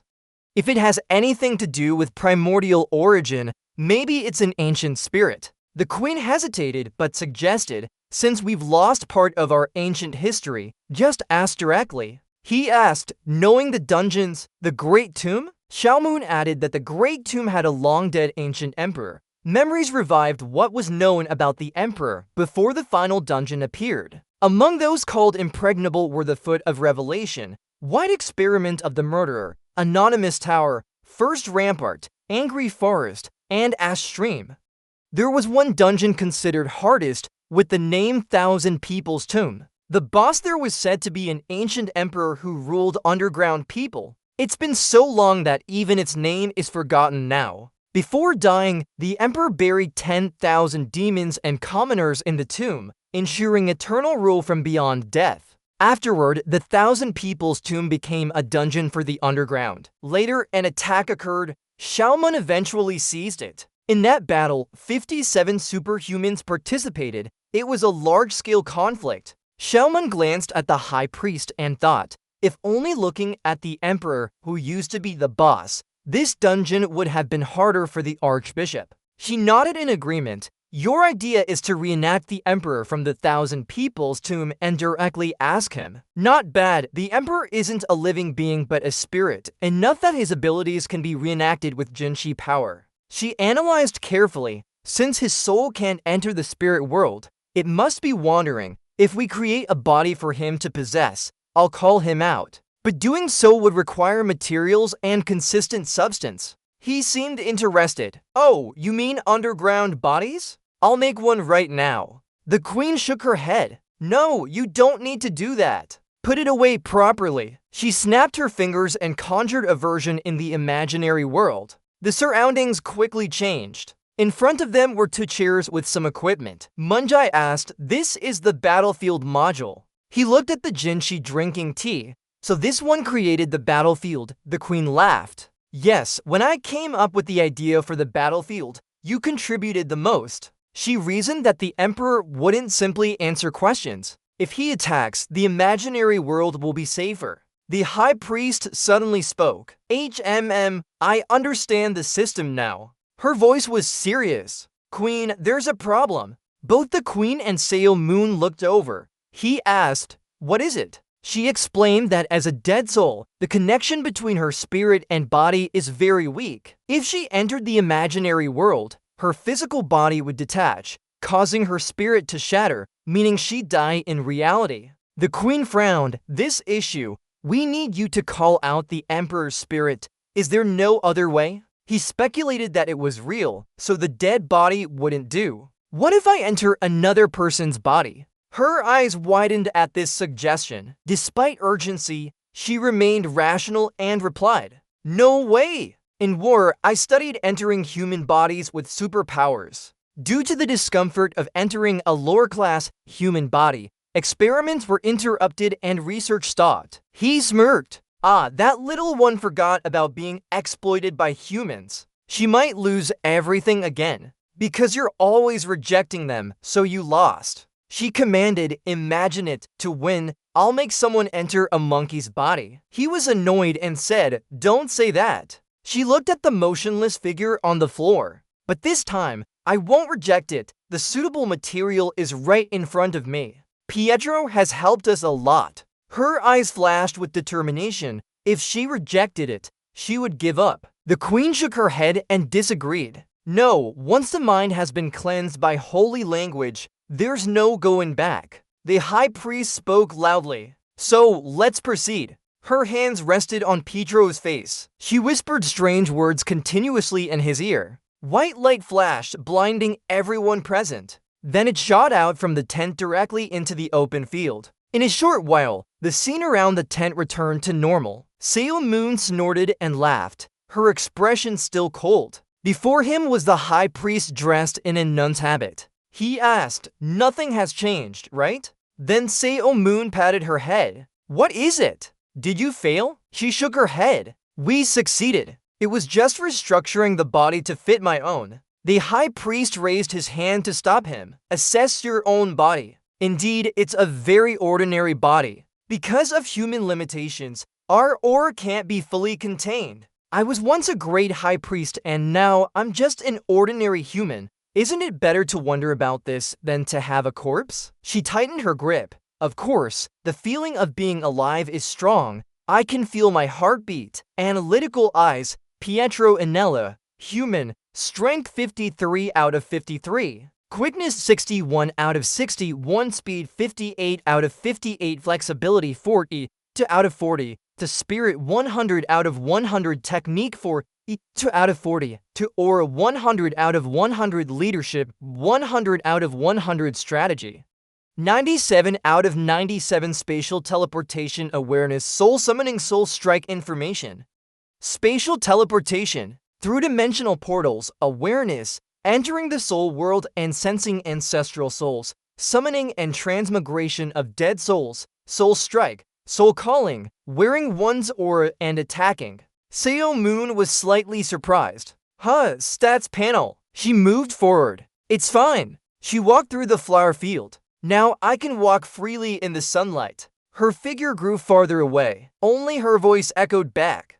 Give me a day. Her tone was different. I need time to adapt to this body. Superhuman's face turned red. She asked with a pout, what is that? She blushed and held a small snowman in her hand. Then she quickly hid it behind her back, just going outside to get used to it. He chuckled, I saw everything. You're still hiding it there. Superhuman then approached, forcibly dragging her into the tent and said, leave it here and come in quick. She struggled, but Superhuman helped. The two quickly sat down and put on their hats. Let's go inside. A mechanical voice sounded. Selman job avatar information displayed. Pietro Anella avatar information displayed. There was a wave of information entering the brain, heading to the underworld of 10,000 souls. When they opened their eyes, they found themselves on a path leading into the palace area. Superhuman felt confused. What? No monsters were present. She calmly replied, "We don't need to recreate it that much." The system screen appeared in front of them. The queen's image and voice echoed, "Yes, that's right. We didn't recreate any monsters except the emperor, so just proceed into the boss room." She reminded him, "But please be careful. The emperor rejected becoming a great soul and desires eternal life. He is haunted by evil, and boasting to an extent that they would have 10,000 of their own people accompany them in death. It's not easy for them to give a straightforward answer." She smiled and announced the news, adding that they had transformed their avatar to be able to use spirit bodies even when inside. Sailor Moon chuckled with anticipation. "Oh, so I get to fight as much as I want?" "Confirmed." The system screen disappeared and the queen's voice echoed, "So wishing you both a safe journey." They quickly entered inside. He asked anxiously while walking, "Hey, High Priest, that emperor is quite strong. We can win with the two of us." She replied, "Through your spirit body transformation, if you strike directly at the emperor's soul, it will be effective, because the soul is the weakest part of a monster." The high priest sighed and asked, "Who dares to step into the domain of spirit bodies and doesn't know about this?" Muon nodded slightly. "I see. You're good." He curiously asked, "Have you guys ever sent a remote team to Wanrenling before?" She looked at the large door in front of her and replied, "Yes, we wanted to study the ancient history stored in Wanrenling, but we failed. It's just convenient to boast about it now." "We won," she said with a smile. "You guys just happened to take advantage of the time when Wanrenling's power weakened due to our remote team." Here, he remained silent, plotting in his heart as humanity looked bleak and prepared for battle. Both placed their hands on the door, asking if they were ready. Sailor Moon nodded, "Yes." The heavy door slowly opened, revealing figures inside. He wore golden shoes with sharp-pointed toes. His armor matched his shoes, and the shoulder pads also had a sharp shape. A large golden mask exuded an imposing aura. He sat on a throne, his hands resting on the armrests, radiating the demeanor of a king. Although his eyes behind the mask couldn't be seen, they gave off a heavy feeling. That was the emperor. Time passed endlessly, and the emperor felt like he was a small object in the vast universe. "My duty," he said to himself, "only I can do it. No one else is capable, only my rule can protect world peace." The emperor's eyes flickered with red light, overcoming his hardships. Returning to the present, he stood up from above and looked down at the two small figures below. He picked up a weapon beside him with one hand. With the other hand, he gripped his own weapon tightly. From above, the emperor leaped down with great strength. His entire body burst into a flame of authority, making it hard not to marvel. Indeed, even in just its shell, oppression is still insufficient. The emperor prepared his attack stance, and the other to raise their vigilance. He took out his shield with a smile. "We know this won't be easy, but it will be our opponent. So find the soul of this guy quickly." She sighed in response. "I'll do my best to find it as fast as possible." Sailor Moon frowned and rushed forward. The emperor didn't hesitate but charged up with determination. Their quick attacks clashed, their figures no longer visible. Then came a tense close combat, the sound of weapons clashing echoing everywhere. Sailor Moon raised his shield to defend, the shockwave causing his arm to tremble. "Damn, still strong, make it weaker for me to reappear, but seems useless now." The high priest stood far away, observing the battle. She thought to herself, "I have my own work to do." She sat cross-legged on the floor, her hands forming seals. A circular magic ray appeared behind her, and images of eyes appeared above her head. In a short time, countless information flashed through her mind. The emperor was a powerful being with unmatched strength. He refused to die, but never gave up his ambitions. A cruel person who believed he was always right without any doubt. Suddenly, there was a disturbance in her mind. Tim saw it. She jumped down from above, landing on the floating throne, where the emperor sat motionless. His eyes flashed red and asked, "Who are you?" She replied softly, "I am your descendant, Dao." She waved her hand, and images of Sailor Moon and the emperor fighting appeared before him to help him find his body. The emperor stood up abruptly, rushing towards the familiar image, shouting, The dot has returned. The high priest quickly warned, "Move aside quickly, Sailor Moon." He glanced at the flickering golden light. A powerful attack descended swiftly. He quickly retreated several steps. Total's eyes showed unhidden shock. The Emperor now exuded a much greater aura than before. He nodded slightly, but it was unclear if it was a greeting or something else. Kneeling on one knee, he sighed inwardly, "Crazy, just a little slower and we would have been dead." Seeing her appear, Sailor Moon asked immediately, "Did you succeed?" She looked at him and replied, "As you can see." The Emperor whispered to himself, back. His eyes glowed with a strange red light. He shouted louder, "The dot has returned." The Emperor's voice echoed here. "Where is everyone?" "The dot has returned." There was an eerie silence in response. The Emperor felt strange. The dot no longer sensed the attendants who had always been around him. Indeed, all his advisors are gone now? Sailor Moon's fake ignorance replied, "You're mistaken." He still stuck to his words. "Your memory of piercing my chest is still there, and I remember you wiped out all my advisors. You denied it, didn't you? You were wrong.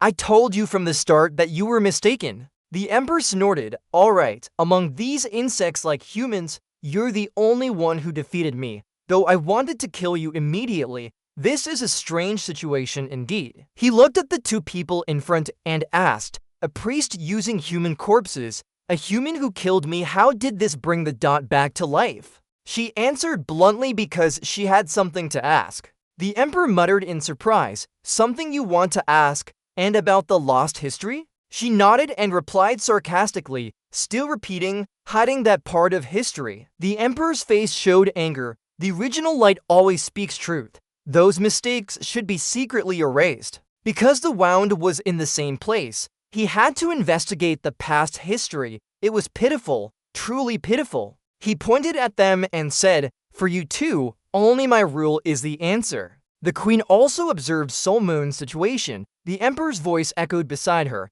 "Saved by the Savior, prevented disaster only. I can write history that cannot be forgotten." She remained silent, lost in thought. The High Priest coldly said, "But now, you're just a forgotten history. Your lifespan has ended. You are nothing but a greedy monster who destroyed 10,000 of your own kind." The Emperor could only say "you" and then fell silent in anger. He shouted at them, "You can't keep your mouth shut." She calmly replied while holding her sword, "We have to know." Sailor Moon's shield shook violently. She was unharmed. The lost past history and future calamity. The Emperor laughed mockingly, "Oh, with someone like me who has nothing left, this might be my only amusement." A loud noise echoed, golden light blinding them. The Emperor retreated, saying, "I had no intention of telling you." He raised his sword behind his head and said sarcastically, "If you win, I'll consider it." They quickly combined their soul attacks with amplification and immortality techniques. The Emperor's feet retreated further. They advanced steadily, both faces became serious. They exchanged blows, each move used continuously. The Emperor countered while saying, "Really frustrating. Is it a spirit body?" Sailor Moon laughed, surprised. "I'll punch you with this, little guy." The Emperor half-jokingly replied, "Yes, very surprising, but something like that to make such an adorable trick." Cao Mao was angry at the joke. What adorable trick? His body turned gray-black. The Emperor was pushed back. His sword glowed golden and spiritified, initiating a move. He asked in confusion, "Spirit body." The Emperor laughed, asking again, "Do you think only you can do it?" The surroundings of the building suddenly became eerily silent. Then there was a loud explosion. Two green and yellow light beams intertwined. Sailor Moon cursed in her heart.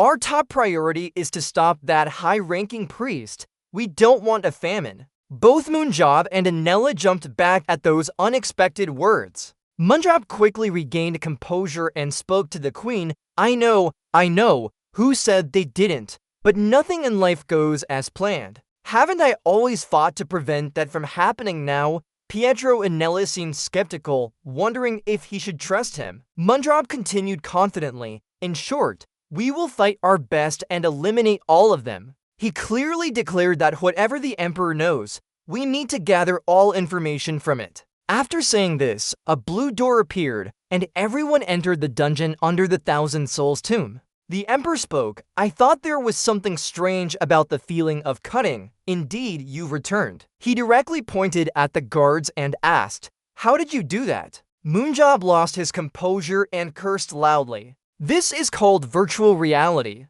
The coffin opener, Anella quickly tried to save him from embarrassment. We also opened the casket and sat up in it too. For those who don't know, she's someone who died once while he survived near death. Without saying a word, Mundrop and Anella were already in combat mode. He boldly declared that this time will get them to confess everything. In response to his challenge, the Emperor laughed loudly, alright, come here then. He immediately took a fighting stance and ran towards the enemy step by step. The Emperor slashed Moonjob with his sword, but he dodged quickly. Anella supported him from behind. Not wanting to lose, the Emperor kept attacking, forcing Moonjob and Anella to struggle to defend. The battle was intense. Due to his anger, the Emperor focused all his strength on fighting, releasing a powerful energy wave that made it hard for Moonjob to resist. His whole body was still locked by the Emperor's attack. Damn, what is this weight? If not for focusing aura to block it, both would have shattered instantly. That was a close one. This Emperor, he's fighting against my power while I'm advancing towards him. The Emperor had the upper hand and taunted, just running away like this can you win? Don't tell me you're curious. Moonjob wasn't scared, but rather excited. That's right, Emperor. He quickly set up a formation. Circles of marks appeared directly targeting the Emperor. Moonsault thought in his head, Soul Strike. He was eagerly waiting for this counterattack. Moonsault thought, I don't want him to get hurt. Just create an opening.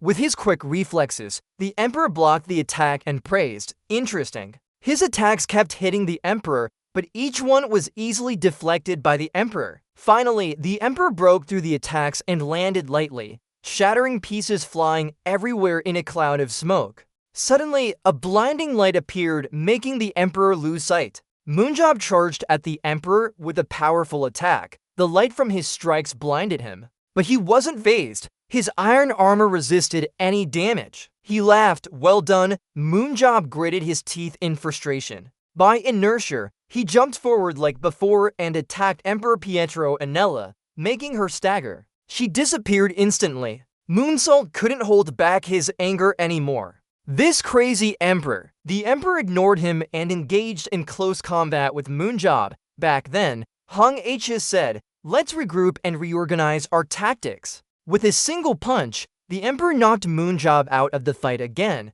A golden light appeared once more, along with shattered pieces flying everywhere. The battle started at 3 minutes and 37 seconds. It was too short. This second test ended. Pietro Anella and Mundrop fell back to reality. The Queen looked at them awkwardly and smiled. When they attacked the Thousand Souls tomb in the past, many members took turns attacking and retreating. On screen, young men alternated fighting the Emperor. Taking advantage of their underground virginity, they fought the weakest Emperor. Now, the Emperor always maintains maximum stamina with only 2 challengers. Even Sayo Mundrop is a tough opponent. It's not about conquest, but the difference in pure race stats. That difference surpasses the gap between adults and children significantly. It's more than that, but the challenge continues. The third test started at 5 minutes and 28 seconds. Mundrop attacked while Pietro Anella supported him, but the Emperor easily dodged.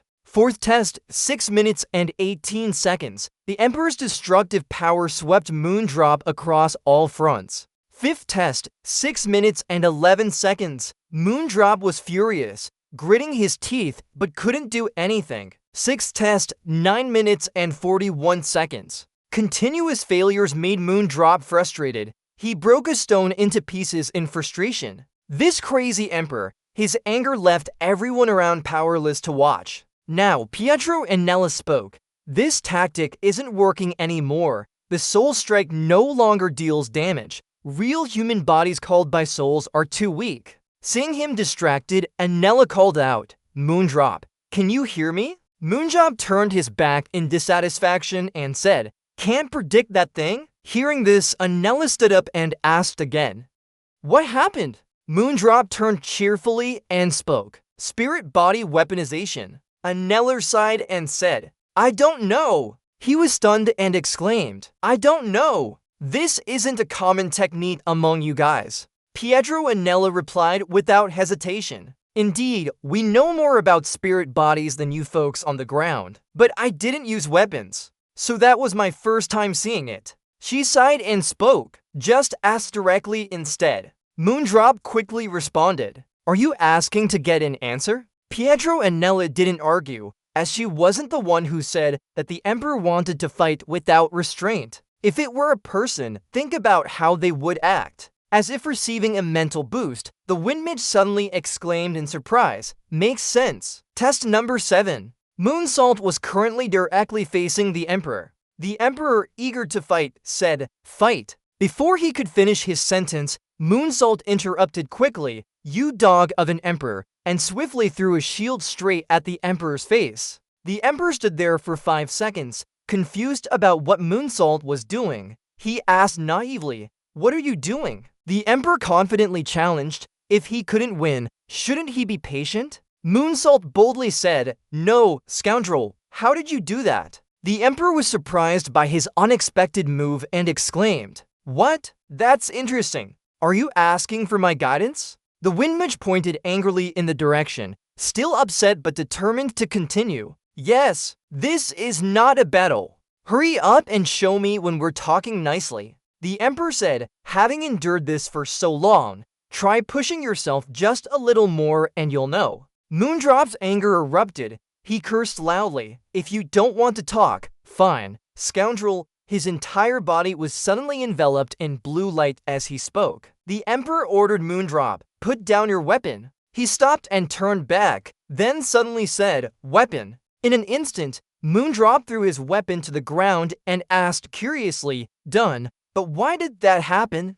The Emperor continued explaining, "If it's not in your hand, the weapon is no longer in a spirit state, right?" Moondrop agreed. "That's true, it can only be covered by a spirit body when in contact with my body." The Emperor concluded, "Yes, the principle is similar." He said loudly, "Think about it in reverse." The Emperor analyzed specifically, the weapon was made of spirit bodies, then separated from your body. That's all there is to it. The Emperor warned cautiously, even knowing how to use spirit state might be difficult to learn in just one morning. The Windmage sat on the ground, holding his weapon tightly and deep in thought. Finally, he said, "Are you just blowing smoke?" The Emperor calmly replied, "Even if I told you, you'd still be unsatisfied. After all, commoners will forget your kindness soon enough." The Windmage grumbled inwardly. No matter what he did, it didn't make sense to him. The Emperor continued, "Everything is a secret." Moonsault stood dumbfounded and said, "Ha!" The Emperor grinned mischievously, cut him in half with one strong swing and shouted, "Go to hell first." Moonsault was split in two. The Windmage cursed, "You scoundrel! Wait for me there." After the 7th test, 5 minutes and 3 seconds. After self-destructs, the Emperor said to himself, "I've told everything we know. I'm very hopeful." After the battle, Moonsault woke up with a headache, still hearing the Emperor's voice in his head. "Can you break that proof out? The next fight will take more time." Moondrop then went outside to practice. He thought to himself, "Start from spirit body weaponization and narrow down the scope of spirit state to the toes first." He encouraged himself, "I must succeed that dog Emperor." Pietro and Nella gently approached to persuade. Turning spiritual energy into a weapon is not something that can be easily accomplished. Moondrop didn't bring any warnings with her. He angrily shouted, "Shut up."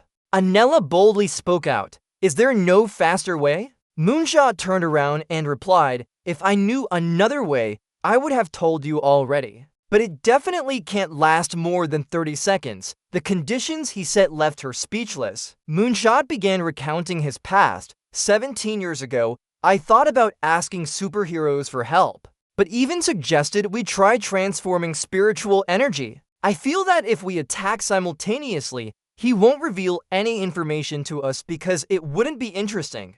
The Emperor will only be satisfied with a real battle between us. Zhou said, if you understand, go then. But Pietro and Nellis still stubbornly stepped forward and asked, Moonshot, do I have another way? Before he could finish his sentence, Moonshot angrily interrupted, don't say anything more. Then ignoring her, he continued into a training stance, reminding her to focus now. The sky grew dark as Pietro and Nella was about to turn and leave when Mundrop's shout startled her. We did it. She quickly turned back, staring at him in disbelief. Impossible. Mundrop confidently declared with great satisfaction, look, I successfully transformed a part of the spiritual energy into a tangible entity. Pietro and Nella couldn't believe what she was seeing, her mind reeling. In just a short conversation, he found an ancient skill. Even someone from the underground world like me can't understand it. Is this guy still human? He really is. Mundrop laughed loudly and patted his chest, declaring, I knew it. I am a genius. Anella placed a large question mark before that statement. She looked around, then pointed at his feet, saying, wait, take off those shoes. Moonjob suddenly stopped and exclaimed, the shoes. Then he quickly removed the shoes. His entire body lost its gravity, floating in midair. He angrily cursed, damn shoes, great. Pietro and Nella couldn't help but mock Mundrop as he struggled to control it, even though she was still connected to it. But did you just take the shoes off your spirit body?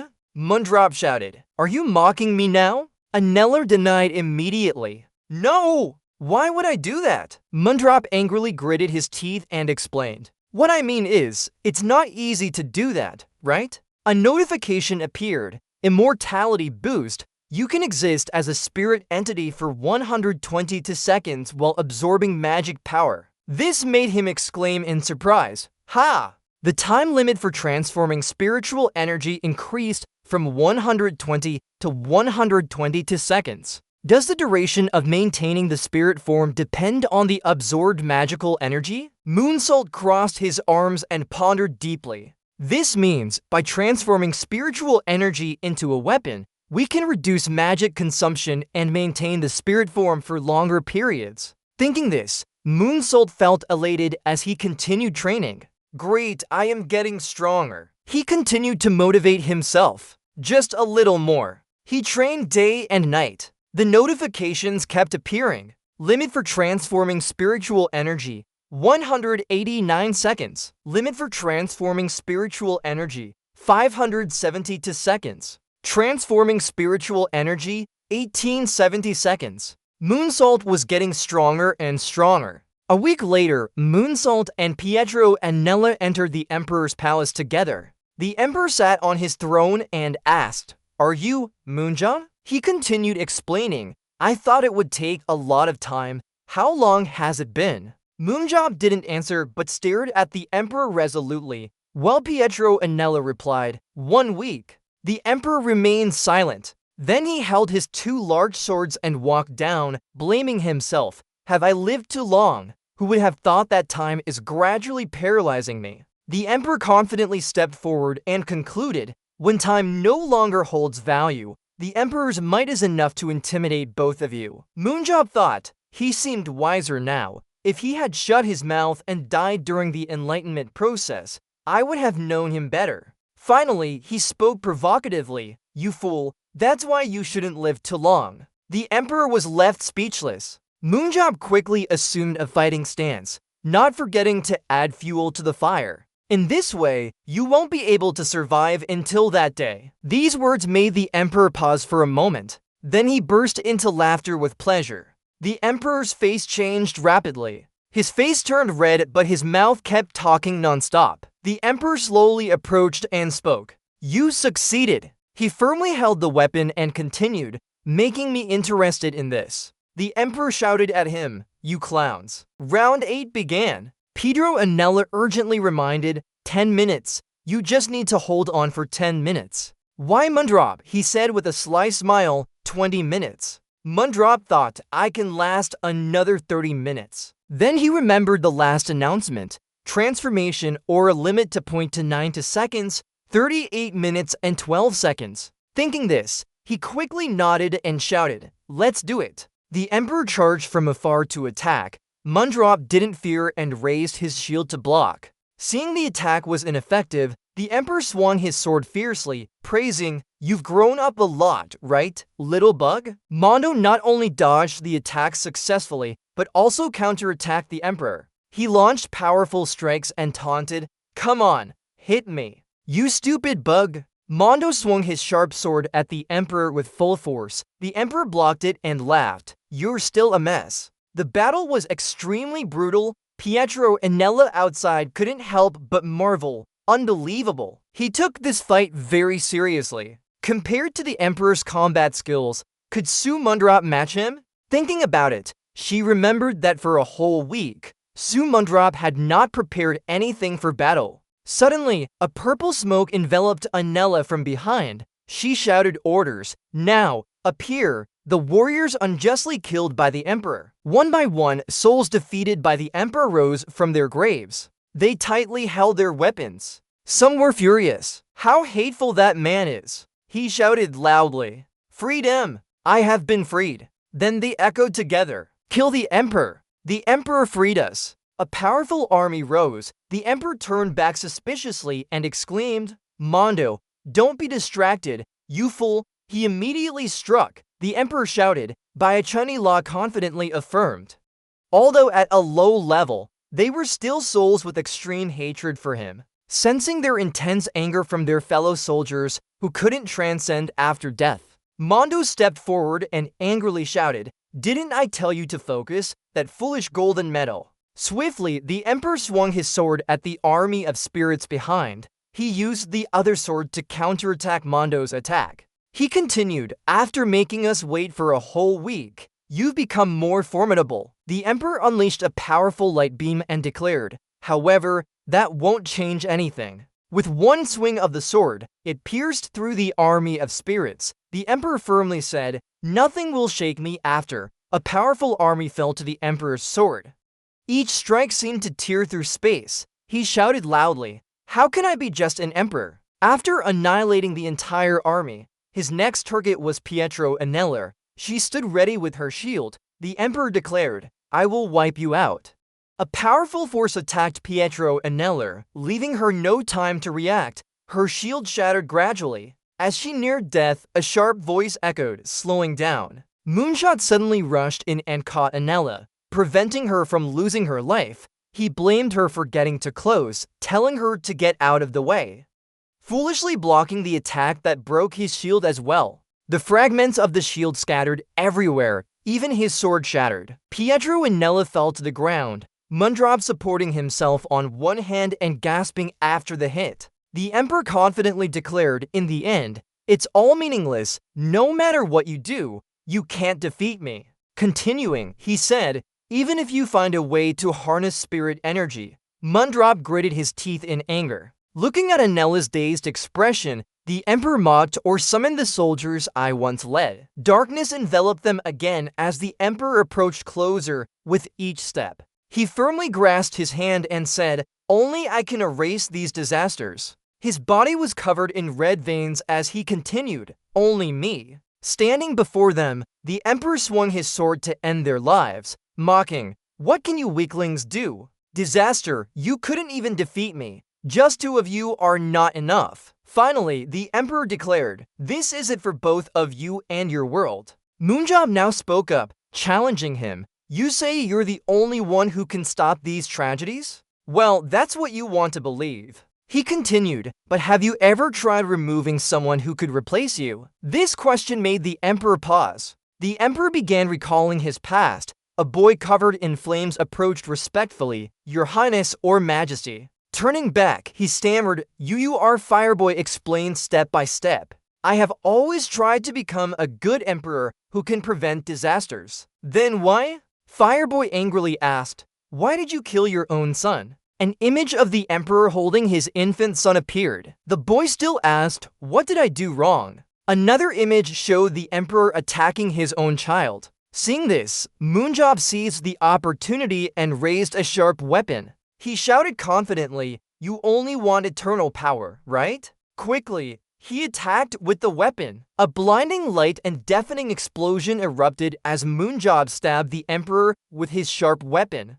Golden light blinded everyone. Moonjob declared, "I won." He stared at the Emperor and ordered quickly, "Before I kill you, a lost soul far away has abandoned its own spirit." Moonjob still fiercely threatened, urging him to hurry before he killed this failed savior. The sharp weapon was still pressed against the Emperor's neck. He regained his senses and said, "Moonjob." Lightning fast, the Emperor pushed Moonjob away, a blinding light surrounding them. Moonjob was pushed back as the Emperor continued, "Is this your decision, Moonjob?" The Emperor laughed, saying, "Fine, I'll show you the pain." Moonjob and Pietro Anella looked tense at the Emperor's words. He shouted, "The world is being used up." Recalling his past, the Emperor began to recount. "Long ago, our ancestors lived there, strong and powerful. But they were not wise." Images of the hidden place and their ancestors appeared in his mind. He continued, "They always fought each other, proving that my side was greater. Constant battles among family members occurred frequently." The Emperor emphasized, "These endless wars happened for this reason." On the screen, a strange creature appeared, causing the crowd to gather and observe curiously. "Wait, why is it so big?" Strange creatures with thousands of eyes or stone monsters appeared. The Emperor recalled and continued explaining. After bringing civilization to its golden age, they used the remaining aura. Many large and powerful creatures appeared as the Emperor continued, creating countless strong and dangerous beasts. The leader of that army was struggling to control and tame these monsters. The Emperor sighed in exasperation, and then those enhanced beasts no longer obeyed their masters. He continued, "So our ancestors chose to erase history, trapping countless rebellious creatures in a place they couldn't escape from. These beasts were caught in the vortex of immense power, causing them to go mad." The leader of that organization fell to the ground, holding his head and thinking, "I can't believe I was dragged into this when I threw those monsters into the dimensional anomaly. Damn it. I have to get out now." Just as he thought this, a blinding light struck him. Suddenly, a red-eyed creature appeared before the leader. Before he could react, more blinding lights appeared. A sharp creature quickly flew and tore apart one of them. The Emperor recalled and said, "Countless beasts began tearing each other." At this moment, some people's comments appeared on the screen. "Is it over now? Is it over now?" The top guilds lost members. Just half of Beiji the Mage's power would be enough. The short-haired man growled, cursing loudly. "It's all because of that big mage Beiji. Our live stream viewers dropped by 20%. Hearing this, someone spoke up, "We can't do much about it anyway." Back to the monster battle. A powerful beam split the red-eyed beast in half. The fight was intense, with a chaotic mix of powers glowing in the sky as monsters fought. The Emperor continued his speech, and that primordial essence was abandoned, thought to self-destruct after endless hunts by the monsters. Finally, the Emperor concluded it was a world used up. Moonjob stepped forward, understanding now. They believed it would self-destruct. So not telling future generations is normal. The Emperor quickly interrupted to say, "That's right." He explained it didn't self-destruct. Even trapped, the monsters still hunted each other for survival and growth. Strange-shaped monsters reappeared. The Emperor continued his tale. At one point, the containment place was overrun with monsters. Over centuries, they evolved into hunting species preying on others. The scene of monsters fighting each other emerged as the Emperor recalled and spoke. He finished his unfinished sentence through that power development process. Continuous battles erupted. Monsters constantly changed form and grew stronger. A monster with a sturdy body and long protrusions on its head was born. It appeared majestic. The Emperor emphasized, "It's Warren." Told in the past tense, Warren grew weary of the used-up world. Stopping for a moment, the Emperor regained composure to say, "We discovered sealed gates and Warren broke them one by one with his power." The Emperor confirmed, "He breached it and attacked with an army of monsters. We fought to stop that. He wasn't fully developed yet." Recalling the battle against Warren, the Emperor continued, but he had an incredible development speed. Moreover, he learned a lot from our battles. We pushed them back into the used-up world and sealed the gates. Pausing, the Emperor said, they were born to fight. Warren was sucked into the space vortex created by the Emperor. Recalling this, he said he lost his purpose when trapped again in that empty void. A huge white flecked blue fur creature appeared. The Emperor concluded, if those who fought here return, even we wouldn't know what to do. It's not our concern since I'm dead anyway. He continued, receiving the title of Savior was just for my spiritual presence. This made Moondrop shiver. The Emperor's mask began to fall off. He emphasized, but in our time, no one else could do this. The Emperor's entire body glowed as he said, now it is. Mondo gritted his teeth angrily, but couldn't do anything. The Emperor shouted, use your strength. Shards of illusion shattered and merged, with light echoing in the air was the Emperor's voice. You must become stronger. A secret meeting was ongoing, the Queen exclaimed. Terrifying, we failed to completely eliminate a powerful Emperor. And he told you to get stronger too. Now they plan to use high-ranking priests to open the gates again. Moondrop turned to ask Pietro Aneller, do you think ancient monsters are different from those you created? Aneller replied, it depends on their purpose. The purpose could be killing or gathering. Pietro Aneller firmly stated, the key is to eliminate these creatures before they become too strong and harvest their aura. As she spoke, she thought of Zodran's products, developed just enough for harvesting. She continued explaining, you might think that sounds like farming. When creating monsters, we didn't give them intelligence so they could gather aura but not use it. Moondrop imagined Warren and suddenly said, what a bizarre creation. So Warren has surpassed all the limits you mentioned. Pietro Anella agreed. Yes, our ancestors deliberately restrained them for their victory at any cost. They didn't expect they would return to haunt us one day. Moonsault sighed deeply and said, I must reach Emperor level to fight those monsters. Suddenly, his face darkened as he thought, every time I think the final barrier is passed and I can relax watching TV for life. Moondrop's thoughts were interrupted by a new development. At this moment, the Queen spoke up with a strategy. First, we need to stop the top-ranking priest.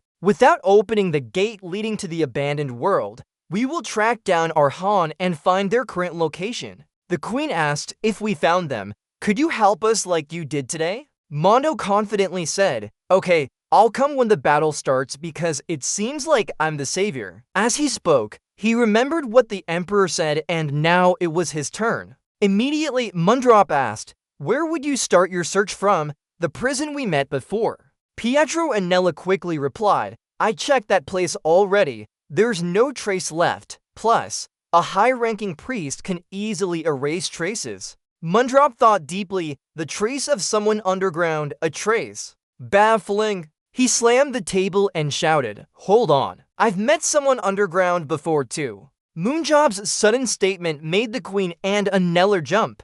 Moondrop began recounting, the reason I went there was to get the Zodran seed, my secret prison. He continued explaining, his name is Sir E.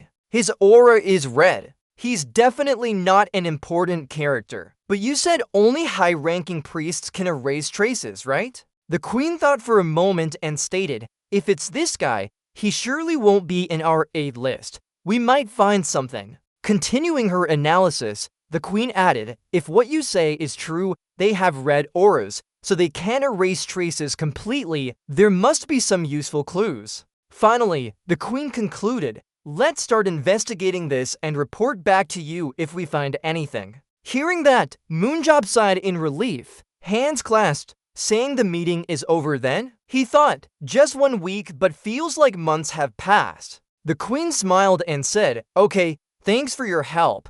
We couldn't progress this far without you. Moondrop grinned, it's fine. Humanity's existence is threatened. No need to thank me. The Queen then asked, I want to repay you. Do you need anything? Moondrop immediately hit the table and said, repayment. He scratched his head hesitantly and replied, well, I'm not sure. The Queen quickly suggested, we can give you money, any amount is fine. We've made a huge profit from creating the battlefield. Moondrop immediately interrupted, offering, no, No, I'm not that poor anymore. Plus, making a lot of money at once doesn't make sense. He put his hands on the table and said, "Let me think about it first." Then Moondrop shouted, "Alright, I got it. I'll take this one." As he spoke, he patted Anella's head. The queen sweatily asked back, "The cardinal?" Pietro and Nella angrily shouted, "What are you talking about? Say, oh Moondrop."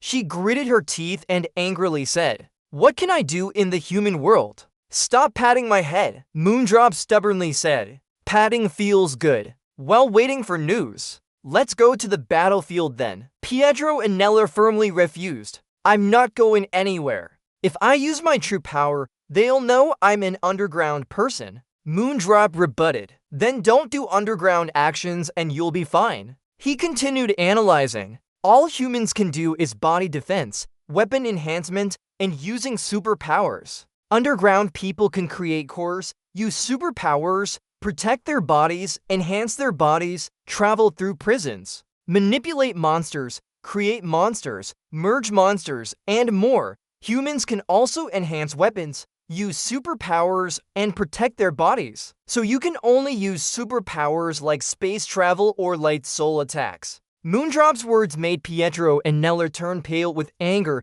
but couldn't say anything. She angrily said, "I don't see any reason to go with you." Moondrop also got angry and slammed the table shouting, "Hey there, aren't you owing me something? You're not going to live in silence and act like nothing happened, right?" Anella firmly replied, "I'm not planning on doing that. But that has nothing to do with repaying your debt." Moondrop angrily shouted, "It does too, you fool." He laughed confidently, "If you become a player, we'll make mountains of money together." Pietro and Nella thought to himself, "Didn't he just say he doesn't need the money?" Moondrop tried to persuade her and said, "You also need to train to prepare for Warren's attack, right? She would learn how to fight alongside humans too. That will help me recruit players more easily." Anella listened intently, but didn't know what to say. She remembered the time he saved her life and thought, honestly, she couldn't argue with that. Finally, she sighed and said, "Alright, staying here among humans is a bit awkward too." Anella worriedly stated, "I'm sure some people will recognize your soul attack." Moondrop laughed and waved her hand off. "Nonsense, just ignore them." Bat pointed at her and asked, "So you didn't go anywhere? They'll ask who you are." Pietro and Nella quickly changed his form and said, "About that, I'll use the persona of Pietro and Nella. I'll control aura to look different from those who aren't supposed to see me." The next day, a large company appeared before them. Moondrop boldly stepped forward and introduced, "This is Pietro and Nella. You've met him before, right?" Bector replied, "He's a member of the World Association, isn't he? Why is he here?" Jehoquan asked Moondrop, "So you're going with him again? Isn't your matter settled already?" Moondrop hesitated and said, "About that." Moondrop awkwardly repeated, "Well, the thing is," before he could finish, Pietro and Nella's voice echoed, "You're the one who used instant teleportation earlier." He commented, "It feels like a needle in my skin." Jeho gasped and turned to stare in shock. "Oh my." Moondrop interrupted, "Right, let me tell you. We'll live together." Then he gestured for Pietro and Nella to show them. A white smoke began to spread around the space. Jeho whispered in horror, "What's going on?" Pietro and Nella had returned to his original form. Moondrop quickly said, "She's a high priestess." Pietro and Nella began to ask, "Long time no see, right?" Zeho's face was pale and he stumbled as he replied, "What did you just say?" Mungi hesitated and said, "Isn't it a bit inconvenient?" Zeho roared, "Inconvenient?" Jeho couldn't hold back his anger and spat out a long stream of smoke. "Of course it is. Are you telling me to live with someone from the underworld?" Moondrop covered her ears from the loud shout and softly comforted. "Don't worry about it. She said she'll change into a new person." Moondrop continued explaining, "And also, Pichu can't recover from brainwashing, so his soul is now empty." Anella sighed and looked straight ahead. Behind her appeared another version of her soul. Jeho was furious and shouted, "Oh my, then she hasn't changed at all." Moondrop emphasized, "I've already said that. Don't worry about it. Just focus on yourself." Jaho gritted his teeth and complained. Where am I supposed to say this? Be careful, people might think I'm crazy too. Finally, Jaho erupted in anger. So I won't let someone like that live under my roof with my family. Jaho's overreaction scared Moonjob and Pietro Inella as well. Moonjob thought to himself, bah, Beck Jaho, he really refused. It's like asking him to take care of a stray dog I found somewhere. What a hassle. Thinking that, he boldly cursed. What kind of house is this so cramped? You'll get punished by heaven for sure. Are you going to kick out a homeless person from the street? Don't you think they're pitiful? Jaho's angry shout echoed through the sky. Moondrop, get out. Then both he and Pietro Inella were forcibly kicked out. Moondrop turned to talk to her, but it was ineffective. Honestly, I don't have any expectations, so it doesn't matter. But what about him? Before he could finish his sentence, his phone rang. Moondrop looked at the screen and exclaimed, "Hey, Mr. Gabriel." The handsome Gabriel appeared and said, "Chairman." The system notification flashed up that this match was between ISM and Twin Stars. Gabriel asked curiously, "I thought you forgot we were in the middle of a plane battle season." Gabriel suddenly asked, "Didn't you say you would fight Twin Stars' spirits at all costs?" As he spoke, he remembered Moonjob's previous assurance. "I can definitely replace Moonsong to take on Twin Stars." Moonjob laughed awkwardly and replied, "Oh right, I said that." "Yeah, that's what I said," Gabriel sternly stated. "Fortunately, I was able to contact you before the match." Moontroop quickly explained with a smile, "Heh heh, just busy with something." Then Gabriel asked curiously, "But who's beside you?" Moontrope glanced at Pietro. Immediately, he introduced, "This is Pietro Inella. He will be our teammate this time." Gabriel exclaimed in surprise, "What? You look so different." Moontrope turned to look at Pietro and hesitated. "Well, it's a bit sudden, but," he confidently asserted with a smug smile, "I'm sure he is the best ranged dealer in the world. Just wait and see during the match." Everyone was buzzing. It was indeed overwhelming. The scoreboard showed ESM dominating Twin Stars' spirits completely. The host introduced excitedly, and this player, Moonsong, is the standout with 2 points. He confidently stated, "Resting seems to have made me a bit rusty, so I want to participate in all matches against Twin Stars' spirits." Moonjob cunningly emphasized each word, "all of them." On YouTube, Moonsong's match was recorded. A series of comments erupted. He doesn't even use long-range weapons anymore. Just aim and kill straight away. Is it okay to play like this? Moonjob is really a god. So cool. Dribbling the ball high up, people call that the moon. Why do we call his shots long-range when they're so precise? Today's Moonsong was quite scary. A few national team members, but seem not to be cooperating well. Moonsault crossed his arms and said, "VS Gabriel. What now?"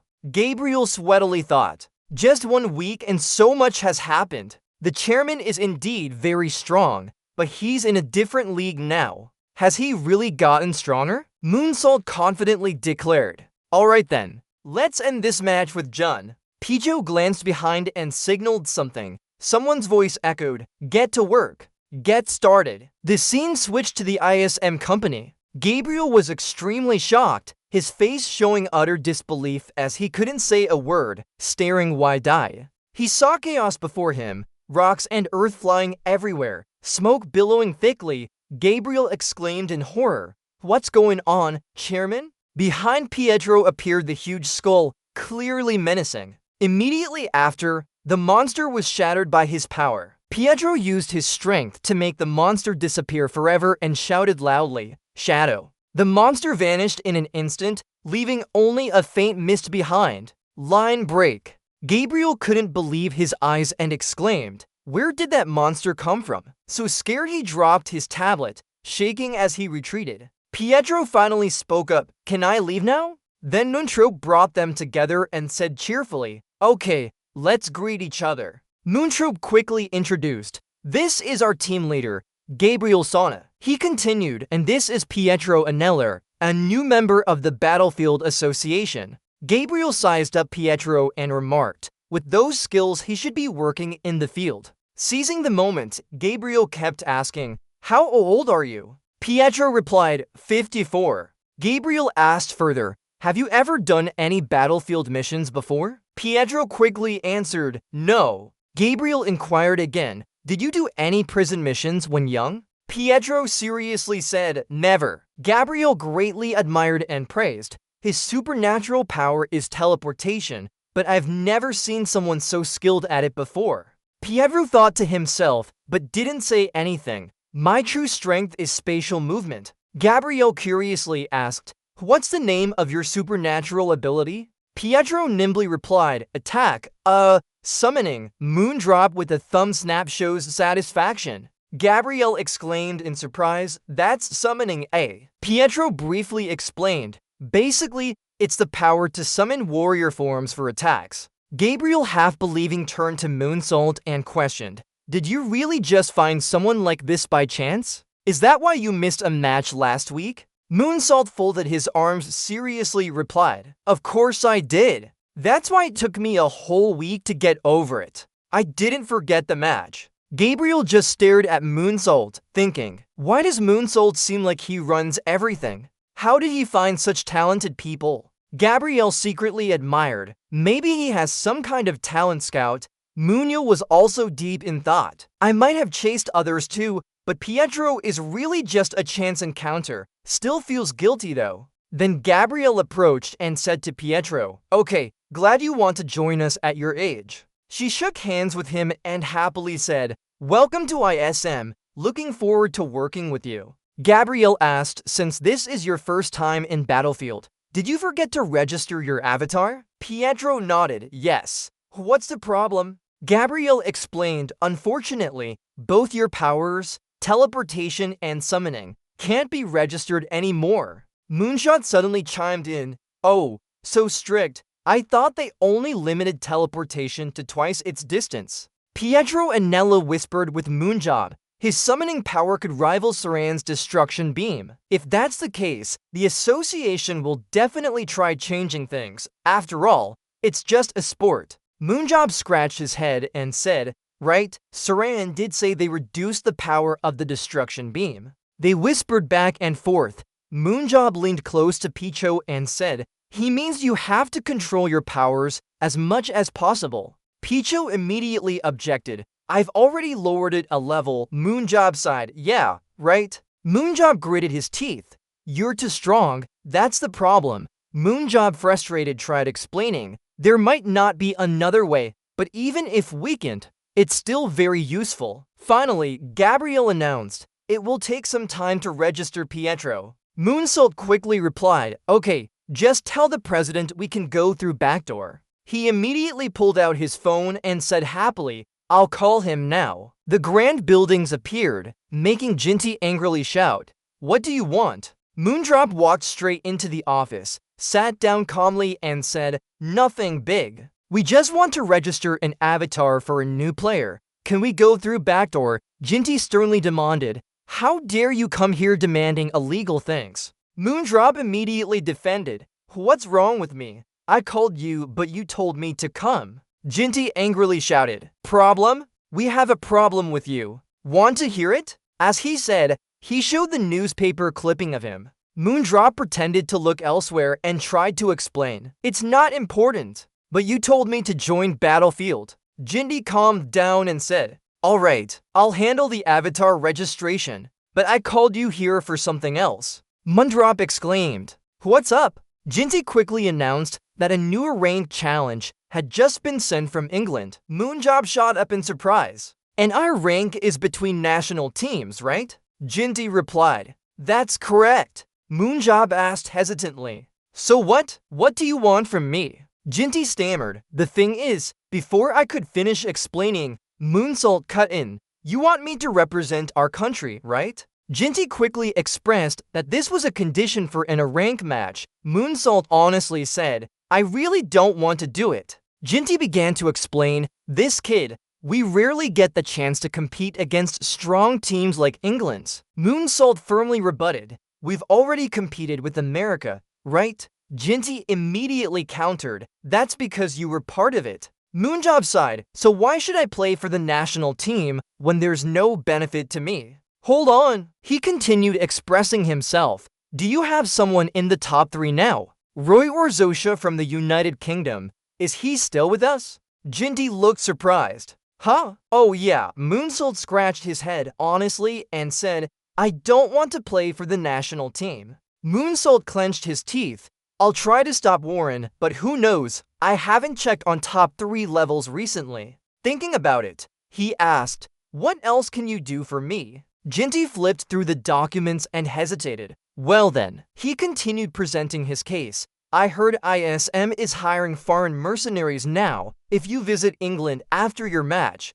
they promise to help you recruit people. Hearing this, Moonjob fell into thought. I don't know where to use those guys, but... He muttered to himself, it's a critical time, so the image of monsters from the world being used as bait flashed in his mind. Moonsault recalled Gabriel's advice. Jada, nowadays, apart from super soldiers playing Battlefield, most people have an aura but still don't want to fight. In fact, they are like fattened prey waiting to be slaughtered. Moonsault sighed deeply, it's better than nothing. He smiled sarcastically and proposed, okay, I'll play if you give me command of the strategy. On a beautiful day in England, an elegant castle was half ruined under the evening sun. Inside the castle, someone sat silently observing something. On their phone screen appeared Moonjob's silhouette. At this moment, Moonjob was facing the guards. He quietly observed. He deliberately went deep into enemy territory. Now Moonjob was delivering powerful attacks.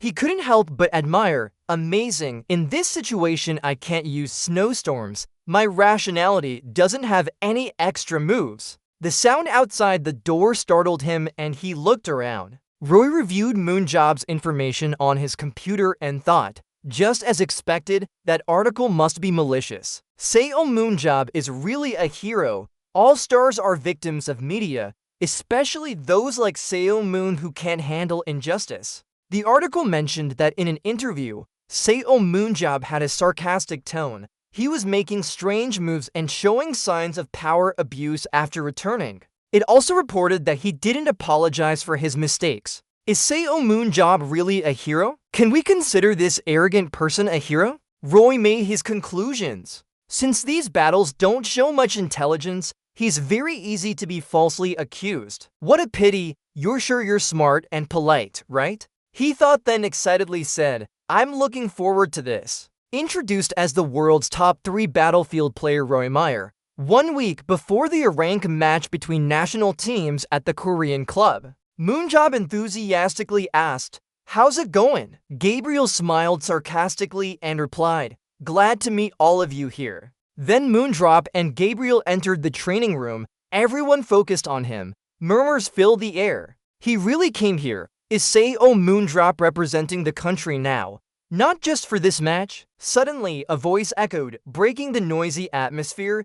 Gabriel's coach looked around in surprise. It was Troy Hughes from ESM's national team. He laughed and greeted, when did you get here? Behind Troy Hughes, Yulbaum from ESM's national team shyly turned away. Moonjob observed Troy Hughes and Yulbaum, then made a noise. Moonjob quietly assessed them. It seemed to him that Troy Hughes thought this world was his, while Yulbaum was different. Then he slowly examined their power stats again. He quickly concluded that without his special ability, none of them had strong enough stats to win the championship. Moonjob reconsidered but still managed to join the national team and improved significantly. Ewan Belm's expression was confusing and sweaty. Moonjob recalled meeting Ewan Belm and thought he once said he would focus on studies because he wasn't confident enough to become a player. He remembered Ewan Belm's hesitant stance, then continued his thoughts. We recruited him by promising compensation if he failed and decided to leave. His miserable practice sessions came back to Moonjob.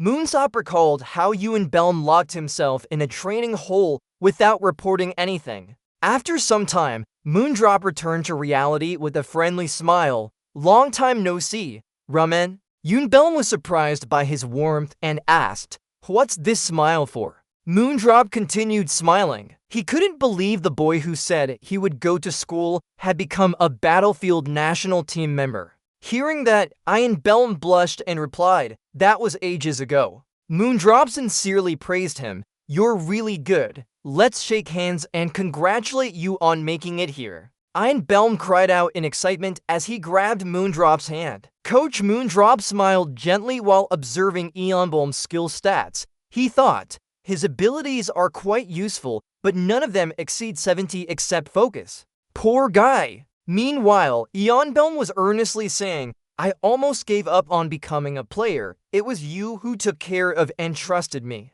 Coach Moondrop thought, for higher level tournaments, this won't matter much. He then said, "It's time to make use of him now." Ian Belm continued saying, "Your trust is what helped me through everything." Compared to other players, he always felt like he didn't belong here and was constantly worried. "Your handshake really motivated me. I feel your recognition of my worth. I'll give it my all in this team match and ensure no one is disappointed." Ian Belm's words made Moonsop nauseous. He pushed his face away and said, "Enough with the nonsense." Moondrop asked, "Where's Amasim Yongsu?" Choi Hyuk replied, "I think he's in the lounge. Shall I call him over?" Moondrop immediately said, "Let's see if he's there. Anyway, I'll meet him soon. Inform all players in the meeting room." Choi Hyuk obediently replied, "Yes, sir." In the meeting room, Gabrielle stood up and spoke. "Everyone is here. Let's start our strategy session for the match against England." The coaches were listening attentively. Meanwhile, the Korean players were focused. Simyeong Soo-jun bit his lip and thought, "I'm sure I heard about Seo Moonjob here. Where is he? He shouldn't mind me not greeting him. I should have gone to meet him." Yong-soo glanced around and thought, "I wish I could avoid him as much as possible." He was startled and scared seeing his teammates intensely focused on the meeting. Yong-soo recalled Moonjob's words, "I'll see you at home, brat." Yong-soo's face was pale with sweat. He blamed himself. "I should have gone to meet him. I should have. Suddenly, someone tapped Moondrop on the shoulder and spoke. "Uncle," it surprised him as he turned around. Moondrop looked at her for a moment then asked, "Is Ian here?" Ian replied angrily, "Why are you calling me to such an important match? With your sharp eyes, why didn't you call someone like Sonia instead?" Moondrop immediately said, "What did you say? Where else in Korea can I find a better close combat player than you?" Ian was surprised and exclaimed, her face lighting up with joy. Moondrop continued analyzing, "Only failures are left everywhere." Ian confidently laughed, "You know it. You're the only one I trust." Moondrop glanced around and thought, of course, if Sonya and high-ranking priests became Korean, we'd have them in our team. He smiled and replied to Ian, of course, then continued thinking, but they're still not natural enough. Ian asked curiously, "By the way, is this your first time wearing a flag badge?" Moondrop looked down at his chest logo and quickly answered, "Yeah, I guess so. I'll have to deal with those English players soon." Ian laughed, "The English players must hate you. They're all in the news this time." She showed the computer screen with a newspaper article and gestured. "This is it." Moondrop recalled the events of the past. Yeah, Jack Brando was still in the team for the final dungeon conquest, but there were no British members involved. Ian replied immediately, "Yes, they've been cursed like that since 17 years ago." Jack Brand, the rogue? Did Jack Brand succeed or fail? Was it a shock to not choose Jack Brand? Or was Jack Brand unnecessary for the final dungeon conquest? Seo Moonjob confirmed. Seo Job glared at the articles and let out an angry sigh. They should have kept their mouths shut. We'll still save the world by winning the final dungeon regardless of what they do. They should have just stayed quiet. Why is that so strange? Ian laughed loudly and confidently stated, "The British haven't won against France in any national competition, not even once. It's worse than when the French tried to target Britain. They'll call them British rogues too." Moonsalt looked uncomfortable and scolded, "Why do they act like we're weak?" Finally, he concluded, "Let's just leave it at that." Back to the meeting, Gabriel was enthusiastic about analyzing, starting with the general lineup of Team Britain. He continued explaining, "Of course, everyone knew their team well, but I'll explain for those who don't know." Moonsalt's face turned cold as he thought, "That brat. The images of British fighters appeared on the screen. Gabriel continued introducing. The British team is often called the Knights and Mages. He analyzed in detail. Unlike the trend towards tanks and long-range damage dealers, they have more melee players now. Their lineup consists of 4 strong tanks, 2 melee players, and 5 long-range damage dealers hiding behind them. It's unique. The strongest members of Team Britain appeared one by one as Gabriel excitedly presented. First was the Vanguard formation. Similar to America's combat style, they also fight hand-to-hand with the tanks. Then Gabriel concluded that's why they're called knights in the bright armor set. After that, he showed images of the knight figure. Gabriel continued showing clear images of British players. Behind them is their melee player formation. They are all superhumans with long-range magic abilities. Gabriel gave an example of Gary Williams, a melee player using a bow and crossbow, then analyzed. One of the long-range damage dealers also uses a bow, so there are 6 in total. Moonjob was surprised. Melee players use bows? Gabriel continued explaining.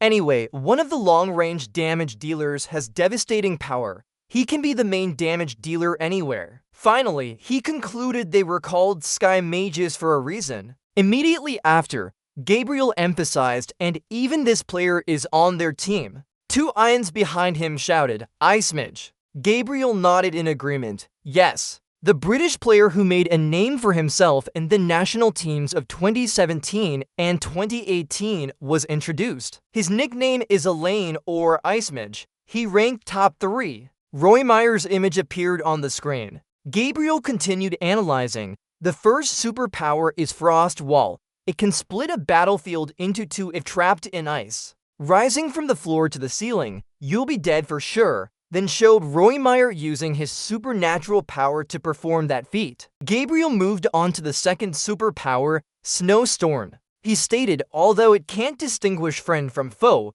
Snowstorm can delay everything if you get used to it. You can deal significant damage, but be careful with the ultimate skill. It can freeze targets by narrowing the range of the Snowstorm ability. And finally, Ice Seal.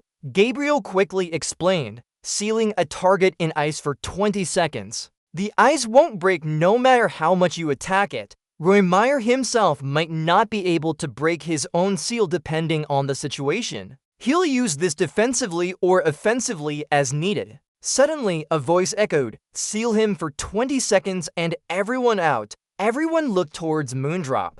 Moondrop was lost in thought. Oh my, all these amazing powers keep appearing. So they asked us to join because they trusted that guy? Moonsault reviewed the British strategy diagram silently. Objectively speaking, we have no chance of beating them. He pondered again, but this was just their thoughts. How do we disrupt them? The next day at Incheon International Airport, a strong voice echoed, Team Britain, are you here? Immediately after, the Korean players charged in bravely. Aiden Hill, Aaron Holland, and Arthur Paig and burst into laughter in satisfaction. Their knowledge stats were extremely high and formidable. Gary Williams, David Scott's, and Hill's and Nidibsan's stats then appeared impressively as well. Walter Band's, Mary Lucy's, and Ken Hugo's stats showed up too, indicating no less talent. And finally, Roy Meyer's skill stats were almost perfect with a number close to absolute. The news reported that the UK national team was warming up at Incheon Airport.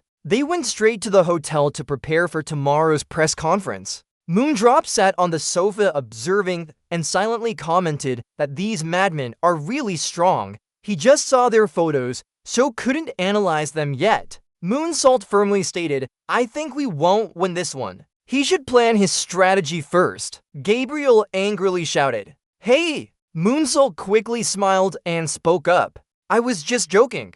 At least they need to be at that level for the match to be interesting. Roy Meyer's superpower was awakened during a snowball fight with his brother. His brother, with a menacing look, held a large snowball on his head waiting to throw it. Roy was so scared he cried out, Don't, big brother. Roy just wanted to read, but Damien's book was put aside. Roy's brother chased him while shouting, Reading too much will make you stupid, Roy. While Roy frantically ran away, his brother dragged him off to play snowball fight. At that time, in the snow, he felt like he was about to freeze to death. His brother successfully pushed him into a pile of snow and stood there laughing at his achievement. Roy was truly angry now. He inadvertently activated his inner strength. His eyes glowed with bright light, which marked the birth of an island midge. Afterwards, Roy Meyer became the top battlefield player. At that time, his power was astonishing and he finally celebrated escaping his older brother's control. However, it turned out to be a somewhat childish celebration.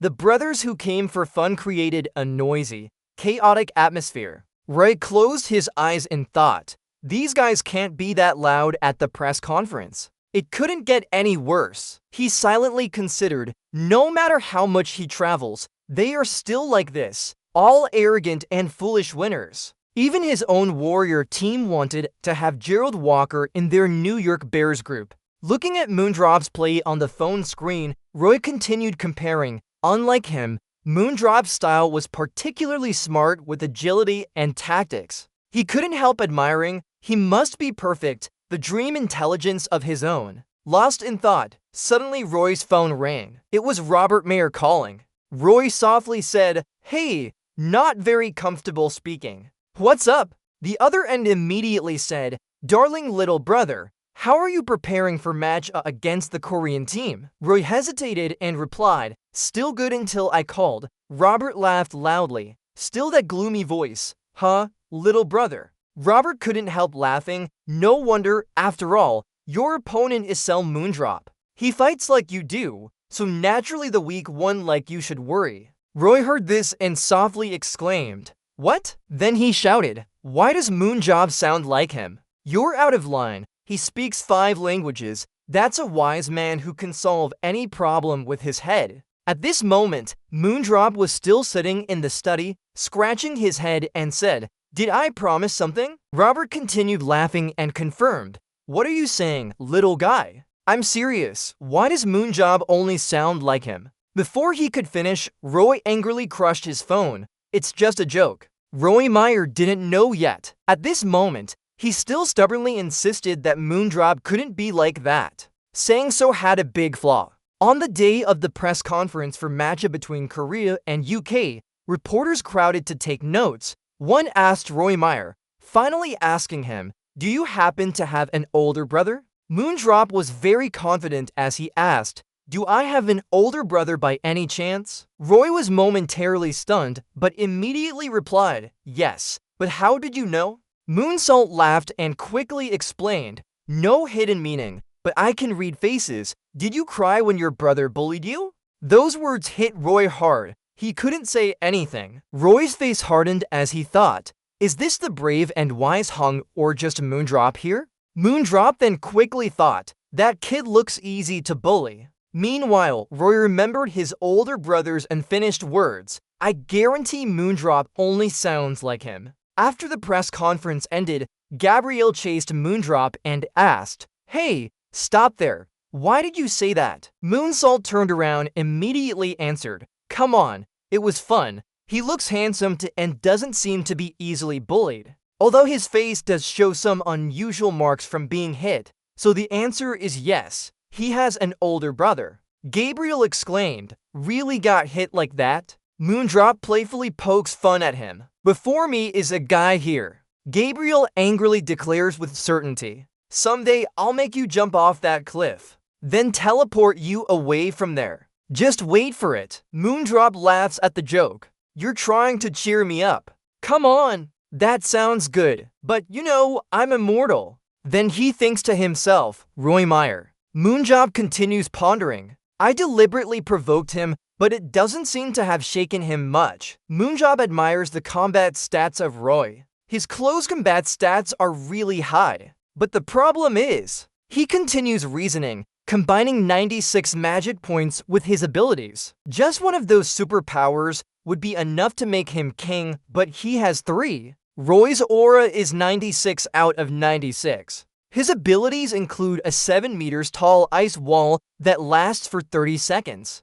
Next, an ice seal to freeze a target in ice for 20 seconds. And finally, a snowstorm to blow a cold blizzard forward. Moonsault emphasizes Roy's third ability, blowing a cold blizzard forward. Moonsault continues reasoning. His focus stats are also 90, leadership is 82, and tactics is 92. In real combat, he chooses the right moments and makes accurate decisions. Moontroop imagines a giant, then admires the trumage behind the city walls. No matter how much we attack his mind, he won't be shaken. He must have close combat plans already. These thoughts keep circling in Moontroop's head, emitting strange energy from his body. He subconsciously concludes, this is a battle of 2 against 1, or no more than that. Moondrop's silence confuses Gabriel, who asks, "What are you thinking so seriously?" Moondrop ignores the question and thinks to himself, there must be a way. No enemy is a failure. Seeing he doesn't answer, Gabriel continues, it's rare to see this serious side of him. Moondrop smiles slightly, then thinks in his heart, I'm so used to seeing this face. Gabriel observes Moon's expression and recalls something. Yes, 17 years ago, he saw that same look once. He gets lost in thought, completely ignoring what others are saying around him. He always wears that look before unassailable dungeons. Finally, Gabriel bluntly reasons, and then Moonsault walks straight ahead and suddenly speaks up. Alright, let's try that way. He'll have an answer. On the day of the match, the host warmly announces the long-awaited battle between England and Korea in Group A. The time has come, please welcome the national teams to the arena. The host excitedly introduces first the guest team, 4th-ranked Battlefield Nation, Warrior and Midge, the English national team, then enter with their Braveheart members. The lineup for England includes for tanks, 2 close combat fighters, 5 long-range damage dealers, no support. Then the host announces the home team, the Eastern Tiger. He enthusiastically introduces Seo Moonjob, the savior of humanity and creator of countless legends, leading his Korean national team. The lineup for Korea includes 5 tanks, for close combat fighters, 2 long-range damage dealers, no support. The audience has many differing opinions. One contestant asserts, even Seo Moonjob can't beat the English team.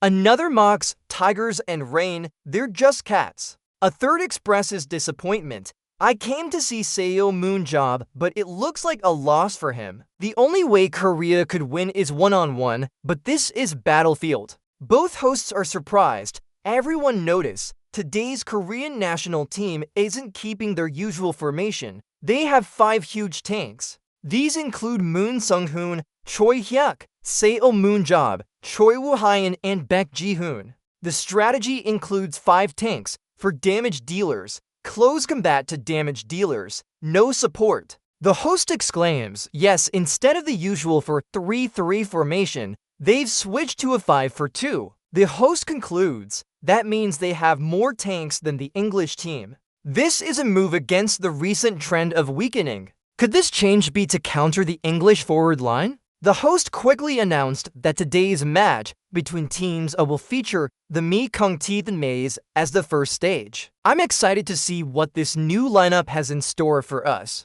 The arena floor starts transforming into a zigzag pattern. The Korean team is focused, listening to Moonjob's instructions. Just do what we've prepared, nothing more. Moonjob smiled deviously and said, we're almost there. Cut to the English team, their power beams rushing forward aggressively. The living skeletons rise like an army under attack by those power beams. Then someone announced that the reconnaissance team reported, the Korean team is moving at breakneck speed towards our base. Roy was surprised upon receiving this information. Full of surprises, huh? He started reasoning, meaning he'll go all out from the start. With 5 tanks, their speed will slow down. That's why we need to win right from the beginning in R. One English team member laughed loudly and said, are they coming this way? Then that's good, I can catch them all and rest now. Another teammate chimed in, or should we just reveal our position to them?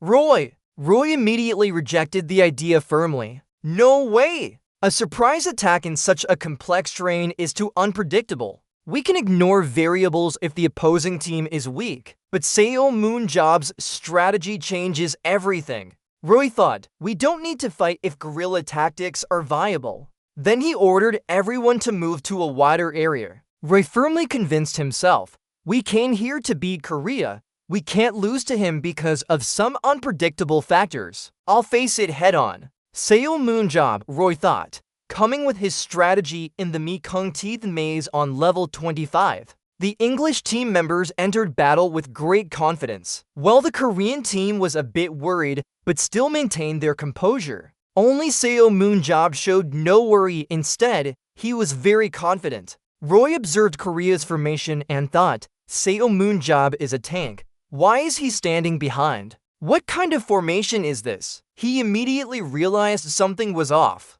Then Roy ordered the attack to commence. While people were fighting each other, there existed something called reactive armor, like an armored box filled with rubber, plastic, and explosives. This armor would explode outside when a missile targeted it. A tandem warhead technology was developed to neutralize this. The tandem warhead had long blades around it to trigger the reactive armor's explosion, with a small bomb at its tip. Moonjob confidently ordered, take the lead, surge forward, everyone follow my command. The small bomb in the warhead detonated. Moonjob urged, take any chance you can, go through them. Team members struggled to rise and advance with their shields equipped, and the explosion inside the reactive armor. Members of both teams clashed intensely. Sparks from collisions erupted and then collided, creating an explosion. Footsteps grew louder as team members rushed forward. Moonjob's teammates fought against English players. Moonjob moved swiftly through the crowd, heading straight ahead. Missiles would pierce through tanks. In a flash, Moonjob faced Roy. He challenged fiercely. I heard you have a skill that makes you invincible for 20 seconds? Moonjob's taunt angered Roy. Roy gritted his teeth and shouted, "Ah!"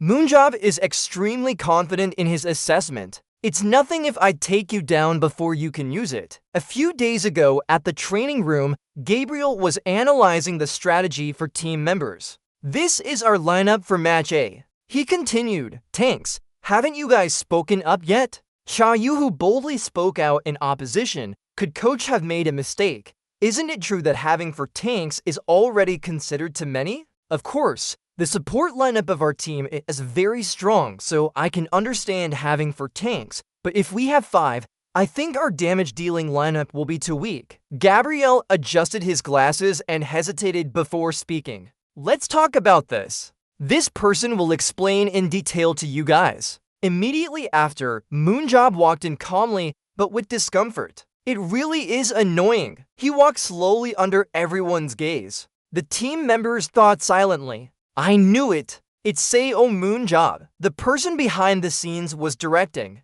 Moonjob acted serious and whispered a few words to gather his voice. He began presenting, how can we defeat the damage dealer of the English team if we add more tanks? Can we do it with additional tanks? Isn't it better to keep our original lineup than learn to fight against new formations? Moonjob's questions made everyone pause. Finally, Moonjob confidently asserted, are you guys still thinking about those silly questions like that? I mean, after all, you're the national team of South Korea. Each word he said had the whole team standing unsteadily, sweat pouring down their faces. Moonjob sighed and declared bluntly, oh my god, it's better to be naked than listen to these silly questions. Immediately after, he announced firmly, the key of our plan is to win in one go at the beginning of the match. Do you still not understand this? Then Moonjob quickly requested, alright, next step.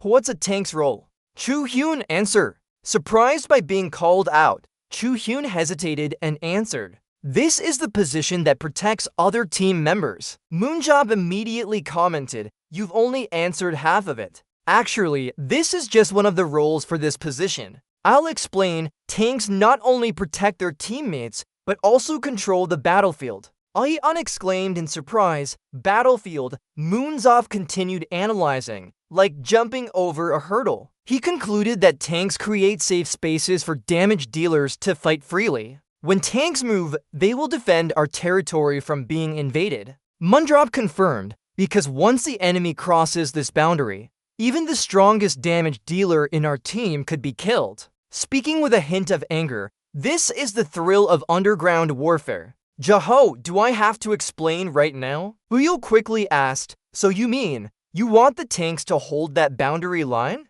Moondrop rubbed his head and sighed in exasperation. No, how can I explain thesis step by step for you guys to understand? Finally, Moondrop had to explain clearly, we will have to invade the enemy's territory. The close-range damage dealers are too weak to carry out this plan. Instead, we will use the tanks with high damage per second equivalent to a long-ranged attacker. Then he called Choi Hyuk up and continued, it's me and Choi Hyuk. We will take on the role of the close-range attackers. We'll be there. Moondrop finished his sentence, making tanks formidable. When attacked, Roy Meyer has two choices. As Moondrop spoke, he imagined Roy being controlled. Will he freeze Moondrop and use the ice stamp to immobilize a target for 20 seconds? Or create a 7 meters high and 30 meters long ice wall that lasts 30 seconds to trap Moondrop? Roy struggled against the attacks and his abilities. It's an ice wall,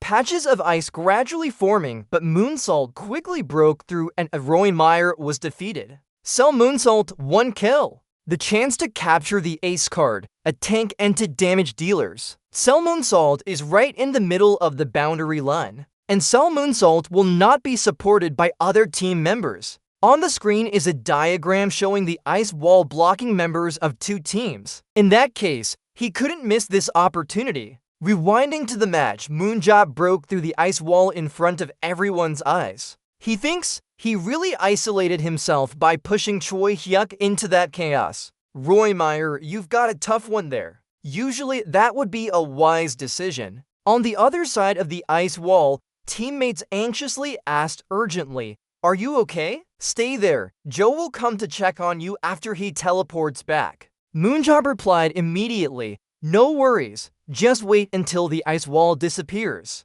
However, Roy Meyer overlooked something. With his intelligence, Moonsault realized Roy's weakness. He secretly thought, does the ice wall last exactly 30 seconds? How extraordinary is Moonsault? All members of both teams are facing each other. The match is extremely tense. The two Ians observed the current team situation. Then Minman pondered. The battle began with a 10 versus 7 formation because there were 3 people on his flank, but within seconds, it turned into a 5-on-5. She couldn't help but remark, after all, the English team is too strong. On the info board, Big High Iron, 1 down. Suddenly, an English team member rose to attack High Iron. She silently thought, but couldn't say it out loud. The enemy charged forward with a sword, aiming for a decisive strike on High Iron. High Iron concluded, if we want to be world class. Immediately after, she went into defensive mode and said excitedly, interesting. Then High Iron leaped up, facing the enemy directly. Her abilities completely overshadowed the opponent. He struggled to defend. The host clapped in approval. No wonder Beck High Iron is an excellent player. She demonstrated skills at Paris Lumiere BC. But this is a team match. High Iron was gaining the upper hand, but suddenly more enemies appeared behind her. She was surrounded without support from teammates. Beck High Iron. The ice wall remained firm. Moonsault and High Iron glanced at each other and said, 30 seconds is a long time. Before Moonsault could settle in, the opponent before him was eliminated. He cried out in pain. That's Moondrop's finishing move. By now, Seo Moondrop had 5 kills. The English team members, processing the previous kill, panicked and thought, wait a minute, he just said 5 kills. It can't be true. He killed 5 in 30 seconds. Then the English team members shouted together, let's take down Seo Moondrop first. Moondrop angrily retorted, I alone took out the key player and then got 3 more kills. What about you guys? You only killed 2 of their players while 5 of ours died. Then he exploded in anger and charged at the last opponent. How dare you call yourselves national team players? Immediately, Moondrop unleashed a series of attacks that left the opponent unable to resist. He approached Hyan and patted his head. Now Hyan. Moondrop emphasized each word. After this match, I'll talk to you later. The others on the team were terrified. We're done for. Moondrop's eyes glowed with anger. Instantly, he charged at the last enemy and shouted, Die! The match ended with a score of 3-0 for Korea and none for England. The host couldn't believe his eyes as he announced that the Korean team had won. The audience was in disbelief, utterly shocked. Finally, they burst into cheers and celebrated loudly. Impossible, so amazing, Moonjob. After the match, Moonjob slumped onto the sofa, sighing with relief, exhausted to death. Jaho approached and praised, "Job, you're stronger than before." Moonjob confidently stated, "Of course, it's not like that. I've been working hard every day." Jaho criticized sarcastically, "Those words shouldn't come from someone lying on the couch watching TV." Moonjob looked uncomfortable and blamed himself. "What can I do alone? I have to carry 10 heavy weights by myself." Jaho chuckled and spoke up. "Honestly, I don't know what to say." Then Moonjob spoke up. "So you guys, national team members, all responded in unison." "Really?" Moondrop began analyzing the match now. "At first, you two did well. The tank held its ground as planned and defeated Voidmare. But when the ice wall appeared for 30 seconds, were you completely crushed then?" "I continued to evaluate. Yeah, those guys are strong, so we suffered more losses too. But you couldn't be afraid or give up on fighting." Moonjob pointed out the team's weaknesses. Their path was breached, causing confusion. "If you keep taking them one by one, you could get more than just 2 kills. Please use your brains when they're weak." "So, what now?" Yu-Hein and Sunggoon nodded obediently following orders. "Yes, sir, we will use our heads." Jaho spoke up. "The English team must be in chaos right now. Their tank and mage strategies are no longer effective due to our dirty tactics." Mundrov confidently stated, "Exactly like a direct hit. They know if France uses the same strategy, they'll be finished." Jaho worriedly explained that the English team would counterattack immediately. Moondrop spoke up, "Of course. Do you think their coach is here for fun?" Jaho exclaimed in surprise. "What?" Moondrop laughed and declared, "Anyway, I was planning to give them the second half." Everyone was panicking. "Why the flag?" Moondrop explained, "Those guys have some very strong ranged damage players. We'll stick to our fake tank strategy, so they will reduce their ranged players and increase melee attackers." I continued analyzing, except for Roymare, the symbol of England's team. Moondrop shared his reasoning. "From the start, they won't change all players to switch formations. They'll probably only replace 1 or 2 people. We still have Seo Moondrop with legendary power in the second half. Even if our national team is pushed back by their melee attackers, the final score will be close anyway." The more he talked, the more excited he got, concluding that in the third quarter, they'll be extremely tense, right? Will they increase melee players or boost ranged attackers completely? It's hard to calculate. They'll have to do their best then. Our tactics might work even better. Seeing Moonjob so excited, Jaho frowned. Job's usual attitude is showing again.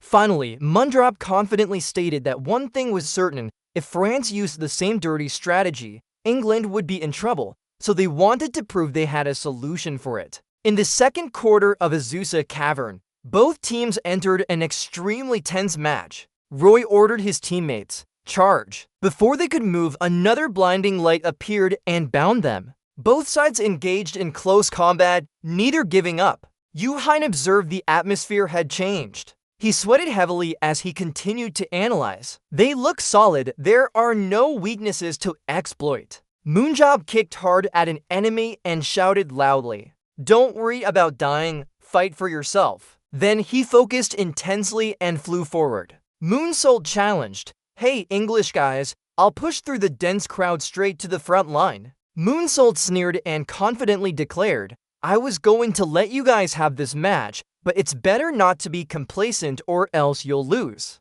The second half ended with England winning 3-0. Roymare was the MVP of the half, as expected, with for kills and for assists. Among them, only Kiao Baodi brought in 2 kills and for assists. Yes, despite some initial struggles early on, he performed quite well. He took down 6 Korean players simultaneously and reversed the game with a single attack. His super ability was used to great effect. Only the winning player understands this. Others might not get MVP status. But isn't this player truly amazing? Yes, the one we're talking about is Sel Moondrop. He deliberately fought in a way that drew the attention of Roymer to avoid his sharp attacks. However, when necessary, he hid behind his tankers, and until mid-game, Sel Moondrop was still performing well, even helping the Korean team take an early lead. The result of the second half was completely different with 4 kills and 1 assist. If only he hadn't been hit by Roymer's ice skill.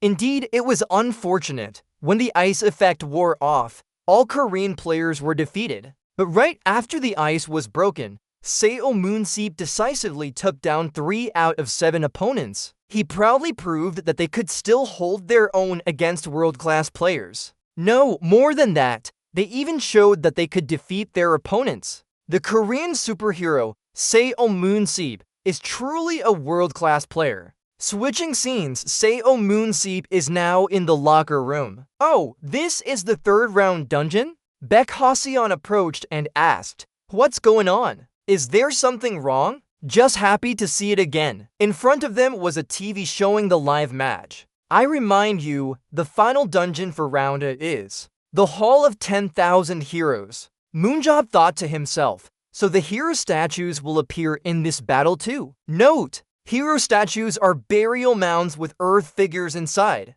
When we summoned King to ask about Warren, only the palace area appeared. The surrounding hero statues were where the Emperor's soldiers resided. They turned into undead while alive. Structures were built so that when we defeated each hero's lord, all the statues would collapse. The palace is the center, where the king indulges and also houses the Golden Army directly under his command. Baek Ha-seon asked curiously, "Sir, does round 3 have any special plans?" He smiled and replied, "Ha-seon, do you remember who I killed first in the 2 rounds before?" "Yes, wasn't it the long-range damage dealer?" "That's right, that move was just a feint. From now on, we'll play a counterattack strategy." They've figured us out. Roymer is currently in front of the matchboard. The Korean team has selected 6 players. Seo Moonjob, Choi Woo-hyun, Baek Ha-seon, Choi Hyuk, Shim Yang-soo, and Yoon Byung. After careful consideration, the English team switched all their long-range damage dealers to melee fighters except Roymer. They made this decision because apart from Royzer, all other long-range players died first in both rounds. Roymer gritted his teeth. However, the Korean team also switched to a 3-5-3-0 formation. They removed the tanks and added 1 long-range and 1 melee player. Impossible, so round 2 was just setting up for this round. They've completely figured us out. The Hall of 10,000 Heroes is famous for having more monster areas than the other edges. In such a vast hunting ground, if the defenders choose to finish off with 1 move, no one can beat Seo Moondrop. Then immediately after that, an announcement sounded. Round 3 officially began. Seo Moondrop immediately charged forward. "Hurry up, run!" Ha-seon also quickly followed behind. "Sir, we don't have to go hunting now too." He glanced at her. "Listen carefully, Ha-seon. You know that in a battlefield where there's already a score difference from the start, hunting and scoring strategies would suit the weaker team, right? Because just slightly outscoring your opponent can reduce the gap due to inherent limitations.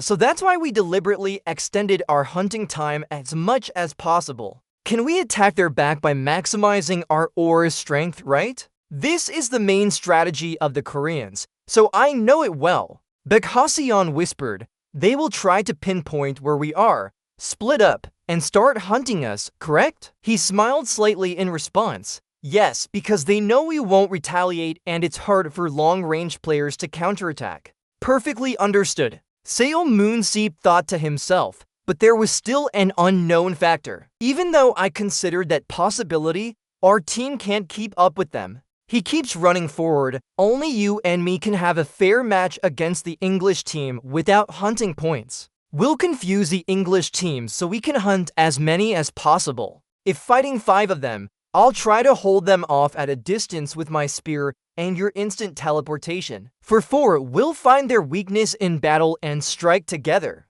With 3 or fewer, he'll hit them hard. Saying this, both increased speed and charged forward. Their current position is quite close to where the boss of the dungeon is hiding. Also near the opposing team, Seo Moon Seep and Baek Ha-seon hid in a corner to observe. They have 5 members. Just watch for now. But suddenly, an unexpected announcement came through. Roy Mayer 1 life, Roy Mayer to life. He frowned upon hearing this. Damn it, the only unknown factor. If the Korean team returns to their original formation, I wouldn't be here stopping others. I won't let the Korean team dominate from the start as before. Now, Group 1 is left with Choi Hyun facing Roy Mayo. We're ambushed. Team 3 is under attack by Roy Mayo. Only I and Choi Hyun are alive now, just for 1 life. It's impossible for a long-range player to single-handedly stop an enemy. However, he predicted that the Korean team would split up to hunt individually, and that Ha-seon and I will intercept the English team's hunting. In other words, he believes he can defeat the Korean team with his abilities when I'm not there. Seo Moon Seep whispered for Baek Ha-seon to gather the main force quickly. Yes, sir! Teams 2 and 4, avoid the monsters at all costs and run away now. Don't let Roy Mayo catch you. As expected, Roy Mayo easily defeated Choi Hyun, so Team 3 is completely defeated by him. Roy Mayo, 3 lives. He frowned, that's for sure. Do you want to target me? I accept your challenge. That scrawny Roy Mayer. Why follow my team so closely? He became completely angry. Then Salmon jumped out without hesitation. He widened his eyes at them. I am Salmon Job. On the other side, Roy Mayer was silently thinking, how is it going? Since you attacked first, I'll just return the favor now. Salmon Job, he's chasing Team 4. Without him here, can the Korean team fight me off?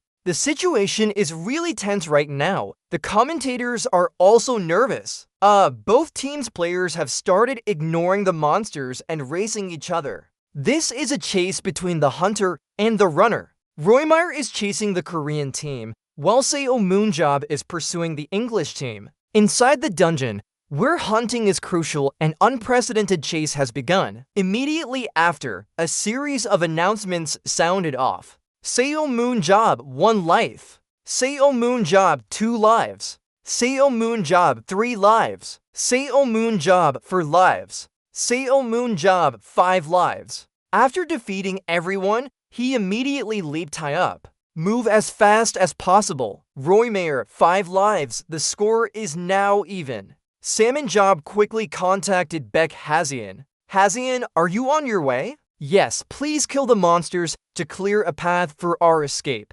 Understood. For the remaining monsters, just then a sharp arrow suddenly flew towards him. He immediately braked and used his shield to block the arrow. It's Gary William Shaw, that ranged player using a bow as his secondary weapon. To see if there's a perfect hiding spot right above us, finding him in this quick movement will take too much time. He thinks I want to stall here, but it won't be easy. Bow and arrow, crossbow. Are you okay? Gary, let me tell you. Summer Job is also skilled in ranged attacks.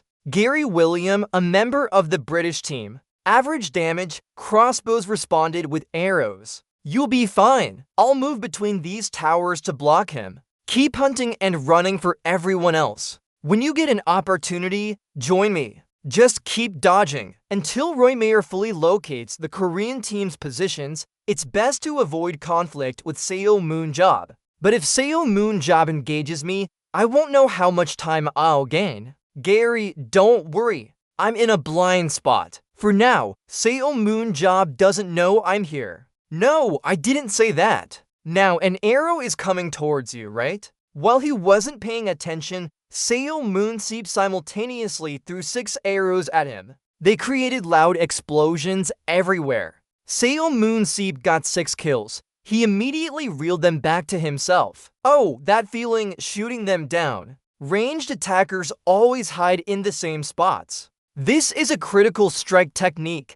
Don't think you can escape easily. In this world, there are many skills. Among them, the scatter shot allows you to control speed and distance when throwing an object. It's one of the more awakened skills. The world views it as useful for playing ball games at least. If there were a Superman baseball game, that would be amazing. But other powers sound cooler. This skill isn't worth upgrading. It's really unlucky to learn this and many others. Of course, things are like this. Before the world knew Superhuman job, he was just Superhuman job. In just 6 months since starting his career, Superhuman job completely changed how the world viewed this power. The key to Scattershot is that you can throw an object with magic without any posture requirements. Just a light touch of your finger, and it will fully launch towards the target. However, hitting the target accurately requires skill level 100. For Superhuman drop, those who have pushed human limits can easily aim at them.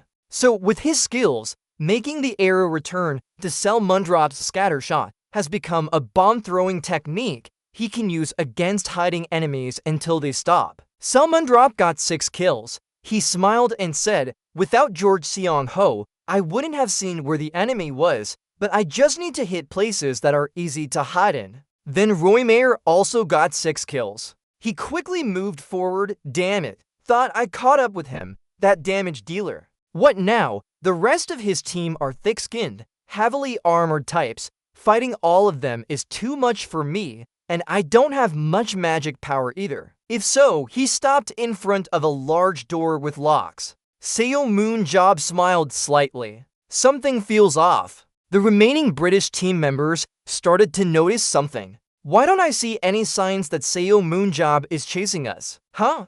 Their team now only has 4 members left, not including Roymayer. What? Since when? He couldn't possibly escape on his own. Did he enter the central castle? What are you talking about? Even if what we're discussing is Superhuman job, why would going in alone benefit him? He could disrupt their minds by defeating the Golden Army and awakening the king. That sounds ridiculous. The power of the Golden Army in the central castle is completely different from the skeleton warriors around it. They are a highly skilled, elite army personally chosen by the king. Even if he could get past them, how would he face the king alone? Although the king has weakened since his appearance on underground battlefields, he still holds an advantage. This is also considered an impenetrable dungeon. Everyone knows this. But from the start, Superhuman job was the one who conquered the 1,000 Souls dungeon. Since the battlefield opened, countless dungeons have appeared as battle stages. Oh my,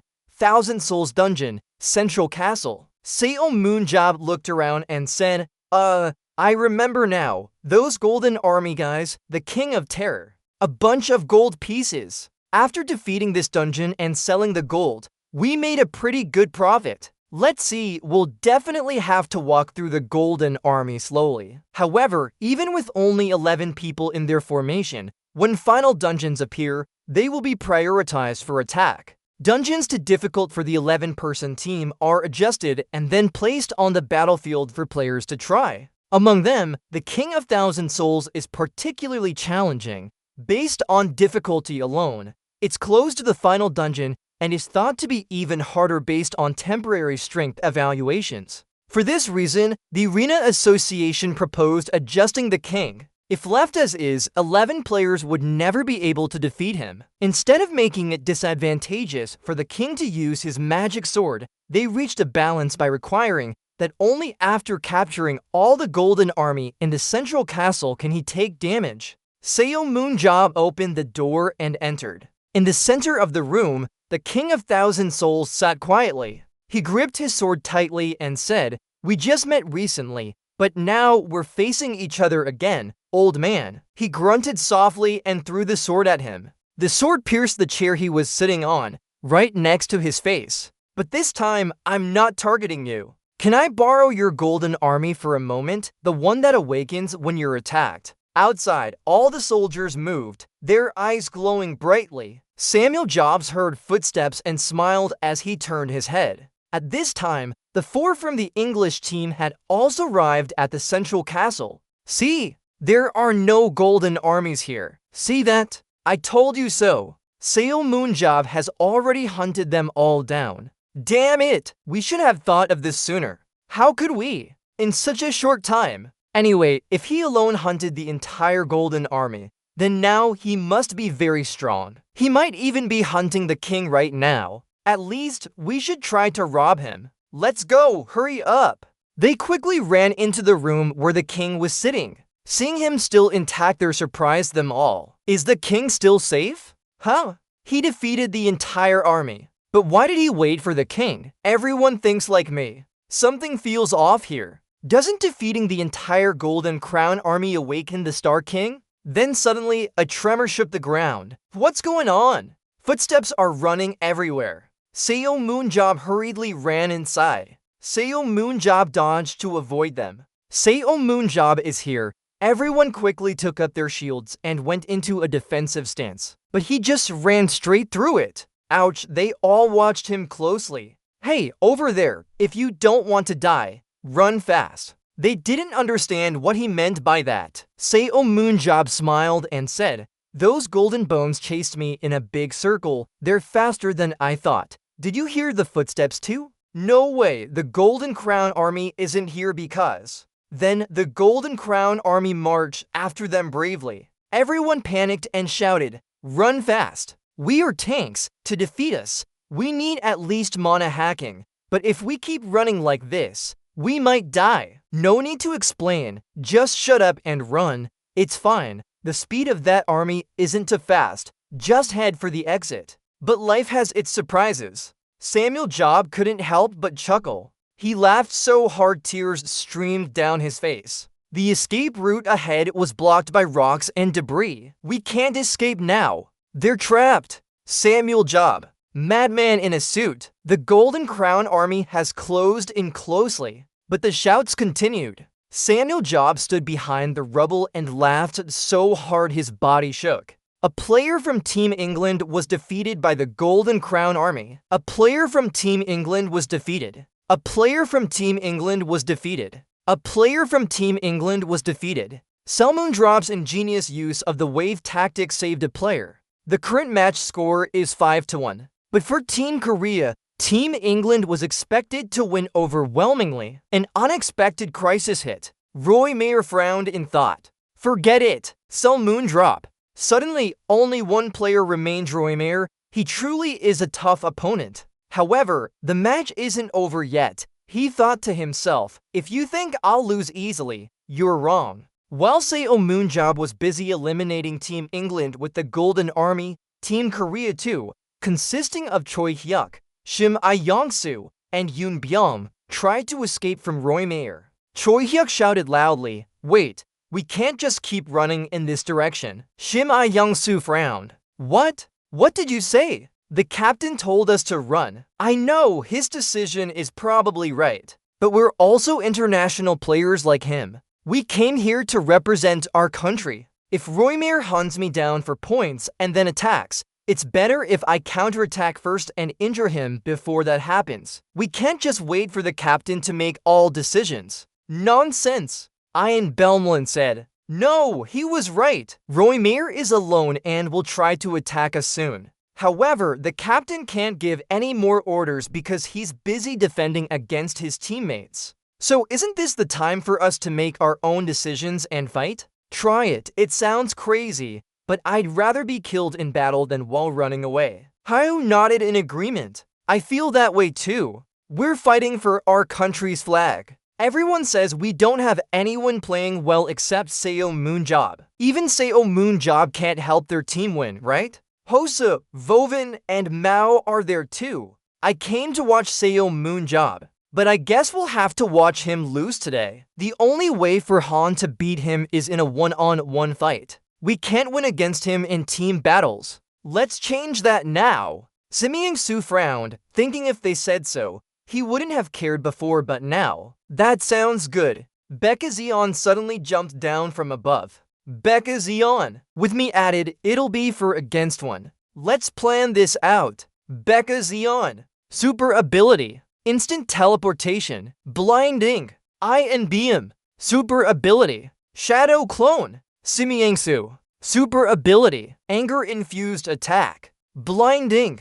Choi Hyuk. Super ability. Enhanced resistance. Mana accumulation. Roy Mayer had also moved to their location now. Roy Mayer, super ability, Ice Wall, Frost Seal, Blizzard. 5 minutes ago, Did she know what Roymare's weakness was? Yes, before the match, I heard a few things from Nathan and Kai Kai of Paris Lumiere team. With that method, even our weak team could try to deliver a powerful blow to Roymare. Hayu frowned worriedly. That's the only way. Even with for against one, Bikajian shook her head. He was ranked 3rd among the strongest mages for a reason. Gentlemen, do you think you're strong enough to help him? I meant that. Is Seo Moonchop injured?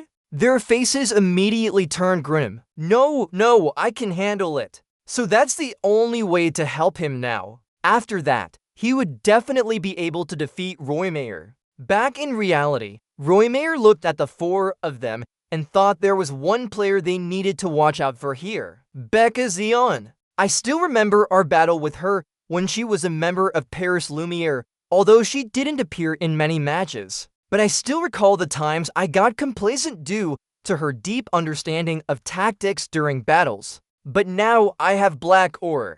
A player using Lam Hao Kwang like them knows they don't stand a chance against him. No matter how detailed their plans are, it's futile. Then the continuous announcement sounded. A player from the English team was defeated by the Golden Army. A player from the English team was defeated by the Golden Army. A player from the English team was defeated by the Golden Army. A player from the English team was defeated by the Golden Army. The announcement sounded for times. So this means only Roymare is left alive from the English team right now. He furrows his brow tightly. He was knocked out. It's a Seo Moon drop. He passed through the central area to exploit the Golden Army. I didn't expect him to eliminate members of his own team in such a way. I have no idea what tricks he'll pull next, but I need to finish off these guys before he gets here. Snowstorm! The 4 of them hurriedly ran away. He's here! Dodge!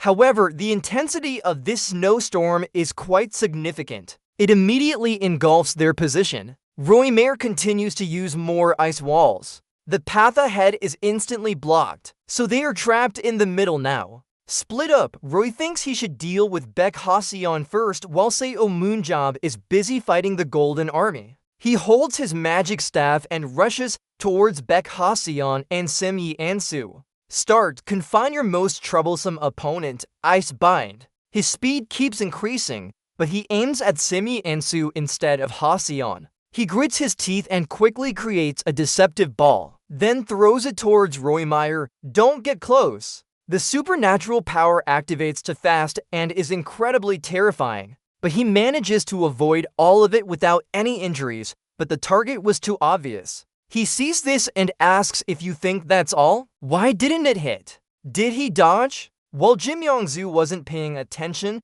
Roymare approached right next to him. Buddy, work harder. He chops off one of his arms with the staff. Ian-su winces in pain and starts crying. Damn it, getting my arm cut off isn't part of the plan. Suddenly, a rope flies and tightly binds one of Roy's hands. Restrained, Hugh and Ewan Belm take this opportunity to charge forward. But before they can attack, a beam of light erupts from him. They pause in their actions. A powerful force shoots straight ahead with immense destructive power. Hyuk is instantly frozen on the spot. Just wait and die slowly while being trapped in that ice block. Jim Yongzu sees Roymare approaching. His face darkens. Impossible, you're also a long-range damage dealer like me.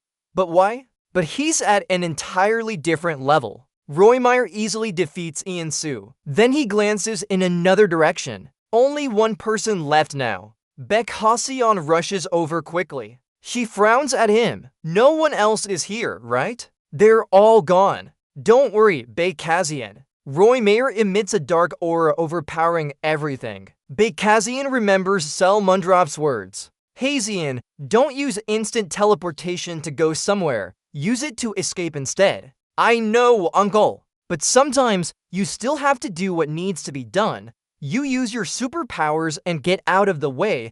Baekhagen attacks with 95 agility and 95 speed stats. That's a move that Roymare with 71 speed and 88 agility couldn't avoid even when he saw it coming. Nevertheless, Roymare reacts strongly. I won't be complacent, you deserve respect. Spirit in an instant, Baekhagen's entire body is frozen. Everything ends here. But suddenly, a figure dashes past and snatches the magic staff from him. What? Who? Ionia Belm is still alive. He's trembling while holding a staff in his hand. Where did you come from, huh? Before that, when Roymere was about to launch an attack, Troy Hewitt shielded Belm. This was the opportunity, man. Becca Zeon, our plan is working. Distract him for a moment. You conveyed your message when he wasn't paying attention. I'm the last one. But from the start, what we aimed for was your weapon. You and Belm smashed his staff into the ground, shattering it into pieces.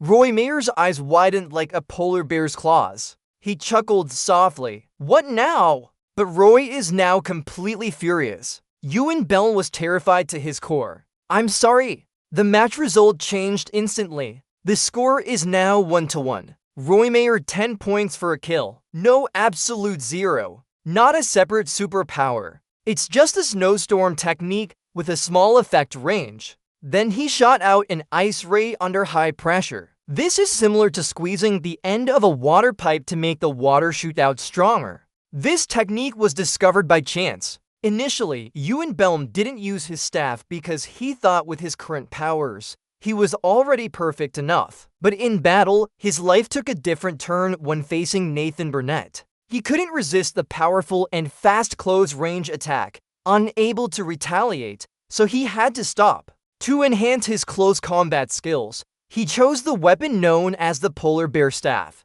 In despair, staring at the abyss again, in that final moment, he unleashed the snowstorm technique with his staff. That was the beginning of Absolute Zero. Roymere then ranked among the top 3 alongside Nathan Bernard and Daniel Manstein and never lost his position. However, after so many years, he still couldn't use Absolute Zero without his staff. The weapon he carried to compensate for a flaw is now something he relies on, essentially a new weakness. Snowflakes keep falling down. Ionia Belm has also been frozen. He looks like one of my teammates. Roymere turned around at the sound. You're too late. Selma Jones, 6 kills. My body radiates immense power. I made a few Huns on the way here. Roymere, 10 kills. He frowned and created an ice ball. There's just me and you here, so no chit-chat either. I'll strike now. Snowstorm! He thought to himself. Not only did he unleash his strongest magic, but he also used the snowstorm technique. This is my most devastating and damaging move. In just a few seconds, both your body and mind will freeze. I don't think I'll lose. Why hasn't Moonsault done anything yet? Huh? You told me to strike. Is this all you've got? It's cold, alright. But how can I just stand here and wait to die? Alright. Looks like I'll have to waste some mana now. But I'll still give it my all. The throw! Alright then. He jumps up high. Roymere furrows his brow with vigilance. They block each other's attacks. One move after another. How did Moonsault throw 2 swords at him simultaneously? But Roy managed to dodge in time. The swords all pierced the ice walls he created. Ice wall! But Xiao Moon quickly dodged and charged forward. He's too fast. Wall! Ice! Roymere's move speed can't keep up with his opponents. Xiao Moon leaps high. He thinks to himself, this guy is impressive, at such close range. But he still changes skills very quickly. Few can survive his snowstorm, even me. I'm using all my magic to warm up, but it's still freezing cold. He's a bottom-class Stone Knight. Roymere starts sweating because of the fight with Nathan before. Only then could he hold out for so long. Salmon jumps down from above, but that's just not enough. He managed to escape and move forward. It's still not enough. Now it's my strength. The swords suddenly attack from behind. Roymere looks back in panic, but it's too late due to their speed. His eyes widen in shock. Suddenly, Salmon reclaims those swords and uses one hand to lift him up, playfully hitting his face. How can I brag about this? Everyone watching is surprised, wondering why he did that, right? What's going on here? Shamuzak retracts his weapon as victory is in sight. What's he thinking? Baek Jae-ho helplessly scratches his head. Damn it, this crazy guy. Same with Jero Walker. He's about to turn into a mentor mode again, right? Just like what he predicted. Xiao Moonjob speaks softly. What's your move? Nothing special or anything. It can't deal with me. You didn't use that secret technique either. Or is it because you can't use it without a staff? Roymer raises an eyebrow in surprise. If you've already noticed, I won't hide anything. Yes, I can't use it without the staff.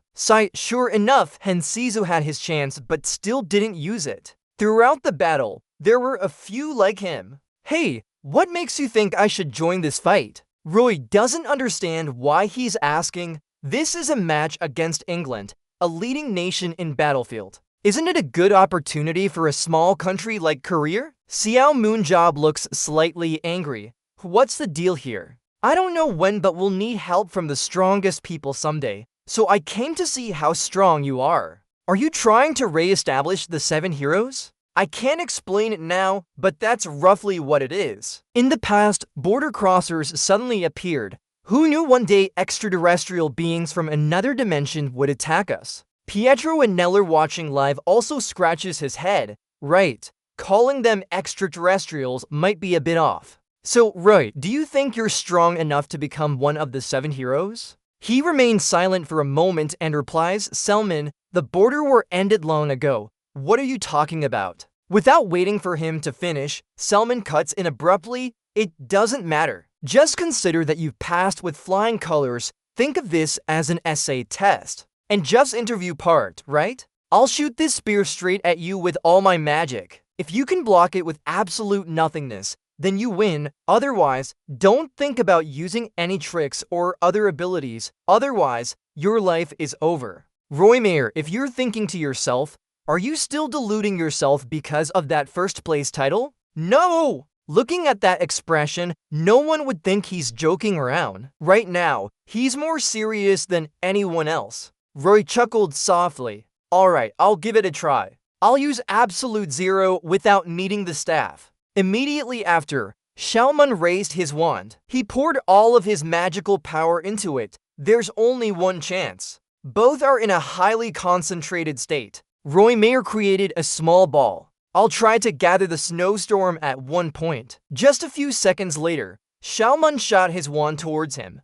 Gather it up, focus, and then Absolute Zero. A blinding light rushed towards Xiaoman. A large shockwave occurred in an instant. Dust and snow flew everywhere. You succeeded. Seo Moonjob's body was half frozen now. He almost got me. Just a second late, Roymer's body was pierced by the wand, creating a large hole in his chest. So the winning team is South Korea. Incheon International Airport. Standing before a crowd of reporters, Roymer said, maybe when people watch TV, they might think I'm some kind of rude, arrogant person, but to me, he's truly an authentic hero.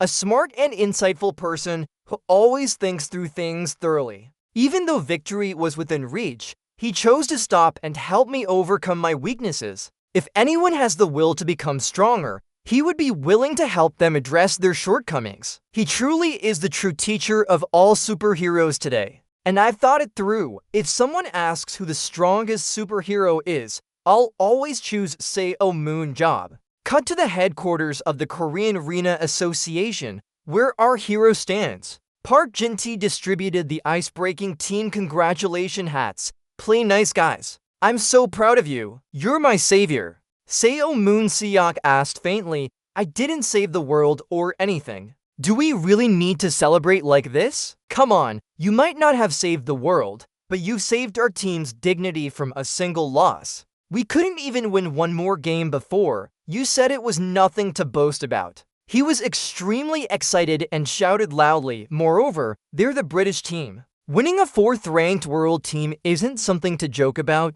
You think winning just one match is enough luck. Did you chew 100-year-old ginseng? How did you get so strong so fast? What? Do you really think that's possible? He thought to himself. He was right. I've always had poor physical condition. Could something have happened in the battle with the Emperor? What if we fought before facing the Emperor? Maybe I lost by a mile. Enough talking about this match. Let's finish up now. North Jin-tae quickly switched to serious mode. Hey, last time, he was careless with it. This time is different from last time. Here are the players from Britain. Cut to the ISM headquarters, and here's a list of foreign mercenaries active in Britain. Seo Moonjob sat with his legs crossed. They're all current players. Most play in European tournaments. We have some good candidates. This list includes players whose contracts are expiring or looking for transfers. I don't expect to get top-tier players like Nathan or Roy Mayer,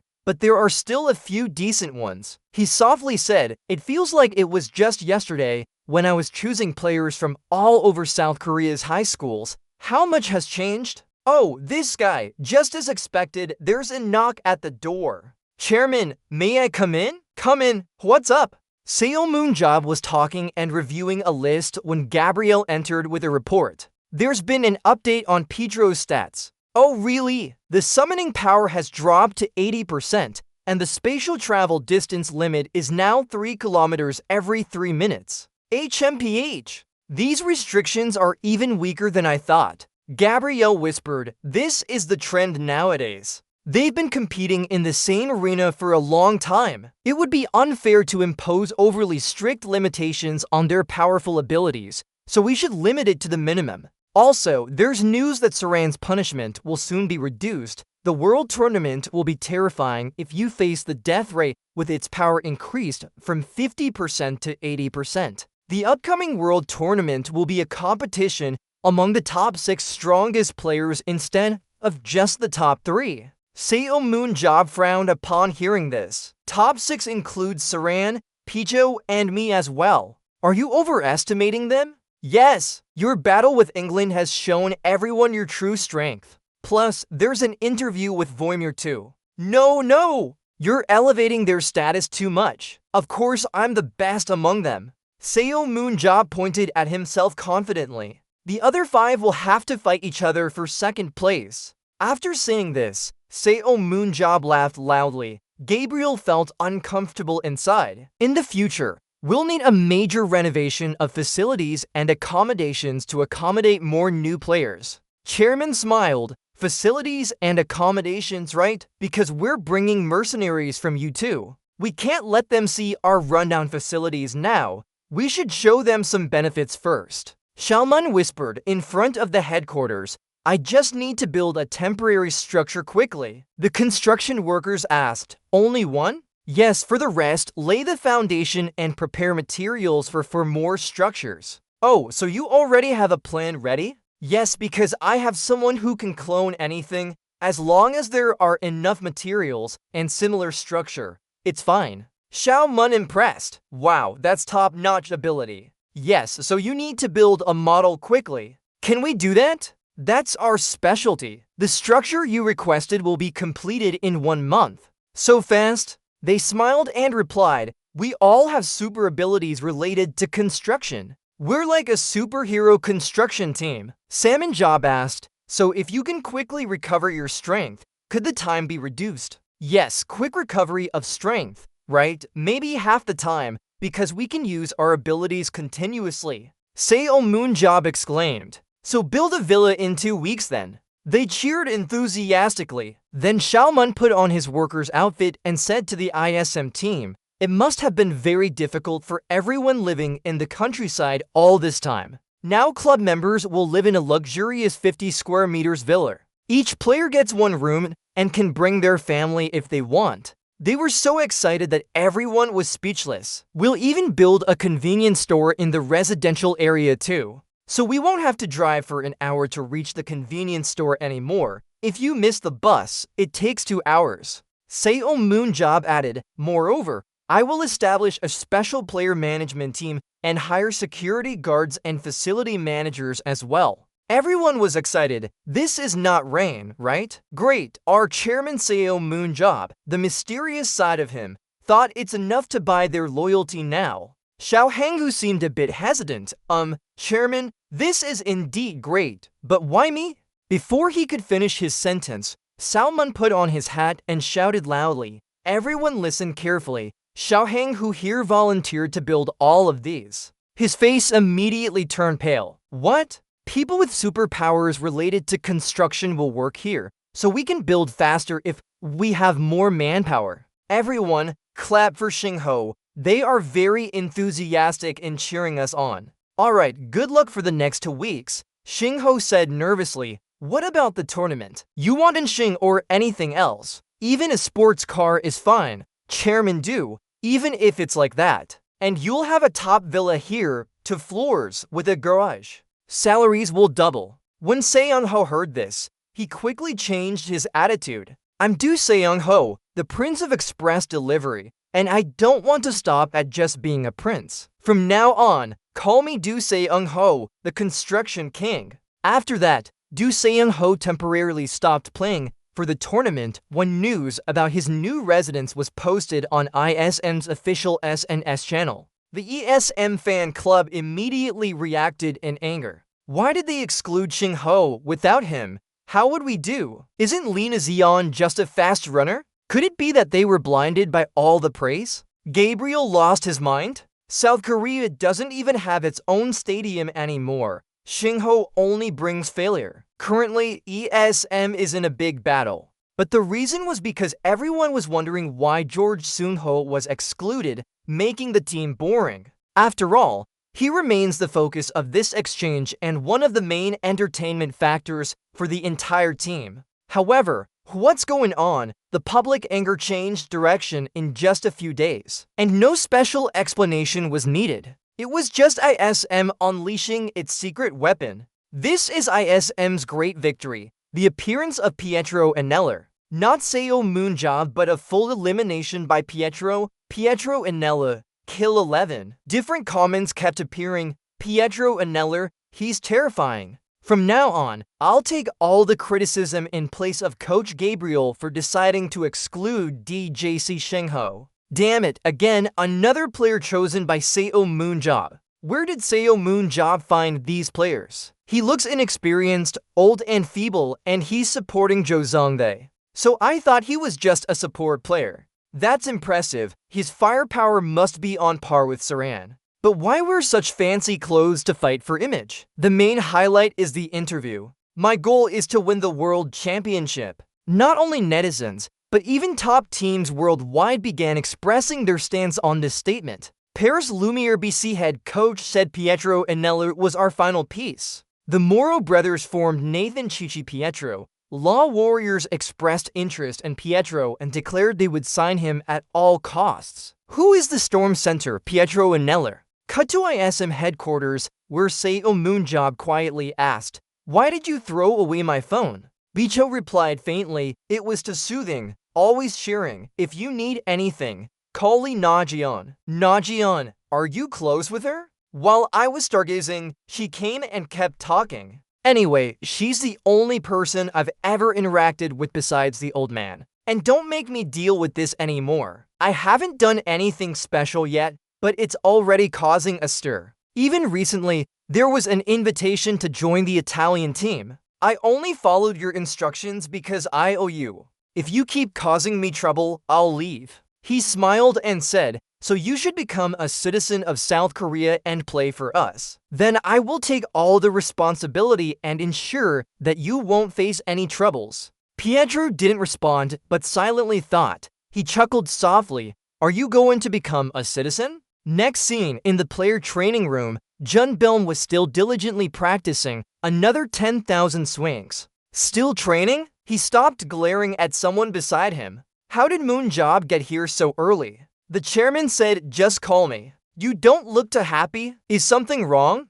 Jun Bilm sadly replied. You know already. Did you hear about it? Yes, when you let me join the market transfer, I was angry at first. That's right. At first, I was angry and then sad. But then I realized there's no place for a new player like me here anymore. Everyone playing here is much better than me. Can you give me one more chance? You asked seriously. Do you understand what I'm saying? Yes, I understand everything. Seeing the newcomers makes me realize my own weaknesses, and it's even harder to improve. In your opinion, could I be a good starting player for another team? Why are you asking me? It depends on you. Come on, can't you give advice? No! Moondrop sighed softly. Regardless, you're still a national team player. I've helped you grow just as much as anyone else. Hey, let me ask one more thing. Ask away. It will be very difficult for me to improve from where I am now, right?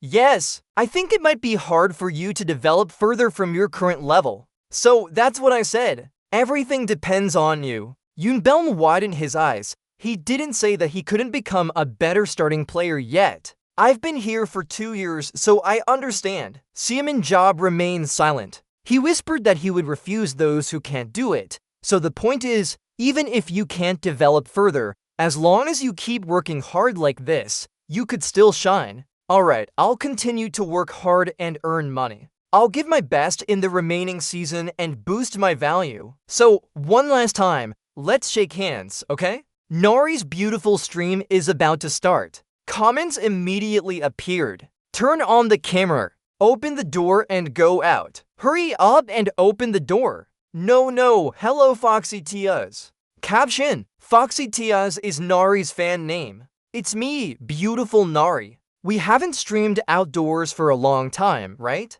Today I'm live because viewers are wondering if she's on the hill. Is this a mountain climbing stream? Today is the official photo shoot for ESM's new base before the end of the season. She was teary-eyed with happiness. I really appreciate them for lifting the ban after the PC Cafe incident, but they even made my stream explode and sponsored me. Besides, this time, I got a special opportunity to participate in ESM's first official photo shoot. So I'll do my best to show you all of ESM. Keep waiting. Let's start the live stream. Nari held her phone and walked around, quickly spotting No, Jongwon, and Namgong Ji-hoon. Oh, these are the first players I saw. I was too scared to talk to them. The original members of ISM from the beginning. Here we have players No, Jongwon, and Namgong Ji-hoon. Jonghoon shyly said hello. Could you tell me if you're here for filming today? Nice to meet you. The comments are very excited right now.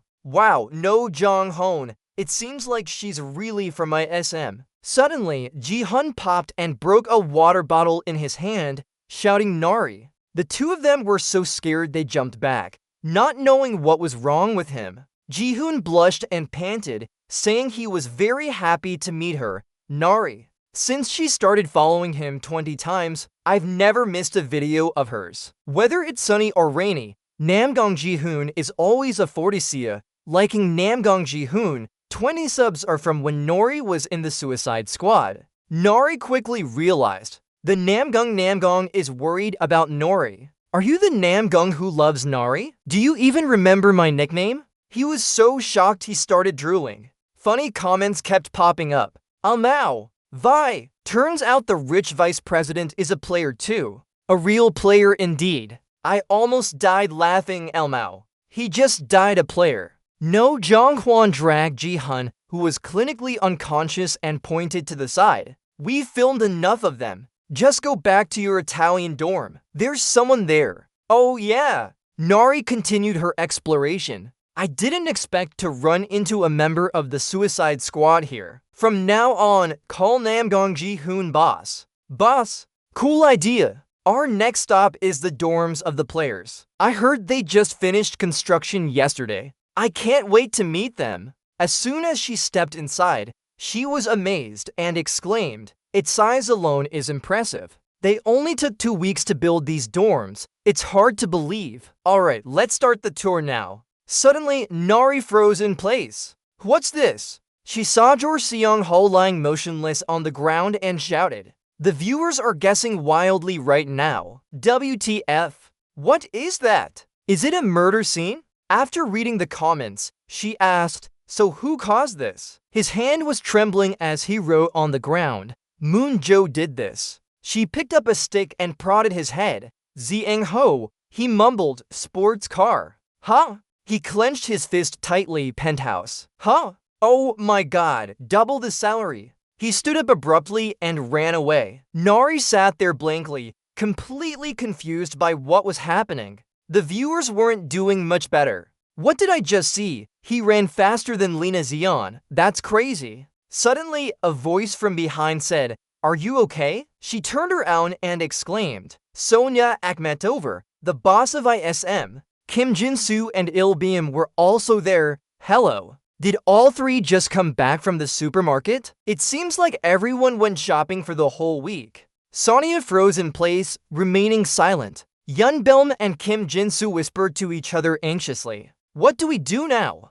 Sonia is starting to understand Korean now. They're shouting along loudly. She's right. We go to the market for a week at a time. This definitely isn't just for one meal. For sure. The audience started messing with them. Almao doesn't look like someone who shops for a whole week either. She must be going through a growth spurt. Sonia shyly covered her face and ran off. Oh, there goes Sonia. It might actually be for one meal. Ian Belmu said, don't misunderstand me. Sonia doesn't eat that much in one meal. Come on, chase after her. Then they disappeared. Only Nari was left standing there alone. The audience laughed more and more. The sausages fell down. ESM is really in chaos. I thought Sonia had grown up a lot. But she's so cute too. Nari hesitantly said, hey guys, her eyes are sparkling. I think I just found a genius streamer. I'll ask the president to collaborate with her.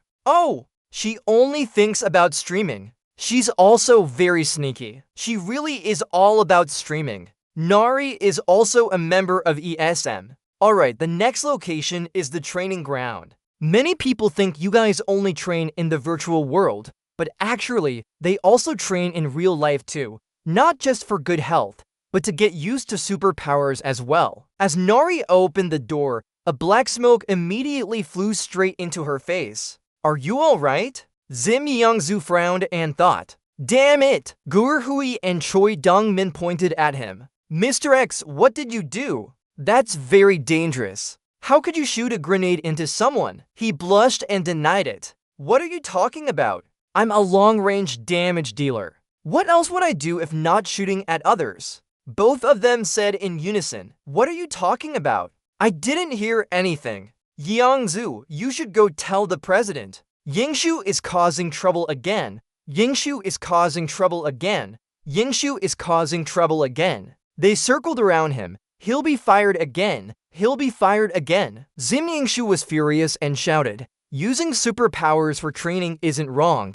It's her fault for not knocking and opening the door when there was danger. Nari, with a black face, said, he's right, I'm the one at fault. Choi Dong-min smiled and said, you don't need to apologize. See, no matter what happens, it's always Ong-soo's mistake. Just consider that as a special move from our president. The audience really enjoyed this. Now I understand why Sim Ong-soo has been more patient lately. Turns out Sim Ong-soo is the kind of person who gets bullied. They both pounced on him, sorry, sorry, sorry, sorry, each time clapping their hands. Ong-soo was so upset she started crying. Liney said, I'm sorry. Both of them burst into laughter. Yong-soo, I'm really sorry. You know when to apologize, right? He's sincerely apologizing there. Oh my. Nari closed the door and left. Even outside, their laughter could still be heard clearly. Turns out, the players are always full of life like this. The audience laughed along too. The one team in KB1's character. They rank first for humor. It's not like they were on Lena Zeon's team all along. Now, she turned her head to look in another direction. On the rooftop of the building, two figures could be seen faintly. Nari used twigs to cover her face and sneaked up there. The official mascot of ISM, player, Pietro and Nella, at the center of attention. Why are they on the rooftop together like that? Maybe I'm about to witness something shocking. How do you say it again? It feels like there shouldn't be a light bulb here. She added bubble effects to her screen and eavesdropped on their conversation too. That mala soup is really good. Have you tried the stew yet? What's that thing? Let's go eat together. And take a photo too. There are so many strange things here, right? Suddenly, a Zeo moon drop appeared from behind her. What are you doing? Nari screamed in fright. Why did she jump like that? What did you steal? Nari stared at him. Seoul Moon Job, the chairman. The commentary became more excited. Oh, it's Chairman Seoul Moon Job. Can I meet him at ISM? I feel like she was really lucky not to be noticed by him. You scared me, suddenly appearing behind me and making a Zeo moon drop sound. This is my building, so I'll pay for it wherever I go. Are you trying to spin the pie? Give up on that idea. He hates such nuisances. If he comes out here, he won't talk nicely to you. I get it now. What are they doing? He also said if you're all the way here, you must have covered a lot of ground already. You'll be walking for quite some time anyway. Buses and taxis don't go this far, so I'll take you to the town center. Nari hesitated. By the way, I haven't filmed Park Young-min yet. Park Young-min probably isn't here now. Alright then. Then they went to another building together. She stopped glaring around. Is this it? Seo Moon-seep led her inside, and it was Park Young-min. He greeted him with a smile. You're here, right? Chairman, look at that guy. Did you meet each other before? Nari, what's your name again? She softly introduced herself. I'm the beautiful streamer Nari. She calls herself beautiful. He turns to Young-min and speaks. Nari feels a bit shy. Who's going? And what are you doing here? He looks away and replies. Since joining ISM after the incident, I often come here to help on holidays. My friends are also here. I had a shameful past, but I want to do something to redeem myself, even just a little bit. I know my public image isn't great. I sincerely reflect on myself and try to change. Please keep an eye on me. After finishing her speech, Park Yi-ang bows slightly. It's already late afternoon when they leave. Nori smiles and says the live stream is over for today. 40 Sias, are you having fun? To conclude, let's listen to a few words from the president. Huh? Me? Yes. Just a couple of comments to wrap up. Moonjob says, I'll visit England tomorrow to recruit new members. I'm sure I'll find some really talented people. Look forward to it. A series of question marks appear on the screen. Oh, does that sound mysterious? He speaks straightforwardly. Then please erase what I just said. And live stream. When Sel Moondrop mentioned hiring mercenaries for England, everyone was shocked. I'll come to England to recruit new members. I'll find a few really good people, so you all should wait. And ESM is flooded with calls and interview requests. We can't disclose the hiring information. The president's destination is even more secretive. Nothing has been decided yet. It seems like ESM's phone lines are overloaded. With the cooperation of the International Guild Association, Samuel Jobs secretly arrived in England. He stands high above and looks down. After 17 years, I'm finally back here. I was just going to watch TV for a while, but now I have to do heavy work like being a guild master with Warren. Why am I busier than before? Samuel Jobs jumps down from there. But I've decided who to go with. Let's have some fun first. He takes out his sunglasses and puts them on. These anti-recognition glasses were created by the people underground, under the Queen's command, to obscure someone's face. Just like how the Saintess impersonated Pietro using her magic. Moonshot descends into a crowded place. He looks around. What water? A small country with vast dungeons. Yeah, not long ago they were in ruins. Unbelievable how quickly they've recovered. Modern society is amazing. It took 17 years to recover. They built many new buildings, completely changing the atmosphere here. Xiaomoon strolled around, admiring everything in this place. He even bought more snacks to munch on. Just then, a scream suddenly echoed, and he glanced towards its source. Robbery! Xiaomoon exclaimed at the sight.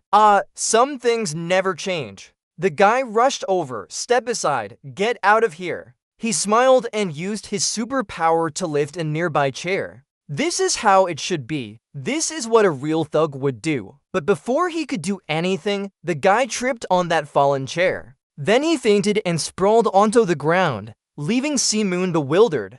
Huh? The woman whose purse was just snatched hurried over. Oh, thank you. This city never seems to be peaceful for a moment. Simoon Job heard an unfamiliar voice and turned around. Who's sleeping there? Quite noisy. Turns out the one lying on the chair is Gary Williams, a British superhero. He half opened his eyes towards the front. Simoon quickly recognized him too. He smiled and called out, Gary Williams. He sat up and asked, who are you? Do I know you? A fan maybe? Yeah, that's right. I was wearing glasses. He immediately took off his glasses. Nice to meet you. How long has it been? Gary Williams slightly flinched. Why help me? What's happening here? Scene change at Gary Williams' house. Why is Moonjob laughing so hard? I was surprised too. I planned to wander around a bit before coming to find you, but who knew I'd run into you on the way? Is this fate? What's fate? Did you know I'm looking for mercenaries as well? Gary Williams replied, I do have them, but I didn't think you'd find me here. Hold on, don't tell me you want to recruit me. That's right, huh? Why me? Gary Williams, I heard you never participated in the World Championship. Hey, he froze. Do you think I'd be easily lured to Korea because of that? He smiled and said, oh heavens, listen up. A seasoned player who fought in major tournaments in America, France, and Britain for 18 years. Yet he never had the chance to participate in a World Championship.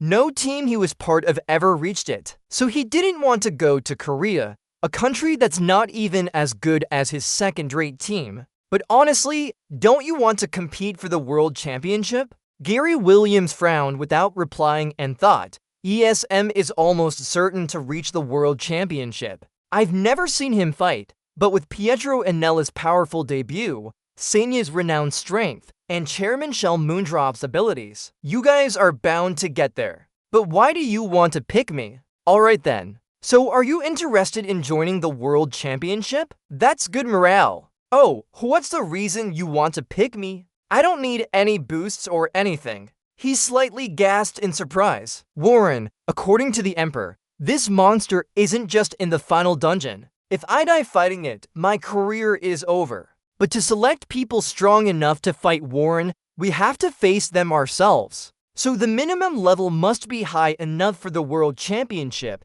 and they need experience battling someone as powerful as me, all to win the World Championship. Victory, Williams, if you say you understand my strength and confidence, but the World Championship isn't a stage for jokes. But if you aim for World Champion, why not pick people with World Championship experience? Plus, being in Korea, I worry my skills will decline before the World Tournament. Why is Moontrope still asking Walker to use such a small shield? Why is Nathan focusing on strength training and achieving legendary damage output? Why does Roymaire use Absolute Zero without any weapon in hand? There are more, but that's enough for you to understand. I'm Moontrope from Korea. As long as I'm here, their skills won't drop. What do you mean? Do you want to join my team? Williams thought to himself, this offer is very tempting. But one more question. So, what do you think I need to improve on? Oh, that thing? I've been a close combat dealer for 18 years and people see me as a useful player in major tournaments, but not good enough for the World Championship. Moonjob?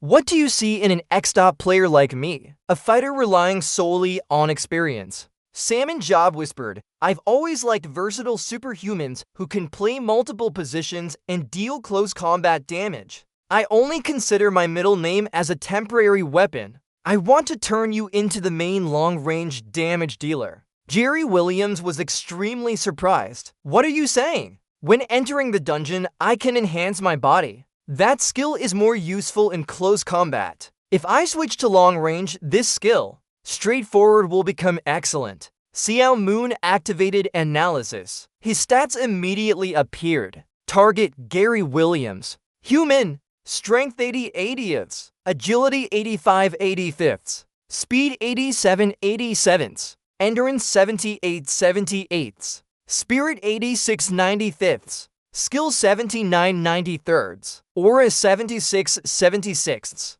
Leadership skill 60 to 76ths. Tactics 80 86ths. Body enhancement ability. Enhanced vision. Enhanced vision, increasing visual acuity 5 times in the dungeon. Body hardening, boosting strength, agility, and speed by 5 each time entering the dungeon.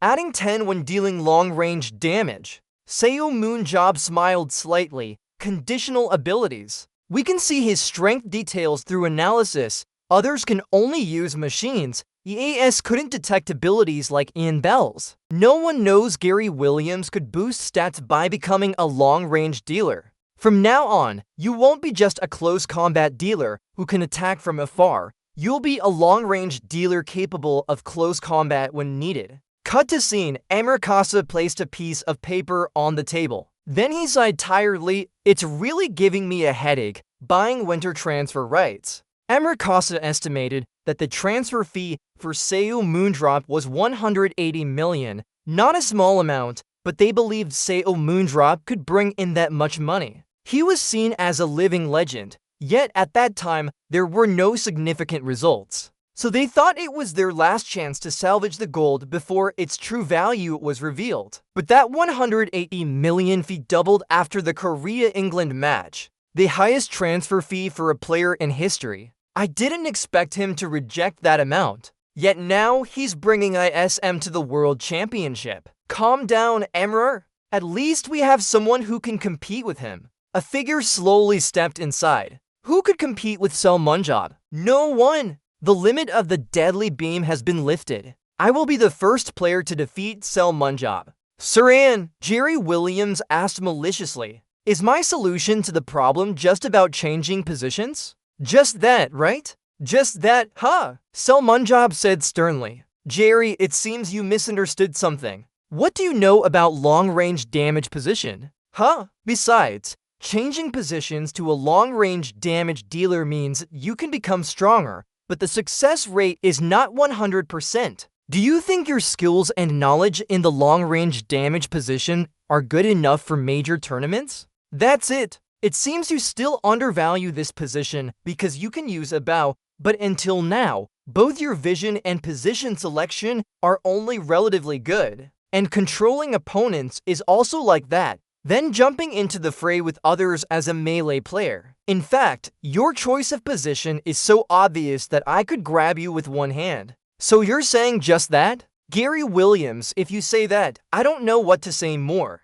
Seo Moondrop whispered, not boasting, but 17 years ago, it was me who taught Amarikasa how to use the bow. He couldn't help being amazed. One of the 7 heroes and the owner of Berlin Brits, Amarikasa. So the rumors that most of his tactics and techniques were learned from Seo Moondrop are true? Thinking back, his rough attitude and whimsical behavior made me forget that he is indeed a remarkable genius. Then Williams raised his glass and drank it down. Alright, let's sign the contract then. Anna Williams, Gary's agent and wife, trembled as if suppressing anger, a 2-year contract term. She glared and shouted, "Why are you signing this contract behind my back? What do I do now?" Anna sighed tiredly. Even though they had built a dormitory for the players, bringing Gary into such an impoverished environment, how can I not be angry? How does Moondrop think about this? Who would have thought his wife is also his agent? Never mind, we have everything we need anyway, even a convenience store too. She looked at him sideways. I just sent him up the mountain to train. Oh my god, don't pay me anymore. Alright then, though you didn't say anything to me. A meticulous person like Gary must have his reasons for making this decision on his own. Samuel Upung said, Ongmane, can we extend the contract to 3 years? Anna firmly replied, 2 years, no more, no less. He grunted softly. It's really petty. If you ask for an extension later, there will be consequences. Isn't it common practice to avoid such directness with agents? Seo Moondrop slammed his hand on the table and said, this is fine, just write the contract. That's how we do things. A 2-year contract, 50,000 euros per week. He will join immediately after his current team's contract ends in 6 months. The contract with Gary Williams was signed. In England, where Seo Moondrop resides, he is packing up when the phone rings. Hello, a voice from the other end said. It's me. Who am I speaking to? It's me, Suran here. Moondrop frowned upon hearing this. Suran, Emra gave me your number. Emra, is this how he repays the grudge from 17 years ago? She glanced at Emra beside her and said, I've moved to Berlin Blitz. Did you know you're in England? Why not come and watch the match? Huh? What's that about? Haven't even Germany heard the news yet? You see, I'm not the same person from 17 years ago anymore. You two just keep talking over each other, asking one thing but answering another, ignoring me. Next, in a large arena, Samuel Jobs was seated in the VIP room. He smiled to himself, wondering. She said that the power of the deadly ray has increased from 50% to 80%, right? But they probably didn't just call me here to watch that. I wonder how she's grown up now. Immediately after, the TV screen started moving, and an announcement echoed out as Berlin Brits players entered the arena. Seymour Jobs observed each player entering one by one. One of them was Daniel Mans, a top 3 support player. The Chinese team usually revolves around Saran in their plays, even during attacks. I wonder if Emerikasa is different, and I wonder if she's overcome that weakness yet. The commentator continued,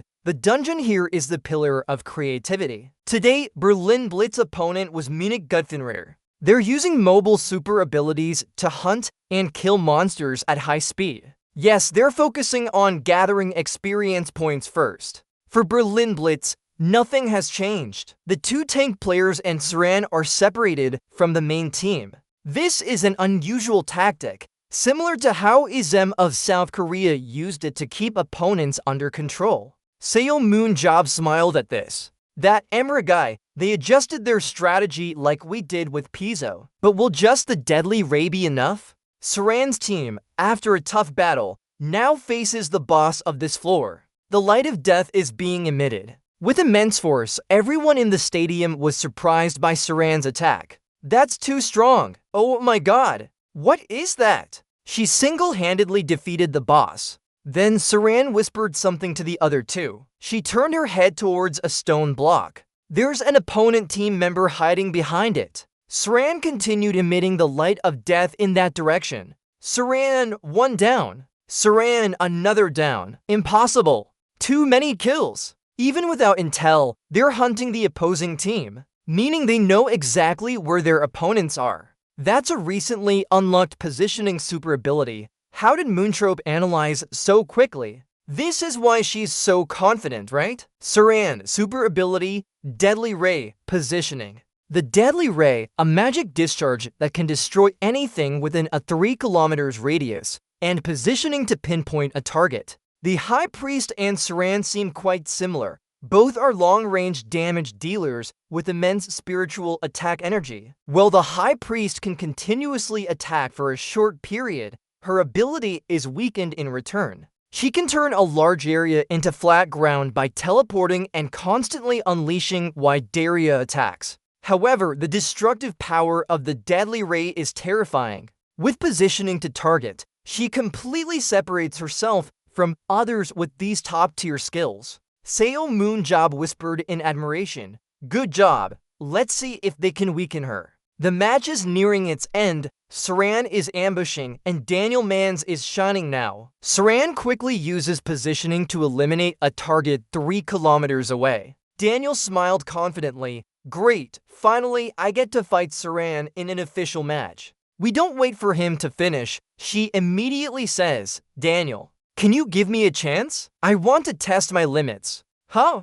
Sure. He chuckled and walked away slowly in another direction. Then a large shockwave suddenly occurred. Saran shot up high into the air. Look, it's Saran. She created for power balls simultaneously. Next, continuous beams of death rained down on the opponents. They couldn't dodge in time and were almost all defeated. Saran gently stepped onto the ground, but she slightly flinched. Saran 3 lives. Saran 3 lives. Still 2 from the opposing side are alive. No wonder they're one of the 7 heroes. Saran was too impressed. With just a beam of death, she immediately eliminated 2 opponents. Saran, if you think I want to kill all 4 of them at once, but those other 2 dodged as soon as they saw the trajectory of the beam of death. Indeed.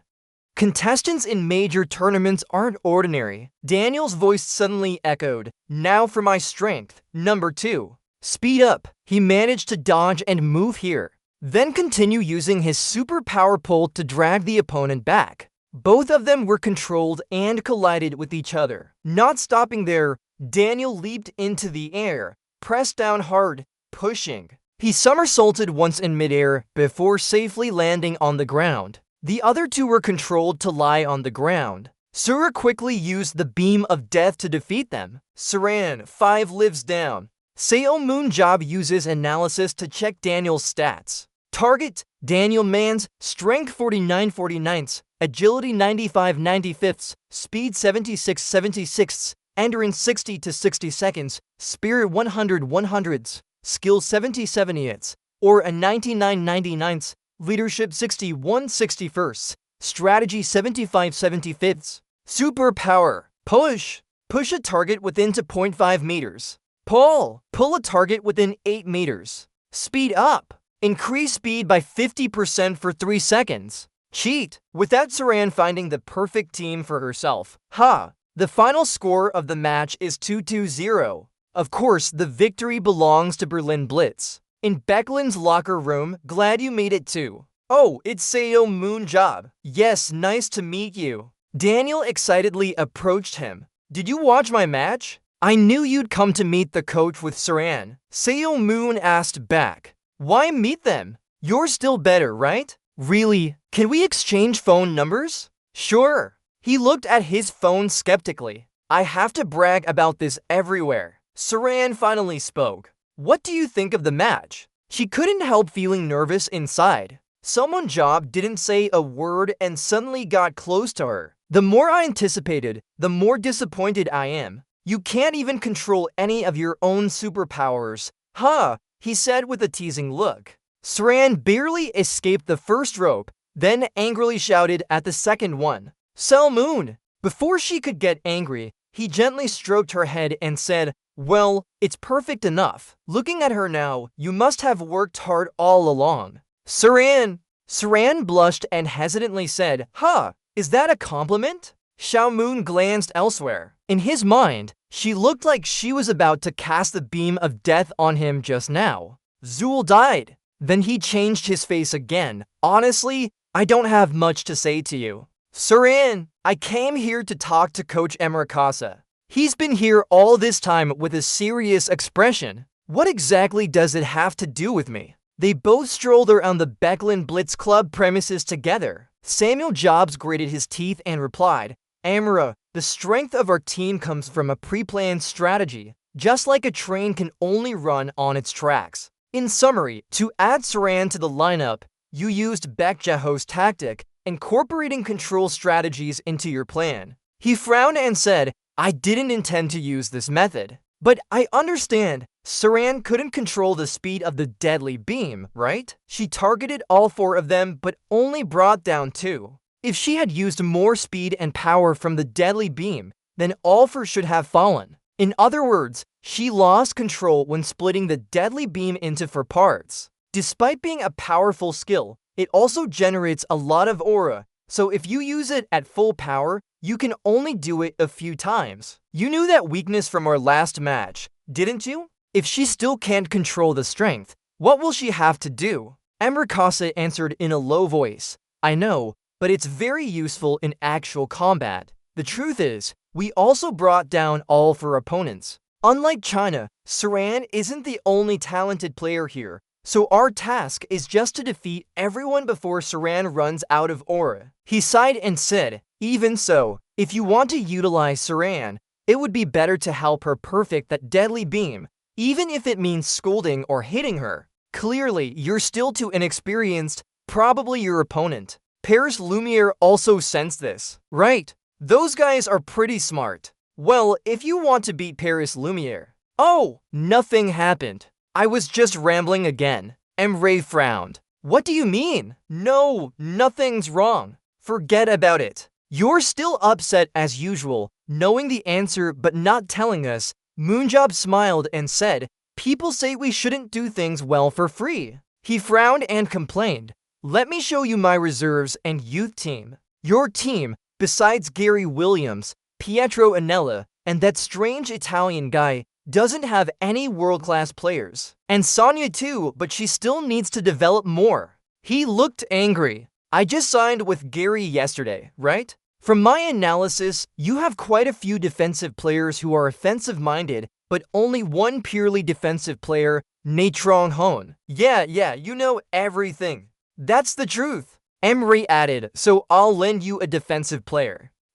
So will you still pay his salary? We don't have any money here. He frowned and sighed heavily. Half of it. My team will pay half. Seo Moonjob laughed heartily. Alright then. So I'll personally choose the player. You have no objections? Fine. So Professor Seo Moonjob will tell you the solution. Emery asked, still, do you like players with specific roles who are good at certain abilities, right? While I prefer versatile players who can switch positions. You give everyone a fixed role. Like rangers, archers, or mages, players will stand in their designated spots. Why is there this difference? Because the dungeons are always unpredictable. That's right, we don't have much information about the dungeons and often need to adapt on the fly. So Battlefield is different? It is! Emre hesitated before answering.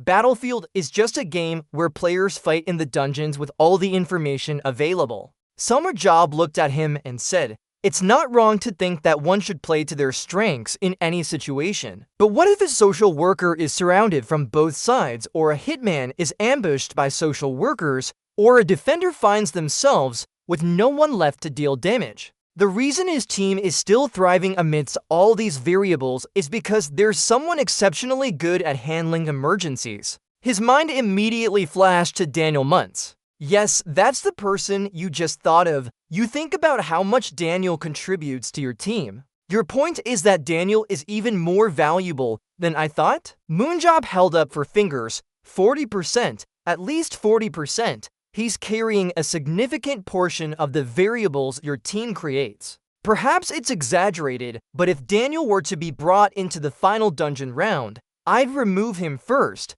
not you. Up until now, he only let Daniel handle the variables from the ship he was controlling. If he allowed him to create his own path and for the team to follow, Amarikasa quickly realized that it could both manage variables and leverage the extraordinary skills of the players. I understand what you mean. His face finally broke into a smile after all this time. Alright, now show me your players. Who are you going to borrow? Hello! Subject, Balcolin, Human. Strength, 84 out of 96. Agility, 78 out of 79. Speed, 70 out of 70. Stamina, 81 out of 90. Spirit, 56 out of 85. Skill 69 out of 84. Aura 42 out of 70. Body Steel. Amplify physical strength. Consume 1 aura point per second. What do you think? Seo Moonjob told me. That's good. Very useful. He is indeed the tank I need. After all this paperwork, send him to Korea for me. Alright, he whispered, so Balcolin, right? While waiting, gain some weight. Don't try to lose it to increase your speed anymore. Yes, he thought in his mind. How did he know? Alright, I'll go then. At this moment, another voice spoke up. Hold on, Seo Moonjob. He turned towards the source of the sound. Sran panted and said, I will change. Next time, I will be completely different from now. Alright, don't disappoint me. Okay, Saran blushed and nodded. Then Seo Moonjob climbed up high and looked down. Everything is set. Should we take a tour? Indeed, that really doesn't suit my personality. Let's just go back then. Hey, open the door. Are you done with your work? Yes, thank you. Instantly, the spatial gate opened. Seo Moonjob entered and his body was transported to another place. The queen had been waiting for him inside. Welcome, Mr. Seo Moonjob. She led the way. Moonsalt followed while looking round. So this is just a shortcut. Do we really need such grandeur? Oh, you mean here? I don't know. Maybe only kings among underground residents can come here. And isn't that the core dungeon? The queen replied, sounding like she was from hell. But looking at its size, maybe even the core of the final dungeon wouldn't match up. I'm really not sure about it either. You can see that too. That's what keeps this place existing, so I tried to figure out where it connects to, but nothing came of it. Huh? I did try researching it, but most of the ancestors' records were destroyed. Even attempted exploitation to see if we could use it. However, the outer layer is so hard that we couldn't even scratch it. In the end, there's no aura left now, so we just left it here. Moonjob raised an eyebrow in curiosity. Aura, you mean this is also a dungeon? The methods of creation are similar. But around here, there aren't any monsters because space differs based on its function. Unlike other dungeons where monsters are released to gather aura, so shortcuts that can't be opened externally aren't necessary. You see, underground worlds not only have many dungeons, but also shortcuts connecting them. Not everyone can use them though, as if they had excavated the world to be able to ascend from anywhere. Coming back to this, you said no matter what we tried, we couldn't leave a scratch. So what about those traces? The Bone King might awaken its latent power. The queen looked at it and said that the writing was in the ancient language of underground dwellers. Seo Moon stepped forward, touched the engraving, a mark from a spoken word. These cuts are sharp indeed. How could they leave such engravings on an inner core no one can break? I'm the only one with spirit avatar possession, suddenly remembering what King Wanren said before. Your Majesty, huh? What if I break it? Break it, but we've tried everything already. It's so hard that not even a scratch was left behind. Moonjob asked, I just thought of something. If you allow me, I'll try. What do you think? Could it be? The queen quickly recalled how he fought against King Wanren. Fine, as long as anything happens, I have you to protect me, right? This is simple.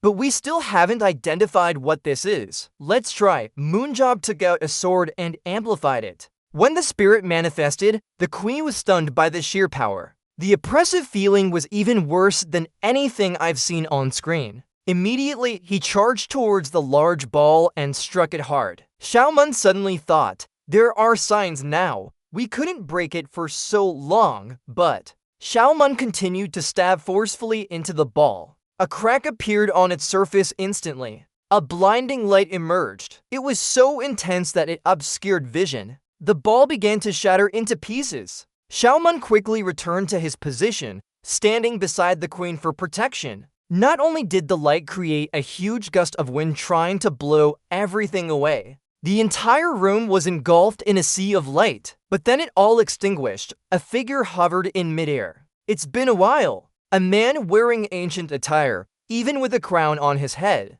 Emperor, there's something different about this feeling. This is like... the image of the emperor before he passed away. He whispered, finally, the one who can manifest spirit energy has appeared. I've always kept this to save future generations. The man transferred some power into Seo Moon's hand. Who saw an imprint suddenly appear on his palm asked, what is that? Analysis, servant of the savior. You can appoint a subordinate when you choose to stats for your subordinate. They can surpass the limits of those stats. Maximum subordinates are 6. Once appointed, their status cannot be changed. The queen quickly held his hand. Let me see. This is truly the power left by the emperor. It's unbelievable that everything here was set up by him. A lazy bum, but clever, even preparing gifts for his successor before he died. She smiled back. That's good too. It will help a lot in your battle with Warren. Xiaoman Drop kept opening and closing his hand, rotating non-stop. Unsure yet, first I need to think who to choose. He thought to himself, what a hassle, must I make this choice again? Scene change at ISM headquarters, Seo Moon Job yawned loudly. Kicking the nearby trophy cabinet, he said, sorry, the KB1 victory wasn't very dramatic, so I've been yawning non-stop. Everyone on the ISM team started thinking, what's he planning this time? He pointed at Gabriel. When I brought Coach Gabriel from Paris, I promised something. And now I fulfilled it. That was to elevate ISM from best KB2 to top of KB1 within a year. This time, your turn to make a promise. Are you going to stay in KB1 forever? Saying that, he stomped his foot on the ground. If I chose you, don't think about it anymore. From now on, our motivation is to win the World Championship. The group whispered among themselves. Seo Moon shouted loudly, be quiet. Yesterday, I cancelled all my subscriptions for Zone,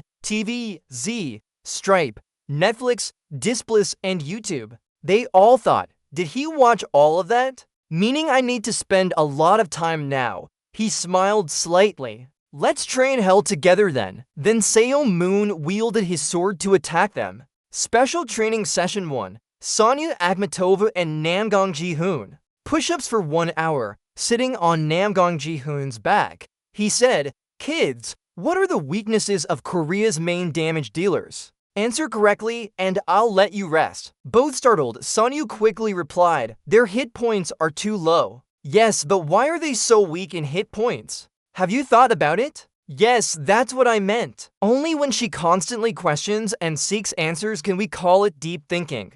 Don't just look at the surface, think deeply too. Do you understand?" "Yes, sir." "Ji-hoon, what do you think?" He hesitated before answering that they couldn't allow penetration of their defense line by those who take hits. "Correct." He clapped him on the back. "Korean players can never be solo kings." "Why?" "There are many reasons, but mostly because coaches often prevent players from taking risks. As a result, they always find themselves in passive positions, unable to breach their opponent's defense lines. They always talk about teamwork, so they have to play defensively. It seems that's the case indeed. Every team has a frontline shield user. If we can't break through it, then a close-range damage dealer like you poses no threat at all. In Korea, every team is the same, so there's no difference. But in international competitions, these differences will be obvious. If we keep things as they are, you and I will just struggle on our own. Eventually, it's still me alone coding and fighting for my life. Of course, with Pietro, it would be easier. But do you want to remain idle, stuck in place?" Sonia and Ji-hoon immediately replied, "No, we don't. That sounds terrible." "Alright," Xiaomandrop leaped away quickly, holding his weapon. "Today's training will focus on breaking through the defense line." "Go at it." Their faces instantly turned grim.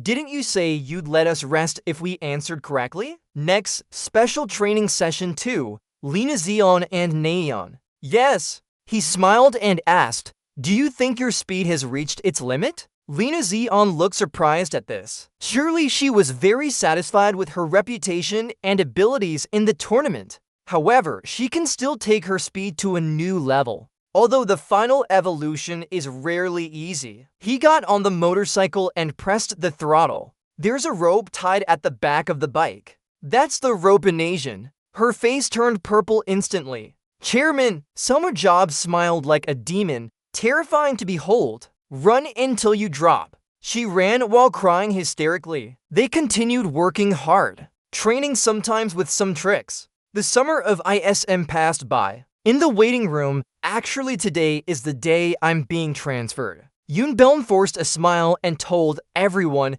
the chairman said he was too busy to come. "But I think it's time for me to say goodbye to everyone. I'll go to the Middle East to join Dubai Blaze with 3 billion transfer fee. Hope you all win the World Championship. Take care." The atmosphere was heavy with sorrow. No one said a word. Then Yoonbeom put on his backpack and left. At this moment, Gabriel approached Yoonbeom. "Coach, I heard from Linasian that you just got your motorcycle license?" "Yes, motorcycle license. What's up?" He smiled and said, "Follow me." Yoonbeom was slightly startled. There in front of him was a brand new shiny motorcycle. "This is a gift from Chairman Shell Moondrop." "Chairman, no." He quickly regained his composure. "You just did something not fitting your character. Even at the last moment, I'm still very grateful to you." Tears slowly rolled down Yoonbeom's cheeks. Cut to the arena where, after a long silence, half of the championship match finally began. ISM versus Sonyang BC. Sonyang BC versus ISM. Seo Moon Job whispered, "It has been tough for you all these days. This is your final hurdle before reaching the World Championship. I hope you feel how much you've grown, but I'm not sure if this training was enough. So in the upcoming matches, whoever loses will be killed. Remember that. All ISM members are carrying a heavy burden." The match started. The final half of the season arrived. ESM versus Sonyang BC. Sonyang BC versus ESM. Facing their stable playstyle, relying on Sonyang BC's strong team to compete with international teams, the best training center in South Korea. King of KB1 ESM. The battle between these two teams will begin now. Then they all went into the dungeon. ESM successfully completed their first hunt. Oh, Sonya and Ji-hoon Nam are hiding from each other. After attacking, they appeared and their target is at Sonyang BC's camp. They also eliminated the nearby monsters. Don't be afraid, the rule on the battlefield is 7M3T, 70% luck, 30% spirit. Then they suddenly stopped. Sonya moved here. Is the enemy? A bright green light appeared. The duo's subordinate jumped up, holding a spear in front of her. They quickly raised their shields to block. Sonya Akhmatova must be very strong. Maybe she put all her strength into that attack. But I still held on, temporarily attracting her attention to create an opening for my teammates to attack. I'll hold them off until the end. But suddenly, Sonya changed her fighting direction. She moved behind him. Sonya attacking isn't just about strength. She charged straight forward. She also needs to know how to combine hardness and flexibility. This is Seo Moonjob's teaching for Sonya. Now it's time for flexibility. Hardness, she used her sword to push his shield away. Then, with just one stab, she could defeat him. Sonya Akhmatova got her first kill. Not stopping there, Namgong Jihin also moved to that position now. Oh, the Namgong Jihin player is acting. He charged straight towards the enemy. Earlier, Seo Moonjob asked him, Jihin, how do you open it? Door? By twisting the door handle? Right, but with what? Jihin anxiously replied, of course, with my hands. Using his hands now, he easily grabbed the opponent's shield. With his sword skills, it would definitely work. Create space and tear them apart. In a moment, Namgong Jihin successfully defeated the opponent. The spectators watching the match were all surprised. What's going on? Why are they getting stronger every time we meet? This time is even better than before. No one in KB1 can compete with them anymore. With this team, the World Championship suddenly becomes their opportunity. Seo Moonjob observed the match with a smile. Someone quickly realized, oh, by the way, since Sunho didn't participate this time, he was trembling next to Seo Moonjob. Seeing this, he asked, what are you doing? Looking like you're holding your breath. Worriedly, Sunho asked Chairman, did you make me sit here just to sell me off? Are you crazy? Why would I sell you? Huh? He heard this and realized you didn't understand. Smiling, he said, you're a secret weapon for the World Championship, so I'm hiding you. Got it? Coach Gabriel mentioned your stats too much, making you afraid that I would sell you off. You can see from watching the match that ISM is way stronger than domestic leagues. Your stats aren't enough to sit here. Sunho was even more confused now. So you still want to sell me? Without letting him finish, he cut in straight away. But if you become stronger, everything will change. Be my apprentice. Sunho's signature on his hand immediately glowed. Nothing surprising. The result was a dominant victory for ISM. They ended the match without any casualties. And the confident stance of the ISM players after another win made people realize that the history of the Korean battlefield is about to be rewritten. On the side, in the locker room, Pietro Anello opened the door and called for Seo Moonjok to come out. He quickly returned to his original appearance. There was an order from the queen. Xiaomoon quickly grabbed her sword and shield. I just found this out. It's been a long time since I've been so excited for a raid like this. They both went into the dungeon together. Just as he predicted, they discovered traces of something in that dungeon. But they lost contact with the one searching. We'll follow the trail. Summon a stone for me. Huh? Summon stone. Pietro spoke softly. If I were alone, I could trace Aura's movement path. But to instantly teleport someone without a beacon, I need to mark their location on the summoning stone. Why did Moonsalt immediately take out the summoning stone? She means you should recall what Eric Thorum said before. You can use it 7 times at most. Oh, but this only has a few uses left. Just hand it over. Then she used her power on the stone. Now you can use it about 20 times. He couldn't help being amazed. Do you have that ability too? Pijo sighed. In our civilization, this is just an ancient artifact. It's not difficult at all. Showing off again, huh? Hold on, can you create a core? For a mana-powered motorcycle engine? How did Moonsalt imagine a motorcycle with a perpetual motion engine. When she heard that, she asked, "Are you talking about that old car?" I said before, controlling mana is as easy as eating cake. Even ancient people could do it. Not only does it not need fuel, the vehicle won't make loud noises and its speed will increase too. He was extremely excited by this. Crazy, protect me from that. Rain, huh? Why? Never mind. Why? It's obvious, right? Because of the complexity? After Picho finished speaking, he used instant teleportation to leave. Samuel Job gritted his teeth. That name. He followed and teleported too. The two stood before a large door together. He loudly exclaimed with excitement, "Let's deal with the first one." Picho said faintly, "Fool! Where are we now? Huh? They say you followed the corridor. That's how they move between dungeons. The corridor is the distance between dungeon levels. When passing through the corridor, aura waves won't continue, so you can use them to probe." Moonsalt couldn't help smirking. Get to the point. How much further? I'm frustrated. She's not being verbose anymore. First, we need to find where the Queen's subordinate lost their connection with the levitation stone. But first, we have to get past the trap they set up. A group of living fog with sturdy armor has surrounded them. I don't know how many more will appear, but Moon's Job quickly charged into battle. Worry about it. Fight for fun just until they're all gone. Ahead is a fully equipped army, eyes glowing with beastly ferocity. A loud shout, dodge, then a powerful impact hits the bone army straight on. Xiaomoon and Pichu charge in to clear the way, dodging pods. Cleaning up these guys is still as easy as that. I casually glance at Pichu, the High Priest. What about the traces? She looks ahead with a natural tone. I'm just keeping an eye on them. Simple. They chat while clearing soldiers. They're not hiding much. After all,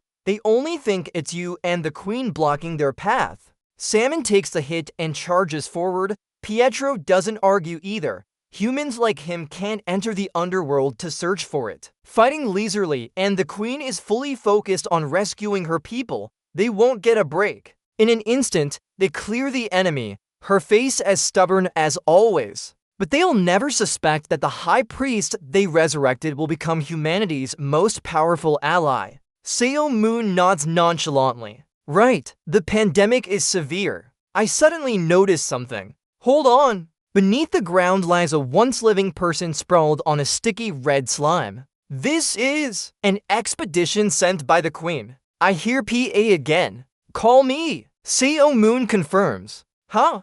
I look in her direction, seeing a huge multi-headed serpent with glowing yellow eyes staring at us. It seems we've arrived. Salmon questions, what kind of monster is this? I've never seen anything like it before. Pijo speaks honestly, I guess it's a mutated snake. When I was alive, it hadn't been created yet. I feel strange. Why would they create such a creature? Is this to stir up war with the remaining strength? A purple light appears on his left side. I analyze the serpent. After some time, I notice. This thing resists analysis too. I didn't think it was still alive. The white-haired girl agrees. You're right. There are no signs of life at all. Seo Moon grins maniacally. I have a new idea.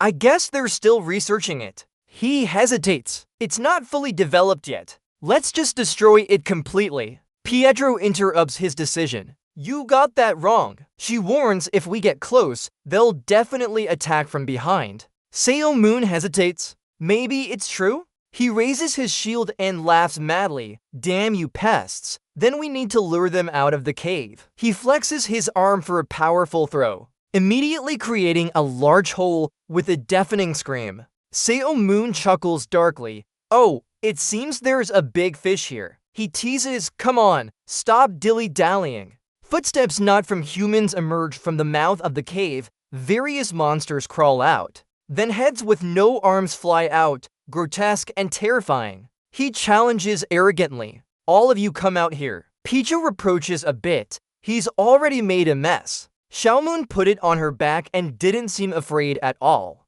Ha, too many to count. He held her hand tightly, preparing for action. Go handle that snake. The smaller ones I'll take care of. Enough for me. Before Picho could reply, He charged forward like a madman. Xiaomun seemed like a god, sweeping away obstacles with a smile on her face. Pietro watched as the salt-tasting tongue flew by, not waiting for him to finish speaking.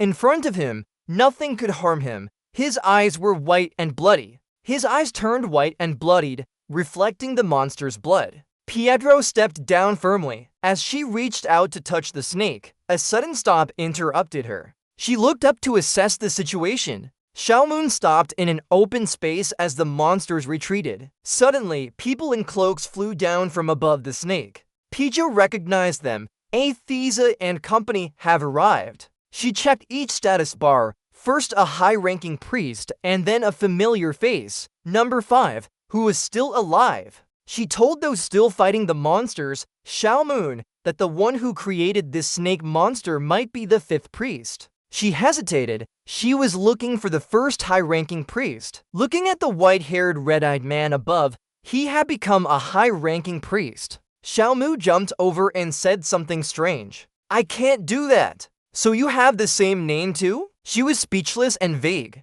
"That's important. Just call him number 1. Her voice became serious as she looked at number 1's status bar. Number 1 has become stronger than I thought. How could he progress so quickly? It must be that way, but thinking about a possibility, Pietro remembered the noble image. Do you remember it? Your queen once said her magic had grown stronger after being chosen by primordial light. She made a hypothesis. This case is similar, but the primordial light didn't give him power. It was Warren. Xiaomeng guessed the same thing. She meant that Warren's power was like the primordial light. Salmon Job's tone was cautious as he ordered, "Avena must defeat number 1 at all cost, and don't let that door open." Salmon Thoreau, "I'm planning to do the same." She clearly knew the monster's senses had reached a level where it could predict primordial light.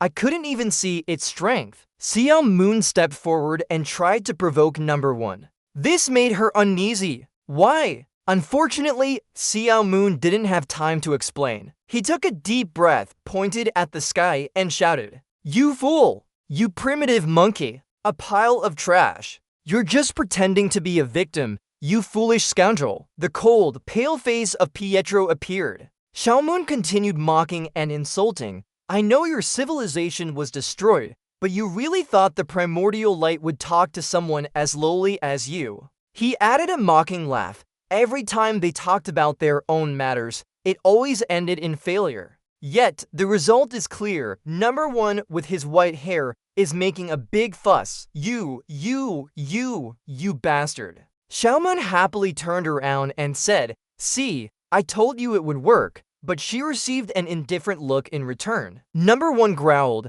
"How dare you insult him?" A white energy burst into the air. "Let's see if you still dare to resist when you see the power he gave me." There was a clear fact. Most underground people had weak strength and mostly focused on magic and concentration. 2 of them were barely holding their ground. Hip looked at his status bar, but his strength was 95, agility 93, endurance 89. His stats were higher than most superhumans, and importantly, aura power 245. Xiaomun exhaled a bit of tension, right? He still wore a confident smile. "But you won't beat me." Vein stood out on number 1's pale face. "Fine, if you don't understand, I'll definitely make you feel the power." He muttered 2 words, memories. He shrank as something exploded from within him, of a warrior. Immediately after, he created a violent vortex around himself. A cold voice echoed without emotion. "Do you know who's living in my body?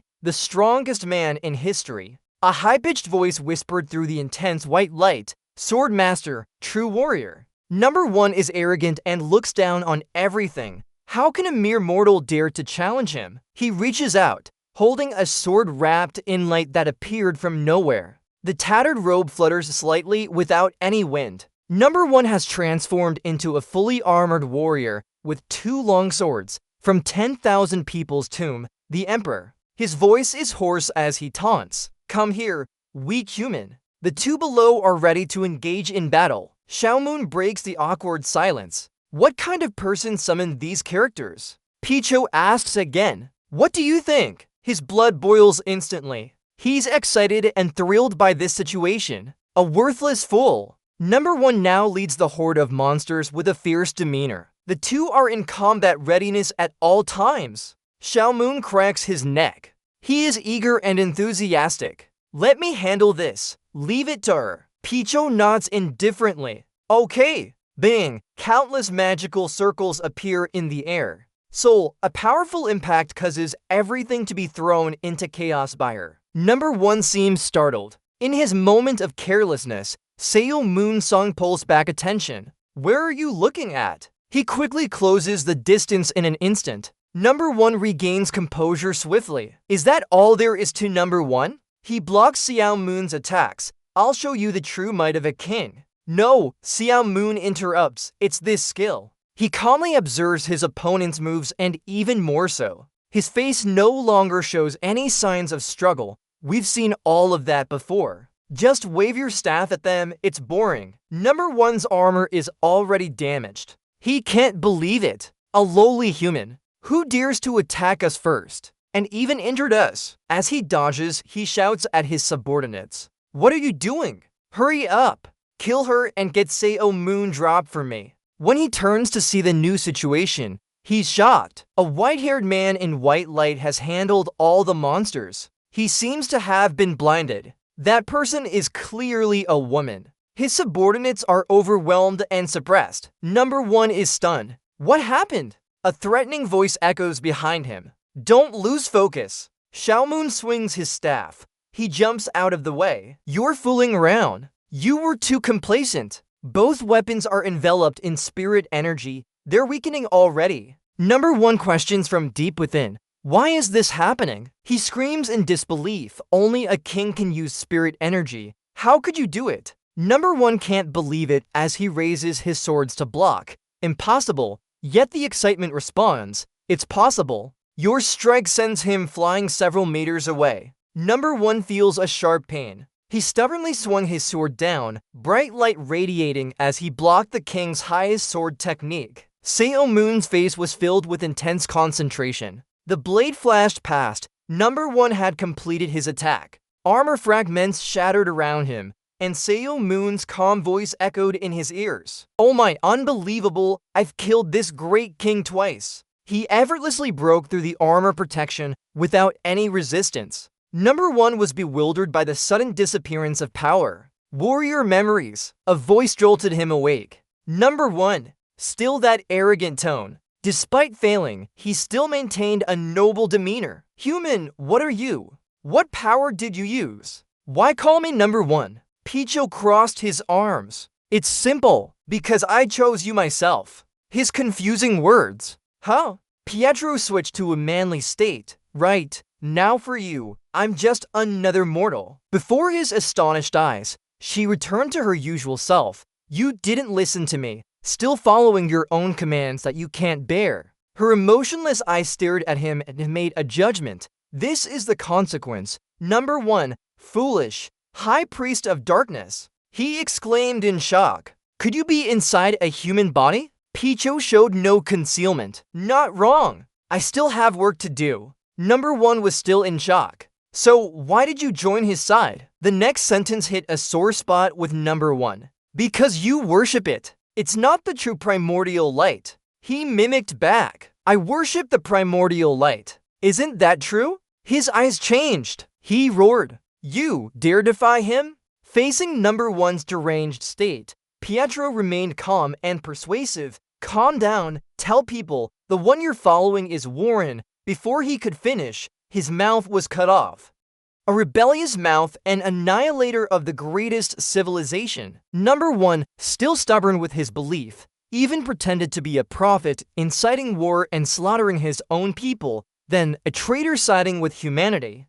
Laughing maniacally at her rigid expression, Number 1 remained steadfast in his beliefs. And you dare deny his existence? Pichou Kai smiled lightly. Do you think so? At this moment, she was just a motionless serpent far away. So, did you create that creature? Suddenly switching topics, Number 1's words faltered. What? That disgusting creature. Pichou ran with disdain in his voice. The monster absorbing aura through infinite breath, but it couldn't control itself. His cold eyes stared at number 1. Did you really think clearly when creating that creature? She asked, what did the primordial light need it for? Number 1 couldn't refute. He started arguing aimlessly, a traitor of the supreme civilization. As he continued his rant, we rushed to grab him, sniff, and jump back. The supreme civilization with its great power wanted to see how long it could survive. Bring that king or I'll drag people to the primordial light right away.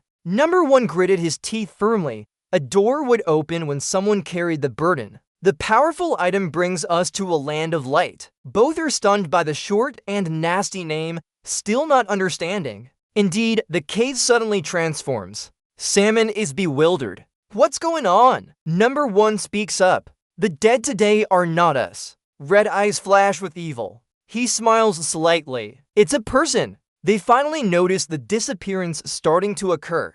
Hey, the priests have left. Salmon tightens his grip on the spear handle. He immediately recognizes the energy colors surrounding them. This color! Humans can't do this. We can do it. He throws a spear at the back of number 5. Petrola yells out. Salmon drops. Above him. Above is the mouth of the giant snake. Glowing green. What kind of creature is this? Heads shoot out beams towards them. After a few minutes of laser fire, the giant snake and its head stop, smoke gradually dissipating. A red hand rises slightly trembling. Interesting indeed, a voice speaks up. The giant snake looks interested at the 2 humans standing firm after that attack, beaten but still alive. The voice is chilling, but we guess. This way, wrong, I still have, not used yet, 1% of my power. 5 heads disintegrate into ash. Just as expected, the only way for my body to evolve.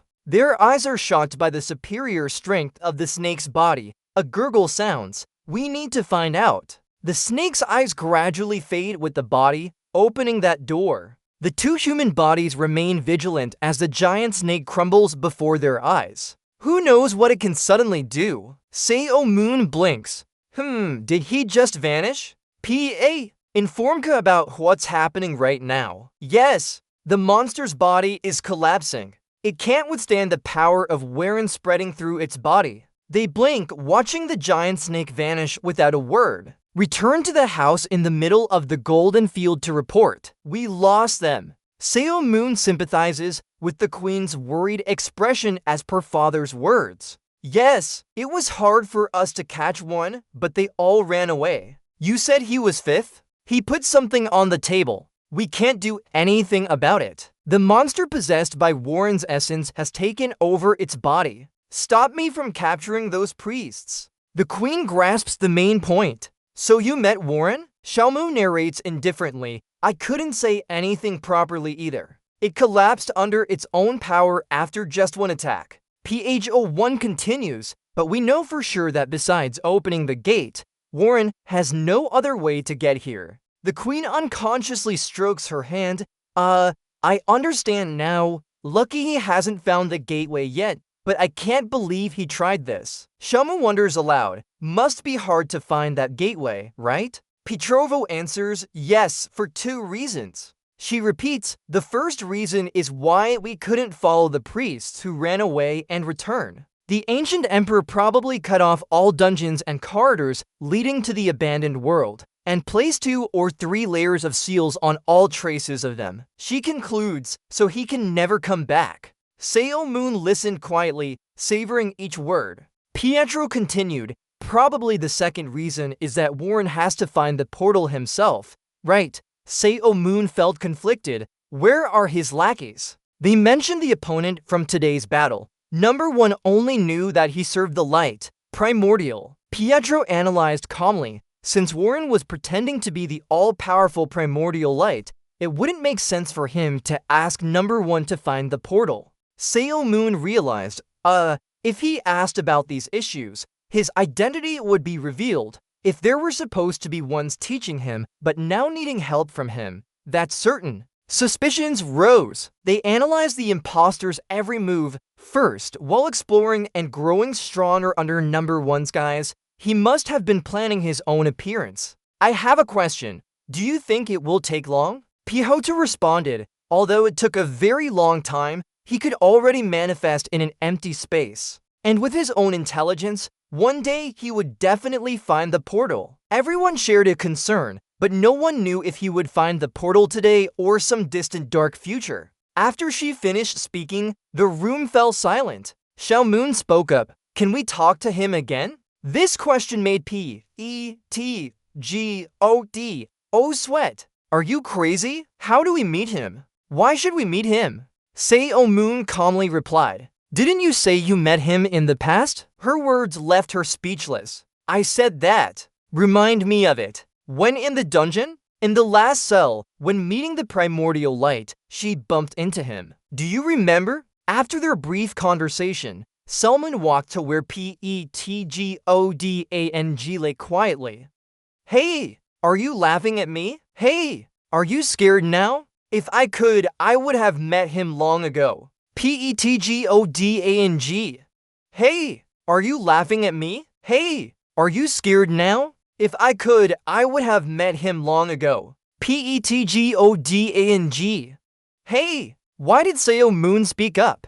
Are you laughing at me now? Hey, do you know why I'm scared? I'm not, am I? You're in trouble. Xiao Moon asked if you want to provoke. Provoking me is a bad idea, right? Before she could finish, he pressed on. Keep relying on that primordial light. My face shows confidence, no arrogance. But I'm not like that. All of this is my strength, responsibility, and judgment. Selma brought up the past, saying she was very scared when meeting me in the past because she was rushing. She couldn't communicate with the primordial light or a powerful force she didn't know about, which overwhelmed her. After a moment of silence, he said his point was valid. His words became her motivation, but this time we know who he is, so if she prepares this time, if we prepare mentally for lies, maybe everything will be different. Her expression didn't change. Really, from now on, even myself. She silently resolved to follow her own sense of duty and judgment.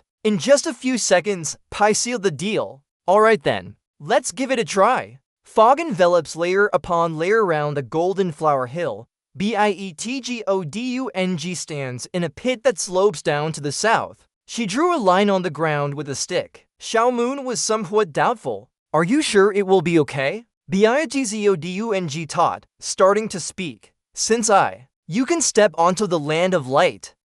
I feel like I've grown attached to life. The sun shines brightly and the sky holds an endless and unfathomable universe. For me, just being able to observe nature is already a blessing and happiness. She spoke seriously. How can you say such eloquent words as if you're about to die? Kate closed her eyes and exhaled deeply. She looked at him with assurance. I won't die. Words aren't filled with hope because there's still so much. There are things on this earth that I haven't seen enough yet. Why isn't Moon answering? No one knows what he's thinking. A while after the sky turned dark, Pietro finally set up the ray. I'm ready now. She stood in the center of the triangular ray shape.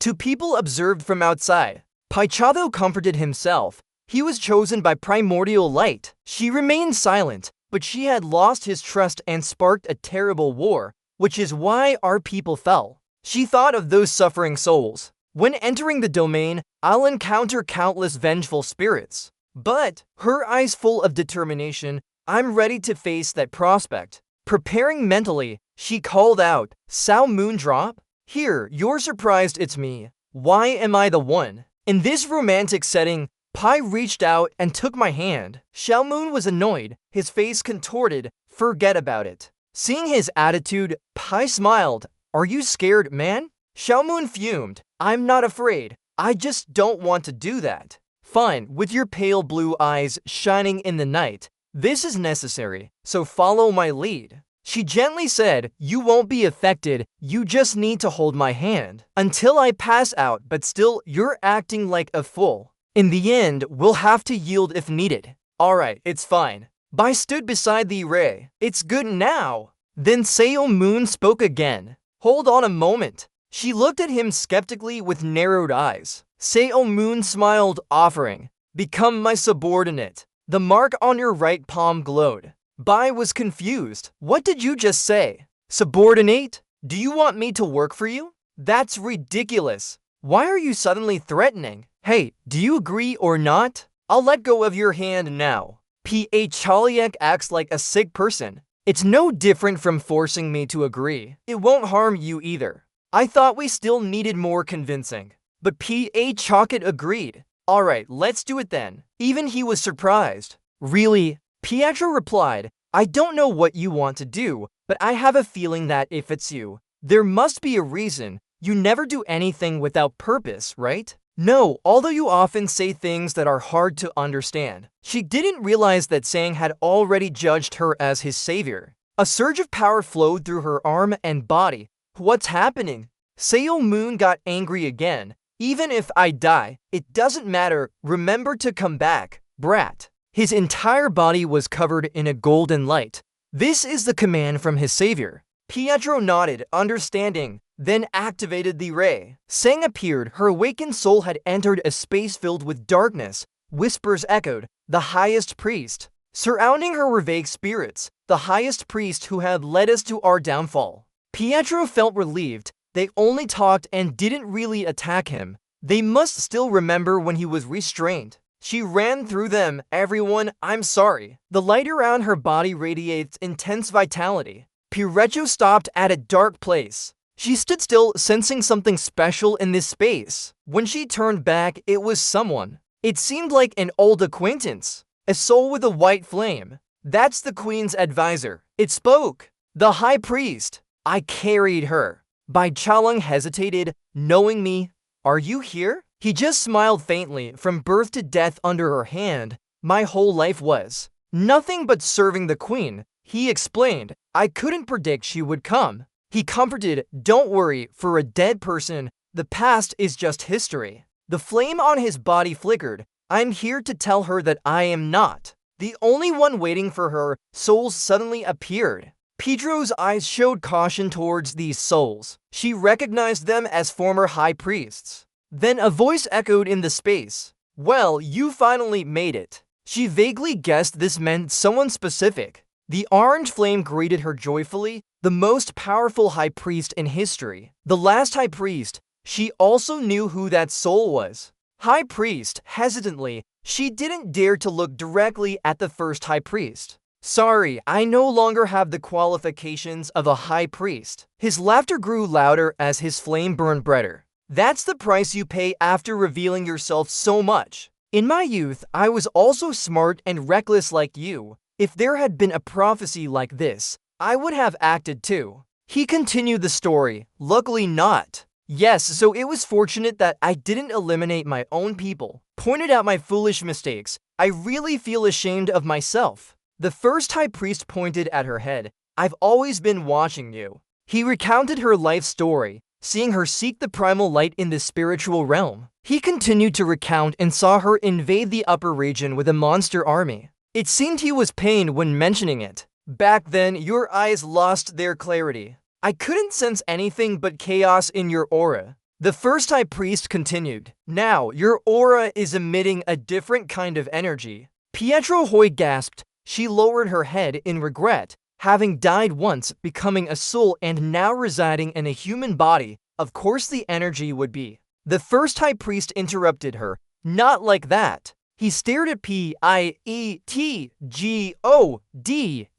evaluating her. As you said, you're neither human nor an underworld dweller right now. However, your eyes, now they are. He nodded with a determined look. He extended his hand in front of the small body. You found a new mission, not like before. Before, you were on the right path. Then the first high priest chuckled. A bright orb appeared in his hand. This was originally yours, but now, you're a ghost, you can't use it. He pointed at her and assigned the task. So, give it to the man who brought you here. Phok opened her eyes dazedly. A cube appeared in her mind. Energy waves surrounded her body. She was disoriented. This is the first high priest's farewell has come. From now on, you'll have a long journey ahead. Meet again when you return then. Bunny raised her chin and smiled slightly. You must have. You know why I came to the spirit realm, right? The golden flame won't be avoiding anything. Yes, be careful. You might have a living body now, but it's not. From Miru, he reminded her kindly. I can see the connection between your soul and your body in your eyes. It's really weak. He will target that weakness and pursue your soul. Picho looked down at her hand. I've prepared everything. The first high priest was pleased with his intelligence. What next? Smart move. He created a path of light with his hand. All right, go now. You need to go back there. Do you know that? The deep, steady voice of the first high priest echoed in her mind. Remember, fear of the unknown will make your opponent seem even stronger. Fear that can't be controlled comes from lack of understanding. Thanks to his help, B.E. I'll keep this in mind and continue on my journey. The path she created shone brightly. That light led deeper into the darkness, escaping the usual path. Pai Chodong looked around again. A loud noise caught her attention. She could feel it. She moved towards the bright light. In the darkness that devoured all light, there was a warm glow unlike anything else. Pai Chokum felt the warmth of the light. Her soul stepped towards it, a source of energy enveloping everything within. Even though I know it's not primal light, it's pulling me towards it. Warren, with his red eye and narrow pupil, appeared before her. She didn't know he existed. Since when? She hesitated. A being from ancient times, older than any living creature. Could he be more advanced than us? Comparing him to creatures that only scream, like how we look down on humans because they were inferior. Could we be considered inferior in the eyes of this creature? A chill ran down her spine. I really will meet. Is it like this? She ran fast, fear chasing her, terrifying. Paichokum stopped abruptly, remembering what the first high priest said. Remember, fear of the unknown will make your opponent seem even stronger. Seo Moon's familiar male voice reminded her to recall why she was here. BHOCS. She clenched her fist. It's all about power. It's responsibility, my fan set. She understood now. She knew who he was. Her eyes no longer showed fear. Yes, fear that can't be controlled comes from lack of understanding. The voice of the great entity resounded. My child, Bikin didn't hesitate. If you think you can deceive me, you can't. Appear before me. Human form. It's done but still urgent. Oh, my child, enough already. She accuses me unjustly. I knew you were a monster. Cold eye staring at the light, revealing the true form of the one who came. Then there was a chuckle. Red tentacles reached out. She saw that he finally recognized her existence. The monster is excited and thrilled. It opened 3 faces to look at the small creature. I like it. Very, very much. The river of blood feels uncomfortable. Anything fun? Warren doesn't care about her attitude.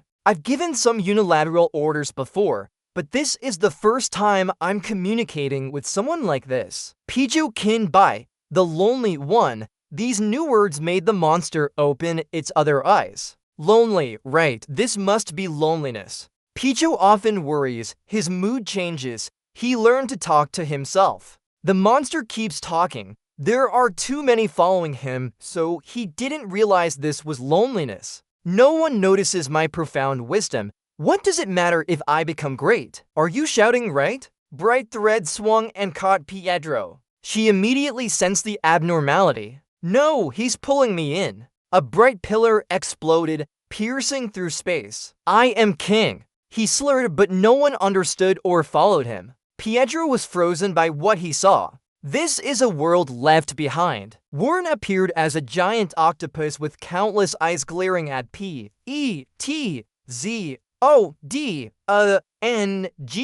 She felt the pain through each second. It's like her soul being tortured. He summoned his soul to the spiritual realm and anchored it with an aura. She was grumpy. What are you doing? The monster spoke. Follow me. Oh, underground people. I like talking to you, and I want you. Pietro couldn't resist its immense power. Meanwhile, Xiao Moon was panicking. Die, you little brat. He gritted his teeth at the person meditating beside him. It's already the 24th time. A whole day has passed. She didn't say it would take so long. Suddenly, he felt energy vibrating on her aura. He was shocked by what he saw. What is this? The queen panicked. The high priest's possession is being reversed. Seo Moon was alarmed. How could something be happening in the spiritual realm? The queen hurriedly replied, yes, but it hasn't been fully reversed. She must be resisting. Look at her pained expression. Sail Moon screamed in panic. What's going on? I can't do anything. The queen objected. No way. What happens in the spiritual realm is a soul issue. She stopped him. He couldn't interfere from the material world. What? Then Sang tied up his eyes with blindfolds on 3. Hold on. Sang tied up the entire mountain. How is that possible? Something rushed down. The two stood in shock again. The queen covered her mouth. How is that possible? Now it's back to father's original body. Since the possession rite was reversed, the queen checked on the high priest's body 3 times. With 3 checks since the possession rite was reversed, the queen felt for life in his hands. After a while of testing, I still can't feel anything. She was panicking. What do we do now? In response, the sunlit silhouette of Xiaomun appeared faintly. You, queen, are you giving up already? Looking down at the lifeless body with difficulty, I think I should give up because... Xiaomun dropped his backpack beside her. She was confused by his action. What are you doing? He took out a bag of snacks and tore it open, eating something. I've held this kid's hand all day long, so I haven't had any bites myself. The queen was clearly distressed, as if the high priest's possession rite was like her own. My goal is to high already. Xiaomun continued chewing. I think I'll die of hunger. Returning to Petzottig, it's still tightly sealed and can't be messed with. She glared at the monster. Do you know that you were born from the monsters we created? Warren replied, knowing a little but not much. His tone was indifferent. You people couldn't control your own creations, so you locked us in and ran away. He laughed mockingly. Haven't you figured it out yet? Who cares who's the first one anymore? Power is everything. That's what I've learned here. Bidit was stunned. Power! The monster continued talking. Yes, exactly. He opened a dark area below. Look! Admire my kingdom. Deep down is a vast space. Red skies with strange monsters. Below the ground are creatures that prey on each other. There are predators from above. They all scream when they see me. They fight, digest, and reproduce instinctively. None of them have any ambition. Warren stared, acting purely on instinct, fighting, digesting, and reproducing. He switched to a mountain view. Unfortunately, none were born with purpose. Creatures like me are just savage monsters growing bigger and stronger without recognizing the king or master. After all these years, I'm the only one left. Suddenly, he revealed his face. This is Warenu's true form. A clean sweep down his face. He broke through the outer layer, completely transformed like a human, and meeting you pushed me to another level. Pietro understood. What? What does he mean? Warren continued. This place is now boring for me. Pietro felt uncomfortable.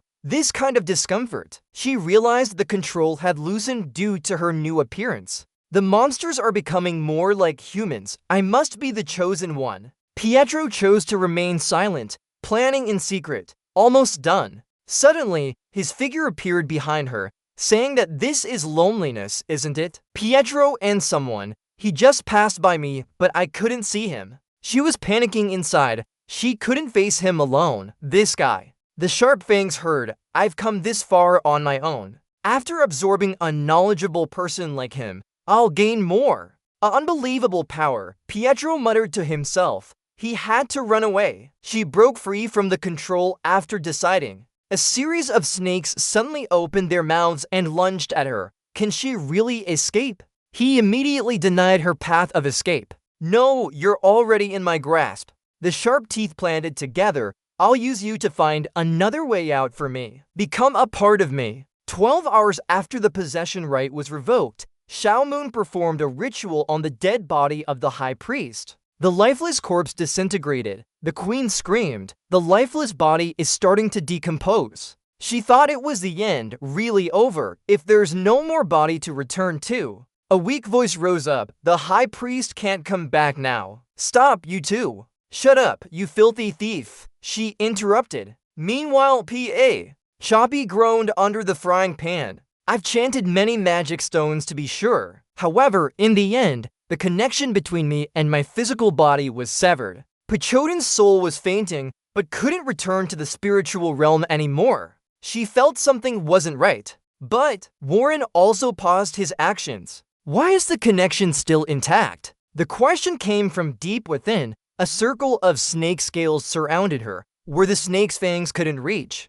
She looked down at her hand, which had an imprint identical to Seomu's. Impossible. They made a pact back then. It doesn't matter if I die. Come back, brat. Paicho Nam cut off my hand. That was the promise we made before, you filthy thief. She lifted her body into the air. Oh, monster. Searching for intelligence from others means becoming even dumber than those mindless beasts. She sarcastically said, find intelligence within yourself if you can't take it anymore. Above the ground, Xiaomu said, see? The lifeless body was enveloped by a violent golden light. I told you so. Her pupils flashed with gold. I said she would return, right? Paicho Nam chuckled. Here I am. Warren reached out, not wanting to lose his prey. No. The golden light ripped through the entire space. He widened his eyes at what he saw before him. The golden light made the snake's head glow. Good morning. Seo Moon held out her hand and grabbed hers. She stepped out from nowhere.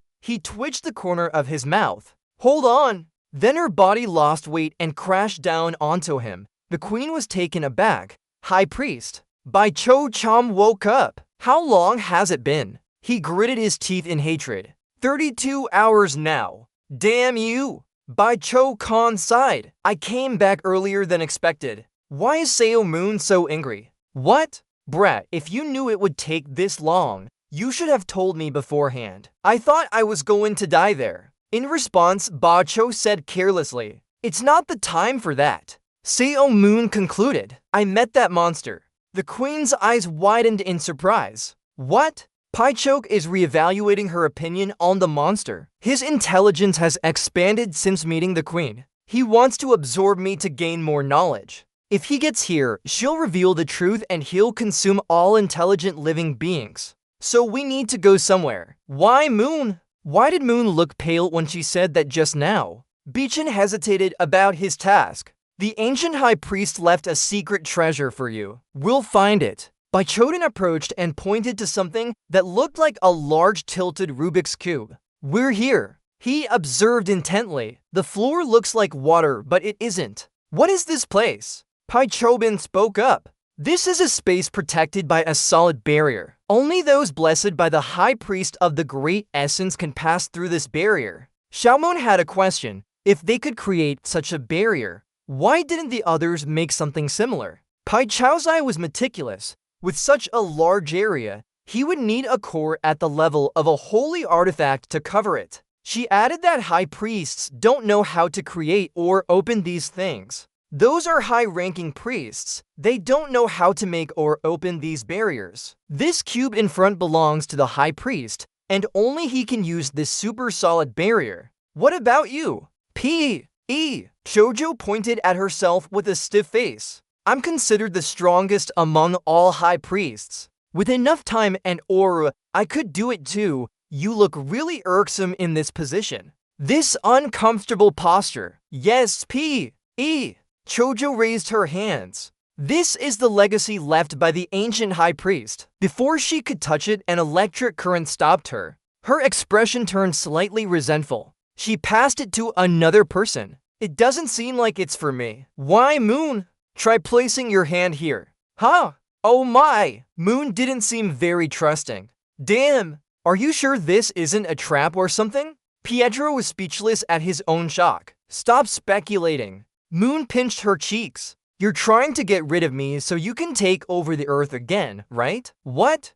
Chago comforted him with a pained expression. Stay calm. Even if we remove her, we can't completely eliminate HON. This hurts. Wolf sass. What are you saying? BITGODNH has to come out. Foolish thing. If we exclude you right now, we can't stop this issue. Even if we take over the earth, it will be a desolate wasteland. Hearing that, he snapped his fingers. That makes sense. So it's inevitable to face our fate. Zio muttered in frustration. He signaled her to step back and confidently approach one side of the cube. As Superhuman touched it, the cube reacted and accepted. His expression remained high as usual. In his hand was a strange colored ball. This is legacy. The game wants me to play paper cutting. Within less than a minute, the ball like a tiny meteorite began reacting. It silently sank into his palm without a sound. Then came an intrusion of consciousness.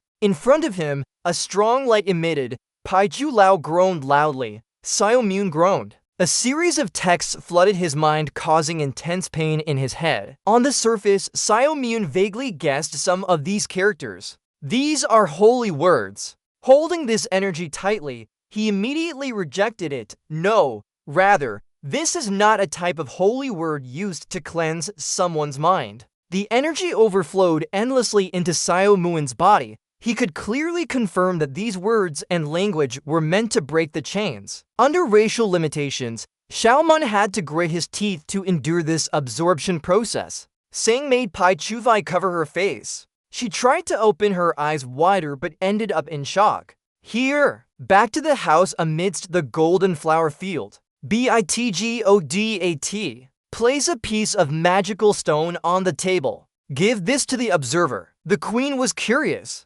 This is, she replied, this is my memory in crystal form, after I arrived in another world. Pietro suggested a way for the queen to use it on the school's headmaster, ensuring she could add creatures from the other world into it. The queen nodded, understanding, then realized that if players can fight monsters in the arena. Yes, Pietro confirmed, I tried to remember their shapes, movements, abilities, and so on of the creatures. She expressed her intentions. The goal is for humans to think of ways to deal with them. However, they might not get used to all types of monsters as new species will keep appearing. The queen's sad eyes lingered on the core for a long time. She looked at the high priest, but also at Superhuman. Paicho K closed his eyes and recalled. In the spiritual realm, she asked the first high priest to help her give him what kind of power. The fire soul replied frankly, it's a language that can stabilize your soul.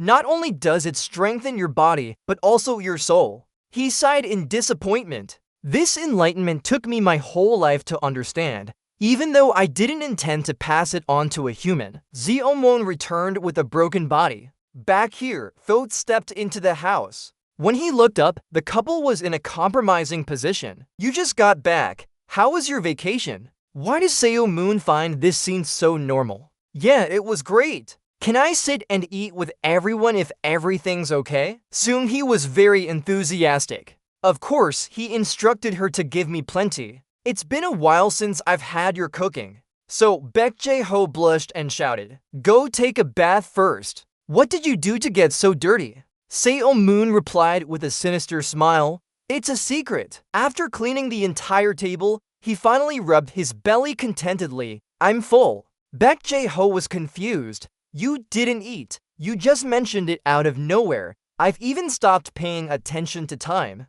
Baek Jae-ho handed him the phone again, muttering, this damn kid, making me think he's related to this news, but it doesn't involve you, right? Superhuman looked at the screen and smiled. Oh yeah, I've heard about that already. This time will be quite fun. It's an article about the strongest team in each country participating in the tournament, the biggest competition of the arena. And regarding the World Federation Championship, the Queen appeared on stage in the video, bowing to everyone and greeting global arena fans. With amber eyes, she introduced herself before the camera. I am the president of the Global Arena Association. She clearly stated, I'm here to announce that this year's championship will be more special than ever. With such a massive number of views and chaotic comments, is it the first time the president has shown her face? Probably just a stand-in. The Federation Championship is in its 17th year. How can someone so young be the president? If she were a superhuman, that might work. No, if using technology, she could also be an underground person. She's too beautiful to be one. Everywhere now shows images of the queen. There will be new dungeons and monsters. She handled it very professionally, allowing players to use their abilities for 10 minutes with some necessary restrictions. The queen ended on a note of anticipation. This will be the biggest event in arena history, with over 166 countries participating. It's starting now. In response, famous figures like Hong Seng, New York, ranked 5th globally, are determined this time. Then there's Law from Eastern America, ranked 3rd globally. Finally, the top-ranked team, Kwangmin Paris. They all have a strong resolve. It's like every year. The handsome, angular face with a tight smile said, "I'll bring back the World Championship trophy." Even ISM ranked 162nd is participating. Everyone is diving into the video excitedly. "We're joining in, World Championship."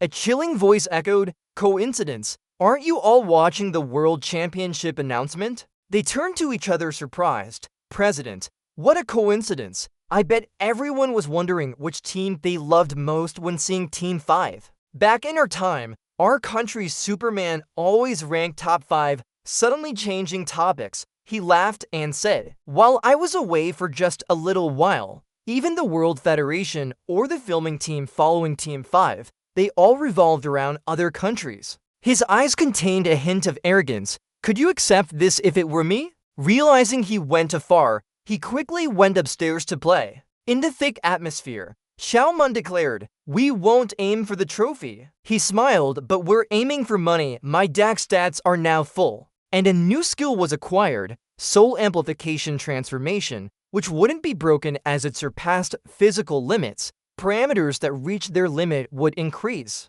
The Q&A session ended with just enough time left. In the end, I don't have any limitations. This upcoming event is the World Federation Arena Championship and a World Championship. It's a selection of the strongest players from global arena teams. 166 countries are participating, making it the grandest celebration. Only the top team in each country can enter the preliminary round to compete for the stage. This is the ritual of superhumans, the battlefield of celestial beings, a place where everyone wants to sit on the throne of the arena. This is the World Championship. Who will win this year's trophy? In South Korea at Jamsil, the president announced that ISM won the second half of the 19th National League season. He paused to make it more dramatic and loudly announced ISM across the stadium. The young faces walked proudly under the president's guidance. They had qualified for the preliminary round. Observing from a separate room, Gabriel closed his thick book. It was predictable. Cold eyes, this is just obvious. Scanning through the special faces in ESM, the development of players recruited and trained by Salmon Job. At the top are Salmon Job and Pietro Aneller. They were predicted to be among the 3 strongest superhumans globally. So this result is not surprising.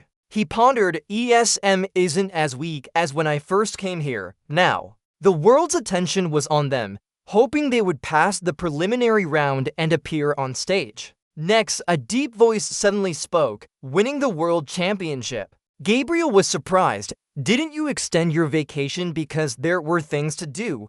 Are you done now? The person shook his head as he started moving. No, it's still early. At least I should make an appearance in events like this. Isn't there still time before the World Championship qualifiers start? Gabriel was startled. President. Before him stood Seo Moon, but something felt off. What's wrong? Gabriel Merlot sensed a golden light behind Seo Moon. What kind of pressure is this? It happened last month. Pierre Chohoy was surprised by his request. Line 60 to maintain the exact count. He wants to renovate the ancient high priest's space into a training ground. Yeah, Salmon is quite creative and resourceful in this area. Didn't you say we could create some kind of barrier? As long as we have enough time and aura, would it be easier to change an existing space? Pietro is completely against it. He's only thinking about unnecessary stuff like this. He really knows how to exploit people. Selmoon Job. What? Xiaomoon haggles with her. It's not necessary. Didn't you guys say I'm the savior? I'm just trying to fulfill my role as a savior and get stronger. That won't work for me either. P.A. Got it. This reminds me of someone who said something similar. Xiaomoon is curious about this. Who? A name is spoken out. Emperor. With the classic line, only I can save you all. It didn't take long for her to pat him on the back. Are you calling me a mindless fighter? Isn't that right? Same team, same fight. Stop it. P.E. Choja raises his hand to stop them. Seo Moon stops. He insists on his decision loudly. Anyway, give me another room. His shout deafens her ears. I'll need a lot of mana stones. Where are you going to get that from? He just remains calm. Mana stones. I had this planned out. His eyes light up as he opens his backpack and took a few from the queen. B.A. Cho King is hit by it. Foolish. With that, what can you do? That's only enough to create a portal for dimensional travel. Yet that crazy guy answered mysteriously. I knew you'd say that. With a sly smile, a series of mana stones fly at once, so I told her she should give me everything she has. B. Let her be silent for a moment. Then she sighs. My queen. Xiaomoon drools. Can she upgrade my motorcycle with mana stones too? 0 back in 0.1 seconds. 1 million horsepower, eco-friendly. But didn't notice Seo Moon's expression? Why did our race become slaves to a human like this? She sighs and brings out what he calls the motorcycle. And today, Seo Moon stands on the steps waiting for someone. Are you here? He greets the man in a suit with glasses climbing up the stairs. She also greets him back. I knew you were renovating, but didn't think it would change so much.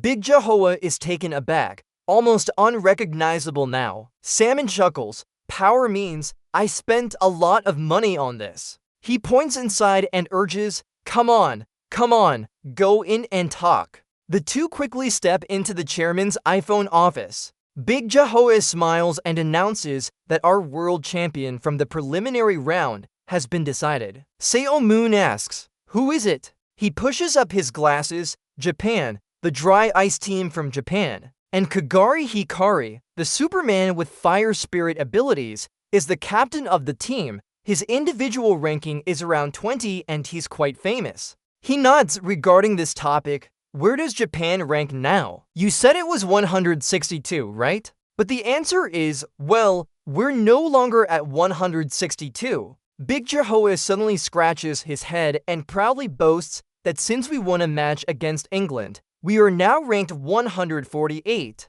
Seo Moon sighs. Such low standards can still make you happy. Looking at him now might make people think we're in position for. Big Jahoa exclaims, rankings don't change like that. Seo Moon looks gloomy and vague. Then where is Japan ranked? Baek Jae-ho's face turns pale at this point. Rank. An unbelievable number distorts Seo Moon's expression. 27. He sits up straight and points to the one who spoke. What did you say? Baek Jae-ho can only laugh helplessly. Seo Moon grits his teeth. Even though we're in the same region, why are we so far apart? Where did we go wrong? He questions how countries' rankings end up like this. Well, it's based on a ranked match's results, number of high-ranking individuals, and strong teams.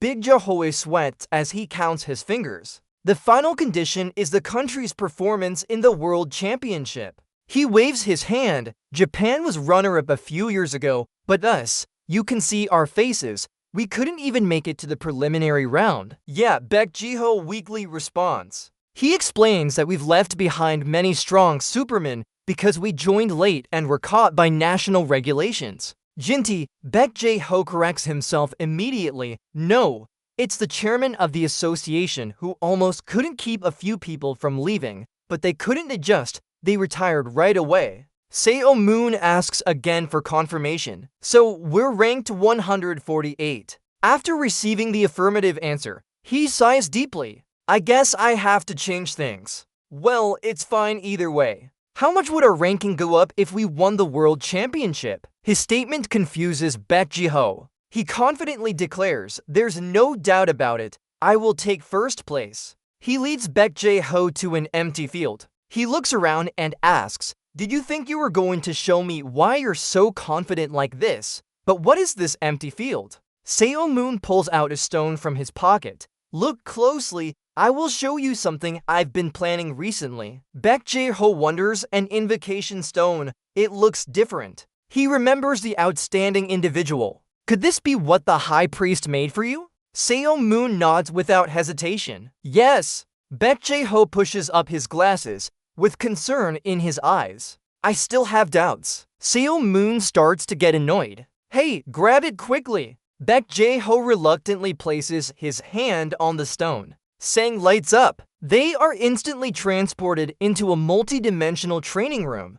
Seo Moon speaks. We're here. As Baek Jae-ho curiously observes, he feels something is off. A pressure makes him sink to his knees. He's confused. What is this? At this moment, he holds a faint spear. The gravity here is 10 times stronger, and the dungeon itself steals the aura of living creatures. Be careful. He just reminded me now. You could die from mana loss if you're not careful. Baek Jae-ho controls his aura, but only lifts one leg. Xiaomoon prepares a few stances. Now, I'll show you. Facing him is an illusionary version of himself. Why am I so sure I'll win? Xiaomoon jumps up in place. The sword clashes with the illusory shield. The two bald twins are now lunging at each other to bite. This is a battle on equal footing, but it looks terrifying from Baek Jae-ho's perspective. Xiaomoon fights while utilizing every ability, transforming soul stats that have reached their limit into increases.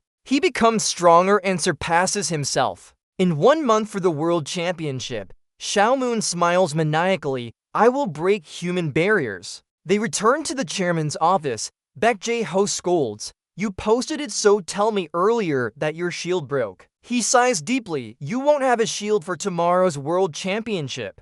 How can such a sturdy shield still break? Seo Moon recalls the snake, wiping away the marks. Explaining this is complicated. Instead, he's very casual. I informed the bald twins, but haven't heard back from them yet. I think they'll send it today. Without me, you wouldn't be able to defeat Japan, right? Baek Jae-ho sighs in resignation. You're correct. But from now on, if this happens again, inform me as soon as possible. Didn't you know that you can't participate without the registered item? Here, you can change items, but they must be of the same type.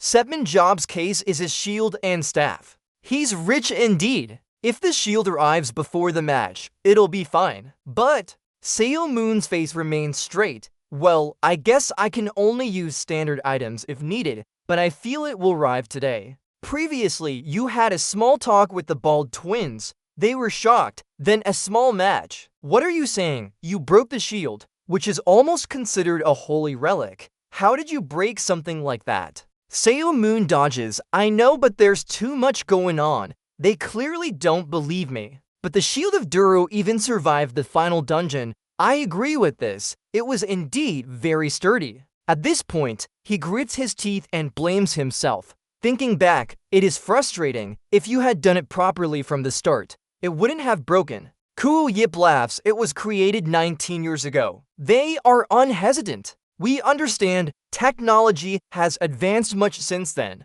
The bald twins make a grand promise. We will create the strongest shield that can withstand Saran's death ray and Picho's revival spell. But they emphasize, although Xiaomoon questions, what? It costs a lot. How much? They decline. No, we don't need money as your sponsors. Instead, they make an unusual request. Just send the shield to us. Xiaomoon says with a smirk. Whatever for, and where will you use it anyway? The agreement is quickly made. We'll complete it early and send it over. Seo Moon finishes his story. That's what they said. His phone rings with a call. He looks at the name on the screen. He mutters to himself. Just reminded me of Cao Cao. Cao Cao arrives immediately. Just picked up the call. He curses loudly. Hey, you bald guys, when will the shield arrive? I thought you said it would come sooner. They respond, it's the shield's debut. Just sending it isn't enough. The door to the room is opened wide. The two bald twins enter boldly to see for themselves. We flew here by private jet. They are now extremely energetic. This is what we call a surprise. Baek Jae-ho cleared his throat not long after. We are very grateful for your patience waiting for our chairman's debut, but it might be hard to watch live. Yuta just arrived and heard the bad news. He won't participate until the next match. The bald brothers couldn't believe it. Really? The referee announced excitedly. The arena lit up under the lights from all sides, welcoming everyone who came to cheer for the arena. Finally, the World Championship tournament will begin today. On the screen, the logos of ESM versus Hoshi Ryuten appeared, then Hoshi Ryuten versus ESM. The audience was very excited. If it were ESM now, they could sweep most other teams. Could they fail to qualify with, say, Omunjob and Pietro? With the microphone, he cheered loudly before the match. I will explain the rules of the World Championship qualifying round. The match rules are as follows. The World Championship qualifying round will include the top 3 teams, calculated through a points system. It will be based on this, and the team with the highest points in each group will advance to the finals. He paused for emphasis. Among the 166 countries registered with the Arena Association, the top 5 from last year will directly enter the finals. The teams include the French Paris Bright Light champions of last year, the German Berlin Blitz runners-up of last year, the Western American Warrior third-place winners of last year, the Eastern American Hero New York fourth-place winners of last year, and finally, the British Knight London fifth-place winners of last year. On the large screen, 161 countries were ranged in 27 groups of 6 teams each, competing for 27 seats. And then he enthusiastically announced, if you pass the qualifying round, the highest honor of the arena, to reach world champion status, the referee shouted loudly and officially declared that the tournament had begun. The Japanese members lined up one after another. Hoshi Star completed his health check. Hoshi Star completed his health check. The golden-haired boy smiled. Finally, he could compete against Seo Moonjob, whom he admired. His opponents gradually entered and completed their health checks. As them was entering, one of them worried, "This is the World Championship. I'm so nervous." The girl with a bow in her hair quickly whispered to Pietro, "Since he won't participate today, I'll have to go alone. I'll be fine, right?" Her response was a nod and a sigh. One with dark circles yawned. "Hey Nayeon," and he called Pietro brother. The confident-looking Nayeon smiled. "Of course, we are brothers of the Marer and Tukbuki bloodline." One of them scratched his head shyly. "Yuck, I'm so nervous I could pee my pants." The commentator reminded him, "Didn't you just go to the bathroom 30 minutes ago?" Jungmin, the team leader, sighed. "Stop making excuses with your worries and focus. Let's go." Their eyes changed. Hikari secretly glanced at the opponent's team, while the guide led them in line. He realized late that Moonsault wasn't here. No way, he won't participate today? The referee announced as they entered. Seo Moon sat on the coach's chair, chatting. "There was a big gap between our rankings, but not if I'm included. You know Korea and Japan are rivals in Northeast Asia, right? If you lose or perform poorly, you'll be cursed," after confidently saying he would win. "Are you confident?" Coach Gabriel's cold eyes affirmed, "Of course." The bald brothers behind them echoed, "Why are you so sure?" They were worried inside. "We came here in person to witness Silmoonjob's debut in the World Championship." Their tears flowed as they cried out loud. "How could you exclude him from the main team?" Silmoon sat silently, too. "You silly octopus brothers, it's embarrassing. Who asked you to come here?" They gripped each other tightly. "We can't go back in failure like this." Both of them looked at Silmoon. "There's no other way out. We have to use the wildcard card." "You're shaken up." "Wildcard card, right?" Their eyes burn even with the blindfold on. "We could be true fans of Silmoon, JOB, and ESM team, but you'll have no choice but to join in." They shook hands enthusiastically. "We'll cheer for the Japanese team." Xiaomoon couldn't hold it back anymore. He jumped up and slammed his hand down. He wiped his hand. "These clever bastards." He flashed a proud smile. "You think ISM could lose in the preliminary round?" The referee announced that the first match would take place at the Monster Research Center. A typical battle lasts about 30 minutes, like a chess game. However, on the screen, the French team dominated for the first 7 minutes of the match. ISM was ruled by an all-powerful man with wings. He handled his superiors alone. Pietro and Neller went crazy and upgraded, monopolizing the monsters that other team members attacked. His hand moved like a child's. Playing with ints, he defeated the Hoshi team in just 7 minutes. Hikari remained calm after the death. This is ISM. The referee finally spoke after a few seconds of shock. What did we just witness at the start of the match? Well, the tanks were still preparing. What's going on? Team members were still confused. I couldn't even help much. The referee evaluated this battle in a surprising way. From ranged players to melee fighters, they all lost. Even the audience's eyes were stunned, monopolizing the monsters that other team members attacked. Pietro, who gained all the experience points. The screen replayed the just-finished match where Picho and Nella alone charged into the Japanese team. 11 casualties. Picho and Nella, 11 casualties, as the name of his team suggested. He shot down all the stars. The referee showed unprecedented amazement. Despite no Cell Moon drop, ESM demonstrated incredible skill level and won the first match. Boring. Cell Moon stretched and cut his tongue. He mumbled and left through the door. I expected this to happen, but under 10 minutes, I'll go train now. Suddenly, a booming voice called him back. Hold on, Cell Moon drop. Someone was looking at him from behind. Hikari seemed to have rushed out hurriedly, sweat dripping. The match. He's resolute. The match hasn't ended yet. His teammate ran up. What are you doing? Stop him right now. Urgent and pleading. Just a little bit more. Hikari tried to hold the mic and speak one last time. Please watch our match for just a moment longer. He pointed at him. I'm sure you'll regret missing this match. In front of everyone's eyes, he introduced himself. My name is Kagari Hikari, the child you saved 19 years ago. His face twisted in disbelief. Did I save him?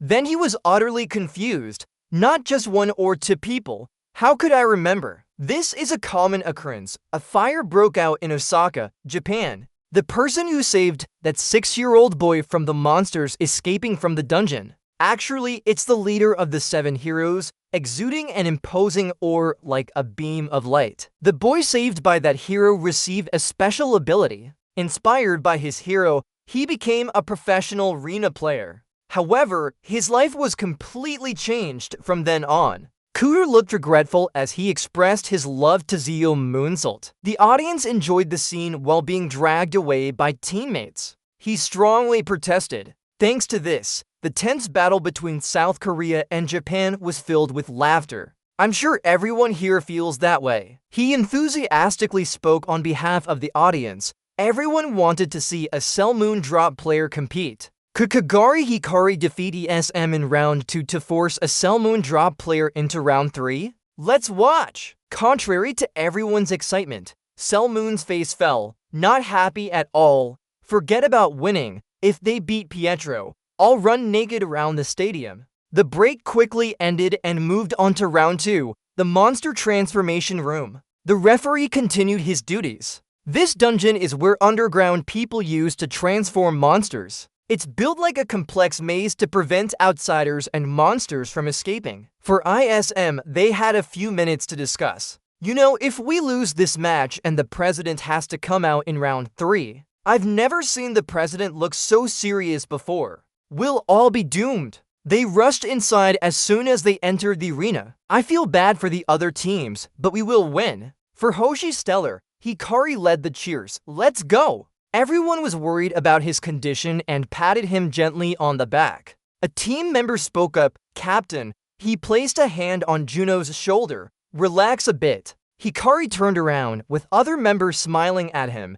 Coming this far for us is already an achievement, isn't it, after always being last? I know everyone hopes we lose, but have we ever fought when we were the favorite team? He raised his thumb to encourage them. Even if we lose, give it our best shot. We still have a plan, right? Hikari exhaled after hearing those words. He regained some of his confidence. Alright, let's go. We're sure to leave without any regrets. The referee began speaking as both teams entered the arena. Now, will they use the same strategy from before? He exclaimed when he saw Japan's formation using a 1-5-5 setup. They started moving. For ISM, members continued their movement. ISM. The Japanese team was blocked by serpents emerging from underground. Suddenly, several fireballs shot in. They collided with the snakes, causing intense heat to erupt. The Japanese team shouted, ISM is blocking our path. The key player quickly recognized the situation. Hold on. Since Du Seung-ho isn't here, he gestured urgently. We can't protect them if we don't know their positions. He ordered, stop the hunt and retreat. The ESM team followed suit, chasing after them. But be careful, it might be a trap. Sure enough, not long after, someone ambushed in front of them. The familiar sinister laugh. No! The referee cried out in distress. What's happening? Who is appearing before player Pietro? Player Kagari Hikari. Pigeon looked confused by his actions. Now, this will be a battle between two ad bosses. Hikari thought to himself, I can do it, I can do it. A few minutes ago, the Japanese captain had a bold plan. Looking back at how we were swept away in our first match, I don't think we can win round 2, but at least we have to try. He clapped his hands together. Second place in ISM Pietro. This was the first time he faced 3 opponents alone. I knew it would be a gamble, but who would have thought it would work this well? He raised his hand to summon the soul barrier. He shook his head regretfully. What a pity. The green light flashed brightly. A warning message was passed through. Don't attack, Pietro. Suddenly, Tamor Hikari's entered the battle. It's a trap. He reported to PETGODI.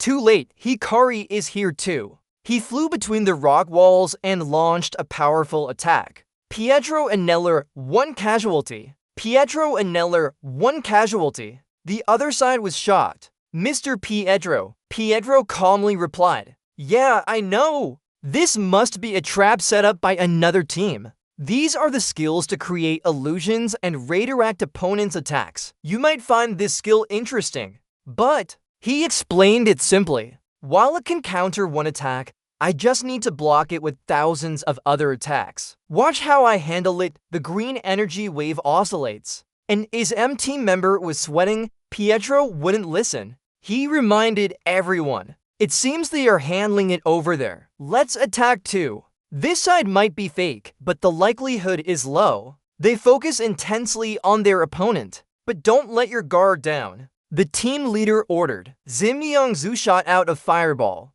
Good. Die. But then another fireball hit him from behind. Yongsu couldn't react in time. His head was scorched black. The announcement sounded, Suzuyurin, 1 casualty. Suzuyurin, 1 casualty. The remaining members were startled. That was just now. They realized with shock, this guy is fake after all. Indeed, the illusion supporting layer disappeared. Over there, Hikari started to resist. He jumped behind the 3 and said Pietro's attack was really fast. I almost died even using my skill to boost speed. He laughed and said, it's a pity, but I have to inform you. He activated his electric shock ability, targeting the heart of the 3. I am the real one. He mused, this is a trick using teammates' actions like a moon illusion, strategy, attack, sacrifice pretty good, but despite getting hit on the side, he showed no signs of injury. Too weak.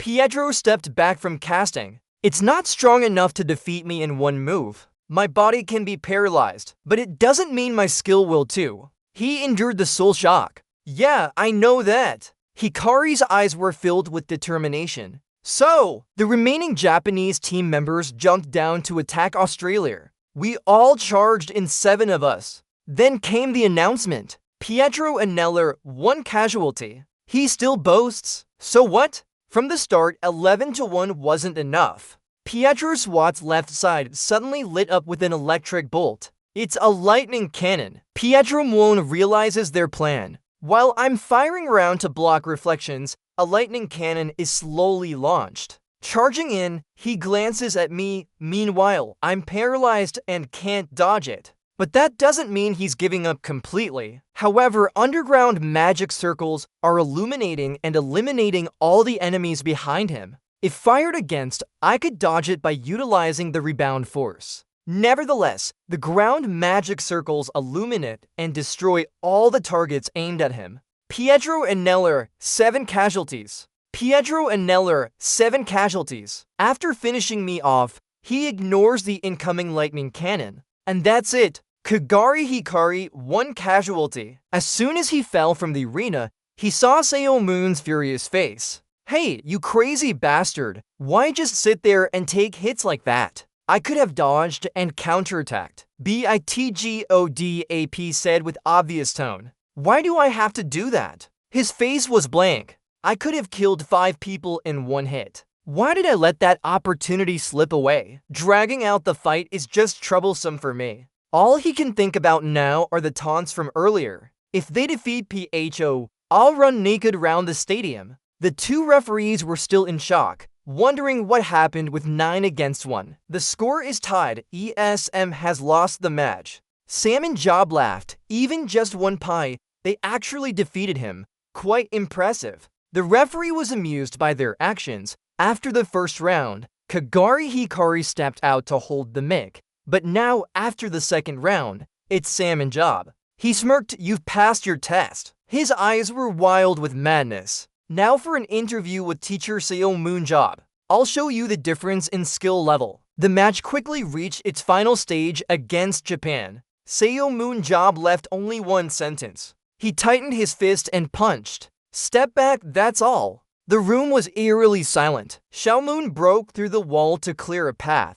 Then facing Japan in just 3 minutes. A series of opponents fell down. At human speed limits, Xiaomoon rushed into Japan's formation. He shattered their formation and charged in. Xiaomoon started the assault. A massacre began. Continuous kills hit without mercy. The number of kills he stole increased rapidly. Xiaomoon wrapped 9 kills. Xiaomoon wrapped 10 kills. He laughed cruelly. So does this ending suit you guys? Xiaomoon swung his staff and chopped 9 kills. Xiaomoon wrapped 11 kills. Hikari chuckled, ha. Noticing the pain, he refused to acknowledge it. I never thought I'd have to fight AVN. Isn't this ending beyond my imagination? The referee blew the whistle. Round 3 ends. ISM wins the preliminary round of the World Championship.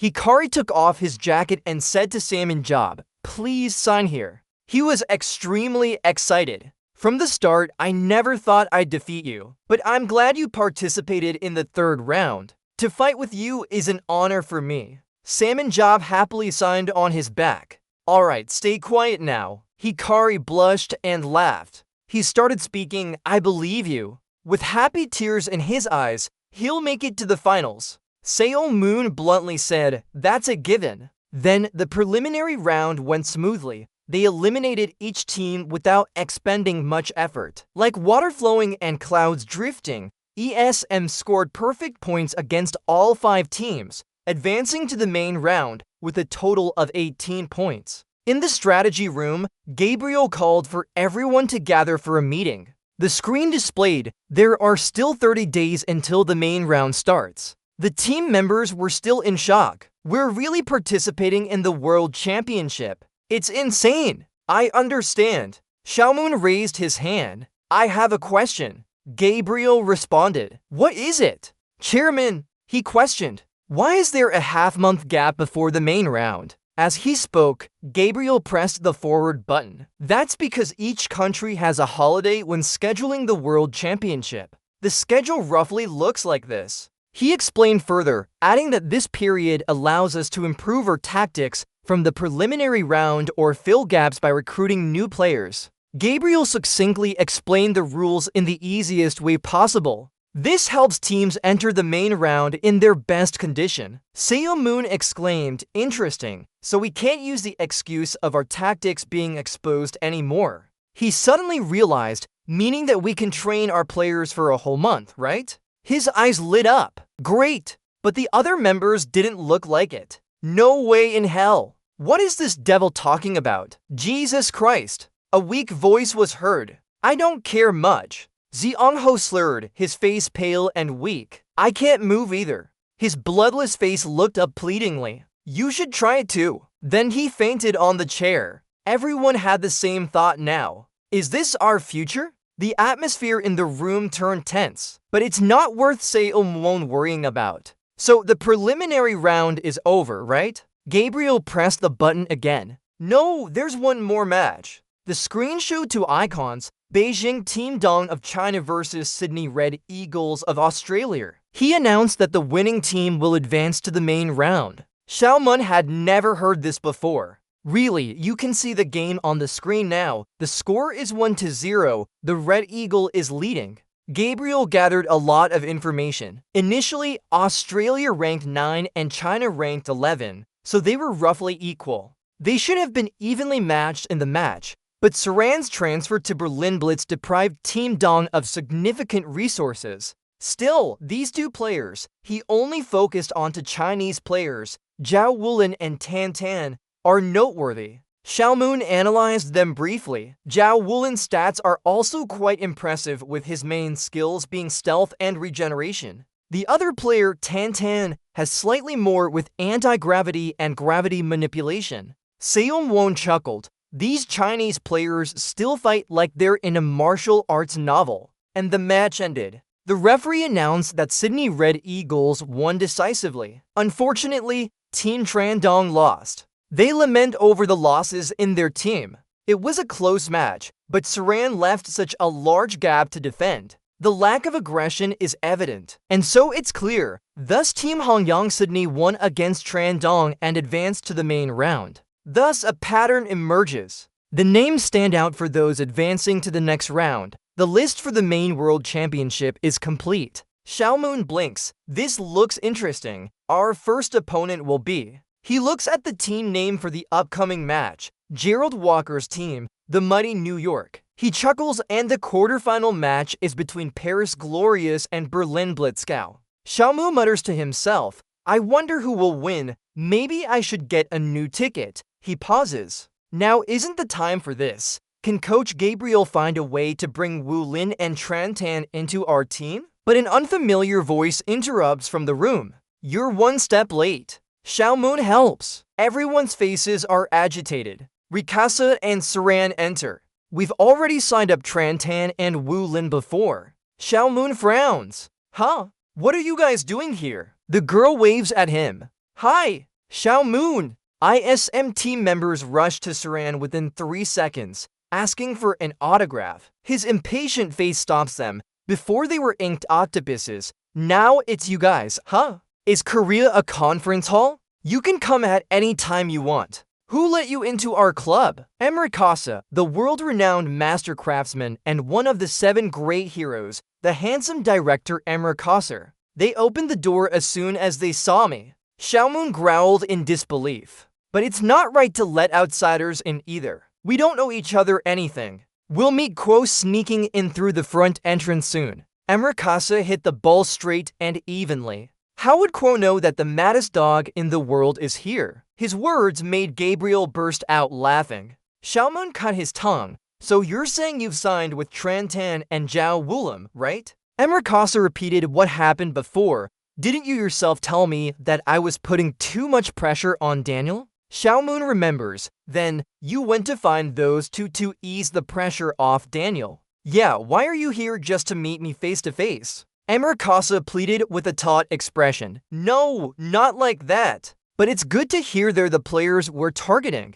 I have other reasons for coming to find you. He made a request. The time is quite tight, but we'll do whatever it takes to become the strongest. He checked his watch. Daniel is on his way here now. He's coming with Tran Tan and Zhao Wulim from China. Emrikasa mentioned their team's goal. As usual, our goal is to win the World Championship. He expressed his ambition. We will defeat Paris in the finals. Looking straight into his eyes, he crushed him in the final round. That was Berlin Blitz's process of winning the World Cup.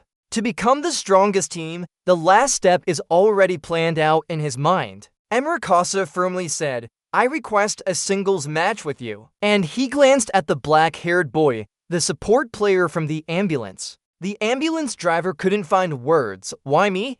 In the training hall lobby, everyone observed the newcomers talking to their boss. One of them was excited. He's Daniel Manskia, one of the top 3 players in the tournament, along with Saran and Master Emrikasan. He exclaimed, This is the first time I've seen a hero up close like this. Someone stepped forward. Our boss and coach Big J-Ho are also heroes of the 7. That's right. The national representatives let us go now. I haven't seen Coach Big J-Ho up close before. And our boss doesn't count. Dongmin strongly disagreed. He's not a hero at all. He's a devil. Iongsu nodded vigorously beside him. Iongsu, nodding so hard will break your neck. I'm talking about all of you. Dongmin was like being fed chicken blood. Anyway, it's unbelievable that we can practice with another team competing in the World Championship. This is perfect. His words left everyone confused. We're also participating in the World Championship. Just mentioning this made people curious. But is this a for-on for practice match? Zhang and Boss are confirmed. Who will fill the other two positions? Gabriel asked with an expressionless face. Boss, why did you accept such a sudden request? He put his arm around Zhang's shoulder and looked at him. He gently reassured. Come on, think it through, coach. It's not good for a new team to face one of the top teams in training, right? Selmore had his own plan. Plus, according to the tournament schedule, we'll meet them as early as the finals. His eyes glinted coldly. Before we reach the finals, both teams' secrets have already been revealed to each other. So in this match, the biggest beneficiary will be us, not Becklin Bliss. Gabriel had nothing to argue with. I agree with that. But I thought we decided to keep Cho Sunho's progress a secret until the main rounds? Xiaomun remained carefree. Come on, it'll be fine. Isn't this agreement more beneficial for us by getting a chance to see their starting lineup? He looked at the pale boy beside him. He hadn't had the chance to test his current abilities in real combat yet. If this kid's support can match Berlin Blitz, it means it could compete with any team worldwide. Xiaomun was thrilled about how lucky he got in this deal. Emerkasa proposed this knowing he would be the one at a disadvantage in the exchange. He must really want to beat Paris. So let's just agree. He suddenly changed the topic. But Zhang. The figure on his shoulder whispered in his ear. We won't use our secret weapon, okay? We'll win without it. Right, Zhang, he urged. Why not answer that way? Zhang's face turned pale in agreement. Yes, stand at attention. I'll do my best. At ease, sir. Me too. He smiled and looked down at his hand. Just want to try something. The referee was invited to explain the rules. So now, I'll explain the rules and start the match. The team from Beckling Beach was fully present. The referee announced that this would be a 4v4 training match. The team that eliminates all opponents will win. On the east side, two more faces appeared confused. To terrified voices shouted, why are so many people but we're the ones participating? Xiaomun answered confidently, to block Saran, right? Yongsu chuckled if that's the case. Unexpectedly, Seo Moon trusted her. Nayeon, you'll be the key factor in blocking Surin. You must constantly distract Surin by jumping and dodging. If you keep jumping around like crazy, I'm sure even she won't be able to catch you. Nayeon blinked. Me! He nodded, listing the opponent's weaknesses. Right, Surin is strong, but her ability to control power has always been weak, including in the last match. You must make her waste her death ray. I'm entrusting this important task to you. If you use the legs I trained, you'll easily avoid those unfinished death rays. It's a dirty trick, but his expression was still authoritative. I don't require you to defeat her. Just keep distracting her as you always do. Nayeon hesitated inside but still smiled slightly. Got it. Ian stared intently. Hold on. Linian is not a non-air priority for me. You are indifferent. You're just Pedro's replacement. Of course Ian rose up. So why didn't you use Pietro then? Thinking about it, I recall Pietro lying on a hammock, complaining and scratching his face. He said he was busy. Suddenly, I remember pressing down on Ian. Now thinking back, shouldn't you follow what's required of you? This brat! He shouted in pain, begging for mercy, the referee calling out. Now we'll start the match. Daniel, Amra, Casa stand before his bunker. Even though this is the first time they're coordinating, it will be a valuable experience that will deeply impact them later on. He mentioned Xiaomun's known characteristics, including the days of underground warfare. Xiaomun never liked support players. He thought they did nothing but sit behind. Meanwhile, despite his closest kept secret being a support player for the World Championship preparation, he wonders why. He speculates, just speculation, but with many unusual abilities and strategies, we believe he will fulfill Selman Zop's judgments. Emir Kasa solemnly said, I don't like Selman Zop. He always opposes us, yet his judgments are always accurate. He entrusted the responsibility to him. Experience it, Daniel. See what George Seung-ho learned from him and what he instilled in that name.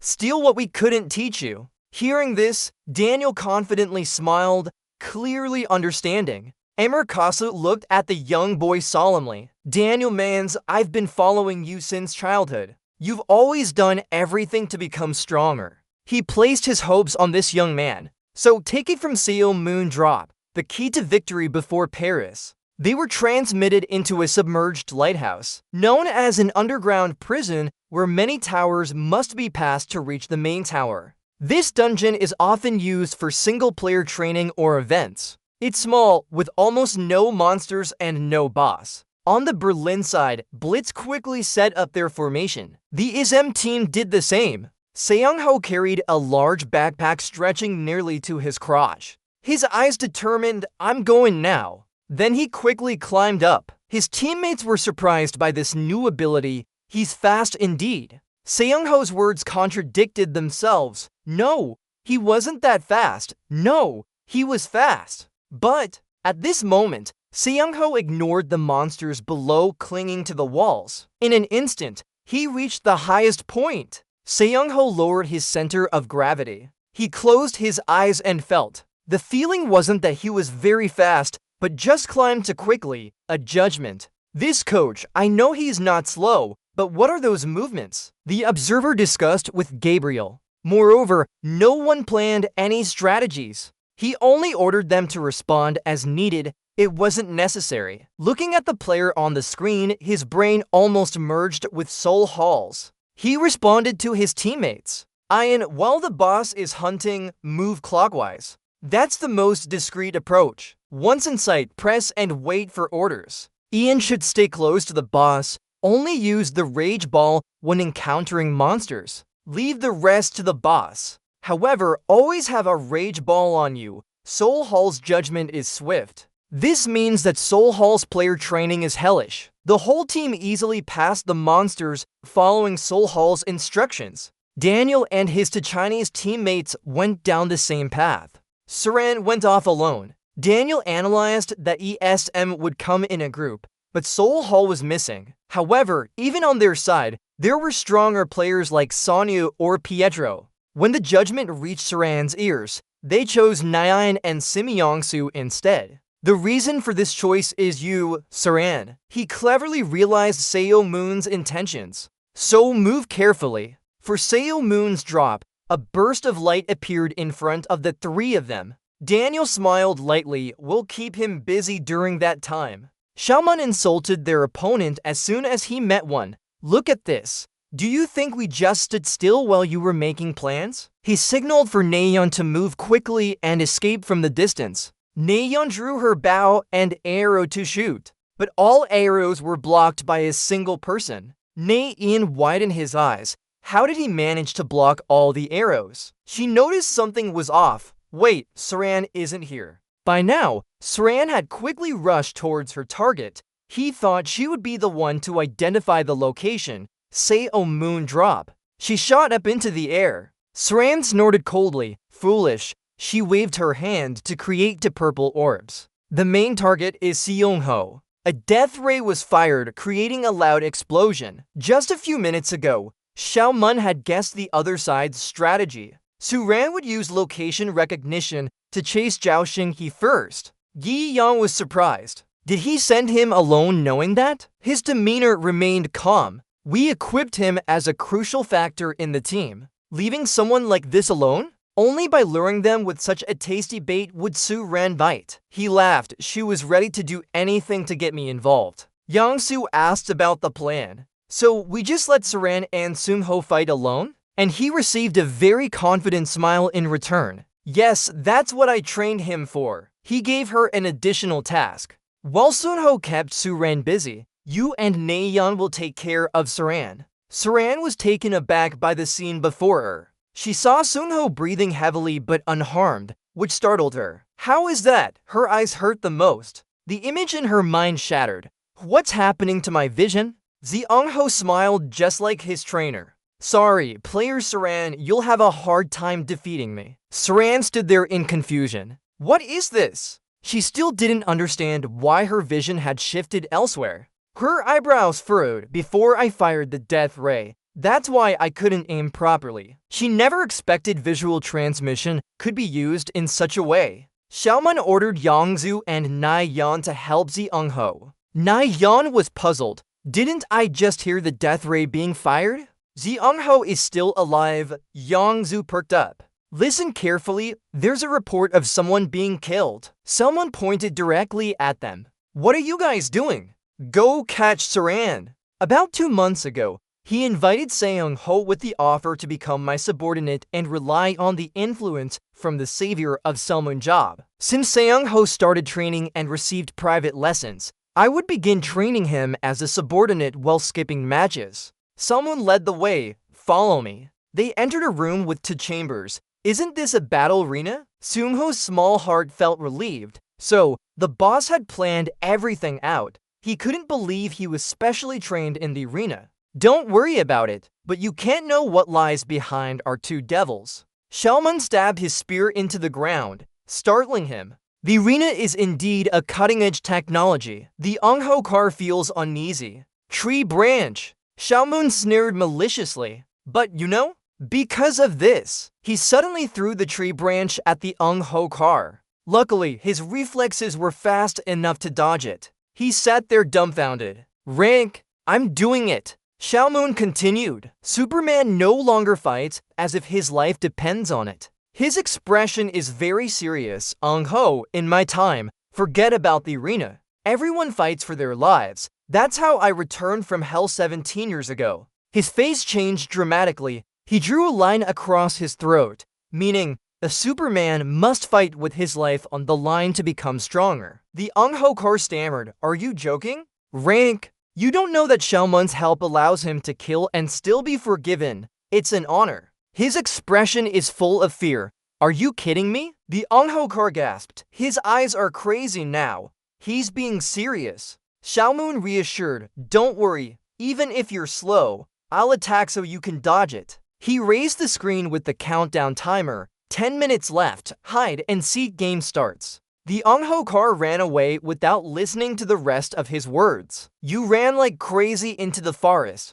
Behind you, a madman keeps throwing branches at himself. I'm dead. Xiaomun clapped approvingly. Good. Your escape route is reasonable. It's hard to hit you with trees and rocks around. Your agility and initial skills are average, but have steadily improved over the months of hell. Ung-ho can't sleep. He can only run. For a month, Seo-moon observed from afar. Practical training is best. His stats skyrocketed. Time to end this. The final arrow of Seo-moon job flashed past the runner's head. He escaped just in time before the Ung-ho car's path. Unfortunately, Seo-moon job was right. The arrow shot straight at him. Ung-ho panicked. I will. You suffered and trained crazily under Xiaomun. Now you'll die. Humans have acquired skills to survive against those below the earth, and to survive against the madmen like Xiaomun who used their skills. The branch was close to his head. Good. Before ending this special training,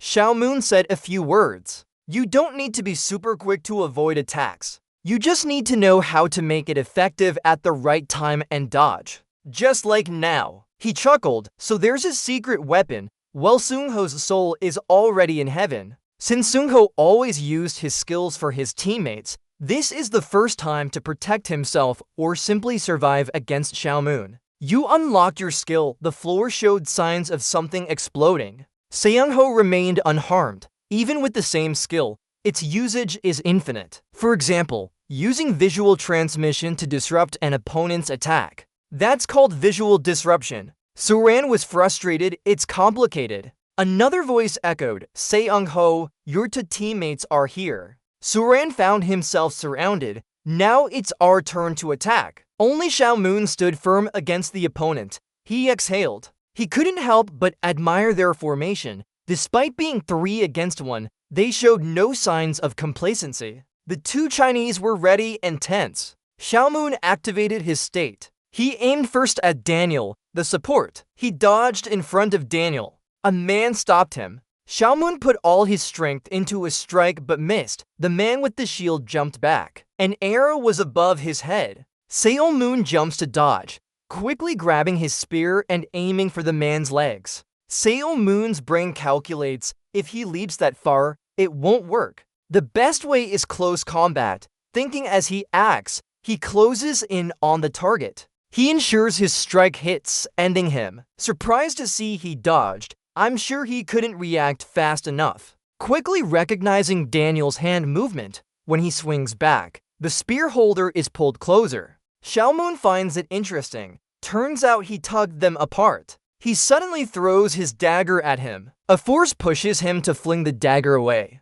Xiaomun calls the dagger back, raising his shield to block, while the other attacks from behind. The golden arrow helps him move faster. Why did Xiaomun jump? He lands and analyzes. These two and their skills aren't hard to handle. But if Daniel's involved in the calculation, it could be troublesome. He glances at Daniel. There must be a reason why he's recognized as one of the top 3 support players. Just by pulling and pushing, he helped the others keep up with his speed. He aims his dagger at him. But if I directly target him, when the dagger is thrown, Daniel would run fast due to his acceleration skill and escape like that. Salmon sees him stop, keeping a distance from him. Then he uses his arm to pull his teammates closer. Daniel swings his arm as if gathering momentum, then pushes them forward with the throw. He sighs inwardly, these kids are fun. The madman's eyes gleam, how should I punish them? Xiaomun taunts, just a slight speed boost from skills isn't much,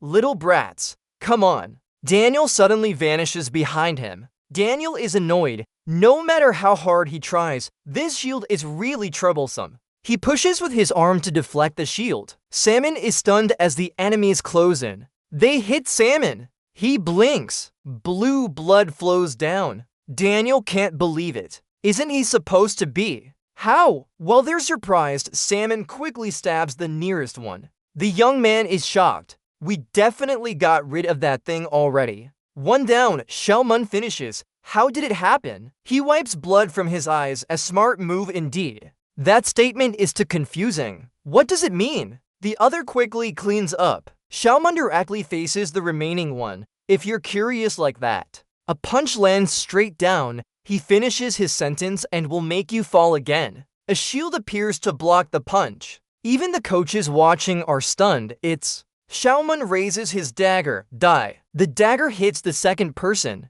On the other side, Saran continues chasing and attacking. They work very well together. Seong warns, we must keep attacking before Saran recovers mana. Yang throws a fireball at Saran. I know! They remember Xiaomun's instructions. As the boss said, Saran hasn't fully mastered the death ray yet. They feel satisfied. If that's true, we have a chance to win. Saran blocks again. Another one, I'm using up more death rays. She runs and thinks, if I can control it, I could fire more, but at this rate, I'll be in danger. She grits her teeth recalling the last time she met him. No, I told him that next time would be different. She remembered how she had practiced intensely to fulfill this promise. Saran paused, taking deep breaths, each shot carefully considered. She would accept it and proceed with caution. Her eyes were filled with intensity as she tried to control it. Nanyan raised his arrow again. Before she could fire, Saran lunged forward. A purple ball accumulated, moved, quickly deploying her emergency skill in this urgent situation, conveying visual information. A powerful shot was launched. It zipped past the Ion's head, making her exclaim, Heaven and earth, what power! Su Ren knew well that Li Neiyan and Gyo Seung-ho's offensive capabilities were nearly non-existent. She thought they had hit it already. All she needed to do was aim at one spot. No one expected Yang Su to be shot. I just avoided targeting him. Seung-ho was confused. Hold on, I'm sure I used visual transmission just now. They watched as Yang Su's figure disintegrated. Saran scoffed, calling them foolish. Her sharp eyes emitted a powerful beam of death that didn't need to be aimed. The beam would eliminate anything in its path. Then came another powerful strike. Now Ian is out of the game again. Turning back to Xiaomun, he smiled evenly. So now it's just you, right? The support player. Daniel appeared calm. I've never known you had such a skill before. He shrugged. Nothing surprising. This is my first time using it. Daniel doubted. Do you think I can block Saran's beam of death with that? Xiaomun responded nonchalantly. Maybe. I'm just guessing. Suddenly, Daniel accelerated and extended his hand to use a push. His strike was amplified by the push, sending him flying away. Salmon hadn't reacted in time.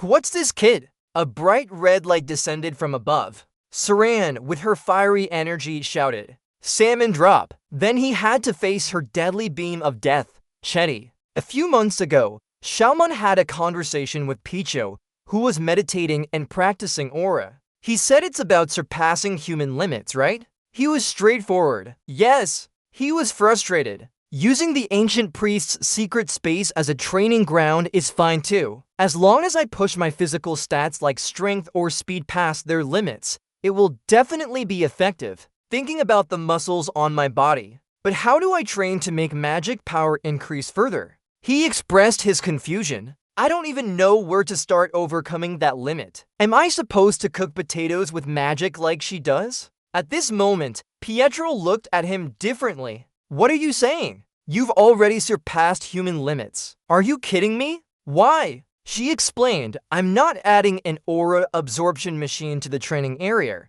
She referred to the capabilities within the training area. If you try to maintain your magic without depleting it, you might discover ways to control it unconsciously. That's something ordinary people can't do. That's why he was advised to meditate there. Next would be this. Pietro pointed a finger creating a circle. She explained, this isn't the skill your kind uses. It's just making magic spin faster and stronger. However, ordinary humans can't do this. People like me call it a magical shield. Thanks to focused training, Xiaomun now controls her magical shield and can block Saran's beam of death. He gritted his teeth, trying to resist. Another bolt hits him, sending him sprawling backward. The two enemies on the other side are tense. He's still alive. Xiaomun groans in pain suddenly. It hurts so much. He spits out blood. Daniel is shocked. He's okay. Selman sighs. Where did you come from? I can't see any blood on you. If I take a direct hit, that's the end for me. Now moving even my fingers is hard. Saran lands beside Daniel as well. She's preparing to attack again. Alright then. I don't have much magic left either. You definitely can't block this one. I win. Selman sighs in relief. Are you sure? He speaks up. At a priestly speed, the spear pierces Saran's stomach. Seong-ho appears from nowhere, fully charged with magic. He commands everyone to return and throw it big. I'm glad I decided to use the throw big earlier. My magic has recovered now. Saran is shocked. Where did Seong-ho come from? It's impossible. I must have eliminated him along with Lee Neon. He smiles. It's a secret between us. Seo Moon is tall and straight. Foolish. I told you not to use that. He scratches his head awkwardly. If I let him die, he'll be angry at me. But Seo Moon takes responsibility for his mistake. I guess there's also some of it on me. I didn't think a weak-willed person like Saran could do that in such a short time. She can now control the death rate to this extent. The announcement sounds, Saran, fail. You know, training continues even after gaining visual transmission skills. The devil's voice echoes around the forest. Seong-ho, where are you? Seong-ho, hoping to escape from Seo Moon Drop has become a desperate hope. Seong-won calls out to the big tree. Seong-ho, it's still shaking. He looks around and says, here I am. And that desperation became reality. Seong-ho suddenly disappears. Where did he go? He is extremely helpless. I can't just say I got this skill by almost dying at his hands. But because of this, Seong-ho gained the invisibility skill during training. His comrades look at his pale face with empathy. What kind of training did you go through? Daniel raises his hand in despair. I guess there's no other way but to give up now. I quit. A bolt grazes past him. Sail Moon stops him from speaking. Give up already. He holds the spear and smiles. Want to fight, fight. Then dementia chases after the poor boy. But there's no such thing as ending it now. The match ends with their chase. Clear your throat, the training session is over. ESM wins. Daniel is horrified by Sail Moon's cunning expression, Sail Moon job. He retreats in fear from the strange mixture in the bowl.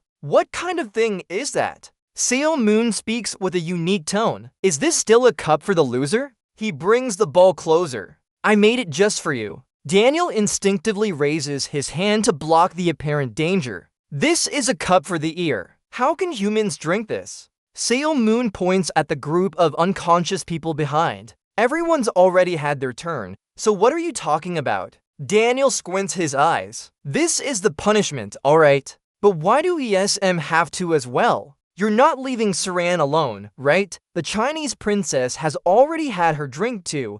Are you really not going to take a sip? Daniel is being forced by moral standards. No, I didn't say I wouldn't drink. Xiaomoon misses you. When did our great Daniel Munch start talking so much? You're upping your game, huh? Are you scared? If you are, just give up then. Daniel grimaces as he tries to lift the cup to his mouth. Despite Xiaomun's wild laughter, he persists. Fine, whatever. After bravely finishing a bowl, Daniel was defeated. Why did you mix another bowl? I'm complaining. Why are everyone acting so silly? For Superman, this isn't much of a challenge. At this moment, Emerkasa and Gabriel enter with their wine glasses. That cup still seems wicked, doesn't it? Xiaomoon asks the old friend, where have you been hiding all this time? His face shows extreme disgust at having to drink something repulsive. I object. Gabriel also looks away. Me too! Xiaomoon is very proud.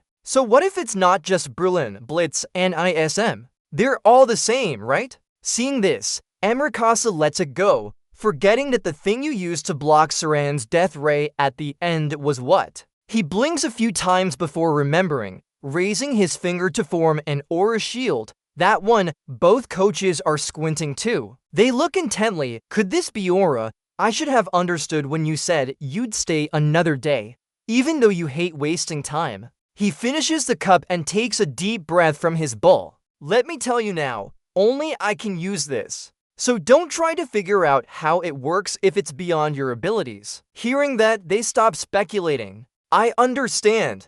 A shield spell can't maintain its shape for long. You haven't gotten used to it yet, so I had to spend a lot of aura. You're gloating, losing this round, and seeing Saran's attack blocked must have disappointed you? Emerkasa answers with a non-committal shrug. Let's call it that. He speaks wisely. Everyone is born with unique talents. However, the ability to surpass barriers. That limit shows humans are extraordinary creatures. Right now, I'm thinking of how to defeat you in the finals. Xiaomoon can clearly understand his thoughts, really believing that Berlin Brits could win. Emerkasa pauses thoughtfully before speaking. If there's ever a time of despair, he repeats what he said in the past. You should use that time to think about how to win. He smirks. You did say that. Xiaomoon laughs happily. I grunted. That's exactly what I wanted to hear. Both clink their cups together. The next day, Xiaomoon sees everyone off at the door.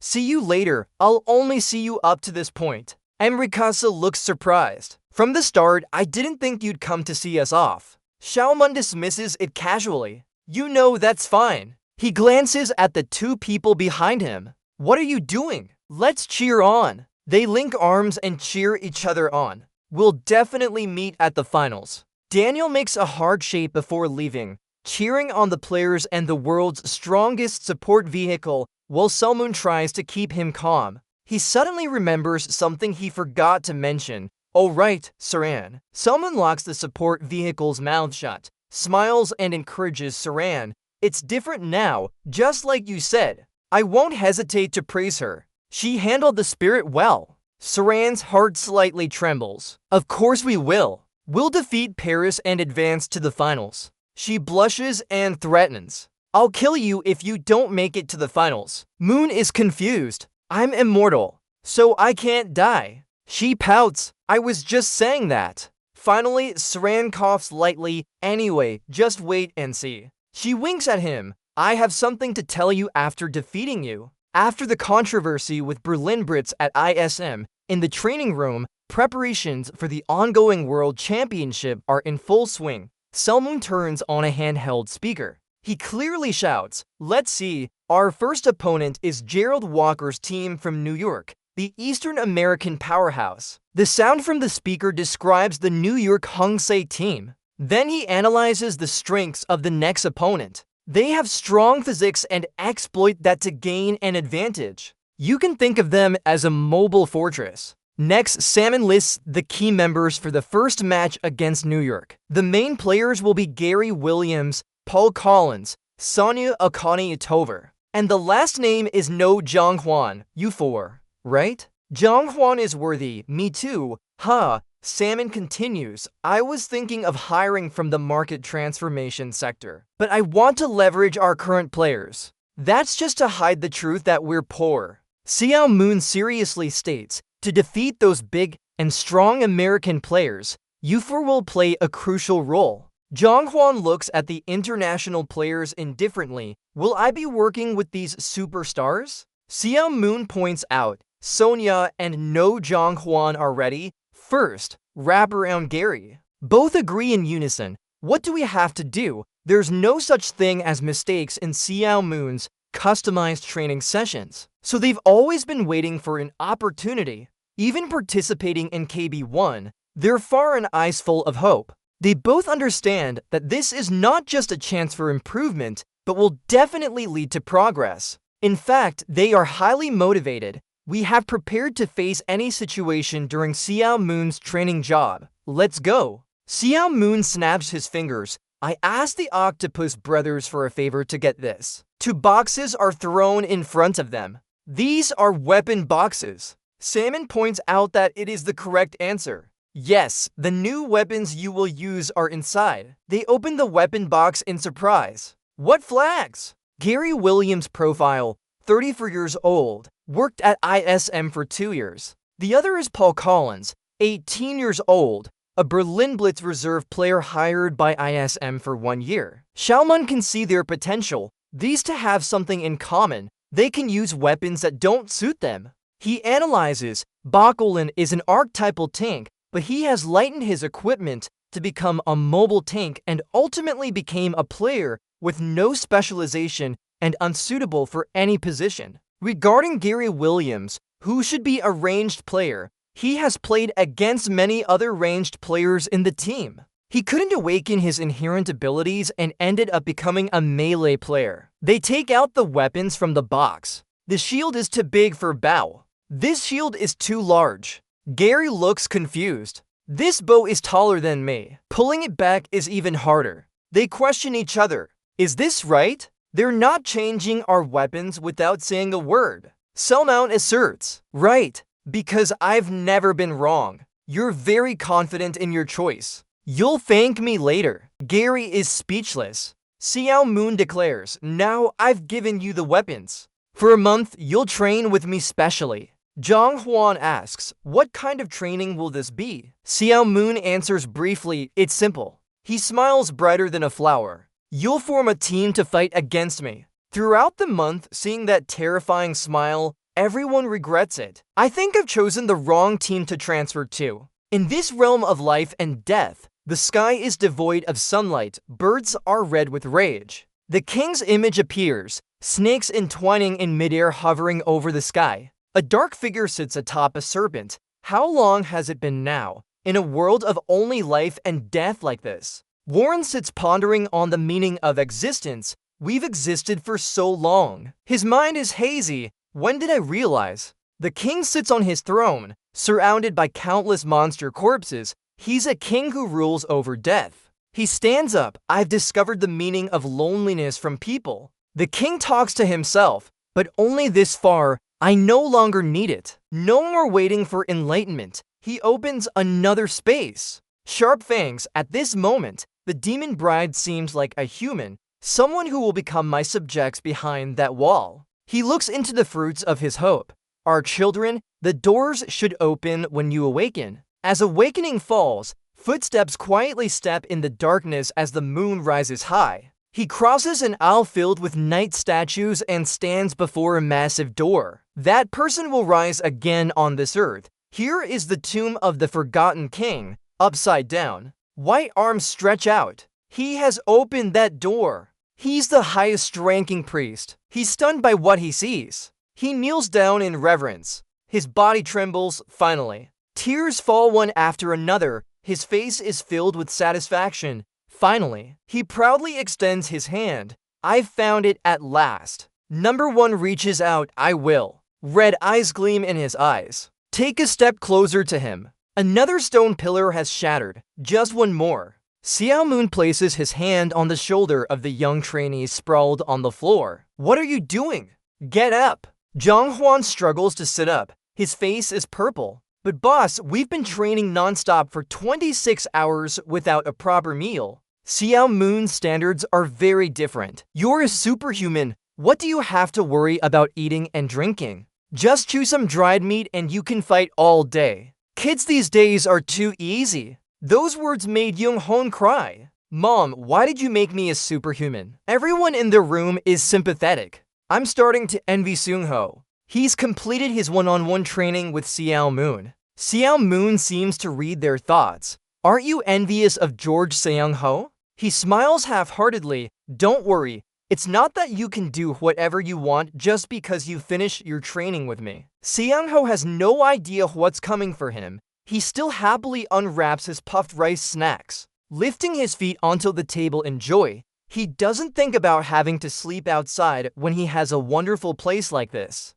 He's so happy, not knowing how Dong-Hon and Sonia are suffering right now. Poor guys. Suddenly, there was a strange piece of paper in the bag of chips. When Zeon-ho opened it, he saw some words. I've always been watching you. Then an arrow broke through the window and entered the house. If they get too relaxed and their senses become dull, that would be terrible. So, I sent in a specialist. By the way, when superhumans started appearing, the biggest issue was around prisons or monsters. The comm chatter confirmed the target. Since Seung-ho is inside, we were told he's been lazy for a moment, while South Korea is about to enter the first round of the World Championship. Using his powers for evil is a sin, Silverfee's old man laughed. Boys, now let's record that we can torment him enough so he doesn't die. That's why the Superhuman organization was established to stop those who abuse their power. He kicked open the door and entered, then left. Jinty North took off his sunglasses and ordered the guards behind to take care of the target. Seung-ho cried loudly, chairman of the association. Not just Seung-ho, ISM also has special guest coaches from all over the world. Moonseo recounted that they are undergoing hellish training through my connection with them. They suddenly relaxed after the break. Oh, I get it, you're turning a blind eye to this, you ungrateful bunch. Xiaomun urged again. Now that we've rested enough, let's stand up and go. Pichu suddenly opened the door and entered. Xiaomun finished. He widened his eyes at this visit. Huh? High Priest Pichu. His face turned serious. Hurry up. There's an urgent matter. Xiaomun didn't know what was so urgent. He spoke up. So we'll stop training for today then? The 4 students jumped with joy. Someone else heard Xiaomun assign Pichu a task. Do it for me. Now you'll be fighting him instead of me. The celebration immediately dissipated into thin air. As Seo Moon left, an explosion echoed from the training room. He noticed someone was waiting there. Did you guys wait here all this time? The queen shook her head gently. No! She smiled at him, but it still looked stiff. I can only move around at night anyway. So shall we talk a bit? Seo Moon helped. Moon was led into a room with 2 strong guards outside. Then what's the matter? The door opened. The queen denied it. No, not yet. However, the high priests have found the seal. You did well, not bad. The queen sat to his left across a table. Moreover, the senior high priest disappeared after the final battle, making positioning difficult. That's why I came looking for you. She rubbed her arm. So, Moon, there's something I want you to confirm with your own eyes. He didn't understand. Confirm it. The queen led him into another room. Here, he recognized the familiar thing. Isn't this supposed to be a device for battle? The queen nodded. Yes, we recreated that from the high priest's memories. I'm talking about chaos. The name made Seo Moon widen her eyes. You sit into the device. A point of appearance in a dark cave. This place gives me an eerie feeling. Just keep going and going. There's no end to this path. Then it leads to a dead end. Salmon wonders, what is that? A large wall blocks the way ahead. You call out, hey, queen, the way is blocked. Are you sure you recreated it accurately? The queen remains silent for a moment. Her voice echoed inside the simulation. Be careful to observe what's in front of you. What's in front of you isn't just a wall. Salmon looks closely again. The queen sighs, that is Warren. It's the multi-headed snake from before, the one he encountered and broke its canopy. The queen asks, even if she couldn't recreate his mind and personality, could you determine its strength at least a little? Because you have analytical skills, right? Even with noisy information, it still gives an extremely high number. You exhale deeply. The queen repeats, so far, the high priest has entered the lost world as a spirit entity, monitoring the king's movements and using that info. She successfully created the king's body and made it identical to what Pietro saw. Xiaomu remembers the image of the high priestess who was always lounging around. I thought she just lay there all day, but it seems she has been busy. The queen continues, even if she couldn't recreate his mind and personality, her strength is real. It's true, the snake thrashes its tail in an instant. Xiaomu hadn't reacted yet when she was pushed out. The queen turns her face towards the high priest. She argues with a faint hope. No, somehow we will find him. She delegates this task to you, prepared to face warranty. The queen's expression is serious. Cultivate your strength until it can resist the king. Yet she feels guilty. Even though I feel bad asking someone who just survived death to do an impossible task. Xiaomu interrupts, forget about it. You laugh, isn't that why I'm called the savior? This is something only I can do. In front of Salmon now is a strange figure kneeling in submission. Oh my! Most honorable human, Lord Salmon Job. I've heard about your notorious deeds. He continues, they say you brutally massacred our kind. Salmon crosses his arms and tugs at the corner of his mouth.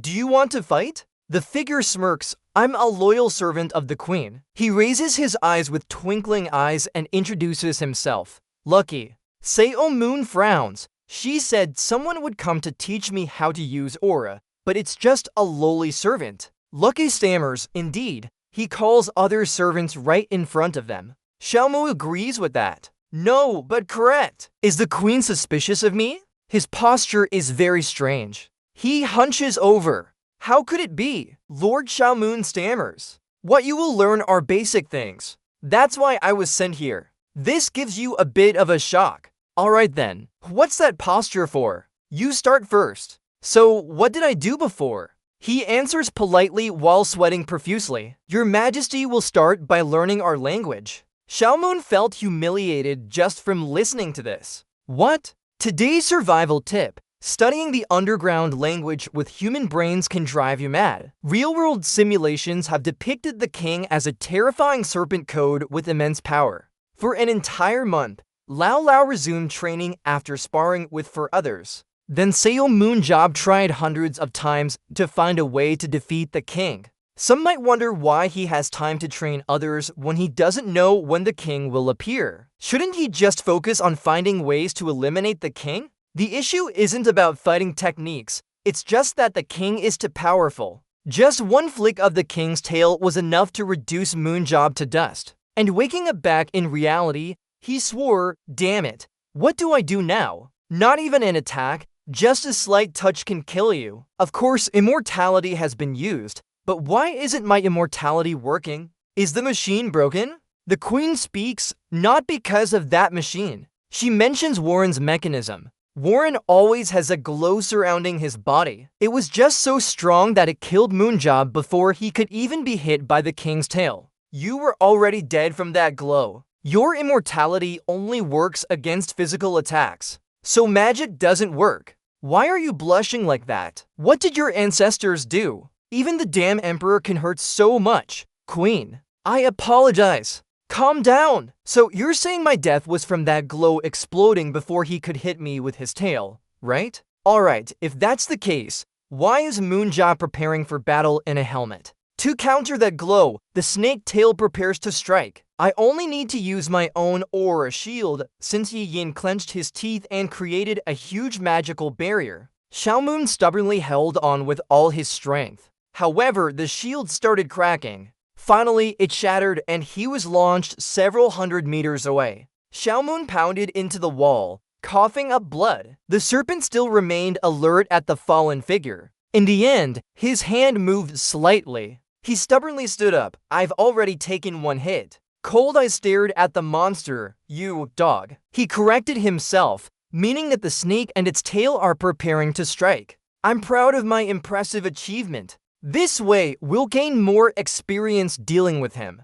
The answer is to use your own aura. We need this extra strength. The queen, hearing his thoughts, suggested. So, what do you think about learning our aura control method, Raindrop? Our underground aura control method? The queen replied, yes, you've already learned basic aura control. We'll send a teacher to teach you. And that's how we ended up in this situation now. Why are you so impatient? So how long do you plan to stay underground? Bowing deeper as his anger was evident from the tone, I reacted instinctively. His sweat trickled down his face. The stronger my opponent is, the lower my knees will bend. Yet in front of you, I can't even kneel straight up. He still jokes about it.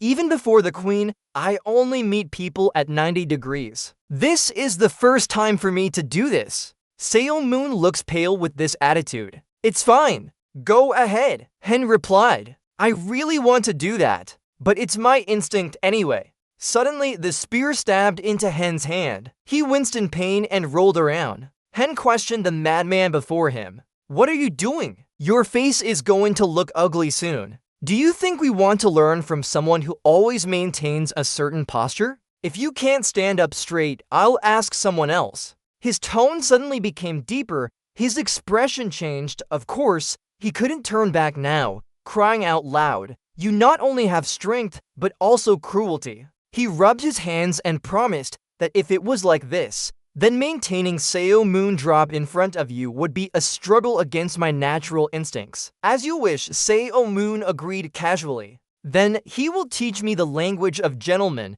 smiling with a standard smile. Yes, first, we'll start with aura communication. He demonstrated sound waves entering his head. This is the first level, phonetic language. Seomoon was speechless. It felt like something directly entered my mind. Or just close your eyes and laugh. Yes, to be honest with you, it's a bit sad seeing such a strong person communicate through sound, like the animals we keep. He said that making sounds for communication is indeed a savage act, but then he was interrupted, of course. I said it was wonderful. Hen let go and looked suspiciously. Are you sure I won't go crazy when learning this? Hen kept nodding in agreement. Yes.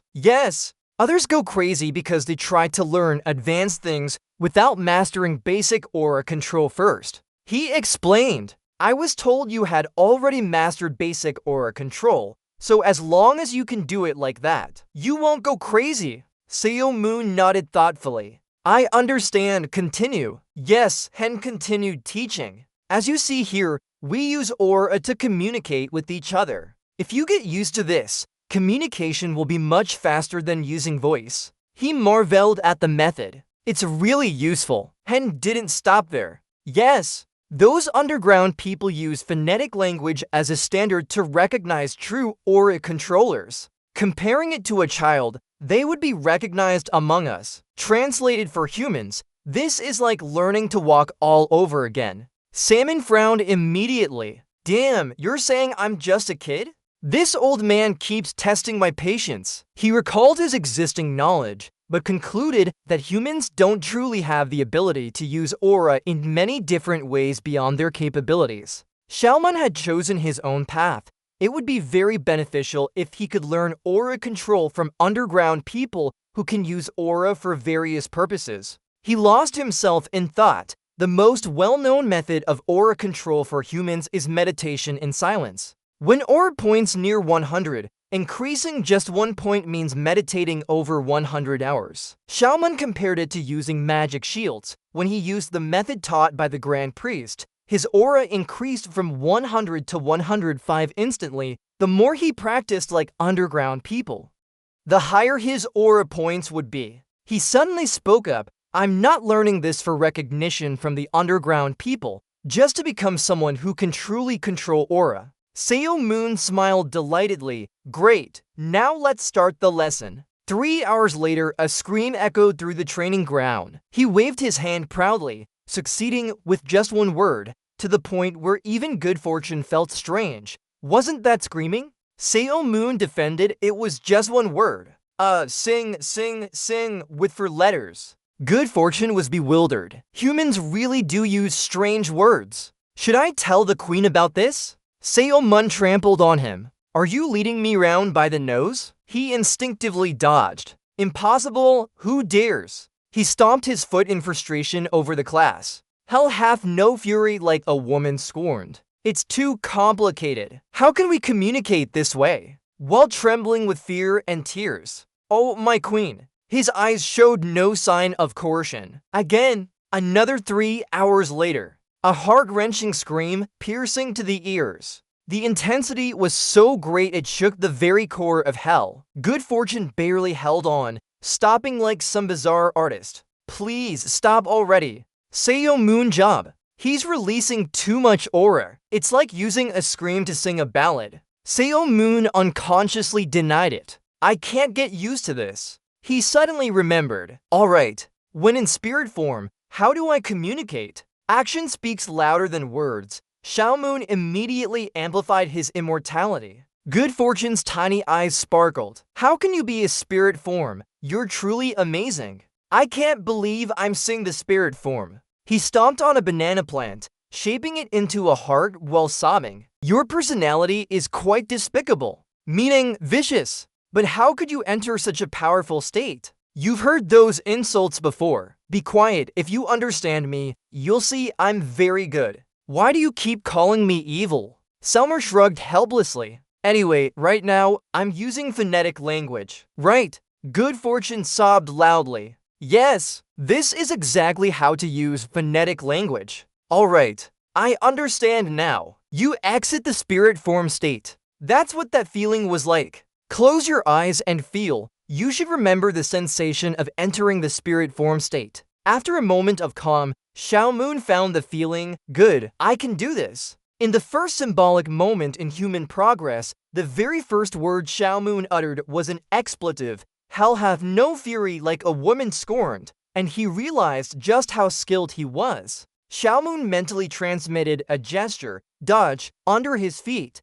Good Fortune lay there, arms behind head, smoke rising from them. Seo Moon beamed with pride as he looked at Good Fortune, who had sat up in confusion, asking, "Teacher, did my thoughts transfer over?" Good Fortune was bewildered. Moments later, it was amazed by the large shapes that Moon transmitted before its eyes. He kneels before Seo Moon with his hands clasped, praying. He speaks up. "You're amazing. I never thought Samoon Job could convey such a vivid image of me. Considered one of the weakest beings underground, I can't help but admire your cruelty. I feel like this pain has been inflicted on me countless times." Hearing that, Samoon bursts into laughter, looking up to the sky. "Of course. Naturally so." He continues, his hands constantly creating smoke as he's excelling in what he does best, improving his skills significantly. "Violence, you've only been learning phonetic language for a short time,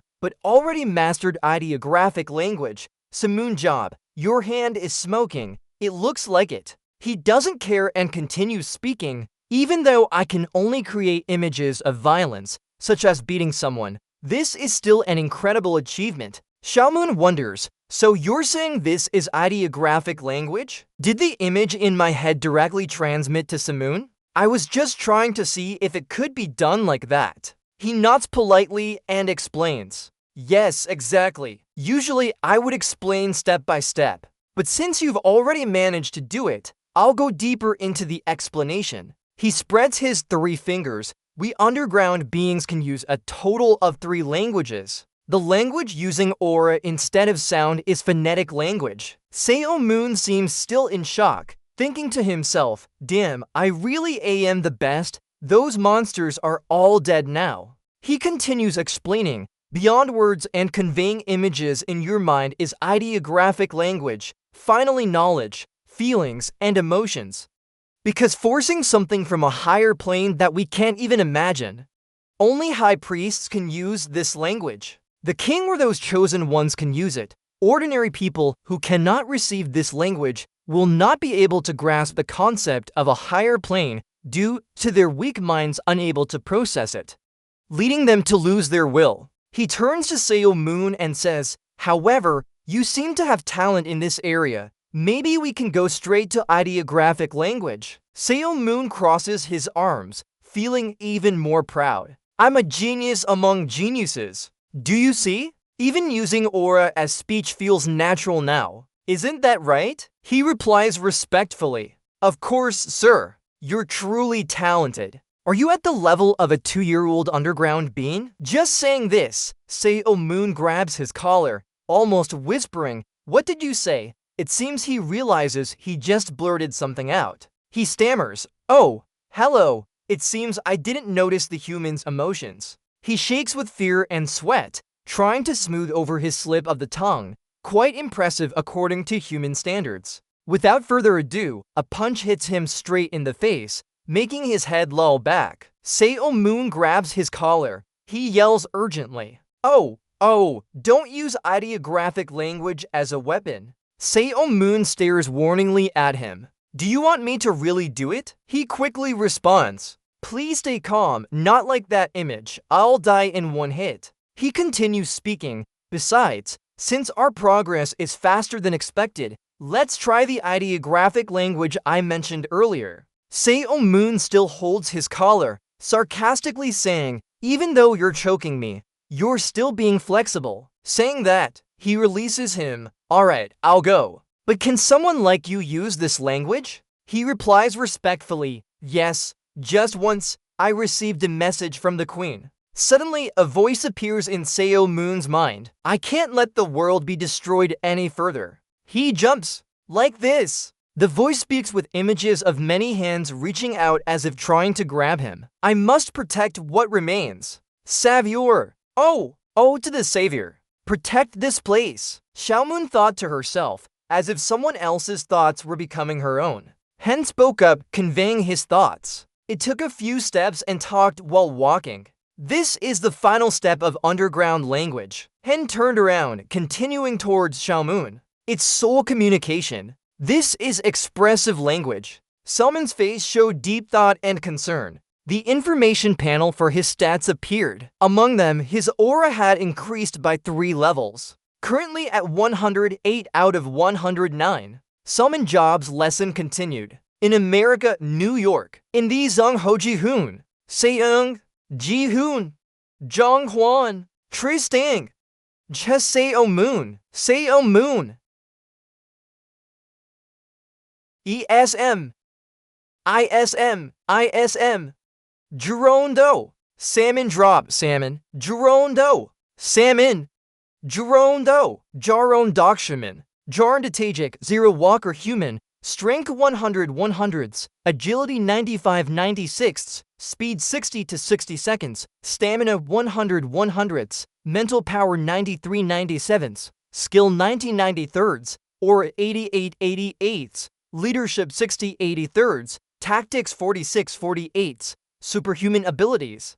Body strengthening, iron will, 503,020%. Jalmuji Arondo. How does quick and focus stats work? He's a bit slow, but that's his only weakness. Not only is he skilled, but he's also quite flexible. Analyzing him, he uses clever movements to maximize the range of his small shield and uses that large tree branch to cover a wide area, increasing his presence on the battlefield with his body enhancement abilities. His quickness stats will rise to 114 and speed up to 74. Seo-moon thinks this means he'll be a monster capable of matching me for about 30 seconds. More importantly, their team doesn't have any member with strength below 85. Even their support looks more reliable than the damage dealer. Finally, he sighed, cracked his knuckles, and said, "Alright, gotta keep up this pace to enjoy it." The host announced that the first arena is the underground cemetery of subterranean people.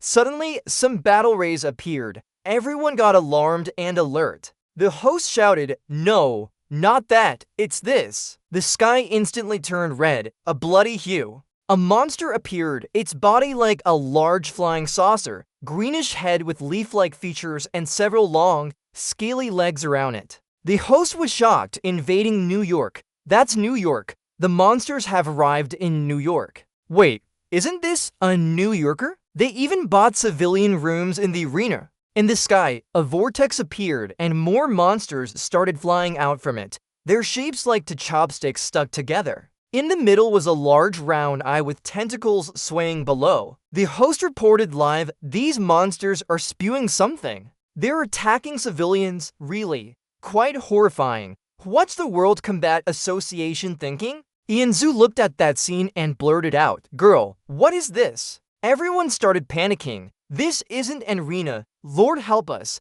We have to fight these people." "Calm down. It's not real. But is this ethical?" Sail Moon silently thought. The new system for the finals works like this. He recalled a multi-eyed monster and thought, right, no arena can just be a regular one. Then the host's voice boomed. "The first match begins." The simulated civilians turned into monsters charged straight at ISM. New York was covered in an ominous red sky above towering buildings. The large flying saucer-shaped monster moved through every corner with its legs. A powerful voice continued to hunt. Below the Hongsei New York team, attackers were on their feet. They had been knocked down and turned into motionless green masses. Looking at that scene, Girondo thought something feels off. I've never heard of a monster like this even in the war with subterranean people. This is completely different. Moreover, he glanced at the bodies below and pondered. It's unbelievable they're simulating humans to use as monsters.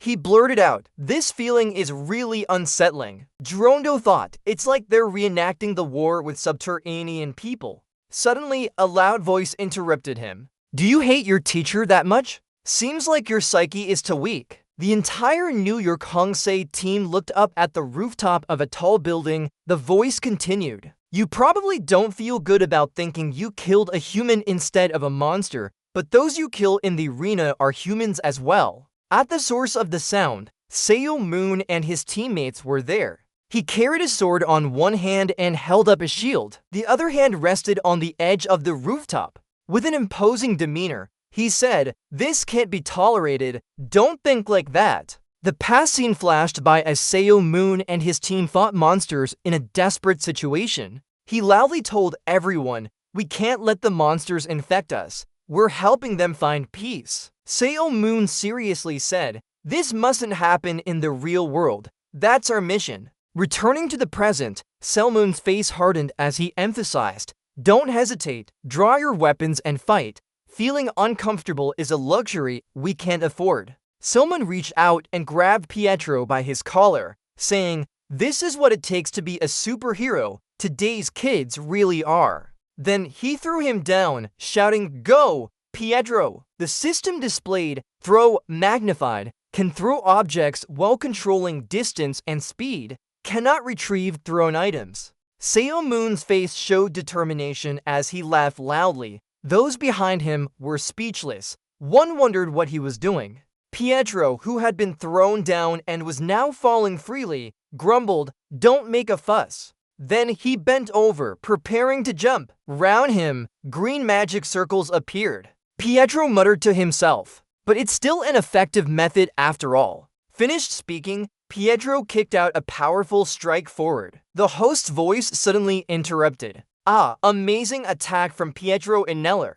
This is a direct hit on the opponent's mind. Later, Salmon stood straight with a large sword on his shoulder at the Salmon's side. Salmon said that it would be disappointing if this ended here. As he spoke, Pietro appeared beside him out of nowhere and calmly stated, I think you shouldn't worry about that. Both stood on the rooftop, looking ahead through the thick smoke. Soon, the smoke cleared, revealing a large golden shield emitting powerful energy in the center of a golden power circle with people inside. That was Gerondo and his team setting up their defensive wall, information display system, and light shield. It allowed absorbing aura from people within a 3-meter radius to form the light shield. The more people in the aura, the stronger the shield became. Xiaomun was surprised. On the other side, the New York Hulks were standing in formation with 3 people in line, Gerondo in the middle, and teammates behind and in front of him. The sides were lined up with tightly packed shields. He said that for ISM,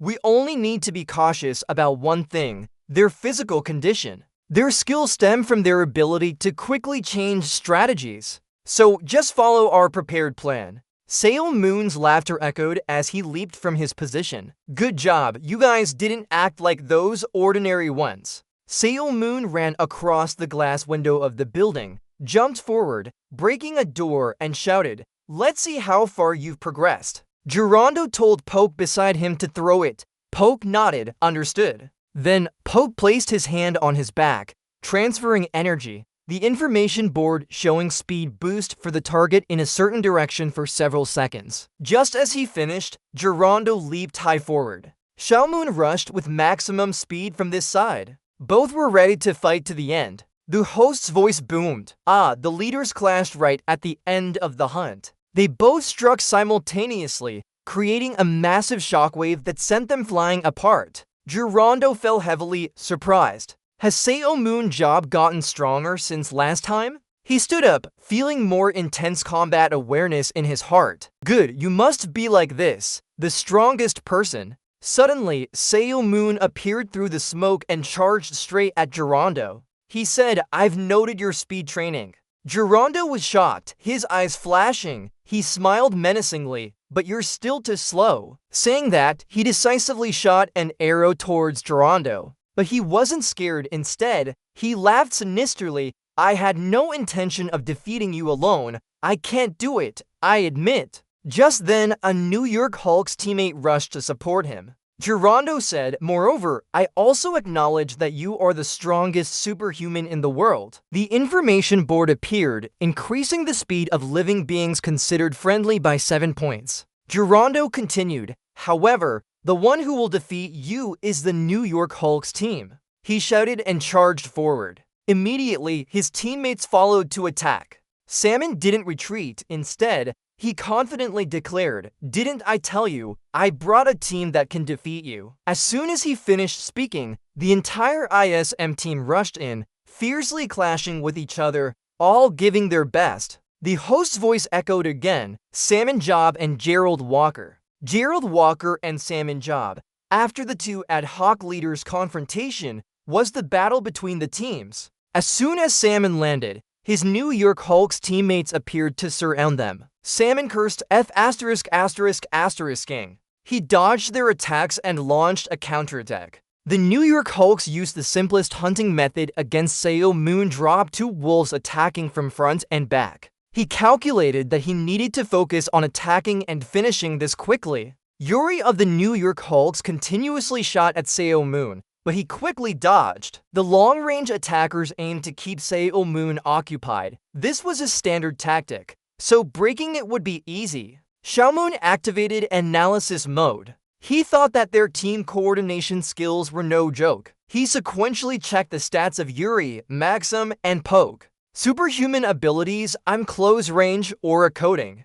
At close range, I can counter non-lethal attacks from targets 55% of the time. Aura coating uses aura to envelop oneself and form a protective barrier. Superhuman self-healing: regenerating, healing using aura to treat injuries sustained. Regeneration causing damage to the target may absorb that person's aura. However, they are experts gathered solely for one purpose: to eliminate Xiaomun drop. The 3 attacked Xiaomun simultaneously. He resisted and counterattacked, both sides continuously engaging in combat. Xiaomun cursed inwardly, "Damn it, these pests, although not as fast as me, aren't too slow that I can't keep up with them. Damn it, these cunning ones are really annoying. They neither retreat nor attack comprehensively, helping to figure out what they're planning. Suddenly, Gerundo appeared from nowhere and charged at Xiaomun, preparing an attack. His eyes gleamed. "Are you waiting for this moment?" Gerundo laughed chillingly, "No." As he spoke, his strike hit the person behind Xiao Moon, dealing with him as well. The battle system announced Jero Walker. 1 point. Xiao Moon was surprised. He aimed at Choi Hyuk instead of me. Selmore looked at Gerundo standing in front and heard what he said. "All the teams that fought against the computer have gone off course." As soon as he finished speaking, the battle system announced again. Toddy Allen was defeated. ASU Khan was defeated. 2 members of Team ISM were defeated by 2 from Hung Sein, New York. Gerundo laughed and said, "The center of ISM is Salmon Job and Pietro Ineller. That's why we need to take them down first." He looked at Salmon and began explaining. At least that was what they thought. So everyone assumed it would be me, Jero Walker, who would block Salmon Job. But they were all wrong. We've already blocked Pietro Inello with the light shield. After that, we'll split you from your team. His face crumbled in a terrifyingly sinister smile. "When you're split off, we'll deal with the rest of ISM. We will break your wings, Xiao Moonjob." Gerundo mentioned Roy. I'm sure that red-haired kid from England also thought so. It's just he couldn't trust his teammates and ended up acting alone in the end. But we're different. The Hung Sein New York team is tightly coordinated. Team members enhance each other's defensive lines, interconnected. Gerundo said, "We move like a massive warship as one unified entity. We'll pin you down while dealing with the rest." He confidently declared, "I will keep you from relaxing, say oh Moonjob." He signaled up, back off, Maxim, Yuri, and Poke advanced in unison, all attacking Seo Moon. He cursed, "Damn it, long as a leech." Meanwhile, Gerundo approached the ISM team, his target clear. "Why are you hesitating? What are you doing now? You fools! Do you think you can just stand there and watch? Run! Disperse!" After that, the entire team quickly retreated. However, Gerundo caught up to Ong Ho's vehicle. He laughed, "It's too late now." The battle system announced. Zero Walker. 2 kills. The Hung Sein New York team led by Gerundo quickly defeated their opponents. Gerundo laughed loudly. "You've completely fallen into our trap. Why Moonshot? You surely didn't think this would happen. Right, if a team only consists of the weakest members and splits off, their fate can only be death." The Hung Sein New York team advanced together. Gerundo confidently declared, "I'll show you our physical strength." A gun is thrown out. Gerundo aims at Sanya. "Once we take care of the rest, you'll be our last target." Xiao Moon, helping? Suddenly, Xiao Moon speaks up, "Are you done yet?" On the other side, Gerundo swings towards Sanya. Xiao Moon laughs, "I wonder if I'm a tactical god sometimes." Flashback to the past when ESM was discussing tactics. Moon holds up Gerondo's puppet and says, "The New York Huns aren't an easy opponent. What we need to worry about isn't any spontaneous tactic, but a full-scale direct assault." He looks at the team members, analyzing, "With your current stats, you'll just be outmatched. So we'll bait them in." Jisoo questions, Doesn't that sound a bit contradictory? Facing such a physically strong team isn't necessarily a disadvantage for us. Salmon points and says, "Right, while I'm still here, there's no problem, but you'll surely lose, especially if you meet Gerald Walker. You won't have any chance in one-on-one with him. Several of you might be eliminated like this." He picks up his puppet and places it between the 3 opponents, calculating, "I'll also be isolated like this. The key is what we do next." Xiao Moon calls out, "No Zongguan and Peokolan. It will be your turn then. Just wait for Walker to jump in. You must stop him even if it means sacrificing yourself, just for that moment." Back to the current battle scene. Sure enough, they did it. They blocked Geronimo's attack. Zonghuang sighs in relief. We blocked it." Gerundo questions, Does the match end if you block me for a moment?" At this moment, Salmon speaks up, "Focus on those who were saved by them and are causing damage now." Calling her the one causing damage is somewhat belittling her, right? She can surpass the New York Huns' physical strength. Sonya Akhmedova. Geronto watches as Sonya steps back, then she takes off and jumps high. He's surprised she jumped over. As he says this, Sonya leaps over Geronto, delivering a decisive strike to a New York Huns member. The system announces, Sonya Akhmatova, 1 kill. Her eyes sharp and clear as she retracts her blade. On the other side, a distant voice says, you won't be able to hold me back anymore. In fact, I'm the one holding you back now. Geronto quickly scans his surroundings, worried about where she went. She can't go anywhere. He quickly calculates in this situation. Realizing something, Geronto yells, protect Alan. His teammates rush to surround Alan. However, Sonya was quicker. She appears from above and delivers a quick kill to Alan. The battle system announces again. Sonya Akhmatova 2 kills. Kwang Thun is broken. Sonya lands on the ground. Geronto approaches to attack. Sonya is caught off guard. At that moment, a blast targets Geronto directly, but he narrowly dodges it. Geronto grits his teeth. He says, the cannon just now couldn't have been Lenin. Suddenly, Geronto looks in a distant direction. The count increases 10 meters from Quack, 1,000 meters from Quack, 7,000 meters from Walker, 10,000 meters from Walker. Through numerous buildings and structures, Gary appears on the corner of a high-rise with his bow, locking in the target. He says, should I say he's already shot? At this moment, Sonya is in defense mode facing Geronto and others. She says, it doesn't matter, you can leave the defense to me. She thinks, how did I get here somehow? Now, your turn. Then Pietro appears. At that moment, a warm green light behind Geronto. Pietro stepped forward, not looking back, and straight to Sonya, saying she had handled things well. The match notification system announced, Pietro and Nella, Bacchius. All the live viewers in the stands were taken aback. The commentator commented on the just finished battle, noting that the number of ISM team members dropped from 11 to 7. However, they had seized the opportunity provided by No Jong-hwan and Pak Holan.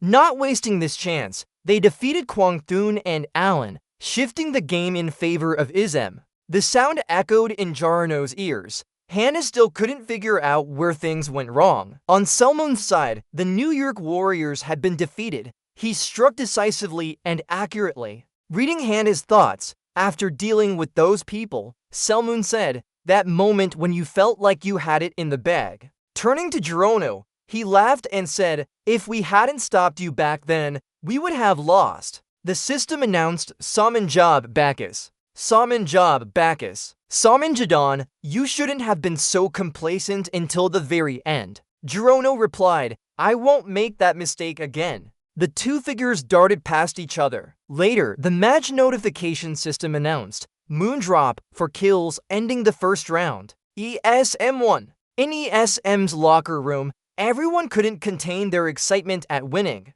Cheers echoed. We actually managed to beat the New York Warriors. Bao was moved. Could it be that we might win the second round too? Hearing this, Jongsu's face showed satisfaction. He said, they keep talking but we will win anyway. Zero Walker isn't worth anything after all. Suddenly, a hand appeared and Xiao Moon mercilessly hit Jongsu on the head, warning him to stop his arrogance. Xiao Moon! Jongsu yelped in pain and sat down clutching the red bump on his head. The others were speechless. Xiao Moon stood there and said to everyone, don't get complacent just because you won one round. This was a match we knew we would win. Linnane was surprised and asked again, are we sure? Xiao Moon pulled Picho closer and replied, yes, because Walker only worried about me and that guy. Jongwon wondered, asking, what if the second round is like this too? You guys aren't going to skip it, right? Now we know their strategy.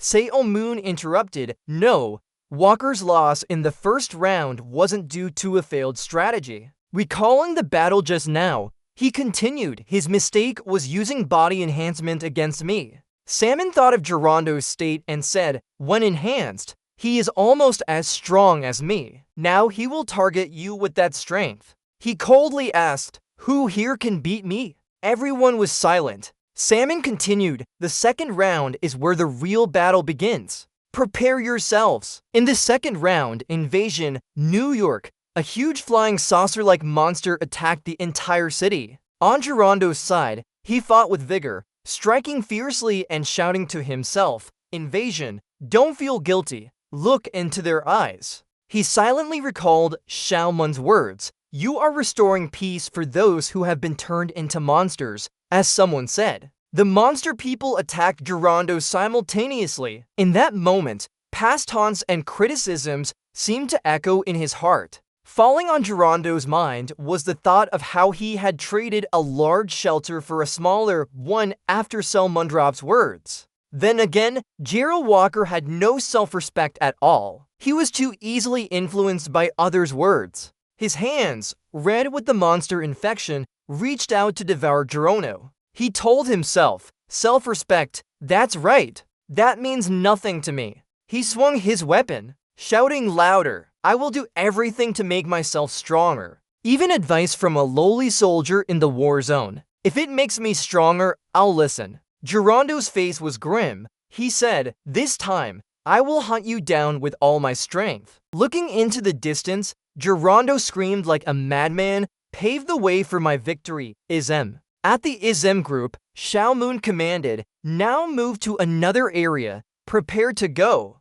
Sunho and Lin Neiyin stand high up, looking down where a blue light fight is happening. Sunho reports, "I see 3 players from their team about 400 meters away. It seems the warrior monks are hunting in small groups." Seo Moon thinks to himself, "Hunting in small groups? They're using a different tactic than last round. No, they must be planning something." Then he orders them to check other areas. Lin Neiyin quickly responds, "Yes, one of the warrior monks from New York has appeared." Next is the announcement from the Vanglen Rena system and Fong Siju, One Kin and Fong Siju, Heikius. Xiaomun and Sunho exchange glances. Then he and the ISM team look towards Gerondo's voice. "Are you surprised that your teammate was eliminated?" He smirks. "If that's all it takes to surprise a machine, then it's disappointing." Xiaomun stammers in shock. "VKA, Walker." Xiaomun wonders, did he come here alone? Amidst the loud explosion and debris flying everywhere, Gerondo stretches his arms out and shouts, "This time I'm better prepared." Following that, he leaps up and vanishes in an instant. Xiaomun yells after him, "Bold guy, come back." In a flash, Xiaomun suddenly feels a familiar trigger approaching closely. Gerondo attacks unexpectedly, saying, "Focus on me."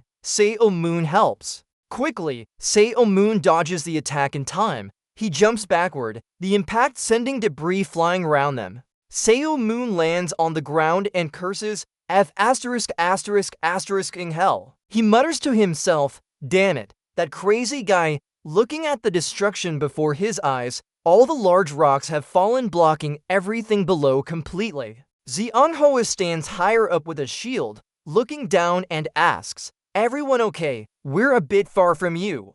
Seo Moon observes around him, thinking to himself, "But everyone is safe." He separates himself from the group. He thinks, still using the same tactic as last round? Meanwhile, members of the New York warrior monks quietly appear behind them. Yuri, Bunk, and Maxim. The 3 attack Seo Moon together. He quickly turns to block their attacks, shouting, "Just like last time then." He grits his teeth, thinking about their hiding spot from earlier. "I knew they'd come. Damn them all." His expression is fierce. They're hiding behind the broken rocks. That's why they dispersed. Next, Salmon fights quickly. He dodges his opponent while calculating in his mind. It wouldn't be easy to isolate himself if they set up traps like this. "I need to break this situation and return to my team." Seo Moon notices a sneak attack behind him. He's annoyed, cursing inwardly. "The 4th one, I thought you'd leave me alone.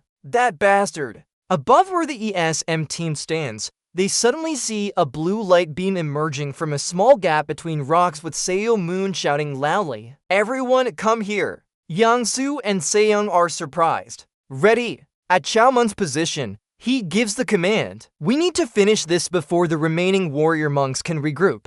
Yurundo appears then. He says, "This is troublesome." Paicho raises his hand. 3 blue magic circles appear in front of him. He speaks calmly, Do you think you can stop us alone? Then the three magic circles charge forward. Gerondo sees this and replies, alone, wrong. Following that, his teammates appear behind him. The system displays information, light shields, capable of absorbing aura from people within a 3-meter radius around them, creating a light shield.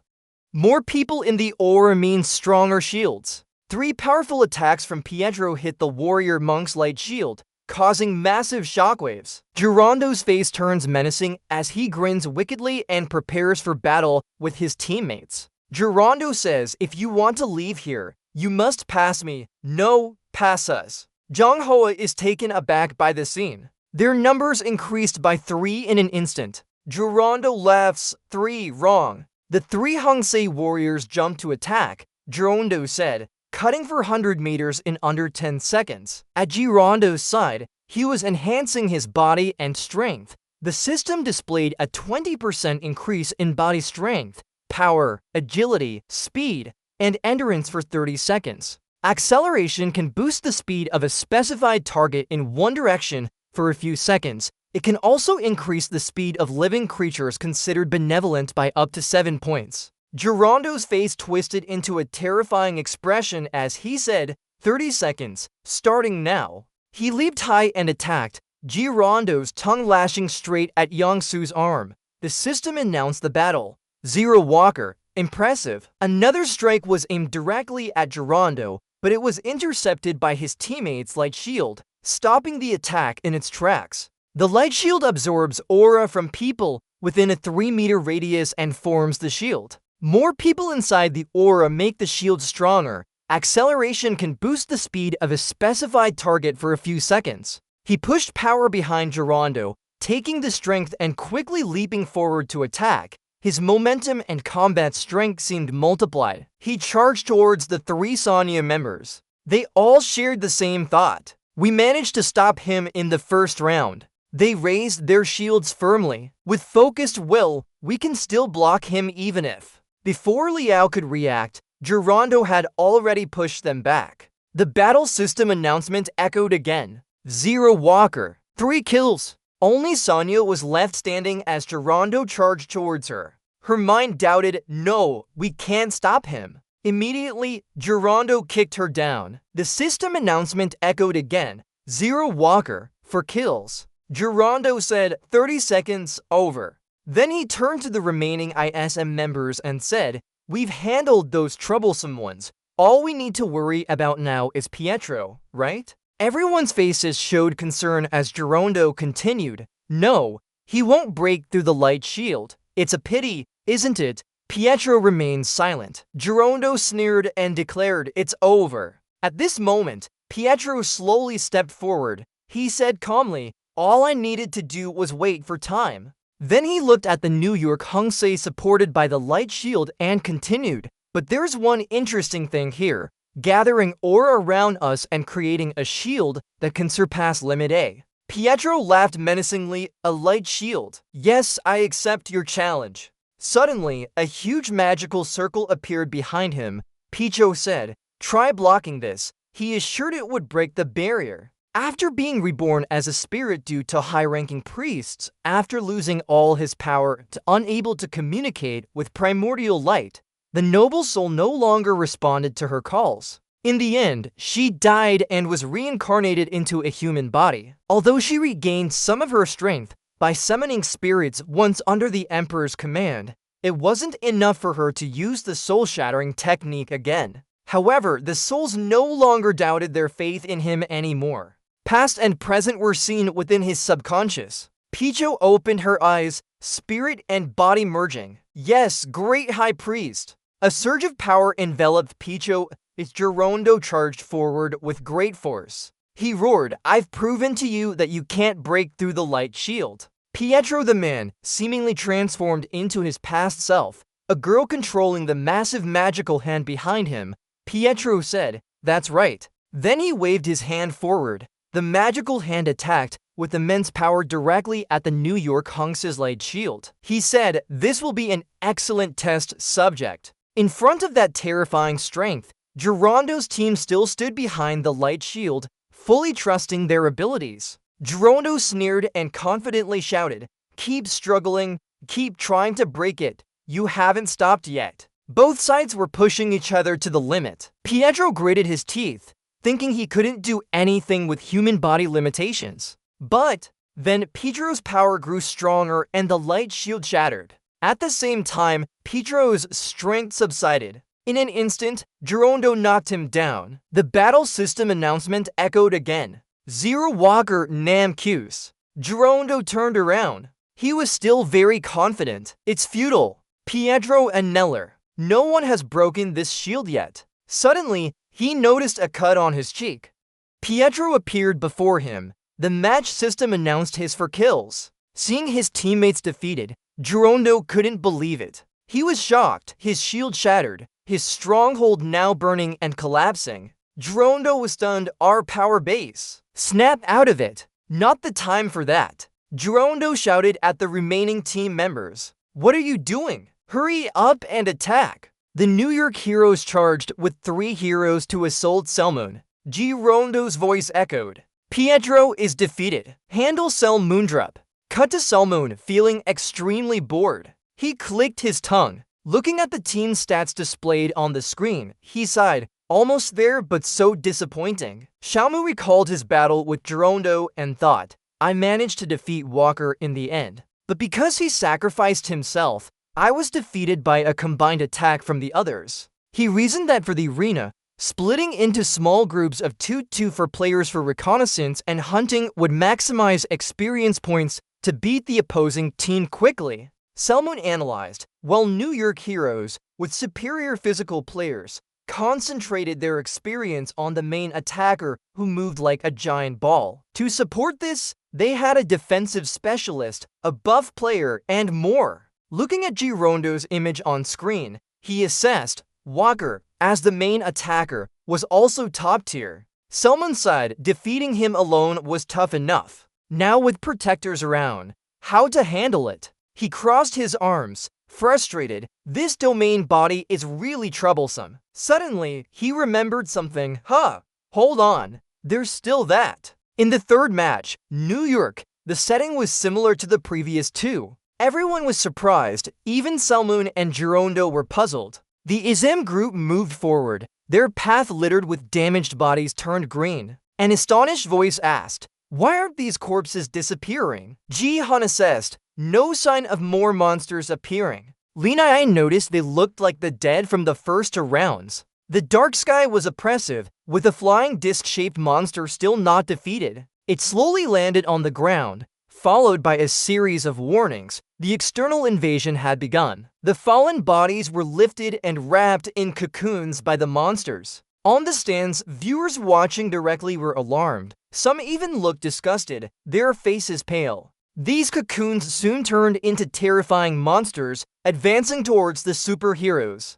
A voice announced over the loudspeakers, until all monsters are defeated, the match will continue despite a team's defeat. The third round began. New York heroes advanced to attack proactively. Gerondo cursed, damn this stupid system. A slash through a giant monster's shoulder, but it seemed insignificant. Gerondo paused. He muttered, it's real. They are completely different from before. Suddenly, a tied-up red hair appeared. Then came attacks from behind, surprising the heroes. Someone shouted, Lineon, fall back first. We'll continue after finding Pietro or Nella's location. Gerondo gritted his teeth and quickly calculated. The weakness of the shield lies in its reliance on aura from surrounding people. If it broke at the start, that would be a huge loss. We must fight until our aura is nearly depleted. So he turned around, targeting Pietro to attack immediately. Recalling their pre-match strategy, Selmoon said the previous battle proved Pietro could break through the shield.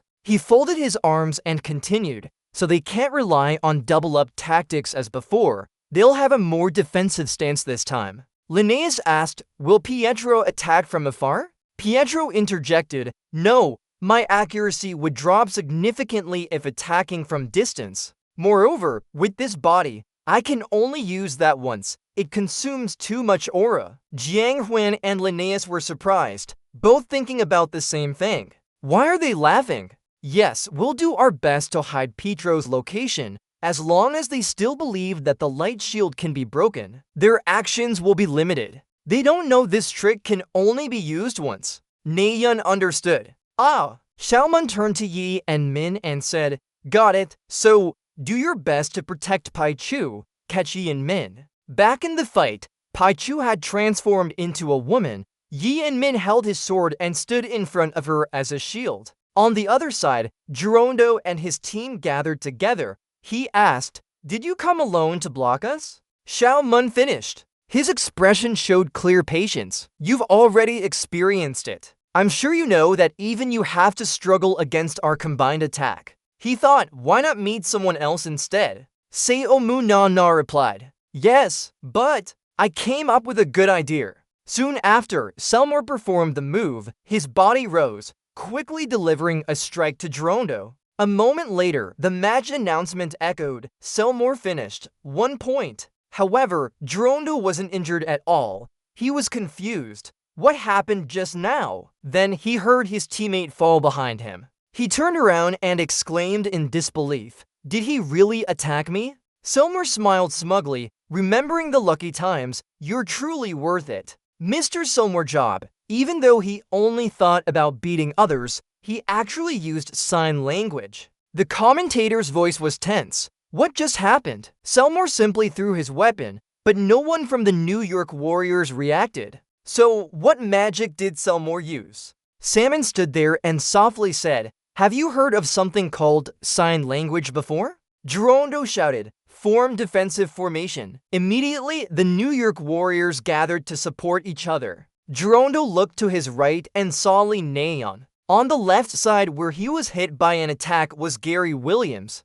and in front of him was Salmon Job. He calculated that there were about 4 or 5 more people nearby. Jirondo thought, are you guys trying to clear a path? Damn it, I can't move easily because of Pietro. Suddenly, a sword rushed towards him. It aimed straight at Jirondo, but he managed to block it with his shield despite being caught off guard. Then, Xiaoman charged directly to attack. Jirondo was surprised. He attacked from the blind spot after throwing.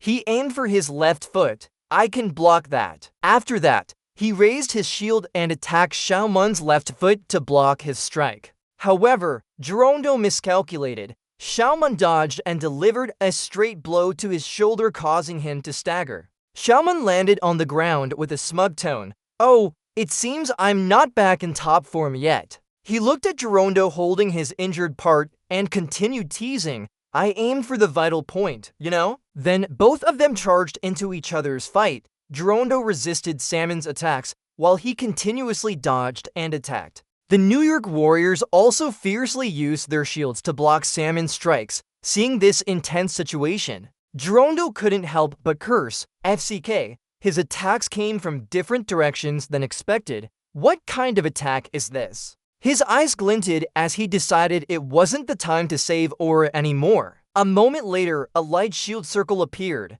Xiaoman jumped up high. He exclaimed, "Light shield, huh?" Inside the light shield, his teammates shouted, "Walker, we're in position now. We are too." Realizing this, Jirondo loudly called out, "Now." Salmon was taken aback. His body, which was on the outer side of the light shield, fell inside it. He thought, so they used the light shield to trap me? Looking at the group in front of him, Salmon asked, "What are you planning to do? If Pietro attacks, what should we do then?" Groldo replied, "Stop gloating. I guess you were trying to keep Pietro's location a secret. However, I've realized that Pietro Anella isn't nearby anymore." In another corner, Gerald and a few others from Hong Sein, New York are fighting fiercely to eliminate their opponents. Meanwhile, each of them reports that Pietro Anella is not here.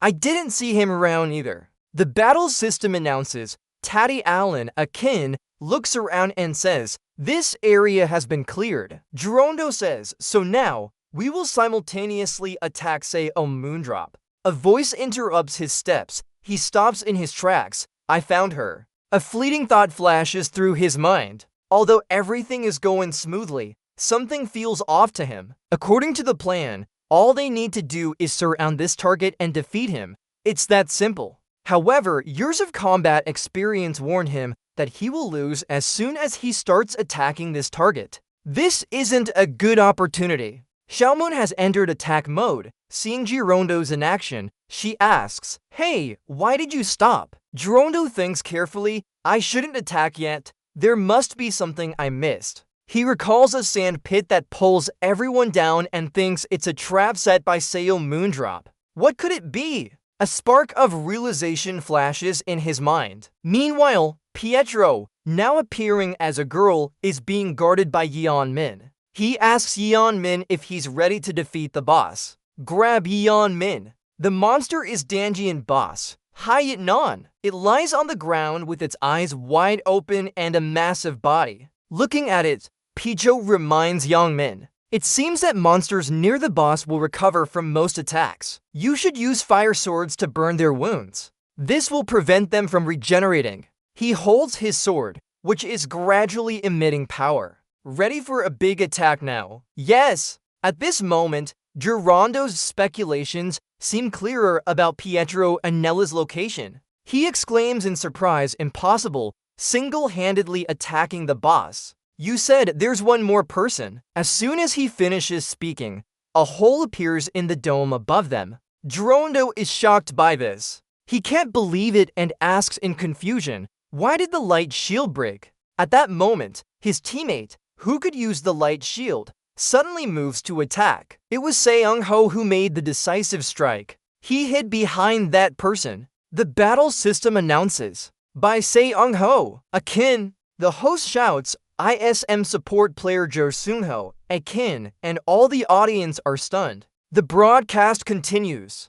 What's happening? Player Jo Seung-ho suddenly appeared in Hongse's team formation. On screen, his image and achievements appear. The host continues. More importantly, this is his first kin skill since debuting. Could it be that he has awakened his fourth superpower, the moonlight? Seung-ho looks blankly at everyone, a very innocent expression. The system suddenly displays a notification. Physical strength, agility, speed, and endurance will increase by 20% for 30 seconds. Immediately, Girondo and his team launch an attack. The announcement sounds, "Zero Walker, Akin." Girondo is truly furious. He grits his teeth. In his mind, he curses, "Damn it, he's definitely playing with us. We were to focus on maintaining the light shield so that it wouldn't break." He analyzes, "We planned to eliminate Selman Job when Pietro wasn't there and gradually take down the rest.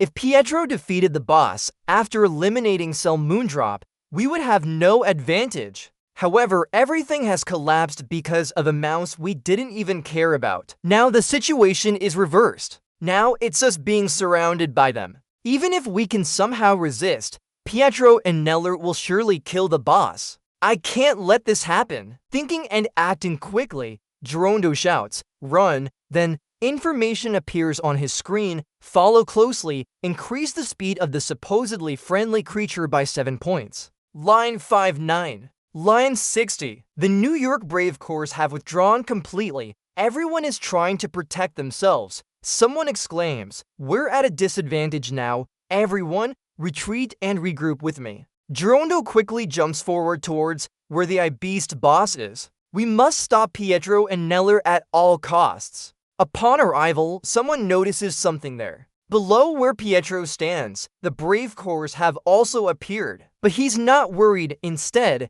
he goes into an attacking stance and says, "It's too late." With a swift move, Pietro directly shoots at the I-Beast's eye, bringing it down. From above, Girondo dives straight towards Pietro. "No, you were already our target from the start." Suddenly, Xiaomun appears to block Girondo. He says, "You've forgotten about me?" In response, he delivers a powerful kick that sends Girondo flying far away. He falls unconscious after being hit by a blade in his stomach, lying motionless on the ground amidst rubble. Even as Girondo's consciousness fades, his thoughts continue to churn. "Damn it, where did I go wrong? Where?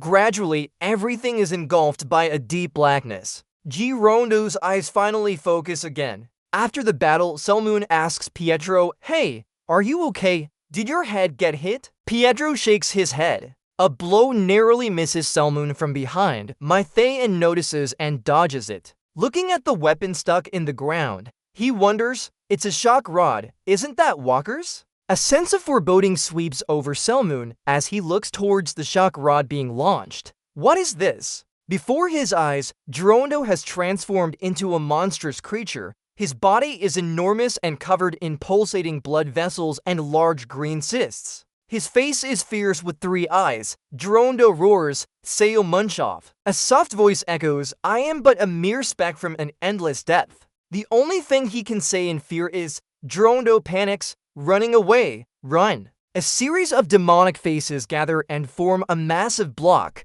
They all scream, run, run now. Suddenly, one eye opens wide as the human-like creatures are captured to help the beast regenerate into an enormous, terrifying creature. The system alerts, warning the boss has revived. Selmoon looks at it and curses, damn it, first it parasitized, now it's reviving too. Picho is also on high alert. These creatures from the Lost Land evolve over time. I fully understand their capabilities. The system alerts again, warning the boss has revived. Selmoon says, so, you mean this creature is completely different from what we've known? Suddenly, both Selmoon and Picho freeze. In one of the creature's tentacles, Jinzu is dragged up high, his face pale. He stammers, Derek. The battle system announces, if the boss isn't defeated, both teams will be declared losers and eliminated from the World Championship. Another announcement follows.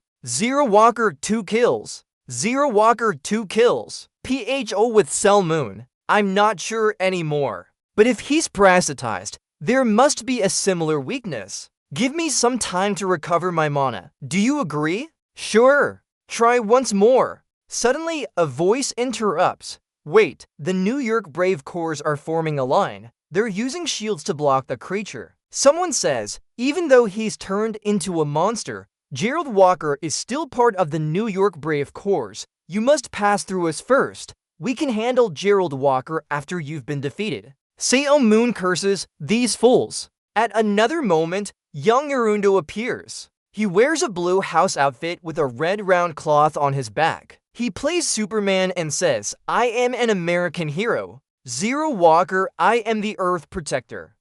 The boy looks at the small robots below, laughs loudly, and continues his role. They are surrounded now. Zero Walker, you guys really stand out as villains. You gathered such a force just to capture me? Gerundo Jr. spins his arm, gathers momentum, and delivers a powerful strike. With the power of justice, I won't spare any of you. The past and present intertwine. As the younger version of Gerundo strikes, the monster retaliates with a fierce attack on everyone. An announcement sounds, Zero Walker. For kills, a painful voice echoes, weak, Walker, Wyatt system alert, internal attack, 2 kills. It doesn't stop there. The monster continues to strike with its other hand, targeting Hung Se New York's teammate, who is well-deserved. Suddenly, Selmoon appears, quickly rescuing and amplifying his power towards the monster. He angrily shouts at the person from earlier, hey, you stupid scoundrel! It's clear he can no longer distinguish friend from foe. Do you think you can win for free? Didn't you think he couldn't differentiate us in that state? If he kills any of you now, it will be the end of all of you. Don't you get it? To turn your back on a monster from the start is to be so foolish, right? What are you carrying on your shoulders for? He looks annoyed and says, what, these dumb, well-developed four-armed bastards? The person hasn't recovered yet. Why did you help me? Selmoon sighs, honestly, it seems I'll have to explain everything step by step so your death won't surprise you. His eyes are deep. Forget the battle for now. Everyone, gather, we'll handle this later. Selmoon looks at the monster and says, we need to take down that thing first. Ji-hun pushes his glasses with one hand and speaks, this, I've always wanted to say, in such a situation. Selmoon asks, yeah? All team members gather, everyone is ready for battle. Selmoon says, we have no choice but to form an alliance temporarily. Watching the monster attack wave after wave, the host shouts loudly, what's happening here? The boss monster and Zero Walker have merged into one giant creature. Both teams are now fighting together against it. Xiaomoon shouts, avoid, system alert, internal attack, 5 kills, 3 kills. Everyone moves around the monster. Xiaomoon warns, don't block directly, dodge. We need to hold them off until Picho gathers enough mana. In Team 1, Li Meiyan, Yuri, and Gari are assigned to attack from a distance, trying to draw its attention. The monster continues to wreak havoc. He says, the armor shields should protect the distant attackers if they get hit. That's Team 2's part. Another team is attacking the monster as well. Xiaomoon shouts, fight and run, don't just attack like that. This is Team 3. Looking at the monster's information, Xiaomoon quickly informs everyone. Because it's merged with Gerald Walker, it might be a bit difficult, but it's not very fast. Don't overexert yourselves. Just try to hold it off as much as possible. While supporting Pietro's movement, he asks him, how long do we have? Pietro says about 5 minutes. Looking at the monster being distracted from afar, he says, so we can hold out for another 5 minutes like this? Although it's an involuntary trade-off, it's surprisingly beneficial. Good, if we can continue to hold out like this. Before he finishes speaking, Xiaomoon falls silent. The information screen appears. The body strength, power, agility, speed, and endurance will increase by 20% for 30 seconds. The monster attacks fiercely, delivering a powerful punch. Line 60 ends here. An audio notification played. 0 Walker, 8 kills, internal attack, 5 kill. Its tentacles wrapped everyone up high, then squeezed tightly until they died. System notifications echoed continuously. 0 Walker, 11 kills, internal attack, 6 kill. Xiaomoon was angry. FCK, just lost to squads in a flash. Things are going smoothly. I can see the light at the end of the tunnel now. Picho spoke up. I still need for more minutes. Sermon job. You respond. Got it. Damn you. Bao asked. Take your position. What do we do now? Ken said. Don't overdo it. Just keep an eye on its movements from a distance. Xiaomoon and Pao approached a location. He was frustrated. We've never had a smooth mission before. Xiaomoon called out to Pao. Hey, you're next. Follow me. The two leaped up high together. Let's go up. They attacked the monster continuously together. Xiaomoon was thinking, using so much Tio Hao for Aura Shield is excessive. I need to optimize my Aura Shield usage. He said, I'll grit my teeth and hold on. Next, Salmon thought, magnify, throw. Then large rocks attacked the monster as instructed. Lucas brought large iron bars running over. Salmon continued, magnify, throw. The iron bars immediately pierced the monster's legs. The monster swung its hand to counterattack. Salmon resisted, throwing 100 centimeters cubes. He leaped high level with it. The monster quickly noticed and tried to grab him, but he quickly escaped. While resisting, Salmon loudly asked Pietro from afar, Hey, still not done? He responded, just a bit more. Dealing with this giant monster continuously seems to be exhausting him. Salmon was getting exhausted. Yeah, can't speed up anymore? I'm about to die here. Pietro stood on the rooftop of a tall building, stretched his arms high, absorbing and expelling energy simultaneously. If I could control it, I would have acted sooner. Stay silent and pin down the monster's position. Everything has its order. The giant monster was drawn by the magic circle above Pietro's head. Salmon shouted loudly, Hold on, it's detected our plan. He cursed, damn it. The monster turned around, raised its hands towards Pietro, roared a warning, ignoring us and charging straight at him. Pietro gritted his teeth, pushing himself to the limit, thinking, not yet, just a little more, just a bit more. Just then, the giant monster delivered a powerful strike. Xiaomoon quickly blocked it, protecting Pichu. He struggled, gritting his teeth. I still have to rely on this throughout. Xiaomoon warned Pichu, if you can't take it down in one hit, think carefully before answering me. Xiaomoon blocked the monster's attack with all his might. He grunted. Immediately after, Xiaomoon was slammed hard to the ground, taking full of the monster's assault. Xiaomoon gritted his teeth in pain. At that moment, the commentator's voice echoed. It seems Salmon Job successfully blocked the monster's attack for a moment. However, despite acquiring a new skill, he was still knocked out because he couldn't handle the monsterized Walker. Will both teams be eliminated like this? Pedro's words cut off the ongoing program announcement. No, you did very well, Salmon Job. His hand extended in front, immediately sending a powerful force into the monster. Standing in the wind, Pietro smiled with determination and said, I'm sure to finish him off in one hit. The sun was setting, cheers echoing from the stands continuously. ESM versus New York Hero. New York Hero versus ESM. The host began announcing the results. The screen displayed Seo Moon's team name with winner, and ESM advanced to the 16th round of the World Championship. Everyone was elated. Lee Na-yeon even jumped up. Seo Moon thought that when the battle against New York Hero ended, not just the players, but also fans were celebrating. The first team to qualify for the 16th round of the World Championship had surprised everyone. Not only the well-known players received praise, but even lesser-known ones began gaining attention. In the highlight video, many netizens left comments showing their intense interest in ESM's match against New York Hero. 16th round, New York Hero lost. Lumiere is in trouble. Bryce is in danger. Advance to Nathan. Advance to Saran. If they win the 16th round, next up is the 87th round of the quarterfinals. The semifinals, that's a victory. After watching today's match, I'm sure ESM will win as long as Selmore Job remains in the team. Walker might come up with a plan to counter ESM, but it would be meaningless against Seo Moon Job. Walker's tattoo is always there. Can you share the link? Not stopping there.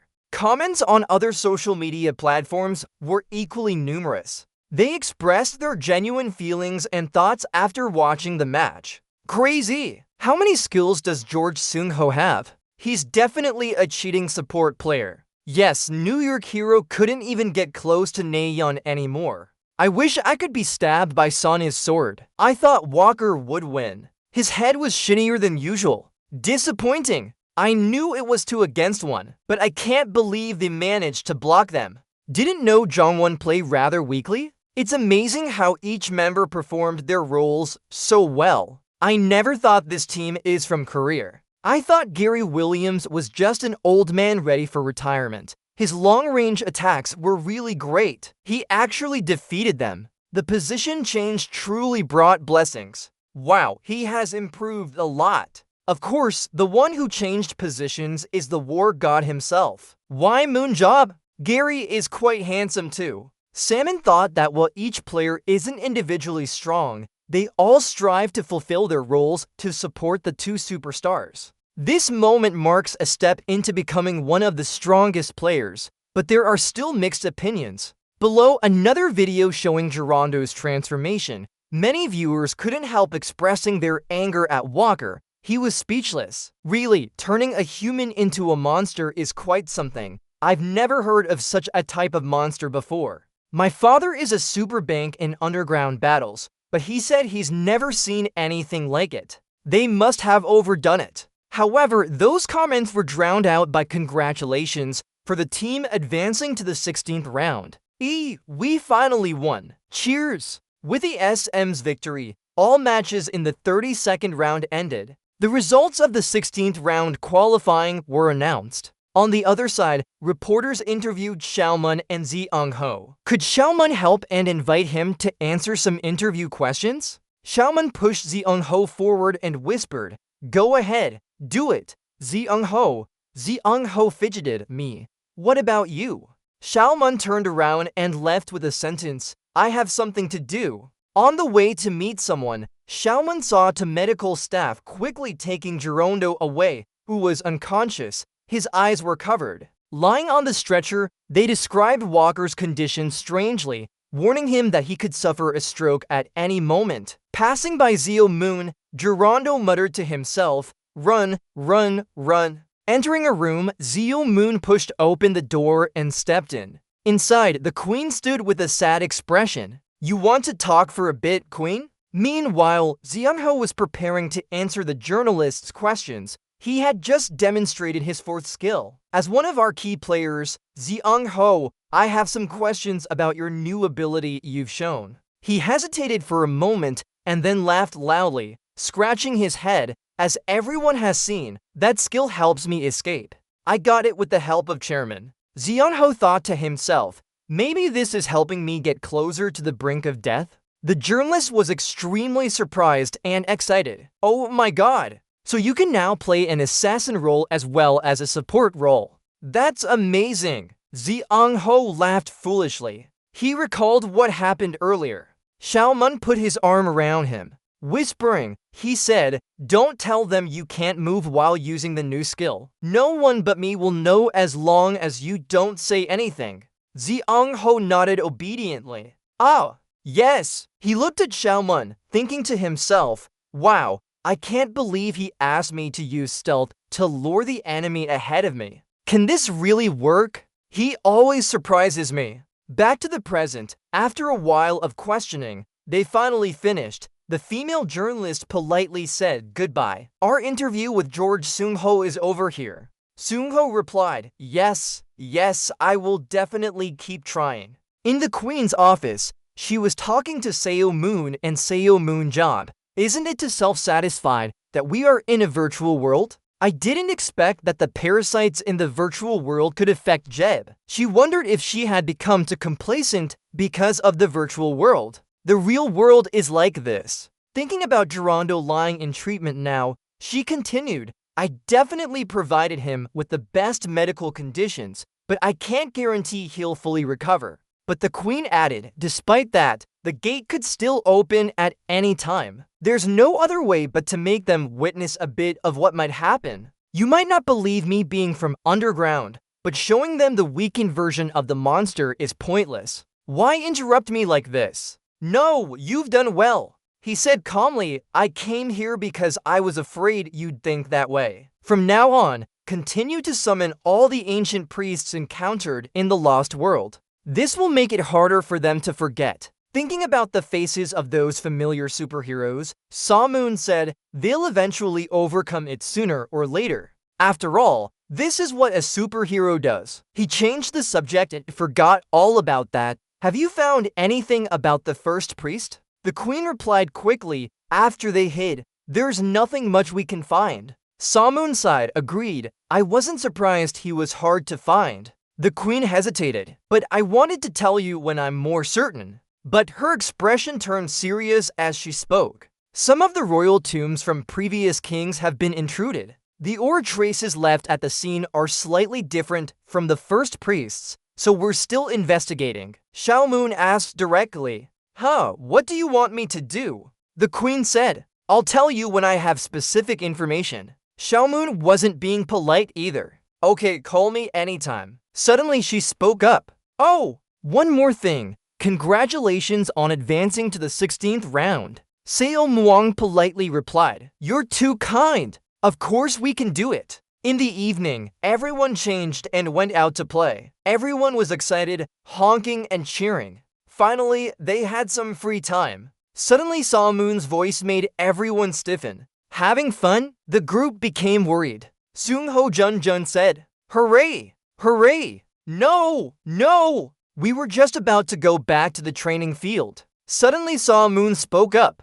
Don't worry about it. Everyone still didn't understand by tomorrow morning. Everyone was sweating profusely. Confused. Okay, Sa-moon had to explain clearly. I meant go out and have fun. As soon as she said that, the group understood clearly. What? Let's go. We must celebrate like this today. It's the last day. Then the ISM team started playing from early morning. Some went shopping and strolling around town. Others posed with the Statue of Liberty. They even ate delicious food together. Seung-ho and Lee Na-in were caught asking for autographs. Can you give me your autograph? Seung-ho stammered, pointing at himself. Me, Na-yeon, on the other hand, happily signed the gift. It was only when dusk fell in the ISM high-rise base. After playing around, they lay down to rest on their beds. It was a fun time indeed. I wish every day could be like this. Zhang-hon said, we can't believe we,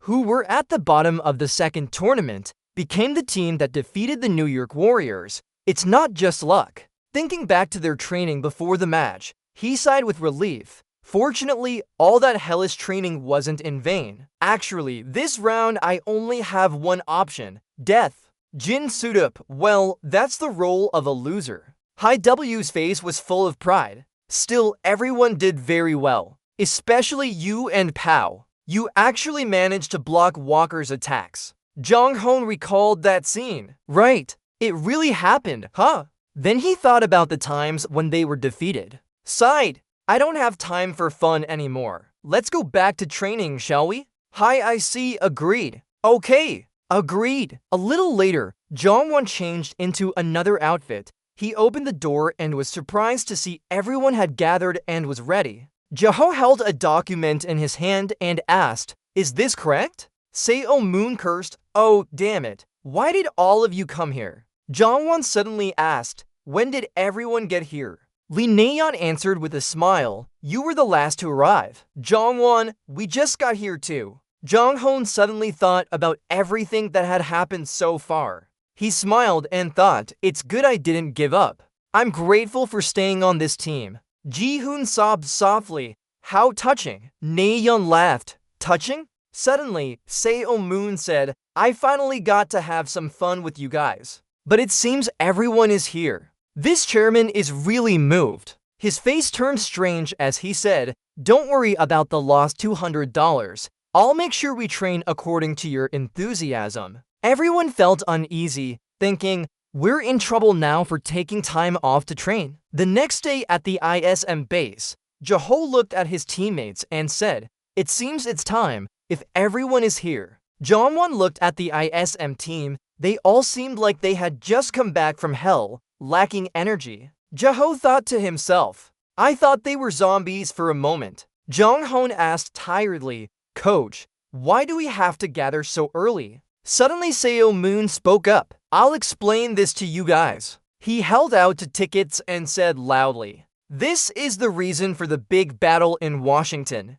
Berlin Blitz versus Paris Lumiere. We will go watch it. The team will face us. It's decided today. At the Smithsonian Stadium, Washington, D.C. Everyone reunited, greeted each other. "Sung-ho, mans, are you all well? Oh, good training. Good kick. Stand guard." Ian instructed Daniel and Sung-ho to look at each other happily hugging. They really should be ashamed of themselves. Is it fun for teammates to meet up like this? Nearby, Lee Na-yeon and Chen Jin were also chatting happily. Are everyone doing well? Of course we are. After today's match, let's go grab a drink somewhere. Na-yeon, that sounds like a bit much. The Saran fans were asking for autographs too. Sign it! Sign it! Saran player. Just sign, please. She blushed and stammered nervously. Again? I already gave her one last time. Seo-moon stood at a corner observing. These fools. They've become closer since the previous drinking session together. Emra and Kasha continued. As long as they're not too enthusiastic, it's not bad. Salmon laughed and asked, "What now? Do you think our team will win this time?" Emra Kasha calmly replied, "We've poured all our heart into the preparation. That's all I can say." Salmon couldn't help but snicker after hearing that. "You were boasting so much about your confidence before. We always aim for first place, right? Why is that?" He replied faintly, "It's not that I lack confidence. Confidence and reality are two different things. Moreover, as a coach, I need to be cautious with my words." Seo-moon looked up at him, saying, "You don't have to be so careful. Even if you're a stone, it will break eventually from too much beating." He replied, "All right. But the effort we made traveling all the way to Korea wasn't in vain." At the stadium, an announcement came over the loudspeaker. Some might consider this as an early championship match, the Game of Kings, with the strongest pillars of the school. The host introduced the two teams. German League consecutive first place wins World Battlefield. European Champions League 8-time champions. World Championship 6-time champions. World Battlefield World Rank second. Berlin Blitz BC. The enthusiastic audience cheered loudly, and the host continued, their opponents, the unrivaled French League 14 consecutive first-place wins, European Champions League 8-time champions, World Championship time champions, World R8K first, Paris Lumiere team. Seo Moon and Lee Nayeon sat in the stands watching. Suddenly, Nayeon turned to ask Seo Moon, "Boss, why aren't you going to greet Baek Hyeon's players? They really like him." Seo Moon replied, "Yeah, not going." She said she wanted to focus on training. Linian was surprised, "Really? Considering her personality, I thought she would have called you over." Selma said faintly, "Yeah, that means she's being serious now." Seo Moon suddenly looked down at the arena floor. Hyeon and Nathan were also looking up at him from below. Nathan told Hyeon, "I'm sure you're thinking about greeting him after our victory, right?" Hyeon nodded and smiled. Haeyeon looked around, thinking to herself as if talking to Xiaomoon or to herself. "Look over there. You finally get to stand proudly among the Paris Lumiere's leading players now. You're standing here beside the amazing figures you've acknowledged." The two of them held hands tightly, her eyes narrowing. With that look, she's no longer a child. She'll meet him after this match. The announcement came over the loudspeaker. The first battle map is in the Great Earth Pass. Looking at the dark scenery before them, someone couldn't help but be surprised. Oh, the train has changed again. Today's battlefield title, Invasion of Washington, D.C., USA, the host introduced. This time it's located in Washington. New monsters have appeared. There's a dome-shaped spider web in the sky, and we've never seen these spiders wreaking havoc across Washington. Suddenly, something emerged from the glowing spider webs. The host was alarmed. "What is that? Something is coming out of the spider webs." Then more monsters appeared. They were rough-looking. With a red stone on their heads, the loudspeaker announced loudly, "Another new monster type. Paris Lumiere and Becklin Blitz will face two new monster types never seen before in this battle. The monsters are heedless of anything, rushing forward, destroying everything in their path." A notification sounds. Battle starts. Lucas leaps up. Large lake. Take your positions. Immediately, the monsters also rush quickly. All of Paris Lumiere's team enters combat mode. Players attack. 3 people leap forward immediately. They use different techniques in succession. Information panel appears. Invisible sword ability. Can summon and control an aura sword for 3 minutes. Speed boost. Double speed for 0.3 seconds. Skill cooldown after 2 minutes. Together they form a formation. Can shoot out an aura sword within a 2-meter range. Then all 3 attack the monster together. Mid-battle, someone suddenly shouts, "Maximum defense, needs support." His teammate retreats immediately. Confirmed. Insight ability. Information panel appears. Swap positions with a teammate. Next, they stand close and swap places. Jack receives support from his teammate, leaps high and delivers a powerful strike to the monster. Jack's stats and notes appear, highlighting his techniques. Aura transfer ability. Can increase teammates' strength within 20 meters by 10% at the cost of 10% of one's own strength. Aura suppression ability. Can reduce opponent's strength within 20 meters by 10% at the cost of 10% of one's own strength. The commentator notes, thanks to Jackson's precise timing, the monsters are starting to weaken. Kai's support from her position helps Lucas and Paul Bryan. Selma looks at their stats and thinks, Paul Bryan is a tank, but his power is quite weak. Skill notification appears, storing damage received into body to increase strength and stamina. Paul Bryan gains strength, preparing for an attack. Seo Moon is surprised. Oh, he gets stronger the more he takes hits. Behind their protective formation, Lucas and Paul S suddenly glow, leaping high and attacking continuously with both hands. The commentator continues. Next comes Paris's star Nathan Bernard performing a leap.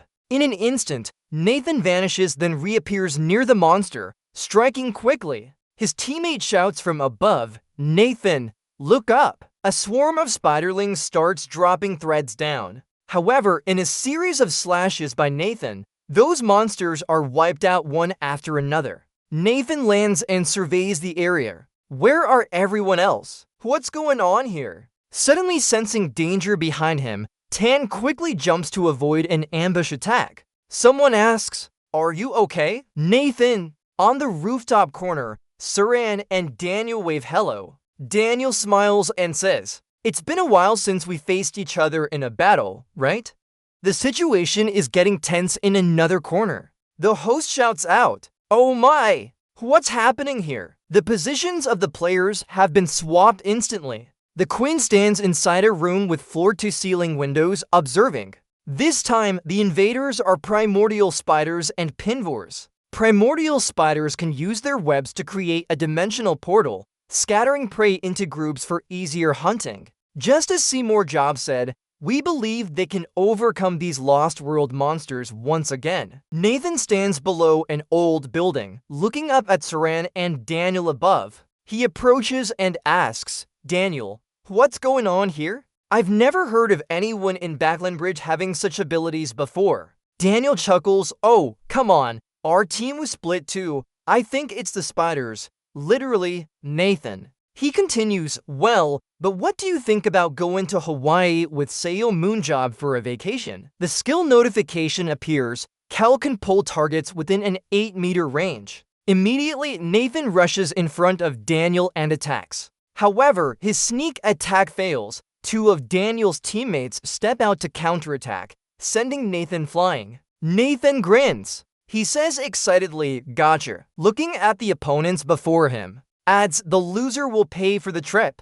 But the primordial spiders are attacking more than just Paris Lumiere's team. From above, the spiders form groups of 3. They create dangerous magical triangular formations. The Berlin Blitz team members are panicking, waiting for the swarm. Suddenly, Daniel realizes his teammate has vanished. He shouts in alarm, "Jaeger, burn." Daniel's mind is more tense than ever. So they disappeared in an instant, but I didn't hear any death announcements. This is the moon spider's skill. He wonders if it's spatial movement or teleportation. Where are the other team members now? How should we deal with this situation? Suddenly, a voice echoes from somewhere. "Daniel, just ignore us. It seems like we've been teleported to some distant place." Daniel considers, so the closest answer is probably random spatial displacement. The information notification appears. Can pull targets within 8 meters. Can push targets within 2.5 meters.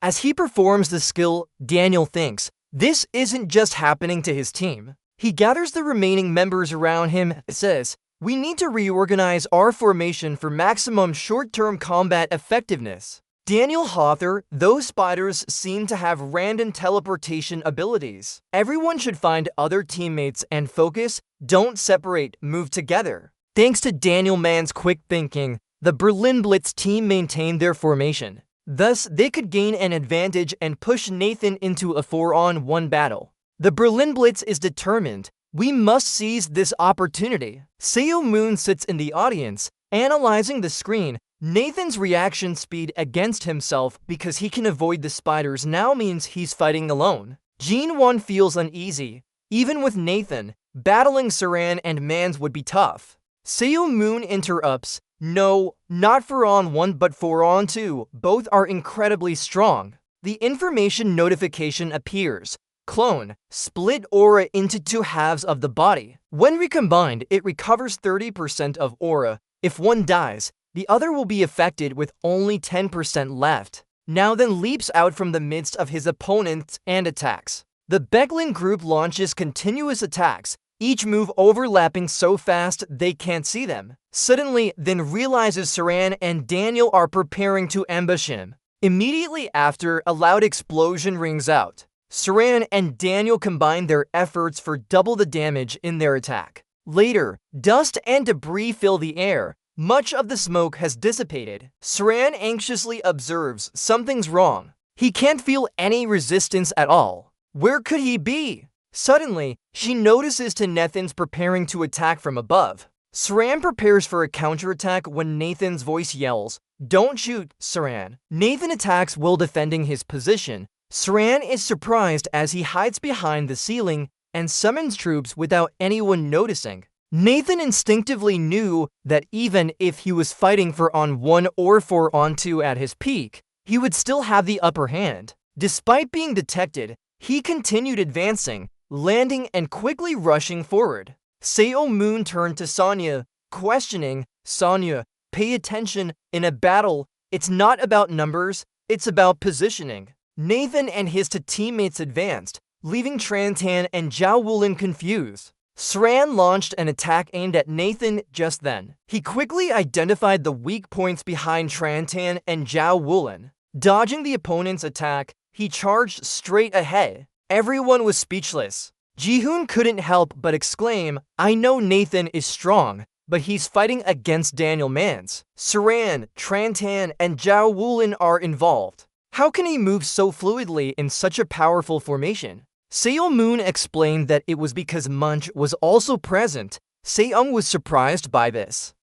Not because of SSS-Rank, not because her death ray couldn't move freely due to Becklin Bliss's restriction? Superhuman said, no, it was due to her control over the death ray. At his peak, he aimed towards SSS-Rank. He continued, "Look, she's seizing the moment to launch an accurate death ray." At that exact moment, if she didn't press him like that, the battle would have ended long ago with Zhao Wulin and Trantan unable to do much. They were outnumbered, but had to accept this minor inconvenience for such a significant victory. Second, there was no teammate beside Yen to worry about. This fight is just to fully unleash his potential. Mans is a support player, using pull and push skills to disrupt the opponent's formation. However, Nathan jumped in and disrupted their formation this time. Nathan was placing himself in a position where Mans pulling or pushing would leave one of them vulnerable for an attack. All Mans could do now was try to keep his teammates alive.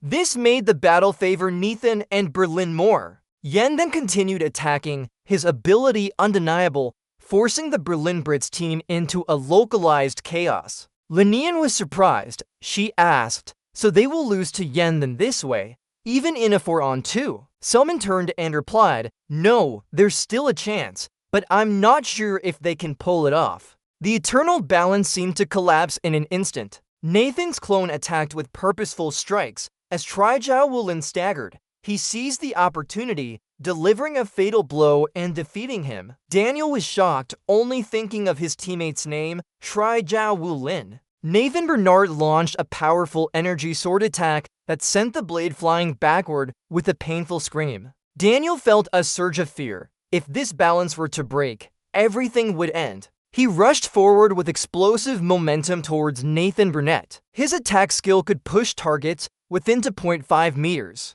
Chen Jin lunged from behind Nathan's clone with a powerful energy fist that sent him flying backward. Daniel stood aside, relieved. It worked. I've taken down Nathan's clone. Suddenly, something sharp flew past his eyes, returning the balance to 3. We have regained the upper hand. He kicked hard with a blue energy blast, forcing Nathan Bernard back. Selman stood aside, impressed. That kid has overcome his flaw. Looking at Nathan's stats on the system, he had been trying to keep his clone alive. Suddenly, his eyes turned white as if activating a different power. He stood by, slightly surprised. This time, to break their formation, he even used it as bait. Chen Jin charged like a hungry tiger. "I won't let you." Before he could finish his sentence, Nathan Bernard's gaze attacked him unexpectedly. With just one glance, he was hit by 2 combined slashes and screamed in pain. The Nathan player was now down to 1. Nathan Bernard Akin abandoned his clone. He successfully defeated Zhao Wulin and Trantan. Now, Berlin Blitz had no melee players capable of defeating Yen left. SSS-Rank panicked, sweating profusely. Yen Bernard continued slicing through the air with his attacks. He skillfully used his abilities, Pull, which could target within 8 meters and increase speed by 50% for 3 seconds. SSS-Rank was surprised to see Daniel approach from behind. He had noticed Daniel's approach. Yen Bernard continued slicing with attacks that tore through the air. He used his skills proficiently, Pull, which could target within 8 meters and increase speed by 50% for 3 seconds. SSS-Rank was surprised to see Daniel approaching her from behind. He had detected Daniel's approach. Daniel blocked in front of her to protect, quickly delivering a powerful strike causing him pain. But he didn't care, still sneering and taunting despite his injury. Nathan Bernard, even with one leg missing, recognized that smile. His eyes showed some surprise at the scene. Suddenly, a spear appeared in midair. Zhao was struck in the chest by a proud strike. "You are Zhao Wulin." He hadn't even had time to speak when he was hit with a soul-selling blow. King Hell. The system announced again, Nathan Burnett, Hakius. Outsiders watching couldn't believe it either. How could this be? Leading player Nathan, despite leading Hakian before the match against Berlin Blitz. But Zhao Wulin had injured his calf, making him lose mobility. These continuous doubts. I knew that wasn't just a feint. However, considering the feeling from the blade, it must have been a fatal strike preventing movement. Daniel's silhouette made one wonder what he did. The average synchronization rate for superhumans in the arena is 77.7%. Nathan Burnett has a rate of 96.67%. Saran is at 88.97%. Zhao Guren at 87.55%. Zhao Wulin. Chen Yin at 88.22%. Tran True. A reference appears. Xiaoman's rate is 97.02%. And Daniel Mans currently has the highest synchronization rate of 97.89%. Although the difference is very small, players can move with higher accuracy as their synchronization rate increases. However, the higher the score, the more vividly they feel pain. This makes some players retire due to psychological injuries. Zero Walker 90 for 0.77%. The benefits of high synchronization rates are minimal, but the downside brings life-threatening risks. Those who have witnessed Daniel Munch's play say that there is something wrong with his style. Full of respect and praise, knowing he would endure more pain than anyone else, he sacrificed himself without a second thought. This combined with his foresight created opportunities for his team to win. From the top 100 best games in 3, average support player count is 110. However, Daniel Munch's average game count was 167. The typical self-destructive player, symbol of creating unprecedented variables, that's the strongest support player, Daniel Munch.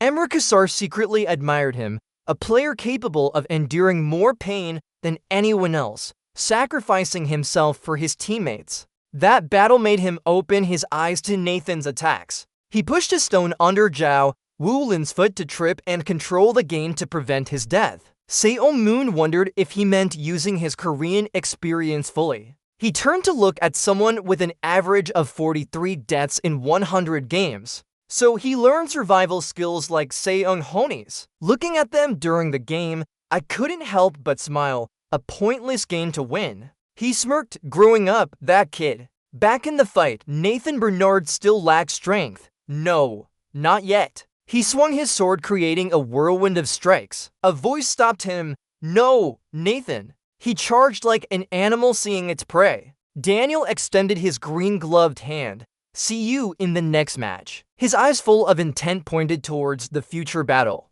Instantly, a green force pushed Nathan Bernard back. Saran was caught off guard from behind too. Saran! After that green light, only a huge pit and smoke remained with a voice echoing. Saran one strike. She stood there panting. Saran one strike. Nathan Bernard returned to his seat sighing in satisfaction. He looked at Daniel's face. Oh, it seems I'm not the only one who has overcome my weakness. In his heart, he evaluated that Daniel, always living with self-sacrifice, had changed. Probably I'll be her looking into that target now. In Nathan Bernard's eyes, images of him kept appearing. Each time a battle, I will only focus on what is in front of me. Then Paris Lumiere dispersed. Despite their best efforts to survive, they couldn't persist. Hazian suddenly turned her head forward in surprise. She saw something blankly. This is... Suddenly, a voice echoed from somewhere. We found them. One by one, members were defeated. Berlin Blitz kept their members due to Daniel Mann's intelligence. Score 6-0, Hazian stood there calmly without fear. The scoreboard in the auditorium showed a score of 6 for Berlin Blitz and 0 for Paris Lumiere. The first match ended with Berlin Blitz's victory. Inside the locker room, someone spoke, sorry Chen Xin, Zhao Guren. Daniel felt disappointed in himself. I forced them into a difficult situation without consulting anyone. It was because I wanted to win against Nathan so badly. Chenshin immediately rebuked him. What did you say, Munch? He recalled the battle scene. I defeated Nathan Bernard and Paris Lumiere. Zhao stood beside him and comforted his mood. Just let us take any position. If we win, we'll be your arms. He unconsciously clenched his hand tightly, smiling. Thank you both. Today I'm in a good mood. Keep up the good work.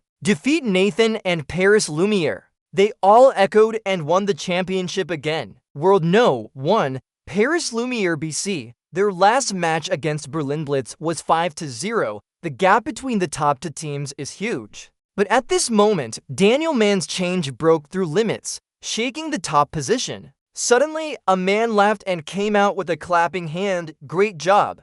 Mr. Zhang spread his arms joyfully. Becklin Bryce dominated in the first match. The Paris Lumiere coach Dubois-Gavin. Nathan Bernard sat on one side smiling as he received praise. Everyone did great. His words continuously comforted everyone. It was just that their opponent reacted better a bit. Suddenly, Dubois' lips curled into a sinister smile. The match is only beginning. No one will be discouraged by this loss. He clapped his hands together and said, too much now. Now we'll discuss how to win the second match. Before he could retract, a hand was raised. Coach, Hazian wants to share his thoughts. Do you have an idea? The second battlefield is still an invasion. We can see Washington's capital has been taken over by throne and pinfall. Just like before, take throne and pinfall on both teams' heads. I'm very excited to see how they handle this situation. The two teams faced each other in a dusty atmosphere. Daniel stood behind, energized with an arrogant look. Alright, let's fight.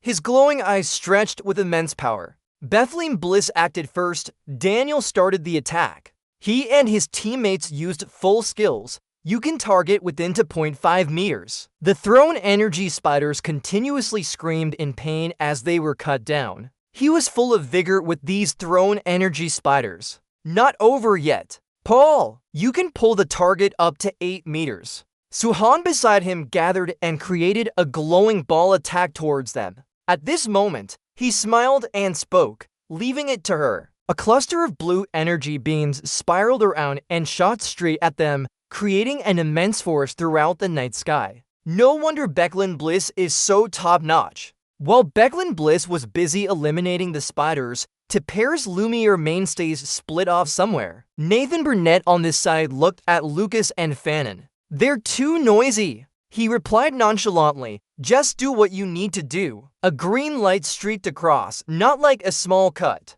The layers of thrown energy spiders were unexpectedly attacked by them. Nathan and Kai are together eliminating the thrown energy spiders. So the spiders won't be able to separate them with instant teleportation. Sure enough, it's Paris Lumiere's top-level quality. They combined to eliminate each primary spider and landed on the dusty ground. Nathan Bernard's eyes sense movement from behind. All members have arrived. Everyone has gathered. He sneered a sinister smile. Let's start the plan then. Beckling Blitz slowly cleared the way while suppressing the primary spiders. They've only moved 1 kilometer. Despite 15 minutes passing in the match, they're back to the starting point. It seems they're playing a slow but sure strategy. I wonder what Beckling Blitz's strategy is with such a slow move. ZAEGSDOT blocked and then called everyone's attention to one direction. Hold on, look at this. The dominant duo Lucas and Nathan Bernard appeared from nowhere.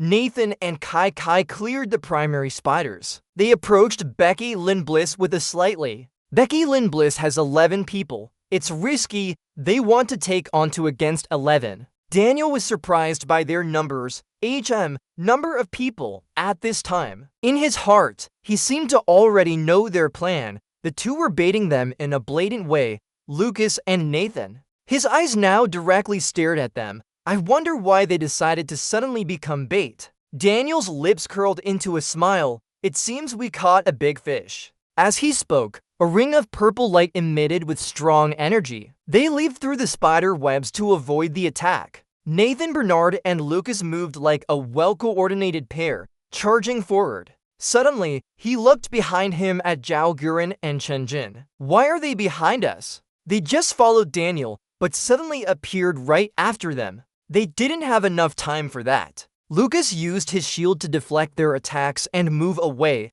protecting Bernard. Daniel smiled from below. We need to go slow to set this up. That's the plan. Our team left some primary spiders alive after discovering their instant teleportation location, turning this battlefield into an instant teleportation zone. Watching Lucas fall into his trap, he couldn't help but disdainfully smirk. You to have fallen for our trap. It's over now. Lucas stood there dumbfounded, sweating.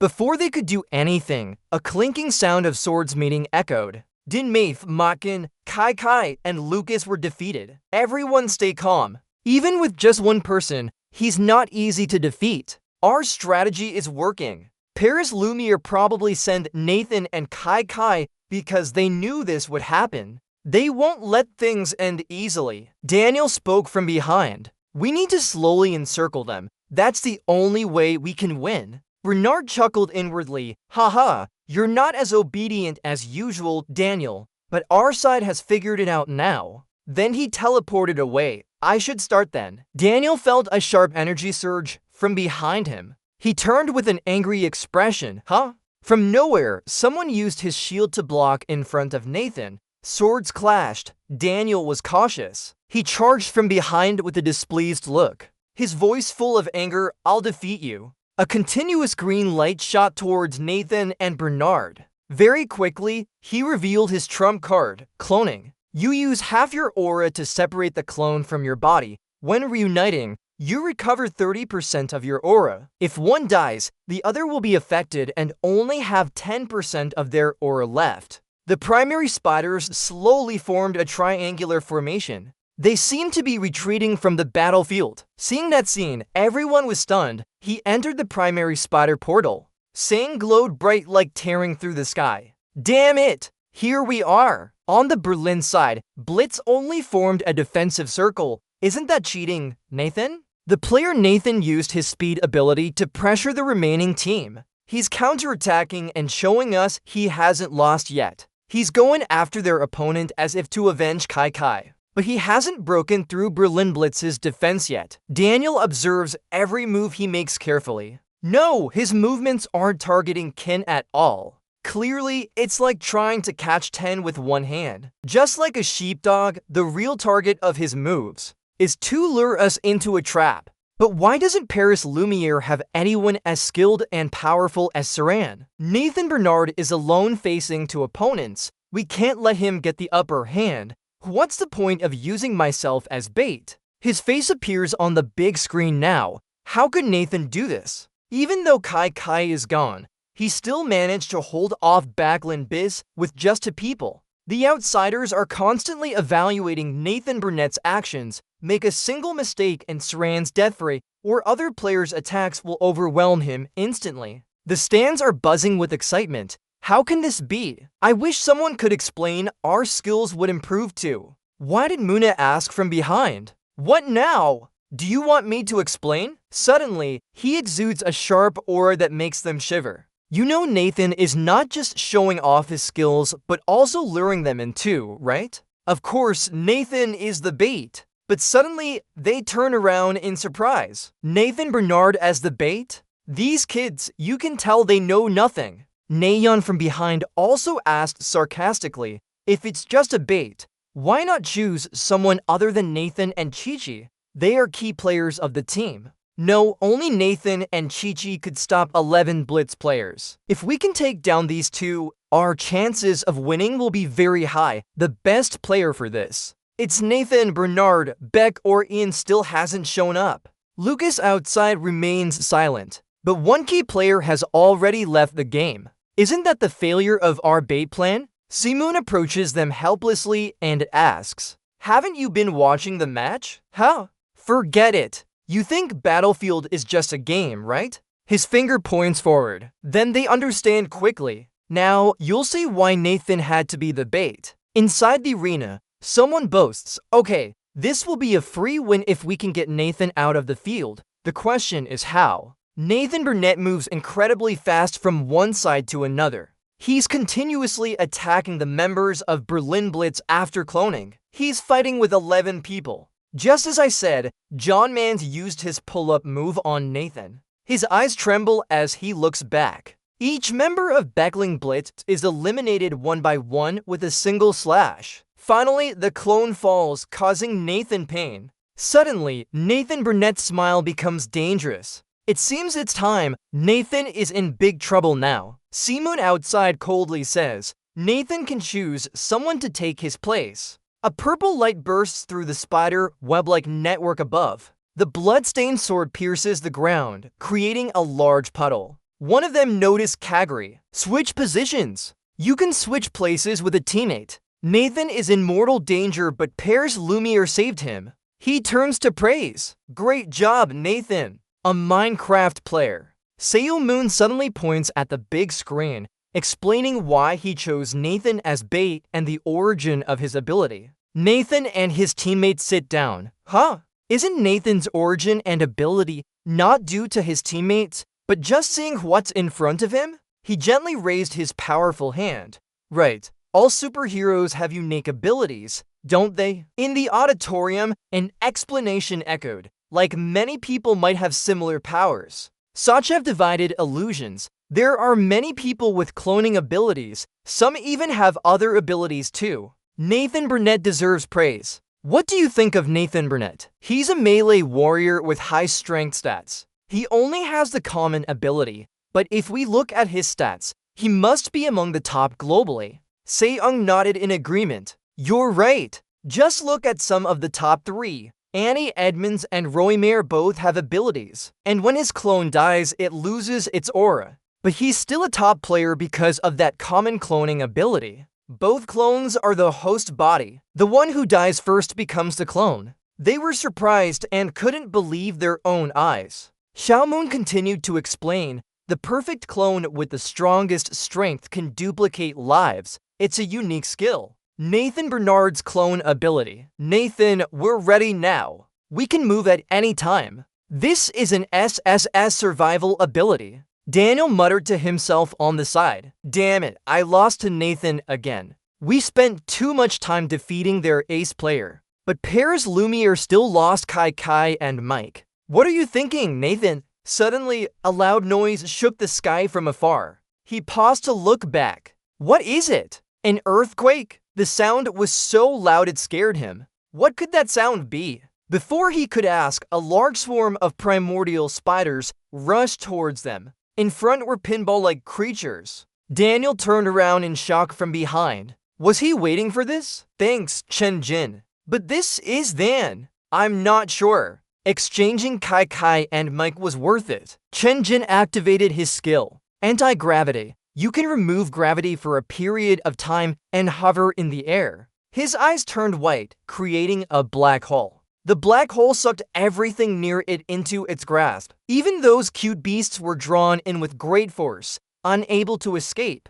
Daniel was stunned by the sight of thousands of creatures being sucked in. His face showed shock and horror. Saran asked, "What's wrong, Daniel?" His voice trembling. Why are they still more numerous? Suddenly, a blinding light emitted. What is it? The Voss soldiers suddenly expanded their bodies like an explosion. It was similar to the sound of atoms exploding, creating a huge noise. You know, if a shark stops swimming, its body can cook itself due to high temperature. That's why those pinvosses run so frantically. They're trying to cool down their bodies. In their bodies, there's a heat-producing part. If not cooled, the body temperature will keep rising until it explodes like an atomic time bomb. The scene was chaotic with deep pits everywhere. Daniel coughed from the dust and smoke. He struggled to stand up after the explosion. Meanwhile, Nathan Bernard approached him, pointing his sword directly at his face. He stood up in his tattered clothes, speaking with a bit of indifference. This is our oversight for not knowing Ben Voss's unique traits.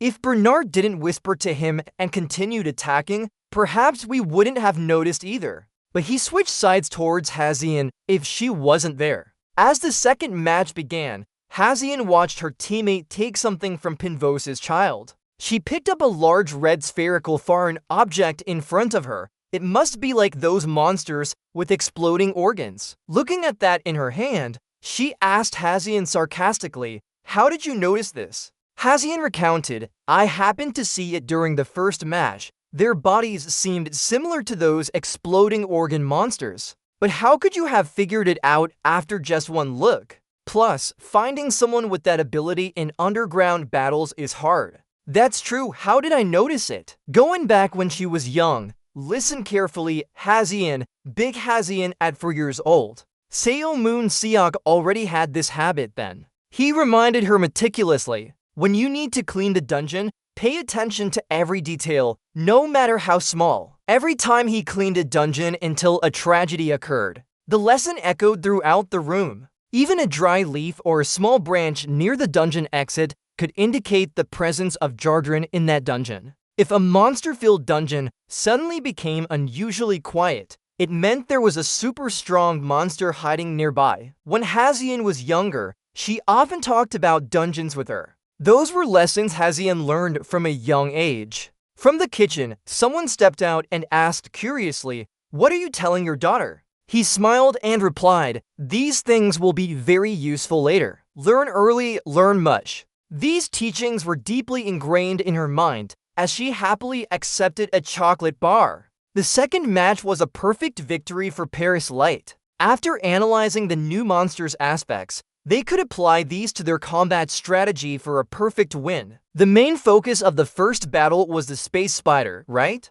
Of course, because that space spider would determine the winner of the first round. That's why I think both teams' strategies will revolve around the space spider and Berlin, as it has a real advantage in fighting alongside the space spider for guerrilla warfare. Tia Chup Becklin has a high chance of winning if Paris Light doesn't use Binvas in their strategy. Knowing that Binvas would self-destruct when stopped moving is crucial to deciding which team wins round 2. And the one who found this trait and developed an appropriate strategy, Big Ha Xian, was the Paris Light player, Big Ha Xian. While they sent Nathan and Kai Kai to hold back opponents, they decided to spread out the space spiders to gather pinballs. This is a bold but risky strategy. Thinking about sending to players to hold 11 others, only Nathan and Kai Kai could do it. Xiaomun, as Big Hazian, was very proud after joining the club and participating in matches. "I knew my youth coaching would be effective, proving my own abilities." Despite the second match ending perfectly, both teams showed an incredible performance. I'm looking forward to how both teams will perform in the finals. Now, after halftime, the decisive round for both teams officially starts. Americasa stood still, deep in thought. The system intrusion was introduced for this tournament. Even during ISM, an intrusion occurred in round 3. He looked at the large screen with some concern. Moreover, throughout rounds 1 and 2, the dungeon boss didn't appear. Thinking back to previous battles against Americasa, he kept coming up with ideas. However, battling the intrusion boss seems to require both teams to cooperate before it enters Walker. ESM still has an advantage. Looking at the odds between the two teams, he had some hope. Before the boss entered Walker, ESM still held an advantage. The Hunkers New York trembled under ESM's strategy. ESM has a 90% chance of winning if they sacrifice Walker. No, actually, it's a 100% win if the intrusion cluster doesn't appear. Since round 3 requires cooperation between teams, ESM's advantage in this unbalanced battle makes things hard to predict. His steps showed the heart of a coach. This time too, if we can exploit this situation. The door was forcefully opened and Paris Light will win. Americasa sternly said to everyone, "I'll explain our strategy for the third round." Gagari turned back and asked, "Boss, who do you think will win this round?" "You asked me?" Seo Moon's frightened expression made him cover his ears. "Hold on, no, don't say it. I'm afraid once you speak, my perspective might get boxed in. So let me ask you guys then. Which team do you think will win?" Seon hesitated before replying.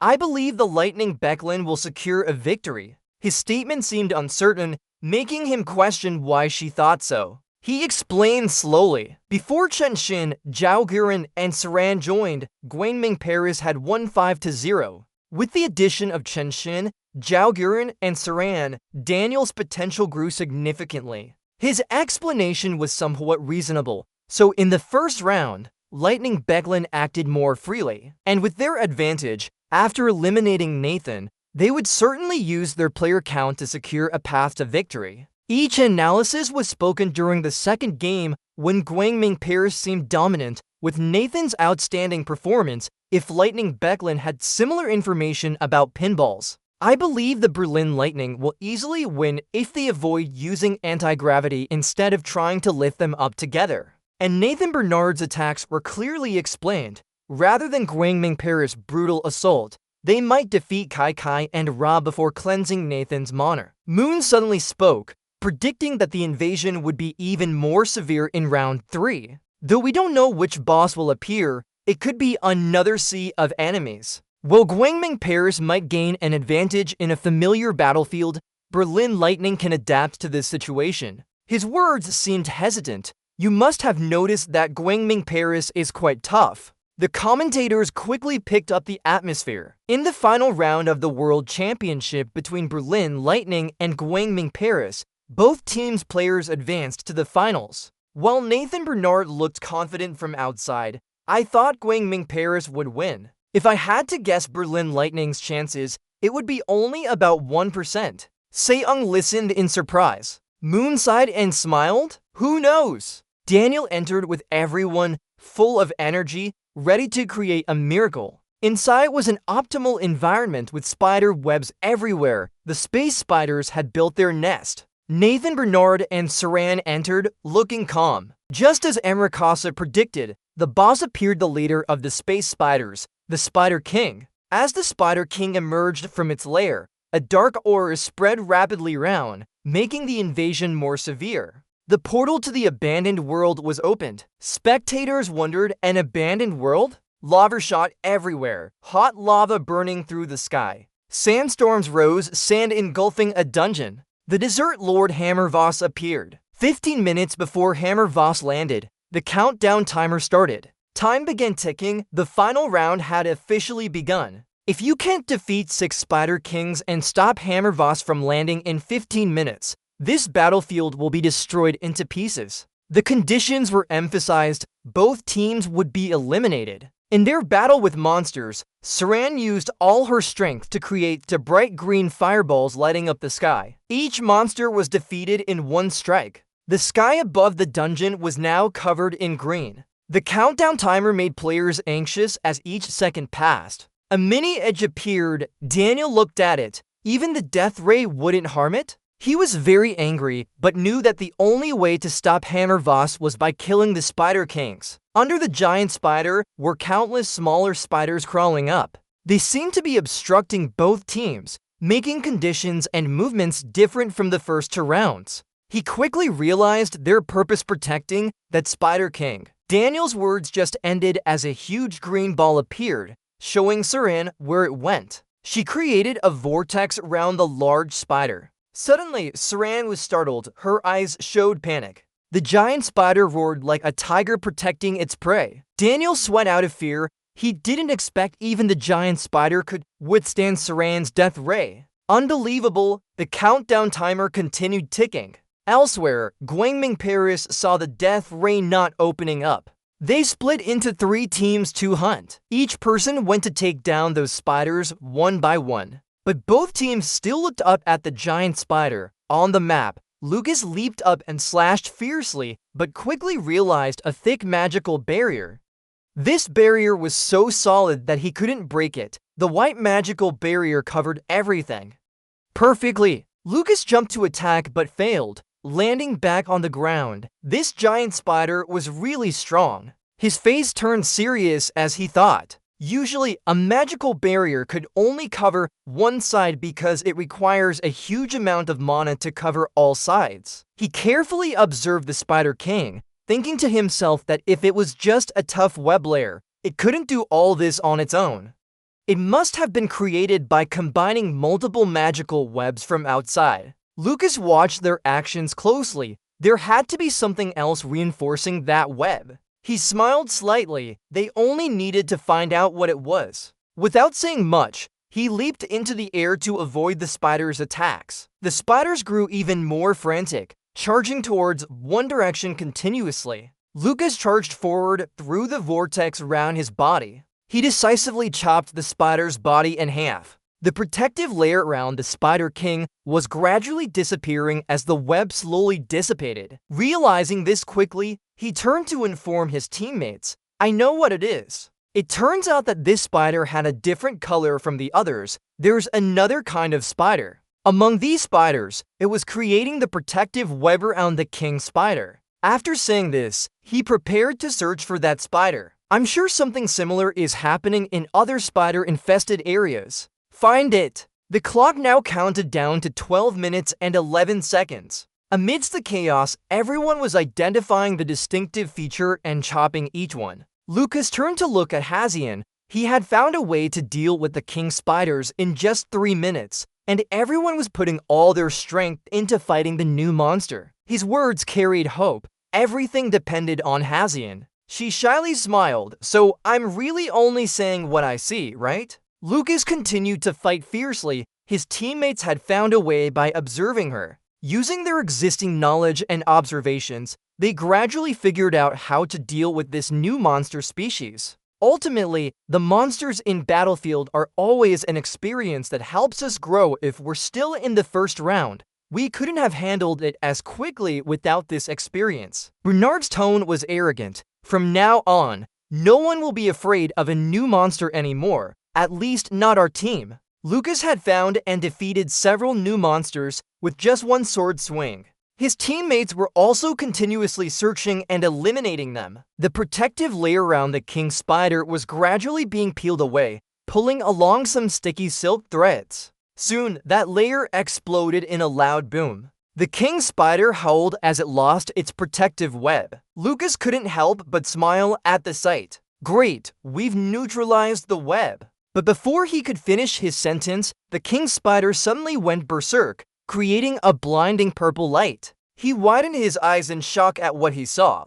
Suddenly, an announcement sounded as one of the 6 king spiders opened a portal to a world that had been abandoned and destroyed. And it was Saran who approached with a proud demeanor. Lucas wondered why they split up to deal with the monsters later on. A figure appeared, holding a shield to protect Saran as she approached. Support within a 5-meter radius consumes only half the usual mana. Saran's hand burst into flames, her eyes focused ahead. Then quickly, she unleashed her power to attack forward. Lucas dodged the electric beams and ran away. He shouted in alarm, "Didn't you think we'd figure out your plan? Saran!" Nathan, Bernard, and Hazian suddenly appeared behind Saran unexpectedly. She turned with an evil expression. Where did they come from? Daniel approached using his push skill to push them back. "That won't work. Nathan, the battle now involved for people made the atmosphere tense." He smirked. "You're not the only ones who were prepared." Nathan and Bernard were surprised to see a familiar face. Even Daniel was here? He pushed Nathan and Bernard back with an enormous distance. Another announcement sounded. "Saran, Hakias." She stood coldly, surveying the ruins before her. "Saran, Hakias." Daniel slowly got up. These people were just making a mess of everything. Nathan and Bernard looked at each other with sharp gazes. "Daniel, we won't be eliminated if we keep going like this." Looking at those battle-hardened faces, he wondered, these guys are really something. Their eyes met with a fierce look. "Can you give us the king spider?" "Daniel, if we keep going like this, we'll be eliminated." "I was the one who said that." "Nathan, from now on, just stand there and listen to our report on how many monsters we killed." Suddenly, a faint sound echoed in Nathan's ears. "Nathan, Hazian, you need to come with us quickly. It's Becklin." A cold voice appeared. "Bonesnitter, 2 kills. Back go a Belsti, 1 kill." His tone made Nathan Bernard a bit wary. "Is Team 3 blocking the quest?" "I expected that too. But Becklin, Blitz, you guys must be up to something interesting, right?" He turned to ask the others, "Can we do it?" "Daniel, stay with us while time is limited." Daniel replied arrogantly, "Of course, we only need 15 minutes to defeat those giant spiders because Saran will handle that for us." With a nod towards Saran, he asked everyone not to cause trouble for her. Before the match, Amarkasa sternly outlined his strategy. We'll use every tactic to ensure victory, especially considering the risk of elimination for your team. Jagger turned and asked sarcastically, elimination? He explained as if in an ISM battle, round 3 would have special monsters. Daniel skeptically interjected, is there any evidence that this will happen? Round 1 and 2 didn't reset the dungeon. Amarkasa brought up his iPad and showed the screen, comparing it to the spider nests from rounds 1 and 2, their size was closer to the arena. He seemed surprised by this realization. Now he continued explaining that this is how giant spiders typically behave. Something might appear in round 3. However, the key point starts here. He saw everything.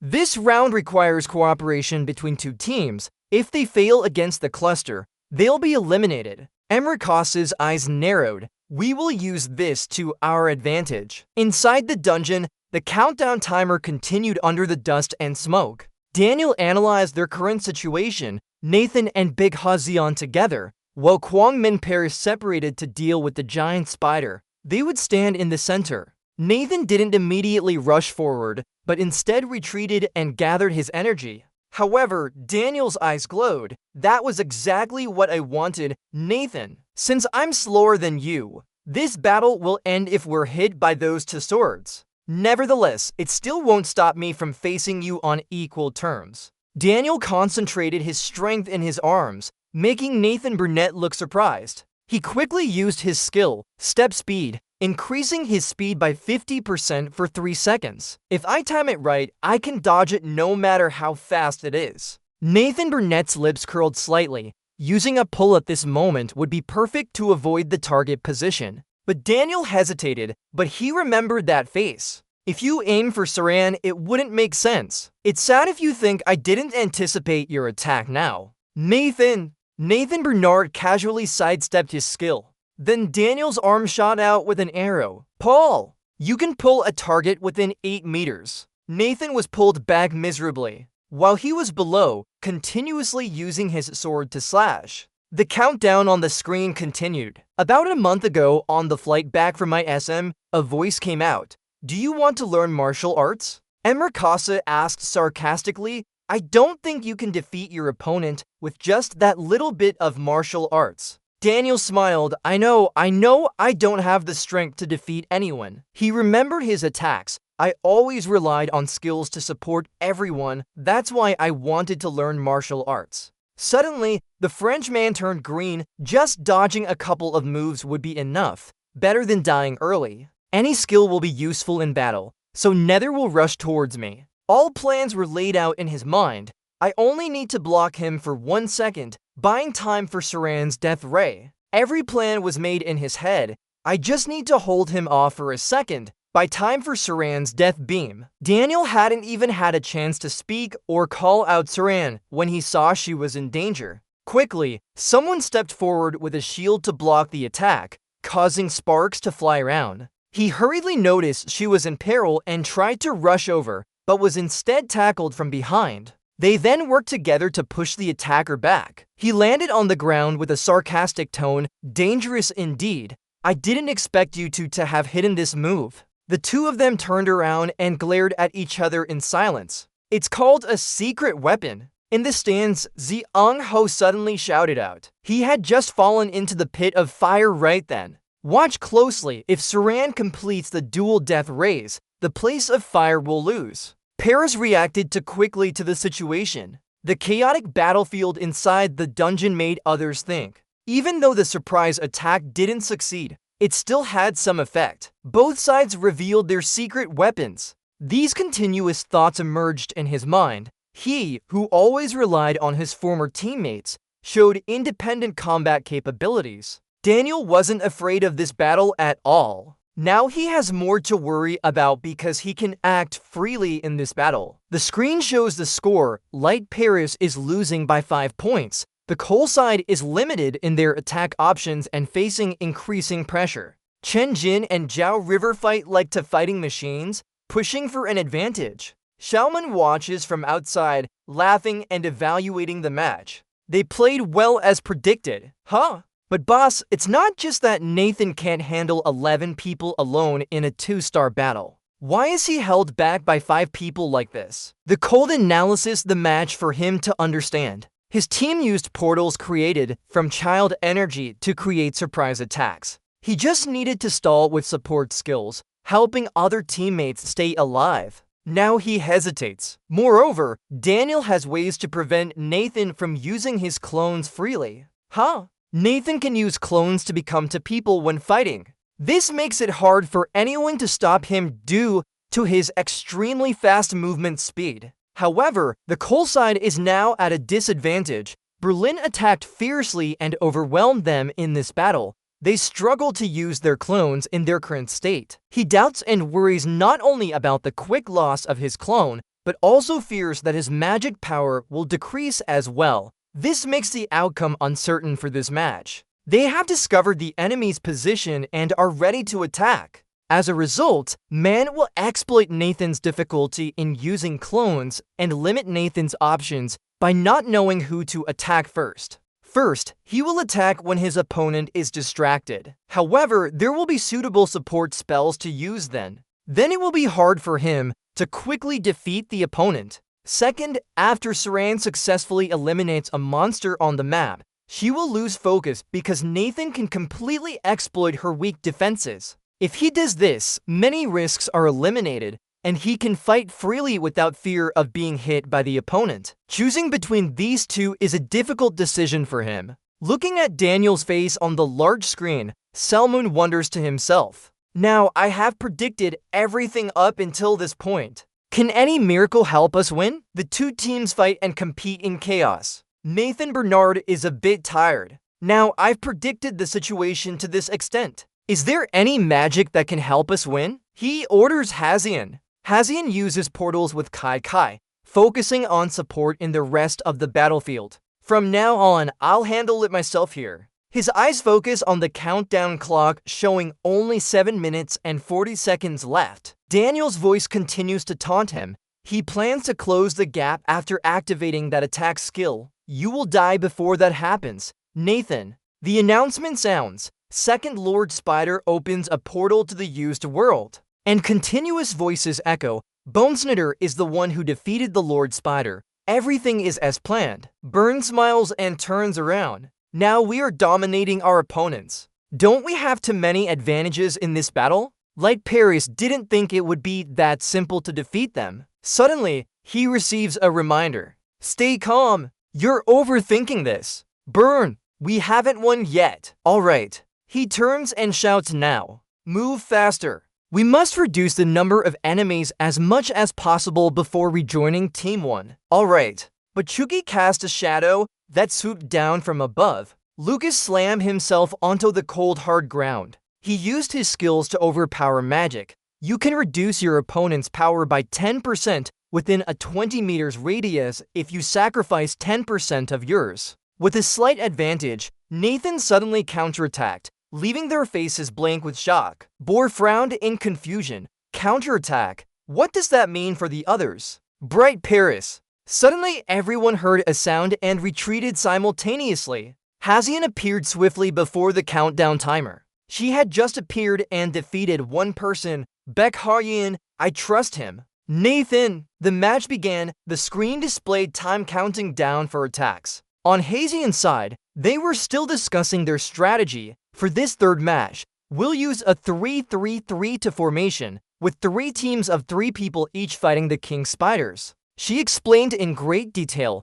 Nathan and I will monitor the central area and prepare to counter any enemy attacks. This match requires us to coordinate closely with each other, because Berlin will take this opportunity to attack our team. If both sides have an equal number of fighters, the battle will last longer. If they can, they'll split into a 5-6-0 or 5-5-1 formation to overwhelm us in numbers. Finally, she concluded that when the enemy attacks a group, Nathan and I will quickly respond with instant teleportation. Lucas asked while rubbing his chin, "What if Becklin also splits up? What about the remaining group?" She replied that when the enemy attacks any group, it will be bait. The other group will converge on where the enemy is attacking and then join in the fight according to Nathan's signal. Hazian's face was drenched with sweat as she explained, now the main campaign would begin. We'll use their own interference against them. Back to the battle, when she appeared, she reclaimed control of Team 1 Kin. That confident look seemed to be focused on Nathan, Beck, or Ian. One life, let's start now, Nathan. The score between the two teams was significantly off. Nathan fought alone against 5 opponents, while Hazian and Lucas faced 3 others with 3 more. Sounds of death echoed continuously, it's too fast. Don't let your guard down for a second, trust your teammates. The commentators suddenly exclaimed, oh, surprising, Team Paris Lumiere left Nathan behind. It seems they're turning the enemy's attack into their advantage by sacrificing him. Will Berlin defeat Nathan first, or will the Team Nathan sent defeat Berlin? Daniel was struggling against Nathan's power from a distance. Handling this situation is crucial. Another one fell. Damn it! Yes! Hazel and her teammates gathered to fight back. The enemy assembled faster than we thought. Daniel didn't expect Hazian's move. He never imagined they would abandon their base and come here. Now that we have the numbers, Daniel must time his rival carefully. Hazian moved swiftly across the ground with incredible speed. She leaped and ran towards her opponents. Her eyes were filled with determination. Zhao charged forward with a proud expression. Sorry, but I completed my mission, and now I'm done here. Before she could respond, Hazian swooped in to block her path. Mission complete. Return to position. Understood, Zieglein explained the situation. Earlier, things were on a knife's edge here. It turned out to be a disaster. It took longer than we thought. Hazian continued her assault with beautiful aerial kicks. The countdown timer kept ticking down. Nadia! Hazian Giap recalled that the strategy against the king spider was to defeat its mutated variants among the regular spiders. Daniel stood in deep thought, silent and contemplative. Suddenly he ordered, Nadia, Jagger, I have a mission for you. Daniel sits down on the ground and lifts up his spider's legs.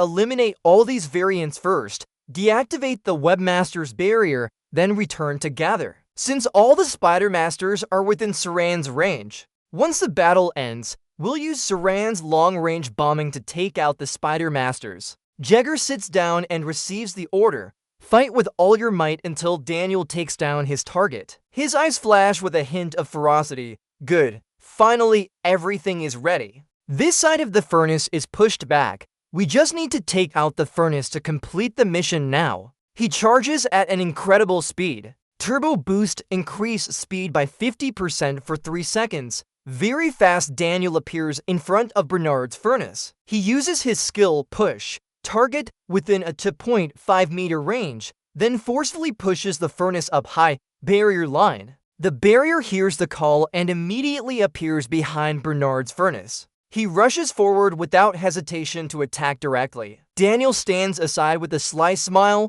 It's time for his clone, Nathan. Nathan's clone quickly appears and blocks that attack. Unable to withstand the attack, Nathan from Paris has perished. The audience in the stands only stare wide-eyed. Danger for the light team is imminent. Simoon still stands there with his arms crossed, smiling amidst the cheers. Inside, Nathan hesitantly uses his skills. Unable to use clones, things are not good now. Daniel suddenly sees him disappear and it looks grim. Huh? Everything around is just a cloud of smoke now. Why so quiet? Announce defeat. The countdown for the attack time ticks faster with each second. In the dungeon, only his grim face remains. Defeat announcement does not appear. The third Spider Master of the world has been used up and defeated. Nathan and Nash are surprised by this. From the start, Nathan Warnick chose Daniel Mann's plans. Nathan executed every plan flawlessly, trying to ensure that when my clone falls,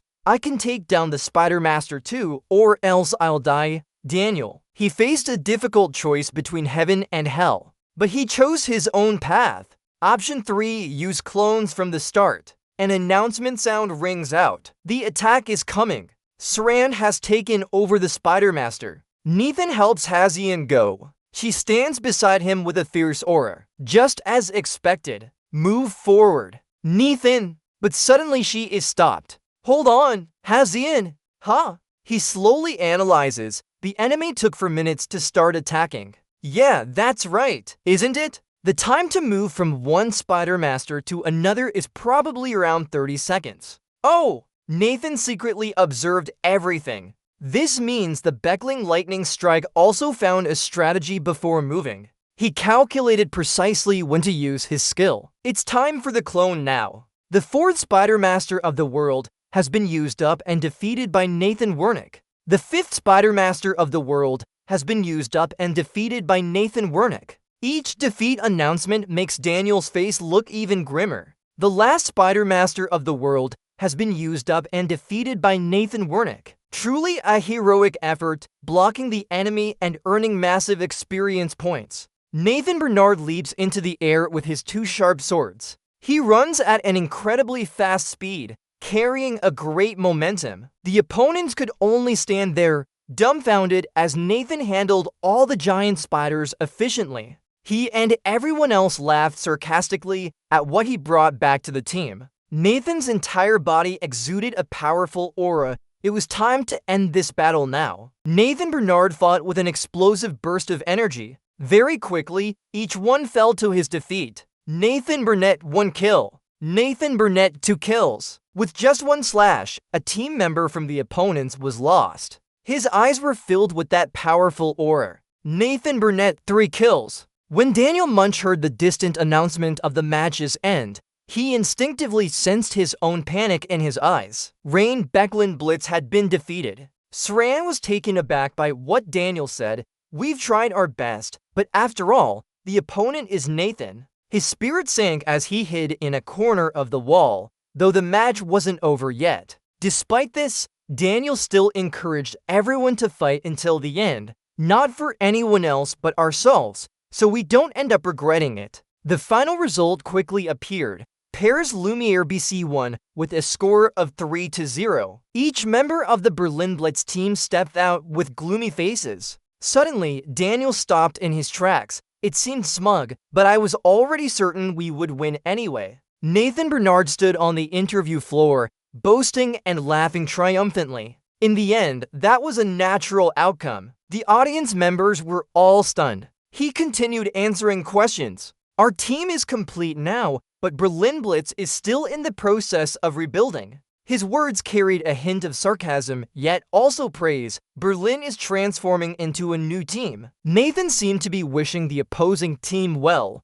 saying that once a butterfly has learned to fly, it will naturally soar higher than its cocoon. To powerful players facing each other, both in the top 30 strongest players, my opponent Daniel Mans will face me again in his new state. Like today, I can't guarantee victory in future matches anymore. He looked at the members of Berlin Blitz. I don't intend to console or pity Berlin Blitz. They are opponents who fought their best against us. So we also fought, prepared, and strategized fully to secure our victory. However, Daniel listened carefully to every word he said. We will strive our hardest in the near future. We look at our opponents with a fierce gaze, and we don't think we'll lose either. Thus, the first match of the 16-team round between Paris Lumiere and Berlin Blitz ended with Paris Lumiere's victory. The sunset spread across the sky, clouds floating gently in the evening breeze. Saran sat alone on the long rows of empty seats. She sat there, deep in thought, not speaking a word.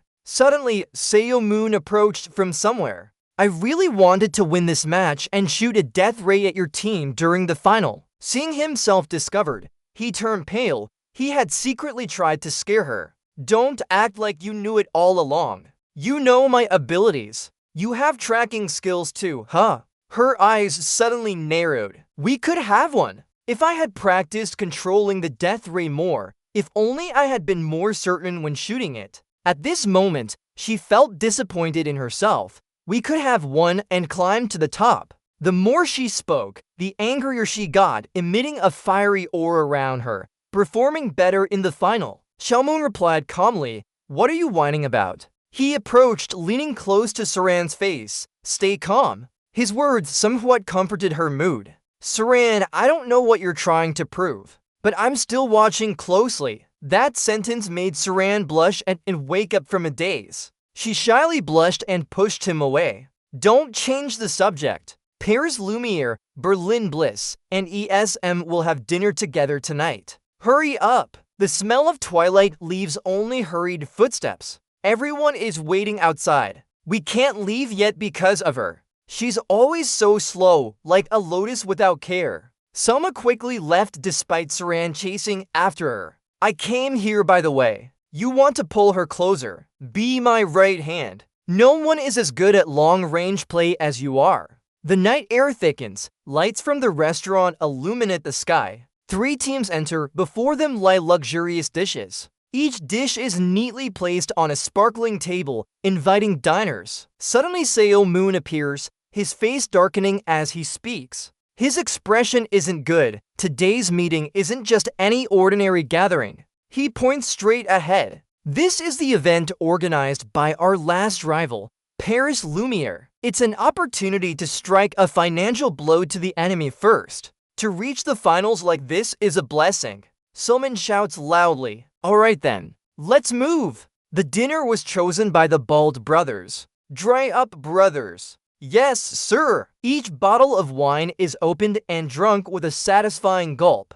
For an ordinary person, drinking to intoxication can cause strokes, memory loss, or even dementia. Drinking during pregnancy increases the risk of birth defects. How did you finish half a bottle in one go? These gatherings really need alcohol for them to be complete. Just as he's holding a wine glass, someone bumps his glass. Who is that? Hazian appears with an elegant demeanor. Uncle, Longland's eyes eagerly await praise. Do you see me? Did you do well? How did I do? What are your scores? Come on, one question at a time. He approaches, gently stroking her head and praising. You did great. Your conversion ability is much faster now. After saying this, Hazian shows a naive expression. You've grown up. Right. Yeah. She keeps talking nonstop. And you came up with the bomb strategy too. Plus, you're on the same team as Nathan. It feels like it was just yesterday when I begged you to let me play in the arena. Now you're telling me we might meet again at the World Championship Finals. Are you staying here tonight? Or are you joining ISM too? Then we'll be on the same team. Just kidding. Escaping in a hurry, Seo Moon runs away without looking back. It feels like it was just yesterday I brought her to Paris Lumiere. Yet she's grown up so much, but there seems to have been some change in her personality.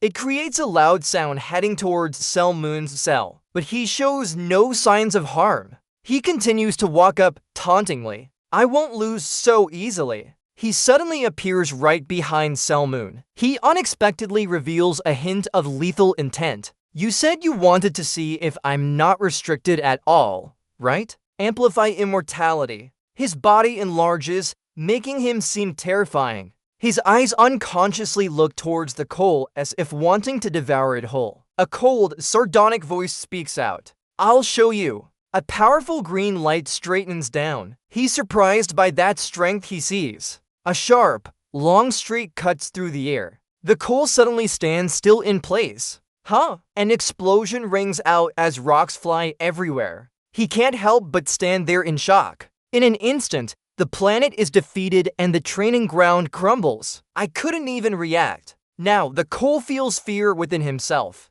This gap is truly insane. How big is this distance? Hey, that guy! Here he is. A hole appears. Outside is a bright moon. Inside is Seo Moon's frightened face. You bastard, you said this absorbs shockwaves. Seo Moon's job is on the brink of bankruptcy. From within that hole, a comforting voice speaks, don't worry. The queen steps out with a grim expression from somewhere. Thankfully, no one died. We'll repair the training ground as soon as we have materials. While she sounds casual and somewhat threatening, it's hard to get those materials. In terms of their work, this is their name. Miners must work diligently for a few months. Inside Superhuman, there's only helplessness. The only downside is that it's too expensive. He keeps encountering people. Sorry. Under the dark night, Nathan sits by a tree trunk, deep in thought. Lost in his thoughts, he gets a can of water thrown at him. Hey, are you okay?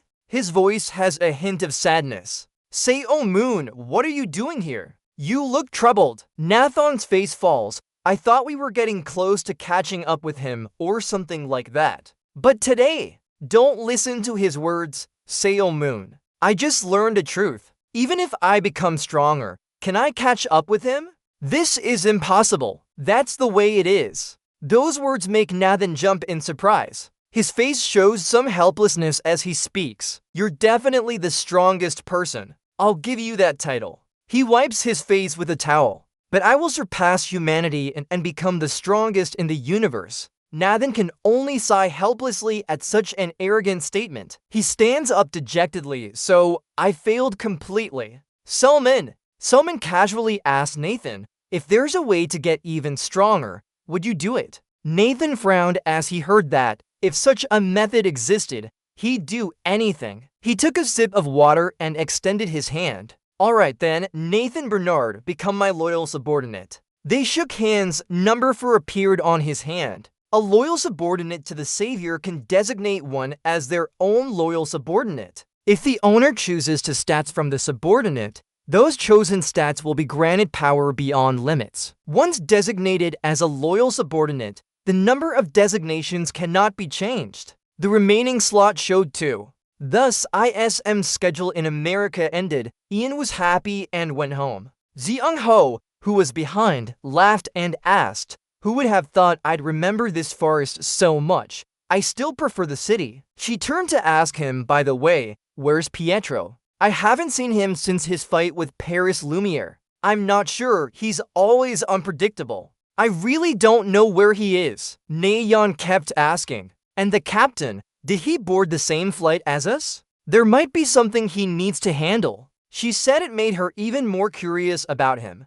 What's that about? The taxi rolled into place and stopped. Moon Ban Chai stepped out from inside, wearing a floral dress. He went to a lavish and dazzling place with sparkling lights. It turned out to be Las Vegas. Alright, we need to find quickly. Right, that thing! Even during the World Championship, Moon Job never neglected his business strategy for even a day. Thanks to that, he's now skilled at dodging attacks by moving or blocking with magic shields. Moreover, since his magic has been enhanced, the powerful magical shockwaves created by his techniques have become an extremely important weapon. A proud voice echoed, if it were before, this would have killed him. But he was stopped. With powerful strikes that shattered the vast sky, the green light attacked him, causing him to scream in pain. The ground cracks widened and split apart. Then a loud explosion shook the entire sky. His eyes narrowed as he finally broke through.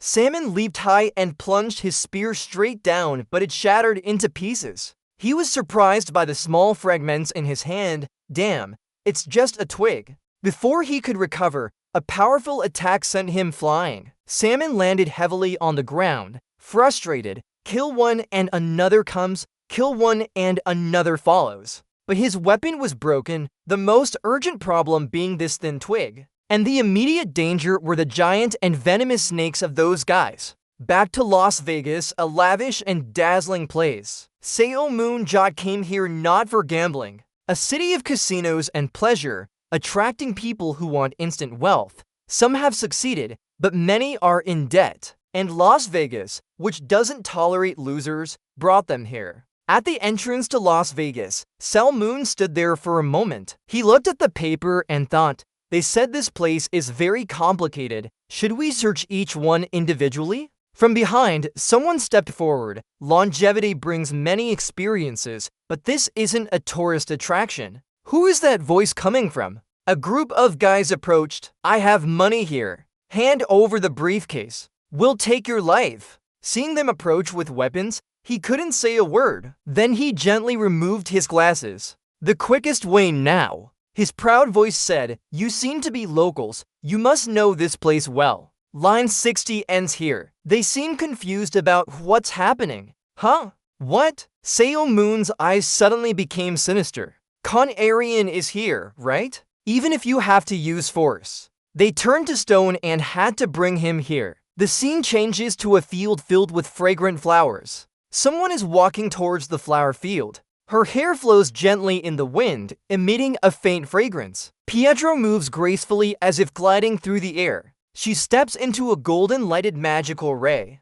Then she closes her eyes and enjoys each petal. Pietro's mind is filled with thoughts. He has been searching for clues too long. Her eyes shine brightly at the unrecognized magical ray in front of her. A huge snow mountain suddenly emits a tall pillar of light. Pietro's body radiates mysterious energy. It swirls around her body. Then that power erupts inside her. Before her is a glowing circle. Now, let's talk.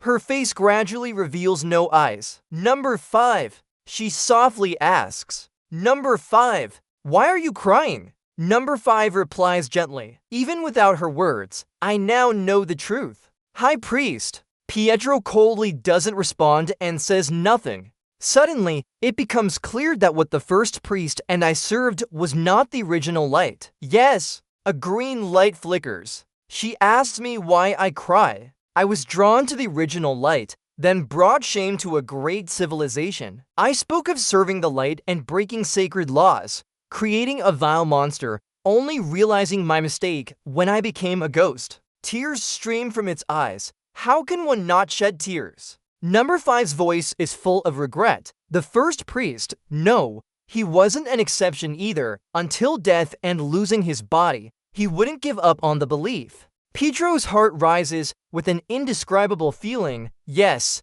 only by seeing the truth did I believe it was the original light. Number 5 continues speaking. The high priest came to me for one reason, even though I am a ghost now. It tells her to go to the first emperor's tomb, where she will find the source of everything. Hearing this, she nods slightly. I understand. But Pietro's face remains stern. Stop crying. Number 5. Number 5, who was crying, looks surprised by his words. Her body suddenly emits smoke. Then her expression darkens. This is your chance to stop this on your own. Meeting a ghost, not even a great spirit, the high priest can handle it with destiny without needing a spell circle. Of course, she had prepared for conflict. Number 5 was surprised by that scene. She steps forward and asks if he will lend her his power again. Seo Moon irritably tells the two thugs, "You guys still haven't left. Do you think I'm joking?" Their faces are a bit grimy. Us civilians following 7 heroes, fighting and dragging them here is a bit much. Stop asking questions. So what if we took their stuff with knives?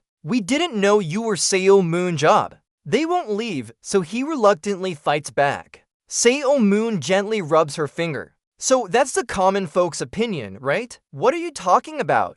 Looking at his stinky fist, he doesn't complain. His fist, it smells so rotten. If we clean up, will we stop being useless? Probably. Suddenly, Seo Moon felt something and looked up. The 2 men below also turned to follow his gaze. Far away, a crowd was gathering. What's going on over there? A group of people in suits with glasses are approaching. Their reflections show 3 Seo Moons discovering 3 rats. The 2 lying men quickly got up. Those guys belong to the Noma gang. Seo Moon felt helpless seeing the Noma gang approaching him. They're a mafia organization in Las Vegas. Seeing that, the 2 men were scared. Actually, we've been guarding this place because of them. What did they do? The brown-skinned guy shouted. Seo Moon's face darkened. No, I need to know their aliases too, right? The 2 men looked ashamed. We're called the Spots people here. Recently, they claimed to clean up the sewers voluntarily,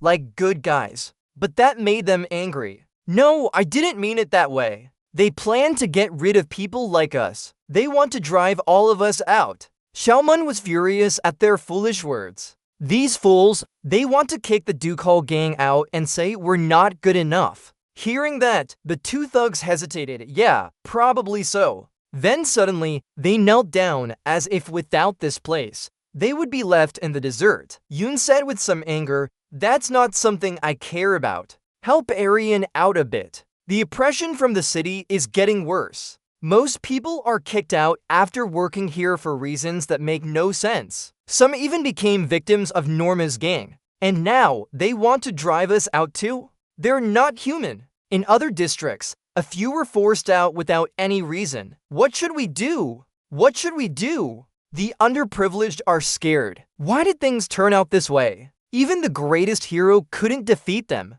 I wasn't chosen for my fighting skills. I became a hero due to my investigative abilities. One of the 7 heroes, Khan Aryan, joined not because of chivalry, but for personal reasons. Since the start of the Underground War, Khan Aryan faced many issues from gambling debts. He witnessed countless arguments over gambling. Let me go. Today, I'll break his wrist. Calm down. We won. That guy put the right coin on the table and lost the bet. Times are tough. Keep going like this and you're done for. All in. Sometimes we win, but mostly he loses everything. Why? Then two Redwards appeared, bankrupt. But before that, he could quickly recover by completing the dungeon. After clearing the last dungeon, he became a global tycoon with huge rewards, but lost half his fortune to gambling and used the other half to settle a divorce. Everything was burned down, nothing left. He set a world record for fastest bankruptcy in Guinness World Records. Time passed and now Khan Aryan still hasn't woken up.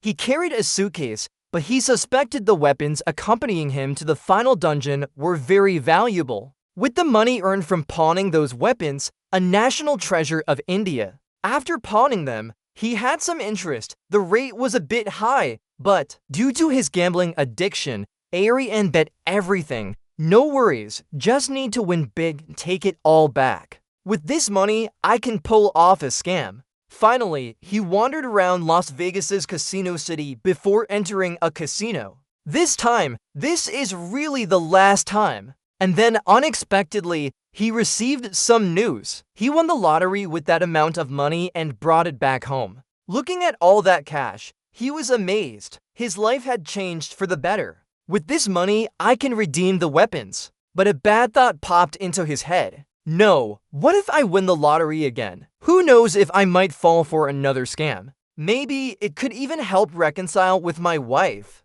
Aryan couldn't shake off his gambling addiction. Just one more time. But a gentle finger touched his shoulder. Huh? It turned out that the Noma gang had found him. You are Khan Aryan. Despite their pitiful faces, they decided to take the large sum of money. It's time to pay interest now. The money he won was taken by the Noma gang. That's why he is here at this prison. He feels bitter inside. How can I fight them after selling the weapons? I've been beaten and kicked out. Why is it different now? 1,000 reasons for questioning why came to mind. Should I run away? The money earned from protection fees in the back alley has also been lost. Suddenly, a panicked voice echoed in his head. What's going on? What is this? What is that? A sharp slash came towards Aryan sitting at a corner. He was scared as he looked at the smoke. The people in the back alley stood up. It must be the gang. From afar, a figure emerged from the smoke.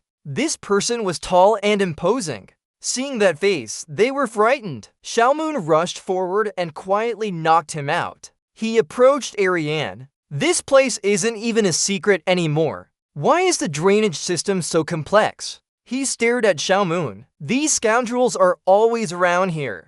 2 pieces of paper were still stuck on his nose. Is Khan Aryan here? Selman asked with disdain. Huh?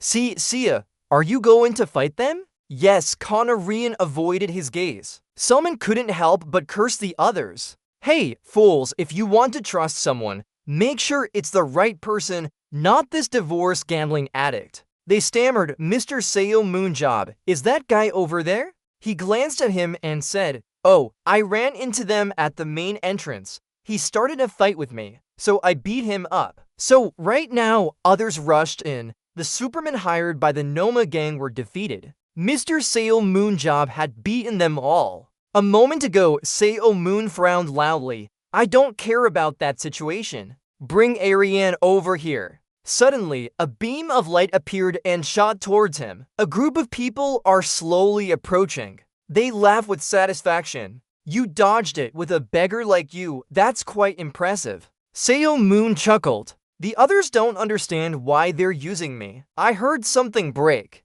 His veins are bulging out. He is trembling as he tries to control his anger. Earlier, in a small house amidst the fields, the child queen frowned and said, "Your blood contains deadly poison." Sailor Moon responded, "Exactly, and dodging the flow of blood won't solve the problem either. Because once it's expelled into the air, it turns into toxic bones. They need an antidote to proceed." If that's the case, there might be a way, she remembered. A thin man appeared. I came as per the queen's command. He quickly activated analysis to check his stats. Target, alchemist from the underground world. Strength 40 for 40/4, agility 31 30/2, speed 66 67, spirit power 90 95, skill 99 99, or a 77 77, superhuman abilities, drug composition analysis. New drug synthesis. Synthesize a drug to treat the causative agent, virus, poison, analyze drug components and compound components. You can synthesize an antidote for an unknown poison. That's possible. He smiled upon hearing this. That's good. Let's start then. The alchemist added, if you need the antidote in the real world, it won't work there. What do you mean? Unfortunately, antidotes synthesized on the battlefield can only be used on the battlefield. Antidotes for the real world require a poison that exists in the real world. I've tried several times, but it's impossible. Sailor Moon Job suddenly shouted, "Lady, this is ridiculous. I'm sorry, but that's the truth."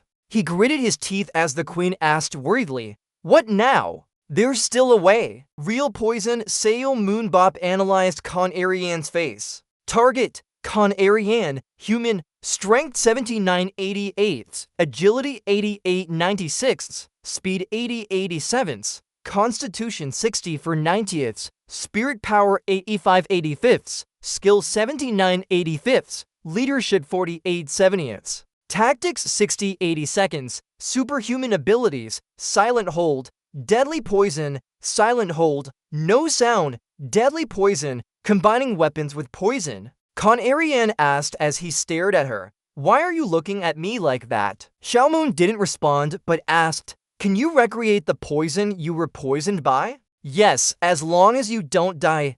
Do you understand?" "All right, let's go." He immediately carried her on his shoulder. "Lady, I'll help get us out of this addiction." The crowd watched Soul Moon Job carry the person away with anger. "Wait!" They all knelt down in unison. "Lord Soul Moon Job, please help us." He frowned slightly. "Help our people." "I'm busy. Bang Nama will bring more superhumans. We'll raise the money if you help us." They pleaded earnestly. Soul Moon King Sang said, "How much do you beggars have? We don't live here." Of course, somehow we ended up here after gambling and losing everything, becoming destitute. But as Soul Moon carried Ariane, she suddenly tensed. Many people were deceived by the mafia, the Norma family who controls the city. They took away everything and brought them here. "Let us borrow your power so we can restore our status." Selma Jones remained unsympathetic. "Solve it yourself."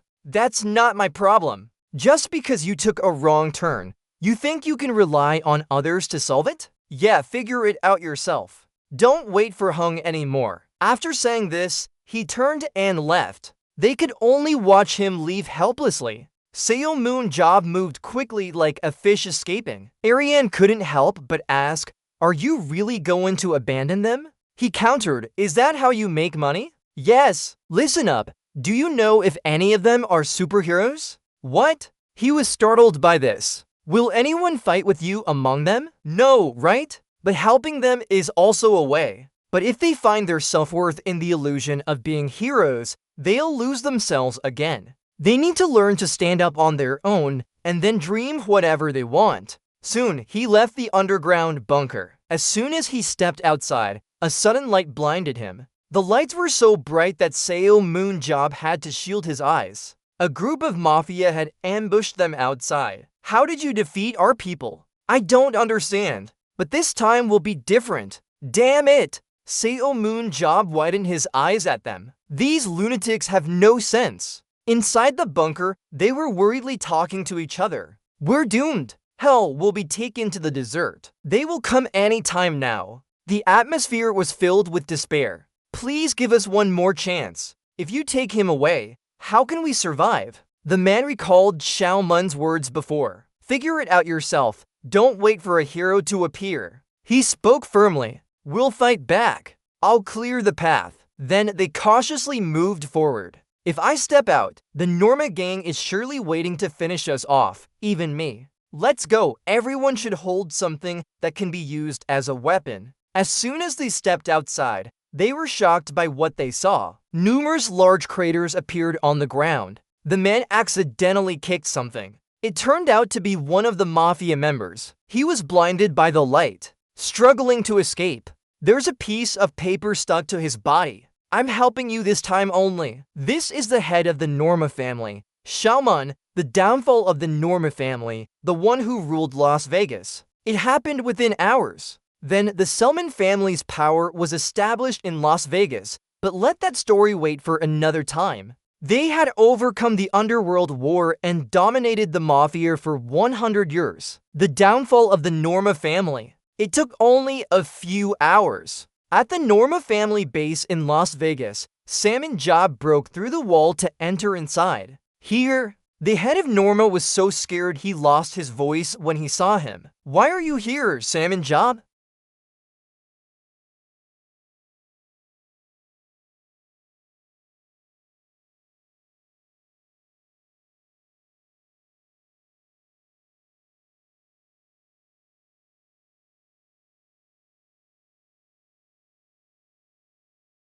Survival of the fittest. You said you would be a good husband, right? Did you change your mind? His face turned dark when he heard that. Then he glanced at the python again. He slapped Ariane's shoulder hard. Come on, let's go, okay?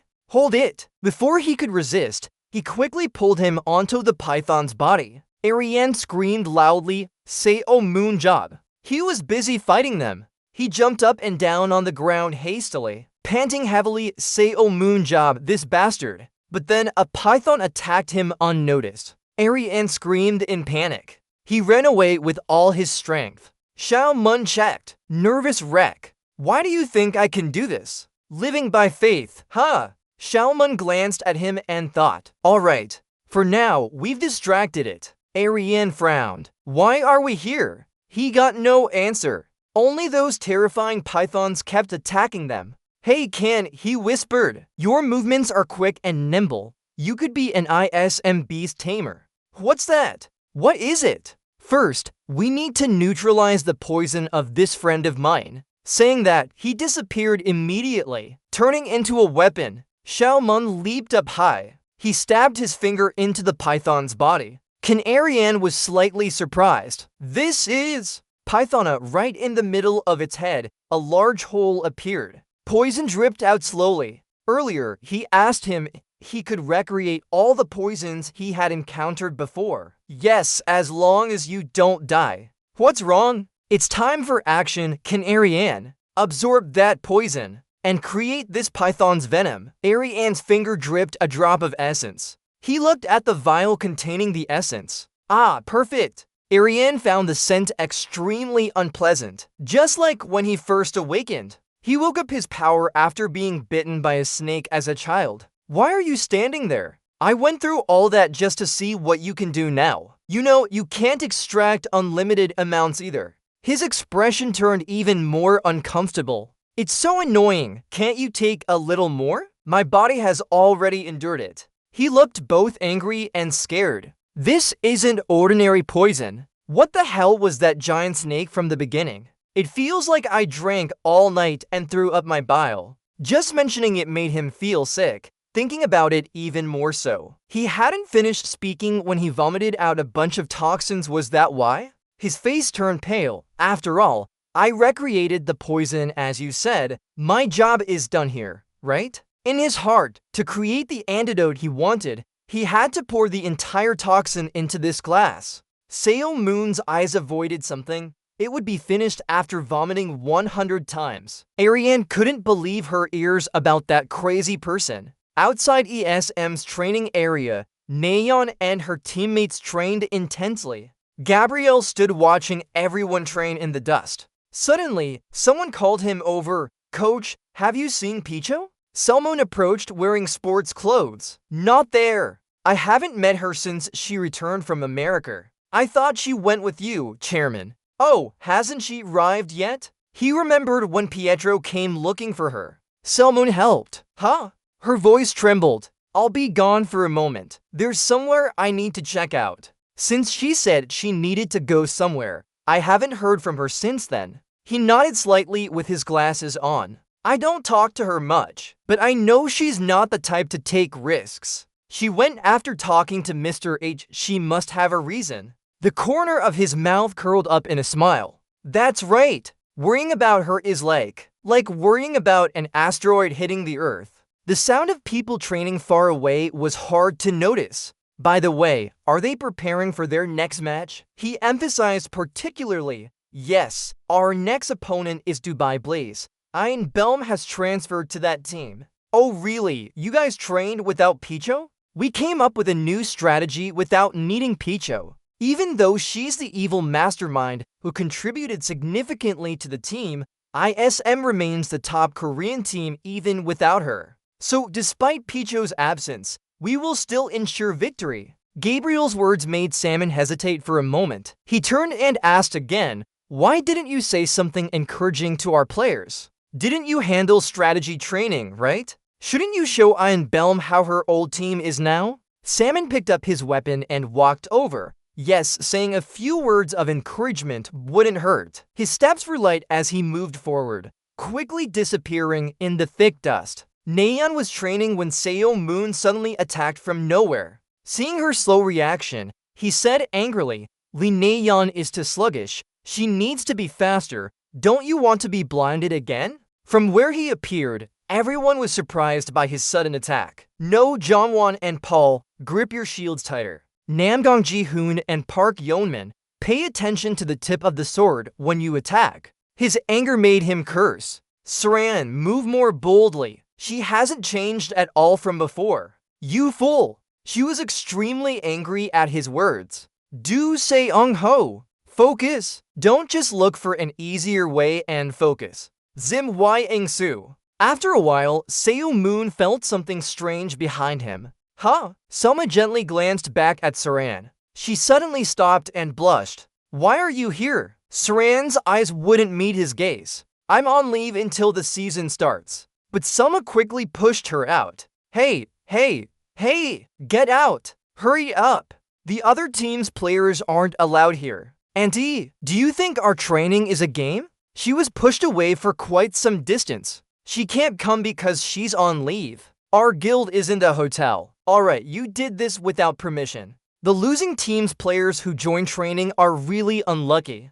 "Get out!" Before Saran could say anything, she was pushed out through the door. "Get out!" Seeing his intense attitude, she clenched her fists in anger. Xiao Moon grunted. She was so angry that she wanted to use her fire magic to burn him. "You dare!" But where did Ian and the others come from? "Hold on, Xiaomun." Xiaomun's anger only grew. "What else?" Ian stepped forward to beg. "We're not strangers to Becklin Bliss either. Can't we keep Saran until her leave ends? We're strangers here. Plus, she doesn't have enough time for training, so she can't entertain guests either." She desperately pleaded and clutched Seo Moon's slender hand tightly. "If you let Saran stay, I'll work even harder until the World Championship. We still have many rooms to prepare. I'll take care of it all. I was very lonely without any other players here. Let go." Her eyes pleaded with him. "Chairman, please. Teacher, don't look at me like that."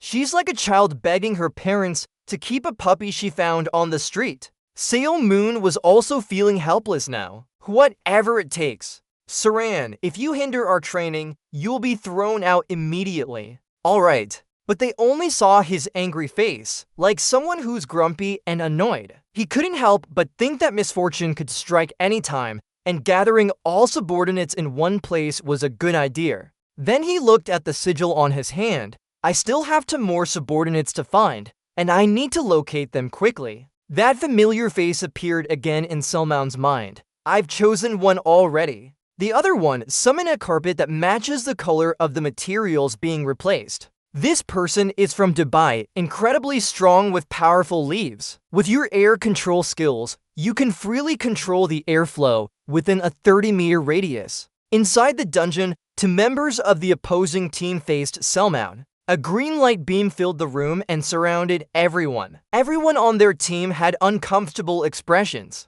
Then another one was attacked and injured. He gritted his teeth to endure the pain. From nowhere, a sword-wielding figure rushed in. Without much ado, he attacked directly at him. You scoundrel, always hiding in the dark then running fast like that. If you're only this good, I can endure it all day. He was just speaking and then he was defeated. Recently, Yuan Belm has been performing very well. He conquered the Middle East region. I'm proud that he became MVP in a match against one of the top teams. Of course, Seal Moonjot is definitely regretting this now. As soon as Ilbeam joined, their team jumped from 10th place to 1st in the Middle East tournament. Did they really finish 16th in the World Championship? If we can handle Pietro and Nella and Selman, maybe even win against them. Ian Belm won 7-0 against Dubai Blaze in February, reaching the top 16 of the World Championship with his 90th match. MVP Ian Belm in the vast space. A response echoes for those who have waited long. Next up is the World Championship Round 16 at the International Stadium in Dubai. Here comes the East Asian Star ISM. Everyone stands up and their opponent is the Shadow Army, masked figures looking extremely mysterious, dealing with Double Deal. Another highlight of this match is the assassin Ian Belm, the master of Double Deal. He first appeared as a new recruit for Double Deal and quickly made his name. The two MCs chat together. Right, there are rumors that he was even personally selected and trained by Xiao Moon. This makes the match even more noteworthy. Xiao Moon shook hands with Yuan Bell, calling him the master of Double Deal. Must have worked hard then. He seems a bit shy, all thanks to your guidance, right? His eyes are full of gratitude towards you. After transferring to the Middle East tournament, I know for sure that he is really strong. Boss, what I mean is both of us are very strong now too. Seo Moon's lips curled into a slight smile. So you know this match won't be easy, right? The opponent is leading as well. I know that, but I won't lose. His proud smile looks back at the one he once taught. He steps up with a confident stance. Even if the odds are 99.9%, I will still say I'll win. When the opportunity comes, I'll seize it. Alright, so let's start round 1. The word start echoes. Both sides rush into battle. Attack! Double Deal! A red-eyed monster emerges in the dungeon, standing amidst the smoke. Seo Moon rushes forward and commands, "Don't let this round drag to match 3. He attacks directly towards the monster without much ado, ending it with a score of 2-0. The red-eyed monster is pushed back forcefully by Seo Moon's attack. Its arm explodes instantly. His eyes glance in one direction. Immediately, a powerful beam of light shoots out. These beams hit the vital points of the red-eyed monster. Everyone in Izem quickly stood up to attack it. A loud explosion echoed through the dungeon. It brought with it a large fiery explosion. Then an announcement sounded out. Mission complete! Selman, though defeated, still smiled. Even if this was just a first-tier monster, an invasion like this is a bit boring, right? Usually, there would be something more after that. Those words surprised everyone and they turned to look at him curiously. Then suddenly, the monster gathered up fragments of stone and reassembled them into a part. It slowly revived its body. The stone golems were combining again. My teacher's prediction was correct. He chuckled in derision. See, I knew it. It unleashed punches that shook the heavens and earth. Even if Seo Moonsalt is as skilled as she is, she can't break our combined attack. Green light slowly flowed back into the monster's body. Magical light blinding a target within a 25-meter radius with magic chains. A member from the opposing team rushed forward with an arrogant expression, with Pietro and Nellin not participating in ISM. This round's victory was ours. Nayeon rushed over from afar. Start by taking down those unimportant ones first. She was taken aback by that and dodged to the side. The silver moon seemed like it wanted to swallow her small body. Nayeon had to retreat as she rushed forward. It's dangerous! As she landed, a huge carpet appeared behind her. Seeing that strange object hovering behind her, Nayeon was frightened. A star-shaped carpet. She quickly leaped and kicked right into the center of the carpet. Nayeon suddenly realized something. She looked a bit scared. Her legs moved swiftly to dodge in different directions. The shadow! She was surprised by who attacked her. Bang! You! But what Nayeon heard was an apology. I'm sorry, okay? Sister! She was instantly defeated by Einbelm's attack. Einbelm! One life! On the other side, Seo Moon's team was trying to rally themselves. Alright, let's go! Come on! It's time to defeat Dabai's team now. He leaped from the monster's body parts and charged forward with his shield. SM was moving at an incredible speed. The members of their team surged forward full of vigor. They were ruthlessly destroying those stone golems. Suddenly, Seo Moon stopped in his tracks. He surprised everyone behind him with this feeling. From nowhere, countless carpets appeared and Dabai's team ambushed them. Caution, it's a trap, no matter how skilled you are. His words were extremely arrogant. He couldn't dodge when in the air. The other members of his team were surrounded and pursued. One by one, they fell to the cold ground. He was blinded but didn't get angry. Oh! The team looked up at the lone figure being blinded from above. He subconsciously responded, "We're caught." Their faces immediately turned fearful. Protect the boss. The huge carpets fly up like giant reeds being shot. Ianzu is terrified and speechless. The others on the team feel dizzy as the carpets whirl around them. They are surrounded with no escape. What's happening? Einbelm rushes in like a gust of wind, followed by a sound. Einbelm. 2 down. One by one, they fall to his attacks. Einbelm. 3 down. Einbelm. His feet glide smoothly through the air, taking out each one. He charges forward with great momentum. He feels a pang of sorrow and farewell in his heart. Einbelm thrusts his sword straight into Muin's chest. Muo is in pain but can't speak. Boss! Einbelm looks up with his sparkling eyes at Muon. It's over now. But a sensation under his hand makes him freeze. The sword won't budge. Why can't it be pulled out? How come I can't draw it out? Muin's lips curl in disdain. Do you think you can pull it out with your strength? But the rope around him tightens more and more. Turns out they are manipulating that string from below. But he easily broke free. What? Could it be just by pushing away? Einbelm is surprised. Some still wonder why we're standing up for Einbelm. His expression is terrifying with his glowing eyes and cold smile. It's time to explain everything clearly once and for all. Xiaomoon regains strength and pushes him back. His feet land on the ground like a scroll. Here he comes. His face is pale with fear. I have to get out of here. Before Einbelm can counterattack, he sprints away. If they catch me now, it will be the worst death possible. Why let him run so easily? He chases after. He leaps into the air amidst violet light. But he feels a chill, almost dead. He closes his eyes and accepts the finishing blow. After waiting for a moment, seeing nothing happen, he opens his eyes in anger.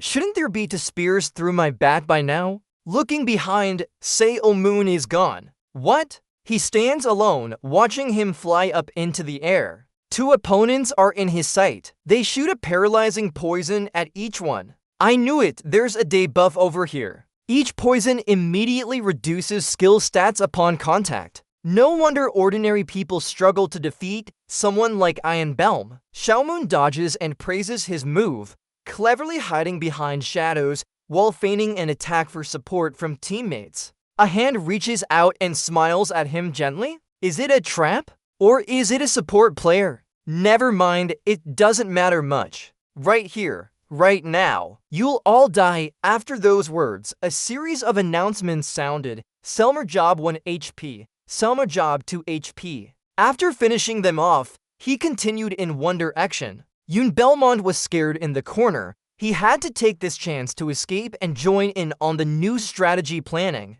But he couldn't hide from En's gaze either. Seo Moon quickly rushed over to block his path. "I gave you some time, and that's all you could do? Try acting like you're coming over in a friendly manner. Your team works well together with their tactics. You formed a perfect team." Yoon Belmont, green with fear, stammered nonstop. Seeing that made him even angrier. "Don't act like today is your son's graduation day." Selma Jones, 3 HP, seeing his condition, and laughed happily. "Whoever raised you did a great job nurturing this child." The score between the two teams is now 2-0 in favor of ESM. In the first round, after losing their main force and to ranged players uselessly, Dubai Blades lost to ESM. They didn't give up and fought their hardest in the second round. The energy collision was incredibly powerful and violent. Above those people, Xiaoman just flew past them horizontally. That place became a chaotic mess with for 5 HP gone, but ISM easily won the second round. Yoon Belmont was so scared his spirit almost collapsed. Their defeat is sealed. Xiaoman came out and someone offered him water. Well done. Where did Saran suddenly appear from? What's going on? Did you follow me all the way here? She blushed and couldn't look at his eyes directly. If I'm left alone, it'll be boring. Really? The few people hiding behind the wall saw that awkward scene shyly. Oh, unbelievable. She felt they looked incredibly good together, indeed. Isn't that so? In the Grand Hotel lobby, extremely luxurious and magnificent. Xiaoman walked while mumbling. What's this about? Why doesn't anyone come out? 30 minutes ago, Nayeon was trying to pin him down. Let's go eat a meal, shall we? What good food should we have? Xiaoman coldly replied back. Okay, we're here, so let's go. Turning around, he saw the lobby was empty. Why is no one here like this? Someone came from behind him. Boss, you're here. I was just about to tell you. Before he could finish speaking, he was forcibly dragged away. What? Did I hear Coach Gabriel's voice? Or did I mishear? As this person walked by, someone ran up. Boss, you said today we would have delicious food, right? Just at the right time. They tried to drag him away in the dark again. Where are Lena, Zeon, and the others? When he turned around, he saw 4 of them following with joy. What? Their actions made him extremely angry. Hey, there's a suggestion we go eat. Now that I think about it, this time our team did really poorly. Everything in sight just looks empty now. We'll go practice now. Then he turned to look at Saran, her face as red as to tomatoes. It's already like this. Just the 2 of us going then. Yeah, just the 2 of us. She blushes and steps hesitantly. Aren't you coming? Today Ian is happy. I support her. Saran, they should go first while we wait. What's going on? Are you drunk? No, I haven't had any. In the restaurant, the sparkling lights are incredibly romantic. Xiaoman smiles and cuts up some delicious meat. Saran's cheeks still turn red. At this moment, his sinister smile makes her even more shy. After eating, they both feel full, their bellies stretched out. As they just stepped out, a voice called him back. Why are you stopping? Saran hesitantly asks, do you want to take a walk before we go in? Sure. Under the starry night, they walk together but not side by side. Let's go! Seeing this, she calls him back again. Xiaomoon says, okay? Huh? She has wanted to confess her love to you for a long time. I have something to say. Before he could finish, countless monsters rush towards them. Actually, Xiaomoon doesn't care and quickly flies over with the speed of light. He grabs Saran and pulls her away from the monsters. She lies safely in Seo Moon's arms. Looking down at Saran, he can't help but worry. Are you okay? They sit under the very romantic lights. Seeing the balls next to Seo Moon, she looks surprised. This is Vilyul's ball. It glows and spreads around. The ball crashes into the city, causing chaos on its path. Seo Moon is shot back by the power and sticks to the wall. At this moment, he angrily looks at Saran. Actually, the shield's reaction is too slow. Seo-moon gently taps her face. Hey, Saran, are you okay? But seeing her calm expression, he sighs in relief. Luckily, she's still breathing.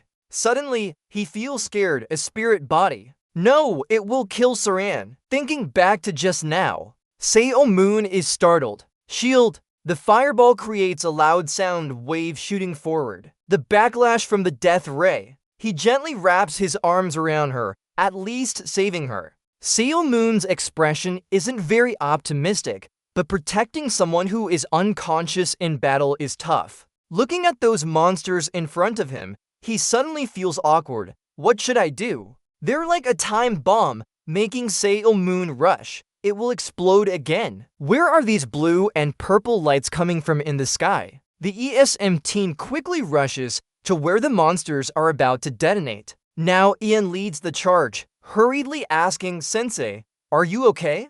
He's surprised to see everyone appear. They're here. Xiaomu jumps down from a rock. How did everyone get here so fast? From their perspective, they feel embarrassed. Naturally, we thought we could come and find Sensei, but then an accident happened. Einbelm, what about you? It's probably because of meeting Alamini. That answer leaves Xiaomu feeling helpless. Really? Actually, we secretly followed Sensei and Saran to see their date. The chase happened, and grabbing her dress was just for fun. Nyan turns to look at the monsters and asks, "Forget it. Aren't these monsters like those on the battlefield?" From the Paris-Berlin battle, explaining the current situation is tricky. Xiaomu quickly hands Saran over to her. From now on, everyone should follow Saran. You'll understand later. Before they could finish talking, they were already running with their legs lifted high. Yes, they're scared and running away. These guys have no loyalty at all. Our presence hasn't changed anything.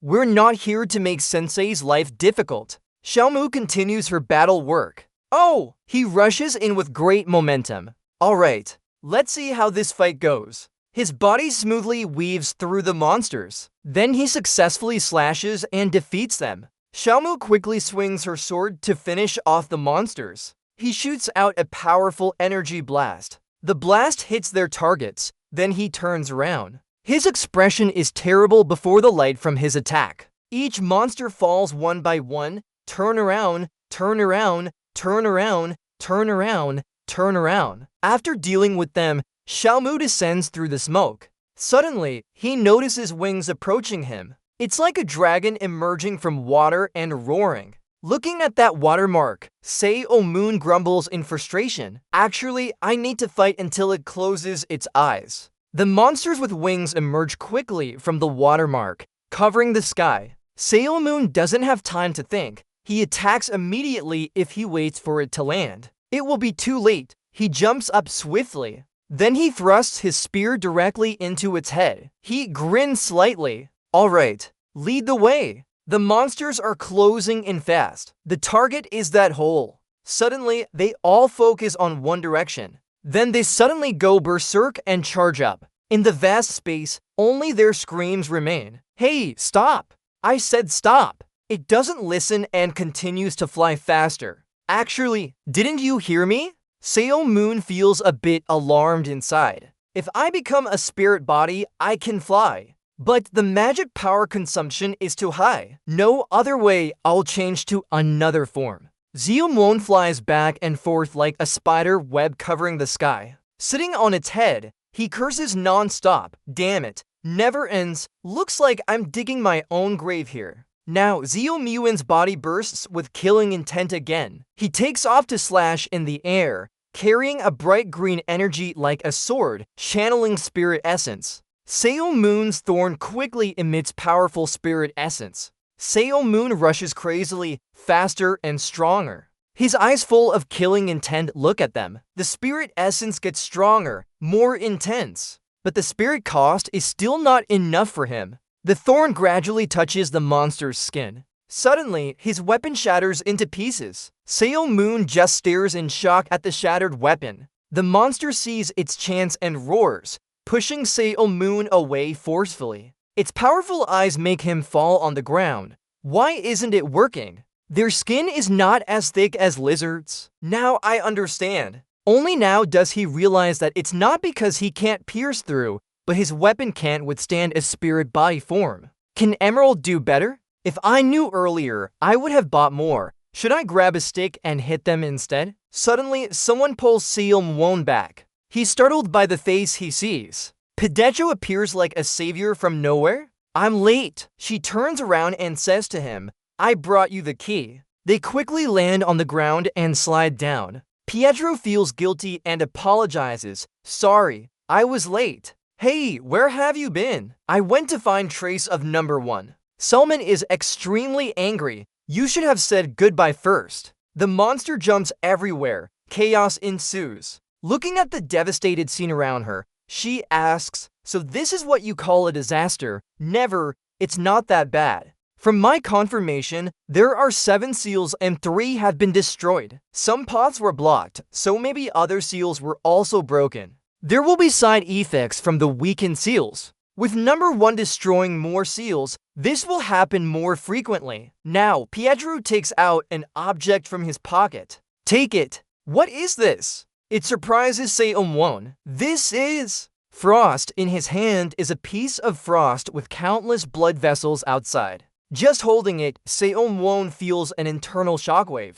It slowly spreads to his arm. What is this? Seom-won tightly grips the frost. It absorbs magic power. He angrily turns to Pietro standing straight in front of him. What did you do? Her eyes glance over, while he's being devoured by the monster nearby. What have you done? After a while, a loud explosion rings out. Xiaomun dodges and complains. Honestly, I'm tired of these beasts already. He can't help but glare back. Xiaomun's instinctive reaction is to look behind him. Xiaomun's natural reflex tells her to turn around. Xiaomun pulls out a sharp weapon from her hand. This is... The weapon in her hand was created for herself. It's very long and its power is incredibly strong. Pietro stands beside, quickly acting. A new weapon. Seems to be working well. I'll seal the space rift now. You handle the monsters. Looking at the monsters, she can't help but feel surprised. What's wrong with her?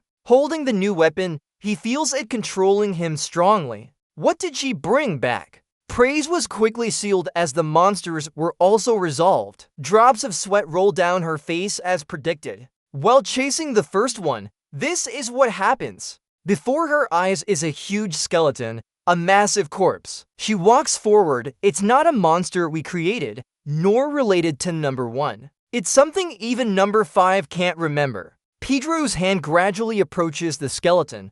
Could it be a monster from a used world? But suddenly, its eyes awaken in surprise. Then it screams, Killer of Kings, I will never forgive you. I will seek revenge. Even when dead, I will seek revenge on the king.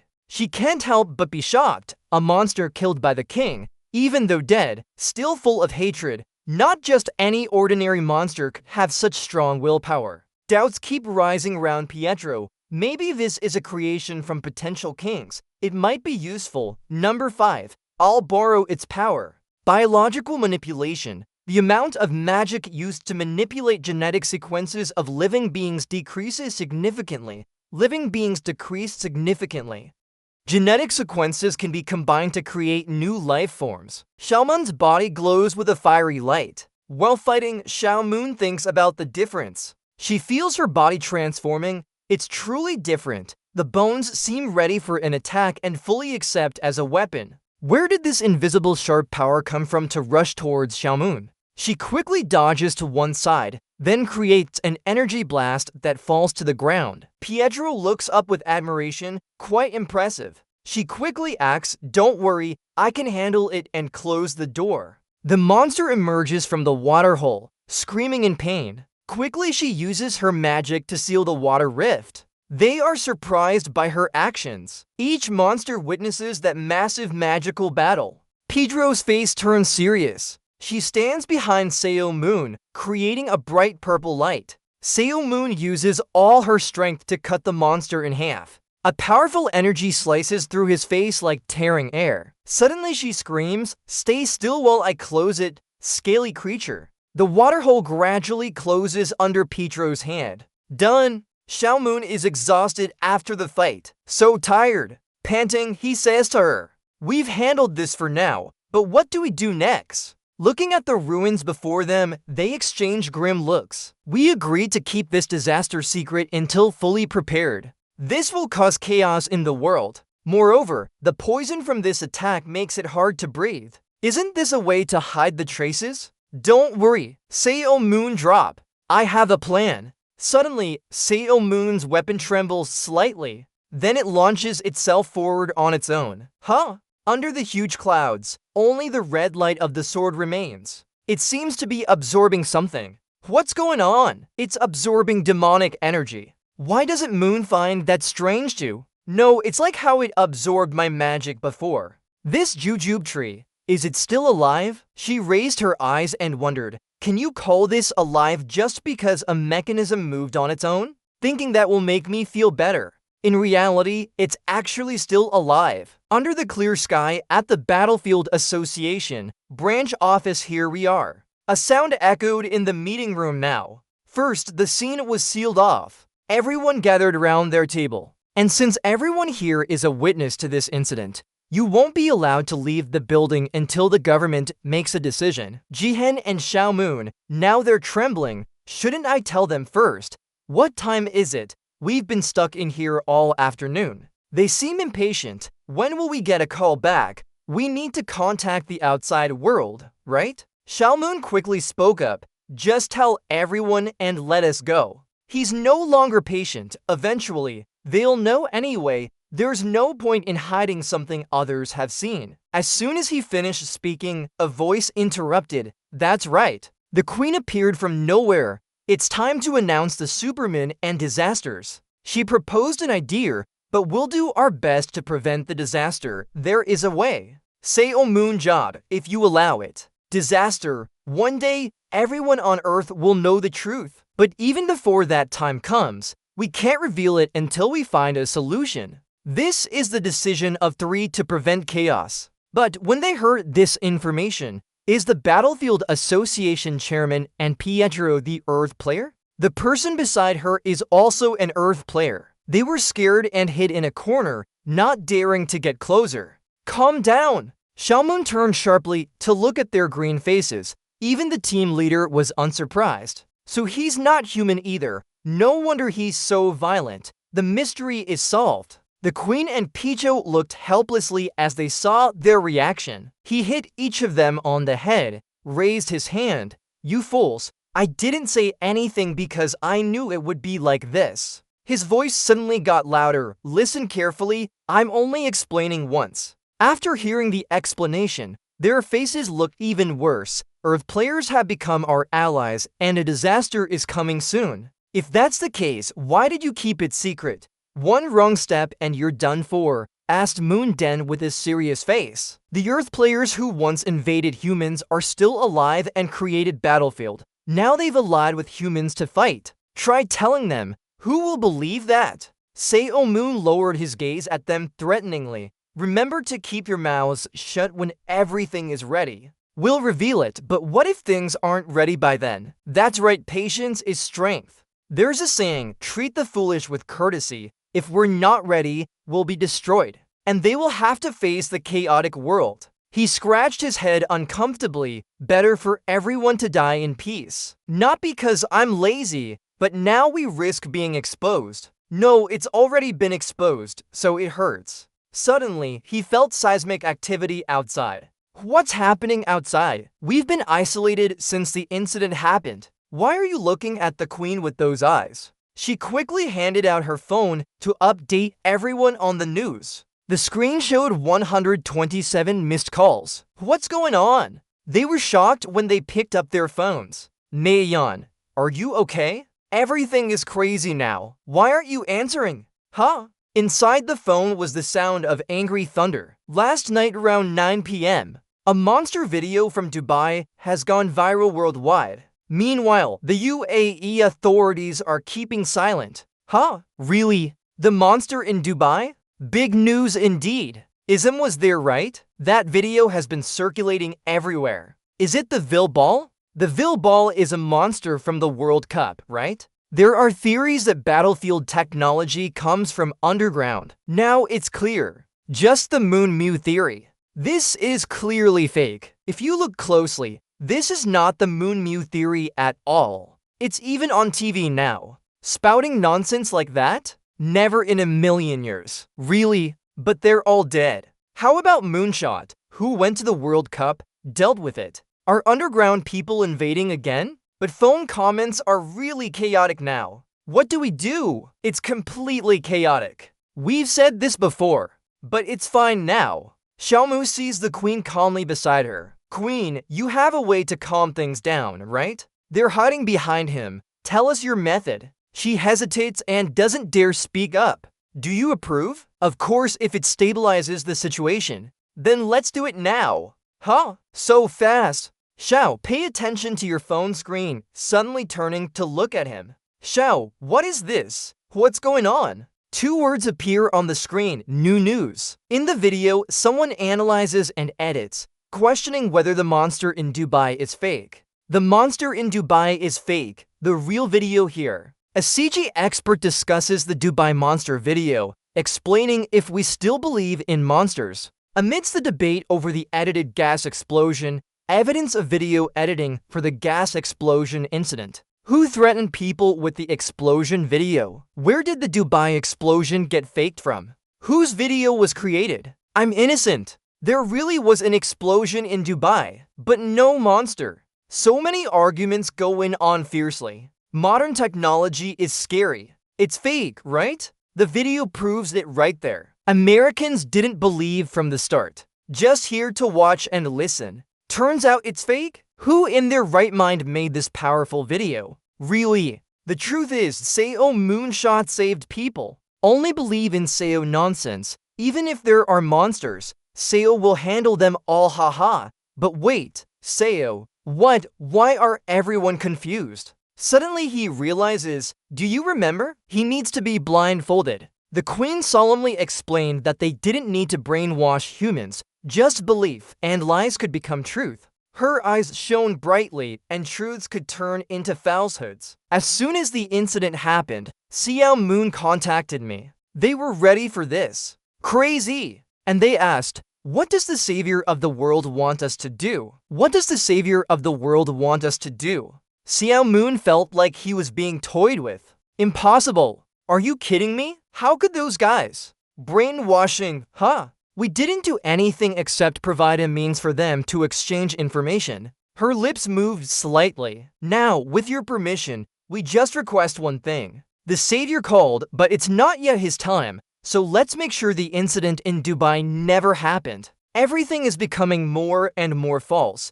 How can this be real? The queen glanced at him. The sect was created by those he saved. From ordinary people to governments, including kings and presidents, they naturally have that power. And Dubai was supported by SFO of the Battlefield Association. All traces were erased. He angrily shouted, if it's part of her company, she created it, didn't she? They started when he saved the world and disappeared. They began to rise. They believed that when chaos returned, Xiao Moon would return to help protect everyone. We only maintained it for 17 years. Xiao Moon heard and his mind was in turmoil. Impossible, this is real. He still didn't believe her words. Normally, such power couldn't exist, but when he returned and destroyed a sect, the number of followers skyrocketed. Her words made him angrier with each passing moment. These guys, I just damn them. Why does it feel like I'm behind this? So the incident in Dubai became a train explosion.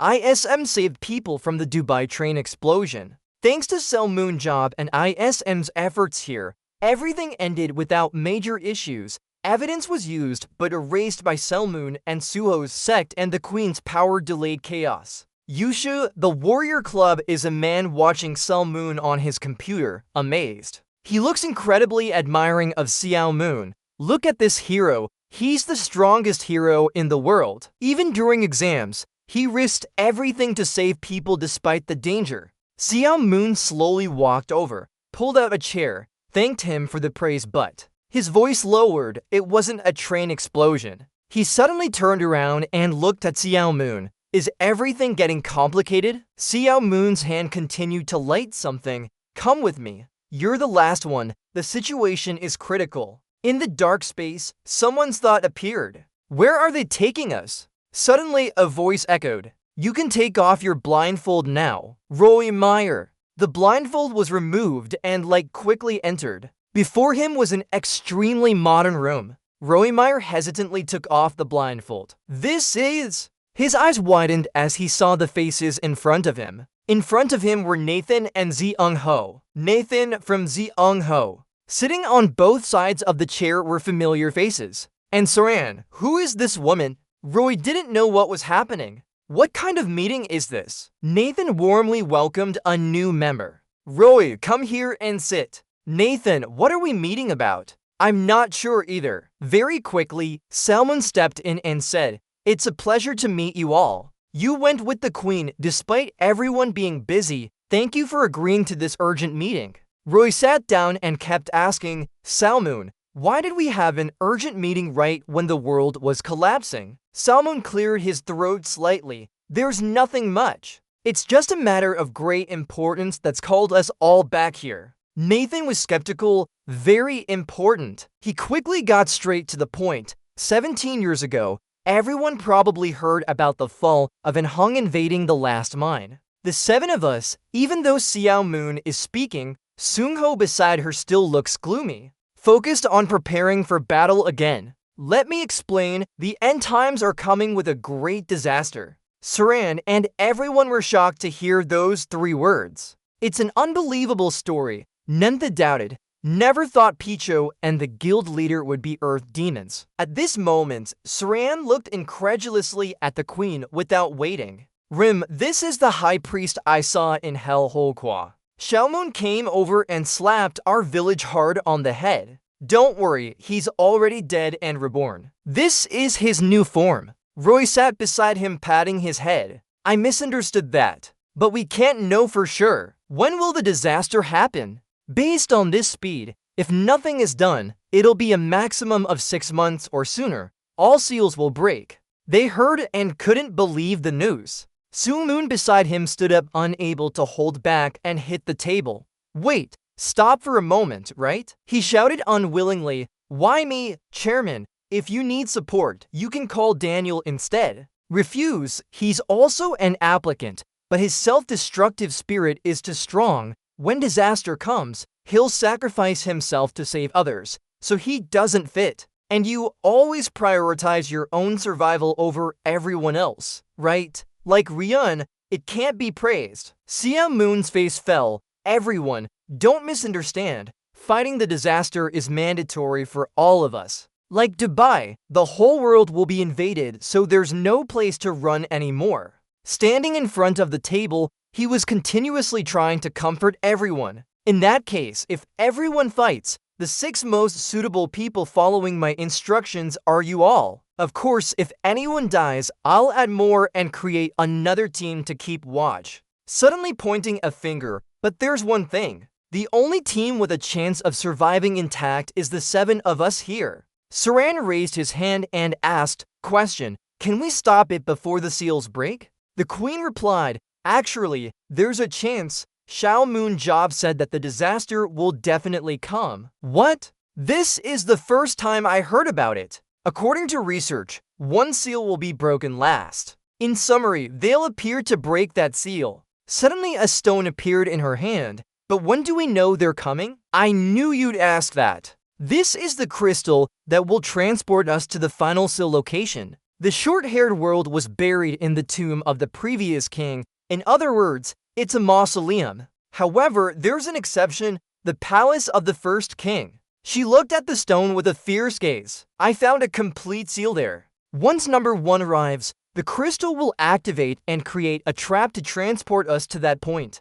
If we can kill the high priest, then the seal won't break and the disaster won't happen. The seal can be restored, even if it takes a long time. At this moment, Pietro continued explaining, during the recovery process, there will always be intrusions. Number 1, wasn't he really tough to deal with last time? Yes, I did handle him well. This time won't be like that. As long as the gate is open, the connection to the disaster will grow stronger. He has to be much stronger than before. She made the best battle plan. To this point, I'm acting based on the worst-case scenario of a disaster happening. Stopping it before the disaster happens is the best way. Xiao Moon turned to look at everyone. Did you all hear that? There's still a way to stop it. Are everyone ready to save the world? They all lowered their heads, not saying a word. Just like before, are everyone ready to save the world? You sighed tiredly. It's not easy to risk your life.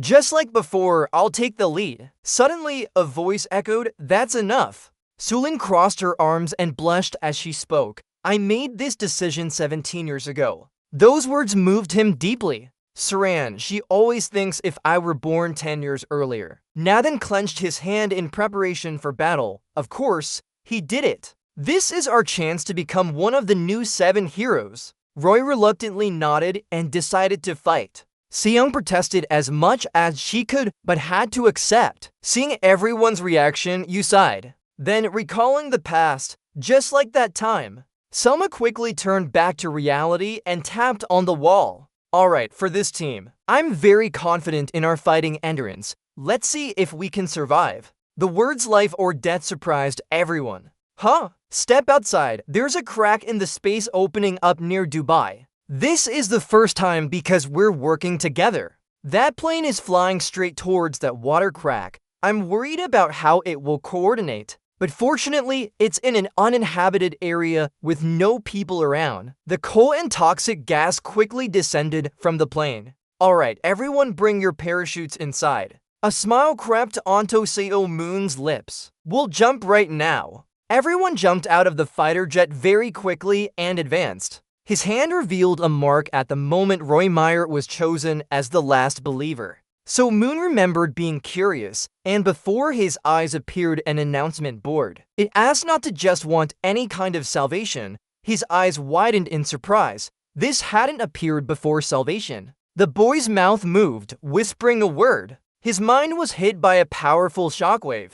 Seo Moon's body was transported to a vast place surrounded by different announcement boards. The screen reported that all believers of the Incarnate had been chosen. It also changed to a golden color. All conditions for being an Incarnate believer were met, absorbing some additional power. They awakened in their original form. Simultaneously, Seo Mu was enveloped by a beam of light. The believers awakened true strength and broke through the limitations due to the effect of the Incarnate's ideal. New skills appeared. The Incarnate's ideal, Incarnate believer, enhanced the Incarnate's true power for chosen believers. They could exceed their limits. The 3 stats of a believer would develop beyond racial limitations. One ability of a believer would be strengthened. Dangerous creatures emerged from the water crack. They flew in large numbers, like wings flapping high up. The young man's legs bent quickly. Zeung-ho shouted not to get close as he was chased by a swarm of beetles. The beetle advanced closer, causing him more panic. It launched a high strike, hitting right in the middle of his body. However, Seung-ho only stepped back without any injuries. He heaved a sigh of relief. The first Incarnate, thanks to Seung-ho, was absolutely invisible and immune to all attacks using magic. But it wouldn't affect inanimate objects or living things. Round him were the large bodies of those beetles. What should I do now? At this moment, a very fast movement appeared. Nathan rushed behind and attacked their weak points. He continued moving to finish them off. One beetle spat out and became extremely angry. Nathan calmly used his sword to slash with many precise cuts. Line 60 is intentionally left blank as the previous lines already meet the requirement. He landed on the ground after the 4th follower. Nathan stretched his arms, creating 3 clones, then enhanced and summoned 2 more. If a clone dies, 10% of magic power will be lost. He smiled and beckoned, "Give me some magic power." Not far away, a large tornado was moving closer. The controller hid inside the cold wind. The bugs were alarmed by their prey's discovery. They all charged towards the tornado. The controller's eyes glowed, ready to face them. A huge explosion erupted as a wide-scale magic field acted like a trap. All the monsters were trapped in thick ice. The sky turned blue with melting ice. Roybin then stepped out, Roy Meyer, the sixth follower. Ice Path, Ice Seal, Enhance. In 1 minute, his body transformed into an ice spirit. Ignoring external attacks, all ice magic powers increased significantly. If he runs out of magic to maintain the ice spirit form, its ability will be lost. There was still another strike behind the whip. The sky insects continued to receive a cross-shaped flash.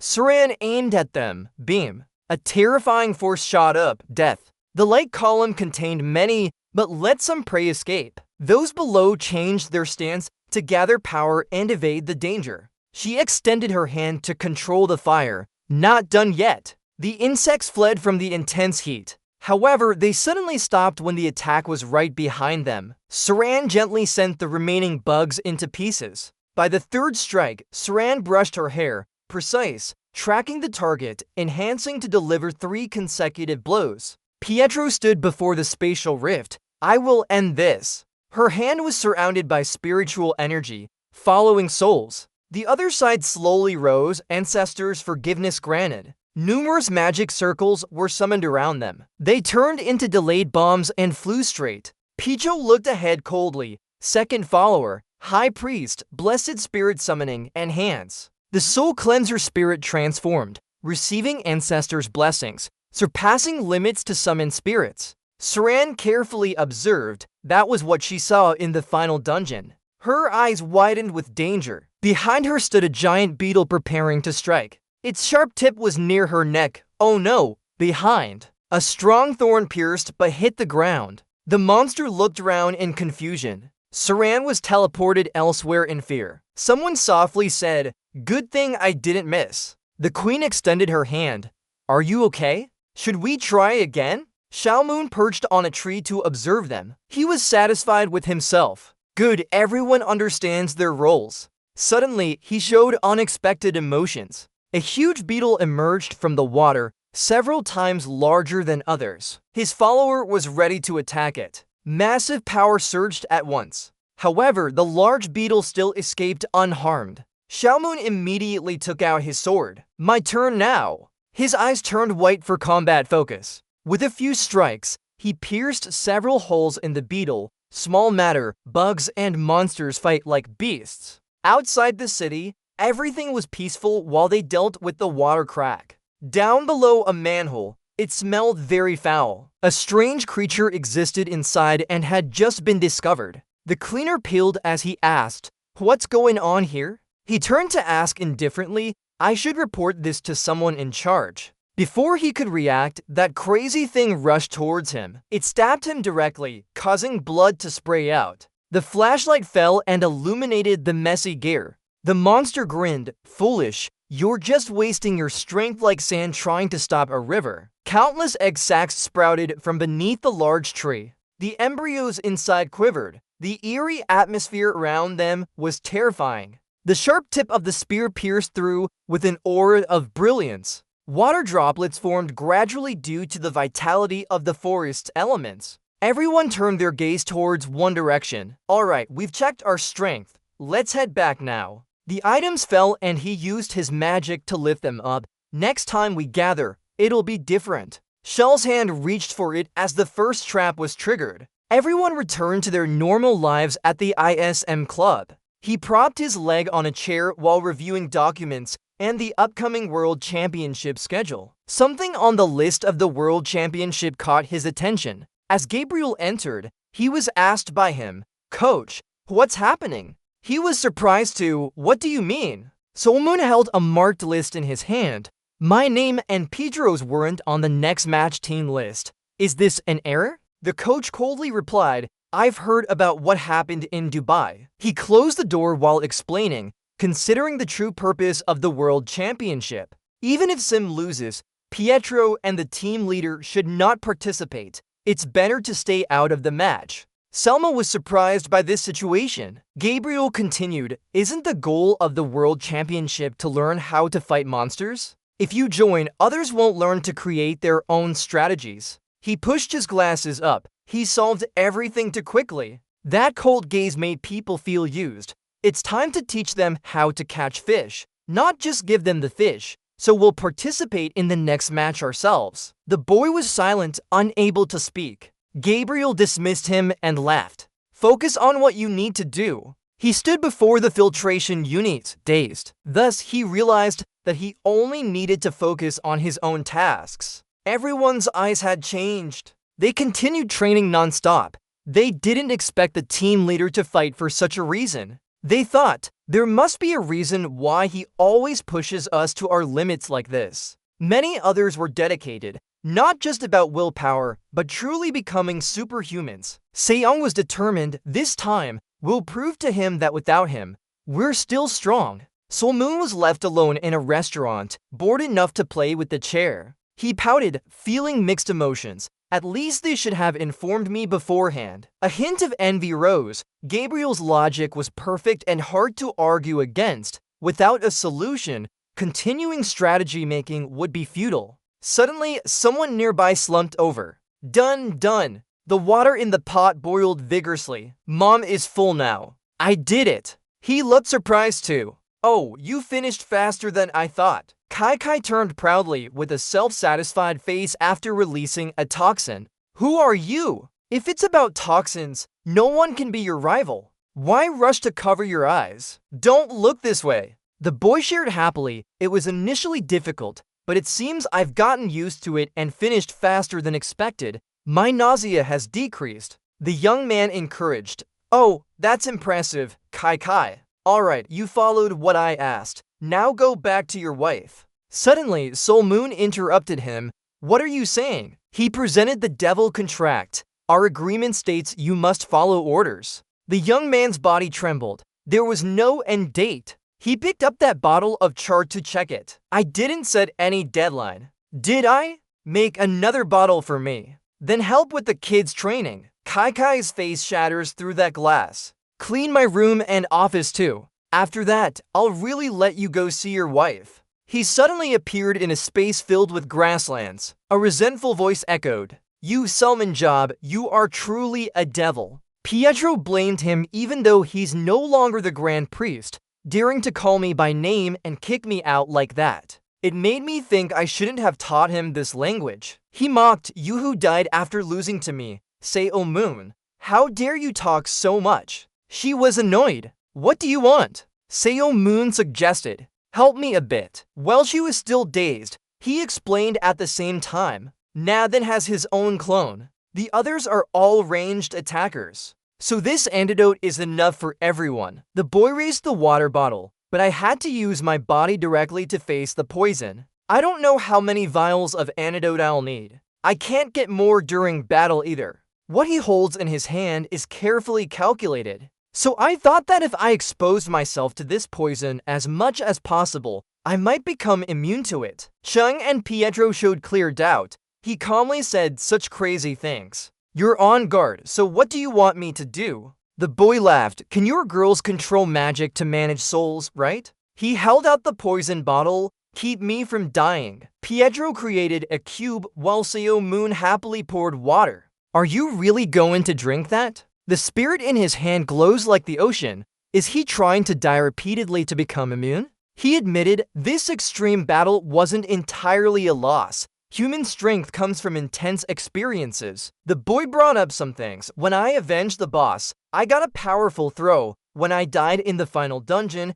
I gained immortality. What experience is more intense than drinking this poison? Anyway, with immortality, dying a few times isn't a big deal. Seo-moon calmly said, so I asked her to help me delay my death as much as possible. The Grand Priest scoffed. There's a full wanting to prolong the pain of death. You're truly insane. Keep asking. That's why I asked you. I'll get some extra time. She warned carefully. I can't be sure how this will turn out. The other person poured water directly. That's enough. Instead of hesitating, just try it. He smiled brightly. Bottoms up. Then he drank the poison in one go. The boy's dark mind flickered with a green hue. It grew bigger and clearer. Many different poisons spewed out from that hole. Like a rain of toxins, they settled on the ground and were dangerous. Seo-moon's eyes glowed fiercely. His entire body was burned intensely, causing him to scream. That poison seeped into his body and didn't let up anywhere. His arm contracted. This feeling was different from when he died due to poison during battle. It felt like his soul was burning, even more painful than 10 times the pain of poison touching his skin. Pietro was pushed back by the wind and aura from him. The person inside was still screaming. She gritted her teeth. He truly did something reckless. The spiritual power is quickly used. I'll activate immortality now. Su Mundurup. The other hand reaches out.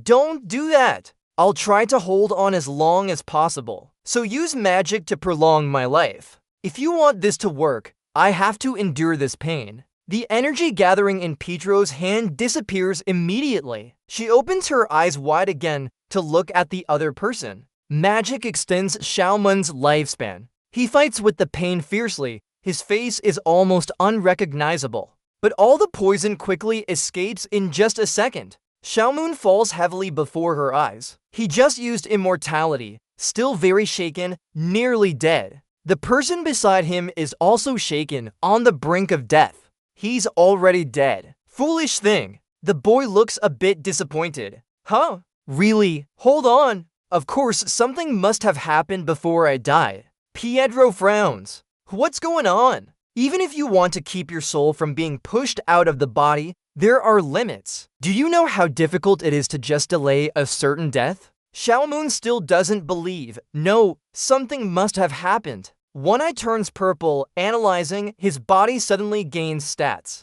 He exclaims happily, look, the stats are up now, even without immunity. This can be done. Isn't that right? The other person looks confused. Does it seem like you want to continue doing something foolish? The boy turns towards the water bottle again. Is she losing her mind? Why drink all of it like before? Of course, I'll keep going. Second time. His whole body starts burning with fire. She's speechless now. He's the one who lost his mind. This damn fool. In Sydney, Australia, at the International Sydney Stadium, team captain isn't always in battle. Each explanation is given, but during crucial moments, the captain is always present. I've always followed that trustworthy back. Zhang Huan raises his hand, and today, we will create our own path forward. The team members cheer together, give the captain a satisfying victory. Their match announcement begins. This is the final match of the quarterfinals for World Championship.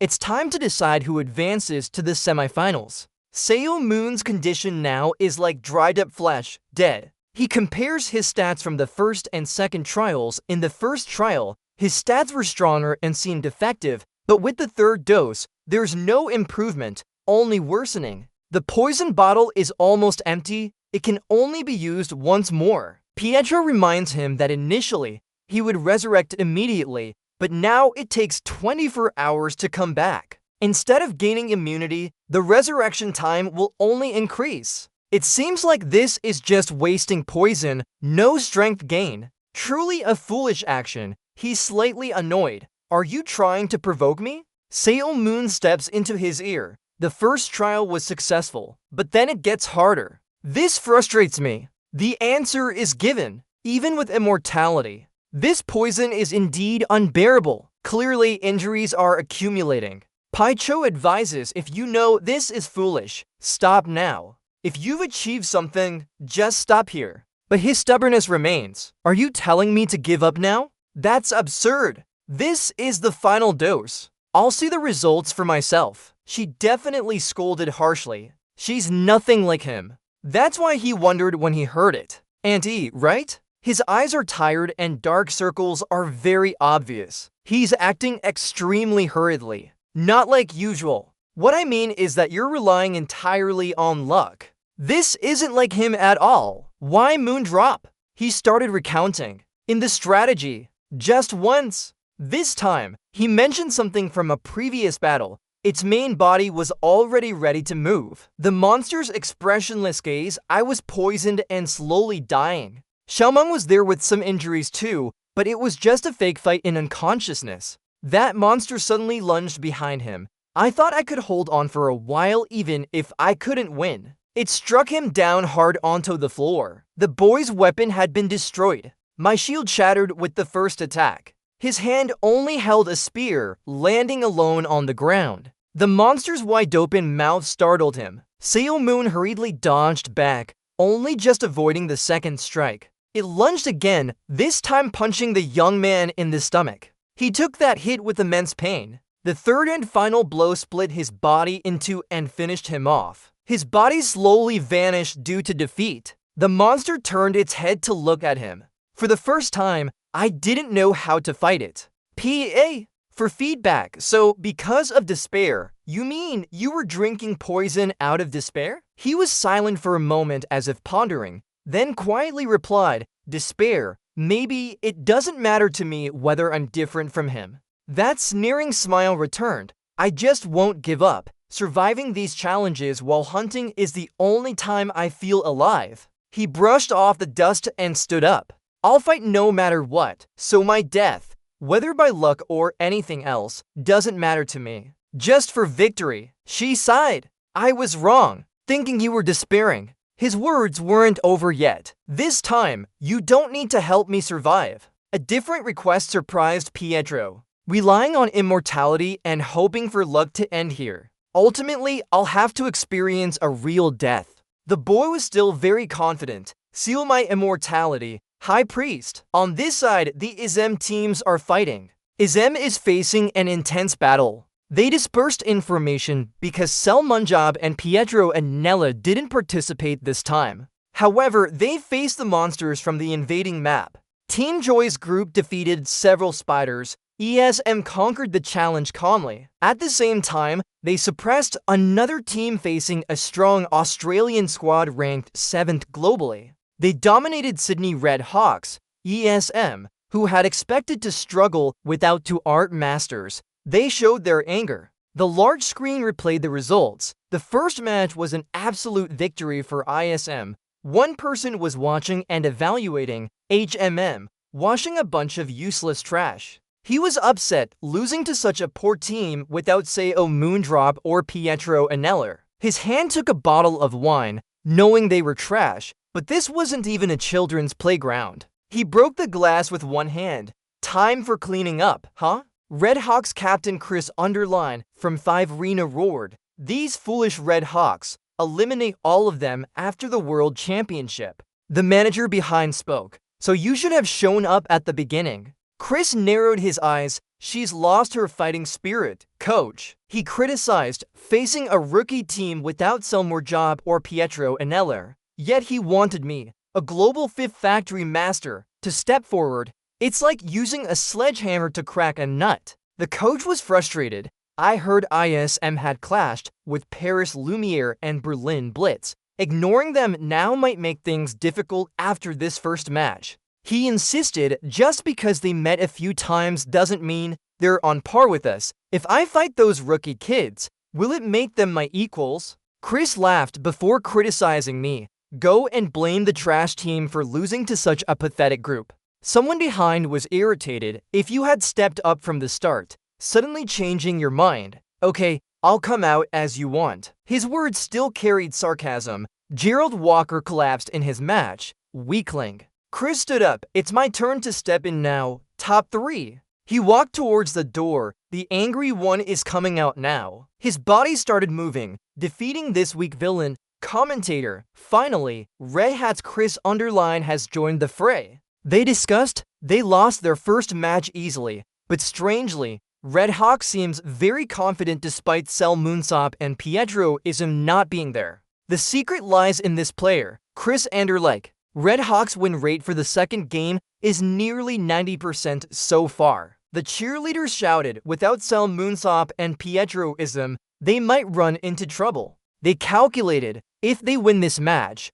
they'll face Law Warriors in 2 days. Yes, Roy Meyer's team ranked 3rd, but the most formidable opponent has appeared. This is a crucial match for both teams. Crete Allurline and Sydney Red Hawk aiming for one of the top 3 spots. The others were tense, ESM aiming for their first finals appearance and final victory. Chris boasted, they say Sayo Moonjob and Pietro Anella quit out of fear of me. I'll make them cheer they didn't show up in this match. Seungho was intimidated by him. I'll crush you all under my feet. He seemed a bit unsettled. This guy is trying to provoke us. In his mind, there's an even more terrifying face, but he's not good at this. He smiled. Alright then, so I will. Sure, I'll do my best too. Let's retaliate. I know Cheryl Walker, 4th rank. Then taunt him to make him angry. But I don't know who the 5th is. But thanks to this match, I finally know now. Chris gritted his teeth. This fool's worth it. Pietro on the other side was worried. I really don't know if this is okay. Xiaomoon insisted. I said so. It'll be fine. Let's start. He sat inside her barrier, advancing to the finals now. Xiaomoon vomited blood again, with Great Tutor's seal, the disaster poison spreading. The last drop of water spilled out along with the remaining drops. His hand began necrotizing, instinctively knowing it had started. This poison spread extremely strongly, burning from within his body, realizing that his life force was fading away. He widened his eyes, continuously screaming, "This is the only chance. The final game has begun." Pietro also felt that power. Could it still be too much? She tensed up. Even if he's stronger than others, Tronquai is still human. Clearly, that's the human body's limit. Born in a world discarded by use, AVNA can never withstand the refined poison used as a lethal weapon for millennia. She closed her eyes tightly. Finally, this is how the fate of this land ends. But Pietro firmly opened his eyes again. No! She continued waiting. Even so, I still trust you. Su Mundrap. His eyes lost their human appearance, blending with the black poison. In the National War, Sydney's second invasion has begun. Chris raised his sword high. He slashed down on the monster, causing its flesh to melt. The terrifying speed helped him continue dealing with them. Chris is gaining an advantage. He landed a powerful hit. The commentator couldn't stop grinning in satisfaction. Line after line of positive numbers made him chuckle gleefully. Like always, he started stealing the prey assigned to his teammate. Someone shouted out, "What are you doing?" We agreed to split up and hunt separately, so get back to your designated spot. Chris's tongue darted out. What the hell is this position? That's why you're only fit to be someone else's lackeys. Hiro shrugged. Instead of giving everyone a bad score, I'd rather give it all to a player like me. Isn't that better? He targeted those long-legged monsters again. His madness reached its peak with the fatal strike. Swallow this. You trash. No matter what, I'll take on your team. The monster released a stream of energy at that moment. Chris noticed too late. That blast hit him and destroyed the building behind. His body was engulfed by the powerful magical force. But he just smiled softly. Then he emerged unscathed. Half of his body turned to stone. Hiro thought that blow had hit. I hardened my body with mana absorption. It's as hard as steel now. Chris's eyes widened at the sight of those inferior monsters. He brushed past them and shattered their bodies with 2 darts. Then he landed on the ground with an air of calmness. This hero mocks, if you want to catch me, bring something like a disintegrator. Link glanced down curiously. Sonya was still running below actively. He had his sinister plan. Look at this. Remember when he talked with Coach Samuel Job and Pietro and Nella before the match? She replied, yes. He shouted, Izem has given up on winning already. They ran away out of fear. He declared, win or lose as long as I play like a king. No, losing is better. The coach was shocked. Hey, what did Na say? Don't hesitate to emphasize it again. A hero can be undone by trash like that. If ESM is destroyed, the audience will cheer louder for the spectacle. The girl keeps reminding them. Don't get confused. Even without those two, ESM still has Sonya Akhmatova. Her rage ability matches Sel Munjab and Pedro's power. She can breach his own Iron Family barrier. He's even more interested now. Then I just need to defeat her. Once I defeat Sonya Akhmatova, no one else can beat me. With that in mind, he jumped straight down below. Once I defeat Sonya Akhmatova, no one else can beat me. The two running below haven't noticed yet. Only when he got close did they suddenly turn around. Her teammate was crushed by him. She paled at the notification. Crit underline. 1 life lost. He slowly looked up at Sonya Akhmatova. Without Seymour Job and Pietro Arnuler, You're the strongest here, right? Chris kicked forward. If I defeat you, it means no one in ISM can stop me. His massive blade swung up. The girl struggled to defend with her sword. He dominated her in strength and easily pushed her back. Creed continued attacking and taking the initiative with swift movements. Zania seized the opportunity for a counterattack. They passed each other, both delivering fatal blows. His face had scratches. Oh, not bad. Creed wiped it off. I admit his protective ability is something. Then he finished Zania's move, but it wasn't particularly special. Creed underlined to strong ones. The fans of ESM started to worry. He calmly announced this as a substitute for Seo Moonjob and Pietro Anelao. The coaches remained silent in thought.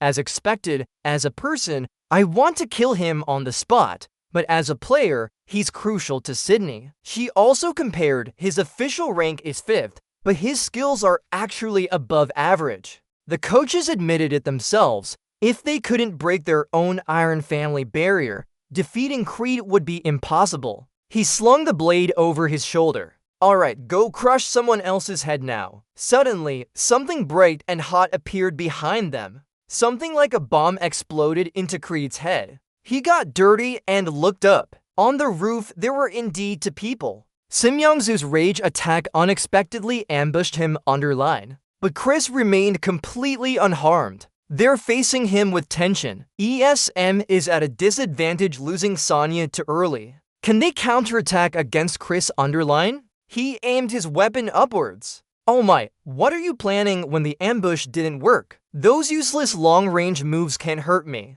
Instead of running away, you're diving into certain death like fools. This time Zoom also responded. Yeah, run away. Losing Sonya and Pao early is really bitter. But Sonya isn't the only member in the team. He despised them. Just lying to everyone as usual. No matter what your plan is, it won't work. What a child.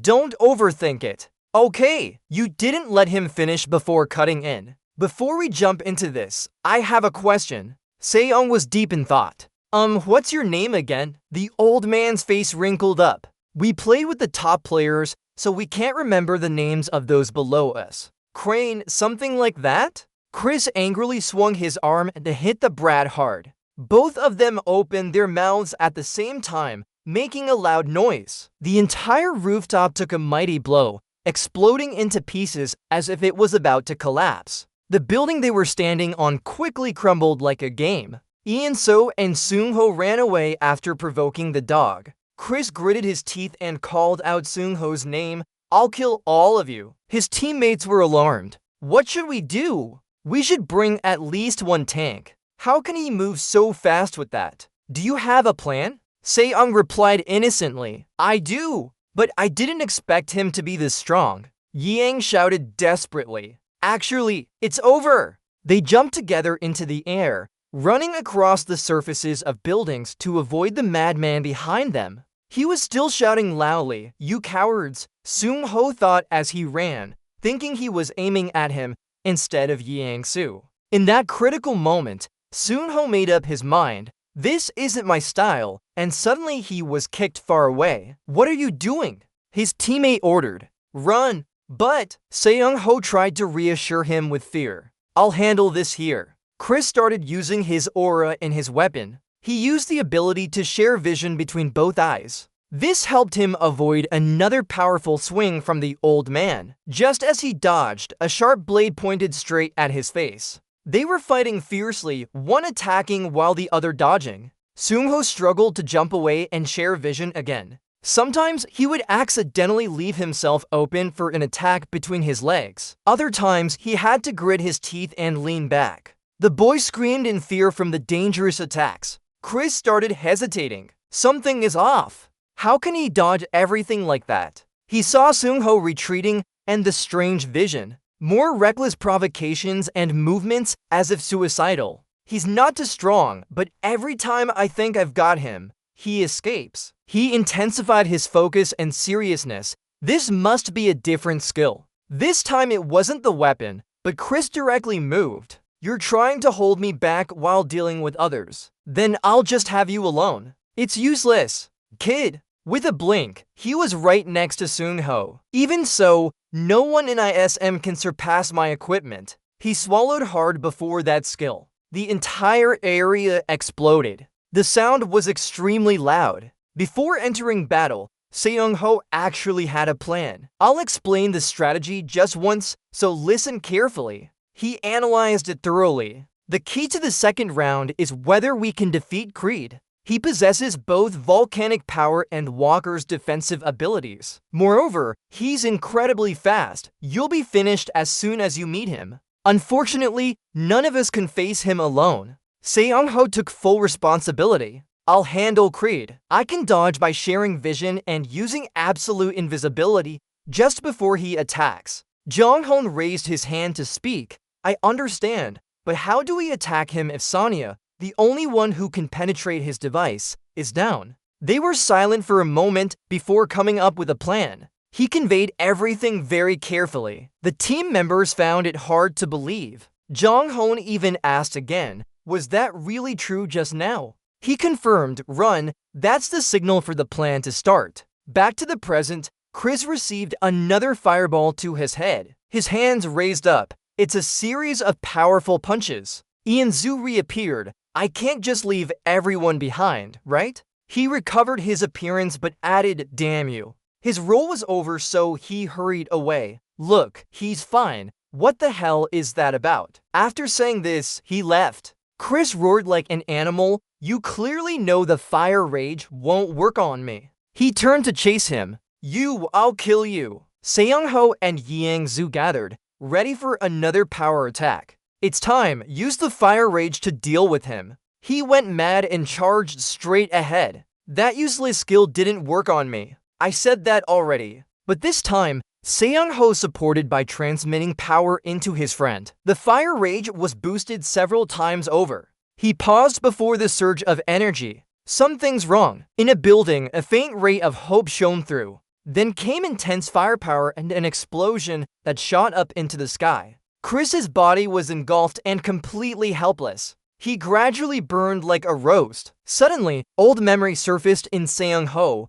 What did I just do? He gaped wide open. Me did. With one hand pointing at the ice block, he asked, Roy defeated all the monsters here. I didn't do anything. What did I do wrong? The other pointed in a different direction. It was indeed Snow Spirit used here. I'm talking about that. Seung-ho's face immediately showed shock. Really, I've always wondered why Seo Moon chose you over Daniel Muns. I have some doubts about your being one of the 7. You haven't proven yourself to be part of the 7. A huge ice path was created, making the air cold. But now I understand why Seo Moon chose you. The Snow Spirit combined with your magic has grown much stronger. Those words still echoed in his ears. Thanks to Seung-ho, you're a versatile support, both defensive and offensive, just like Daniel Muns. Chris's body turned completely black. He was gradually falling down. His mind was hazy. It hurts. How long has my device been broken? His eyes were wide open, but breaking the device didn't cause significant damage to his body. I can still act. He tried to calculate. He had fired 5 fire rages in total. During the cooldown, I'll attack back. Before he could finish thinking, many arrows pierced him through. Chris realized too late how terrible it was. The user from the other side predicted, based on his expression, he must have hit the jackpot. Of course, no player can hack your device alone. His vision was fading, but he's just one person. Seung-ho declared confidently, well, we're a team. The helmet was thrown down forcefully onto the ground. Chris Underline angrily slammed his hand on the table and shouted, we lost that bunch of trash below. F asterisk asterisk asterisk. F asterisk asterisk asterisk ing not. Never in a million years. I will never accept it. His expression grew angrier with each moment. The result of the match appeared on screen now. Match 2. ESM1. Winner! A dazzling victory for Team Spirit. With this win, ESM secured a spot in the semifinals. Gabriel smiled contentedly. He recalled telling Selmoon to just do his job and leave the rest to him. Selmoon agreed immediately. Alright, fine. Gabriel exclaimed unexpectedly. Really unexpected. He asked in confusion. What's so surprising? With Chris Underline on their team, ranked 5th, they removed the captain from a match and are likely to lose. I thought you'd be proud of that, Gabriel explained, but Selman replied straight-faced, if Daniel Munch replaced him instead, would you have said the same? That's not surprising at all, he exclaimed in surprise. So you didn't just observe, you actually believed ESM would win? Selmoon confirmed. Of course, I invested a lot of time building ESM. Call me when they reach the finals. Gabriel walked with a satisfied smile. Moonjob, are you really thinking that even making it to the semifinals is a win for ESM? Suddenly, an announcement echoed. Hold on, new message incoming. Everyone in the area, please pay attention. The next match between Law Warriors and ESM has been decided with Law Warriors quitting, so ESM advances directly to the finals. Why did Law Warriors suddenly quit? They performed well in their previous match. Why would they quit? Questions were being thrown out one after another. Roy confidently sat before numerous microphones and answered clearly, now is not the time to discuss details. I can only say that we have more pressing matters to handle. The scene changed to outside. Chris Underline was walking while drinking alcohol like water. He walked aimlessly on the street. His face was flushed and wrinkled. Losing to those losers, something doesn't seem right here. Seeing people on the street looking at him with disapproving eyes, he turned around and shouted, losers, what are you staring at? Have you never seen a player before? Chris Underline gritted his teeth and muttered, no matter what I do, it's not enough to make me angry. Who's the culprit? They're trash. Suddenly, he saw a bus on the other side of the street. The ESM team logo was visible on the bus. The players were getting off, and from afar, he thought, that's. Chris Underline realized those young people entering the building were in their hotel room. Now, Chris Underline sneered with a sinister smile. Later, as night grew darker, the building was completely closed. Then Chris Underline appeared here with his two weapons. He changed into a more flexible outfit, pulled up the high collar to cover his face as he began to plot something sinister. Haha, if the hotel collapses and a few people get seriously injured or die, they won't be able to fight. Especially now that I've got your back, I'll take care of you personally. At this moment, he stood in front of a dark alley. Suddenly, his eyes became serious as if sensing something. As Creed turned around, all he saw was a small cat shadow in the darkness with an invisible pressure pressing down on it. Surprisingly, what he could see more clearly now was just an orange kitten. It meowed and looked at him. Creed sighed in relief as he turned back, mumbling, what? Just a cat. But he didn't see the orange cat transform into a monstrous mouth. Chris Underline still stood in the same spot, but something strange behind him was gradually closing in. It got closer and closer. As that mouth tried to grab Chris, he turned around just in time and swung his arm to block it off. However, the mouth still clung onto his arm, surprising him as he exclaimed, huh? What is this? Creed Underline delivered a counterattack that sent the monstrous mouth flying away. The mouth was thrown back and landed face down on the ground. He panted, analyzing its strength and appearance as he said, what is this? It's an unknown monster. Creed Underline stood in shock before the strange creature below him. Unprepared, a mutated tongue from it pierced his eye. Chris Underline cried out in pain. The monstrous mouth extended its sharp tongue like a fishing hook. How come? I clearly used steel plating. He was shocked as he lost vision in one eye. Explaining the steel plating, it consumes power to harden his body like steel. Calming down, he needed to get out of here first. But something appeared behind him now. There was a red meat mass that meowed loudly. Cat, this thing is really disgusting inside. Creed Underline glanced back at the mouth and saw it still there. With both front and back blocked, he couldn't move. As he calculated a way to deal with it, a human-shaped mass controlled to meet strings from its body to wrap around his head. He was extremely terrified. What is this? What kind of power? The horrifying and disgusting face appeared again. Then came countless attacks on Creed Underline. That red meat mass beat him so badly that he lay motionless with blood all over, groaning, "Oh no, please." But it only grabbed his legs, making incoherent sounds. Later, a large trail of blood appeared on the ground in the dark alley. The direction led to a manhole cover where red light flickered. In this city, everything was engulfed in smoke and fire. The space here seemed distorted. People were unconscious on the ground. Time passed endlessly as their battle continued without end. At this moment, a figure stood in that hellish place. He turned back to reveal bright eyes. Back in reality, the queen fell to the ground from dizziness. Her two guards panicked and called out, "Blessed One." Her eyes glowed brightly. The queen looked down at her hand as she said, "Our fate has changed." A notification appeared, showing the Eye of Destiny seeing each other's fate. This made the queen panic. What is this? Outside the window, she looked out at the clear sky. Later, it turned into a dark cloud again. Now Seung-ho was standing by the balcony observing the weather while making a phone call. "Roy, why did you give up like that?" Roy responded from the other end of the line. "We all got Seo Moon's assignment, right?" He replied immediately. Yeah, that's correct. Before I went to Sydney. Take it, Xiao Moon threw a fake item at you. Zeong-ho caught it and asked back, "What is this?" Xiao Moon responded, "It says right there, an assignment." You exclaimed in surprise. "Assignment?" Xiao Moon explained further. "I and the Grand Magistrate will be busy for a while, so this will be your substitute assignment." This part seems to mention the Grand Magistrate. Who did the role of the Grand Magistrate, right? Because at the end, the character of the Grand Magistrate appears, but is named Pietro in the script, while in the original version, it's a different person.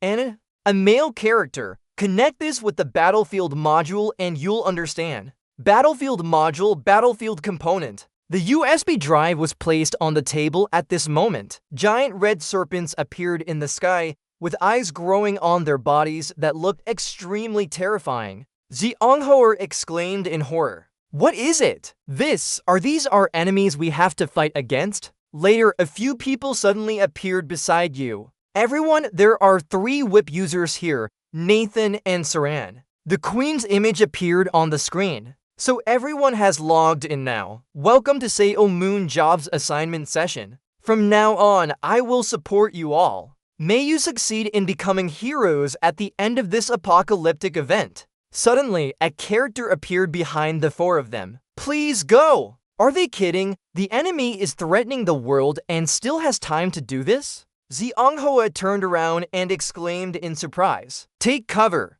Ouch! Turns out this is just a Seo Moon training boss. Boss? Training? The training boss went crazy. What's the deal here? An attack is coming. Move quickly. Everyone seemed to fall into some kind of space as the arena suddenly crumbled. Zeong-ho looked down and paled, shouting out, "Oh!" Meanwhile, the training bot easily appeared beside everyone holding the microphone to announce, "From now on, I, Seo Moon Job's training bot, will bite into your heads with ways to deal with that deadly snake." "You're very impatient," he shouted. "Got it?" At this moment, the giant snakes appeared. They started hitting the white screen in the space. The training boss reminded Saran through the microphone. "Wrong, you fool. Not like that. You're wasting your abilities on ineffective attacks. Calm down." He turned towards the direction indicated by the map. It rushed forward and reacted immediately. "Don't just stand there." Then Boss Zen quickly appeared beside the whip. "Think faster and act quicker." Seung-ho shouted seriously. "Hey! Why is Seung-ho abusing the antidote on the bridge? Is he hiding behind it? Huh?" Boss Zen's anger flared up as he punched out, faster and harder than before. More so, his expression now only showed how much he hated Zen for not being steel. Returning to the present, Roy was sitting comfortably on a chair while talking on the phone with Seung-ho. This allowed us to synchronize our actions somewhat, but the battle made clear one thing. Winning the World Championship now isn't important. After all, the World Championship will be held next year too, if we're still alive. Not hearing anything from the other end, he called out, "Seung-ho. Seung-ho, why are you suddenly silent? Is there a connection issue? Suddenly, Seyoung-ho started speaking incoherently, outside the window. Look outside the window. Roy was standing outside and casting out a strange red light. Outside the window, at this moment, the stone beside Roy began emitting a stream of energy. The strength released grew stronger, shocking him into stopping. His pupils constricted, showing how serious the situation was. Roy quickly went out to look outside the window. Above the sky, that white layer had a large crack. The stars appeared farther away, revealing cracks covering the entire city. He couldn't help being shocked by this sight. Roy quickly grabbed his weapon. Then he reached out to grab the glowing stone. That strength didn't stop but seemed to urge him on. Roy was in a different space with protective gear. Looking over, Seung-ho and Saran also appeared at the same time. This was inside the first emperor's mausoleum. A huge foot stepped down on the ground, creating cracks and shaking. The four of them heard this terrible noise and looked towards it. What appeared was a high-ranking priest with strange growths on his body. The other one shone brightly, his voice filled with anger. Sure enough, you've shown up, obstructing our plan halfway through. Just one more step and I'll deal with all of you. As the high-ranking priest from the far side threw something towards them, another surge of power stopped it in time, space exploding into a massive blast, obscuring what happened. He paused and was shaken. Pietro and Nella stood in front of them, deflecting the attack while marveling, almost too late. The high-ranking priest from the far side gritted his teeth in anger. Traitors, wasting your efforts. Pietro and Nella looked at him coldly. Nathan asked behind, Deacon, where's Moon? Why isn't he here with you? She didn't respond but said, why is Moon absent? He hasn't come? No, he can't come. Inside the Emperor's mausoleum, a huge crack appeared. Say someone jumped up in alarm. Sly one, not coming, huh? Pietro and Nella warned his opponent and said, I'll explain later. For now, we need to deal with our current enemies. But the high-ranking priest from the far side was shocked, really foolish. With just 5 of you daring to try and stop me? Pietro and Nella reminded him, remember, before we only needed 2 people to block them. He was immediately cut off, bringing up old matters. Let me show you the gap in power between us. Then he suddenly attacked. The high-ranking priest from the far side threw a punch. Instantly, he was knocked back hard, creating a large explosion. After the dust settled, he lay motionless in the newly created deep hole. The high priest sneered disdainfully, but suddenly his gaze turned serious. He looked down at the hand with countless cuts and bruises. Damn it, I was too careless. Nathan just sat up, wiping his face while laughing mockingly because compared to the snake, he didn't look that strong. The hand then emitted a source of energy. Afterward, it returned to its original shape.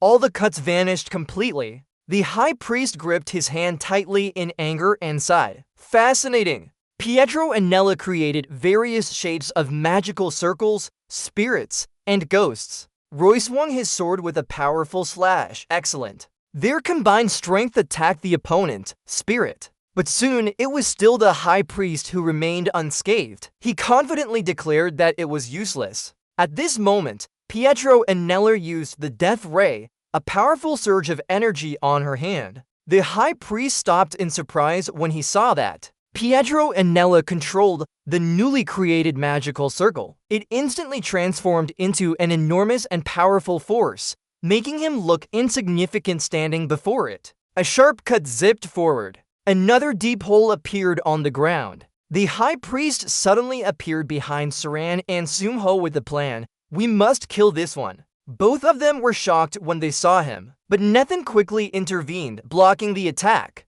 He gritted his teeth, using all his strength to block it. Then he kept delivering slashes, pushing the high priest back. Nathan then turned into 2 illusions and attacked simultaneously. The weapons approached closely, but the high priest regained composure and raised his hand to block both attacks. Everything clashed so fast it became a blur. While dealing with those attacks, more illusions of Nathan appeared from behind. A power vortex emerged, followed by cross slashes. The high priest had to flip up to avoid the sharp blows. He was pushed back several steps. Nathan suddenly charged forward with glowing eyes. He continued delivering deadly strikes. 2 more attacks hit him, leaving marks on his body. From above, Pietro and Nella also created magical circles and descended to attack. Numerous surges of power leaped out from those magical circles. All of it landed on the High Priest, causing explosions around him.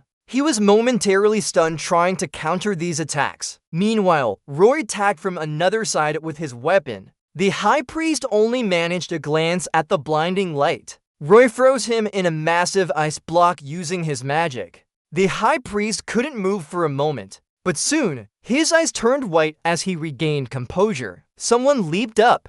The huge ice block shattered from the inside out. The High Priest's form became unclear and vanished into thin air. He emerged from the smoke, panting heavily, about to say "got him." Suddenly, the High Priest stood up and stomped hard on the ground. His eyes glowed fiercely as he looked at them. "I wanted to quietly crush you, but it seems you're quite skilled compared to those lowly humans. This must be a trial given by primordial light to test my faith before this great task. From now on, I will do everything to show you the power of me, and mine is about to erupt." Pietro and Nella's face serious. "Everyone prepare, the Emperor of all races is coming." The High Priest transformed into a more terrifying shape, exuding immense strength from his warrior memories. Warrior memories are an exact recreation of the martial arts seen by the user. That power coiled into a ball, pulling everything around it. Everyone in the group watched this phenomenon with alarm and fear.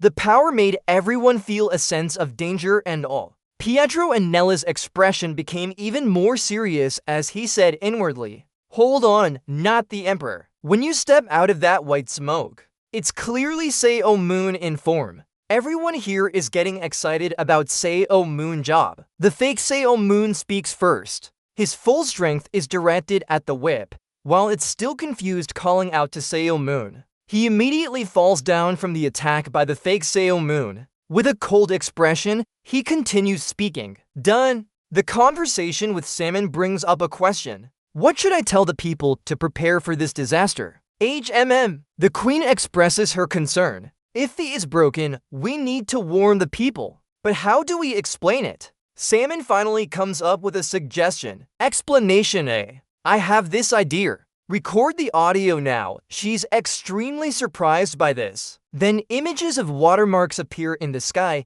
along with an announcement. "Can everyone hear me?" Everyone looks up at the sky in shock. The image of a large Superhuman is broadcasted. This is streamer Superhuman job speaking. You can see him in France too. It's not live, just a recording for worst-case scenarios. Emre Kasser in Germany hears this and feels extremely tense about Superhuman job. People in Kazakhstan also heard the announcement. After all, if everyone is watching, a monster called Athoa is invading us in the UK. In Japan, explaining this would take a lot of time, so I'll skip that part. It can be heard in China too. However, one thing for sure, the situation is more dangerous than fighting underground creatures and in South Korea. Superhuman confidently says, "Because I will defeat them." The Queen looks very worried and asks, "Is this okay?" Superhuman reassures her by saying there's no perfect plan to stop the chaos. The Earth is already in chaos, everyone lies. I just want more time to deal with this disaster. More people knowing will only hinder me. What matters now is focusing on winning as much as possible, not worrying about how many will die. That way, more people can survive. Back to the battle, Roy was hit by Superhuman and his shoulder was shattered. Suddenly, he stops in confusion. This feeling is,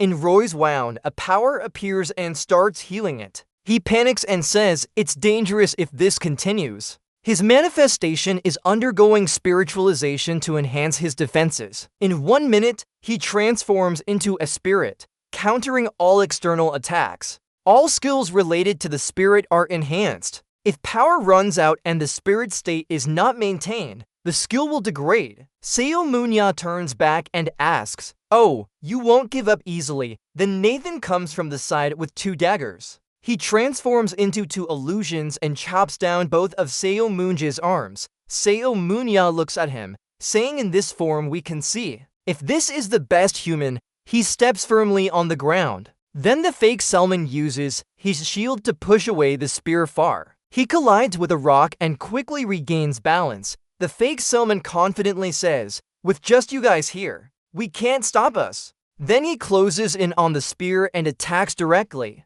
A strong stab hits him. Selmunya presses his weapon into the ground as if trying to pierce through him. But when things become clearer, he exclaims, "He disappeared." This ability makes Selmunya quickly look around. Two ice blocks are approaching him. But after those ice blocks merge, Selmunmondo emerges and rushes to attack Roy. "This rock, you're annoying." He swings his sword, cutting Roy in half instantly. His upper body falls to the ground. Then it suddenly freezes. A huge force emanates from there. Selmunya jumps up to avoid it. He exclaims, "This is." Using spiritual freezing correctly means turning into a spirit freeze. Roy Sim's body has dissolved into streams of ice power attacking Selmunya. As he attacks, he continues to say that we can transform into anything we think of. At this moment, Roy transforms into a gigantic hand squeezing Selmunya tightly. After a while, he breaks apart the icy hand, and the shield cracks as well. Only a spear remains. Selmunya falls to the ground. He looks smug, grabbing me like this is even stronger than before. He's more troublesome than I thought, now transforming into different shapes.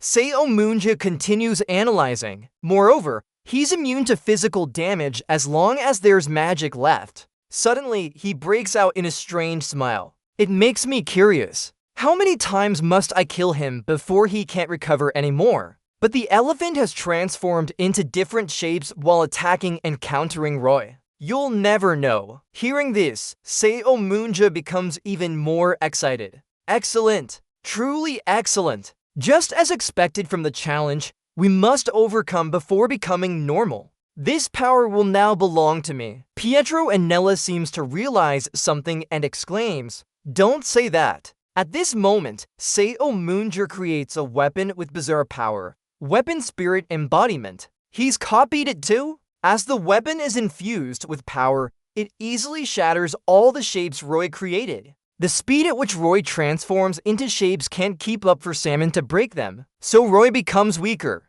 When Salmon swings his weapon to strike what he recognizes, nothing can stop it. Salmon uses all his strength to stab down hard. Roy reverts to human form and lies in the middle of the ice waiting for that hit. Suddenly, his image fades away. Salmon exclaims, "Teleport!" Both are teleported outside where the queen is. Salmon looks around, marveling. This must be the place people hide. Your incompetence has made our fate miserable, clinging to humans and even hindering our mission. Use your life to atone for it, the queen says as she pierces through the queen with her sword. The sharp blade is encased in a strange aura. Selmunya doesn't hesitate and stabs down. With that power, no one can escape.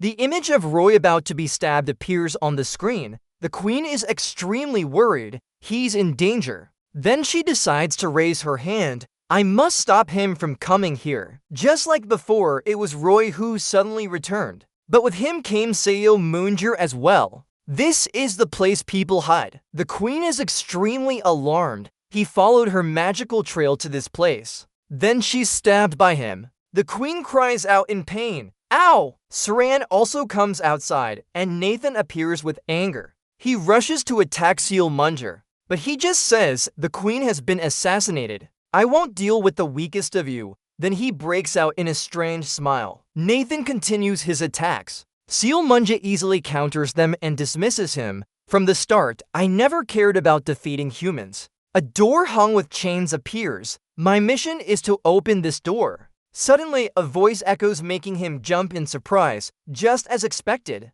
Above, countless magical circles are created. Selmunya turns and runs away, cursing non-stop. F******.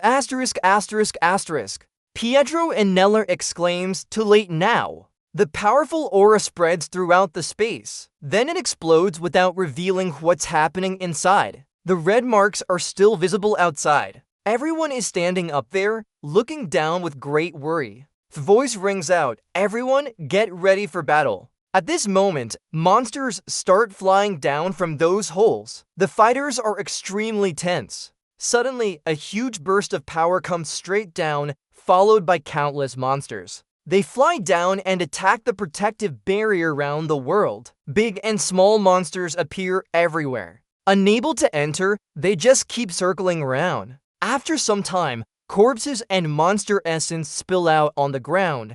Yangsu grits his teeth, curses, and sighs. Damn it! This won't end! A teammate says, we'll be fine if we conserve our strength, because we know how to deal with these monsters. Yangsu is still worried. But there are too many of them. Lee suddenly turns and exclaims, wait, what's happening? The gate is disappearing. The large holes are gradually closing. Everyone looks up in surprise, waiting to see. Soon, all the holes have closed. It returns a clear blue sky. People let out a sigh of relief. She said, right. Jinsu cheers joyfully. Only Command and Pietro held it back. Amidst the huge dust cloud, Pietro and Neller appears, followed by Sungho Dengnut. At this moment, Seo Moonji's body is cut in half. Her upper part has vanished somewhere. Pietro and Nella asks coldly, has it ended? Everyone is laughing and talking after just finishing a battle. But Yangsu looks surprised at the distance.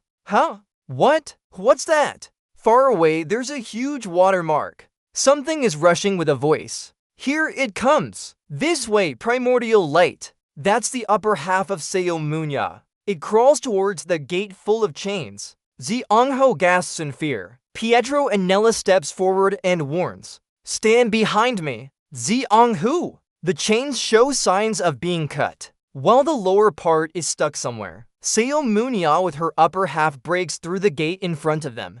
He cheers as he succeeds. Finally, the gate opens. The power from inside rushes out, startling Pietro and Neller and Sunho. The gate is fully open. Following it are signs of a spatial watermark. The mark grows larger. Seo Munya smiles in satisfaction. O primordial light, please lead the gods to the land of eternal light. Then terrifying things start emerging from that mark. His voice continues towards the land of bright light. A bloody hand appears. Something is dirtying my hands now. What's new are giant red snakes, with a dark shadow on top of one. He extends his long tongue and lets blood drop down. Well, it doesn't matter. The giant snakes slither out. He stands among them and exclaims, finally, we're back. Then a sinister and twisted smile appeared. An urgent announcement echoed. Citizens, this is the Central Command Center for Civil Defense Alerts managed by the National Fire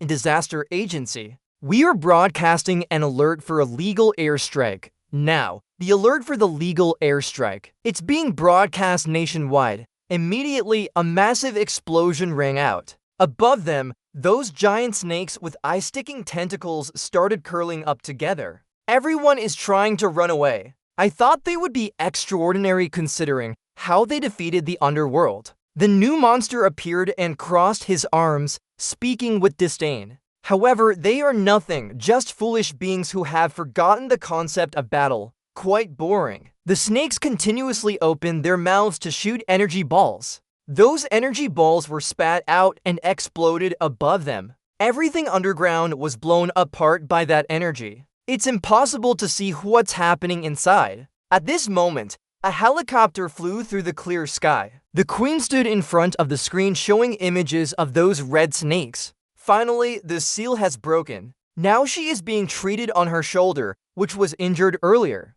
The healer instructed while treating her. Nevertheless, immediate healing ensured that she's not in mortal danger, Your Majesty. However, transporting anyone else temporarily will be impossible. The queen looked at everyone and said, "It seems I've put you all in danger. I'm sorry, I should have been more careful." Nathan comforted, "We still have our own survival skills, so I believe it will work if we support each other in this battle." At this moment, the remaining two appeared, and a surprised shout echoed, "Pietro!" Pietro and Nella hurriedly reported, "We can't stop him. We tried our best, but his obsession is stronger than expected. We could only run after the seal was released." Nathan then asked Selmoon, "Pietro, what you said earlier about Selmoon's job not coming, She's definitely not here. Nathan continued, what happened to him? Pietro and Nella's answer caused everyone to panic. He had ingested the Great Calamity's poison.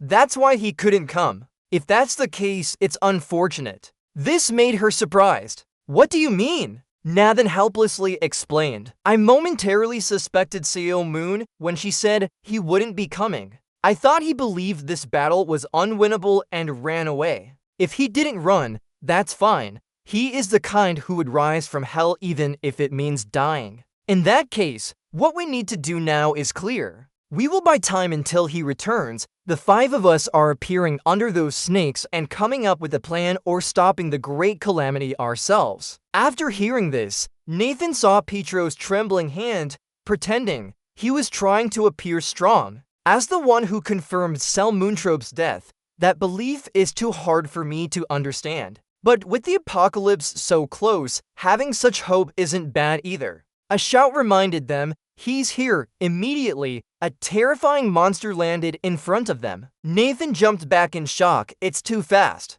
At this moment, that monster started attacking everyone frantically. Boss Zen appeared and said, the snakes are incredibly fast, but there is a way to avoid their attacks. A bullet is fast, but if you observe the direction of the barrel and the finger pulling it, you can predict its trajectory. The same applies to the snakes, even with many heads. But understanding the movement pattern of that giant body allows predicting its movements no matter how fast they are. Seong raised his hand in confusion. What about the main body of the Great Calamity? Boss Jian Lion replied, oh, that's unlikely to happen. It is a polymorphic entity. It can take both snake and human forms simultaneously. For this reason, when the snakes move, the human form usually doesn't. Like how legs are stronger than arms, but no one would use their feet to hit something. Have you realized yet, the place where then moves freely on the snake's body, as long as you avoid it, you won't be knocked down in a single blow. Then moved his eyes and began executing his defense steps. After a while, a cloud of smoke was created among those heads. In between those attacking heads, a momentary cloud of smoke appeared. This is arrogance. Nathan seemed to have realized something, muttering to himself. I knew it. Without Seo Moon job, he would have faced a formidable power surge right now. Everyone here is trying their utmost strength to attack that monster together, fighting for survival, clinging to unfounded hope. After creating a massive cloud of smoke, they emerged from it. Nathan continued his thoughts. However, we can't stop here. With this belief, let's try to prolong the time as much as possible. Believe! 3 figures glided past a snake that was chanting trust over and over. He is putting all his faith into it. Don't doubt him. The snake's huge head seemed to explode at this moment.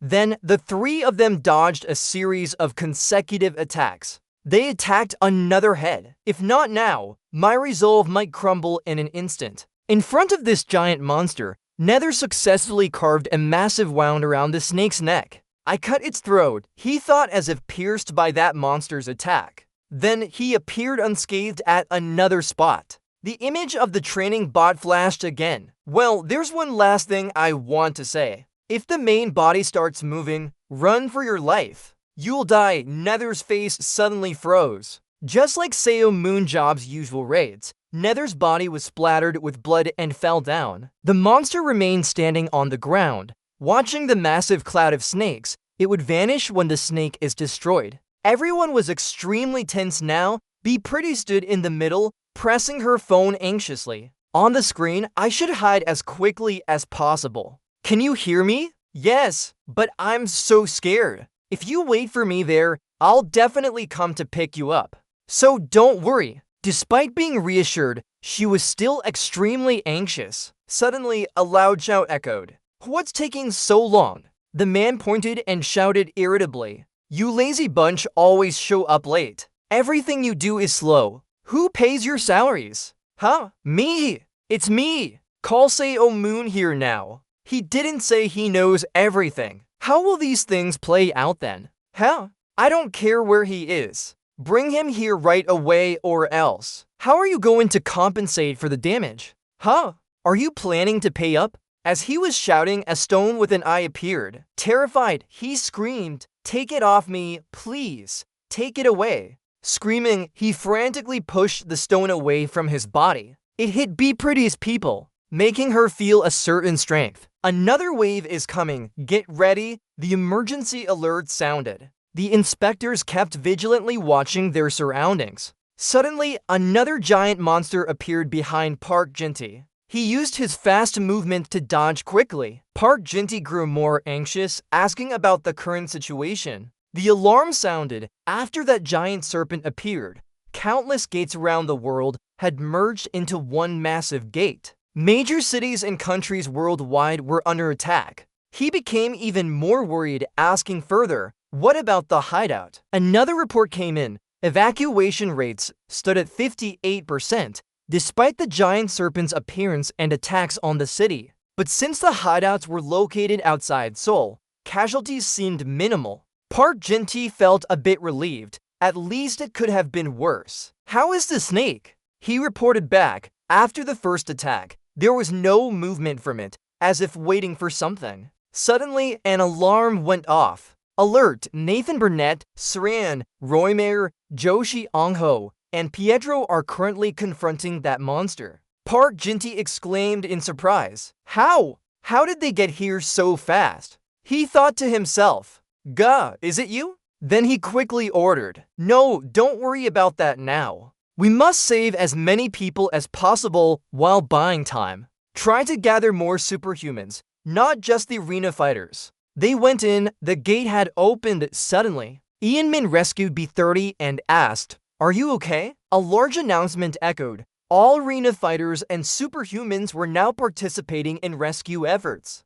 Superhumans appeared with panic, but fought valiantly against the monsters. Ian Soo and Jinsu were fighting the monsters as well. Seong-ho suddenly felt a pressure, turning around to look. He saw a strange-looking monster appear. Below a heavily damaged building, two figures could be seen. A strand of hair fluttered in the wind. Currently, 230 million Rena warriors had registered and were active within the association. Sonya stood forward to block Ian Min and Bibretti from the existing danger. Among them, 1,000 top performers had proven their strength. They received unofficial rankings, including female superhuman Sonya. She handled a giant monster effortlessly. This is Sonya Akhmetova, ranked 448th. Another giant monster approached and began to wreak havoc. A hand pushed the door open. That's new superhuman Choi Hyuk, ranked 643rd. He appeared.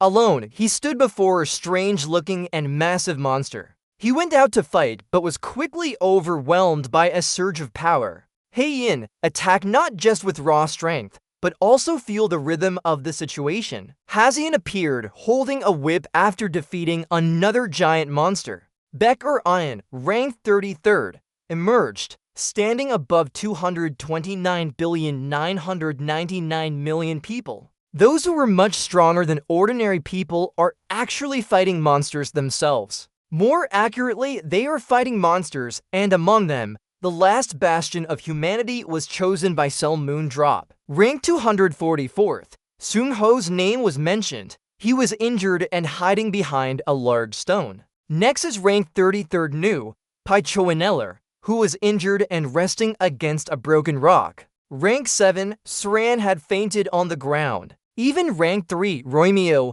lay unconscious with his weapon cut in half. The monster then spoke. "You can only get this far. Still dare to stand before me?" At this moment, Nathan Bernard was still standing, but his body was at its limit and trembling. But despite that, he leaped forward. Then he charged to attack the monster. The monster questioned, "Strange creature, why refuse? Accept your defeat." Nathan Bernard panted heavily, replying, "We will come." The monster asked in confusion. Nathan Bernard stomped hard on the ground, creating a watermark. He silently raised his weapon and shouted because they believed he would arrive. But that monster threw a punch at him and said, "I've lost interest in you guys." Then Nathan Bernard was sent flying by his attack, creating a large explosion. His body hit a big rock, breaking it, and one of his arms was cut off. His staff flew up into the air. It then fell straight down, embedding itself in the ground before the monster. The fight is over, but now there's a hopeful voice. Who decided this? Startling the monster, Nathan Bernard smiled slightly. Salmon arrived and saw the condition of Nathan Bernard. He questioned them. How did you do that to him? Now he looks like this. What suddenly changed while we were resting? His sharp eyes stared directly at him. Nathan Bernard was powerless, feeling his heavy body suddenly become light in his arm. The pain he felt was fading away. Is this death? He was in pain and confusion. Suddenly, someone appeared and spoke out. Oh my God, look at the young man. Nathan Bernard tried to look up. Then he was treated by someone using a strange power. It was none other than Superhuman, who still had that calm expression, making Bernard exclaim in surprise. Superhuman said seriously, "Didn't I tell you to run if your body started moving? No matter what I say, no one listens. You should have run. Their lives are more important than yours."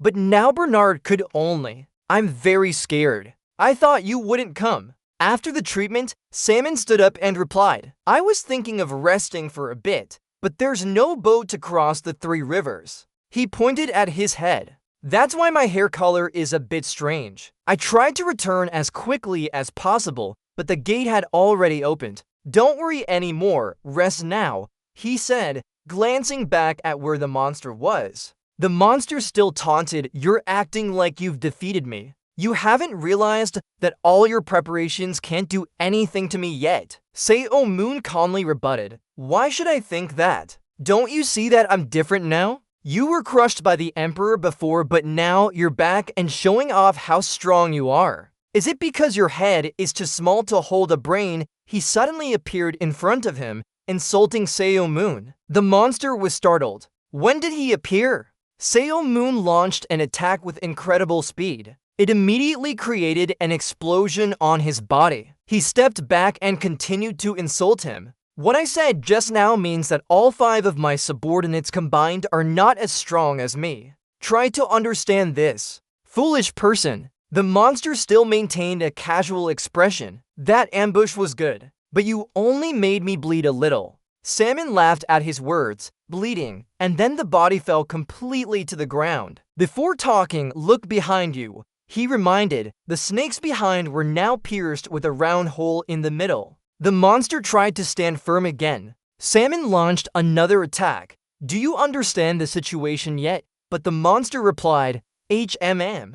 He was momentarily confused. What? Now he started becoming even more terrifying. The strange power surged out. Great job. Impressive. This time it's fun. Superhuman is calling. This is Nazi then. You lost an arm. But don't think about relaxing. From now on, this is important. Na whispered quietly. Then Superhuman began to unleash his power, the ideal of the Great Recluse, his subordinate under the Great Recluse's command. After choosing all his subordinates, the Great Recluse can help them develop far beyond their limits as he wishes. The 3 key stats of his subordinates can surpass racial limitations. One of his subordinates' abilities will be greatly enhanced. Retreat order moves a designated subordinate to safety. Immediately, Nathan, Roy, Saran, Pichu, and Anella, all injured, received a retreat order from Selman. Sejong also remained conscious, but was extremely worried when he saw that order. Selman ordered the retreat of those 5, then gently reminded them to rest for a bit.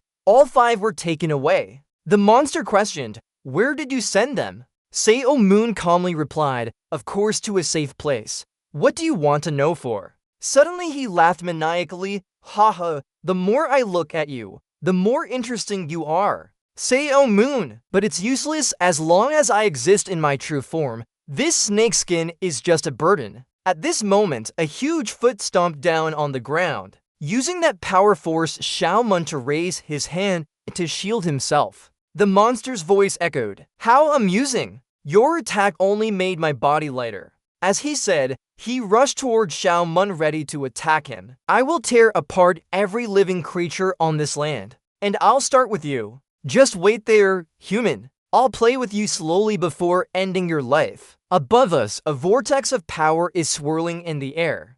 Then a body bit into a rock, causing it to shatter. Xiaoman let him do that for a while, then spoke up, "You're wasting too much time." The black monster, now lying amidst the rubble, was filled with questions. "Has he injured my main body?" Xiaoman pointed his weapon and reminded, "Don't jump anymore. If you want to fight, charge in." Meanwhile, the monster was incredulous. A lowly race on Earth can't possibly possess such immense power. Even a king could only expel me. Yet someone from this lowly race. Could you be stronger than the king? At that moment, both leaped away from their original positions. The monster, unwilling, dived down while Selmoon soared up. In an instant, a collision erupted. Everything around them shattered into many pieces.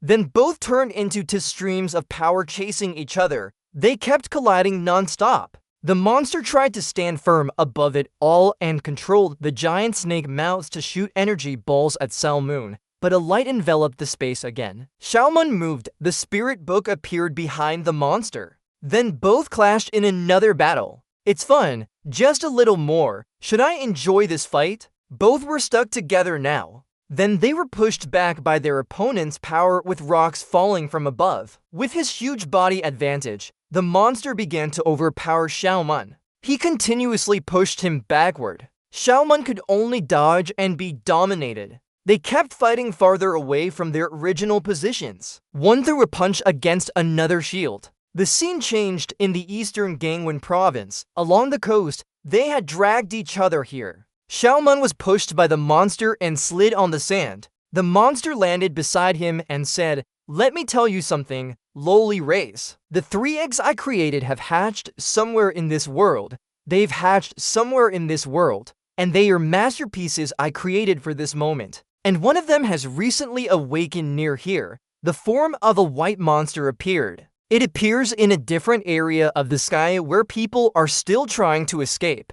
The monster stays where humans can't reach it. They will be crushed brutally and become prey. But suddenly, after hearing those words, Salmon burst out laughing, confusing himself. "Ha ha!" Unable to hold back, the monster questioned him. "What's so funny?" Salmon replied with a laugh. "I told them already. I sent them to a safe place. Nathan's group is now in an area without combat. Indeed, right after leaving the sick forest, he has to do heavy work like this." Gerondo blocks everyone from the white monster and looks down to ask if they're okay. "My existence is being swallowed by this bottomless abyss." A foot appears. Then Gerondo's eyes narrow. He raises his hand and thinks, "Will I disappear like this?" Everything around him starts to fade. Suddenly, someone grabs Gerondo's hand tightly. Gerondo looks up in surprise. Salmon appears and smiles. "Snap out of it. It's not time to sleep yet." The light shines on Gerondo, making him tear up. They seem to be in a sea between the horizon. Salmon says, "When are you going to wake up? You have much work to do, brat." Back in reality, Gerondo is lying on a hospital bed. On his hand appears a symbol with numbers. "I've identified the 5th spy. It's fine because she won't be directly involved in the battle, so she doesn't need it." The queen smiled and nodded. "Why do you laugh like that? That flag hand can't participate in the Great Raid, but I'm sure he'll be useful later." At this moment, another monster appears inside the castle. Gerondo quickly puts on his armor and stands before everyone, reminding them to recover and return to battle. "I will extend time until then." Back towards Selmoon, he sighs. "Sure enough, I never make mistakes. I knew that hand would wake up at this moment." Then he smirks at the monster, focusing on the battle now. The snakehead attacks first. His strength is about to match his target's. Because of the sudden encounter, the monster couldn't avoid it and chose that one. His body flies far away. Xiaomoon jumps excitedly to chase after him. Then he suddenly disappears into thin air. The monster is extremely confused, looking around, seeing only a cloud of dust gathering towards him. He's slightly shaken now. After some time, the dust starts to gather and engulf the monster. He thinks, "He threw a whole chunk of land at me." It's interesting. Sail Moon appears from behind him right now. He swings his blade for a fatal strike, but the monster dodges by tilting its neck. But then Xiao Moon unleashes countless attacks. He can't retaliate. His strikes become denser and denser. At this moment, one of the monster's eyes starts to release its power. Immediately, that power rips through Xiaomun's dust cloud. Don't mess it up, but he quickly charges straight towards him. The monster smirks again, clearly different from the rest. His body flies far away and an explosion happens. He was hit hard on the ground. His body is thrown a great distance in midair. Then an explosion occurs. The monster is knocked back several meters on the ground. He struggles to stand up. Still sealed, he stretched his hand to summon it back. Instantly, a surge of his power enveloped the monster's body and lifted it off the ground. He felt perplexed and exclaimed, "This is..." He was immediately summoned to one side. Xiaomun stabbed his weapon straight at the monster's people. Without hesitation, he lunged forward and stabbed directly into the monster's body. Suddenly, the monster let out a mockingly laugh. "Ha ha ha ha! The one entertaining us! How do you plan to stop this?" Saying that, he began counterattacking. Xiaomun calmly responded, extending his hand and creating a stream of power. "It's time for it to return. Summon back." Seeing the monster look bewildered as he explained, "I mean my treasure. It flew with someone else." Simon's sword shot down like an arrow from the sky, embedding itself straight into the monster and pinning it to the ground. He raised another sword with power and one more. Without hesitation, he launched it directly at them. As it flew, he shouted, heading right for them. The power from his sword caused a chunk of land to sink deep, forming a huge pit. Amidst the rising dust and smoke, he carefully approached to examine. Landing at the edge of the pit, he saw the monster pinned by two swords, but he still managed to laugh mockingly. When Xiaomun felt confused, the monster spoke. When facing an unbeatable opponent, all strategies will have similar reactions, freezing in fear or losing everything and sinking into despair. But you don't fit either category. He began to observe Xiaomun. Judging from your actions, you are enjoying the battle despite the huge power difference between us that you must have sensed. The monster decisively pulled out his two swords and reinserted them in front of himself, acknowledging your value. Hearing this, he gritted his teeth, "My value." But the monster quickly continued, "I will eliminate all life on Earth, but make an exception for you. Become my subordinate." Xiaomun was furious and struck again. Then he cursed loudly, "Damn it." The monster became more dangerous now. "Alright, then I'll take the precious time to subdue you." He charged at Xiaomun. Xiaomun's eyes turned serious. As he observed his surroundings, he was startled by a magnificent castle. Where is this?" He scratched his head in confusion. "I must have drunk the poison without activating immortality." Suddenly, a voice echoed, making Xiaomun jump. "Humans?" A person spoke down from above the palace. "How did a human get here?" This person suddenly appeared before Xiaomun. "But first, let's not talk about that. How can a human have my abilities?" Then he smiled and said, "Oh, interesting." Xiaomun wondered in his mind, "High priest, or not?" The supposed high priest observed him carefully and said, "You didn't come here on your own. I intervened in your soul. A common human somehow inherited my guidance instead of a high priest from the future generation. I don't understand what you're saying. It's confusing. Who are you then?" The high priest replied, "Sorry for that. I got carried away with my monologue.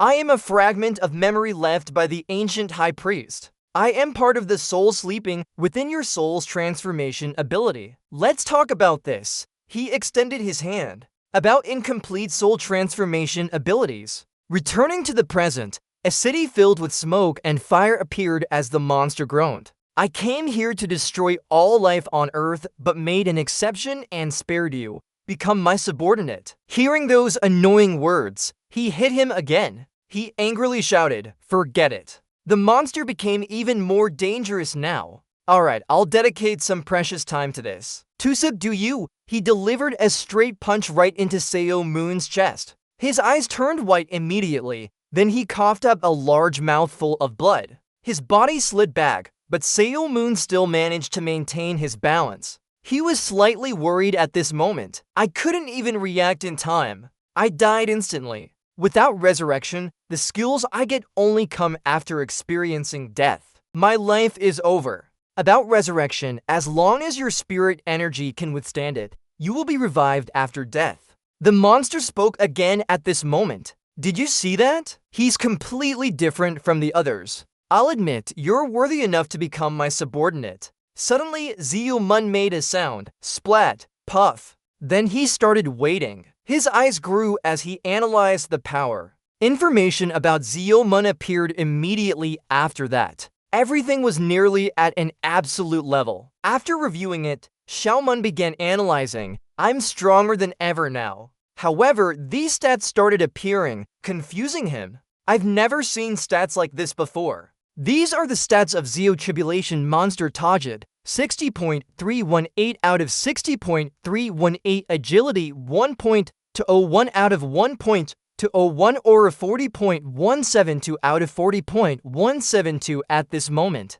Superhuman wondered if fighting against such a monster still had any meaning. Meanwhile, the white monster was still attacking. Geronto was trying to counter it. They collided with each other, creating a large shockwave. Geronto leaped up and attacked downwards. The white monster wasn't weak either. Suddenly, Geronto paused, his expression serious. That white monster suddenly appeared behind him. At this moment, its attack was about to hit him. Then Nathan timely appeared and deflected the attack. After finishing up, he glanced at the person next to him in amazement. It's tough, huh, Walker? Geronto worriedly asked. Are you sure you're still okay? You just lost a hand now. There's a chance you might pull your hair out with that arm too. Never mind, he quickly rebutted. Come on, you can see it. I've always used dual swords regardless of losing one hand. I still have 3 arms left. He confidently replied and started creating illusions.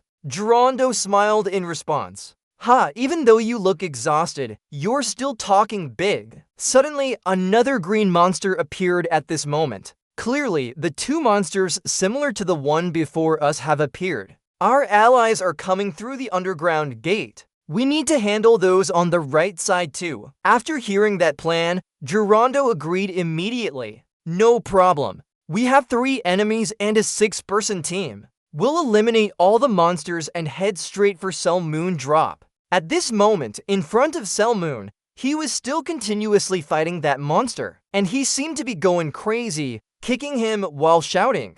Again, again, again, again. Cell Moon was sent flying by that kick. Then those strange colored arms started swinging out. A straight punch aimed at Cell Moon. The battle has been going on for 2 hours and 32 minutes, with the first death at minute 23. Sailor Moon Job died a total of 1,023 times. Thanks to resurrection magic, your heart might have been regenerated each time. However, the battle seems hopeless, his body trembles violently. 160 out of 161, Salmon Job's spirit energy had already surpassed human limits. It dropped to 159 out of 161 and began to decline. The snake monster asks, have you changed your mind? Despite being severely injured, Salmon only curses, damn snake head. Hearing this, the monster roars and then releases its power. The battle has lasted for 2 hours and 47 minutes. Seal Moon Job's total deaths are just 1,339.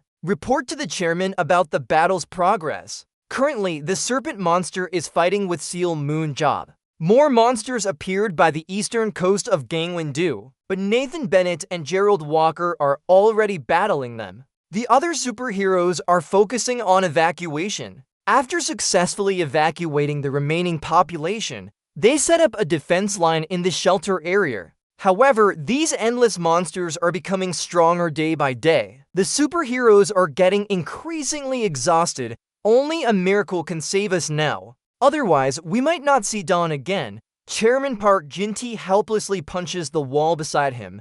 Damn it. Job, Nathan, and Walker are still holding on. But if we fail here, even their efforts to save the world will be in vain. We must resist at all costs. Then he stands amidst the ruins, despairingly asking Job, my friend, what do I do? They arrive there. Suddenly, strange giant arms appear. After that, all superheroes below are trying to stop the monsters flying down. Some weaker ones were handled up in the air. but a stronger group keeps charging forward, blocking them. Stronger heroes start leading the charge. Both block a giant monster together with their shields, but its immense power makes them grit their teeth to hold on. Damn it, do we even know how to destroy them? They are still too numerous. After handling one, more keep appearing, making everything harder. Suddenly, Ji-hun rushes past the two of them. He slashes through the monster with all his might and fear. After landing, he encourages, "Good job, keep going." Then another giant and stronger monster suddenly appears. Alright, more are coming. A warning voice rings out, "Dodge." Luckily, both of them jump aside to avoid the deadly strike. They gather together. Phew, that was close, hooray. Are you alright? Both need to focus now. While discussing plans, Ji-hun starts calculating. How many have we killed so far? 1,000? Or 2,000? I can barely feel the weight of my sword anymore. When will this end? His hand tightly grips the trembling sword. No, suddenly he calms down and firmly holds onto the sword. Ji-hun has made his decision. I can't stay here any longer. I can't use my strength here. His full power is unleashed. He starts using continuous techniques. Move! Immediately, he slashes to monsters in front of him. Then move and move again. With each move, Ji-hun slashes another monster. He urges himself on. Move! Don't stop!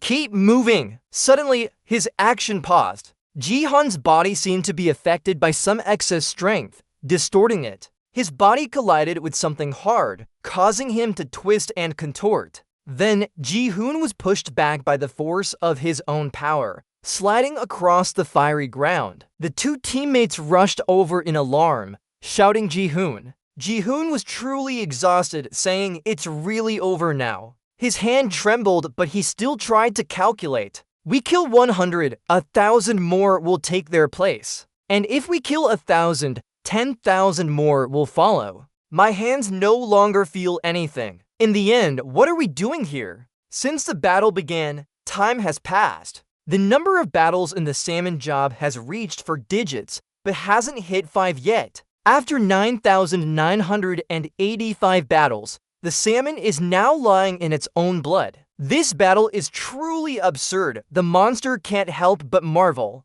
Why does the person refuse to surrender after being defeated countless times? All that's gained by continuing this futile struggle is endless failure. At the end of an impossible victory, all one awaits is eternal death. For what are you fighting? You can't defeat me. That's a fact. If you become my subordinate, your pain will end here. It means life is waiting for you. Isn't that truly valuable? But even with just a tiny spark of life left, Xiaomoon couldn't help but retort, "Fine, go away." Like his persistence has reached its limit, the monster becomes terrifying and declares, "I'm done now." If you can resurrect infinitely like that, he grabs the blind eye. Then he throws him straight up into the air with all his might. Following suit, he lunges forward and delivers a punch. While continuously punching him, he says, "I'll show you then. I'll tear you apart into countless pieces that can't be repaired." The blind eye is now riddled with holes. Number of deaths, 9,997. Concentration, 131 out of 161. Number of deaths, 10,112. Concentration, 111 out of 161. Number of deaths, 11,789. Concentration, 100 out of 161. Concentration, 99 out of 161. All went wrong. Ji-hun helplessly says, "Even so, what I'm most afraid of is dying at the hands of a monster. It's just a tiny flicker of hope in their hearts. It's being scolded by our boss." As he says this, he bandages his hand again. That's enough. The sun seems to have set now. Ji-hun grabs the sword and rushes forward to attack the monster. Perhaps he firmly stabs the sword into the monster. While fighting, he thinks, if I die, at least it will be after trying my best. He won't scold me, right? Suddenly, a strange hand reaches out from the gate. Ji-hun is startled and confused. Then a blinding light erupts, making it impossible to see what's happening. Later, Ji-hun is pulled into a dark space. He's bewildered. What is this? The person beside him speaks up. The sun has set. You've done very well. The caller says, now it's our turn. A group of people in a hooded, ash-colored robe appear. Park Jin-tae is startled after hanging up the phone. Someone underground? Could someone underground be helping us? The queen has spoken. His surprise is understandable. President of the Global Principals Association. Let everyone rest for a while. We'll support each other as the sun sets. He was shocked and amazed upon hearing this. Later, a huge hole in the sky revealed a monster. Only 2 people remained underground. You are that white monster. It kept attacking with powerful blows. Gerondo struggled to defend against it. While fighting, he marveled at its overwhelming speed. Suddenly, an ambush attack hit Gerondo from behind, but Nathan appeared just in time to block the blow. He continuously repelled the monster's attacks. Meanwhile, Gerondo tried to defend with his skills. At that moment, strange energy beams shot out from the rooftop. Back where he was eager to ask, damn it, Walker, how long until? Using the method you mentioned, Gerondo smiled and replied, losing a hand means trouble, huh? Hold on for just a bit longer. Back where he said, everything needs time to prepare. You understand too. Later, the entire city of Dubai went into red alert. The red monster was continuously destroying the city. It kept roaring with terrifying sounds from its mouth. Suddenly, a powerful energy beam cut through one of its arms. Then that severed arm froze instantly. He quickly turned to look in that direction. Here, Roy launched that attack, taunting it as a foolish brat. Despite the many injuries on his face, the red monster was extremely angry now. It leaped away from its position. Its weapon-holding arms kept chopping at the ground while screaming. Immediately, stones and bricks flew towards them. He released his own energy as well. Then he vanished from that spot, and suddenly appeared near the red monster. From there, their second attacks clashed, creating bright streaks. At this point, Roy had transformed into an ice crystal. The threads grew and began to cling to the monster's body. Roy started transforming again into a massive fist. Meanwhile, the scene shifted to the green monster, which was destroying the city with its power. Its hands created fireballs. These were continuously launched at buildings below. Smoke and dust rose like mushrooms after rain, covering most of the city. The green monster stood there proudly, while children's cries for help echoed from below. Mom, Dad, a boy was standing in one spot crying. This caught the green monster's attention. It quickly launched a fireball at that boy, creating an enormous explosion. At this moment, a hand appeared, generating energy to deter the monster. That was Pietro Anelli. She told Seung-ho to take the child and hide. The monster stretched out its hand again, creating another huge fireball. Pietro Anelli stood calmly and extended her hands, forming matrix circles to resist it. As soon as that ball was launched, powerful energy beams from those circles shot back at the monster. 3 monsters emerged from the hands of misfortune. They were the ultimate products of evolution, each with special abilities, strength, speed, and aura, even newly born. Their professional stats exceeded 1,000, elevating them to a completely different level. If observed by Cell Moon Drop's analytical power, with a strength of 1.011 out of 1.011, speed at 1.31 out of 1.031, aura at 1.324 out of 1. 324, Pietro Anelli is still releasing his own power. Then right now there's a purple flame forming a strange face and speaking in a dark voice. Withdraw, young sacrificial offering. This isn't an opponent you can handle. Your aura will run out before it falls. Pietro Anelli calmly replied, thanking him for the advice, but saying he was fine. I have enough aura to block its attack. Immediately, strands of her power shoot up preparing to envelop the monster. On Pietro Anelli's shoulders, 6 wings sprouted, and a powerful light explosion erupted in the sky. The purple flame witnessing that also shuddered in surprise, marveling at the strength. How did you get such power? Now, Pietro Anelli is a Grand Hierophant with an aura of 2114. Through soul transformation, I once wanted to become pure primordial light. To become pure primordial light without being a soul, I created the concept of soul transformation. But no matter how strong that body is, it's still just a fragile shell that can never contain an ever-growing soul. I never dared to assert whether future generations could perfect it.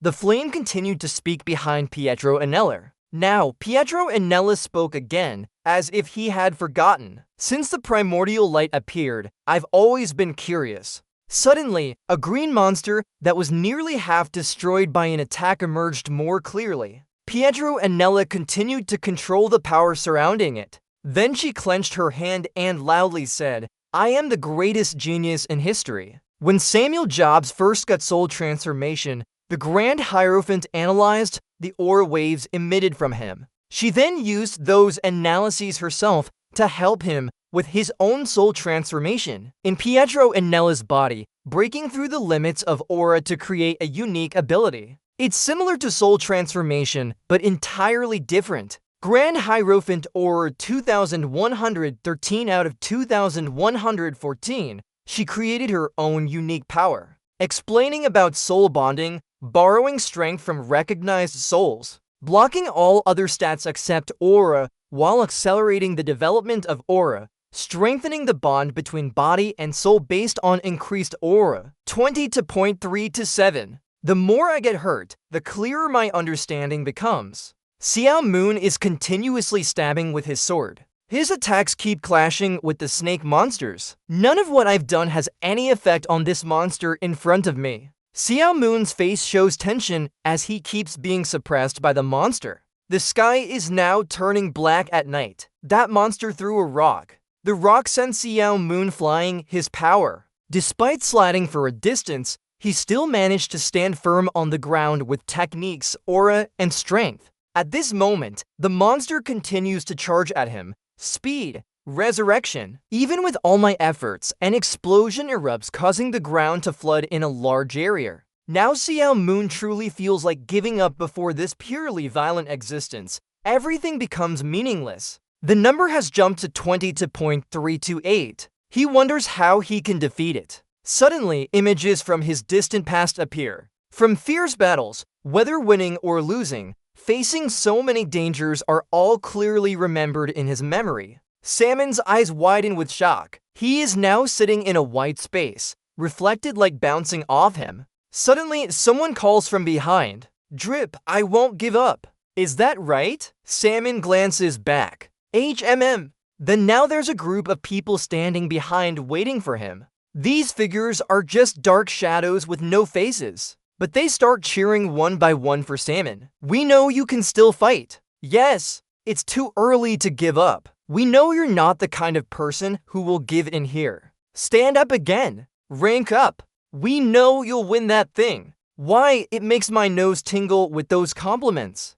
Oh, I've seen this scene in a movie before. This is when the main character's power will increase after thinking about their loved ones. Right, I must admit I'm a bit moved. Suddenly, everyone's voices seem even more intense now. If you give up now, all the criminals will die. Right, put on the word responsibility. You've treated us like dirt, so you can't quit here. Fool! At least I won't really die. Keep going. Yes, that's right. Yes, exactly. Why do these words make me so angry to hear them? All right, that's enough. Who just called me a fool? Then he sighed and said, "I was wrong. What good is it to increase my power? I don't need any more power." Suddenly, another instance of Xiao Moon appeared. You know, this is just what you're imagining in your head. Just take some time to relax and clear your mind. Don't give up. The answer is right there in your hands. Back to reality, the giant hand of the monster has been stopped by countless attacks.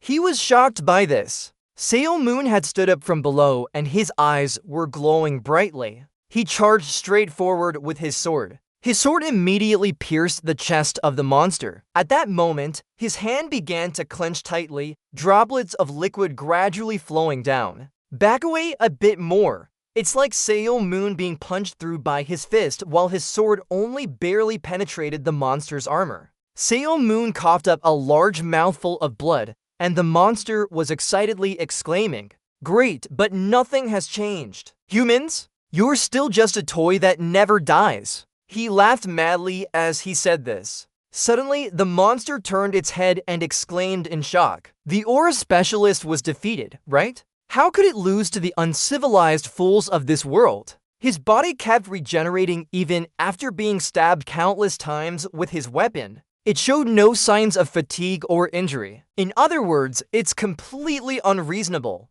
Now I finally understand. Suffering, Pietro and Nella began to transmit a message. You've got one of them. After listening, Superhuman asked the monster again, the 3 monsters you released are currently draining the life force from worlds that have been abandoned, right? The current index is 40.127 out of 40.127. The monster replied calmly. So what? Even if you discover this, there's nothing you can do to change the fact that you have no way to overcome the power gap between us except for your regeneration. But Superhuman just smirked and knew how to. This confused the monster. Right after the power from his sword started emitting, he continued speaking, maybe because I just got this new weapon and forgot to read the instructions. This sword has life, so it will digest everything it can when it's hungry. In the past, streams of power from nature gathered around the sword and nourished it. Then he accumulated strength by killing monsters.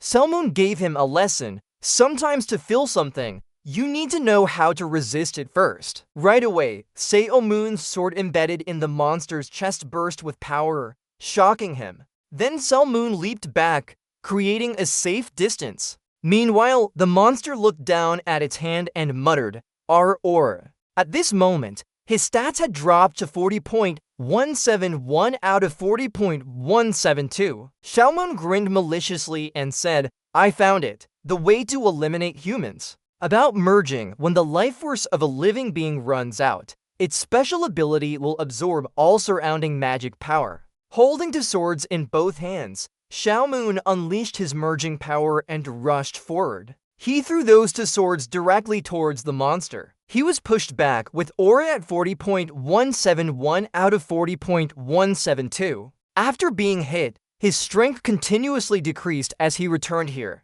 His aura dropped to 40.168 after constantly taking Superhuman's merging attacks. His hand still tightly held the sword and kept thrusting it forward. The monster roared and leaped forward, Then he threw a punch that sent him flying down. The monster started creating another stream of power. He was always confident that even if you cut off our magic supply from the used world, it wouldn't erase the strength gap between us and humans. As that powerful stream shot out, Superhuman stood firm. But why is this monster glaring? Why does Moon keep holding the sword tightly and continue using merging attacks on it? His thrusts made the monster's aura drop further to 40.167, 40.166. He kept wondering why until Superhuman finally smiled sarcastically. The monster brightened its eyes and said menacingly, How dare you show a victorious face? I still have unlimited strength and speed. Then he charged forward again. But at this moment, Superhuman replied, Of course.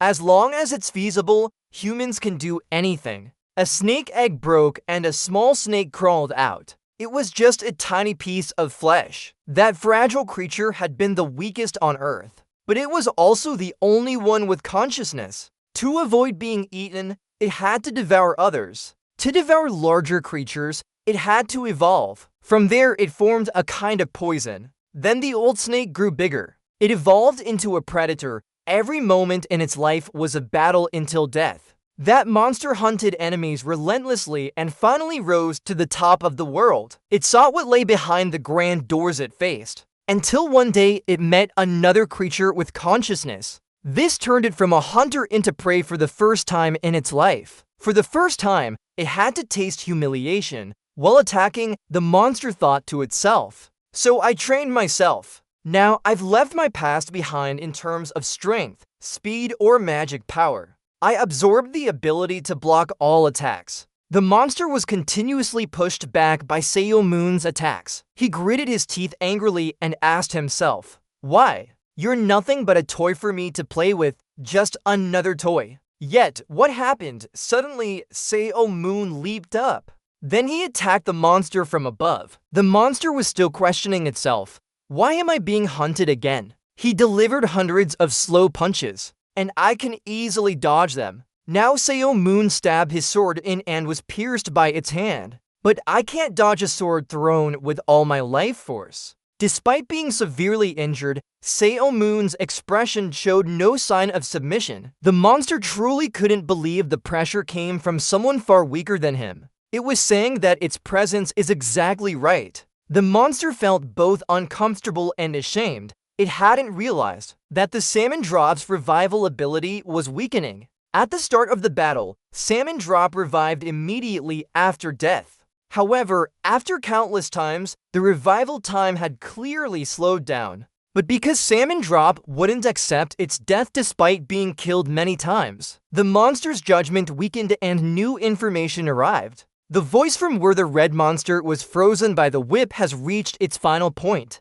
The 4 whip users Saran, Sungho, and Pichu and Neller have gathered together. Piretto and Nella is serious as he says now there's only one left. Defeat it and join forces with Salmon, alright? The monster now sees the person in front of him as a grave threat. Salmon emerges like a devil from hell, grinning wickedly. What? Another one dead already, huh? This makes his vision completely blurry. At that moment, what stands before him is a monster unlike anything he's ever seen. So the monster decides to run. Fighting with him only wastes time. Song Superhuman suddenly appears from behind in a dark, eerie manner and asks, "Where are you going?" He quickly retreats, maintaining a safe distance. Frightened, the monster uses its maximum speed to dash away. We have to get out of here. Superhuman no longer has the strength to chase after it. He just tries to stand firm as the burden in his heart is lifted. Good. Finally, we've managed this far. Then he regains his composure. Now, the final step. Even these monsters before us are no exception. In other words, they all have habits. Even these monsters before us are no exception. Although they move incredibly fast, they only follow a certain pattern. A very simple pattern, they're just newborns. Knowing this, we can hold them off until now. Gerondo shouts, "Ready?" Nathan immediately transforms into multiple clones and charges forward. His clones engage in battle with the young monster. Then he steps back to stand beside Gerondo. Nathan then asks worriedly, "All I did was gather a little mana. There's no difference from before. Are you sure you're ready?" Gerondo shouts again, "Dismiss your clones. The monster will target this side. Then I'll block it with my body. Don't worry about me." Seize the opportunity. Ni then is worried upon hearing this. "You said you have a plan, right? That's called a plan? Your life will be in danger." Gerondo continues to unleash his power despite looking exhausted. He firmly responds, "It's fine. Dismiss your clones." Ni is truly concerned for him. As the clones of Ni disappear, the monster becomes confused. Gerondo remarks, "Based on my observation, this monster only has extremely fast movement. Its defensive capabilities are negligible. You should destroy it while I block it." It's preparing to do so now. The monster resumes its attack. It charges straight towards them. Gerondo grips his shield and grits his teeth. Coming on. Coming on, his body erupts with immense strength. Suddenly, his eyes widen in confusion. Because at this moment, the monster suddenly stops and makes no further actions. Gerondo is startled. What? Could it have noticed our plan? Before he can finish, the main monster appears behind them. It releases a dense stream of aura. Then it swings its grotesque hand to attack Nathan. Nathan quickly retreats to dodge, but Gerondo receives the full force of that stab through his shield into his body. His body collapses, slumping down uncertainly. The main monster turns back to Nathan and says, "No need to rush. I'll send you on your way in an instant. I won't let things proceed as you wish anymore." He continued to swing his hand, ready to attack him again. At this moment, a light appeared in the sky with a familiar voice that made him pause. The beam of light landed on the ground, creating an explosion. Dust and smoke cleared, revealing a long leg on the stone. Superhuman shook off the dust and said, "The guy is already late." The stone he was sitting on crushed the monster beneath it. Superhuman laughed and asked, "See, I brought this from Mount Seorak's peak. My Tai, thanks to you blocking the target, I made it in time. This is a memento from Gangan Sodi. Since we're humans, we can't fly, so I threw it and used it as a means of transportation. As he spoke, he exerted his strength on the stone. Then he threw the stone forward while continuing to say, like this. The monster lowered its head silently for a long time. Salmon stepped forward and called out, "Walker, stop joking around, pull yourself together. I didn't call you here just to lie there. The place was in chaos. Salmon, Walker can't do it." Then Gerondo's hand started moving. It clenched into a fist. He tried to sit up while wiping his face and said, "I told you I haven't been discharged from the hospital for long." Oh, that was indeed an unpleasant experience. Nathan wondered about life. "Walker, how is this possible?" Jaren Dozer showed his hand with a mark and explained, "Getting this means your ability has been enhanced, right? Same for me, but I didn't think it would be used like this." He explained, "This is the method of accumulating injuries. Steel willpower amplifies physical damage received and uses it to recover from critical wounds." Then they whispered to each other, "Come on, get up quickly. Pretend you're moving slowly, okay?" He didn't know he had just escaped through a door somewhere. Now, he must be panicking that another human with resurrection abilities has appeared. Nathon's face was still anxious as he said, "Even so, only us can do it." Sail Moon still wore a confident smile and wondered if he thought she would come alone. At this moment, the Saran group was summoned here. Sail Moon instructed everyone to pretend they were in their strongest state. Misfortune can't understand this situation. Like a tiger afraid of an insect, even the fears that he had long forgotten after becoming an absolute existence started resurfacing. In his imagination, Sail Moon was like a giant, while he was small in her palm. "I can't understand what these creatures are." The fear he felt wasn't from facing a strong opponent, but from confronting the unknown. He had to question again, what is humanity? We can't let things continue like this. Then that light shot out of the hole in the barrier layer. As it went, the main monster said to himself, "I need to collect as much aura as possible." Then vague images from the past appeared, enough to destroy any existence. The hole in the sky gradually narrowed. A voice echoed, "He just escaped through the gate. This is our chance to close it. We have closed and sealed one gate. If we can seal this one too, he will be trapped in a world used once again." But Salmon immediately objected. "No, not yet." Pietro and Neller couldn't believe it and asked back, "Saucer, do you know what you're saying? Do you still want to fight that creature?" He firmly held his spear and said, "Yes, even if we close the gate now, it will find another way, and then it will be even stronger." Pietro and Neller was in a panic. "I know, but we have to close it anyway." From the beginning, reaching this step was already a gamble. No one here can withstand that except the old man. The rest remained silent, waiting for the final decision. "It seems like you misunderstood." Salmon walked away and turned his head to respond. "I didn't say we shouldn't close it." "So, what do you mean?" she asked again. Salmon replied, "It's about time I update my profile." This made Saran gasp in surprise. "Auntie!" Salmon pointed at everyone and smiled mischievously. "Everyone will definitely have to add a line to my profile after this, right?" Saran tried to stop her. Salmon confirmed, "No!" But Sailor Moon jumped out of that gate decisively. Saran's tears fell profusely in despair. Sailor Moon finally, "No! Not at all!" Later, the sky turned a peaceful light blue. Meanwhile, Sailor Moon had arrived at the land of that monster. As soon as he saw him appear, he spoke up.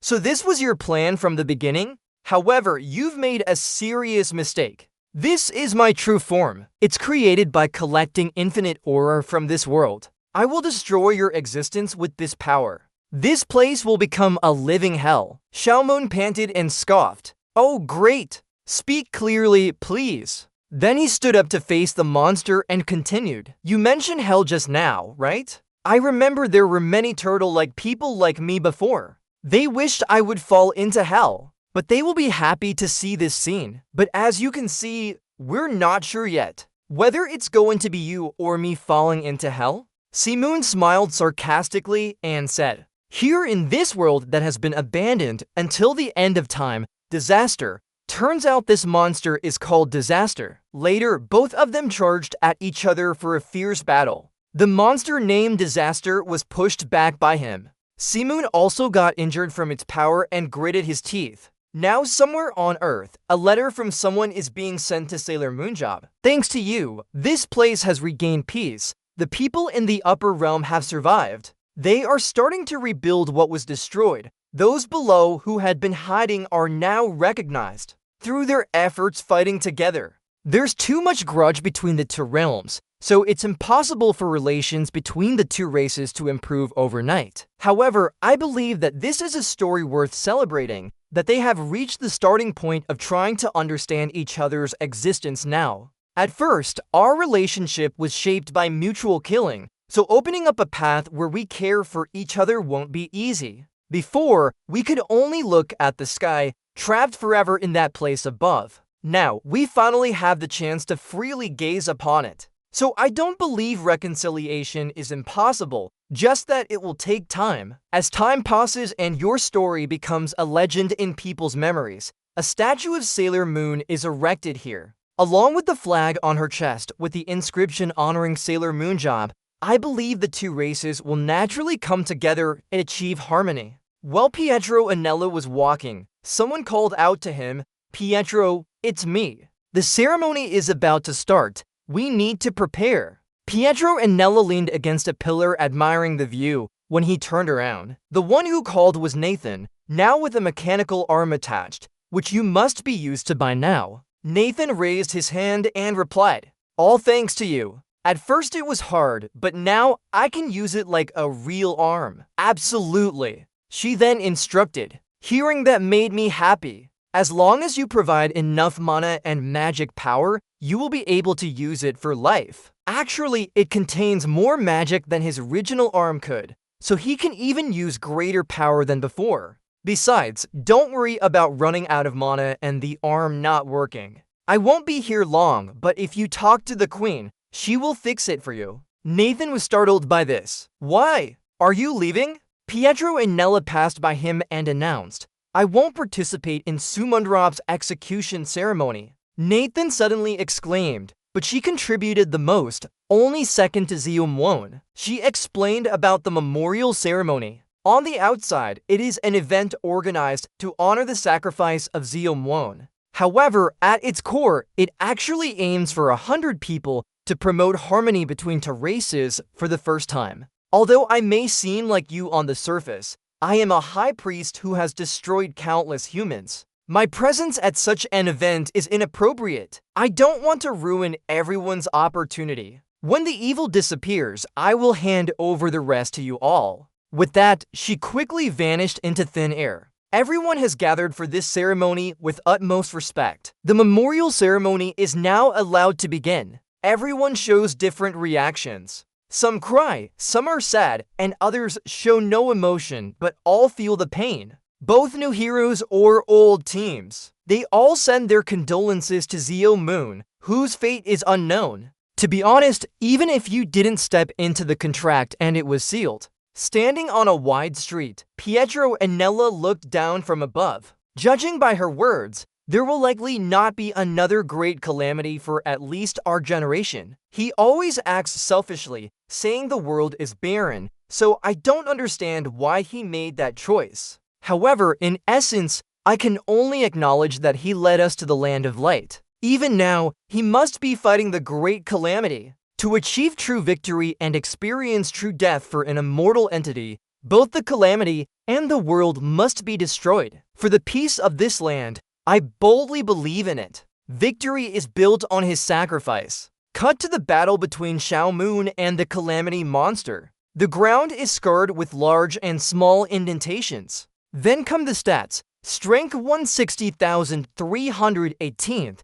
Agility 1,1021st, Magic 140,172nd. Each golden wound from Zeum still remains. It is deeply embedded in what's left of the ruins. The notification screen appears. Target, Calamity Monster. Strength not over 60,318. Agility not over 1,021. Magic not over 40,172. After 17 years, Superhuman's beard is long and ragged, nearly exhausted as he exclaims, "Finally! It's over," he shouts loudly as if releasing a heavy burden. He is now wearing only a tattered loincloth. His hand loses all strength and falls down. Then Superhuman lies on the ground, sighing in relief. Finally, it's over. The Great Calamity must have drained his magic to maintain this space. Nothing is left. Soon, the world itself will collapse. The main character returns 17 years ago, ready for the final battle, having defeated the hidden Mutic Master after 17 years of fighting. Well, such a grand finale isn't bad. I can finally rest now. Suddenly, a voice echoes, making Superhuman jump. I think it's still too early for you to rest. He is extremely startled by the voice. Above, the barrier opens up, and Superhuman quickly stands up, exclaiming, "High Priest." Later, that gate opens wider. Pietro and Nella from outside calls out, 17 years might be long for humans, but to us, it's quite short. But sometimes I still remember the unpleasant way you talk. Superhuman looks disheveled and unhappy, saying, "Oh my, what is that? How about everyone else?" Her voice echoes, "The others are mostly humans. They live peacefully to a certain extent. Of course, conflicts cannot be completely avoided." Zelman helplessly repeats, "I didn't say that. I'm with the people we know." Pietro and Nella reached out and said, "Why don't you check it yourself? Come here first. In that space even I couldn't save you." Superhuman immediately stood up. Another 17 years later, adapting to the world again will be very tiring. Those beams of light hit him with Pietro and Nella's sincere words. "Don't worry. This time, you won't need to adapt. And I'll fix your neck and head right now because that's where you belong. Not here. Instead, it will be there." 17 years ago, her body began to fade away. "I'm glad we can meet again at the last moment. Now, return to where you belong, my savior." A gentle smile lingered on Pietro and Nella's lips. "Return to life on Earth." At the hospital, a voice echoed, "Oh, I'm truly sorry for this." Park Jin-tae, the chairman, sat in his seat complaining, "I was injured during the invasion. In the end, I've piled all my work onto you while there's already a mountain of tasks. You were very busy as the National Battlefield Training Coach, but now you have to handle my affairs as well in your capacity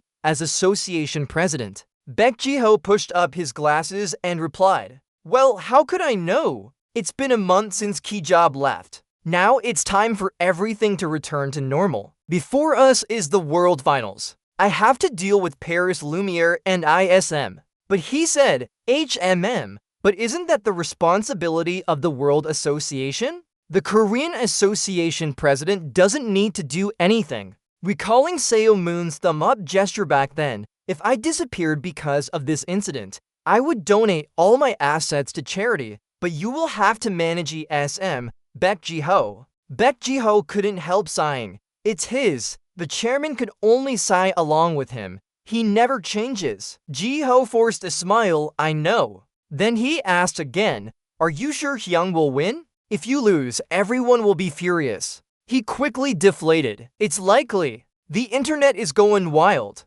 At this moment, comments started pouring in. "Really? Can ESM handle a match without Seo Moonjam? Nathan is okay too, and the core members of ISM are in shambles now. Shouldn't they give both teams first place? Huh? I think they should still win. If Nathan dies and Seo Moonjob survives, they will also get first place." Damn, I was excited that Korea could finally win a championship. He sacrificed himself to save the world while people talk about the World Cup.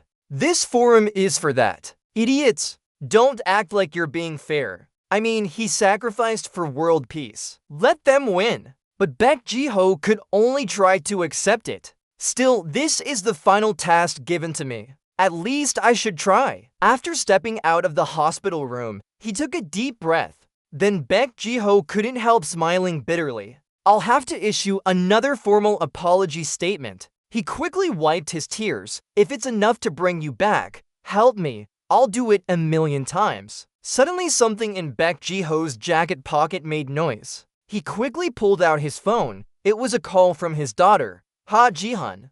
There are 3 statues at the Guanghua Moon Square, one for Admiral Yi Sun Sin, and one for King Sejong, and one for Seo Mun. Help! He threw himself into oblivion to save this world from calamity. On the other end, Hazian loudly calls, "Dad, can you hear me?" Why isn't Dad saying anything? Yet he still returned, defying time's current. Now Xiao Moon appears with the look of 17 years ago. A shout echoes from the screen. Really? On goal. Xiao Moon Job has returned. He appears with a bright smile on his lips. Next will be Xiao Moon's exciting journeys.